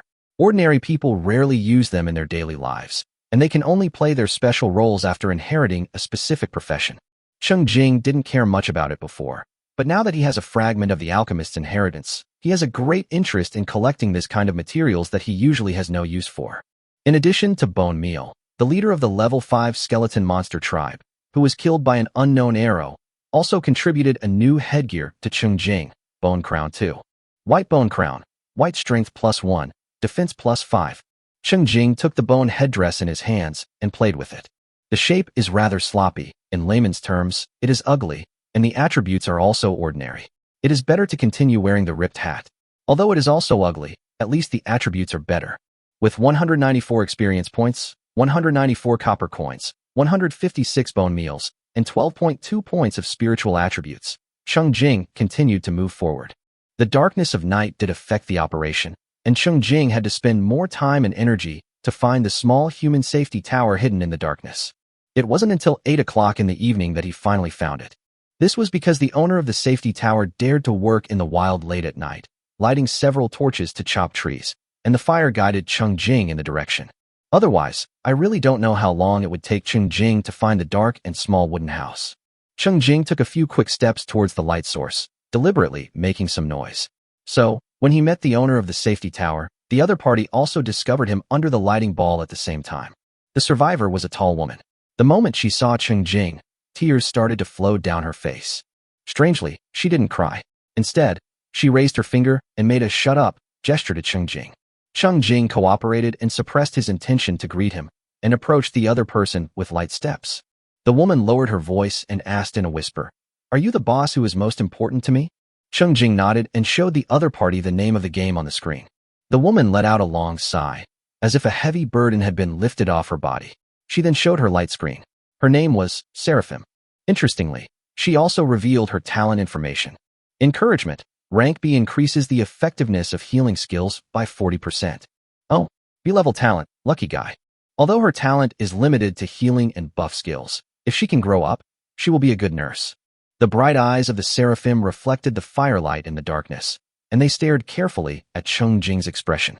At the same time, during the whole greeting process, the axe in her hand was still chopping the tree one by one, without stopping. As if seeing Cheng Jing's satisfaction and friendliness from his expression, Seraph relaxed even more and solemnly explained the reason in a whisper.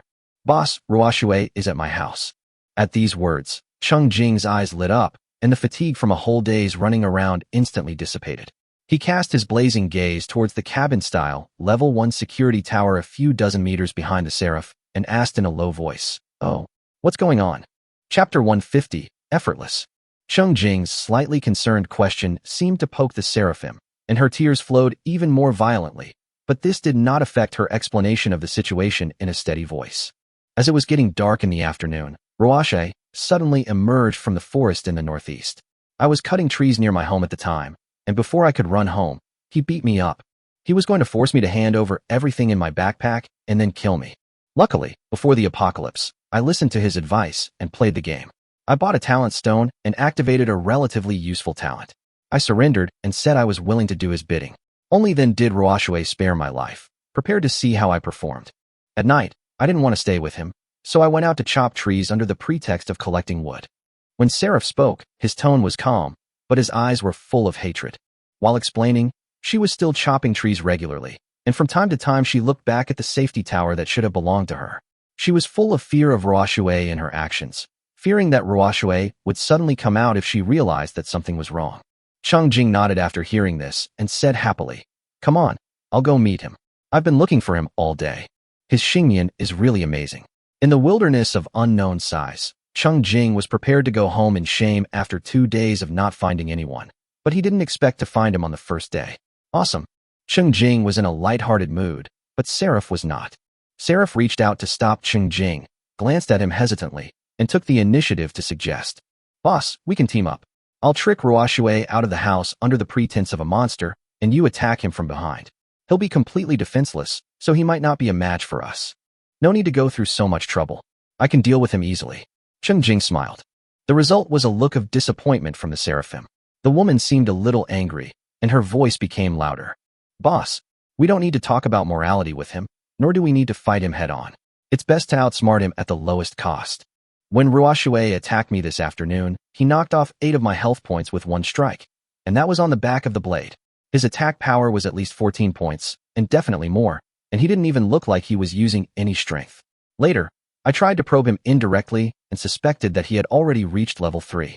I know you're strong, boss, but you're only level 4. You can't create a crushing advantage. You absolutely can't be too arrogant. If you flip over, we'll both be finished." Cheng Jing saw that Seraphim was talking incessantly and gritting his teeth. It was obvious that during the few hours she was controlled, she had come up with hundreds of plans to kill Ruoxue. Cheng Jing decided to keep quiet and touched his nose. Okay, I'll cooperate. You go and lure him out, and I'll attack him from behind."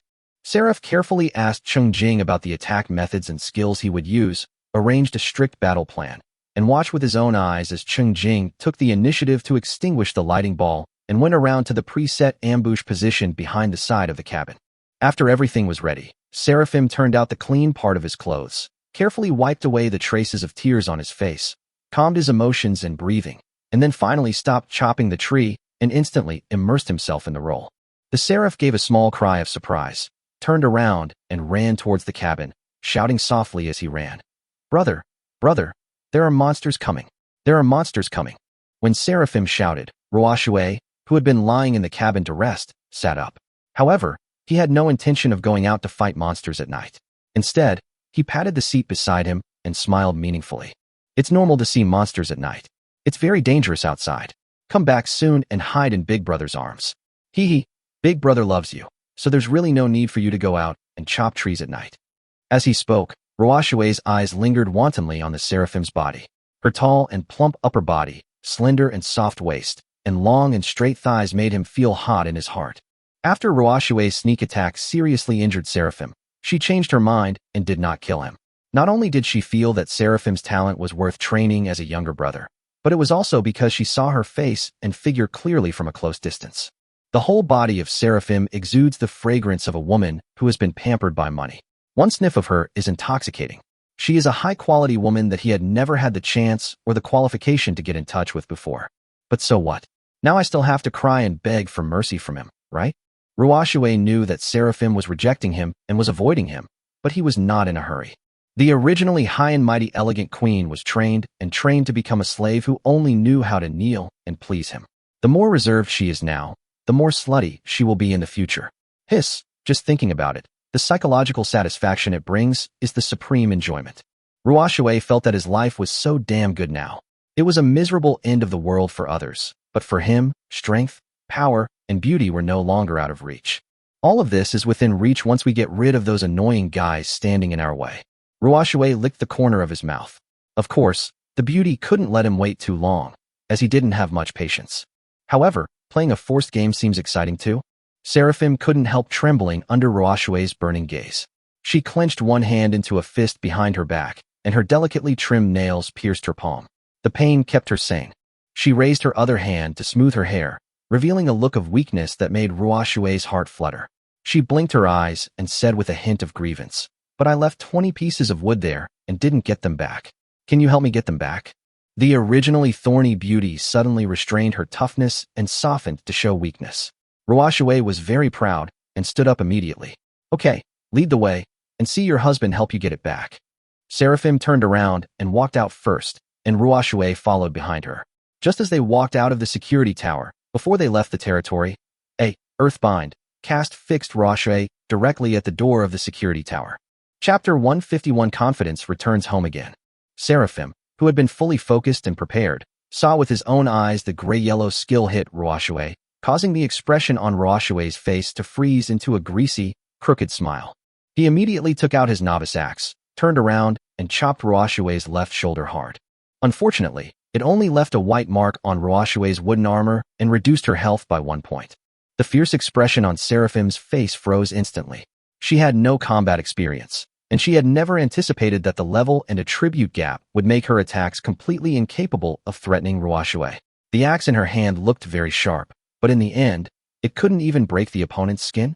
Seraph looked at Cheng Jing, who just stood there motionless after unleashing his skill, and was so anxious that he was about to cry again. "What should I do? My attack is too weak. Big man, attack quickly."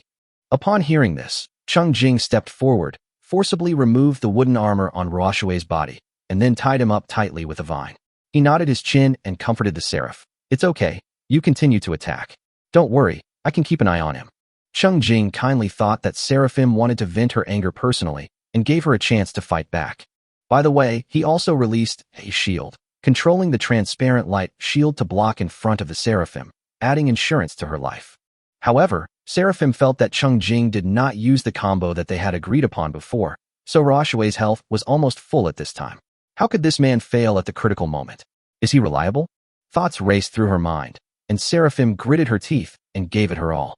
Even if she failed in the end, she would vent her anger now. The worst that could happen was that she would commit suicide before being humiliated.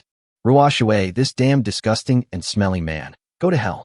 The Seraph raised his axe and chopped wildly, his expression so ferocious and terrifying that it even blew away the yellow waste in Ruashue's head. 1-1. After 2 axes, the effect of Earthbind dissipated and Ruashue resumed his movement. Ruashue turned around and ignored the Seraphim that was attacking his shoulder. After all, apart from a little pain, it posed no threat to his health. The real threat is the person standing by with their arms folded watching the fun. Ruashue gritted her teeth and squeezed out a name. "It's important to save your life." Cheng Jing curled his lips and said hello coldly. "Finally we meet. Ruashue, you really made me look for you so hard." He may have traveled more than 500 kilometers throughout the day. He is a good person and doesn't really want to cosplay as a Fergana horse that can travel 1,000 miles a day. It's really tiring. Now that the goal of this trip has been achieved, Cheng Jing is more relaxed than ever. That's why he was willing to give Seraphim a chance to wait for her to take revenge slowly and let Ruoxue live a few more seconds before dying, so that she could enjoy the fear of death more. Ruoxue did not realize Cheng Jing's malicious intentions at this time. On the contrary, Ruoxue was of course terrified in the first second of the sneak attack, but as the skill control effect passed, Cheng Jing did not take action in time, and Ruoxue's confidence returned. How could this stupid vine possibly hold him? He wanted to show that damned lifesaver that underestimating him would cost him his life. Ruoxue was just about to struggle hard, thinking that she could be like in the TV series, with the vines all over her body bursting apart, giving the hateful enemy a special effect shock. In reality, everything in front of my eyes suddenly went dark and I couldn't see anything. When the blindness skill is applied to humans, the impact of being deprived of vision is actually greater than that of monsters. Cheng Jing broke off a long and thick branch and tapped Ruoxue's shoulder. Without applying any force, he suppressed the twisting and struggling Ruoxue, making her stop in place and unable to run away. Keep chopping. Cheng Jing gestured to the Seraphim holding the axe. Seraphim felt Cheng Jing's confidence in controlling the situation from his relaxed words and actions, and finally realized that she had underestimated him before. Seraphim judged others by his own standards and was afraid of Ruoxue's strength, so he could not imagine that Ruoxue could be easily crushed by others. Now, with the support of the big boss, Seraphim's courage and anger were completely aroused, and she swung her axe more fiercely. With her continuous attacks, Ruoxue's health value dropped little by little, and she began to get hurt. As soon as the blinding effect ended, another ice cone followed. Ruoxue froze and shuddered, but what made him feel even more pressured was the branch pressing on his shoulder. It was clearly just an ordinary branch, but the force transmitted from it made him feel as if he was carrying a heavy mountain and could not be shaken. Ruoxue's eyes turned fierce, and a golden magic attack came straight towards Cheng Jing. But he clearly didn't even blink, and Cheng Jing, who was right in front of him, suddenly disappeared. His skill did not have the effect of automatic pursuit, and he disappeared into the dark forest. Ruoxue was startled and looked behind him along the branch that was still pressing on his shoulder.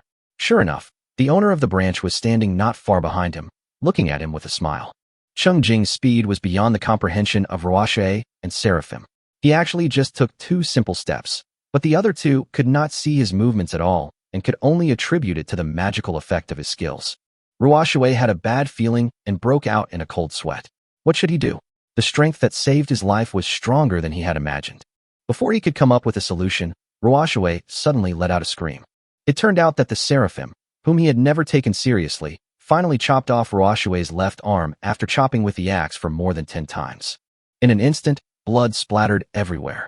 Realizing that she had no other options, Ruoxue knelt down decisively and kowtowed for mercy. Chapter 152, Sins Scattered in the Wind. Ruoxue was very sensible and realized that if he didn't beg for mercy, he would surely die. Please, big boss, please let me go. I was wrong. I won't dare to do it again. I am willing to be your little brother. From now on, all the dirty work will be left to me. I promise that no one in this village will dare to disobey you again. Ruoxue only had 1 magic skill, but it couldn't hit Cheng Jing. He also had 2 melee skills, which could only guarantee a 1-hit kill against Seraphim. But the problem was that the branch pressing on his shoulders prevented him from moving at all. So how could he attack? What's more, even if he killed the Seraph at this time, what would it matter? Could it be that he was so stubborn that he had to bury a woman with him? Of course, your own life is more important. Ruoxue believed that he still had a chance to convince Cheng Jing to keep him. After all, he was a good material for making black gloves. As long as Seraph shuts up, who would know that the 2 of them have actually met? Cheng Jing could have said that he had not found him, and then those in the village who opposed Cheng Jing would most likely turn to Ruoxue. However, this would actually allow Cheng Jing to have a clearer grasp of the village's trends. This is an essential skill for being a leader. When Seraphim saw that Ruoxue's words made sense, he immediately became anxious and attacked more fiercely. Cheng Jing smiled and shook his head. I'm not interested, and you don't have to beg for mercy. I won't let you go even if you beg for mercy. Don't worry, enjoy the last few minutes of your life. The angry Ruoxue wanted to rush towards Cheng Jing from the ground, but sadly, the branch pressing on his shoulders made him unable to move at all. The attacks from Seraph became more and more painful, and Ruoxue begged for mercy from Seraph again. Seraphim was born into wealth and had lived a smooth life for most of her life before the end of the world. She had only felt the humiliation brought to her by Ruoxue. She hated Ruoxue so much that how could she let him go? It's just that Seraphim wasn't strong enough. She was tired from the continuous high-intensity attacks and had to stop from time to time, holding the axe and gasping for breath. Ruoxue realized that she was in a desperate situation and finally couldn't help but curse. Cheng Jing picked up a small stone and threw it accurately into Ruoxue's mouth, achieving physical silencing of the microphone. Ruoxue could only whimper and passively endure the attack. Finally, as Ruoxue's defense continued to decrease, Seraphim reduced his health to only 5 points. Ruoxue herself was lying on the ground, dying, with wounds all over her body. Cheng Jing looked at the Seraphim who had stopped to rest again and asked her, "Are you relieved?" Seraph turned to Cheng Jing, smiled tiredly, and nodded vigorously. "Okay, leave it to me next." Cheng Jing stepped forward, grabbed the corner of Ruoxue's clothes and easily lifted her up, taking the brain computer with him, and disappeared into the darkness with a few quick steps. Cheng Jing chose a spacious flat area, threw Ruoxue on the ground, and holding the brain computer, he said to Ruoxue, who was almost unable to open her eyes, "Come on, transfer the operating authority to me." The small stone that was blocking Ruoxue's mouth fell out. Ruoxue finally found her voice, spat out a mouthful of blood foam, and sneered hatefully. "Huh, ha, you're dreaming." Cheng Jing used a healing spell to hit Ruoxue, and her health points recovered by 5 points, and her condition immediately improved. Ruoxue was completely stunned. She looked up at Cheng Jing, only to see Cheng Jing with a light ball on his head and a devilish smile on his face. "You don't think you can just die easily if you fall into my hands, do you? If I don't let you die, you'll know what it means to be unable to die." Ruoxue trembled all over. He admitted that he was scared and didn't even dare to be stubborn. He just honestly transferred the operating authority of the brain computer. After all, Ruoxue is the one who really likes to use cruel methods. The thought of being tortured again and unable to die is too intimidating for Ruoxue. What Cheng Jing mainly wanted to see was the people who had communicated and traded with Ruoxue privately, so he wrote down the names in his little black book. "Hand over everything in your backpack." With the light screen in Cheng Jing's hand, Ruoxue had no way of hiding the items in her backpack and had to take them all out. After squeezing the man dry, Cheng Jing squatted down and smiled at Ruoxue, who was lying on the ground. "We're about to say goodbye, and you still don't know your real name?" Ruoxue glared at Cheng Jing, her eyes full of resentment and regret, but she did not hide the question. "My name is Fan Xiaoxiao. My thinking is correct. That voice told us at the beginning that this is the end of the world. Only the ruthless can survive. You need me." At the last moment, Ruoxue still did not give up persuading Cheng Jing. But Cheng Jing had already completed all his predetermined goals. After confirming that this Ruoxue was the Fan Xiaoxiao he had always been wary of, he shot out a spike, and then threw out decomposition, taking care of the person cleanly and neatly. Not even a handful of dirt could bury it. Let it go with the wind. Among the things Ruoxue left behind, a hard iron broadsword and that wooden armor were intended for Seraphim. Cheng Jing kept for himself a midnight shadow chain that increased the agility attribute by 1 point. Other resources such as wood, stone, and 2 white weapons were all listed on the trading channel at low prices. Of course, everyone in the little black book is on the blacklist and cannot purchase. Cheng Jing couldn't help but share his joy. Saving your life is the most important thing. Fan Xiaoxiao has completely solved it. Sleeping alone under the moon. Great. Applause.jpg, throwing flowers.jpg. Cheng Jing smiled happily, walked around, and successfully caught 6 red-eyed vicious rabbits and walked back. Chapter 153. From now on, weakness is the original sin. Seraph was sitting at the door of the security tower to rest, staring at the light screen in a daze. At the top of the village chat channel, the latest announcement is posted. "Saving your life is the most important thing, has killed Ruoxue." This announcement activated the chat channel. No one expected that Ruoxue, who jumped out in the morning to kill people to establish his authority, would end up dead in the evening. Although everyone felt pity for Zhao Yonggang, who was killed by Ruoxue, and sympathized with the little crocodile who was targeted and blackmailed by Ruoxue, and even more disgusted with the small gang who followed Ruoxue to do evil, but when they really saw the announcement of Ruoxue's killing, their feelings were still extremely complicated. The onlookers realized more clearly than ever that from now on, killing was not against the law, but weakness was the original sin. As long as one person is strong enough, the rules of the entire area will be set by the strong person. right and wrong, justice and human nature will all succumb to the will of the strong. They could only secretly sigh that the strong people in the village still maintained their perseverance in peacetime, were willing to lend a helping hand to the weak, and were willing to work hard to maintain regional stability and order. This was already lucky enough. When I thought that there might be villains like Ruoshui in other villages, but not necessarily strong people like Baomingzhijing, who could calm the situation, I couldn't help but worry about my relatives and friends who were stranded. As an eyewitness to the incident, Seraphim felt even more complicated and looked up blankly at Cheng Jing, who was approaching. At the last moment, he took Ruoshui away and killed her. Was he afraid that he would be traumatized by his own actions? Cheng Jing threw the rabbit with little health to the feet of Seraphim, helped to keep an eye on the monster's status, and patiently waited for Seraphim to kill it one by one. After providing the leveling assistance, Cheng Jing placed the hard iron broadsword and wooden armor next to the seraph and said goodbye. Okay, my goal has been achieved, and I am ready to go back. Goodbye. The seraph, who had been lost in thought, suddenly woke up and hurriedly tried to persuade him to stay. It's too dangerous outside at night. Don't leave tonight. Stay. Don't worry. If I can walk here, I can naturally walk back. I remind you to clean up and bury the bloodstains in the territory. Take good care of yourself. After Cheng Jing finished speaking, he turned around neatly, waved his hand, and quickly disappeared into the darkness. In fact, if Cheng Jing hadn't seen Seraphim being badly bullied and given her the opportunity to take revenge with her own hands, the difficulty in dealing with Ruoshui would have been entirely in finding someone. After finding that person, dealing with her would have been easy and simple without any suspense. Although it took some time, Cheng Jing felt relieved to have gotten rid of the biggest worry in his mind. He ran quickly in the forest, heading in the direction he came from.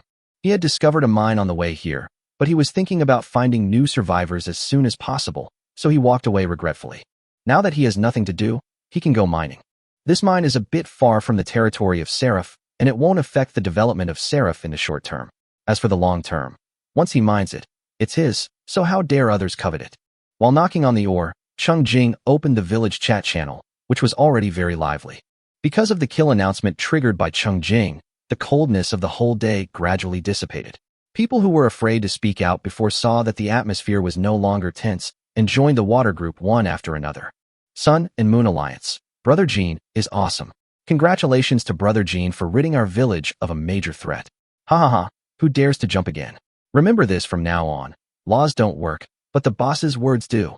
2176 Li Mingfei. The boss is not hurt, right? I hope those with ulterior motives can learn from this lesson. Although the living environment has changed, it doesn't mean that order has completely collapsed. At least in our village, we have the boss and we won't allow malicious harm to our fellow citizens. For those who followed Ruoshui, I advise you to turn back in time and not continue down this path. Callahan, good riddance. Thank you Ruoshui for teaching our village a lesson with your life. The boss also sold all of Ruoshui's resources at a low price. Those with evil intentions should take note and develop in an orderly manner. Otherwise, you will lose your life even if you rob. Cheng Jing sorted out the list in the little black book and sent it out and issued a warning. Save your life. I've seen Ruoshui's private chat history. Everyone, add Call Me Brother, Li Liang, Yan Zi, Lu Maosheng, and Wu Shui Shui to the trading channel blacklist. Pay attention, I'll be watching you. Decide how to behave accordingly. Wu Shui Shui, who had been on edge all afternoon, quickly stepped forward to express his stance. Wu Shui Shui boss. I truly know I was wrong and sincerely atone for my sins. I sold 3 batches of resources this afternoon, a total of 40 pieces of wood and 20 pieces of stone. This is all the materials I found, and I sold them all for 1 copper coin. I will behave well next time and atone for my sins. As for the other 2 who had insisted on starting a group, Call Me Brother and Li Liang, they didn't dare to say a word at this time. The 2 newly named people also pretended to be dead. After all, Ruoshui, who had jumped the most powerfully before, has become a thing of the past. Now is the time to save her life and show her power. No one dares to jump out and provoke her at this time. What if he gets angry because his life is at stake and forces the other party to chase him for thousands of miles again? Even their boss Ruoshui couldn't escape the god of death, so who among them dares to say that they are stronger than Ruoshui? As a result, the village chat channel seemed to have become Cheng Jing's one-man show. Those who opposed did not dare to speak out, and no one dared to say anything sarcastic. Those who spoke were all flattering. Cheng Jing just took a look at it and didn't take it to heart. After dealing with Ruoshui, he turned the topic to the real matter he was concerned about, which was the overall strength development progress of the village. Chapter 154. The timing is right. After the 2 days of rapid death, the survivors who were able to survive had barely adapted to the environment, so the death toll today was greatly reduced, and there were 806 people still alive. Not only did the death data drop, but the upgrade data also increased significantly. Among them, 461 people joined the village chat channel after their characters were upgraded to level 1, and 492 people joined the village trading channel after their safety towers were upgraded to level 1. After 3 days of accumulation, most of the survivors finally collected enough materials to upgrade the security tower, and even for the first time, the number of people in the trading channel surpassed that in the chat channel. To be honest, this development progress is very encouraging and much better than the situation in my previous life. During the same period in the previous life, the development progress was less than 2/3 of what it is now, and the gap in high-end combat power was even greater. Conversely, the death toll was much higher than it is now. Cheng Jing looked happy, so he decided to make himself happier. Survival is paramount. 461 villagers have now reached level 1, and 492 have reached level 1 with their safety towers. That's great. You all know how to navigate the current situation and survive. Keep up the hard work. I'm wondering if anyone has reached level 1, but the safety tower hasn't yet? What materials are you lacking? I'm a support. Boss, I'm short 20 pieces of wood. It's not that I'm not trying hard, but my home is surrounded by mountains. I've mined tons of rocks, but I can't find many trees. I'd love to trade rocks for wood, but I can't sell them until my security tower reaches level 1. I'm stuck in this chicken and egg dilemma. Boss, please help me. I promise to sell more rocks in the trading channel after my security tower is upgraded. Staying up late to cultivate immortality. Boss, look at me. I'm short of 10 stones and 2 iron blocks. I'm in the exact opposite situation to the above poster. I can't find any mines around here. I do have 50 extra pieces of wood, and I'm willing to make the same promise as the above poster. I'll sell all the extra wood after the security tower is upgraded. At this time, everyone was focusing their attention on the village chat channel. When they saw Cheng Jing asking the question, more than a dozen people spoke up and expressed their difficulties. These people have already been upgraded to level 1. Most likely, they are not the type who are lying in the safety tower waiting to die, but are restricted by various conditions and have not been able to save enough materials for upgrading. The authority mechanism also restricts them. Without a level 1 security tower, they cannot sell excess materials on the trading channel in exchange for scarce materials. The best they can do is keep an eye on the trading channel and grab them with their speed. Fortunately, most of these people don't need much. Even if they don't get enough today, they will have a chance to get enough tomorrow. But Cheng Jing was not going to wait until tomorrow and decided to lend a helping hand tonight. He made private transactions with everyone who left a message. Cheng Jing had been chopping down trees along the way all afternoon, and the bulk of the harvest had already been handed over to Song Xingyan for storage. He still had over 400 pieces of wood in his backpack, which he had been planning to hand over to Song Xingyan in bulk. As for the stone and iron blocks, he was already in the mine, constantly mining, so he had no shortage of them. The gap in materials for the group of people who left messages was quickly filled. After urging them to upgrade the security tower as soon as possible, Cheng Jing announced on the village public channel, "Save your life." Next, I'll be listing a batch of materials on the trading channel. Everyone, please note, these materials are only available to those whose safety towers haven't been upgraded to level 1.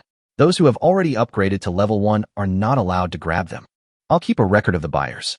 Don't give me a chance to teach you a lesson.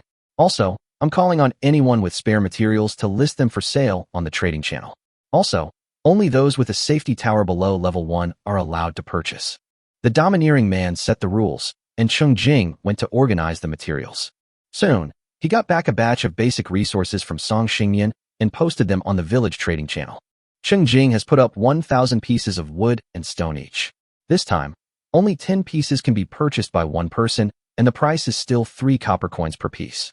The trading channel is not yet able to set more complex purchase restrictions, such as checking whether the buyer has a level 1 security tower, so Cheng Jing can only rely on the reputation he has accumulated over 3 days to force people who already have a level 1 security tower to voluntarily withdraw from the purchase. Fortunately, he chose the right time. Ruoshui, the new generation of chicken who was used to scare the monkeys, has just died, and people with ulterior motives have been forced to learn self-restraint. In addition, he always keeps his word when it comes to saving lives. Since he said that he would keep an eye on the buyer's list, everyone knows that he will really keep an eye on it. So even if some people think that the preferential price of this batch of materials is really attractive, they dare only watch. After Cheng Jing posted the sales order, he kept an eye on the sales situation. The 1,000 stones were sold out in a flash, but the wood sold relatively slowly, with only dozens of pieces of wood left in the end. He immediately understood that what most people lacked were stones. So Cheng Jing put up another sales order for 1,000 stones. This time, the buying speed was much slower, and soon there were only about 100 stones left, which sold even slower. Finally, Cheng Jing posted a sales order for 200 iron blocks, with a limit of 1 iron block per person, and the price of 1 iron block was 30 copper coins. As soon as the iron block sales order was released, it was sold out quickly. The iron blocks sold by Cheng Jing are indeed more expensive than stones, but they are much cheaper than the prices listed by other people in the trading channel and the prices in the mall. Cheng Jing compared the buyer lists of the 4 sales orders. Most of them were overlapping, and they were unfamiliar names that he had not seen in the chat and trading channels recently. This made him very satisfied. He thought that this wave of targeted aid was quite effective. Chapter 155. The Novice Protection Period ends. At the same time as Cheng Jing placed the order, a group of people who saw his appeal and were willing to give him face also placed orders to sell materials. Although they have relatively fewer materials and the unit price may be slightly higher, the total amount of materials is not small. With the concerted efforts of a group of powerful pioneers in the village, there was even a surplus of material sales orders on the trading channel for a while. This means that at this point, the survivors whose safety towers have not yet been upgraded to level May 1st have already gathered enough resources by purchasing materials. Of course, there are definitely people hidden in the silence who haven't collected enough materials, but they are more likely to not have enough copper coins. This is something that really cannot be saved. This apocalypse has actually infinitely eliminated the wealth gap among humans on Blue Planet. After all, as long as you register for the game before the end of the world and play around, you will have the opportunity to get gold coin rewards as starting capital. Even if you miss the opportunity to register for the game before the end of the world, there will still be 3 days of protection for novices after the end of the world. During this period, monsters rarely actively move towards the human safety tower, and if they do, they are just scattered level 1 monsters. As long as you muster up your courage and use your human wisdom, you can still kill the level 1 monsters. If you fail to take this opportunity to collect enough materials or earn enough money by killing monsters, then you can only consider yourself unlucky and bear the consequences of your choice. As the targeted aid he personally oversaw came to an end, Cheng Jing issued a solemn reminder on the public channel. Saving your life is important. The reason why the assistance plan was launched tonight is based on my guess that the 3-day novice protection period initially reminded may not end at 8 o'clock tomorrow morning, but at 12 o'clock tonight. No one can predict what will happen after the novice protection period ends. All we can do is try to help everyone by increasing the protection value of the security tower. So, if you have collected enough materials, hurry up and upgrade. Everyone, please be alert tonight and be vigilant when you go out tomorrow morning. Pay close attention to changes in your surroundings. It is very likely that the experience you have accumulated over the past 3 days will change again starting tomorrow. Cheng Jing spoke a long paragraph in one breath, focusing on reminders. After he finished sending the message, the village chat channel paused for a moment, and then completely exploded. Compared to Roashue, who only disrupts order, may kill people, and is actually far away from most people, the end of the novice protection period, which is closely related to everyone, is the real hot topic. Cheng Jing's reminder was like a heavy hammer, bringing down the cruel reality. Yao check now. Oh my god, what the boss said makes sense. When I used to play mobile games, the game updated every morning at 8 a.m., and the thatched cottage could only recruit new players after 8 p.m. But these past 2 days, the thatched cottage in the territory can recruit new players after 12 p.m. So, even though we were dropped in at 8 a.m., it's very likely that the time nodes will follow this world schedule, and the newbie protection period will end tonight. I won't eat this pie. This life is really unbearable. I think these past 3 days have been hard enough, and now I'm suddenly reminded that I was still a beginner on the simple version. Protection? I can't imagine what tomorrow will be like without protection. I just want to hang out. Damn it, I'll give it my all. Since I can't change the environment, I'll just change myself. I think we need to change our mindset. This world isn't entirely without its advantages. Killing monsters makes you stronger, collecting materials makes you live in a bigger house. The future is actually clearer than ever. At least before, my parents couldn't work hard for 3 days to get my house a dozen square meters bigger. I've decided. Starting tomorrow, I'll fight monsters with all my might. I'm going all out. I'm determined to see how powerful I can be after reaching dozens of levels. I can't be at the top of my class, even in my studies and exams. I don't believe I can't be at the top of the class in terms of monster fighting and leveling up. Brothers, follow me. The messages in the village chat channel are updated rapidly. Even though there is a time interval between each person sending a message, the number of people who can send messages has expanded to nearly 500 people. With each person sending a message, the messages are updated very quickly. When there are more people, everyone's thoughts become more diverse. Some are worried, some are afraid, but some have already cheered up and are actively adapting to the new environment after the end of the world. What is the same is that the survivors tonight are particularly active, and it feels like they are staying up all night together to celebrate the new year. Everyone is ready to stay up until 12 o'clock to see if the situation has changed. This added a lot of fun to Cheng Jing's boring ore mining process. Besides chatting in the water group, Cheng Jing also sorted out today's harvest. In one afternoon, he dealt with 3 monster tribes, each headed by a level 5 monster. But the real reward for killing monsters comes from the monsters you clear along the way. Cheng Jing killed more than 1,600 monsters along the way and gained 1,054 experience points and 1,054 copper coins after a critical hit. Sharp Limbs 102, Spider Silk 168, Deerskin 88, Rabbit Fur 230, Sharp Teeth 144, Feathers 184. Absorb 19.4 points of Strength, 17.2 points of Agility, 13.2 points of Constitution, and 21.6 points of Spirit. The skills and equipment that exploded are Fireball 2, Blindness 2, Ring of Strength 4, Deerskin Coat 2, Rabbit Ears 2, Bird Staff 2, Silk Trousers 2. In addition, Eggplant 12, Eggplant White 2, Apple 10, Apple White 4, Pink Berries 16, Pink Berries White 6. The small and few harvests were stuffed into a large wooden cabinet and then put into the backpack. The large and numerous harvests were handed over to Song Xingyan for help in storage, so Cheng Jing's backpack today looked very durable. Chapter 156 I Miss You So Much. Cheng Jing worked until 11:30 in the evening before he finally stopped. Communicating with the security tower core integrated into his body, he decisively used the go home function. He didn't want to walk back since he was so far away from home. The next second, a white light appeared under Cheng Jing's feet, and the scene in front of him changed. He was already in the center of the 3rd floor of the familiar security tower. In the familiar and safe environment, he stretched himself first, then took a quick shower and changed into clean clothes. When Cheng Jing came out wiping his hair, he vaguely heard some movement downstairs. He went downstairs and saw that the people were still awake. They were gathered on the 1st floor of the security tower, working and chatting around the fireplace. Several craftsmen were leading their soldiers to pre-process the iron blocks, while Lu Guo was helping Wu Lin with sewing and mending. Seeing Cheng Jing coming down from upstairs, everyone stood up excitedly and saluted.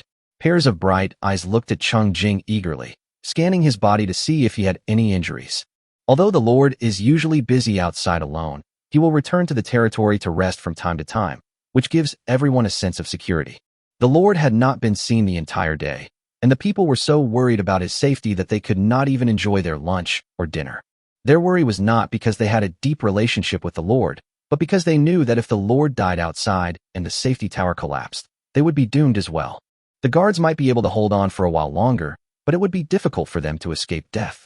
So throughout the whole day, the people couldn't help but look at the main seat at the front of the table frequently. Unfortunately, they didn't have the chance to hear the Lord's after-meal speech today. They really missed it. Lu Guo came forward first, and with a smile, he led Cheng Jing to the spacious spot closest to the window, motioning Cheng Jing to look. Oh, Cheng Jing laughed. There is actually a ready-made rocking chair placed here. He had casually mentioned before that it would be comfortable to lie down and rest in a rocking chair, but he didn't expect that the craftsman would actually make it today. Cheng Jing immediately lay down to try it out. It fit his body perfectly and was very comfortable. It rocked gently, and he felt really relaxed. Who made this? It's really good. Cheng Jing praised without hesitation. Lu Guo had already swiftly brought over a bowl of fish soup that had been warming on the stove and pointed at Shirtai when he heard this. Shirtai, who was handling the iron block, stood up quickly, smiled innocently, and didn't dare to take credit for it. Shi Yuan instructed me to make it. Good cooking. Cheng Jing nodded and drank a bowl of fish soup comfortably while lying down. He was about to sigh comfortable, but just as he handed the bowl to Lu Guo, he turned around and saw someone kneeling next to him. Hey, what's going on? Cheng Jing took a closer look and saw that the person kneeling was a new soldier recruited this morning. His name should be... Oh, he hadn't given him a name yet. At that time, The soldier's whole body expressed an attitude of non-cooperation. Cheng Jing thought that if he sent the soldier back as she wished, he could also recover some of the costs, so he didn't pay much attention to her. Now she is kneeling beside me, looking at me eagerly. What is going on? Cheng Jing looked at Wei Dunyi. Wei Dunyi dusted off his hands, stood up, walked to Cheng Jing's side, pointed at the new soldier, and reported truthfully. My lord, after a full day of training, the newcomer has been active in combat, obeyed orders, and is willing to stay. I hope to seek another opportunity with you. The newcomer quickly explained, My lord, I am willing to stay and serve you. Please forgive my previous ignorance. After saying this, he kowtowed seriously. For many years, Cheng Jing had only seen actors perform this way in TV dramas, but he had never seen such a grand gesture in real life. He was so embarrassed that he was in a panic and said quickly, Okay, get up, get up. The soldier who was recruited with money was willing to stay voluntarily. No matter why she changed her attitude, at least she was cooperative. Cheng Jing didn't care about having one more mouth to feed in his territory. Seeing the man finally stand up, Cheng Jing breathed a sigh of relief. If you want to stay, you can. As for the name, it should be Wu according to the order. If you like, Wu is also fine. For the past 2 lifetimes, after entering the apocalypse, the people of Blue Star have never worried about verbal communication with the indigenous people. Not only is there no barrier to communication with the indigenous people of the Eternal Fall world, but there is also no barrier to communication between people from different countries and civilizations on Blue Star.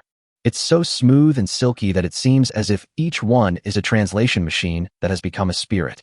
In fact, it is even more advanced, with no trace of translation during communication. At this point, the newcomer accurately understood Cheng Jing's meaning and chose his own name. The 5th soldier in the territory, Shield Dance, was now in place. The Shield Dance also reminded Cheng Jing, and he turned on his brain computer to check the prompts.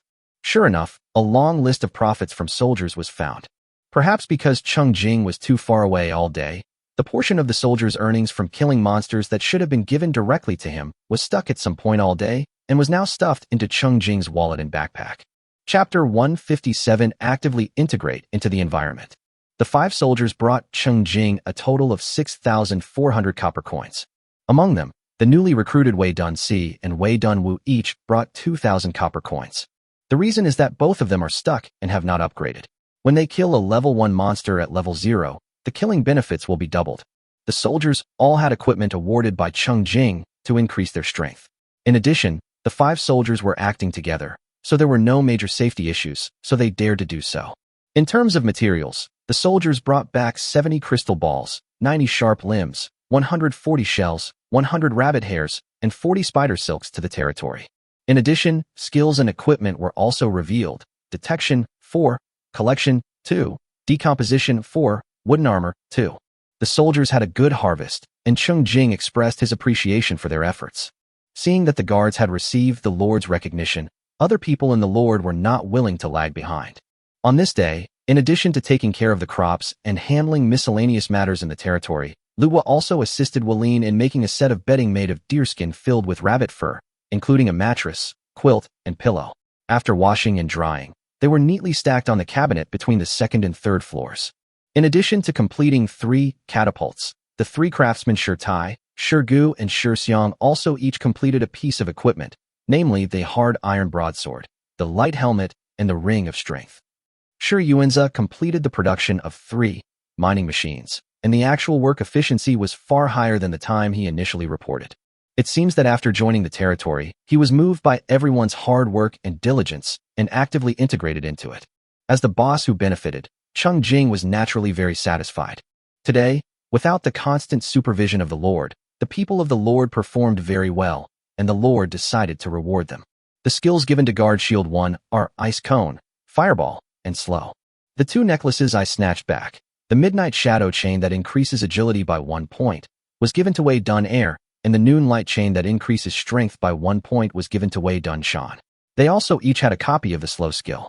As for Wei Dunyi, he replaced the rabbit ears that were previously assigned to him with a light helmet. The boy obviously thought the helmet looked cooler, so he put it on happily. Wei Duner teased him, "Don't wear it while sleeping. I'm afraid you'll fall off the bed and wake everyone up with the noise." Wei Dunyi, who had slept with the ring and boots on the previous night, was not at all embarrassed. Instead, he proudly announced, "I will definitely be able to maintain the helmet brighter and better than my second brother." Everyone laughed at the young man's ambition. Cheng Jing was happy and gave one white apple each to Wei Dunshan, Wei Dunsi, and Shi Tai, which could increase their physical fitness by 1 point. Wei Dunsi cheered and started to eat it with big mouthfuls, enjoying the food very much. Seeing that he was about to hug Cheng Jing's thigh while eating, Cheng Jing quickly dodged him and scolded him with a smile. "Don't wipe your juice-stained hands on my clean clothes." Shi Tai was in disbelief and only stepped forward to take the apple after being pushed from behind by Lu Gua. When he was about to take it, he retracted his hand and wiped it vigorously on his clothes before thanking him and taking it away.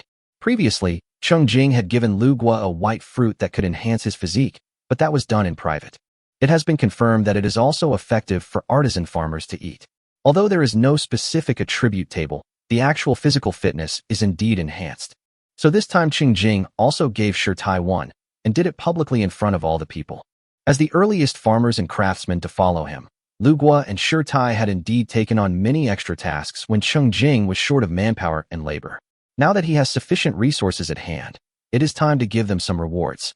Seeing Shi Tai holding the apple in his palm and rubbing it, reluctant to eat it, Cheng Jing encouraged him with a smile. "Eat it. The sooner you eat it, the sooner you will get the benefits." Shi Tai nodded vigorously and sat back in the corner where he had been processing materials. He concentrated on taking small bites of the fruit.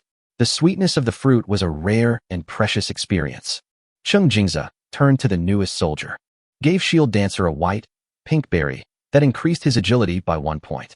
In terms of equipment, the strength ring was replaced with a heavy ring that increases physical fitness, and the sharp spear was replaced with a hard iron broadsword. She was also equipped with skills. In addition to the 3 basic skills, there are also strong, shield, ice cone, and blinding skills. Wei Dunwu accepted it with joy and was sincerely grateful to the several subjects who had given her advice, both openly and secretly, that day. At the moment, deciding to stay is indeed a good choice. This lord was indeed as magnanimous, kind, and merciful as everyone had privately commented. Not only did he not take her previous impolite behavior seriously, he also considered her and bestowed a reward that suited her development path. The soldiers were very happy, and the rewards of stone and iron also gave other craftsmen and farmers more hope. For a while, the atmosphere was relaxed and pleasant, and no one felt tired at work. Cheng Jing stood up from the comfortable rocking chair and walked out of the safety tower with Lu Gua and Wu Lin. He planned to plant all the new fruits he brought back except the white ones. The Lord took the initiative to stand by and support them, and even turn on the light ball. The 2 farmers did not feel scared or tired working late at night, and they felt very relieved. Cheng Jing didn't just stand there. He tapped Song Xingmian and specially left a white apple and the skill fireball for her. At this moment, Song Xingmian was indeed awake, and she transferred back the resources that Cheng Jing had temporarily stored with her. Chapter 158, The Real Doomsday Night. Although Cheng Jing sold several batches of resources in the evening, he gained more throughout the day. At this point, there are still 3,000 wood, for hardwood heartwood, 2,000 stone, 200 iron, 40 silver, and 8 gold. Song Xingmian, who was chewing an apple, said that she had deducted the change as storage fee and gave Cheng Jing a new skill, traction, in return. However, Cheng Jing knew that due to his obsessive-compulsive disorder, he had to collect materials in perfect numbers and would not leave any leftovers for the other party. Forget it, seeing that she is happy, she will definitely ask for it when she needs it. Cheng Jing focused on new skills. Pull level 1. 1/10 consumes 1 spirit point to pull a single target within a 10-meter radius toward you by 1 meter. Cooldown, 10 minutes. Cheng Jing used the pulling skill on a wooden barrel, directly pulling the barrel that was originally 1 meter away to his side. Meeting the confused look of Lu Gua who was about to water the plants, Cheng Jing quickly returned the barrel and secretly thought that it would be even better to have a matching resistance skill so that he could push and pull the target back and forth. I casually opened the skill list and took a look. This afternoon, the proficiency of various skills had improved, but not many had reached the upgrade level. Now that Cheng Jing has upgraded the skill levels to a higher level, the proficiency requirements are correspondingly higher, and the difficulty of upgrading has increased. 2 magic skills have been upgraded. Treasure Pavilion is upgraded to level 3, and the volume of the exclusive Treasure Pavilion is further expanded to 14 centimeters, 14 centimeters, 14 centimeters. Illumination has also been upgraded to level 3. The duration of each lighting ball is extended by 3 minutes and can last for 18 minutes. It can temporarily achieve simultaneous illumination of 4 balls. In addition, the passive skill, counterattack, is upgraded to level 4, and the skill trigger probability is increased by 2% to 12%. Soon, it was 12 o'clock in the evening. Suddenly, a bell rang in my ears again. The sound was not loud, but it was enough to serve as a reminder. Cheng Jing jumped up instantly and landed on the roof of the safety tower. He looked towards the wilderness outside the territory, shrouded in darkness. His superior hearing allowed him to quickly notice that the strange noises in the originally quiet forest were growing louder and louder. Cheng Jing turned off the automatic attack function of the offensive buildings in the territory and waited quietly. A few minutes later, a large number of new monsters appeared around the territory that had been cleaned up during the day, migrating in groups from south to north. Some ran fast, some wandered slowly, and the monsters made various noises from time to time, declaring their ownership of the wilderness at night. Occasionally, a super large group of people would pass by, making a huge noise, rumbling, and very noisy. What was unanimous was that the monsters all treated Cheng Jing's territory as nothing and naturally bypassed it from both sides. In the territory, neither Cheng Jing nor the other subjects showed any nervousness about such a situation. In fact, they were all used to it. Or rather, this is the apocalyptic night they are familiar with. The quiet and peaceful nights during the novice protection period were rare and precious. More often than not, large numbers of active monsters dominate the night, while humans cautiously hide in safe towers. The good news is that territories and security towers in the wild have special concealment functions and will be ignored by the monster groups migrating at night. Cheng Jing guessed that in the eyes of the monsters, the territory was probably just a steep hill or a stinking puddle. They didn't plan to set foot there, so they would naturally take a detour.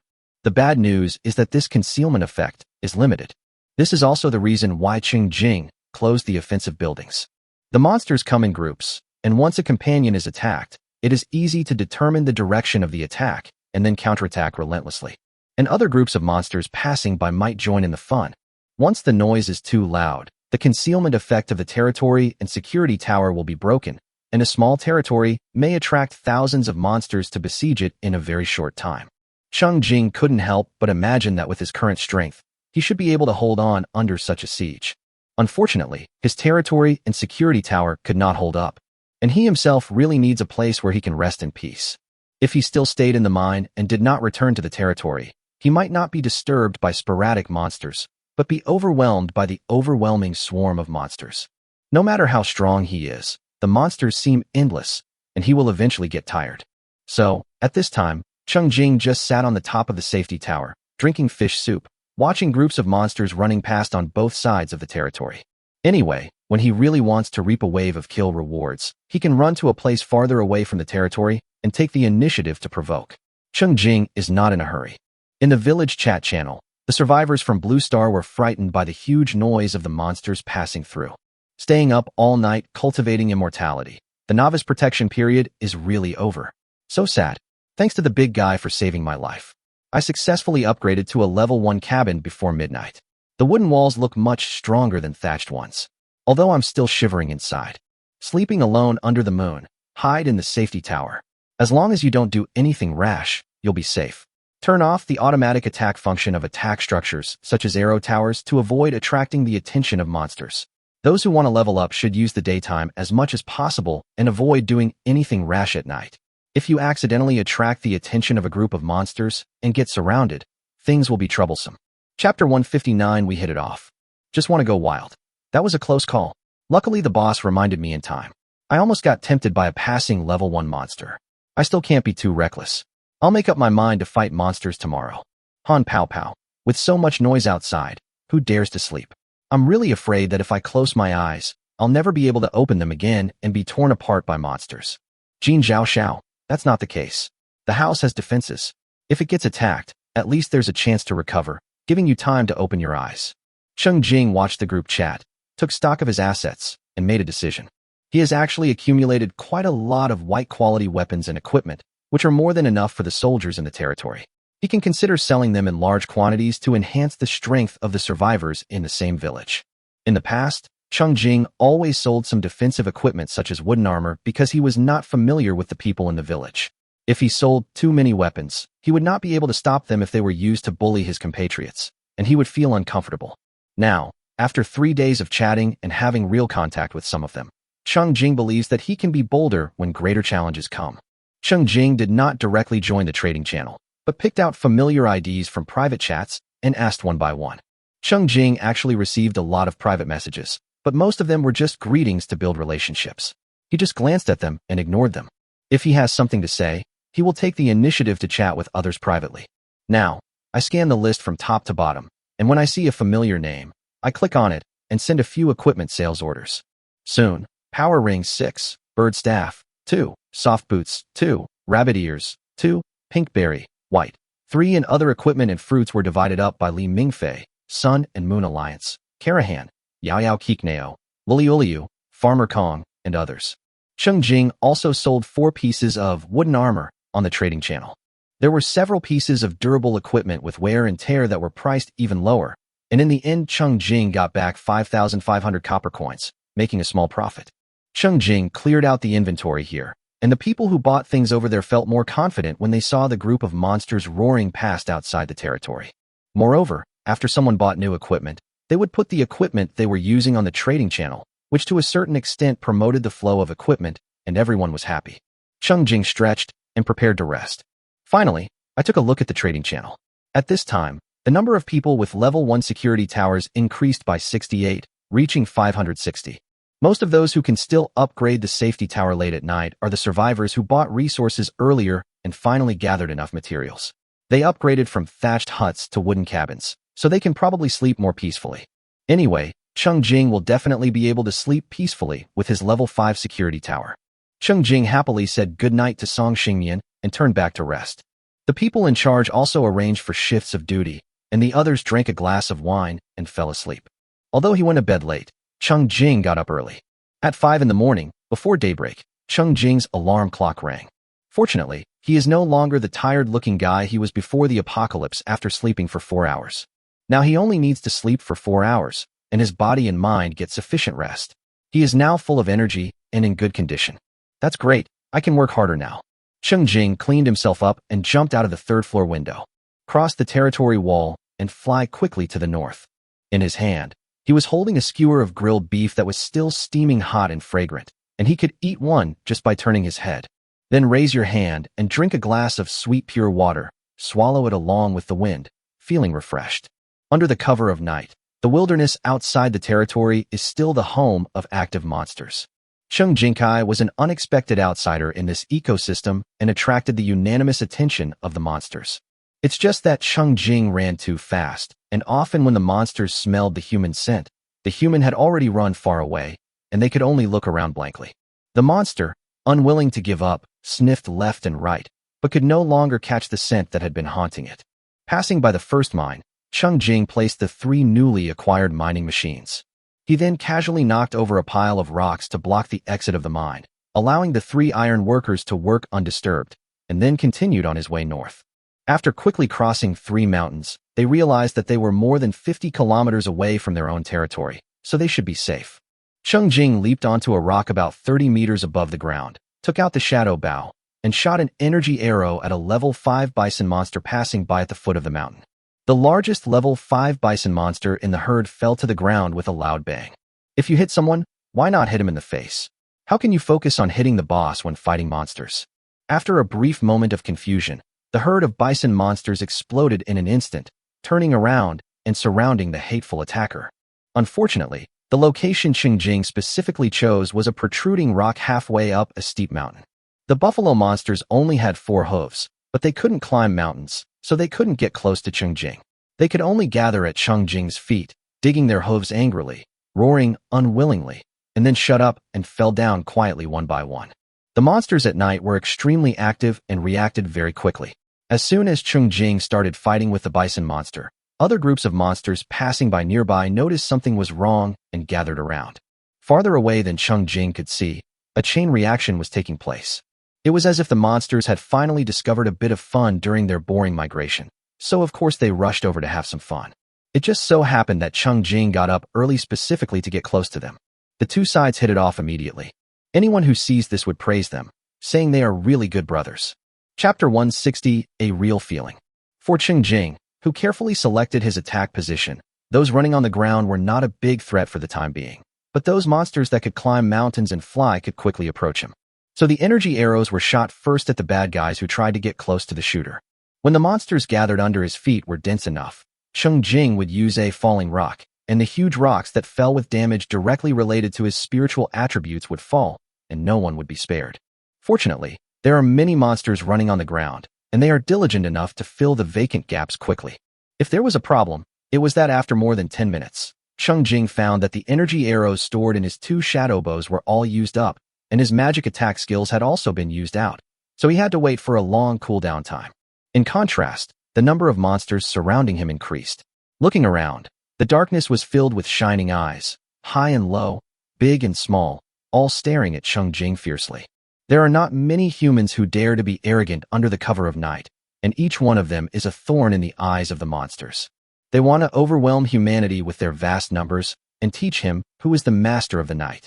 Cheng Jing patted the longbow in his hand and suddenly sneered. Really, he was almost spoiled. He has always relied on his attribute advantages to attack elegantly and cleanly from a distance. He almost forgot that when he had no weapons and no attributes, he also dared to rush into close combat with those ugly monsters. Cheng Jing put away the shadow bow and a sharp spear appeared in his hand. With one lance, he smashed several morning birds and small bat monsters that flew towards his face into pieces. Cheng Jing jumped down and jumped directly into the group of monsters below. First, split the mountain and carve out a place to stand. Then the gun shot out like a dragon, with great force and power. Strength is currently the weakest of Cheng Jing's 4 basic attributes, but a strength of 159.6 points is not something that even the current highest level 5 monsters can withstand. The long spear swept out, knocking down a group of people with one shot, and then turned around and swept down another group with the cloud spear. The battle process was as refreshing and simple as mowing the grass. Cheng Jing fought more and more freely, moving left and right with ease, as if it was not the monsters surrounding him, but he alone was surrounding thousands of monsters. There is no need to use the more powerful stabbing and piercing techniques in spearmanship, just sweeping and chopping will be enough. Every time you fire a gun, you can actually feel the death of the monsters from the slight resistance fed back from the gun body. This sense of reality, which is greater than that of a long-range bow and arrow, is actually transformed into the pleasure of killing. Cheng Jing went crazy killing monsters. When the sky finally began to light up, Cheng Jing had already cleared a blank area around him, and no blind monsters dared to approach him anymore.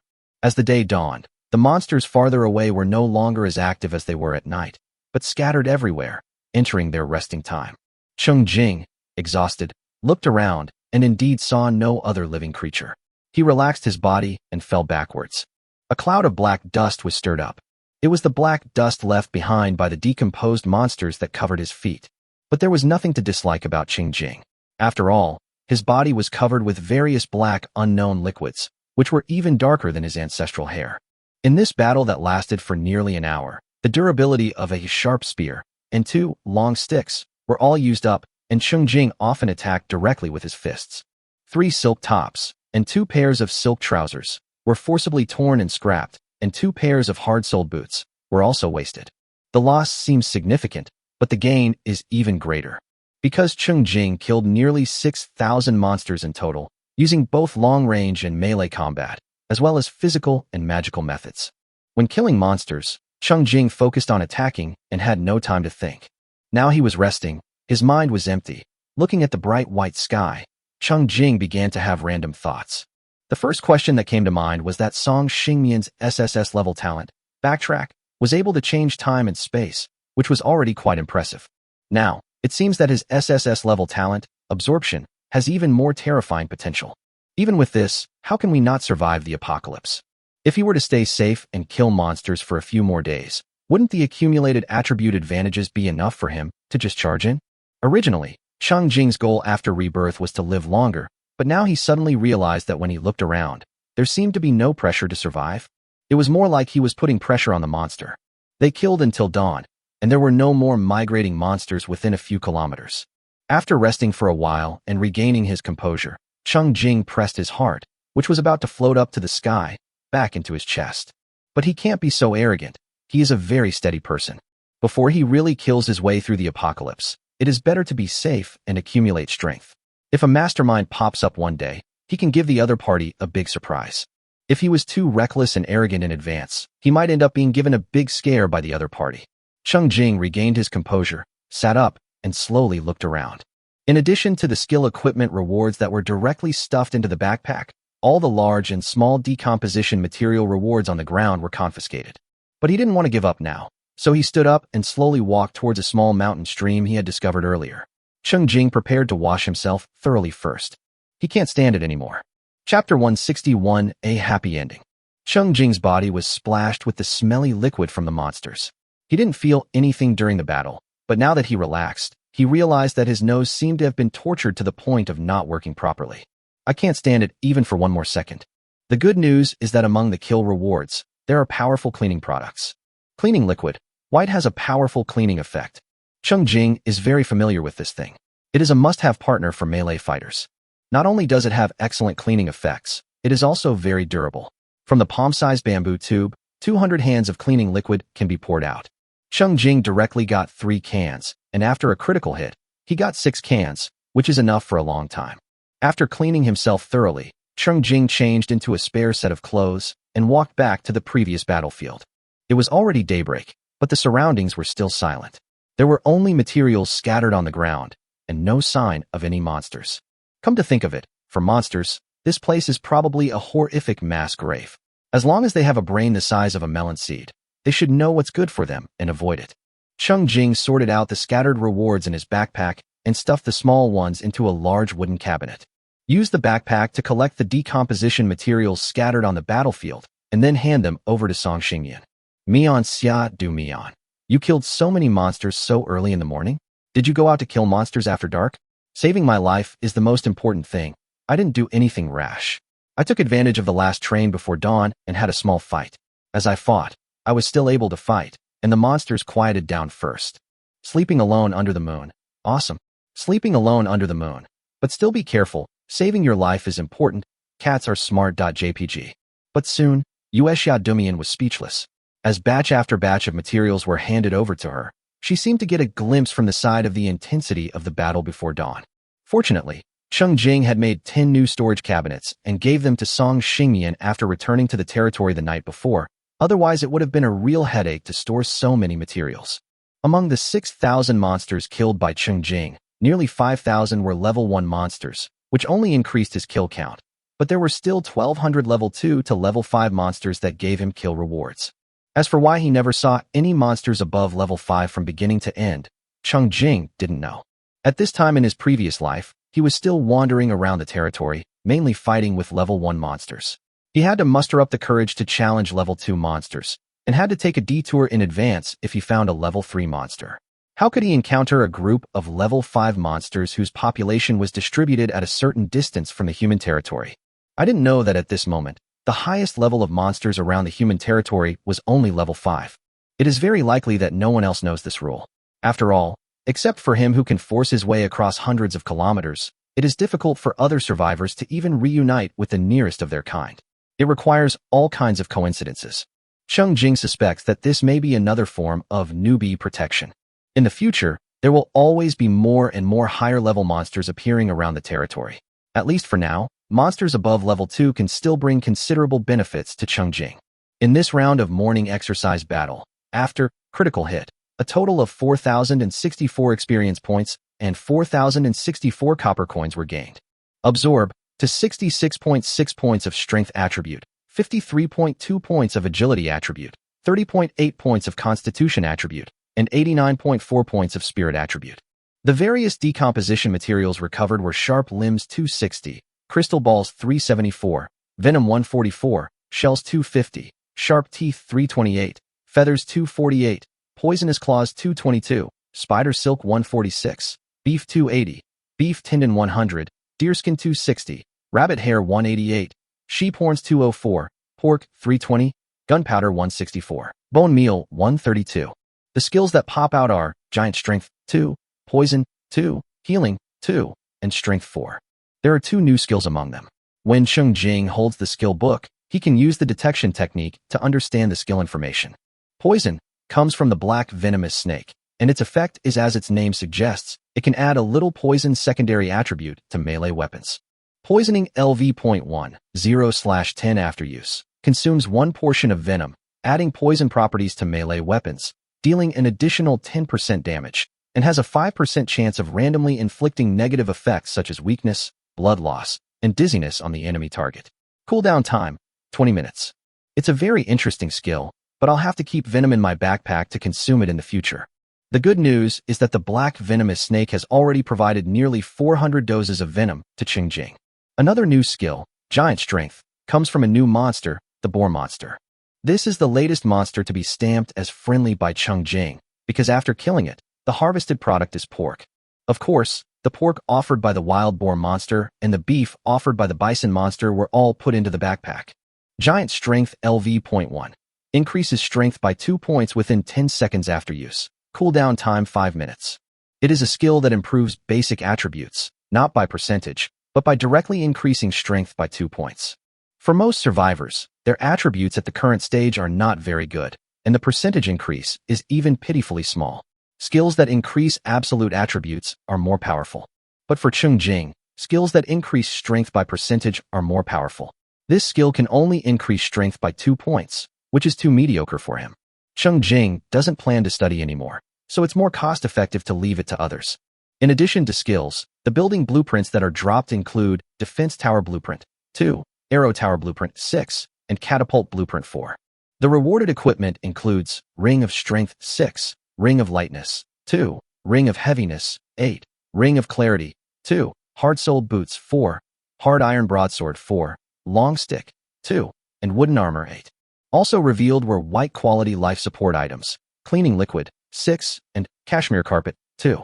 In short, Cheng Jing was too strong, and the monsters couldn't break his defense, so they could only vent their anger on his clothes, which indeed caused him to lose several pieces of clothes. But he made a lot of money just from the attributes he absorbed, not to mention the large amount of materials and equipment he also gained. The monsters may not lose money, but Cheng Jing definitely makes a lot of money. Another happy ending. Chapter 162. Opportunity to Verify Rumors. In the morning light, Cheng Jing happily hummed a song as he staggered back to his territory. By the way, appreciate his powerful attribute table. Name: saving your life is important. Level: 42816/500. Strength: 226.2. Agility: 220, plus 2.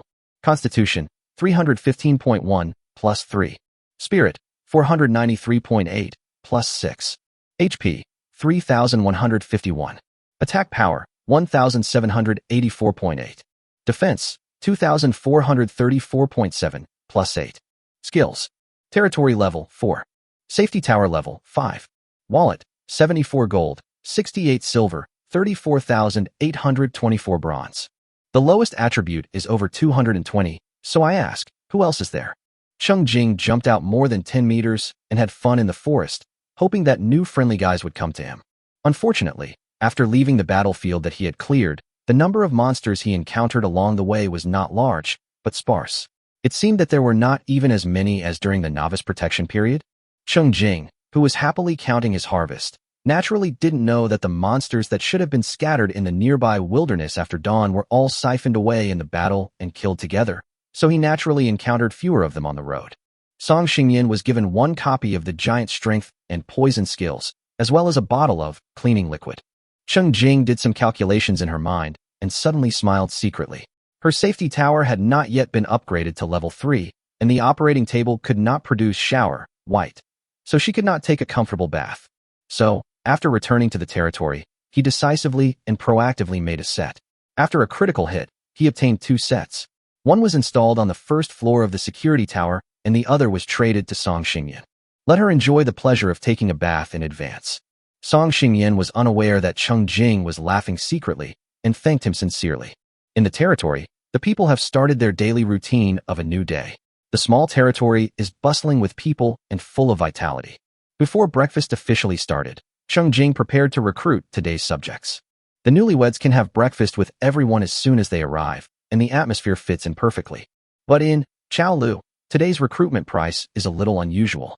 Farmer, recruitment fee, 2,800 copper coins. Craftsman, recruitment fee, 3,100 copper coins. Wanderer, recruitment fee, 100 copper coins. Cheng Jing took a closer look and found that he was not mistaken. A wanderer appeared today who could be recruited for only 100 copper coins. According to the rule of you get what you pay for, this wanderer must be the most ordinary one. But Cheng Jing, who had always habitually ignored the wanderers, was hesitant at this time. He remembered a rumor he had vaguely heard that Chao Lu would occasionally refresh wanderers at prices far below the normal level. In this case, it was not a bug, but most likely another set of specific rules was in effect.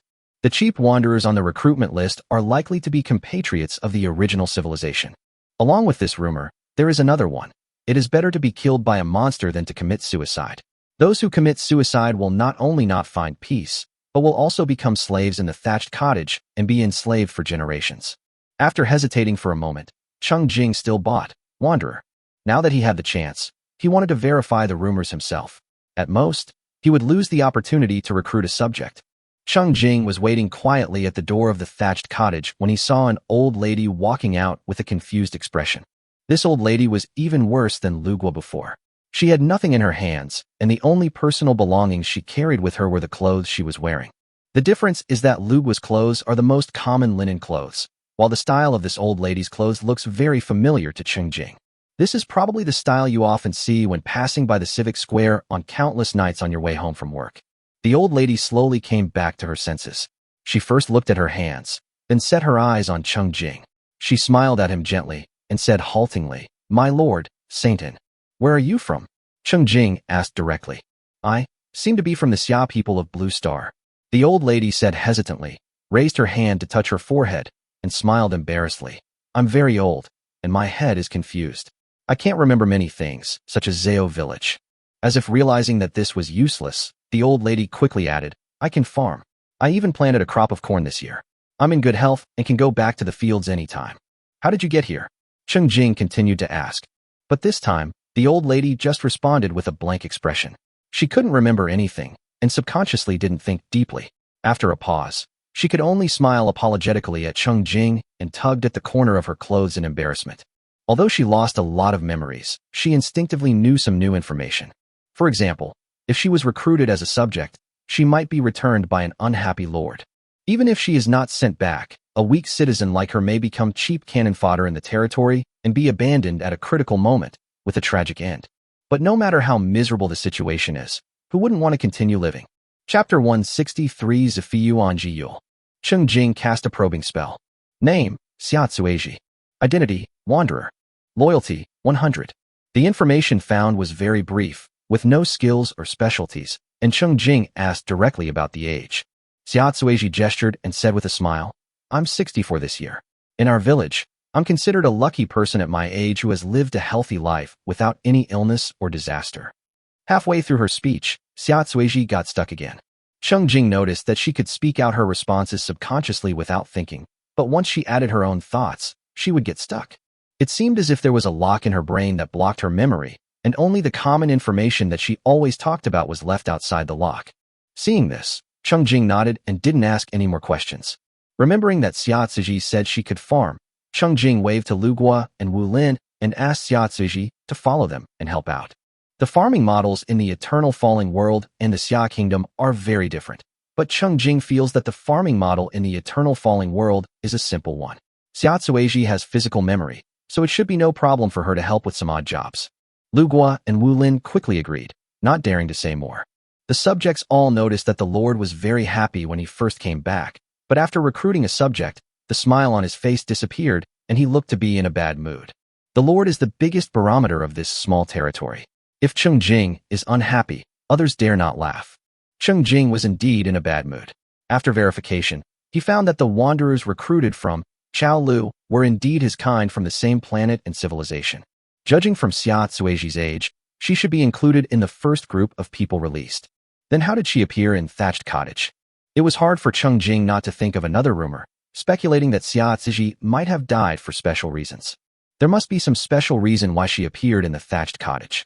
If Xia Tsueji is like this, what about the other people in the territory? Each of these questions makes one's spine shiver the more one thinks about them. Cheng Jing turned to the barracks with heavy steps. The price of training soldiers today directly rose to 12,000 copper coins. Cheng Jing didn't even feel like complaining about the high price, so he just paid the copper coins directly. A young man with thick eyebrows and big eyes came out, saluted with a simple smile, and said, "Lord, Saintin, I am willing to drive for you." Cheng Jing named him Wei Dun Lu in order, and then waved his hand to signal Wei Dun Yi to lead the newcomer. He turned and walked into the security tower. After watching Cheng Jing disappear, Wei Dun Lu asked with some concern, "My lord seems dissatisfied with me. Is there something I did wrong? Please give me some advice. I will definitely change." Wei Dunyi patted the newcomer's shoulder and led him to the edge of the territory. After explaining the rules of the territory, he whispered soothingly, "Don't think too much. The master is in a bad mood today, and it's not against you." Having said that, Wei Dunyi couldn't help but take another look at Xiaozuiji. It's indeed not aimed at the new soldiers, but at the new wanderers.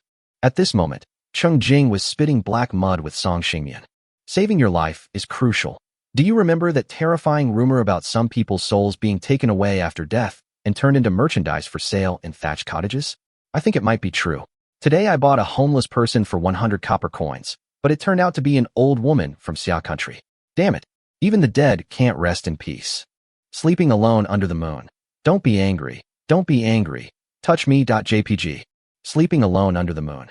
Can people still remember their past? Save your life. I don't remember. I'm locked up. Now she's in a state where she doesn't realize she's forgotten unless I ask her. It seems that she only has common sense memories that don't affect her survival.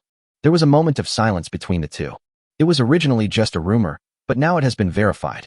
It is hard to say how sad it is that the rabbit has died and the fox has mourned for its own kind. Life was hard enough, and they still couldn't find peace after death. This really hit the Xia people in the stomach. Cheng Jing turned around twice in anger and simply sorted out the resources he brought back, using busyness to divert his attention.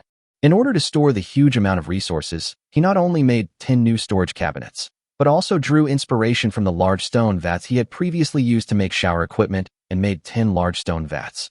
Throw small materials like sharp teeth, feathers, poisonous claws, etc. into a large stone jar one by one, and then stuff the large stone jar into the storage cabinet to occupy a grid.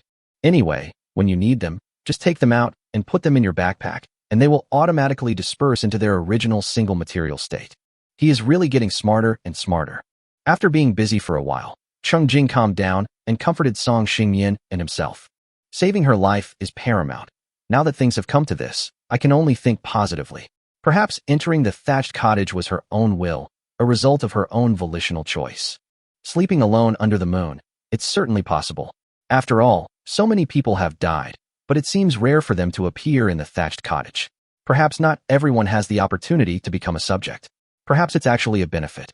It's just that not everyone wants this kind of welfare. If you really care about it, you might think it is a welfare.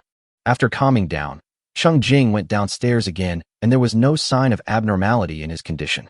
Today's breakfast was still roast beef. In front of Cheng Jing was a bowl of specially made cold eggplant salad, which was made with white-quality eggplant.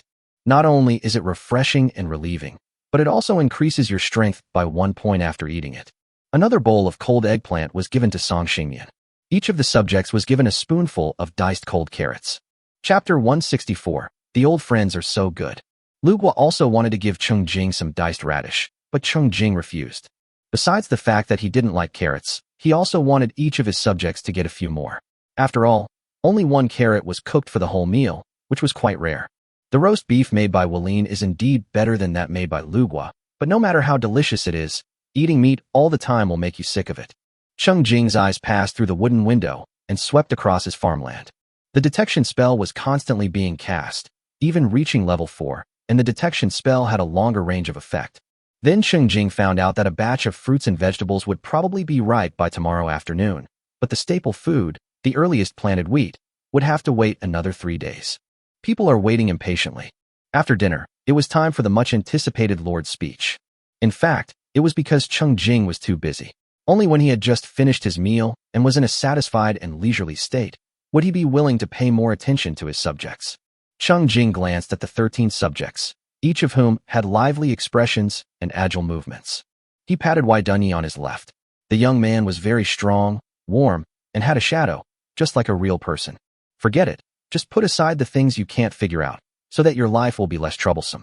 Cheng Jing gave the 2 healing spells to Wei Dun Yi and Wei Dun Wu respectively. With both of them taking care of the treatment in the future, the safety of the soldiers will be better guaranteed. I also gave Wei Dun Wu a pair of newly arrived hard-soled boots. The giant strength skill was given to Shield Mountain. The Solidity skill is also given to the new Shield Guard Lu, along with the 3 basic skills of Exploration, Collection, and Decomposition. The equipment distributed to Shield Land also includes Ring of Strength, Heavy Ring, Bone Crown, Hard Iron Broadsword, Wooden Armor, and Hard-Soled Boots. Finally, add a White Powder Berry that can increase agility by 1 point. Cheng Jing's investment in newcomers has been well spent. Armed with this set of equipment, not to mention the Shield Land with a starting 2 points of Strength and Constitution, even an ordinary person can immediately become high attack and high health, and not be afraid of level 2 monsters.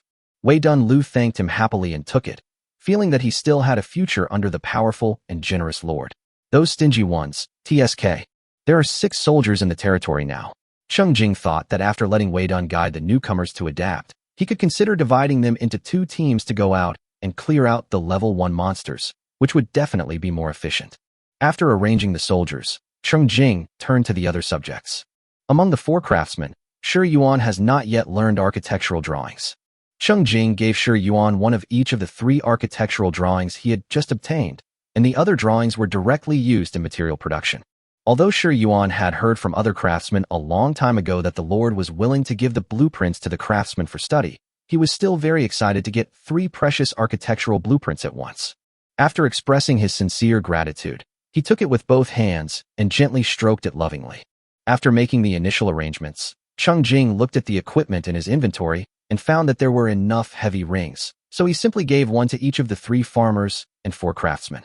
Other equipment, like the Ring of Strength, may require adjustments and adaptation after increasing strength, especially for carpenters who do delicate work. The time required for adaptation may not be short, but it is just a heavy ring that enhances physical fitness and increases physical strength. After wearing it, the people can enjoy the benefits brought by the equipment without much adaptation. For example, you can live longer. The generals and the people had made clear arrangements, and Cheng Jing packed his backpack and equipment with satisfaction before going out. He had already taken a detour to explore today's dungeon when he returned to the territory. The name of the refreshed dungeon was Bat Maze. That's great. Doesn't this mean he's being invited to visit his old friend, the little bat monster? It's also cute to repeat words. Hee hee. Old friends are still more varied and exciting. Full of anticipation, Cheng Jing not only went there himself, but also brought along 98 newly made iron pickaxes as gifts. After all, old friends have good eyesight and always seem to be able to find mines as their nests. I hope I won't disappoint him today. This time, Cheng Jing held 2 storage cabinets in each hand and plunged into the copy. There was a flash of white light before my eyes, and my position had changed, with darkness all around. Cheng Jing lit up the light ball, took a closer look, and was overjoyed to find that it was indeed a mine. His old friends were so enthusiastic that he felt embarrassed not to accept their gifts. Cheng Jing placed the storage cabinet in a slightly cleaner place, picked up the pickaxe, and started knocking. The ding-ding-dang-dang sound quickly attracted the attention of the little bat monsters. When the little bat monsters discovered that some hateful humans had secretly broken into their nests and stolen their belongings, they were furious and rushed towards Cheng Jing. After casually greeting his old friends, Cheng Jing continued to work hard at mining. This attitude is too arrogant, and there is no sense of being a guest at all. The little bat monsters attack even harder. Gradually, more and more small bat monsters flew into the mine where Cheng Jing was. The bat monsters have a huge advantage that is difficult for other monsters to match. That is, they are small in size, highly agile, flexible in movement, and can fly. This means that a large Cheng Jing can provide many attacking positions at the same time. Chapter 165. This master is not good. After a few minutes, there were more than 1,000 small bat monsters gathered in the mine around Cheng Jing. When hundreds of small bat monsters attacked Cheng Jing at the same time every second, Cheng Jing suddenly realized that although all the shots from these small bat monsters were a miss, his defense value was constantly decreasing. My goodness, if he leaves it alone, the ants may be able to kill the elephant. Of course, Cheng Jing would not just sit there and do nothing. In addition to the little bat monster that was fighting back to death, he also placed a falling rock on his own head. The huge rocks created by the skill were even larger than the mine he was in. Fortunately, this huge rock is not a real entity, but more like an illusion, otherwise it would have shattered the mine.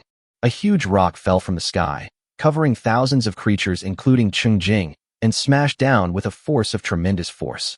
After a loud boom, Cheng Jing passed through the shadow of the huge rock and sat down safely, but thousands of small bat monsters in the entire mine were taken away in one wave. One move clears the field, and the world returns to peace.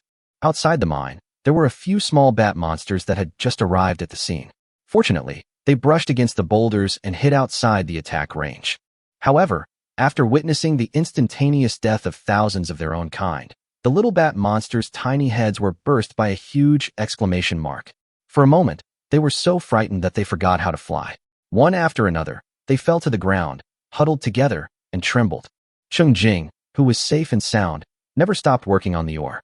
Looking back at his own results, he sighed again that the little bat monsters did have a huge advantage in their small size. If it were any other monster, it would be really difficult to gather so many of them in such a small area, giving him the chance to take them away in one go. Cheng Jing quietly knocked on the ore for a long time, until the other half of the bat monsters in the copy realized that something was wrong and gradually gathered again. The newly arrived little bat monster looked down on its fellow creatures who were huddled in the corner, shivering and doing nothing, and then rushed towards Cheng Jing with fighting spirit. This time, Cheng Jing had a clear idea in mind, so he was not in a hurry to deal with them and let them besiege him.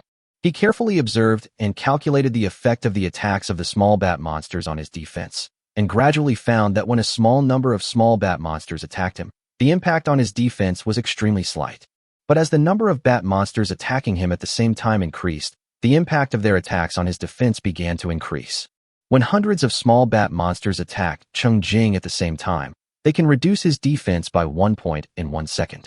Although this weakening is temporary, the lost defense will slowly recover as Cheng Jing leaves the battle, sits on the cashmere carpet, returns to the territory to rest, etc.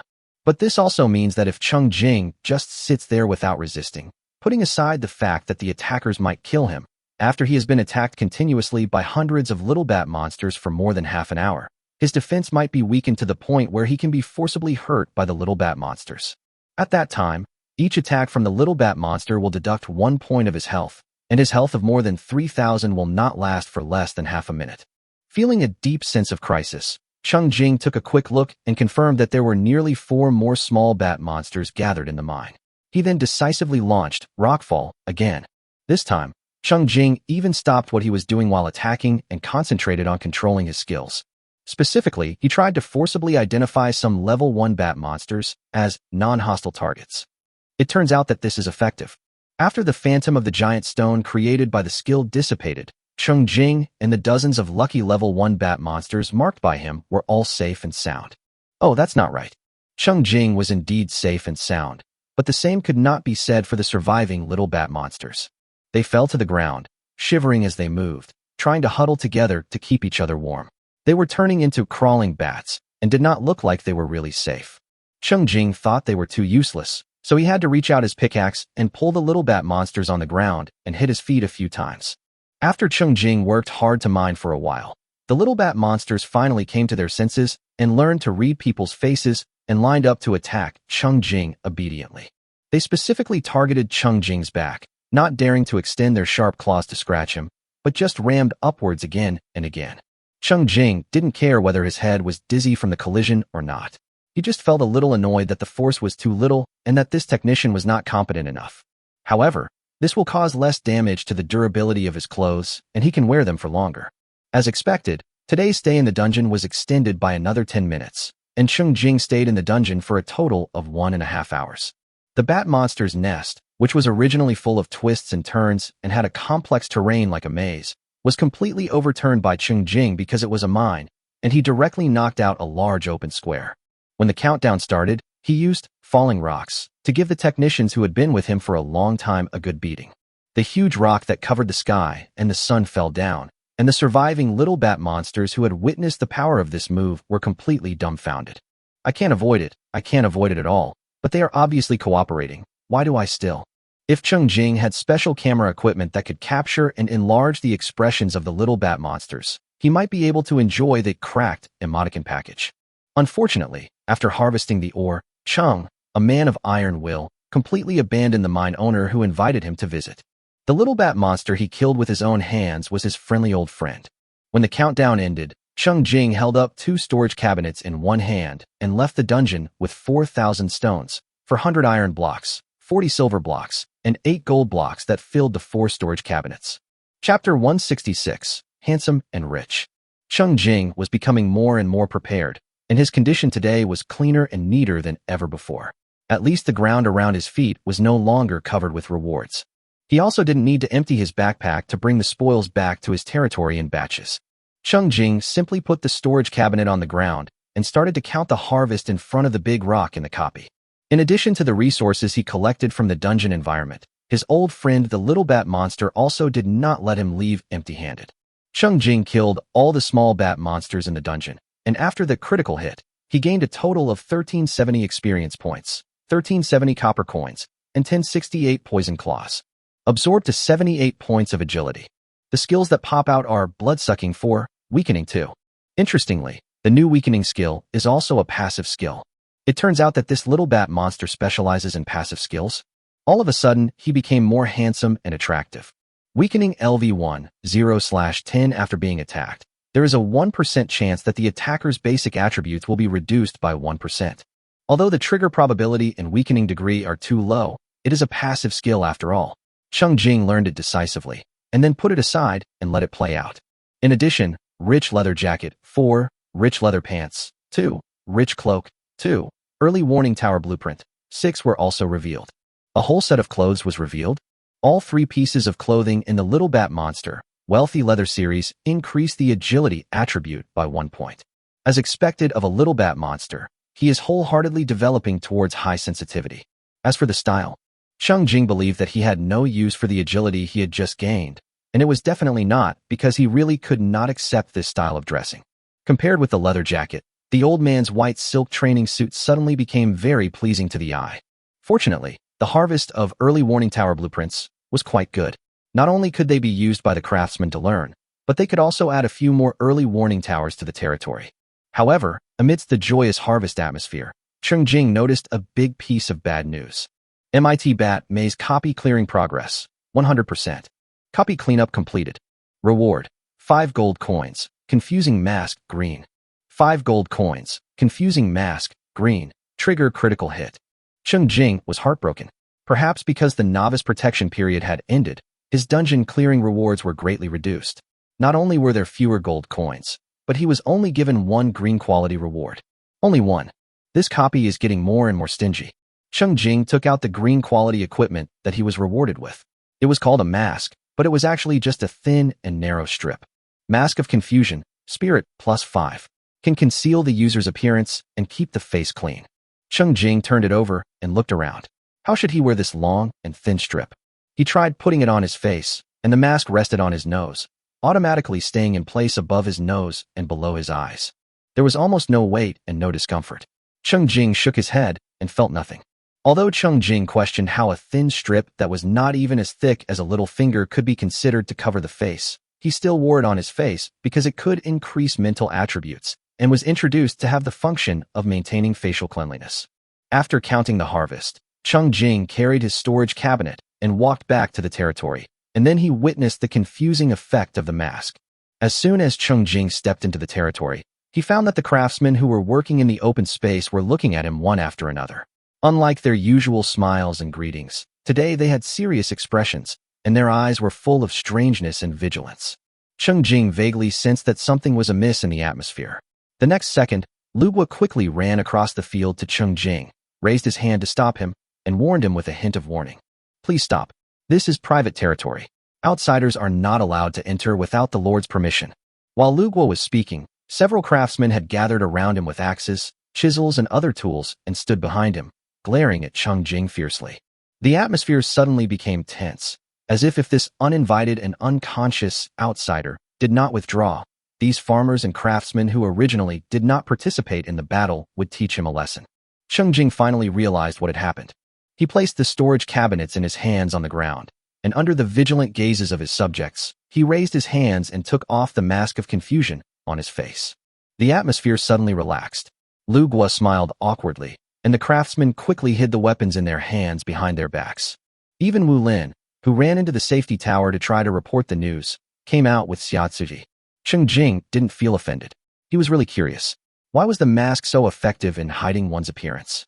Okay, now that you're all gathered here, I have some new blueprints for you. Cheng Jing gave 3 of the newly acquired early warning tower drawings to Shi Tai, Shi Gu, and Shi Yuan. They will definitely be able to learn it.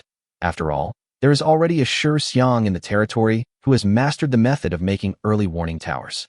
With the permission of the drawings, craftsmen can exchange technologies related to early warning towers with each other.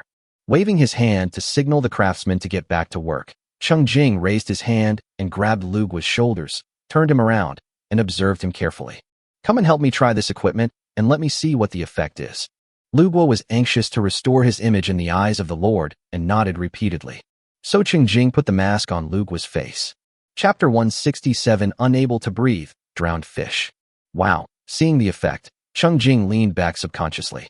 It's just a thin line covering the face, but the whole person's appearance really looks different.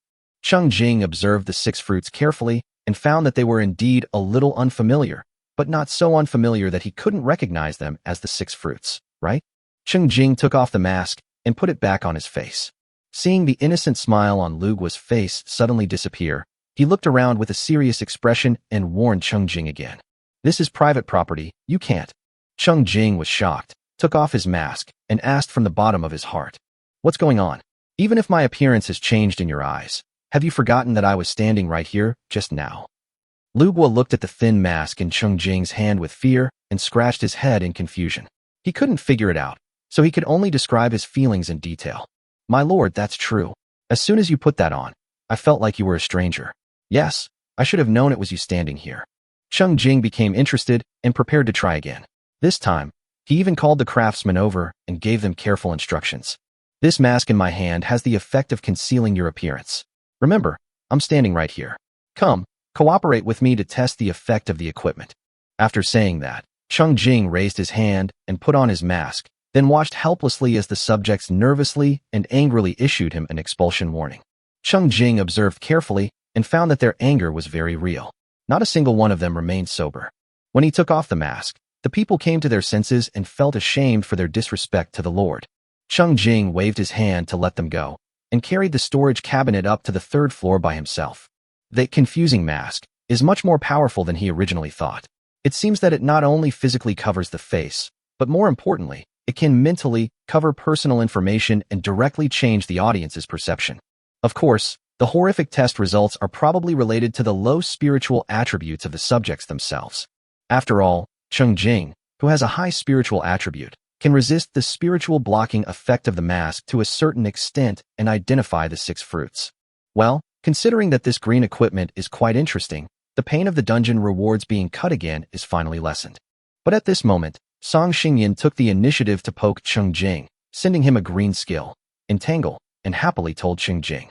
Sleeping alone under the moon, I finally cleared the 1st dungeon.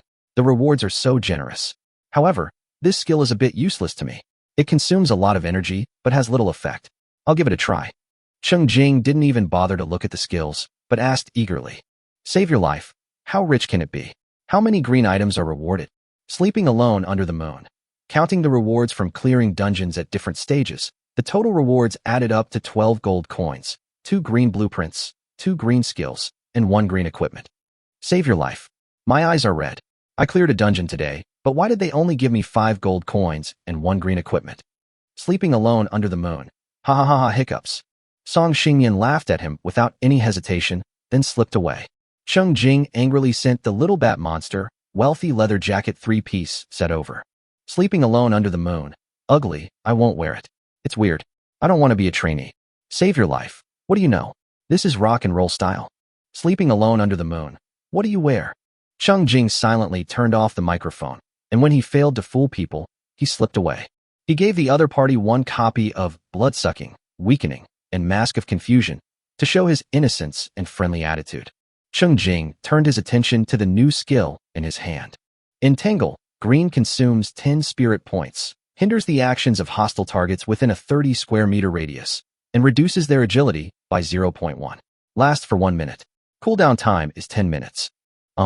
Cheng Jing thought about it carefully twice. According to convention, the agility 0.1 here should refer to his own agility attribute. Although this skill can't deal damage directly, it's still pretty impressive. After all, the calculation is based on its attributes. The monster's agility attributes aren't enough to cover the damage, right? Haha. Cheng Jing started learning immediately and immediately wanted to try it out. I opened the window and looked outside. Forget it. The people in the territory are too fragile. I am afraid that if I cooperate with the mask test, they will become stupid. I'd better go and cause trouble to the monsters. After suppressing his anxiety and resting in the safety tower for 10 minutes, Cheng Jing recovered a lot of the physical strength he had consumed in the dungeon. He rushed out of the territory and rushed towards the river on the south side. Standing by the river, Cheng Jing grinned grimly and threw an entangle into the river. In an instant, countless tiny thorny vines suddenly grew in the river channel within an area of 30 square meters. The fish monsters that had come over because they smelled the human scent were now fixed in place like stiff bricks, unable to move.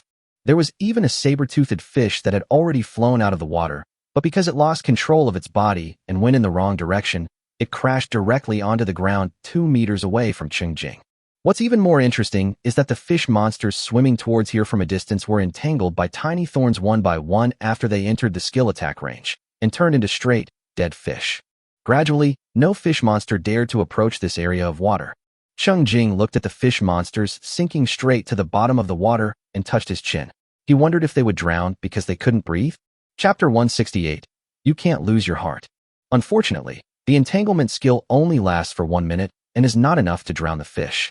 A minute later, the skill effect dissipated, and the fish monsters that were forced to lie dead under Cheng Jing's nose fled madly into the distance, as if their tails were on fire. In the blink of an eye, Cheng Jing found a clean and refreshing area of water. The water is so clear that you can see the bottom and not a single fish monster. Cheng Jing took the opportunity to fetch some water and return to the territory. Then he packed his luggage and officially started exploring the unknown area on the south side of the territory. With a leap, he easily crossed the river and plunged into the wilderness where monsters were more active than in the past few days.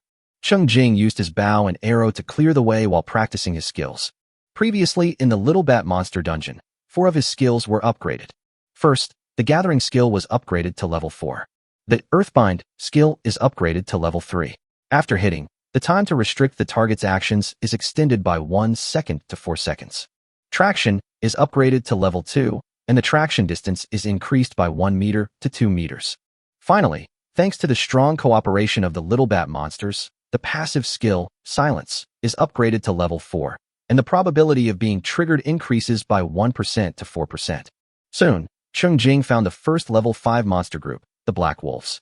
He opened the map and estimated the distance from his location to the territory. It was obviously closer than the level 5 monster groups he had found in other directions before. Looking back, the Black Wolf pack had already set their sights on Cheng Jing. What's interesting is that unlike other monsters that just rush towards Cheng Jing in a swarm, monsters like the Black Wolf actually know how to be patient.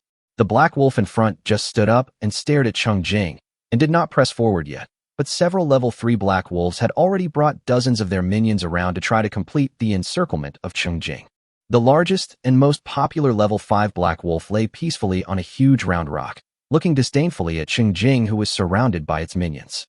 It seemed as if it could already see the scene of this ignorant human being brought to its mouth by its minions. Cheng Jing sent a probe. Black Wolf, level 2. Attack, 24. Defense, 12. HP, 40. Skills, Collaboration. No wonder the attack method is so unique. Black Wolf's innate skill is Collaboration, which seems to be a skill suitable for cooperation. To be honest, Cheng Jing wanted to unleash this skill. So Cheng Jing turned around and ran, disappearing in the encirclement of the Black Wolves in a flash, making the lonely Black Wolves very worried. They ran and chased for a while under the command of the Wolf King, but it was all in vain. They could not even see the shadow of humans or smell any scent, so they could only go back in shame with their tails between their legs. The Wolf King angrily slapped the rock with his tail. It was so hateful that the cunning human had misjudged him.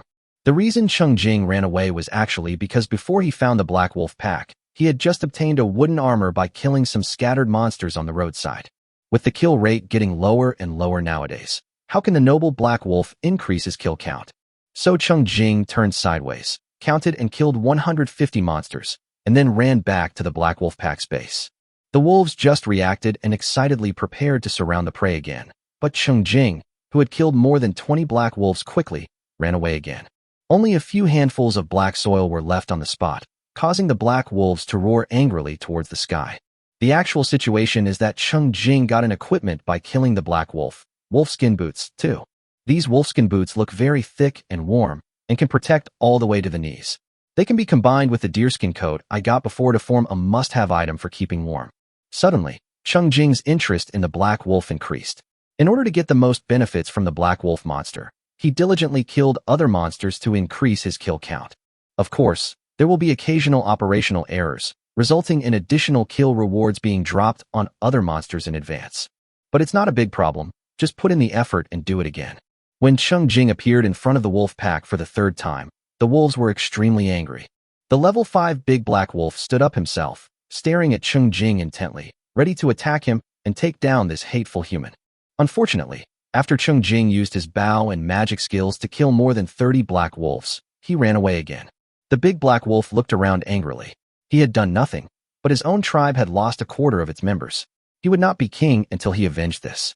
Then, they waited until Cheng Jing appeared for the fourth time. However, the black wolves that had ambushed them in advance gave Cheng Jing the opportunity to kill them quickly. Cheng Jing succeeded in one strike and immediately fled away. After obtaining 4 pairs of wolfskin boots, Cheng Jing finally got the good thing he wanted: skill, collaboration 2. Collaboration, white for each additional team member with this skill. All team members' attack power increases by 2%, defense power increases by 2%, and the upper limit increases by 10%. The duration is 20 seconds. The cooldown time is 20 minutes. Cheng Jing's eyes lit up. This skill seems to be very suitable for his territory. It is not easy for a normal survivor's territory to gather 5 combatants. At this stage, he is probably the only one who can do it. No wonder the black wolves were so arrogant at the beginning. It turns out they really have powerful teamwork skills. Isn't this just a coincidence? The other party has what he wants, so what is he waiting for? He would feel guilty if he doesn't pluck out all the black wolves. Chapter 169. The wind blows with oblique. Cheng Jing put away the newly discovered collaborative skill and did not learn it for the time being. If he could not get enough skill books from the wolf pack, he planned to let the soldiers learn this skill first. When Cheng Jing, full of fighting spirit, appeared in front of the black wolf pack for the 5th time, the black wolf pack had changed its previous strategy of dispersing and surrounding, and instead shrank together, baring its teeth at Cheng Jing and issuing a warning. Without saying a word, Cheng Jing launched 12 lightning flashes and 12 earth arrows, and obtained 2 more collaborative skill books. He decisively turned around and disappeared. The level 5 black wolf attacked violently, but only bit the air. It chased for several miles in anger before roaring helplessly at the air. When Cheng Jing appeared again, he killed 19 black wolves and left with 2 pairs of wolfskin boots. The level 5 wolf king blew the bleak wind, looked around at the tribe that had lost more than half of its members, and had to give the order to move. After several confrontations, the black wolves were forced to realize that they were no match for the hateful human being. Apart from temporarily running away and hiding, they had no better way to deal with it. So, when Cheng Jing once again worked hard to increase his kill count and went to look for the wolf pack, he found that he couldn't find it. This. Baoshan, don't run away. Cheng Jing carefully observed the traces in the environment, moved his nose, imitated animals to actively distinguish the complex information in the air, aimed in one direction and chased after it. His body, strengthened countless times, regained his hunting instinct, allowing him to find and catch up with the wolves. But this time, the Wolf King didn't even have the idea of fighting Cheng Jing head-on. He looked back, and the last group of level 1 black wolves turned around and met Cheng Jing, covering the evacuation of their companions in front. Cheng Jing, full of villain temperament, sent them on their way and gained a new skill again: patience 2. Endurance. White increases physical fitness by 5% within 10 seconds after use. Cooldown time, 10 minutes. Skills that increase by percentage are not bad. Cheng Jing subconsciously prepared to learn one, but he got a prompt. Please note that the maximum number of skills that can be learned at the current level is 30. To continue learning, you must replace an existing skill. Cheng Jing was dumbfounded on the spot. Is there a limit to the number of skills that can be learned? He immediately shared the news with Song Xingyan. Song Xingyan was also confused, and finally could only sigh. Sleeping alone under the moon. This is truly a powerful worry. With your support, my skills are almost reaching their limit. Song Xingyan's skill explosion rate was originally quite high, but Cheng Jing gained more skills based on the large number of kills. Unknowingly, she had 25 skills. Before this, neither of them had ever heard of the upper limit on the number of skills that could be learned. However, they do know the solution to this problem, which is to break through the current level. That is, the character needs to break through to level 10. Come to think of it, Cheng Jing has only accumulated 30 skills so far, and others can't be stuck without upgrading. They have killed the same number of monsters, and their experience points have already reached who knows how many levels, and their skill caps have also been raised unknowingly, without them even realizing that there are any restrictions. The problem now is that the levels of monsters in the surrounding environment are still limited. If the character's level rises too quickly, there will be no benefit from killing them. So Cheng Jing is not ready to upgrade for the time being. He looked through his skill list in embarrassment. Should he replace any skill? I feel like they are all somewhat useful. Cheng Jing asked Song Xingyan again if she wanted to learn patience. Song Xingyan, who had originally learned skills one by one, now picked it up.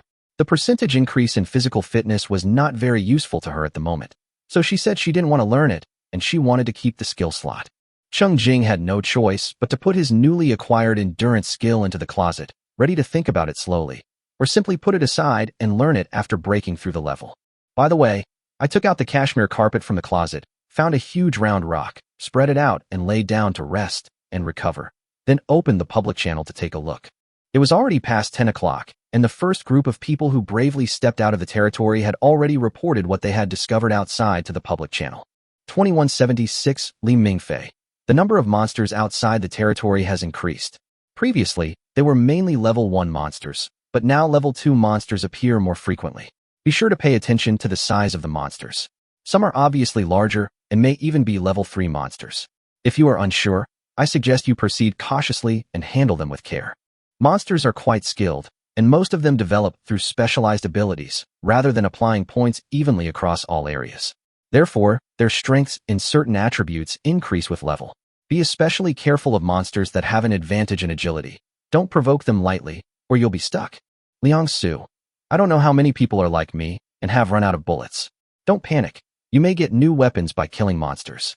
Secondly, after upgrading, your physical fitness will be improved, and you can kill monsters with an axe. I suggest you try not to stray too far from the safety tower. Circle around and kill the monsters around you. Those who haven't upgraded their houses yet, please hurry up today. There aren't many messages in the village chat channel, and everyone tacitly lets the key information stay longer. After reading the chat logs, Cheng Jing decided to add fuel to the fire. Save your life. Everyone knows that after your territory reaches level 1, you can recruit new people into the new thatched cottage, right? I recruited a wanderer today. He's mostly amnesiac. He calls himself Xia Tsueji, a 64-year-old from Zhao village in Xia country on Blue Star. Got it. Strive to survive. Death doesn't guarantee peace or eternal sleep. Chapter 170, A Heartfelt Feeling of Relief. Cheng Jing dropped a bomb in a nonchalant tone. Zhuangtian ranking. Bitter. How come the boss always brings such explosive news? It makes my hair stand on end. I won't be able to sleep tonight. If I die and get sold as a slave, I might as well stay alive. Those who haven't reached level 1 yet, you really can't delay any longer. Whether it's a person or a tower, at least one of them must reach level 1 today. Otherwise, tomorrow will be the day of death, and the day after tomorrow you might become a slave. Southeast Road. I'm scared. I'm convinced. I won't be a Buddhist anymore. I'm going out to kill monsters now. I won't go home until I reach level 2 today. The explosive news that Cheng Jing dropped was like lighting a fire behind the survivors, so that no one in the entire village dared to stay still. Those survivors who were originally actively seeking survival were afraid of death. But there are indeed some negative and pessimistic people who are unwilling to accept the end of the world. They always think that destruction is the worst that can happen. At worst, they will die, and maybe they can wake up from the nightmare. Now they didn't dare to think so. No one questioned the information provided by Cheng Jing. After thinking about it a little more deeply, they found that death suddenly became more terrifying than ever before. The survivors of the entire village took action under the urging of fear. The brave ones can go further away to fight monsters, while the timid ones can go around the safety tower to collect materials. The accumulation of 3 days of novice period plus the targeted assistance the night before allowed more than 500 people to own a level 1 security tower, which also qualified them to sell on the trading channel. Therefore, today's village trading channel is particularly lively. Unlike the past few days when there were not many new sales orders, today there are a large number of sales orders. Although the quantity of each order is small, it is just right for people to buy them. Amidst the bustling buying and selling, resources flow rapidly among the survivors. Many people can easily obtain timber resources, so they sell the timber resources they have collected, and then use the copper coins they earn to buy stones, food, weapons, and other resources. But there are always people who can obtain stones more easily and put them up for sale, thus achieving the most basic complementary advantages. At the same time, It also greatly facilitates those combat survivors who are keen on killing monsters and are unwilling to chop trees. They can easily use the copper coins obtained from killing monsters to buy basic resources for upgrading buildings. The flow of resources makes most people feel that life is easier. The prosperous trade also made Cheng Jing very satisfied. The current village trading channel is still very fragile, but as long as it is nurtured, a group of survivors who make a living by selling basic resources will be able to emerge. By then, even he will be able to purchase resources in large quantities. Although Cheng Jing is very efficient in collecting resources, the basic resources required to upgrade security towers and territories will only increase in the future, so he will need to spend a lot of time on obtaining resources. With that much time, he could go and kill monsters, and use the copper coins he got from killing monsters to buy basic resources. Killing monsters can also give him rewards such as decomposition materials, equipment skills, and an additional attribute point reward. Ordinary people may collect resources more slowly than him individually, but if dozens or hundreds of people sell resources together, the total amount will be considerable. This is just a trading channel for one village. If a good flow of resources can be formed within a larger town, it will be easier for him. Thinking of this, Cheng Jing went to check the town channel. He was still the only one who could sell in the town's trading channel, so he simply put up 2 sales orders, selling 1,000 pieces of wood and 1,000 pieces of stone each. The price of each material was 3 copper coins, and one person was limited to purchasing 5 materials.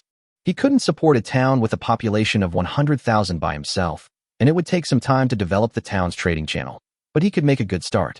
There is only Lu Feng in the town communication channel next to him at the moment, but Cheng Jing knows that with the removal of the protection for novices, the number of monsters around the territory has increased. This is actually an opportunity for those who dare to fight monsters. New people should appear in the chat channel today, but that has nothing to do with him. It's better to keep the level down and continue to kill the level 2 monsters. Cheng Jing did not mention the discovery that there was an upper limit to the number of skills of the current grade in the public chat channel. After all, even if they are reminded, not many people will reach this ceiling. It's strange. After resting for a while, Cheng Jing jumped up and continued to look for monsters to kill. It was actually a good thing for him that the black wolves ran away. After all, he had cleared the area around the wolves' original base. Every time he wanted to find scattered monsters, he had to run a long distance and spend a lot of time. Now that the black wolves have run away, Cheng Jing only needs to follow them, and he can easily find and kill his targets in the new area. Once you have accumulated a certain number of kills, go find the black wolf pack and kill them. The black wolves, tired of running away, were getting fewer and fewer every once in a while. They were obviously trying very hard to escape, but they could not get rid of the hateful humans and were so frightened. So when Cheng Jing pulled out 3 more waves and finally wiped out the entire black wolf pack, the last level 5 wolf king, who felt relieved from the bottom of his heart. Thanks to Cheng Jing's operation, the black wolf pack, which originally had only 226 members, unexpectedly gave him wolfskin boots 8, collaboration 6, patience 2, and wolf tail broom 2. It was exploded 9 times in total. Chapter 171. Thank you for your help. In addition to the white quality rewards that Cheng Jing had stared at and emptied out, the wolf pack also offered 174 wolf blood through decomposition, allowing Cheng Jing to absorb 14.4 points of physical attributes. The wolf tail broom that was dropped is a daily auxiliary item, and its description is easily sweep away dust and dirt. Cheng Jing didn't know whether cleaning was easy or not. He only knew that it was indeed not easy to blow it up. The fight between one man and the wolf pack lasted for more than 4 hours. In order to allow the wolf pack to drop more rewards, more than 1,600 monsters sacrificed their lives. When the black wolf pack found out about this, they all had to praise and thank their friends for their great help. After completely catching all the black wolves, Cheng Jing went into a newly found mine, knocked out a large flat stone, laid a carpet, and completely relaxed, drinking sweet clean water and eating delicious barbecue skewers. By the way, let's take stock of what we have gained this morning. In addition to the black wolf pack, there are many other monsters, but they only drop wooden armor 2, giant strength 2, and light ring 2.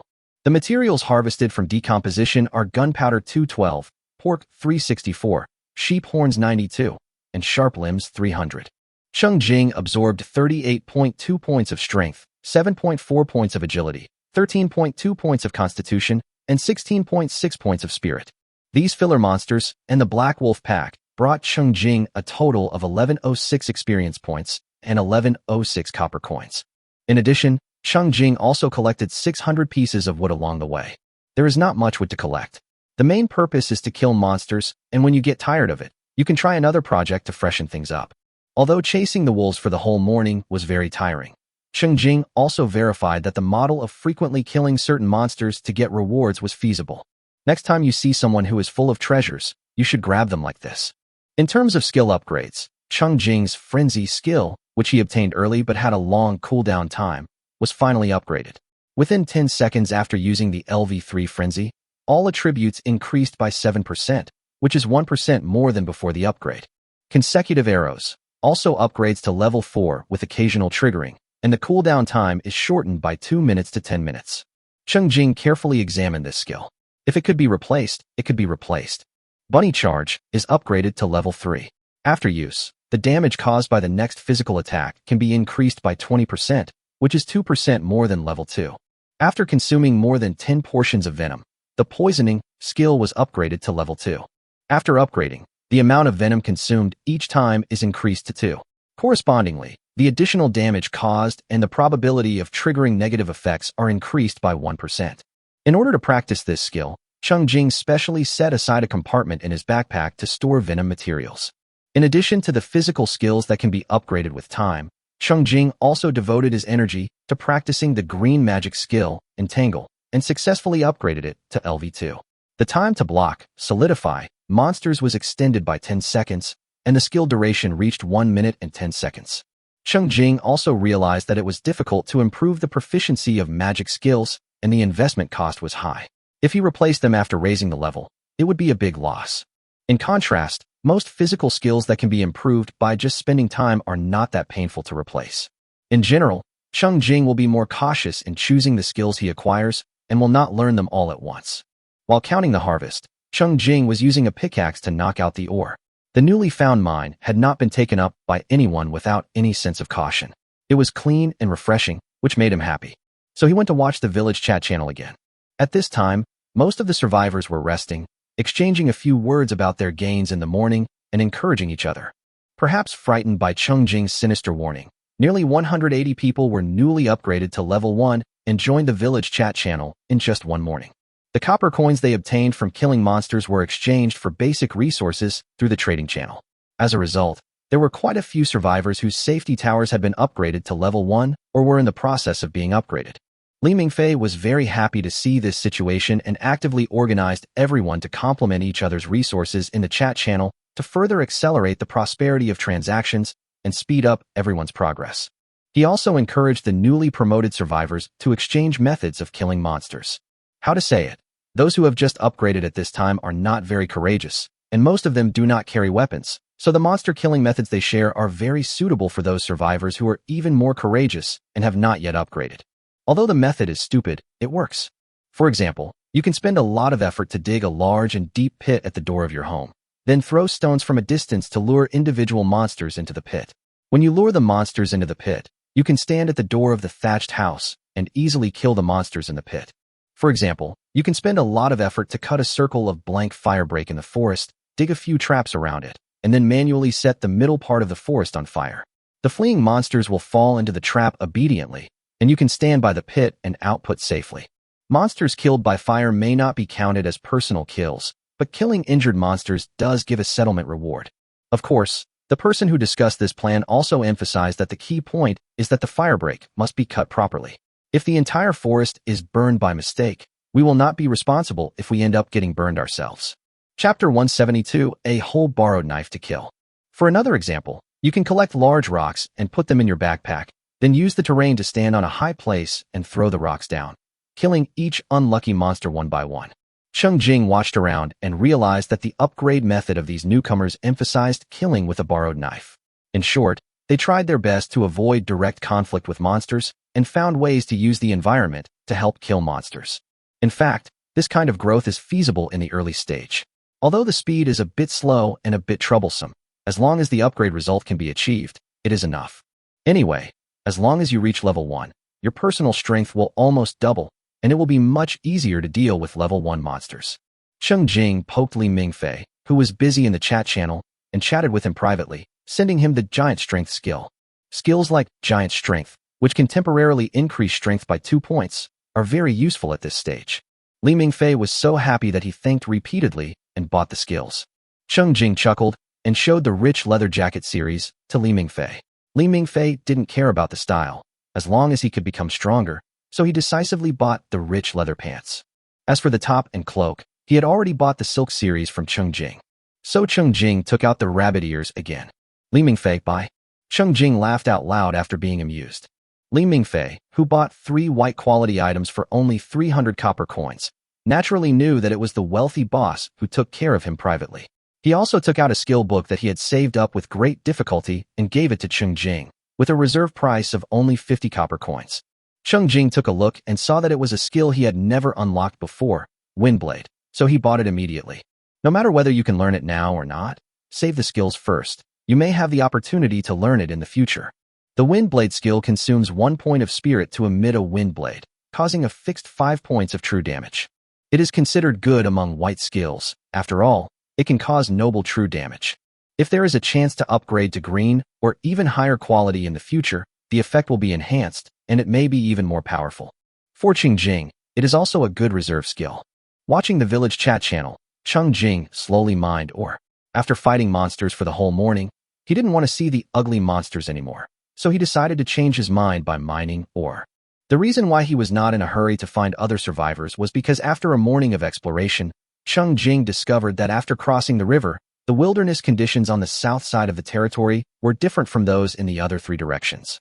For example, according to Cheng Jing's experience in the previous few days, after leaving the territory, the distribution of monsters will change from level 3 monsters, level 4 monsters, level 5 monsters, and then fall back to level 4 monsters, level 3 monsters, which means that he has most likely entered the living range of another survivor. If he looks carefully, he will have a chance to find a fellow villager. But the wilderness on the south side is completely different. The distribution of monsters has not shown any obvious degradation. Level 1 to level 4 monsters are evenly scattered in the wilderness. This makes it difficult for Cheng Jing not to suspect that there may be no other survivors on the south side of his territory. If the monsters migrated from south to north every night, his territory would stand at the forefront of their village. Cheng Jing, realizing this, did not complain about his fate. He was just curious about how those monsters crossed the river at night. They couldn't have grown from the land on the north bank of the river. Cheng Jing was chatting in the mine when suddenly there was a new message notification in the town chat channel, which attracted the attention of everyone in the village. It turned out that a second person who was promoted to level 5 appeared in their town, and a village numbered 3 also appeared in the town. Red-haired Claude, village 3 guys, I finally made it to level 5. What an amazing achievement. I wonder which state the first Lu Feng to level up was from. Bro, maybe we could team up and form the biggest gang in this town? Ever since Lu Feng quickly reached level 5, it has become difficult for him to gain experience points. After all, there are too few monsters above level 3. Fortunately, Lu Feng was well prepared for this and did not feel at a loss. He had been diligently collecting basic resources such as wood and stone these past 2 days to help the survivors in the village improve their progress, and from time to time, he would share some survival experience in the town communication channel. Lu Feng immediately noticed Claude's appearance, but he was a little confused by the invitation he sent. 2176 Lu Feng, Village 1 Gang? Sorry, we have organizational rules and cannot join private gangs. I am from Zhenhai, Xia Country. Currently, only the 2 of them can speak in the town communication channel. Except for private chats, which have no speaking time interval limit. In the village and town public chat channels, individuals must wait 1 minute to send a message. So, 1 minute later, the newcomer raised his question. Red-haired Claude, Village 3, you're actually from Xia Country? You're such a cunning Xia Country person. Why are you speaking in our ugly country's language? You made me mistakenly think you were from our ugly country too. You Xia Country people are so insidious. You knew the apocalypse was coming, but you didn't tell us. Damn. 2176 Lu Feng, Village 1, get the fuck out of here. I'm using our own language. The chat channel has a built-in translation function. If you don't know, blame yourself. Don't start saying we didn't warn you. On the last day, not only did we send official letters to officials in various countries, but before we recalled our diplomats, they also publicly issued warnings on various social media platforms around the world. I've seen you ugly Chinese mocking those who don't believe it online. If you don't believe it, blame yourself. No one expected that the 2 would start arguing after just 1 round of communication. The key point is that there was a 1 minute interval between each of them, so they became more and more angry, and gradually, The screen was full of asterisks. Chapter 173. This slap in the face is really loud. Before the end of the world, the official Xia state's initiative to encourage its people to play a game quickly became a joke that was reported and ridiculed by various countries. On the last day, the Xia country's official massive move to distribute weapons to the people was immediately spread across the entire blue planet as breaking news. After all, this action was too sensitive. At that time, all the countries surrounding Xia state were under martial law and entered a state of emergency. The small countries with feuds were even more anxious and scared to death. Across time zones, many countries on the other side of the world were in daytime at the time. After receiving the news, officials from various countries were nervous and surprised, and sent letters asking the Xia officials to remain rational and restrained. As for the official letter sent by Xia country to remind all countries to pay attention to game anomalies and be vigilant against the Doomsday crisis, many countries regarded it as a nonsense excuse, which made them laugh out loud. On the civil networks of various countries, various theories of Xiaohua threat and yellow peril are rampant, triggering large-scale condemnation, boycotts, and ridicule.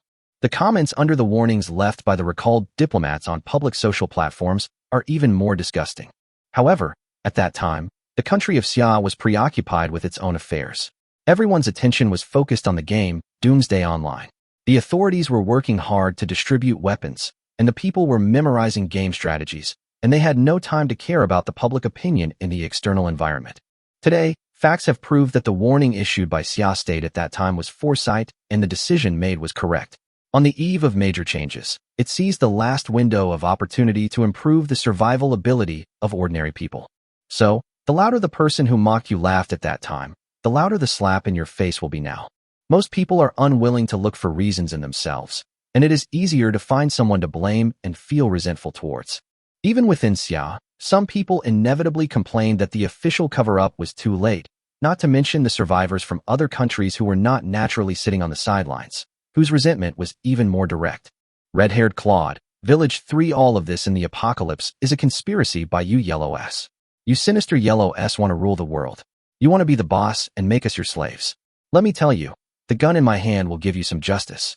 2176 Lu Feng, Village 1 Retard. If we really had this technology, would we still need our own people to play apocalypse survival with you? What era is this? And you're still talking about slavery? Can't you first get out of the slave system?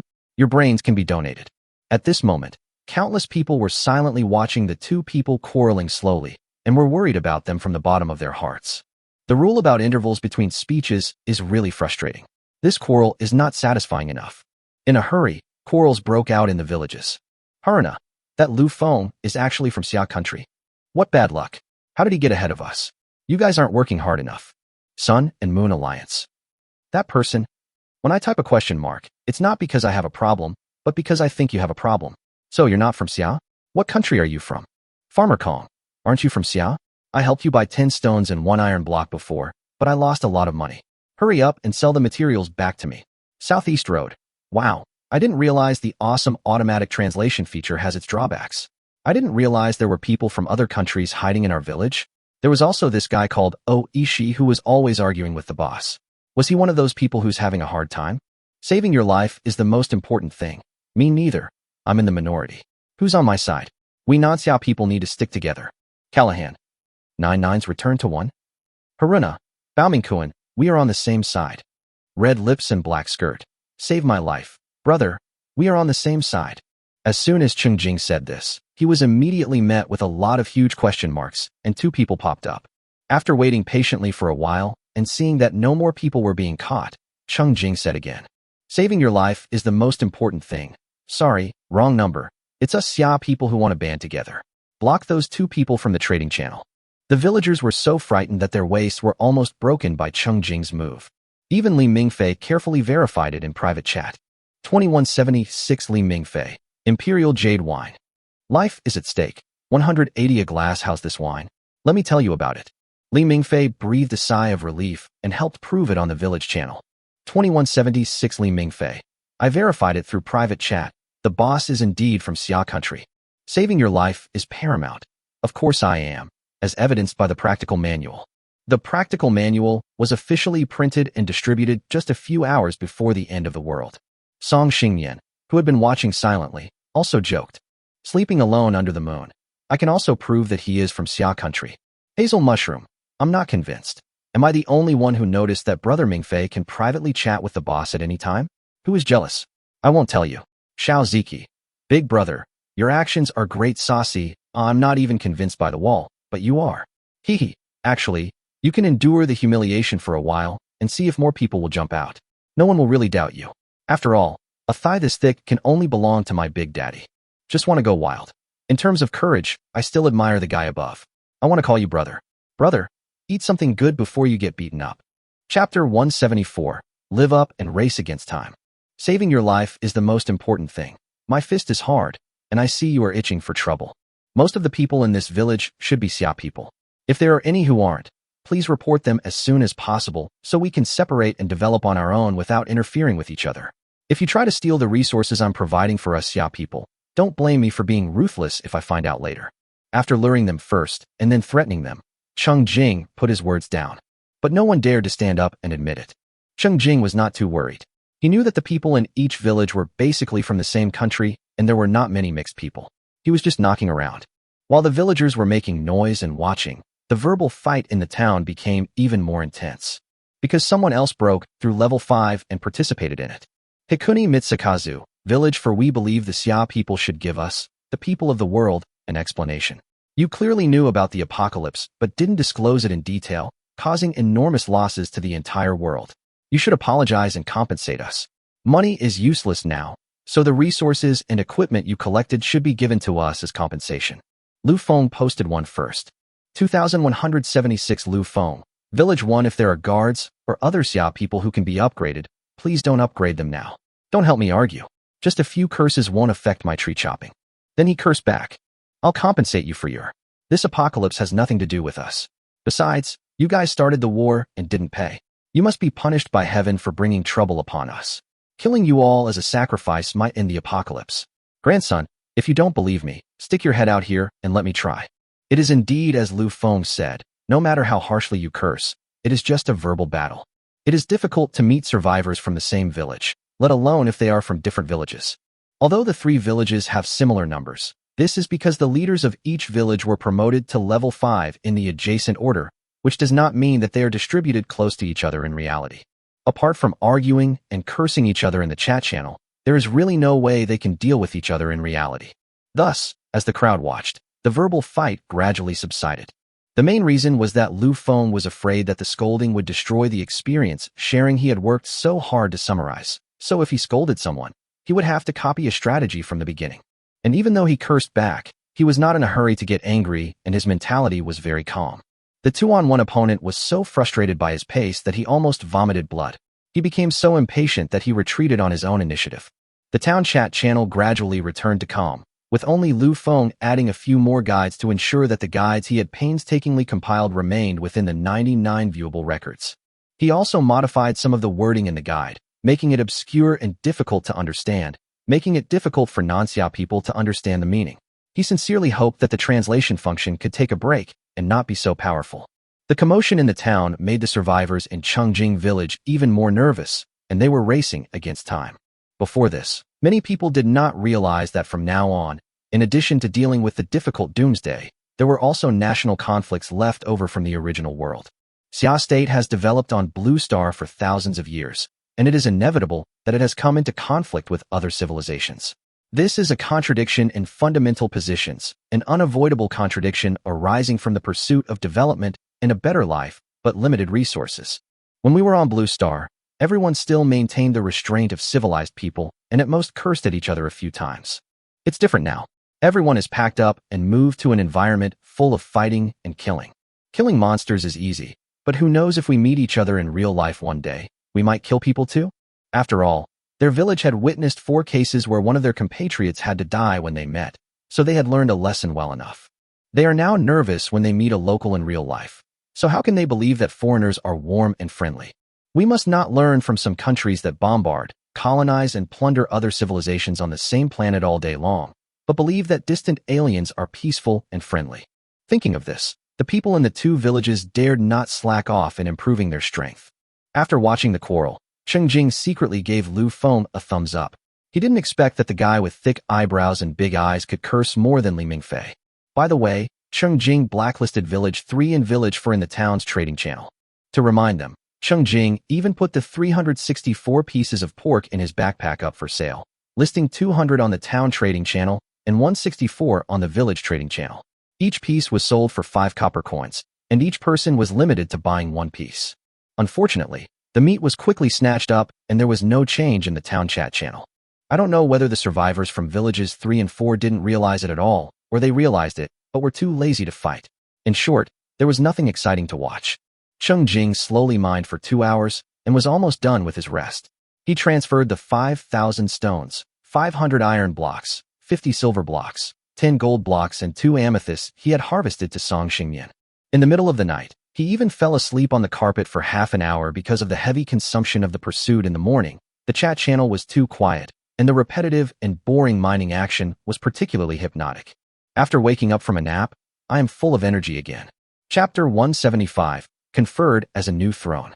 After leaving the mine, Cheng Jing spent more than 2 hours clearing monsters in the wilderness. Monsters are not encountered every minute, so he also harvested 2,000 pieces of wood. They successively cleared out the clown insect swarm and the blackhorn sheep herd, 2 groups headed by level 5 monsters, and killed nearly 500 other scattered monsters. A total of 712 experience points, 712 copper coins, 200 gunpowder, 128 sheep horns, 96 wolf blood, and 352 pork were harvested. Absorbed 13.8 points of strength, 9.8 points of agility, 7.6 points of stamina, and 15 points of spirit. Exploded. Wolfskin boots, 2. Light ring, 2. Fireball, 2. Wool cotton pants, 4. Wool cotton pants. In addition to increasing the physical strength by 1 point, like the deerskin coat and wolfskin boots obtained before, it also has an excellent warmth-keeping effect. Cheng Jing has also assembled a complete set of cold-proof clothing. Although the colors and styles are different, they are all useful and warm. Thinking of this, Cheng Jing simply took the opportunity to mention it on the village public channel. Save your life. Recently, I've gotten warm cotton-padded jackets and boots by killing rotten deer, blackhorn sheep, and black wolves. This doesn't bode well. I suspect the temperature and climate will change in the future, so everyone should be careful. The biggest test facing all survivors at this time is the first round of monster disasters. If they fail to pass this test, the cold and hot climate changes will not matter. Therefore, Cheng Jing only mentioned it briefly to let the villagers prepare themselves mentally. As for the current main focus, of course, it is still on personal and security tower upgrades. So, ignoring the wailing in the group chat, Cheng Jing continued his exploration of the map. Compared to directly charging into monsters at night and clearing out limited-range dungeons, aimlessly exploring the vast wilderness is much less efficient in killing monsters. But lighting up the map is also a must. In the world of Eternal Fall, it is best to be aware of the living environment around you. Not to mention the movements of the monsters. Even natural disasters alone pose a considerable threat to tiny humans. After getting a rough idea of the wilderness on the south side of the territory on foot, Cheng Jing selected a new mine. He cleared out all the monsters within a few kilometers around the mine, then went into the mine and started mining. Cheng Jing cleared out the monsters around him so thoroughly that when he was mining, the noisy bracelet couldn't attract any monsters to come and give him snacks. He collected materials and rested at the same time. By nightfall, Cheng Jing, who had consciously reduced the use of magic skills, had recovered his mental attributes to 470 points. In contrast, only 1 skill was upgraded this afternoon, and the passive skill Slow was upgraded to LV5. Slowness, LV5. After being attacked, there is a 10% chance that the attacker's agility will be reduced by 12%, lasting for 20 seconds. Compared with active skills such as Entanglement, Ice Spike, and Earthbind, the slowing effect of Slow is indeed not good enough. But the good thing about passive skills is that they don't require any extra consumption. They can be upgraded slowly by themselves, and their effects can be triggered from time to time.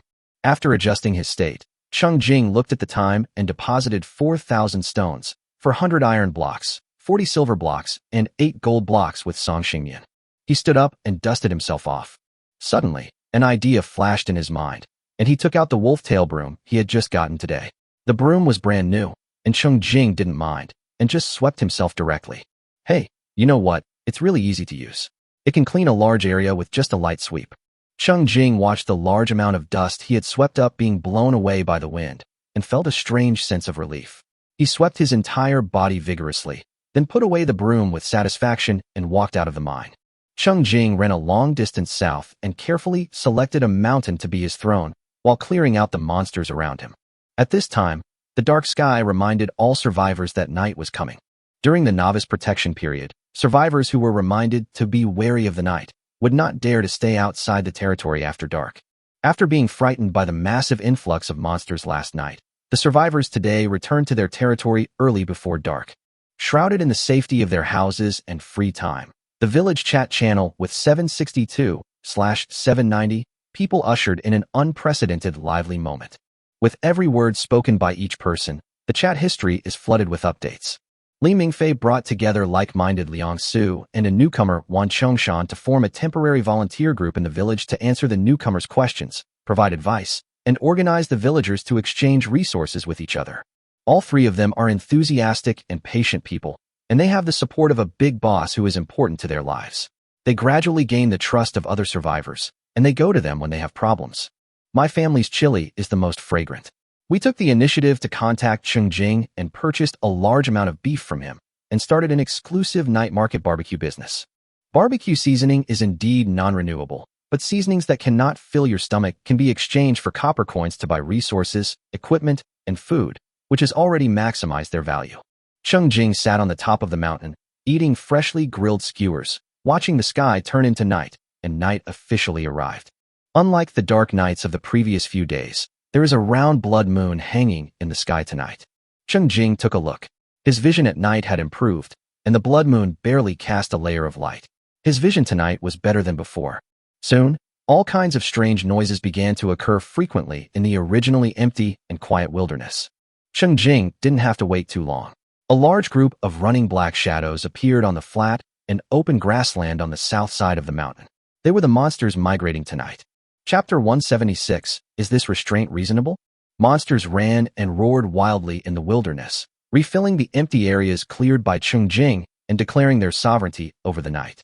The human Cheng Jing was as clear and bright as a blood moon in the dark night.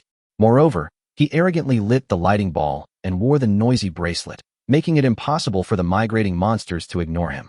So, even if Cheng Jing sat on the top of a high mountain, the monsters would still climb up with great effort to cause trouble for him. Those that can fly are even more rude, flapping their wings hard to increase their altitude. After Cheng Jing had eaten and drunk his fill, he carefully cleaned his hands with water from a mountain stream and took out a long stick.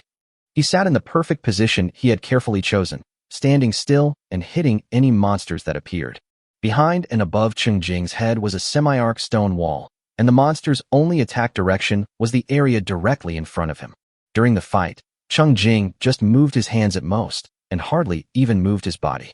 Cheng Jing was still sitting on his cashmere carpet, which looked a little dirty because it was spread everywhere. But it doesn't matter, it will be white again after a few sweeps. It makes sense that wolf tail brooms can counteract cashmere carpets.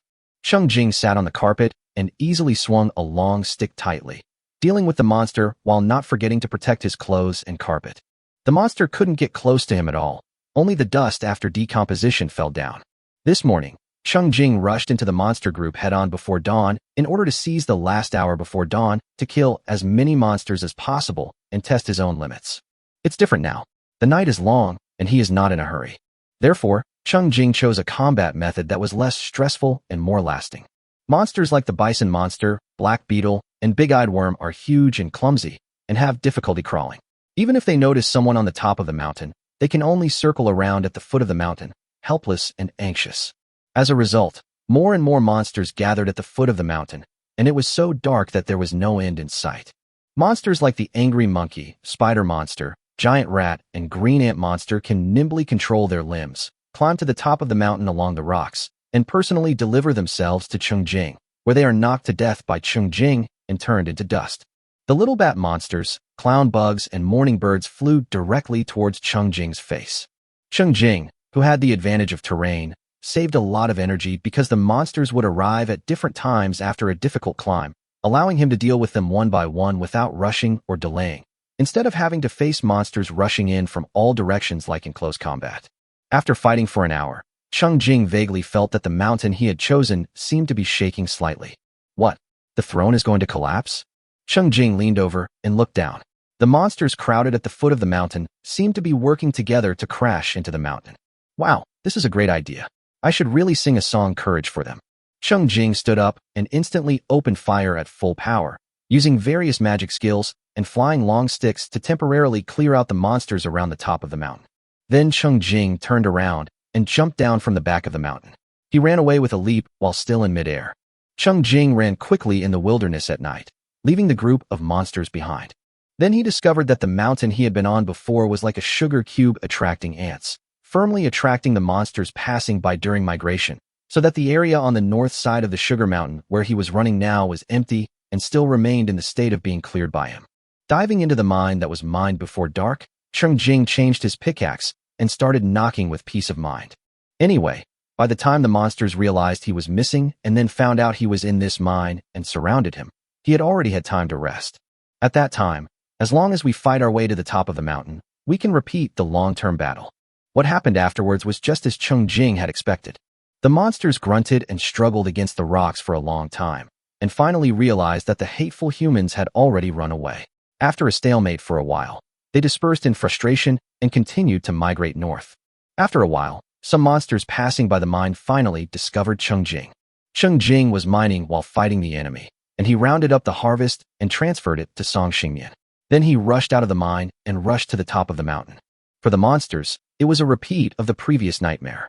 For Cheng Jing, it was barely a 10-minute rest, and he could still continue fighting. In this way, he blocked his position to fight monsters, slipped away to collect resources, and then blocked his position to fight monsters again.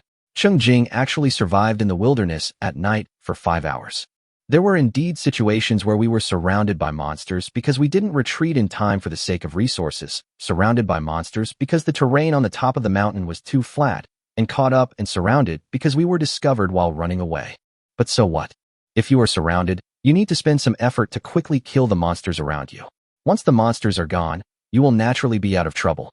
If you run away quickly before the next wave of monsters surrounds you, you can find a new resource area to cut down trees and mine, and take a rest while waiting for the monsters behind to catch up. In short, after a night of struggle and confrontation, although he sounded arrogant, Cheng Jing truly felt that he was no longer afraid of the night. If he hadn't been so exhausted from yawning twice in a row, Cheng Jing felt that he could still continue fighting the monster in the wilderness.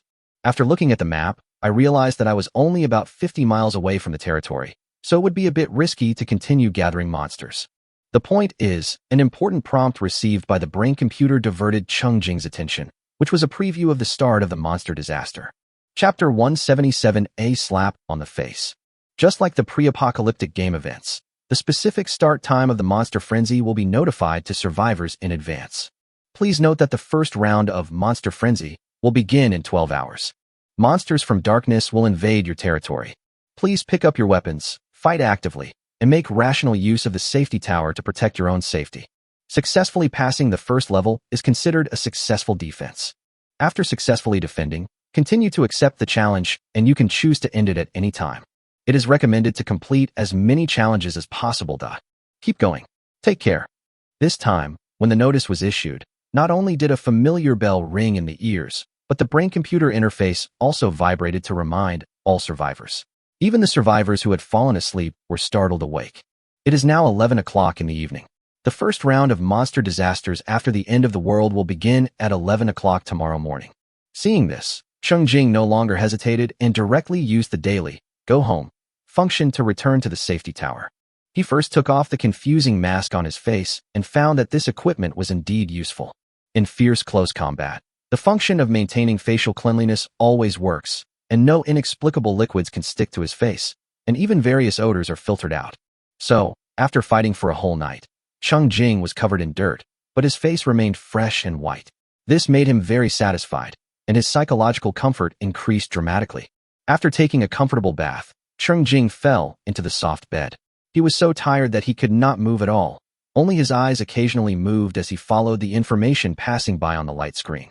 666. It really is the game becoming reality, and now the game activities have also become reality. I walked with my hands in my pockets. This announcement is different from the previous game event announcements. The biggest difference is that there is no failure exemption penalty. It is very likely that if you die, you will really die.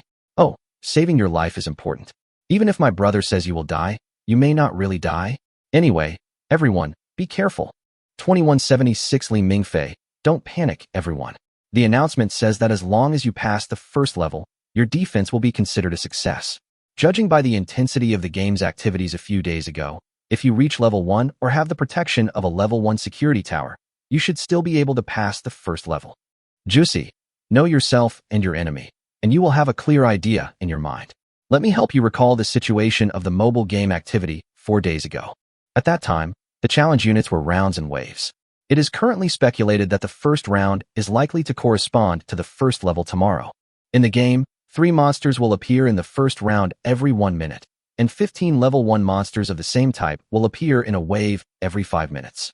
A total of 60 level 1 monsters will appear in 4 waves. It should be noted that among the 4 waves of monsters, some may choose to attack humans one by one, while others may choose to wait until they have assembled and then attack humans together. Even those who didn't participate in the game's events back then probably have a rough idea of what a level 1 monster is capable of. From what I've observed, most level 1 monsters have an attack power between 8 and 16, a defense power between 3 and 9, and health between 10 and 20. For us humans, level 1 requires an attack power of 15 to 20, a defense power of 6 to 12, and a health point of at least 20 to qualify. The intuitive comparison of attributes means that it is relatively easy for a level 1 human to suppress a level 1 monster, but once surrounded by monsters, the pressure will increase. Just as the survivors were panicking over the sudden midnight notification, someone emerged from the chat room, surprisingly still remembering the details of the game. The others tacitly fell silent, listening to the data expert's analysis. Sure enough, 1 minute later, Data Emperor continued his analysis. Juicy. Assuming that tomorrow's real monster disaster is similar to the game activities at that time, then I suggest that everyone carefully consider a response plan. That is, bravely leave the territory at the beginning of the monster disaster, and take the initiative to move the battle line close to the monster exit. Kill each monster that comes out, and try to complete the battle within 20 seconds. Don't give the monsters a chance to group together. In this way, even if the subsequent combat pressure increases, there is still a retreat to the safety tower to defend. The reason for this suggestion is that the security tower's protection value is insufficient. I assume that everyone has at least a level 1 security tower with a protection value of 50. According to the game guide I learned previously, each attack from a level 1 monster will knock down 1 point of defense. A level 1 cabin can safely withstand about 35 monster attacks before entering a period of rapid defense loss, likely lasting only a few seconds. The attack frequency of a level 1 monster is about 1 attack every 2 to 4 seconds. That is, a level 1 safety tower can only withstand the attack of 1 level 1 monster for 70 to 140 seconds to protect our safety. However, the safety time will decrease rapidly with each additional monster attacking the safety tower. The clear data was slapped in their faces, and many survivors who had just reached level 1 or finally had a level 1 safety tower today and thought that everything was fine were dumbfounded. Before, all parties were urging them to upgrade, telling them that as long as they reached level 1, they would be safe and they would be able to survive. Now I suddenly realize that upgrading to level 1 is not safe and stable. What's the difference between this and students whose parents and teachers always say, everything will be easy once you pass the college entrance examination, but when they actually pass the college entrance examination, they are overwhelmed by the pressure and worries of surviving in society. Chapter 178 Chicken Soup Can Burst Your Stomach. In the silence, Juicy, who had dealt a heavy blow to everyone, finally gave everyone some sweet words. Juicy.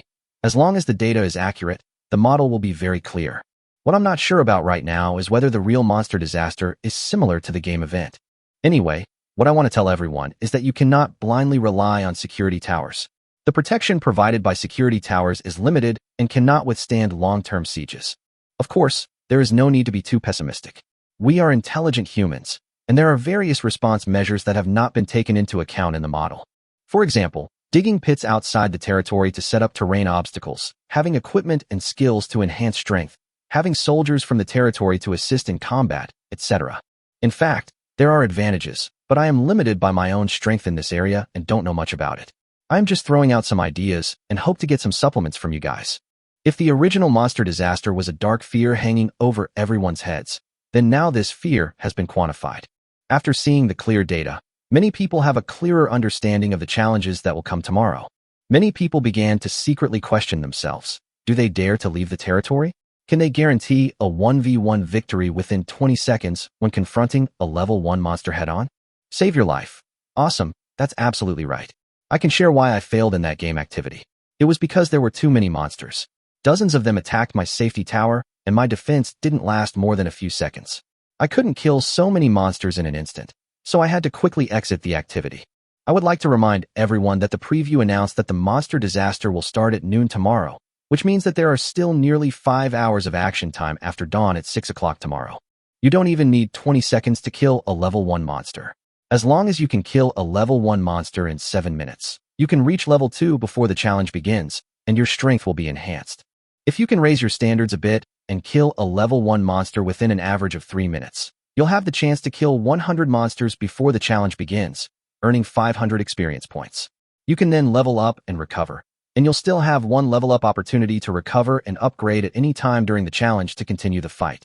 Cheng Jing was inspired and also used the data to list an action plan. After feeding the village's survivors a generous bowl of chicken soup, some of them were so full they looked pale and secretly complained. Just because you're such a hardcore player, you think everyone else is too? If they really had the guts to work that hard, why would they only reach level 1 today? Fortunately, others followed up with various suggestions. 666. During the previous game event, I was thinking, monsters emerge from a fixed vortex. If we dig a big pit in front of the vortex, wouldn't it make them sprain their ankles as soon as they step out? If the pit is big and deep, we can let them fall directly into it, and we can stand by the pit and deal damage comfortably. Farmer Kong. Although I love farming, I still have to say that killing monsters can drop building blueprints. Building a few attack towers around your territory can greatly enhance your defense. However, the materials required for some of these blueprints are quite rare. Does anyone have any spare ones, my life-saving boss? Saving your life is important. I have some materials available. I've put some of the most commonly used ones on the trading channel. Buy what you need. Cheng Jing was too lazy to think about it before, but since someone brought it up, he simply posted 300 of the more commonly used monster decomposition materials, such as spider silk, shells, crystal balls, etc., on the trading channel. The purchase limit is 5 per person, and the price of each material is uniformly 10 copper coins. The price of 10 copper coins is also the average price in the later market. After all, killing monsters is more dangerous than cutting down trees and mining, so the price of monster decomposition materials is relatively high. But this price is very tempting now, so the sales order was sold out almost immediately after it was posted. In the village chat channel, everyone was enthusiastically discussing various ways to increase their own advantages and weaken monsters, and the discussion was in full swing late into the night. Cheng Jing lay down for a while and felt much better, so he got up and went downstairs. Sure enough, the people in the territory had not rested yet. They were gathered on the first floor, working dully. Because they also received the bell reminder and knew its meaning very well, the monster invasion was coming again. When they saw Cheng Jing, the leaders bowed and then looked at him with trusting and expectant eyes. Cheng Jing lay down in the rocking chair, took the carrot and beef soup that was left for him on the stove tonight, drank a bowl of it happily, and said arrogantly, "Don't worry, we can still easily withstand the first round of monster invasion. It shouldn't be too much to resist 10 levels of it." As soon as these words were spoken, the atmosphere suddenly became much more relaxed. Although everyone thought the Lord's words were exaggerated, it didn't matter. At this time, as long as the leader could remain calm, their panic would be greatly reduced. Moreover, the people know their Lord. Their Lord is at most a little silent and absent from home, but he is definitely reliable. Since the Lord said so, he must be aware of the impending disaster. At this time, Cheng Jing was admiring the attribute table and was really looking forward to how many levels he could pass this time.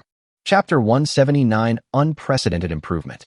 During the 3-day mobile game period, there is a physical strength setting for blue star people who register a game account. Originally, this was a benefit for novices, because the results that can be achieved by consuming physical strength by operating the mobile phone are much greater than what the real physical attributes of the blue star people can achieve. On the first day of the game, Cheng Jingxiang worked hard and fully enjoyed this benefit. It was only on the second day of the game that Cheng Jing gained the talent of absorption. As his physical attributes increased rapidly, it gradually became that his physical attributes could do more than his physical strength, and the benefit became a limitation. By the third night of the game, Cheng Jing was not only limited by his physical strength, but also by his real attributes, which were less than level 0 at the time. That is, his operation does not reflect the strength of the game character's attribute table, which is mainly manifested in insufficient attack speed and slow reaction. The final result was that despite having strong attributes on paper, Cheng Jing had to give up the challenge in the 8th round of the game. The direct reason for giving up was that Cheng Jing, who could only attack twice in 1 second, was unable to quickly deal with the 8 monsters that came out of the Death Gate in 1 second. At that time, the protection value of the level 3 security tower could not last more than 10 seconds under the siege of more than 100 monsters. Cheng Jing was reluctant to see the territory he had worked so hard to build damaged, so he reluctantly chose to give it up. I was very heartbroken at that time. Fortunately, he later learned that even if he did not give up on his own initiative, he would not be able to continue to participate in the 9th round of challenges because the safety tower was destroyed. In fact, he only lost the benefits of killing more than 100 monsters, and the heartache was relieved a lot. But now the situation is completely different. Not only are Cheng Jing's attributes on paper several times stronger than they were back then, but the key point is that he can now bring out his true attribute advantages. With his current attack speed of 30 times per second, coupled with his magic group attack skills, the monster that was bothering him at the time can now be dealt with in 2 seconds. If the difficulty of the first round of Monster Disaster tomorrow is similar to that of the game activity 4 days ago, the 8th level will definitely not be able to stop Cheng Jing. Which level can he pass? At this moment, Cheng Jing was a bit like a student who had thoroughly reviewed before the final exam and was confident in his knowledge. He was nervous and stressed about the upcoming test, but also eager to try. After drinking another bowl of soup to calm his restless heart, Cheng Jing focused his attention back to the present. After a night of fighting with monsters in the wilderness, Cheng Jing gained a lot. In terms of resources, during the rest and relaxation between battles, he harvested 5,000 stones, 500 iron blocks, 50 silver blocks, 10 gold blocks, 2 amethysts, as well as 1,500 wood and 2 hardwood hearts. In addition, his greater gain came from killing nearly 10,000 monsters. Of course, this batch of resources is also crucial. The key point is that Cheng Jing finally collected enough materials to upgrade the safety tower to level 6. Cheng Jing waved his hand and confirmed the consumption of 10,000 pieces of wood, 20,000 pieces of stone, 2,000 pieces of iron, 200 pieces of silver, 50 pieces of gold, 5 hardwood hearts, 5 amethysts, and 100,000 copper coins. Resources were invested, and the security tower was immediately surrounded by golden light. Seeing this scene, the people were very surprised. They felt more at ease after building up protection before the battle, and they will definitely sleep well tonight. Cheng Jing happily admired his safety tower, and then began to count his kills. The 2,000 monsters above level 2 killed in one night brought him 6,686 experience points and 6,686 copper coins. The key point is, absorb 70 points of strength attribute, 111.4 points of agility attribute, 105 points of constitution attribute, and 113.2 points of spirit attribute. The main reason was that the monster, which was known for its strength, was not very good at climbing mountains, so the tribute it offered to Cheng Jing was less. Fortunately, the other monsters worked hard and submitted a beautiful attribute table to Cheng Jing. Level 4, 52690/500. Strength 349.2. Agility 426.6 plus 2. Constitution 455.4 plus 3. Spirit 643.6 plus 6. HP 4,553. Attack power 3,103.2. Defense 3,304.7 plus 8. Wallet 69 gold, 55 silver, 68 bronze. Cheng Jing admired it again and was amazed at himself. Tonight he had achieved an unprecedented huge improvement. The novice protection period ended, and a large number of active monsters appeared at night. Cheng Jing, who stayed in the wilderness, attracted a large number of monsters to pounce on him continuously. But it only made him feel the joy of his growing strength. Cheng Jing even had an idea. Why not rest during the day and fight monsters outside all night long? As for the skills that have reached the current level limit, 2 magic skills and 2 passive skills have been upgraded. When blind is upgraded to level 4, the cooldown time is reduced by 1 minute to 4 minutes. Illumination is also upgraded to level 4, and the existence time of the generated lighting light ball is extended by another 3 minutes to 21 minutes. The green quality passive skill, Counterattack, has finally been upgraded to level 5. Once triggered, it can rebound 35% of the attacker's attack power. The new passive skill, Weaken, has also been upgraded to level 2, and the triggering probability has increased by 1% to 2%. Not only did the monsters improve in strength, they also provided the Lord with a large amount of resources. The materials harvested from decomposition include sharp limbs 506, sharp teeth 424, sheep horns 486, poisonous claws 986, spider silk 590, monkey wine 812, gunpowder 682, and feathers 824. With the huge number of kills, there will be even more extra rewards. The skills include Weaken 2, Fireball 4, Self-Destruct 2, and Silence 6. Chapter 180, and then there was no more. The last two skills are revealed for the first time, among which Self-Destruction is the Clown Bug's signature skill, but the effect of this skill is just as its name suggests. Consumes the remaining health and deals damage equal to consumed health 5 to the target. It's a skill that results in a complete mutual destruction. Cheng Jing put it in the bottom of the box as soon as he got it. This skill couldn't be learned by himself, and he couldn't even sell it. Unless there's a deep grudge, who would be willing to use this skill? You can't even gain proficiency. No wonder it's called the Clown Bug. Its signature skill is really unpleasant. Silence is a new skill released by the bird of prey. Its effect is to consume mental attributes and silence specific targets. In fact, it is an auxiliary magic skill of the same type as blind. It's true that most monsters cannot live without sight, but the only one that cannot live without sound is probably the morning bird. Is this a skill that mainly restrains oneself and is hidden in one's arms? This skill isn't very practical, so Cheng Jing keeps it in his repertoire. If there's a specific situation where he needs to use it, he can learn it now. In addition to skills, the building blueprints only dropped 6 early warning tower blueprints.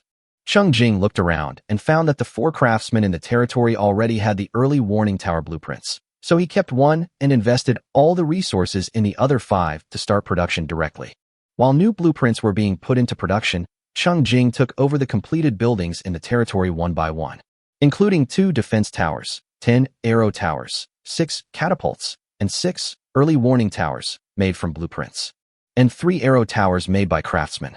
A huge harvest of functional buildings, plus what was accumulated over the previous 3 days.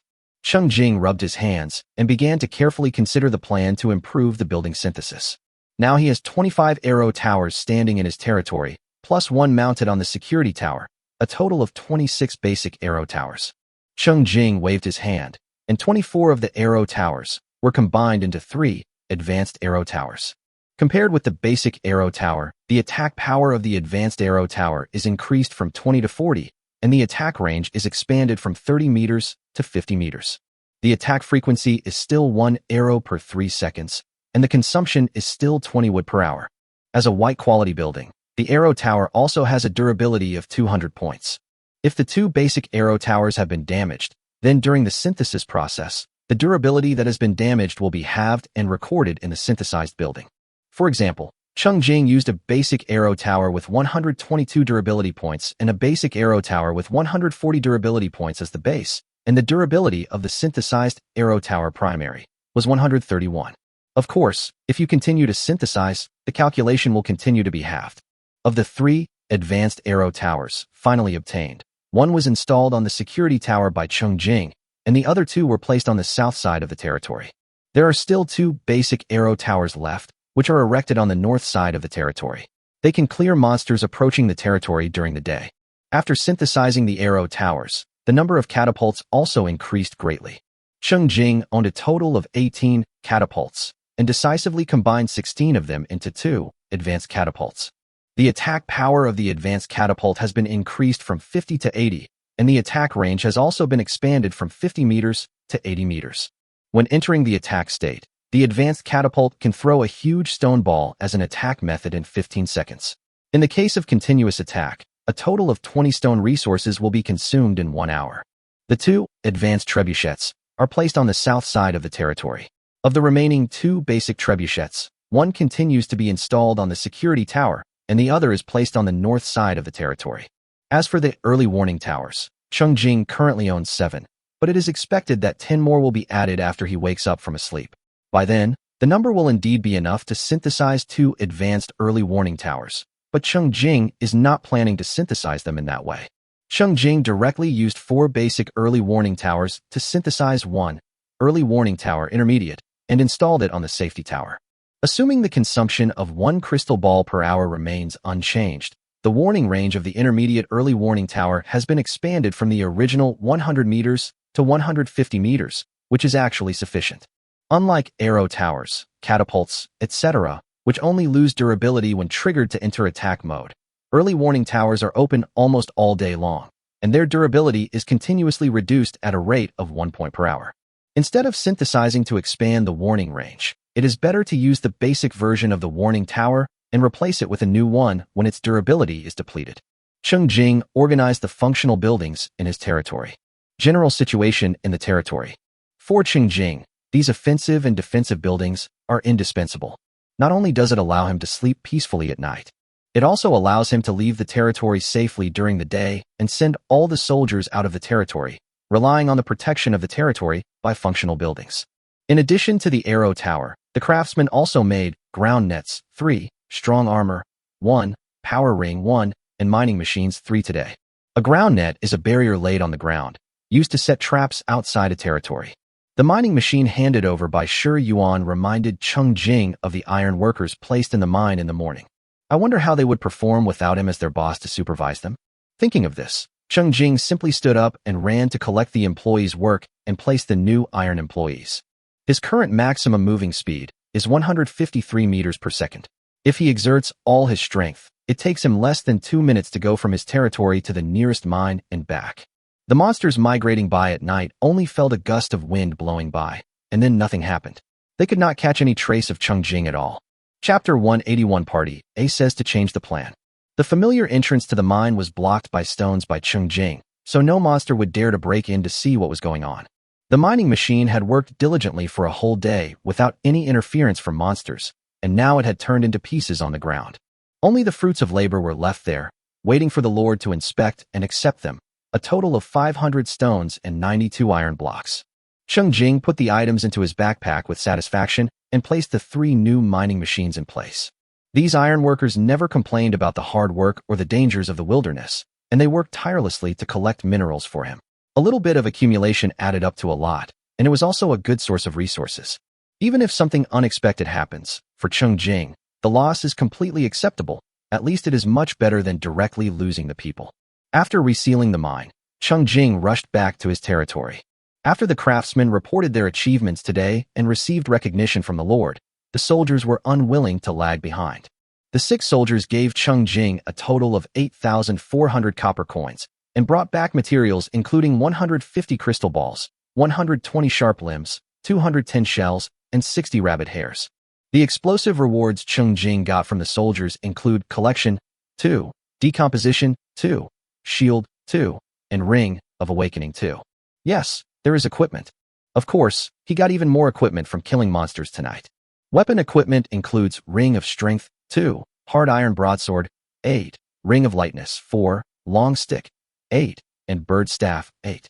The clothing equipment includes Rich Leather Jacket 4, Rich Leather Pants 4, Rich Cloak 2, Wool Cotton Pants 4, Silk Top 4, Silk Trousers 6, Silk Cloak 2. In addition, there is a new equipment, Rat Fur Hat 4. The mouse fur hat can increase physical fitness by 2 points. Although it is gray in style, it feels furry and good to the touch. It also has ear protection on both sides. You can tell at a glance that the heating cover part has a +1 bonus. Of course, the more you gain, the more you spend. 5 long sticks, 3 hard iron swords, 1 silk shirt, 2 silk trousers, and 1 pair of hard-soled boots were all wasted. This was because most of the attacks were done by the shadow bow, otherwise they would be wasted even more. Excluding the expenses, Cheng Jing's gains were also considerable. He thought carefully about how to use them, and it would be a waste to keep them there. Cheng Jing directly asked the people, "How do you feel about using the heavy ring today?" Farmers and craftsmen said that their work was now easier and they could work for longer periods of time before feeling tired. They thanked the Lord for his kindness. Cheng Jing waved his hand to interrupt their flattery and continued to ask, "Your physical fitness has increased now. If I increase your strength, will it affect your production?" The craftsmen and farmers, who had never enjoyed such benefits, looked at each other, not knowing how to respond. Shi Yuan stepped forward, carefully choosing his words, and said cautiously, "It might affect the production accuracy. It will take some time to adapt to the increased strength." Cheng Jing nodded and decided not to distribute power rings to the people for the time being. With the war imminent, resources should be prioritized for combat. At this time turned to a new day, July 5th. Cheng Jing walked out of the security tower and prepared to directly recruit today's citizens. A new recruitment list has appeared in Saolu. Farmer, recruitment fee, 3,200 copper coins. Craftsman, recruitment fee, 3,000 copper coins. Wanderer, recruitment fee, 2,400 copper coins. Cheng Jing took a closer look at the Wanderer. He was afraid that his fellow villager could not sell it at this price, so he chose the Craftsman. At present, Lu Guo, Wu Lin, and Xia Ziji are enough to take care of the planting and miscellaneous chores in the territory. It is better to recruit craftsmen. After paying the copper coins, a young man walked out of the thatched cottage with a simple smile. He looked at the sky and saluted Cheng Jing in a low voice. Name, Shi Liang. Identity, craftsman. Skills, refining LV5, forging LV5. Specialties, long stick, light ring, well. Loyalty, 100. Cheng Jing looked at the properties he had discovered and asked curiously, what's going on with this well?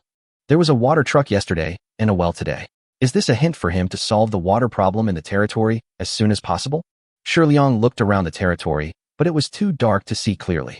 He quickly assured, my lord, I can't see clearly at night.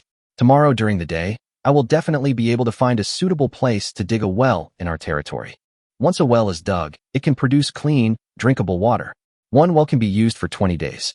However, it does require a lot of materials to build. When Cheng Jing heard this, he thought the well was a good idea. There was no need to carry out a large-scale project to divert water from the river to the territory, and the water source was more controllable. He had been hesitating before. If he dug a pool directly from the river, even if the water monsters in the river did not drill into the territory through the bamboo tube, they might destroy various facilities, making maintenance more troublesome. If we could dig a well directly in the territory, the groundwater would be cleaner. Cheng Jing waved to Shi Tai and Shi Yuan. Arrange Shi Yuan and the newcomer Shi Liang to discuss together and come up with a comprehensive construction plan that uses a well and a water truck to deliver water and bamboo pipes and waterways for drainage. As for Shi Tai, he had been in the territory for a long time and had a better understanding of the situation there. He was responsible for the overall plan and would report it to Cheng Jing after confirming that the plan was feasible. After making the arrangements, Cheng Jing handed the new craftsman a blueprint of the early warning tower that he had kept specially for him, and turned around to continue training the soldiers in the military camp. Shi Liang held the blueprint in his hands with surprise, thinking that it represented the Lord's appreciation of him. He immediately made up his mind to make the plan the best it could be in order to repay the Lord's kindness. Chapter 182, The Lord's Great Rewards. Shi Yuan, who was assigned the task, had a smile on his face, but he cursed in his heart. Where did this stupid boy come from? He just came and cut the big project that was supposed to be built by him in half. It's really unreasonable. Shirtees listened silently and patiently to the two people discussing the plan. Although he was not familiar with the specific production techniques, he was a craftsman after all, and could generally judge whether the plan was feasible, and he could also judge whether the craftsman was reliable. Cheng Jing, who was standing in front of the barracks, had anticipated this and quickly paid the recruitment fee of 16,000 copper coins. Never look at it more than once, to avoid feeling sad. A tall and strong young soldier with a resolute look walked out of the barracks. He looked calm, solid, and reliable. The new recruit saluted Cheng Jing solemnly and said, "My lord, your grace is with us. I swear to defend you till my death." In a calm tone, he clearly expressed to Cheng Jing his willingness to stay. Cheng Jing named the new recruit Wei Dun Qi and waved to Wei Dun Yi to lead the troops. Wei Dun Yi had already made skillful preparations, took over the newcomer, and quickly explained the rules of the territory. Their lord usually recruits new people in the morning, but today he recruited them early in the evening, which was unusual. I think he wanted the newcomers to get familiar with the environment as soon as possible, integrate into the territory, and play a greater role in the upcoming monster disaster. Therefore, Wei Dunyi's attitude was serious and urgent. After returning to the security tower, Cheng Jingxian went back to the operating table on the third floor to make the corresponding furniture, and also carefully sorted out the inventory. As soon as he went downstairs, Cheng Jing began to reward the soldiers with skills and equipment. The first thing distributed was the collaboration skill that Cheng Jing had spent a lot of effort to pull from the Black Wolf pack. There are 6 books in total, one for each of the 6 previous soldiers except for the new shield guard Qi.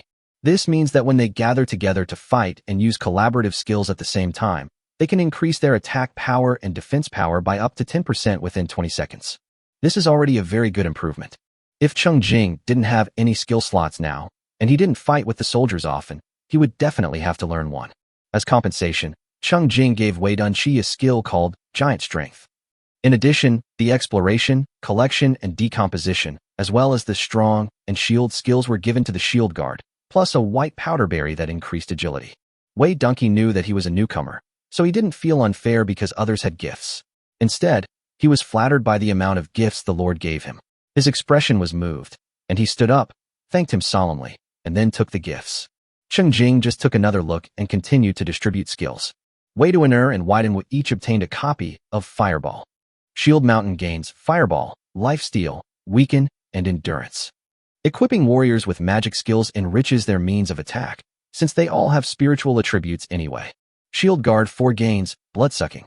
The Shield Land gains Life-Sucking, Weakening, and Shield. Weakening this passive skill makes it more suitable for melee shield-type soldiers who can withstand damage, so it is assigned to the 3rd and 6th soldiers. After dividing the skills, Cheng Jing still had 3 Fireball books in his backpack. He didn't chat with anyone privately, but went straight to the village trading channel. Anyway, all the unhappy people have been blocked, so whoever can grab it is just lucky. After hanging up, Cheng Jing didn't even look at the result.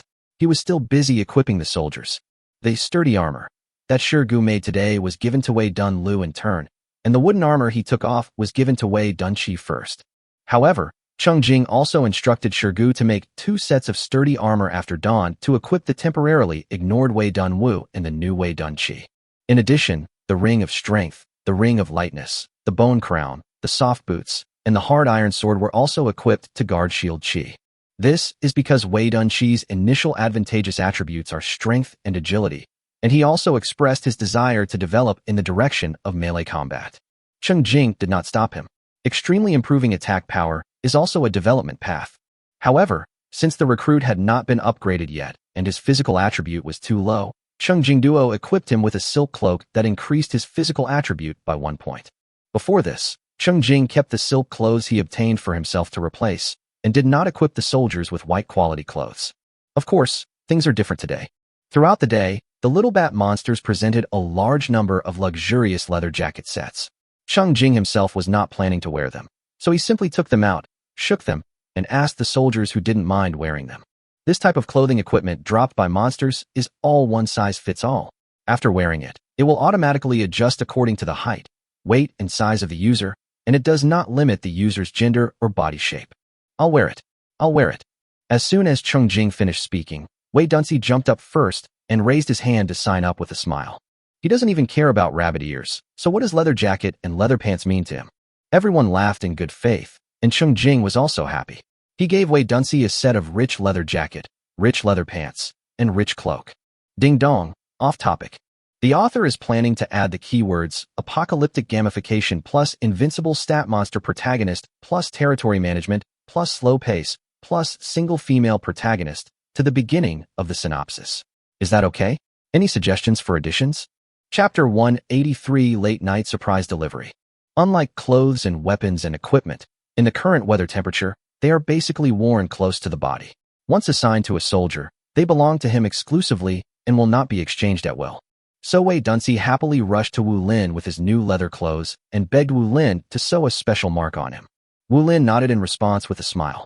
The new soldier Wei Dunqi followed closely behind and expressed that he also wanted to have the Fuguei suit. Wei Dunqi has gotten used to the atmosphere of the territory in a very short time. Although he has just arrived, he has also generously asked Cheng Jing for rewards, and he will definitely work hard to repay him later.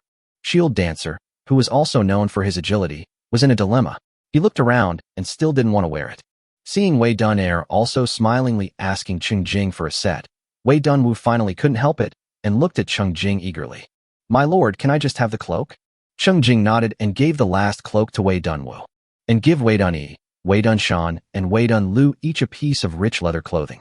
Cheng Jing did not keep the remaining 2 pieces of rich leather jackets and 2 pieces of rich leather pants, and directly closed the trading channel. When Cheng Jing used his skills before, the village trading channel and chat channel became lively. Now, as soon as the equipment was released, it was sold out in seconds. Some people don't like it, but some people think leather jackets are cool, not to mention that they can increase attributes. So many people are trying to grab them. Finally, he gave a heavy ring to the new craftsman Shirliang. Cheng Jing clapped his hands, and all the skills and equipment were fully equipped. Nodding to the leaders, Cheng Jing left 2 cans of cleaning liquid and told them, "Arrange your night shifts and go to bed early." Now the territory has enough manpower, and 2 people are assigned to work on night duty together, 1 soldier and 1 farmer or craftsman, so that the 2 can take care of each other. Lu Guo and Wei Dunyi responded quickly and watched Cheng Jing's back disappear at the stairs. The rest preparations were also quick. Most of the people in the territory had taken turns washing up before Cheng Jing came back, so they just needed to quickly tidy up and rest immediately. On the contrary, the newcomers Shi Liang and Wei Dunqi wanted to take a good bath with cleaning liquid, so they volunteered to stay until the end to wash up. Shi Liang approached Wei Dunqi, who was sorting out his equipment. He was envious of this newcomer who had a complete set of equipment in the blink of an eye, looking brand new. He whispered, "This leader is so kind. He shares all the good things with us. It's obvious that he doesn't want to let you die so easily." Wei Dunqi nodded in agreement and did not refuse Shi Liang's request to borrow his strength ring for Dai Dai. Then he saw Shi Liang, who had gained a double bonus to strength and physique, jumping around excitedly on the first floor, and even took out a stone from the locker and lifted it up to show his strength. The other craftsmen and soldiers cooperated and made room for Shi Liang, allowing him to fully experience the feeling of becoming powerful. After Shi Liang felt it, he went to the washed Wei Dunyi and asked expectantly, "Captain of the guards, do you need a craftsman to accompany you when you go out? Can I come with you?" Hearing this, Wei Dunyi shook his head. Ever since the Lord was no longer able to provide personal protection, he hadn't sent any more farmers or craftsmen out of the territory. Of course, for the farmers and craftsmen who have no ability to protect themselves, this is the Lord's mercy. But Shi Liang was obviously disappointed and let out a long sigh. Wei Dunyi simply suggested to him, "You can ask the Lord tomorrow." Shi Liang nodded repeatedly and started to make a scene excitedly again. The others finally realized that this was a craftsman who longed for battle but chose the wrong path. At this time, Cheng Jing, who was lying back on the bed, sorted out Ring of Sobriety, 5, Ring of Strength, 9, Ring of Lightness, 9, Wooden Armor, 11, Bird Staff, 5, Hard Iron Broadsword, 5, and put them all on the village trading channel. All the equipment is placed on a sales list. Each person is limited to purchasing 1 piece. All are priced at 300 copper coins. Whoever grabs it is lucky. The village trading channel was in an uproar. This was like a late-night surprise delivery. Xiao Ziki, I kneel down to thank you, Daddy. Hazel Mushroom, I'm not convinced. I kneel down to thank you, Daddy. A series of thanks continued in the channel, interspersed with the envious and jealous sabotage of those who didn't get the prize. Saving your life is the most important thing. Come on, take care. Cheng Jing pondered for a moment and realized there was really nothing more to say. He had already given all the necessary warnings, and his conscience was clear. As for those who still stubbornly refused to listen to advice, he could only respect and bless them. So Cheng Jing left with a word of encouragement and disappeared. Then he took the initiative to poke the newly emerged Data Emperor Juicy in private chat and sold him a white pink berry for 50 copper coins. It was also a kind of support. I hope that people with good brains can live longer. Finally, an early warning tower was sent to Song Xingyan. Saving your life is the most important thing. You see how wealthy I am. Come on, let me know if you need any materials. Mian xia du mian. Haha, this is hilarious. I've already deducted some materials and am upgrading the level 3 tower. When Cheng Jing took over the materials, he was busy upgrading the tower to level 6 and didn't notice that Song Xingyan had left a message saying that she had withheld 100 pieces of wood, 300 pieces of stone, and 60 pieces of iron as storage fees. Now he finally felt relieved. Chapter 184, Not Active Enough to Die. To be honest, he was willing to split the materials collected by Cheng Jing in half with Song Xingyan, but unfortunately the other party was unwilling. He hoped that Song Xingyan's security tower level would be upgraded quickly to protect her so that she could live safely and be willing to let him find her. Saving your life is important. Are you nervous? Mian xia du mian. There is one thing, although my strength has increased compared to the previous year, I find that the challenges I face have also become more difficult compared to the previous year. Save your life. Haha, you're awesome. You're redefining comparison. Don't be afraid. If you can't handle it, just hit me. I'll definitely show you a remote stunt. Song Xingyan couldn't help laughing and touched Cheng Jing's name with his fingers. Seeing Cheng Jing's powerful suppression in the village chat channel and the highlight moment when everyone lined up to thank him, she was really happy for his shining performance. It's great that he is so cool and unrestrained now, which is the way she knows he likes. Song Xingyan had long known that Cheng Jing was a person who practiced the traditional ideal of taking care of oneself when poor and helping the world when rich. It's just that Cheng Jing was once dragged down by illness, and later because of his righteous words, he was targeted and suppressed by the dominant Fan Xiaoxiao gang. He was unable to develop and remained poor. Even so, at the critical moment when Song Xingyan urgently needed a batch of stones but had no money at the moment, everyone else sneered at her request to buy the materials at a low price first and make up the difference the next day. Only Cheng Jing, who was obviously in a very embarrassing situation at the time and had never spoken to her before, agreed to help the weaker girl because of her sincere and pitiful request for help. He urgently helped her to mine a batch of stones and sold them to her at the lowest price. The experience of two people frantically hitting stones together at a life-or-death speed in different places at the same dusk and running back to the territory together before dark left a deep impression on Song Xingyan's heart. Fortunately, she managed to repair the building in time and protect the safety of the territory. However, the next day when Song Xingyan returned the copper coins she gained from killing monsters to Cheng Jing, Cheng Jing did not take it to heart. Instead, he was surprised that she actually made up the difference. If Song Xingyan had not taken the initiative to chat privately and tried to establish a relationship and gradually became friends, the two would probably have remained strangers. Because Cheng Jing didn't care at all about how much impact the favor he had given to someone who he had helped at a critical moment had on the other person. Nor would he try to gain any benefits from Song Xingyan by taking advantage of the situation. He is just practicing his own principles in dealing with people and does not force the outside world to give equal returns. The inner heart is harmonious and self-consistent, and the emotions are calm and stable. In Song Xingyan's eyes, Cheng Jing's soul has always been shining. Now that he has a chance to do it again, the situation is even better. He no longer has to compromise with reality due to his strength. He can do whatever he wants. She was really happy for him. On the eve of the impending monster disaster, they were not the only ones who stayed awake. Just like the night before work on Monday, I always feel that I would be at a disadvantage if I stayed up a little longer, and I keep postponing my bedtime. The two chatted intermittently until they fell asleep one after another without turning off the screen. Cheng Jing was woken up by the alarm clock again before 5 o'clock. He quickly packed up and flew out. He wanted to hunt down the monster of the night again. This time, Cheng Jing ran south as soon as he left the territory. When he reached the river, he was immediately amazed. I saw a large number of fish monsters floating on the surface of the river, and the underwater area was even more crowded with fish monsters, piled up tightly, forming a fish monster floating bridge. A large number of monsters migrating from the south stepped on the fish monster floating bridge to the north bank of the river and continued to run towards Cheng Jing's territory. Cheng Jing suddenly had an idea and cast an entangle on the fish monsters that formed the floating bridge. In the blink of an eye, large patches of thorny vines emitting light green light bloomed wildly in the darkness, solidifying and sinking with a section of the floating bridge and even the monster on it, revealing the clean and clear river water. The monsters at the back that were still running forward by inertia all fell directly into the water like dumplings with a plop. Hey, where's the bridge? The monsters soon discovered the culprit who was making them laugh, but the floating bridge across the river was broken, so they could only stare at the hateful humans with hatred and witnessed with their own eyes that Cheng Jing used several group attack skills to smash the monsters that had crossed the river and turned around to besiege him, instantly flattening them to the ground. When the monsters blocked on the south bank bypassed the skill area and stepped on the floating bridge to cross the river to seek revenge, Cheng Jing made a leap and jumped to the south bank himself. The monsters were fooling around, and Cheng Jing was so awake in the early morning.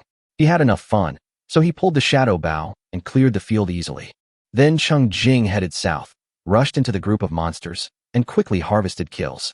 Compared to this time the previous morning, Cheng Jing's strength increased by about 50%, but in the same period of time, the number of his kills only increased by 1,000, and he killed about 7,000 monsters in total. What limited him from further expanding his killing results was that the monsters were gathering too slowly and could not keep up with Cheng Jing's pace. Simply put, the monsters weren't aggressive enough in seeking their own death. After daybreak, no monsters came forward to offer tribute. Cheng Jing looked back and saw that the area behind him was empty except for some black dust stirred up by the wind. The good news was that after a whole night of hard migration, the area ahead of him was once again filled with monsters waiting for him to kill. Chapter 185 The affection is all there. After an hour of intense fighting, Cheng Jing was tired.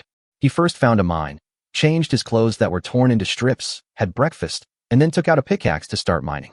After waking up in the morning, Cheng Jing was in a hurry to go out and fight monsters, and he didn't have time to take a good look at the upgraded security tower. What is certain is that the materials required for the next upgrade will be a huge number, so you have to save them up during your free time.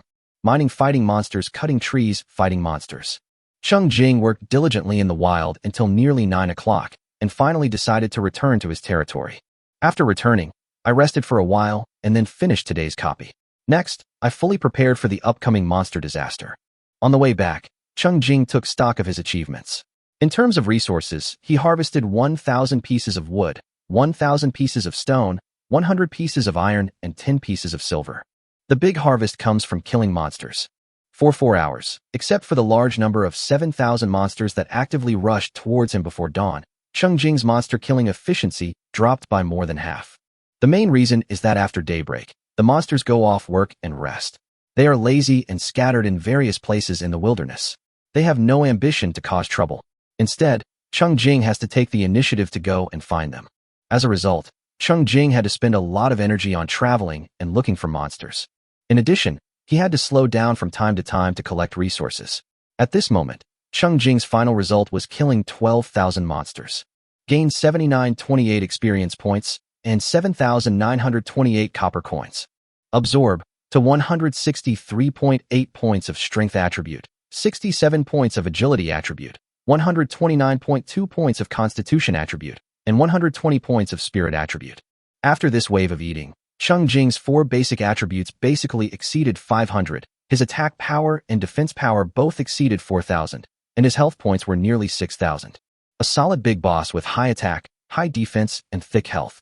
In the deserted wilderness, Cheng Jing laughed so hard that he lost his sight. Occasionally, some clever monsters would come over and offer gifts. Cheng Jing did not think the gift was too small and accepted it generously. After all, it was full of affection. Nearly 5,000 units of materials were decomposed from more than 2,400 level 2 and above monsters. The large ones were handed over to Song Xingyan for storage, and the small ones filled up 5 large stone vats. This does not include nearly 3,000 units of fresh meat. Because Cheng Jing specifically targeted the wild boar monsters and bison monsters, he not only focused on absorbing their strength attributes, but also harvested a large amount of edible meat. To be honest, ever since his attribute strength started to improve with the bonus of absorbing talents, and it became easier and easier to obtain meat by killing monsters, Cheng Jing's attitude towards food has become more and more relaxed.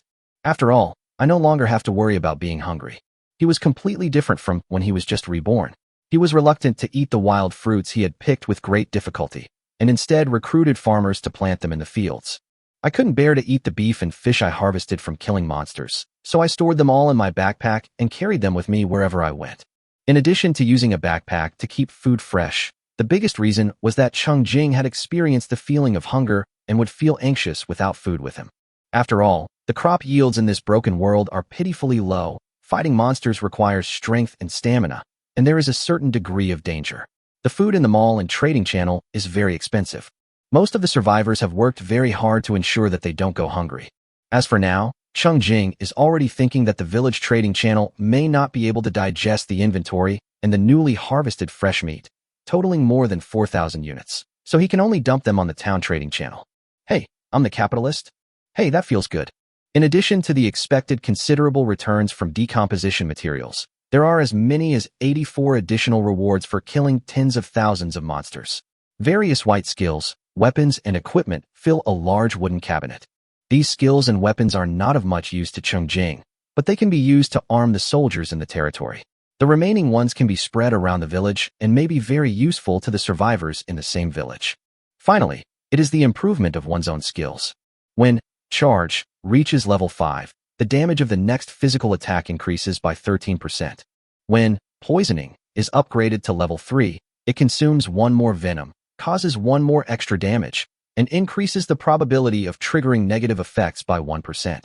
Perhaps for some survivors, such an upgrade is not cost-effective, but for Cheng Jing, who has accumulated more than 1,000 doses of venom, the improved effect is enough. Taking inventory while hurrying on the road, Cheng Jing, in a good mood, quickly ran back to the territory. From a distance, he could see his security tower growing in size. After upgrading to level 6, the area of the security tower expands to 15 meters. Although it still has 3 floors, the actual usable space on each floor has doubled. Of course, when the security tower is upgraded, the layout of the territory will also be fine-tuned automatically. Crops or buildings on the land will move outward on their own instead of being directly covered by the security tower. The crops that are about to mature this afternoon are still growing well next to the safety tower, showing their vitality. Chapter 186 House Decoration Game. Cheng Jing remembered to take off his mask before entering the territory, so at least he didn't get turned away again. Standing in front of the gate of his own security tower, he looked up with joy and admired the view. Level 6 Security Tower. Protection Value, 1400. Assembly Position, 24. Upgrade Materials, Wood 50, 000, Stone 100, 000, Iron 10, 000, Silver 1, 000, Gold 500, Hardwood Heart 50, Amethyst 50, Time Stone 5, Gold Coin 50. It seems that the materials required for the next upgrade are not much more, but the pressure is several times heavier. Cheng Jing decided to look at something happy. For example, the effect of the protective base was improved again, and now it has a protection range of 30 meters, and a protection value of 2,800. This sense of security is awesome. Cheng Jing walked into the security tower. The stairs had changed from being on one side to now having stairs on the northwest and northeast sides. The ground beneath your feet is made of water-ground stone tiles, which are clean and wear-resistant. The walls have gradually faded from their original dark gray stone color with the upgrade, and now appear to be a bright bluish-white. The black background and white walls with a stone-like luster make this stone building standing alone in the wilderness look a bit more luxurious. The stove and kitchen are located in the southeast area of the first floor. In the middle of the spacious first floor is a long dining table. The original bathroom was located between the two staircases on the north side, and now there is a new bathroom cubicle next to it waiting to be arranged. Cheng Jing walked up. There were 3 large glass windows on each of the 4 walls of each floor. The light was bright and the view was wide, allowing him to observe the situation in all directions at any time. There is a fireplace on each floor, one on the east and one on the west, which is currently out of use. When the temperature drops at night, they will be lit and bright and warm. When they reached the 3rd floor and the room became bigger, Cheng Jing's belongings stood alone in the middle, looking so little, even though he had clearly lined up 30 storage cabinets along the wall. Cheng Jing washed off his tiredness and lay down on the bed with a cashmere carpet under the mattress, recovering quickly while communicating with the core of the security tower. We soon learned the specific changes after the security tower was upgraded. The Level 6 security tower does not have any major new features. Apart from the protection value, the main improvements are in 3 aspects. The first major change is that the recovery speed in the safety tower has increased by 10 times. Coupled with the combined influence of various conditions such as the territories, blessing speed increased 10%, cashmere carpet, and staff of fear, after layers of improvement, not only will the consumed physical strength be quickly restored. In addition, staying in the safety tower can restore 8 points of spirit attributes every 10 minutes and 1 point of health every 3 minutes. The security tower's own defense value will be restored 1 point per minute after it is lost. Compared to the time before the upgrade when it took 20 minutes to recover 1 point of spirit, 30 minutes to recover 1 point of health, and 10 minutes to recover 1 point of defense, it is indeed a huge improvement. At least it is useful for the soldiers in the territory or other Blue Star survivors. Unfortunately, the speed of recovery and improvement cannot keep up with the speed of Cheng Jing's attribute improvement, so this recovery effect is not enough for Cheng Jing. Fortunately, Cheng Jing's spirit and health recovery mainly rely on the effects of the 2 mainstay titles. Now, he can recover an additional 76 points of spirit and 584 points of health per hour. From this perspective, the biggest benefits of being in the top 10 of game activities in the mobile game era are these 2 titles. Cheng Jing couldn't help but keep his eyes on the upcoming new round of monster disasters. There would be a contribution ranking list by then. If he took first place again and got 2 titles, wouldn't that be too much, right? The second major change after the security tower upgrade is that the operating console becomes portable. Before, there was only one operating table, which was placed by Cheng Jing on the floor where he lived. He had to come back specifically when making items. Things will be different in the future. He can communicate with the security tower core anytime and anywhere and directly make items. From now on, there is no need to prepare iron axes, pickaxes, torches, and other supplies in advance. You can just pick them up when you need them. The third change is that the control over the safety tower is more flexible, which greatly improves the convenience of life. For example, the 3-dimensional structure of the 3-story safety tower was rotating in Cheng Jing's mind at this time. He could add new stone walls inside it will according to his wishes to divide the large space into small spaces. Cheng Jing thought about it, and a vertical stone wall running from north to south appeared in the middle of the second floor, dividing the second floor into two halves. Each half had a staircase and a bathroom, which were independent of each other and did not affect each other. The western half can be given to female leaders, and the eastern half, including the first floor, can be given to male leaders. Then Cheng Jing added 6 small stone walls horizontally from east to west, dividing the second floor into 6 small rooms. Each room has windows for natural light, making it spacious and convenient for 2 people. Just as Cheng Jing was immersed in the layout and construction game, partitioning off 3 relatively smaller rooms on the east side of the first floor, Li Mingfei suddenly sent a private message. 2176 Li Mingfei. Boss, I'm here to ask for permission to reach level 5. I've been discussing the countermeasures we discussed yesterday with Juicy and Wan Chongshan. I think these strategies are important enough for me to share on the town channel. Next, Li Mingfei began to forward all the strategies that the few of them had summarized and integrated privately to Cheng Jing in large sections. It seems that they are afraid that if they post it slowly, the big guys will underestimate the importance of these contents. Cheng Jing saw it very clearly. It is indeed important. Different from the previous game strategies summarized based on the game content, the new version of guidance suggestions compiled at this time are a combination of the real Doomsday experiences of many survivors, supplemented by the essence of the Data Emperor's model. Li Mingfei was willing to give up more experience points from killing in order to reach level 5, so that he could speak in the town chat channel and send the essence of the content to more survivors in the town. Chapter 187A Flying Pounce is a rub. Before taking action, Li Mingfei first went to see Cheng Jing privately, firstly to ask if Cheng Jing had any additional suggestions. Another thing is that with this upgrade, Li Mingfei will become the strongest person in the 2 villages. Although most people in the village know that the real boss is the one who saves his life, people outside the village don't know this, as it may be a matter of face. What if the big boss is very concerned about it? It would be a pity to offend the rich big boss because of this matter.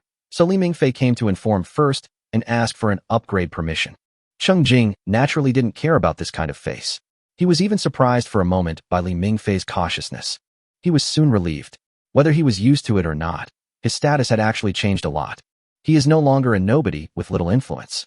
On the contrary, he became an important person in the village, and others would subconsciously treat him with caution. Maybe someone would ponder every word he said. Cheng Jing patted the goosebumps that appeared on his skin and agreed casually. Li Mingfei breathed a sigh of relief. To be honest, even if Cheng Jing disagreed, Li Mingfei would still be promoted. Between personal relationships and major issues of right and wrong, Li Mingfei will choose to stick to his principles, but the ideal outcome would be not to offend the big boss who has helped him many times and destroy their personal relationship. However, Cheng Jing told him that the result could be even better. Seeing that these 3 people spent the most critical pre-exam sprint time compiling strategies for everyone, Cheng Jing was willing to allocate resources to them. It just so happened that his backpack was full of the rewards he had just obtained from killing, various equipment, and skills. Giving them 2 or 3 pieces of compensation would be enough to make up for the time lost in the morning. Cheng Jing showed Li Mingfei the attributes of several skills and equipment, and asked Li Mingfei to count the areas that the other 2 people were currently lacking. He could give the 3 of them priority to purchase privately. Li Mingfei. 2176 Li Mingfei. Thank you so much, sir. Li Mingfei jumped 3 feet high in surprise and went to count happily. Li Mingfei has actually been secretly worried about Juicy. Both he and Wan Chongshan are strong, so they are confident of passing the first level. But Juicy is obviously an academic talent and is not good at fighting. It's just that data analysis really cannot be separated from Juicy, and Juicy himself is also willing to invest in the summary and integration of strategies. While the 3 of them were busy staying up late, Li Mingfei and Wan Chongshan occasionally couldn't help but think that if Juicy failed to pass the monster disaster because he delayed the final time for improvement, they would probably feel guilty for the rest of their lives. Now that the big guy is willing to stretch out his thighs for them to hug, shouldn't they pounce on him and rub him hard? Cheng Jing lay down to rest until he had recovered his strength. He transferred the materials in his backpack into the storage cabinet and arranged them neatly in 3 rows. The sight was pleasing to the eye. Then he walked downstairs slowly. Wallene had already brought the fish soup prepared for lunch to the table. According to Cheng Jing's instructions, they had lunch early in their territory today, so lunch was prepared early so that Cheng Jing could drink a few bowls of soup in advance. Cheng Jing lay on the recliner in front of the window, drinking soup leisurely. He received the 10 defense towers made last night, but did not synthesize them. He directly stored them in the storage cabinet. The security tower is currently equipped with a mid-level defense tower, which is sufficient. Once the durability is consumed, a new finished tower can be connected. At this time, Cheng Jing noticed that a craftsman who was working was peeking at him and kept looking at him, so he simply waved. Shi Liang, who was caught red-handed, scratched his head in embarrassment, brushed off the dust on his hands and body, and sauntered over to Cheng Jing. He chuckled foolishly twice before asking tentatively, "My lord, does our territory need craftsmen to go out and work? I'm willing to go out." Cheng Jing looked at the energetic and vigorous craftsman and sighed that young people were indeed courageous and willing to go to the cannibalistic wilderness. But this is a good thing for him. Yes, there are 3 mining machines in the mine closest to the territory that need to be recovered and replaced. Wai Dunyi knows the location of the mine, and I will ask him to escort you. You can take a storage cabinet with you, which is enough. The mining machines were made by Shi Yuan, so you can discuss the time for the operation with him. Cheng Jing made arrangements accordingly. Hey, in this way, someone will take over the placement of iron workers and the collection of results, and there is no need to wait for Cheng Jingda to come back in the evening to make another trip. The new guy is good and will help share the burden with the leader. Cheng Jing looked at Shi Liang, who was very excited after receiving the task assignment. After thinking for a while, he took out the last white pink berry and rewarded it to him. Craftsmen will be protected by soldiers when they travel. In fact, they don't need to have fighting strength. They just need to run fast enough to protect themselves at critical moments. Thank you, Lord. I promise to complete the task well. Shi Liang held the pink berries in his hands, grinning so hard that his teeth were showing, and made repeated promises with his mouth wide open. Cheng Jing nodded and asked, "Have you discussed the water supply plan?" Speaking of business, Shi Liang suppressed his excitement about leaving the territory and venturing into the wilderness. He called Shi Yuan and Shi Tai to report their comprehensive water supply plan to Cheng Jing. Chapter 188, even more outrageous than at home. After comprehensive consideration, the craftsman's new plan was to install a well on the northwest side of the territory to facilitate drinking, daily life, and irrigation. A water wheel transports part of the water to the large stone tank on the roof, realizing automatic water supply in the safety tower. Finally, we'll use bamboo pipes to drain the wastewater out of the territory and dig a waterway all the way to the lower reaches of the river. But there's no rush for this part of the project. We can dig slowly. The entire project requires 200 wood, 280 stone, 20 iron, 1 silver, 20 gunpowder, 20 crystal balls, and 200 bamboo. Compared with the previous plan of building a reservoir by the river to divert water, the new plan was simpler and cheaper, so Cheng Jing nodded in approval. He also transferred the corresponding materials into the storage cabinet on the first floor and told the craftsman to start production in the afternoon. After a good rest, Cheng Jing stood up, holding 2 storage cabinets in one hand, and walked towards the big rock in the copy. He stood up again and was able to continue working. Today's copy is called Green Ant Forest. A white light flashed, and Cheng Jing, who was full of expectations, was greatly disappointed. The green ant monster's nest was indeed located in the forest, but it was just a forest, not a dense forest. This is crucial because the trees here are sparse, and it looks like there are not enough trees to be cut down. Compared with the previous dungeon environments that were either dense forests or mines, today's dungeons can be described as barren. Cheng Jing put down the cabinet, took out the axe, and started chopping without saying a word. Forget it, there's nowhere to complain about this matter, so whatever resources we can grab is better. How could the green ant monsters, who were living a leisurely life in their home, have imagined that not only would the hateful humans suddenly invade, but they would also turn around and despise them for being poor? The nest owner immediately became furious and rushed forward to teach the invader a lesson. At the same time, the news spread quickly among the tribe, and more companions were coming. At this time, the advantages of the green ant monsters are highlighted. They are much larger than the small bat monsters and cannot fly. At most, only 6 green ant monsters can attack Cheng Jing at the same time. Moreover, the green ant monster's attack method is to charge straight ahead, and there will be a brief period of stiffness after using its skills. To sum up, it is quiet and does not disturb others. Cheng Jing was busy chopping trees. More and more green ant monsters surrounded him. The monsters that stupidly bumped into him did not affect his tree chopping. When you want to move, just step on one and make a bloody path. Cheng Jing felt more comfortable and unrestrained in the dungeon than at home. While working hard, it did not affect the private chats between Cheng Jing, Li Mingfei, and others. Li Mingfei chose hard-soled boots, bone crown, and the skill shield. The main considerations are defense and health.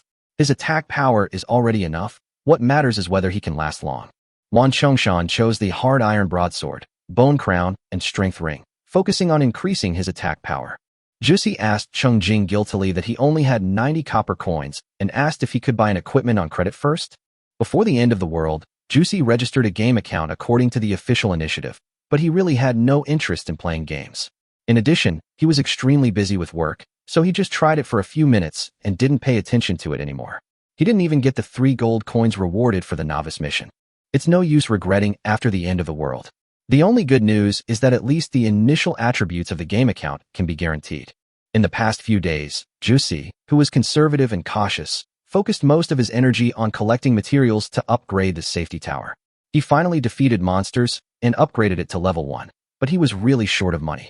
If Cheng Jing hadn't suddenly sent him a private message the night before and sold him the white fruit at the lowest price as a poverty alleviation measure, Juicy would not have been able to afford the white items.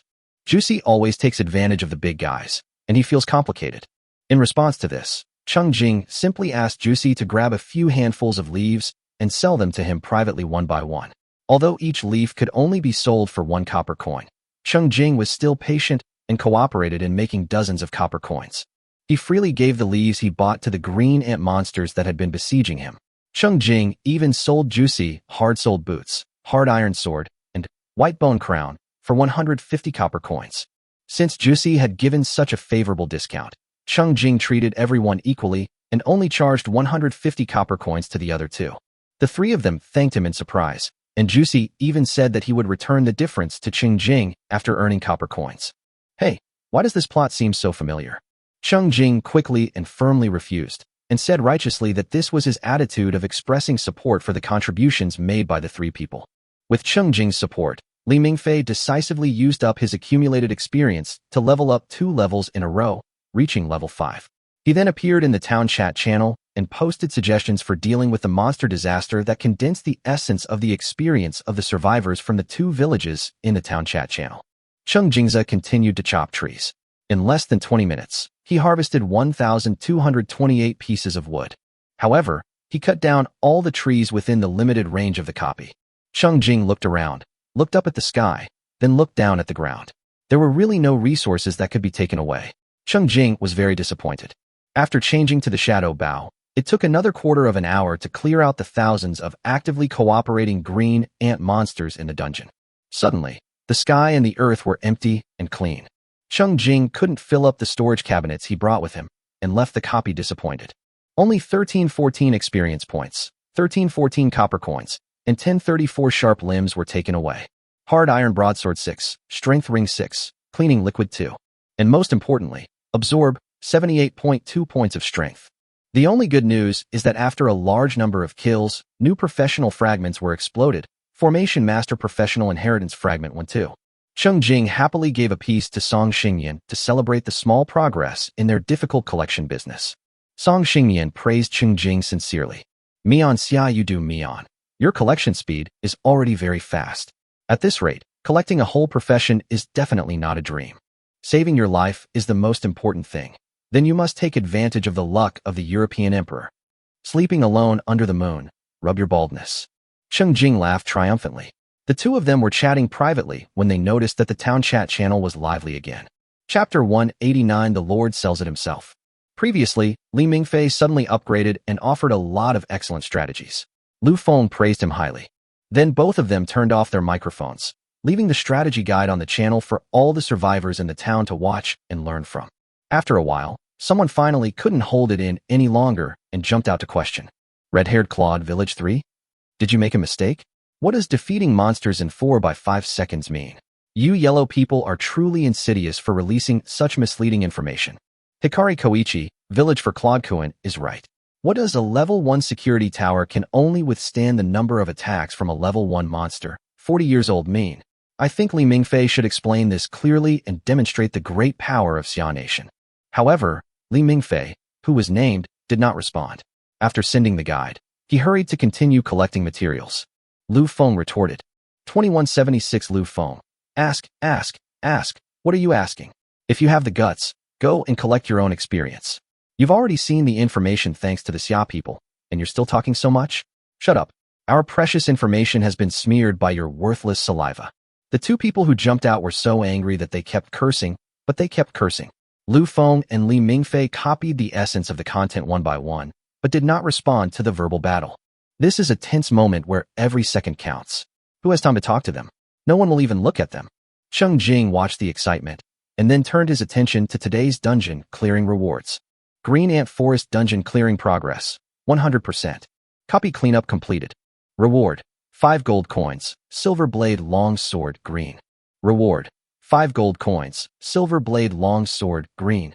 Triggers critical hit. The green weapon among them attracted Cheng Jing's attention. Silver Blade Long Sword, green strength +2, constitution +2, stamina recovery speed increased by 50%. Among green quality weapons, the attributes added by this weapon are really not that much, and may even be considered as the lowest level.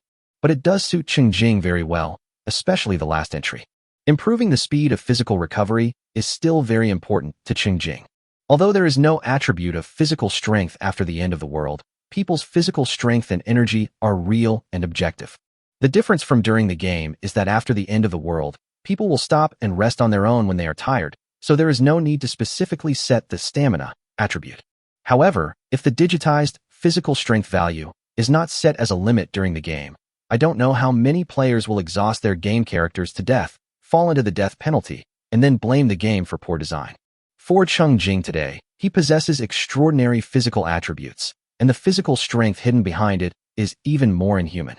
But when he exerts his full strength, his physical strength will be consumed quickly. So while he was fighting monsters, he would take a break by chopping trees and mining. Occasionally, when he was exhausted, he would go back to the safety tower to rest. Now, with the silver-bladed sword in his hand, he can continue fighting for a longer time. What's even more interesting is that although the silver-bladed long sword is called a knife, its shape is actually a 3-pointed, 2-edged sword, 2 meters long, with a 3-pointed spear head and blades on both sides, which is very suitable for Cheng Jing's sweeping style of fighting. With the silver-bladed long sword in hand, Cheng Jing made up for the lack of melee weapons. There's no need to keep hitting until the long stick breaks and the big knife cracks. Cheng Jing walked towards the territory with considerable satisfaction. He doesn't plan to go out next and will stay in the safety tower to recover to his best condition. Seeing that the Lord was no longer busy, Lugua hurriedly reported that a crop in the farmland had already matured. These were the first batch of underground fruits planted, 8 clusters in total. The Lord had instructed that Lugua must pick the fruits himself, so he didn't dare touch them. Cheng Jing collected the fruits continuously, and after a critical hit, he harvested a total of 32 buried fruits, 2 of which were of white quality. He put the white quality ones into his backpack, and left 5 ordinary quality ones to prepare the 6 fruits to cut as fruit after dinner. He turned around and continued to plant the other 25. It was a rare opportunity to have some free time at home. Smelling the aroma of meat filling the safe tower, Cheng Jing replaced the meat in the food cabinet with the fresh meat he had just caught today, then started selling meat. Leaving about 300 portions of fresh beef and pork in the food cabinet, Cheng Jing finally sorted out 1,600 portions of beef and 1,900 portions of pork to sell. He first tried to post 200 sales notices in each village. Sure enough, the sales were not fast. Cheng Jing directly sold all the remaining meat in the town, with a price of 5 copper coins per piece. Unlike the survivors in Village 2 who were basically being urged to reach level 1 due to their abundant resources and sufficient communication, there were still many people in the entire town who could not even guarantee their food supply. Cheng Jing's sales orders were quickly sold out, and he collected a total of 17,500 copper coins. Cheng Jing sorted out the weapons and equipment he had harvested in the morning, and this time sold them in the village. Chapter 190 Hard-Earned Generosity. Cheng Jing sorted out a total of 35 pieces of equipment: Ring of Strength 6, Hard Iron Broadsword 10, Bone Staff 4, Soft Boots 3, Hard Soled Boots 4, and Wooden Armor 8, as well as a Shield 2, Consecutive Arrows 3. A total of 5 skills are sold in the village channel. The villagers, who had noticed the boss's activeness because of Cheng Jing selling meat, had been waiting eagerly for a long time. As soon as the equipment and skills list came out, it was sold out in an instant. The excited survivors thanked the life-saving boss for his strong support at the most critical moment. At this time, the name of the person who was most important in saving his life was also mentioned in the town chat channel. Because of the huge food order placed by Cheng Jing, the people of Village 3 and Village 4 finally confirmed that their entire village had been blacklisted for the sake of saving their lives, and that not being able to buy fresh meat was not accidental but inevitable. The relevant complaints reached the ears of Claude and Hikari Mitsuchi. Claude didn't bother to care. If he could sell things, he would also blacklist Village 1 and Village 2, but Hikari Mitsuchi had to stand up. Unlike Claude, who upgraded himself, Hikari Mitsukazu came from a wealthy family. At the beginning of the apocalypse, he relied on his noble status to gather a large number of people to join him. Those people gave priority to offering the equipment and skills dropped by monsters to Hikari Mitsukazu, which brought out Hikari Mitsukazu's outstanding strength. Therefore, his subordinates were dissatisfied, and Rijiu Guangyi had to take a stand. Hikuni Koichi, village for Mr. Li Mingfei. When your two villages sell goods through the Beimingshong account, you should abide by the principle of fair and free trade. You should not artificially restrict the flow of goods. This is indecent and inhumane. Please immediately lift the purchase ban on our 4 villages and compensate us for the losses we have suffered. Although the town chat channel was very quiet, people in the village chat channel had already scolded Riku Mitsuchi harshly. How could this little bastard always say the most shameless things in a serious manner? It must be the racial talent bonus. This shameless little thing even dares to cling to their wild father, the thickest thigh in the village. He is really tired of living.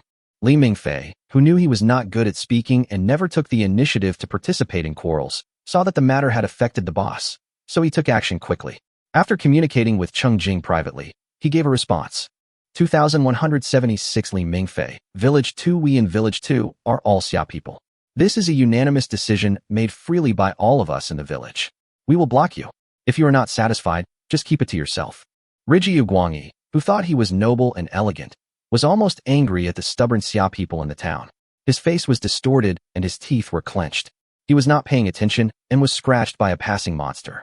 The upset Hikunaguchi closed the chat channel directly, too lazy to listen to the villagers' chatter. A bunch of lowly untouchables actually dared to order him around and embarrass him.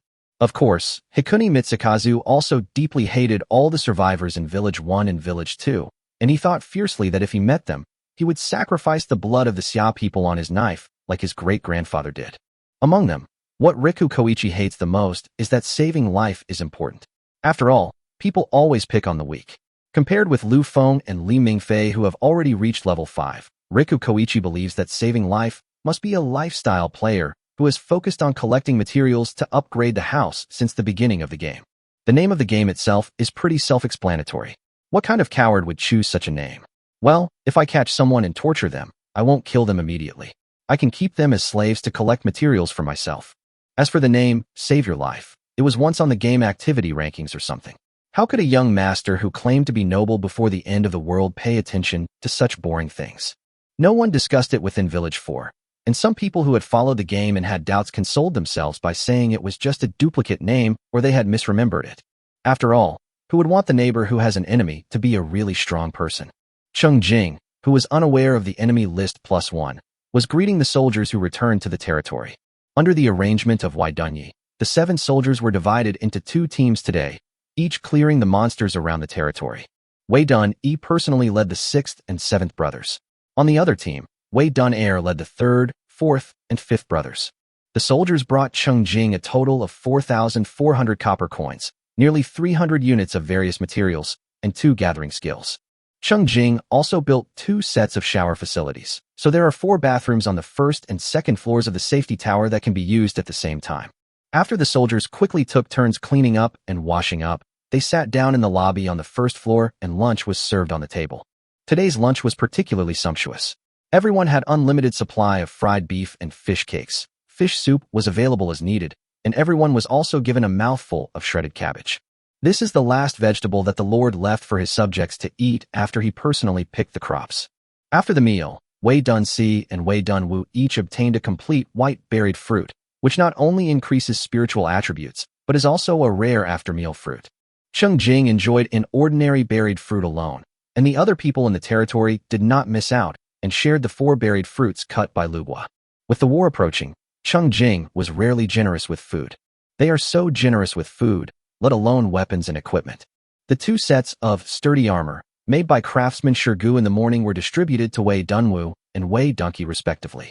He also gave Wei Dunshan a bone crown, and gave the replacement, whole hat, to Wei Dunwu. In addition to the already available Guardian Mountain and Guardian Chi, the other 5 soldiers are equipped with the Giant Strength skill. This skill, which can temporarily increase the strength attribute by 2 points, is still very useful in the current stage of the battle. The 7 soldiers lined up in a row and stood in front of Cheng Jing with their chests and heads held high to accept the inspection of the Lord. Cheng Jing looked them up and down with satisfaction. Very good, they were all fully armed. He couldn't help but feel a sense of accomplishment. After eating and cleaning up, it was already 10:50. The air gradually became tense. According to the time notified the night before, the first round of monster disaster is about to come. Chapter 191, One Step Away. Cheng Jing didn't make any inspiring speeches. He simply patted the guards on the shoulders and encouraged them, "Go ahead. The first stage is up to you. Don't worry, I'll be keeping an eye on you." The guards saluted together and responded with a resolute look. Wei Dun turned around first and waved to the other soldiers, "Follow me." Cheng Jing and the peasant craftsman watched the guards walk out of the territory and head towards the south. Cheng Jing looked around and simply jumped onto the top floor of the safety tower while holding his rocking chair. The view here is the best, and you can look down and pay attention to the situation around the territory. Looking around, his territory was protected by guards, traps, barriers, functional buildings, and protective barriers, which made people feel at ease. What Cheng Jing was most worried about was Song Xingyan, so he reminded her again that if something went wrong, she should seek help immediately. Song Xingyan agreed obediently. Cheng Jing still threw a shadow bow over. "Save your life. This is a temporary loan to you. You must return it after you are done using it." Song Xingyan always felt that Cheng Jing seemed to be more nervous than himself, so he did not refuse and accepted it obediently. The chat channel in the town was completely silent, and only occasionally someone in the village would make a few nervous complaints, but not many people would agree. Cheng Jing took a special look. At this time, there were 773/786 survivors in the 2 villages who had been upgraded to level 1, and 762/786 people in the safety tower had been upgraded to level 1. There are indeed some people who are stubborn and unyielding, but as more and more people upgrade, the remaining minority becomes more anxious. People tend to follow the crowd, and they cannot withstand the pressure of being different. As a result, most of the survivors in Village 2 leveled up before the monster disaster arrived. This start is far better than before. Cheng Jing was very satisfied. At least he was a factor in this, and that was enough to make him feel a sense of accomplishment.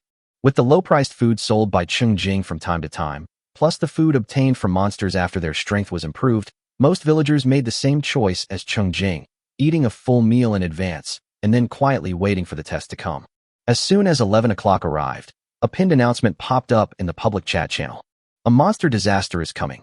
Please try your best to survive." At the same time, a huge bell sounded between heaven and earth, deafening.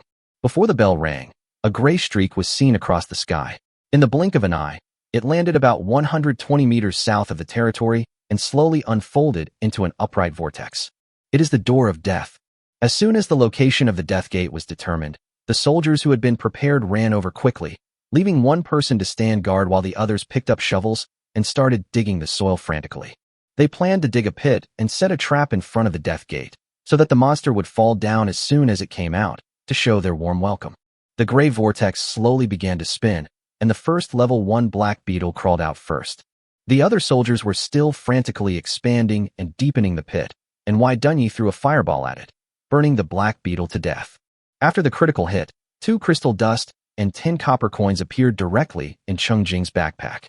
Wei Dun got his 5 experience points reward and turned to join the digging project, while Wei Dun took over and stood guard at the place closest to the vortex. Wei Dun set an example, and the soldiers cooperated well, taking turns blocking the door, forcing the monsters to fall to the ground as soon as they came out of the death gate, giving the monsters no chance to gather in groups. And a level 1 monster is no problem for the soldiers with current attribute levels to deal with. The monster spawn rate of 1 every 20 seconds also gives the soldiers enough time to respond. Simply put, if these 7 soldiers were released, they would be considered first-rate strength in the 2 villages. Any other survivor has a chance to withstand the first level alone, but when the 7 soldiers join forces, the more difficult thing is to distribute resources fairly. After all, although the monsters killed in the monster frenzy cannot be decomposed into harvest, experience, copper coins and crystal dust can be obtained.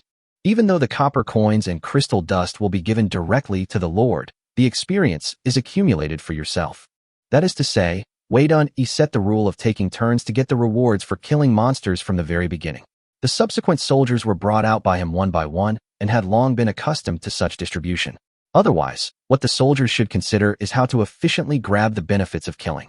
Cheng Jing sat on the top of the safety tower, watching with relief as he put the shadow bow he had been holding in his hand just in case back into his backpack. 10 minutes later, all 30 black beetles that crawled out were eliminated, and a large pit of considerable size had been dug in front of the gate of death. As they dug, black beetles crawled out one by one and fell in one by one. Black beetles are actually not that bad. After all, they are protected by a sturdy shell. The next big-eyed worm to appear was badly trapped. As soon as it crawled out, it fell into the trap and hit the ground net. It rolled back and forth in pain, but could not climb out of the deep pit, howling miserably. Chapter 192 Cold Death Announcement. Another 10 minutes passed, and all 30 big-eyed worms were dealt with smoothly and successfully. The 7 soldiers under Cheng Jing worked together to kill 60 monsters in the first level. Cheng Jing immediately received a prompt. Congratulations. You have eliminated the invading monsters in the first level of Monster Frenzy. You can choose to end the challenge and settle the rewards. You can also continue to accept challenges and get more rewards. Keep going. Take care. Cheng Jing naturally chose to continue. Just like in game activities, enter the waiting time. At this time, the death gate rotated more slowly and did not spit out any monsters for the time being. The soldiers were relieved and took the opportunity to expand the range of the trap frantically. It seemed that they wanted to dig a big swimming pool for the monsters to show their welcome, or dig a big pot and catch the falling monsters like dumplings. Cheng Jing turned on the light screen and quietly watched the village chat channel. At this point, the number of people at the top has become 777/777. Since the monster disaster began, 9 people have died. Those who are not dead have all been upgraded to at least level 1. In contrast, the total number of people displayed in the town chat channel dropped even faster. The town, which was supposed to have 100,000 survivors, now had the first digit of the 5-digit number representing the number of survivors dropped to 6. Occasionally, a survivor would send a desperate plea for help in the chat channel before dying. Unfortunately, when Cheng Jing opened the other party's private message, no one had received the equipment he had sent at the lowest price. Fortunately, Song Xingyan came to report to Cheng Jing quickly that she was safe, and she also solved the first hurdle. After waiting for another 10 minutes, the first level was over. Because the announcement was posted directly in the public chat channel, a total of 48, 9751, 5483 visitors from Blue Star are welcoming the first stage of this round of monster disaster. Among them, 41, 628, 87106 defended successfully. 2, 081, 44356 strangers chose to continue and accept the second level challenge. Let us send them our best wishes and cheer for them. Take care. As soon as this announcement came out, the public chat channel fell silent. This is not a mobile game, and there is no death penalty for failure. Most of those who fail to defend will actually die in the first level. In the past few days, there has never been a time more clearly than this that made the survivors realize what a cruel doomsday world they have been thrown into.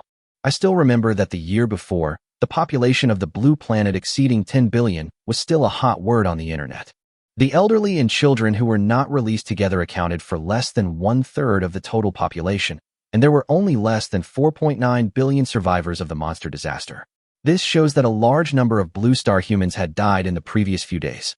Not to mention the first round of the Monster Frenzy, where 60 invading monsters killed 15% of the people.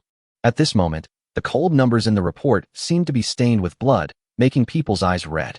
Come on, damn it, take care of yourself. Does the mastermind behind all this treat them as toys to be teased at will? The sudden apocalypse began with a game. Everything in the world of Eternal Fall was so game-like, the bloody suffering of death condensed into just 2 insignificant lines of game activity statistics. At this moment, huge absurdity and deep despair came crashing down. How many more people have to die, and how long must we struggle before we can get rid of this damn game? No one knows the answer. Even Cheng Jing and Song Xingyan only knew that it lasted for 3 months and 3/4 of the people died, so it could not be ended. After a moment of dead silence, there was finally some movement in the chat channel. There were desperate people complaining hysterically. Some people also began to divert hatred. Call me brother. In less than an hour, 37 people died in our village. Didn't they say that reaching level 1 would clear the gap? Actually, no, you still die even at level 1. Why are all the dead nameless little people, while all the big guys in the village are alive and well? You guys are the ones who deserve to die? Tell the truth. Are you in cahoots with the people who brought us here? Are you colluding with them to trick us? Li Liang. Some people progressed the fastest in the game before the apocalypse, and they were able to produce so much meat and equipment after the apocalypse. Is there a possibility that some of them are actually spies sent by the culprit to monitor us? Otherwise, it's hard to explain why some people know everything in advance and have the best time. A little something slips through someone's fingers, and the idiots are so grateful they're willing to be their dogs. Ha ha ha. They have no idea how they're secretly laughing at you for being sold out and having to help count the money. The spearhead of hatred was directed at Cheng Jing. Cheng Jing saw it, but ignored it. It wasn't surprising that the people who had been blocked from the trading channel came out to target him. He had placed so many large orders in the past 2 days that the people on the blacklist couldn't get any benefits at all, and they must have been furious. Cheng Jing was actually curious about how many onlookers would jump out. Time flowed mercilessly. As soon as the statistical announcement was displayed, the second level of monsters began to be released from the Death Gate. As with the game events, monsters appear faster. Now, a level 1 green ant monster can crawl out of the Death Gate in 10 seconds, and 6 monsters can appear in 1 minute, which is 3 more than the first level. Of course, the green ant monster that crawls out will miss a step and fall directly into the pit. It was still a level 1 monster, so Cheng Jing didn't recall the soldiers. He just watched them and killed them one by one. Only after all 30 level 1 green ant monsters that crawled out continuously were dealt with did the level 2 small bat monsters start to fly out. Cheng Jing quickly stood up and shouted, "Stand back." A shadow bow appeared in his hand, and an energy arrow was shot out. Chapter 193, Don't rush to close the net, just fish steadily. The shadow bow with a range of 300 meters allows Cheng Jing to easily control the battlefield without leaving his territory. The black energy arrow cut through the distance of 100 meters almost instantly, piercing the little bat monster that was proudly flapping its wings above the trap through and through. It was dead beyond dead, and after handing over the crystal dust, it completely dissipated. The first-class soldiers of the Guard Shield have long been accustomed to attacking only level 1 monsters, and monsters above level 2 are considered lords. Seeing this, Wei Dunny decisively ordered the other soldiers to ignore the monsters and focus on digging holes and setting traps. The ground in the wilderness is not easy to dig, and setting a trap is time-consuming and laborious. Although the Gate of Death was right next to them, the arrows from the Lord shot one after another, and each arrow killed the monster in time, so the soldiers gradually stopped being nervous. They lost no time in madly expanding the size of the trap and piled up the excavated soil into high mounds in the other 3 directions of the Death Gate, making sure to block the options for monsters that wanted to take a detour, forcing them to fall straight into the trap. After 5 minutes, Cheng Jing killed 30 small bat monsters, gained 60 experience points, 60 copper coins, 60 crystal dust, and absorbed 6 points of agility. Of course, in the first 2 levels, you can also harvest 14 10 copper coins and 180 crystal dust from the soldiers. After successfully passing the second level, Cheng Jing of course continued to challenge the third level. Death's Door then entered a brief period of rest. The soldiers used this time to finalize the trap. They dug a large pit that was 5 meters long and wide and 2 meters deep, with 10 ground nets at the bottom of the pit. Once the big project was completed, the soldiers' mission was accomplished, and Cheng Jing waved them back to their territory. After all, the attributes of the following monsters can be absorbed, and Cheng Jing will not let them go. The farmers and craftsmen in charge of logistics hurriedly helped to remove the barricades outside the territory and welcomed the guards back. He also diligently helped the guards take over their weapons and protective gear and fetch water for cleaning. Time is tight at this time. The soldiers take turns to do a simple cleanup and then continue to defend the edge of the territory. Wei Dunyi and Wei Dunner, who have experience in dealing with this situation, both know that the next battlefield will be the Lord's, but in the final stage, they will still need to contribute a little help, so they must be prepared for this at all times. Cheng Jing turned on the light screen and saw that the village chat channel was already in an uproar. Although many strong survivors were busy dealing with the challenges of the second level and had no time to participate in the verbal battle, after all, everyone who was still alive in the village could speak at this time, and when the emotions got the best of them, many people joined in. Feng Jianfeng, I think the public's doubts are reasonable. If it's a misunderstanding, it should be explained promptly. Not responding to such unclear information will inevitably leave people feeling irritated. Swallow, what a big boss. He's usually so awesome, hunting this and that. Why aren't you daring to respond now? He must be feeling guilty after we exposed his true identity. He's the culprit who destroyed our family, and yet he's not committing suicide to apologize. Seraph, you didn't think that just a day and a half had passed, and that the murder and extortion committed by you and the Roshue gang had been forgotten? I will always remember your IDs and keep an eye on you. As for the others who, after a few provocations, turned their attention to the boss. How much I've helped you these past few days, and you've forgotten it the moment you turn around, right? What a bunch of ungrateful people. I really feel sorry for their efforts. Cheng Jing still didn't respond, but just browsed through the chat records he missed and blocked all those who spoke in a way that was unpleasant to his ears. He himself does not feel that it is not worth it. His past actions have already reaped the rewards, and his sense of accomplishment has been satisfied. Those who are exposed now should be blocked, and those who should be kept away from should be kept away from. In the future, the limited goodwill will only be spread in a more precise direction. In fact, the circle of friends should also be like the fan circle, with some turbulence regularly, taking the opportunity to continuously purify it. If he were the only one left in this strange and terrifying world, life would indeed be quite boring, but there certainly wouldn't be too many like-minded people, so it would be enough as long as he wasn't lonely.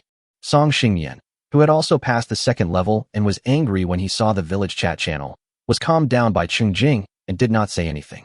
You can still continue fishing now, and there is no need to rush to collect the net. Another 10 minutes passed, and the second round of the other survivors also ended one after another. Among the visitors from Blue Star who are about to enter the second stage of this round of monster disaster, 35-38, 45-41 people successfully defended, and an additional reward of 10 crystal dust was given. 1-0-42, 73-18 strangers chose to continue and accept the third level challenge. Let us send them our best wishes and cheer for them. Take care. At this time, only those who failed had time to point fingers at the statistical announcement. Those who chose to continue to accept the challenge of the third level focused their attention entirely on the suddenly increasing invasion pressure. At the beginning of the third level, Deathgate will release a level 2 spider monster every 5 seconds. When Cheng Jing had peeked at the screen earlier, he had discovered that in the first 2 levels of this monster frenzy, each survivor encountered the same type and number of monsters, 30 of each type, 2 types in each level, a total of 60 monsters. This is different from previous game activities.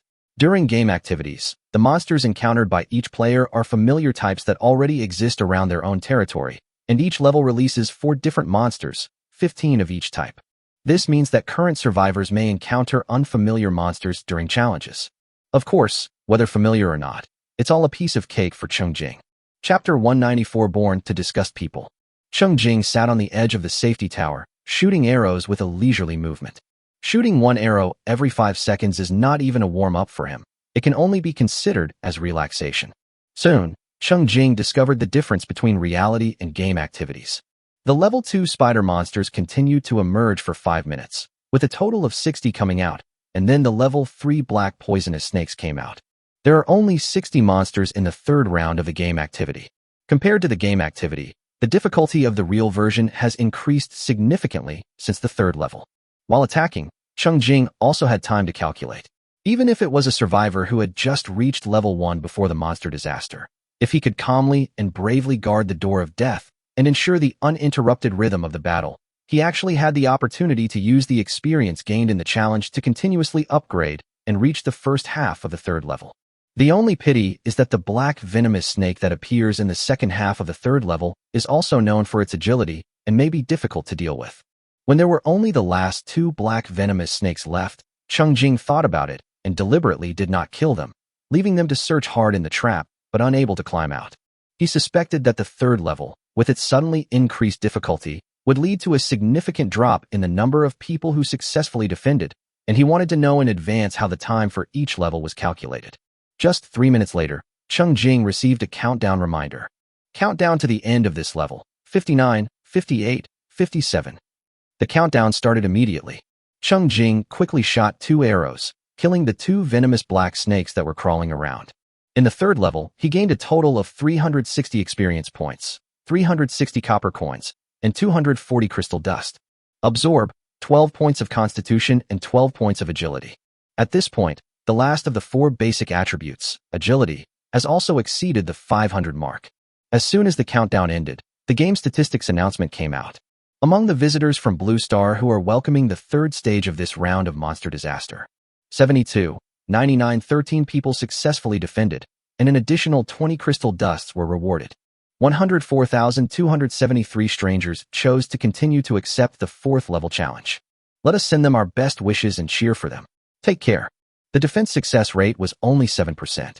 Cheng Jing speculated that most of the failed survivors were unable to withstand the highly agile black venomous snakes.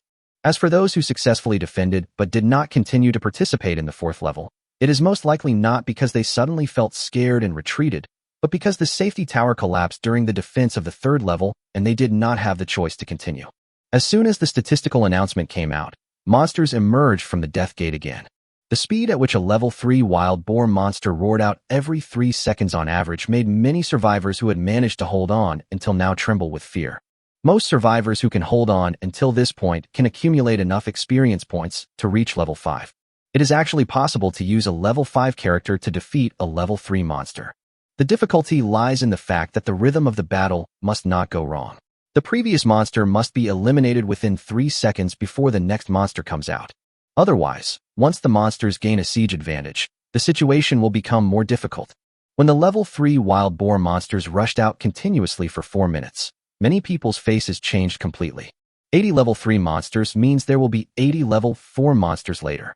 Sure enough, the level 4 clown bug that had been waiting for a long time flew out and rushed directly to the survivor and exploded without any hesitation. The survivors guarding the death gate were caught off guard. It's okay for those who have long-range attack means, but the survivors who don't have long-range attack means are really disgusted by the clown bugs. This kind of monster is born to quickly consume human health. If the clown bugs cannot be stopped at a distance, or if there is no safety tower to protect them from the explosion damage, the health of ordinary survivors will not be able to withstand a few of their explosions. Cheng Jing did not leave any tails this time. In 8 minutes, all 160 monsters in the fourth level came out and were killed by his arrows. The good news is that his earnings have increased significantly. A total of 1120 experience points, 1120 copper coins, 320 crystal dust were gained, and 2 additional giant strength skill books were also gained. Absorb 16 points of strength attribute and 16 points of spirit attribute. The strength attribute exceeded 600 points in one fell swoop. The bad news is that traps are becoming increasingly inadequate. Seeing that the level 3 wild boar monster is nearly 1.5 meters tall, it can still flutter its head out even if it falls into the trap. The level 4 clown bug flew directly above the trap. Anxious, Wei Dunyi looked up and asked Cheng Jing, "My lord, shall we expand the trap a little more?" Cheng Jing shook his head in denial. The higher the monster's level, the larger it generally is. At this rate, level after level, the monster's level will increase extremely quickly. The speed of digging the trap is not fast. It took nearly an hour to dig out the current size. Unless the trap is dug more than 10 meters deeper, it will not be able to trap the monsters behind it. Moreover, the offensive power of the ground net is gradually becoming insufficient. Just stop digging and let the monster sprain its ankle. Cheng Jing turned on the light screen. He calculated that if one wanted to pass the fourth level, he would probably have to upgrade to level 5. As soon as he looked at the town chat channel, he saw that there were suddenly dozens of new people in the town chat channel, which originally only had the permission for 4 people, and there were many names that Cheng Jing was familiar with. Chapter 195, My head got hot, and I lost my mind. These people may have prepared the experience points for upgrading early on, or have accumulated enough experience points in the challenges of the previous levels. Upgrading to level 5 at the critical moment can not only quickly restore to full strength, but also make them stronger and continue to fight. It is a very rational choice. After all, as early as before the apocalypse, during the game activities, several guests in Xiaogua's special live broadcast program used their vivid and real experiences to form a guide strategy. Take advantage of your daily time to collect materials and upgrade your safety tower. When a monster disaster occurs, you can also kill the monsters that appear one after another to quickly gain experience points and increase your character level. However, since we are busy upgrading levels every day, we cannot harvest materials to upgrade the safety tower level during monster disasters. At this time, the village chat channel was no longer noisy, because there were many people in the village who had just failed in the 4th level and shifted the topic back to the serious discussion of the monster disaster. Zhuang Tian Rincong. The difficulty is increasing too fast. The 4th level is really not something a human can pass. So many wild boars rushed towards me. It was a close call. The wild boars almost knocked down the safety tower I built with great difficulty. There is no mention of exemption from punishment. I really don't know where to cry. Meng, I managed to survive the wild boar, but what the hell was that thing that came out after that? Its attack method was self-destruction. It blew me away right away, and I got blown up 4 times in a row. My health was too low to save, so I quickly ran back to the territory. Oh my god, my house's defense value was constantly depleted. I quickly exited, but luckily the monster was gone. If I had been a second later, the house would have collapsed. Yaoyo check nao. Alas, I couldn't handle the clown bug's explosion. I prepared so much health-restoring food in advance that I didn't have time to use it all. I just put it up for sale. Oh, and by the way, those who mocked me before don't need to buy it anymore. I've blocked you all. You really know how to take advantage of the opportunity to disgust me. That guy? No way, no way. Someone actually spread rumors while the boss is busy killing monsters? Really, you losers can only get through the first level. After that, you have nothing to do and you just look idle. I'm telling you straight up, the next few levels are incredibly difficult. The boss is too busy killing monsters to bother with you. Instead of spreading rumors here, why not reflect on why you're so terrible? Don't let the next monster frenzy leave you unable to even beat the first level. The monster disaster, which has been warned since the beginning of the apocalypse, not only shows the cruelty of the apocalypse, but also puts the importance of strength on paper data. Some people have a hard time even getting to the first level, while others persist until the fourth level before giving up with regret. All those who had previously gathered in the village chat channel to vent their anger and resentment had become as quiet as a chicken without Cheng Jing having to show up in person. After all, many of the familiar IDs that appeared at this time had just finished this round of monster disasters, which also demonstrated their strength. People who are weak in strength also lack confidence and don't even dare to curse back at this time. Not only did they not dare to curse back, some people who had previously lost their minds and made a few implicit remarks found that they had been blocked and could not buy food to restore their health, and they did not dare to complain. It was as if my mind suddenly became clear. I just hoped that the speech I made after I was confused would be posted and not be seen by the big boss. Otherwise, I would be blocked by the big boss, and it would be terrible. It's all the fault of those bad guys who started the fight. They suddenly started cursing people out of the blue. Why did I join in the cursing in such a fit of anger? Of course, Cheng Jing saw it all, but he remained silent and continued to update the blacklist secretly. Cheng Jing was watching everyone complaining about the difficulty of the fourth level, but this time he only had to wait for less than 2 minutes before the statistical announcement came out, which also meant that the fourth level was over for all survivors. Among the visitors from Blue Star who are welcoming the fourth stage of this round of monster disaster, 2,085 people successfully defended, and an additional reward of 30 crystal dust was given. 230 strangers chose to continue to accept the challenge of the fifth level. Let us send them our best wishes and cheer for them. Take care. There are 230 people entering the fifth level. Cheng Jing remembered very clearly that during the mobile game activity, he and Fu Xingzhou were the only ones who reached the fifth level. It seems that these 5 days of Doomsday life have made people sober, and the result of their resistance is that there are more than 200 survivors who have reached the fifth level. You have to know that the real-life monster disaster is much more severe than the game activities at that time. Song Xingyan was also very emotional. Moonlight alone. I still remember that the last time there were 43 people who made it to the fifth level. That's quite a change. Cheng Jing knew that Song Xingyan was talking about the situation when the people of Blue Star dealt with the first round of monster disasters in their previous life. In this life, whether it was because of Xia country's vigorous propaganda and distribution of weapons, or because Xia country's overreaction caused other countries to become nervous, in short, the common result was that the overall strength of the Blue Star people had been greatly improved. Saving your life is the most important thing. You deserve at least 2/3 of the credit. You're the best. Sleeping alone under the moon. Ha, you're just sweet-talking. All right. Fate has rewarded me. I'm already very satisfied. Chapter 196. Great progress under high difficulty. Saving my life is the most important thing. That's true. After all, I'm a polite and moral man who doesn't smoke, drink, visit prostitutes, or gamble. Mian xia du mian. Ha, you want me to die of laughter and inherit my backpack? I'm ignoring you. I'm busy killing monsters here. Song Xingyan was very content. No matter whether it was the first round of monster disaster in her previous life or the mobile game activity a few days ago, she had not been able to reach the fifth level. Now that she had reached it, she was already very satisfied. Besides, this time there were more than 200 people entering the fifth level together, which meant that in the previous levels where they couldn't remember the specific comparison data, the number of participants must have increased a lot compared to the previous life. The changes in these numbers can intuitively give Song Xingyan a sense of accomplishment, and she does have a part to contribute to it.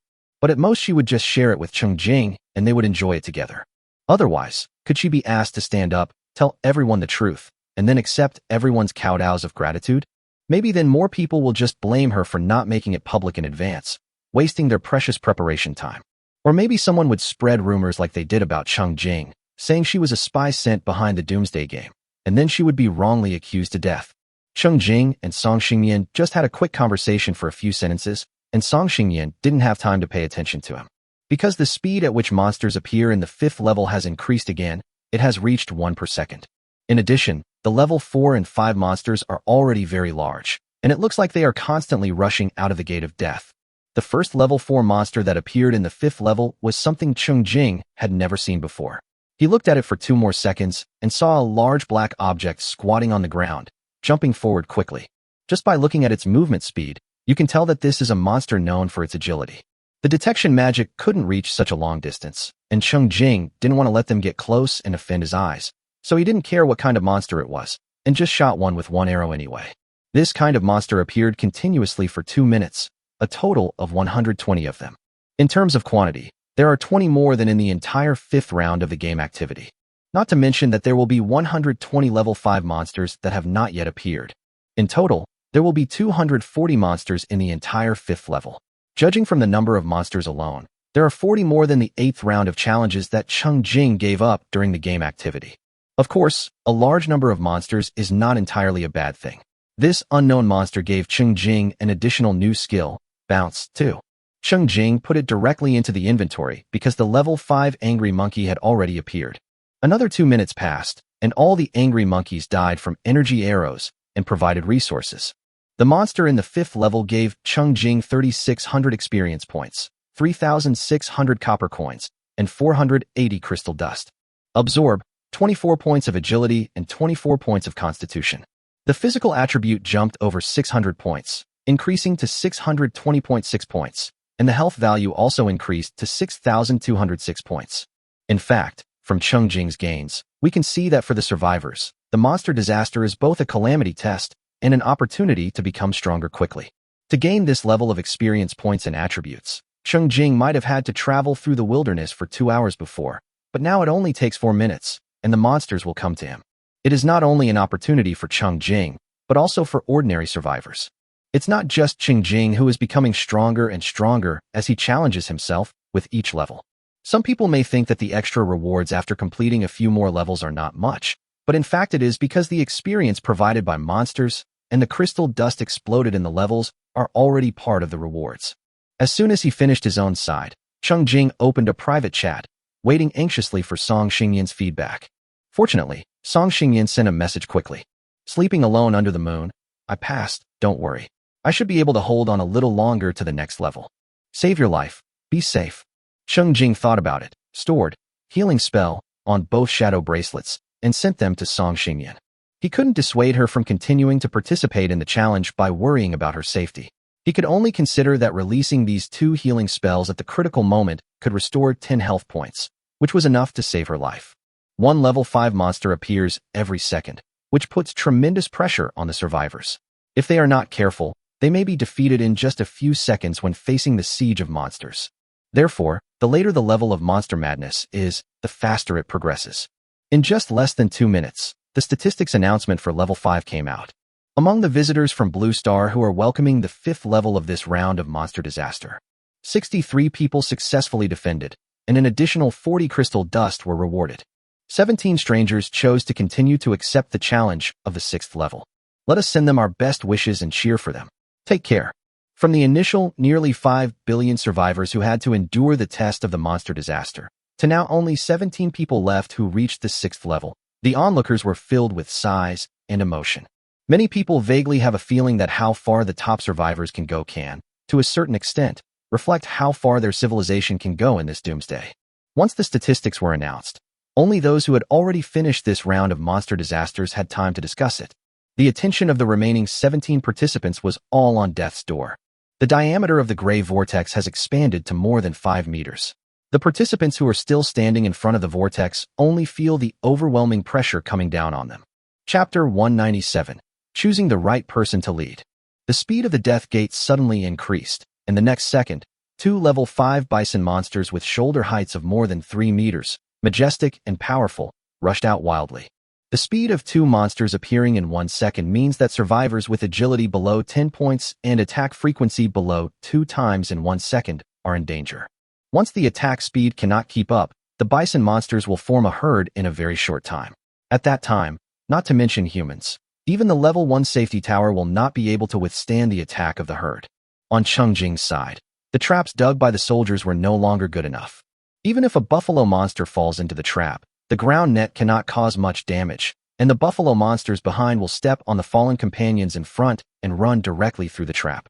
In the previous mobile game event, Cheng Jing felt pressured after the 6th round, because he was limited by his real attributes at the time and could only attack twice per second. Now, Cheng Jing shot arrow after arrow with a calm expression, without any sign of anxiety. He was even still sitting on the edge of the top of the safety tower, but the bison monsters that rushed out of the whirlpool were unable to form a herd. The bison monsters attacked for a full minute and a half, and 180 of them rushed out. The same is true for the subsequent level 6 Deathbird. 3 minutes later, Death's Gate paused its attack again. Cheng Jing gained 9,000 experience points, 9,000 copper coins, 720 crystal dust, and Arrow Tower Blueprint, 2. Absorb 36 points of Strength attribute and 36 points of Spirit attribute. The spiritual attribute now exceeds 800 points. The soldiers below cast admiring glances at him from time to time. The monsters that rushed out of the Gate of Death would be defeated and dissipated by the Lord's arrows after running only a few meters, which was a very exciting sight. Of course, what is more important is to give people peace of mind. Especially the craftsmen and farmers. They were all grateful in their hearts that they could follow such a powerful lord. They didn't have to die easily in the wilderness, and every day they lived was a day. Not long after, Song Xingyan sent a message, looking very surprised. Sleeping alone under the moon. I thought I couldn't handle this level, but I didn't expect the blue weapon bonus to be so huge. I managed to get through it. I'm so happy I'll try to hold on a little longer in the next level. I'll return the bow to you after I'm done, so remember to take it. The blue quality Shadow Bow has an attack power of plus 50, which is indeed a magical weapon at the current stage. In addition, Song Xingyan, who has been upgraded to level 5 and is quite strong, was able to pass the 6th level. She was happy, and Cheng Jing was happy too. In particular, Cheng Jing saw the statistical announcement that was subsequently released. Among the visitors from Blue Star who are welcoming the 6th level of this round of Monster Disaster, 2 strangers successfully defended and chose to continue to accept the challenge of the 7th level. Let us send them our best wishes and cheer for them. Take care. Wow, that's really cool. Saving your life is the most important thing. Look, I'd rather choose you to fly. That guy surnamed Fu can't even handle it himself. If the level 6 Black Wolves in the 7th level had not rushed out at a speed of 4 per second, Song Xingyan almost burst out laughing. She didn't even have time to respond and had to concentrate on fighting the enemy. Killing 4 monsters per second is a bit beyond Song Xingyan's attack speed limit, but fortunately, she still has many skills. Use various skills to kill 1 more monster, and you will gain something. Song Xingyan fought and retreated until he returned to his territory. There were no crops in Song Xingyan's territory, only various functional buildings that could attack automatically. He simply let the level 6 Black Wolves rush into the territory. Fortunately, she still has a level 3 safety tower with a defense value of 200 and a protective barrier with a defense value of 400 generated by the protection base, so she can continue to resist. After holding on for half a minute, Song Xingyan used all her skills, and the green quality functional buildings also played their due role. Unfortunately, she only killed more than half of the Black Wolves, and the number of Black Wolves besieging the territory had gathered to 50. Once the protective barrier was broken, the safety tower could not hold on for a few seconds, and Song Xingyan chose to end it in time. Unless it was necessary, she would not let the safety tower be knocked down. After collapse, it needs to be rebuilt and upgraded, but if only the defense value is damaged, it can be slowly restored over time. End and exit. Song Xingyan shouted decisively.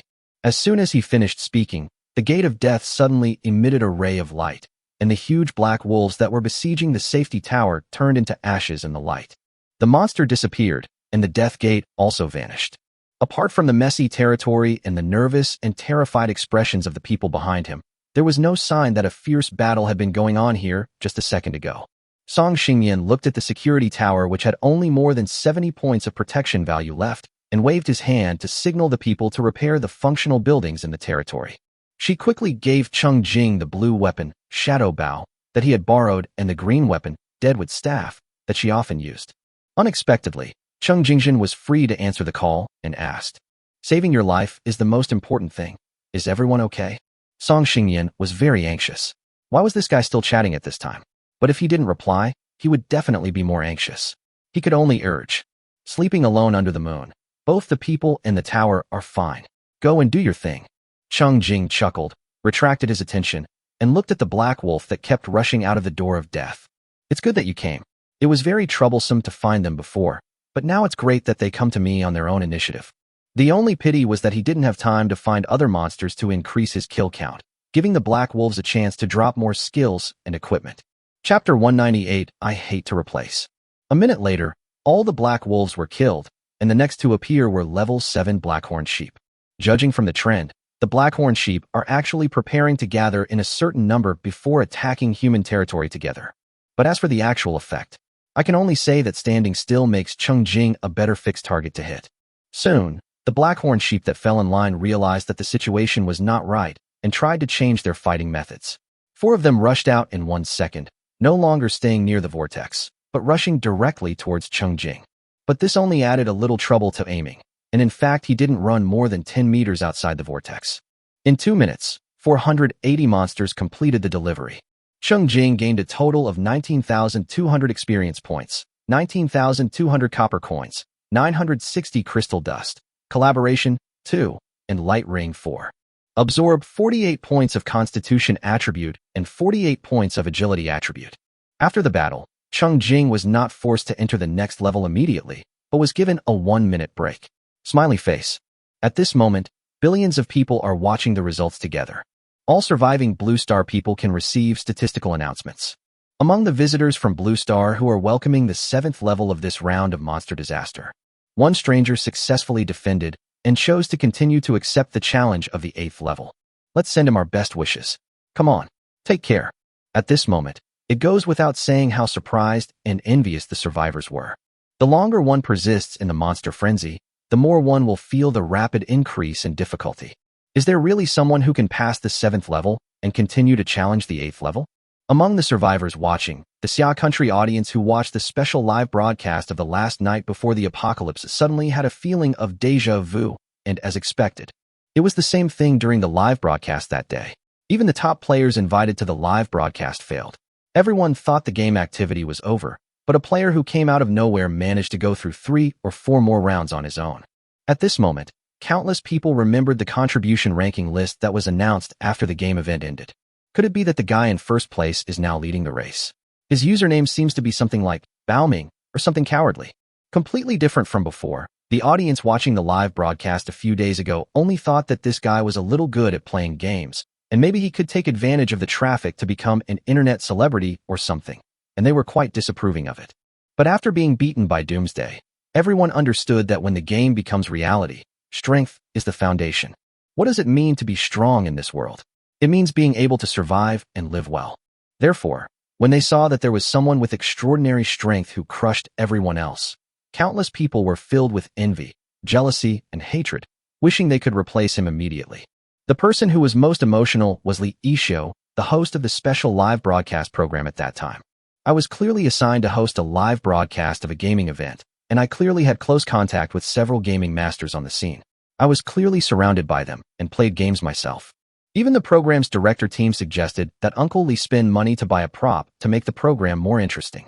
But all of these were rejected by Li Yishou himself. At that time, Uncle Li just thought that the crappy game was a money-making scam, and arranging him to be the host would completely leave a black mark on his resume. Otherwise, why would other hosts refuse?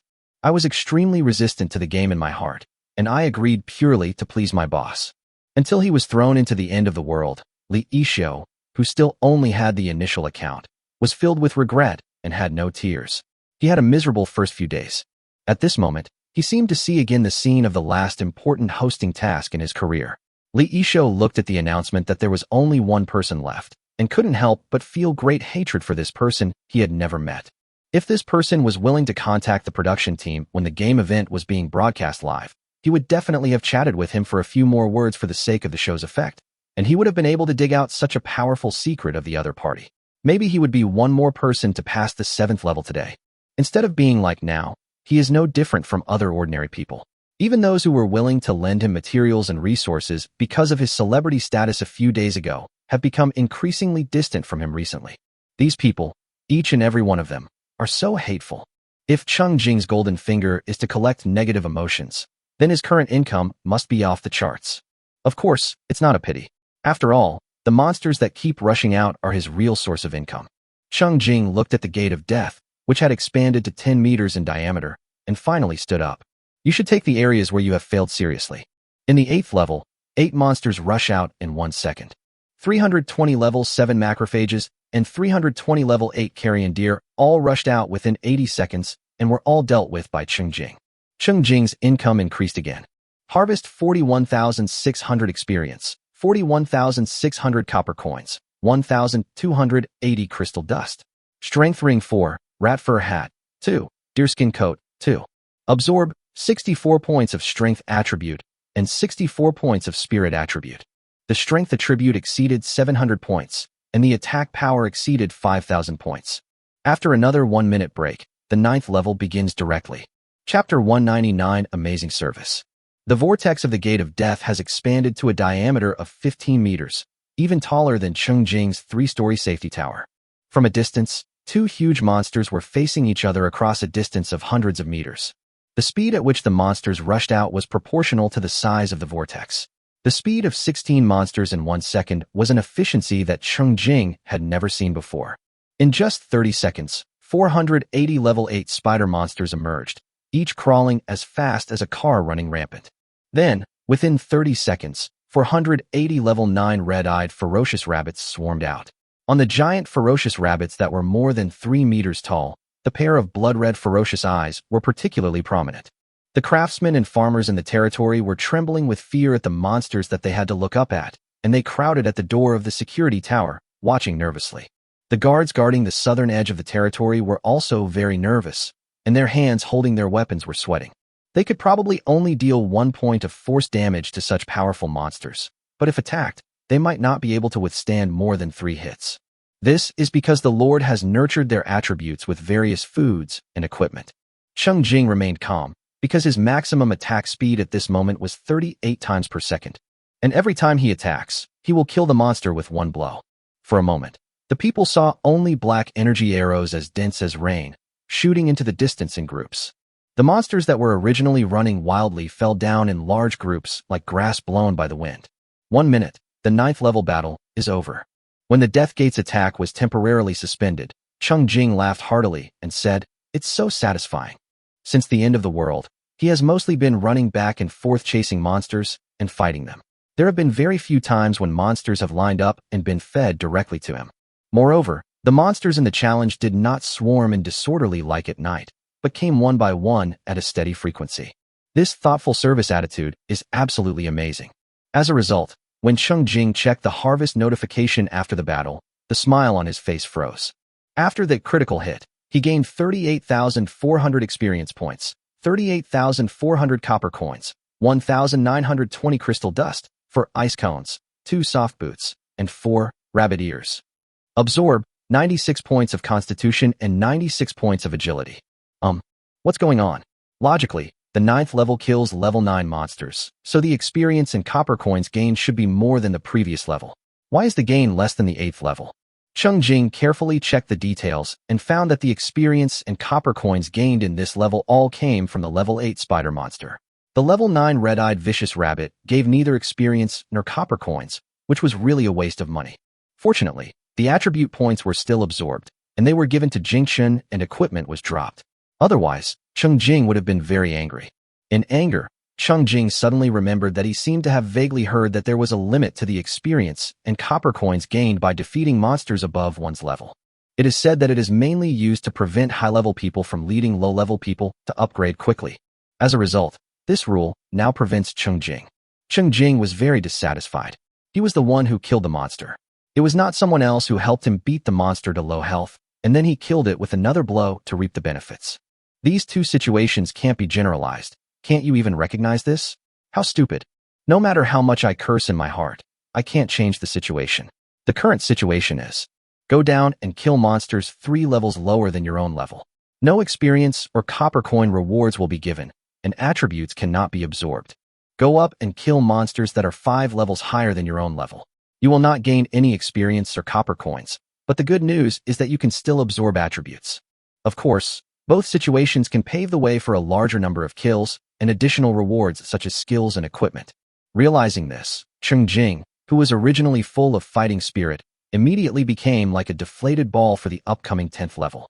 But the end of the countdown did not take Cheng Jing's mood into consideration. Soon, the 10th level began. In an instant, 32 green ant monsters rushed out from the death gate, which was taller than the safety tower. The level 9 green ant monster is extremely large, and its waist is not even thin. The frequency of 32 per second did make Cheng Jing feel a little bit of pressure. But there is only one thing, because with the selfless help of the red-eyed rabbit in the previous level, his maximum attack speed has been increased to 45 times per second. There is no problem in suppressing the 10th level. However, it is estimated that there will be pressure in the next level. So in this level, Cheng Jing fired a rain of energy arrows and also refrained from using magic group attack skills. After the green ant monster, there is a level 10 big-eyed worm. The big-eyed worm, after its size has grown, is enough to make people lose their SAN value at a glance. Its back is covered with dense eyes, and its body is densely packed with thin legs that are moving quickly. In addition, the monsters in the monster frenzy have a deformed appearance that is even more seriously polluted by darkness, making it a pain for Cheng Jing to aim at them. What is more noteworthy is that when fighting a level 9 green ant monster, Cheng Jing can deal more than 5,500 damage with each arrow. However, when attacking a level 10 big-eyed worm, the damage dealt dropped directly to 2,700. Fortunately, even though the damage value was reduced by half, the monster was still killed successfully, and by the way, the big-eyed worm owed more than 2,500 health points. This happens because monsters, like humans, are divided into different levels. Chapter 200 Breaking the Endless Despair. Whether it is a monster or a human, the upgrade from level 0 to level 9 is a quantitative change, but breaking through to level 10 is a qualitative change. Fighting monsters through qualitative changes is not just about leaping levels, but also leaping quality. Therefore, when a person below level 10 attacks a monster of level 10 or above, the damage caused will be halved. The one standing here at this moment is Cheng Jing, who has the talent of absorption and exists like a doomsday bug. He has used super high basic attributes to stack up super high attack power, and can crush the opponent even if the damage is cut in half. If you change to any other level 9 survivor, it will be very difficult to fight monsters of higher quality. After 40 seconds, the reserve arrows of the 2 shadow bows were almost used up, and Cheng Jing finally eliminated the 1,280 monsters in the 10th level. The battle was fierce but short. This was a collision between a tide of monsters and a tide of arrows. The black monsters collided with the black arrows, and then both melted and dissipated. This shocking scene made all the people who witnessed it tremble with fear and be impressed. In the end, Cheng Jing critically attacked and gained 2560 crystal dust. Hard iron broadsword 6, ring of strength 4, healing 2, whole hat 4. Absorb 128 points of strength attribute and 128 points of spirit attribute. Although I didn't see any experience points or copper coins, but just the attribute points absorbed made Cheng Jing very rich. He admired his attribute table and was shocked. Level 4 175,272/500. Strength 835.2. Agility 679.6 plus 2. Constitution 764.6 plus 3. Spirit 1007.6 plus 11. HP 7,646. Attack power 6,109.2 plus 50. Defense 5,324.6 plus 8. Wallet 78 gold, 89 silver, 173,710 bronze. The 10 levels of challenge will earn you a total of 113,340 experience points and 114,750 copper coins. The strength attribute is over 800 and the spirit attribute is over 1,000. The attack power exceeds 6,000, the defense power exceeds 5,000, and the health value exceeds 7,000. Awesome, bro. Cheng Jing gave himself a thumbs up, put away the shadow bow, replaced it with a silver-bladed long sword, and adjusted the mask. The energy arrows have been used up temporarily and need to recover for a while. Next, I still have to rely on close combat. Cheng Jing was about to jump down from the top of the safety tower, take the initiative to attack, and push the front line to the door of death. At this moment, I suddenly received an important reminder. Congratulations to Life is Important for completing all 10 levels of the first round of Monster Frenzy. He received first place on the contribution list. Reward: gold coins plus 10, crystal dust plus 100. Gold coins plus 10, crystal dust plus 100, triggers critical hit. As soon as the prompt came out, Cheng Jing immediately looked up and saw that the grave vortex in the distance, which was originally taller than his safety tower, instantly collapsed and dissipated. Death's door is gone. Is this the end? Cheng Jing was a little stunned. It turns out that Monster Frenzy only has 10 levels. In the past 3 months, the survivors of Blue Star had not yet discovered this pattern. Song Xingyan was also extremely excited. Sleeping alone under the moon. All of them. 10 levels. You've passed them all. Congratulations, you're the best. But there were only 10 levels. Both of them had complicated feelings. They thought it was infinite mode. The first round of monster disasters we experienced today was naturally the easiest one. As we played later, the first level of the monster disasters became very difficult. Most people would only think about trying their best to get through the first level. Monsters rushed out of the gate of death like a tide, bringing endless despair to the survivors, but also giving them the illusion that this despair would never end. I never thought that this round of monster disaster would end. Of course, Cheng Jing looked at his attribute table again. How should I put it? Only such bug-level strength can pass the 10th level. It's no wonder that they couldn't explore it. At this time, not only Cheng Jing and Song Xingyan, but in fact, all the survivors of Blue Star received the announcement. Please note that the first round of Monster Frenzy has ended. Battle results are being tallied. Contribution rankings are being generated. Rewards for outstanding contributions are being arranged. The War Preparation Store is about to open. Purchases are limited to 20 minutes. On behalf of the stars, we extend our welcome and best wishes to the strangers from Blue Star. Come on, take care. At the same time, a clear drum sound rang out in the sky. Hearing the drum beats, the people in the territory immediately cheered. It's over. Another round of monster spree has been survived. Last time, monsters rushed into the territory and even broke through the protective barrier. At that time, Shirtai, Wei Dunyi and others were mentally prepared for death. This time, the monster didn't even get within 80 meters of the territory, and the Lord resolved the danger. The Lord is so powerful and inspiring. Cheng Jing looked at the people cheering and couldn't help laughing. He was also very happy, so he simply relaxed his body, fell back on the recliner, looked at the sky, and the rocking chair rocked gently. Cheng Jing's thoughts were constantly circling. The series of announcements continues. Perhaps some survivors who failed the challenge are worried about themselves or the safety tower, but for most survivors who have passed at least one challenge, they are very excited at this time. Because the war is over, and the next step is reward time, which is closely related to every survivor.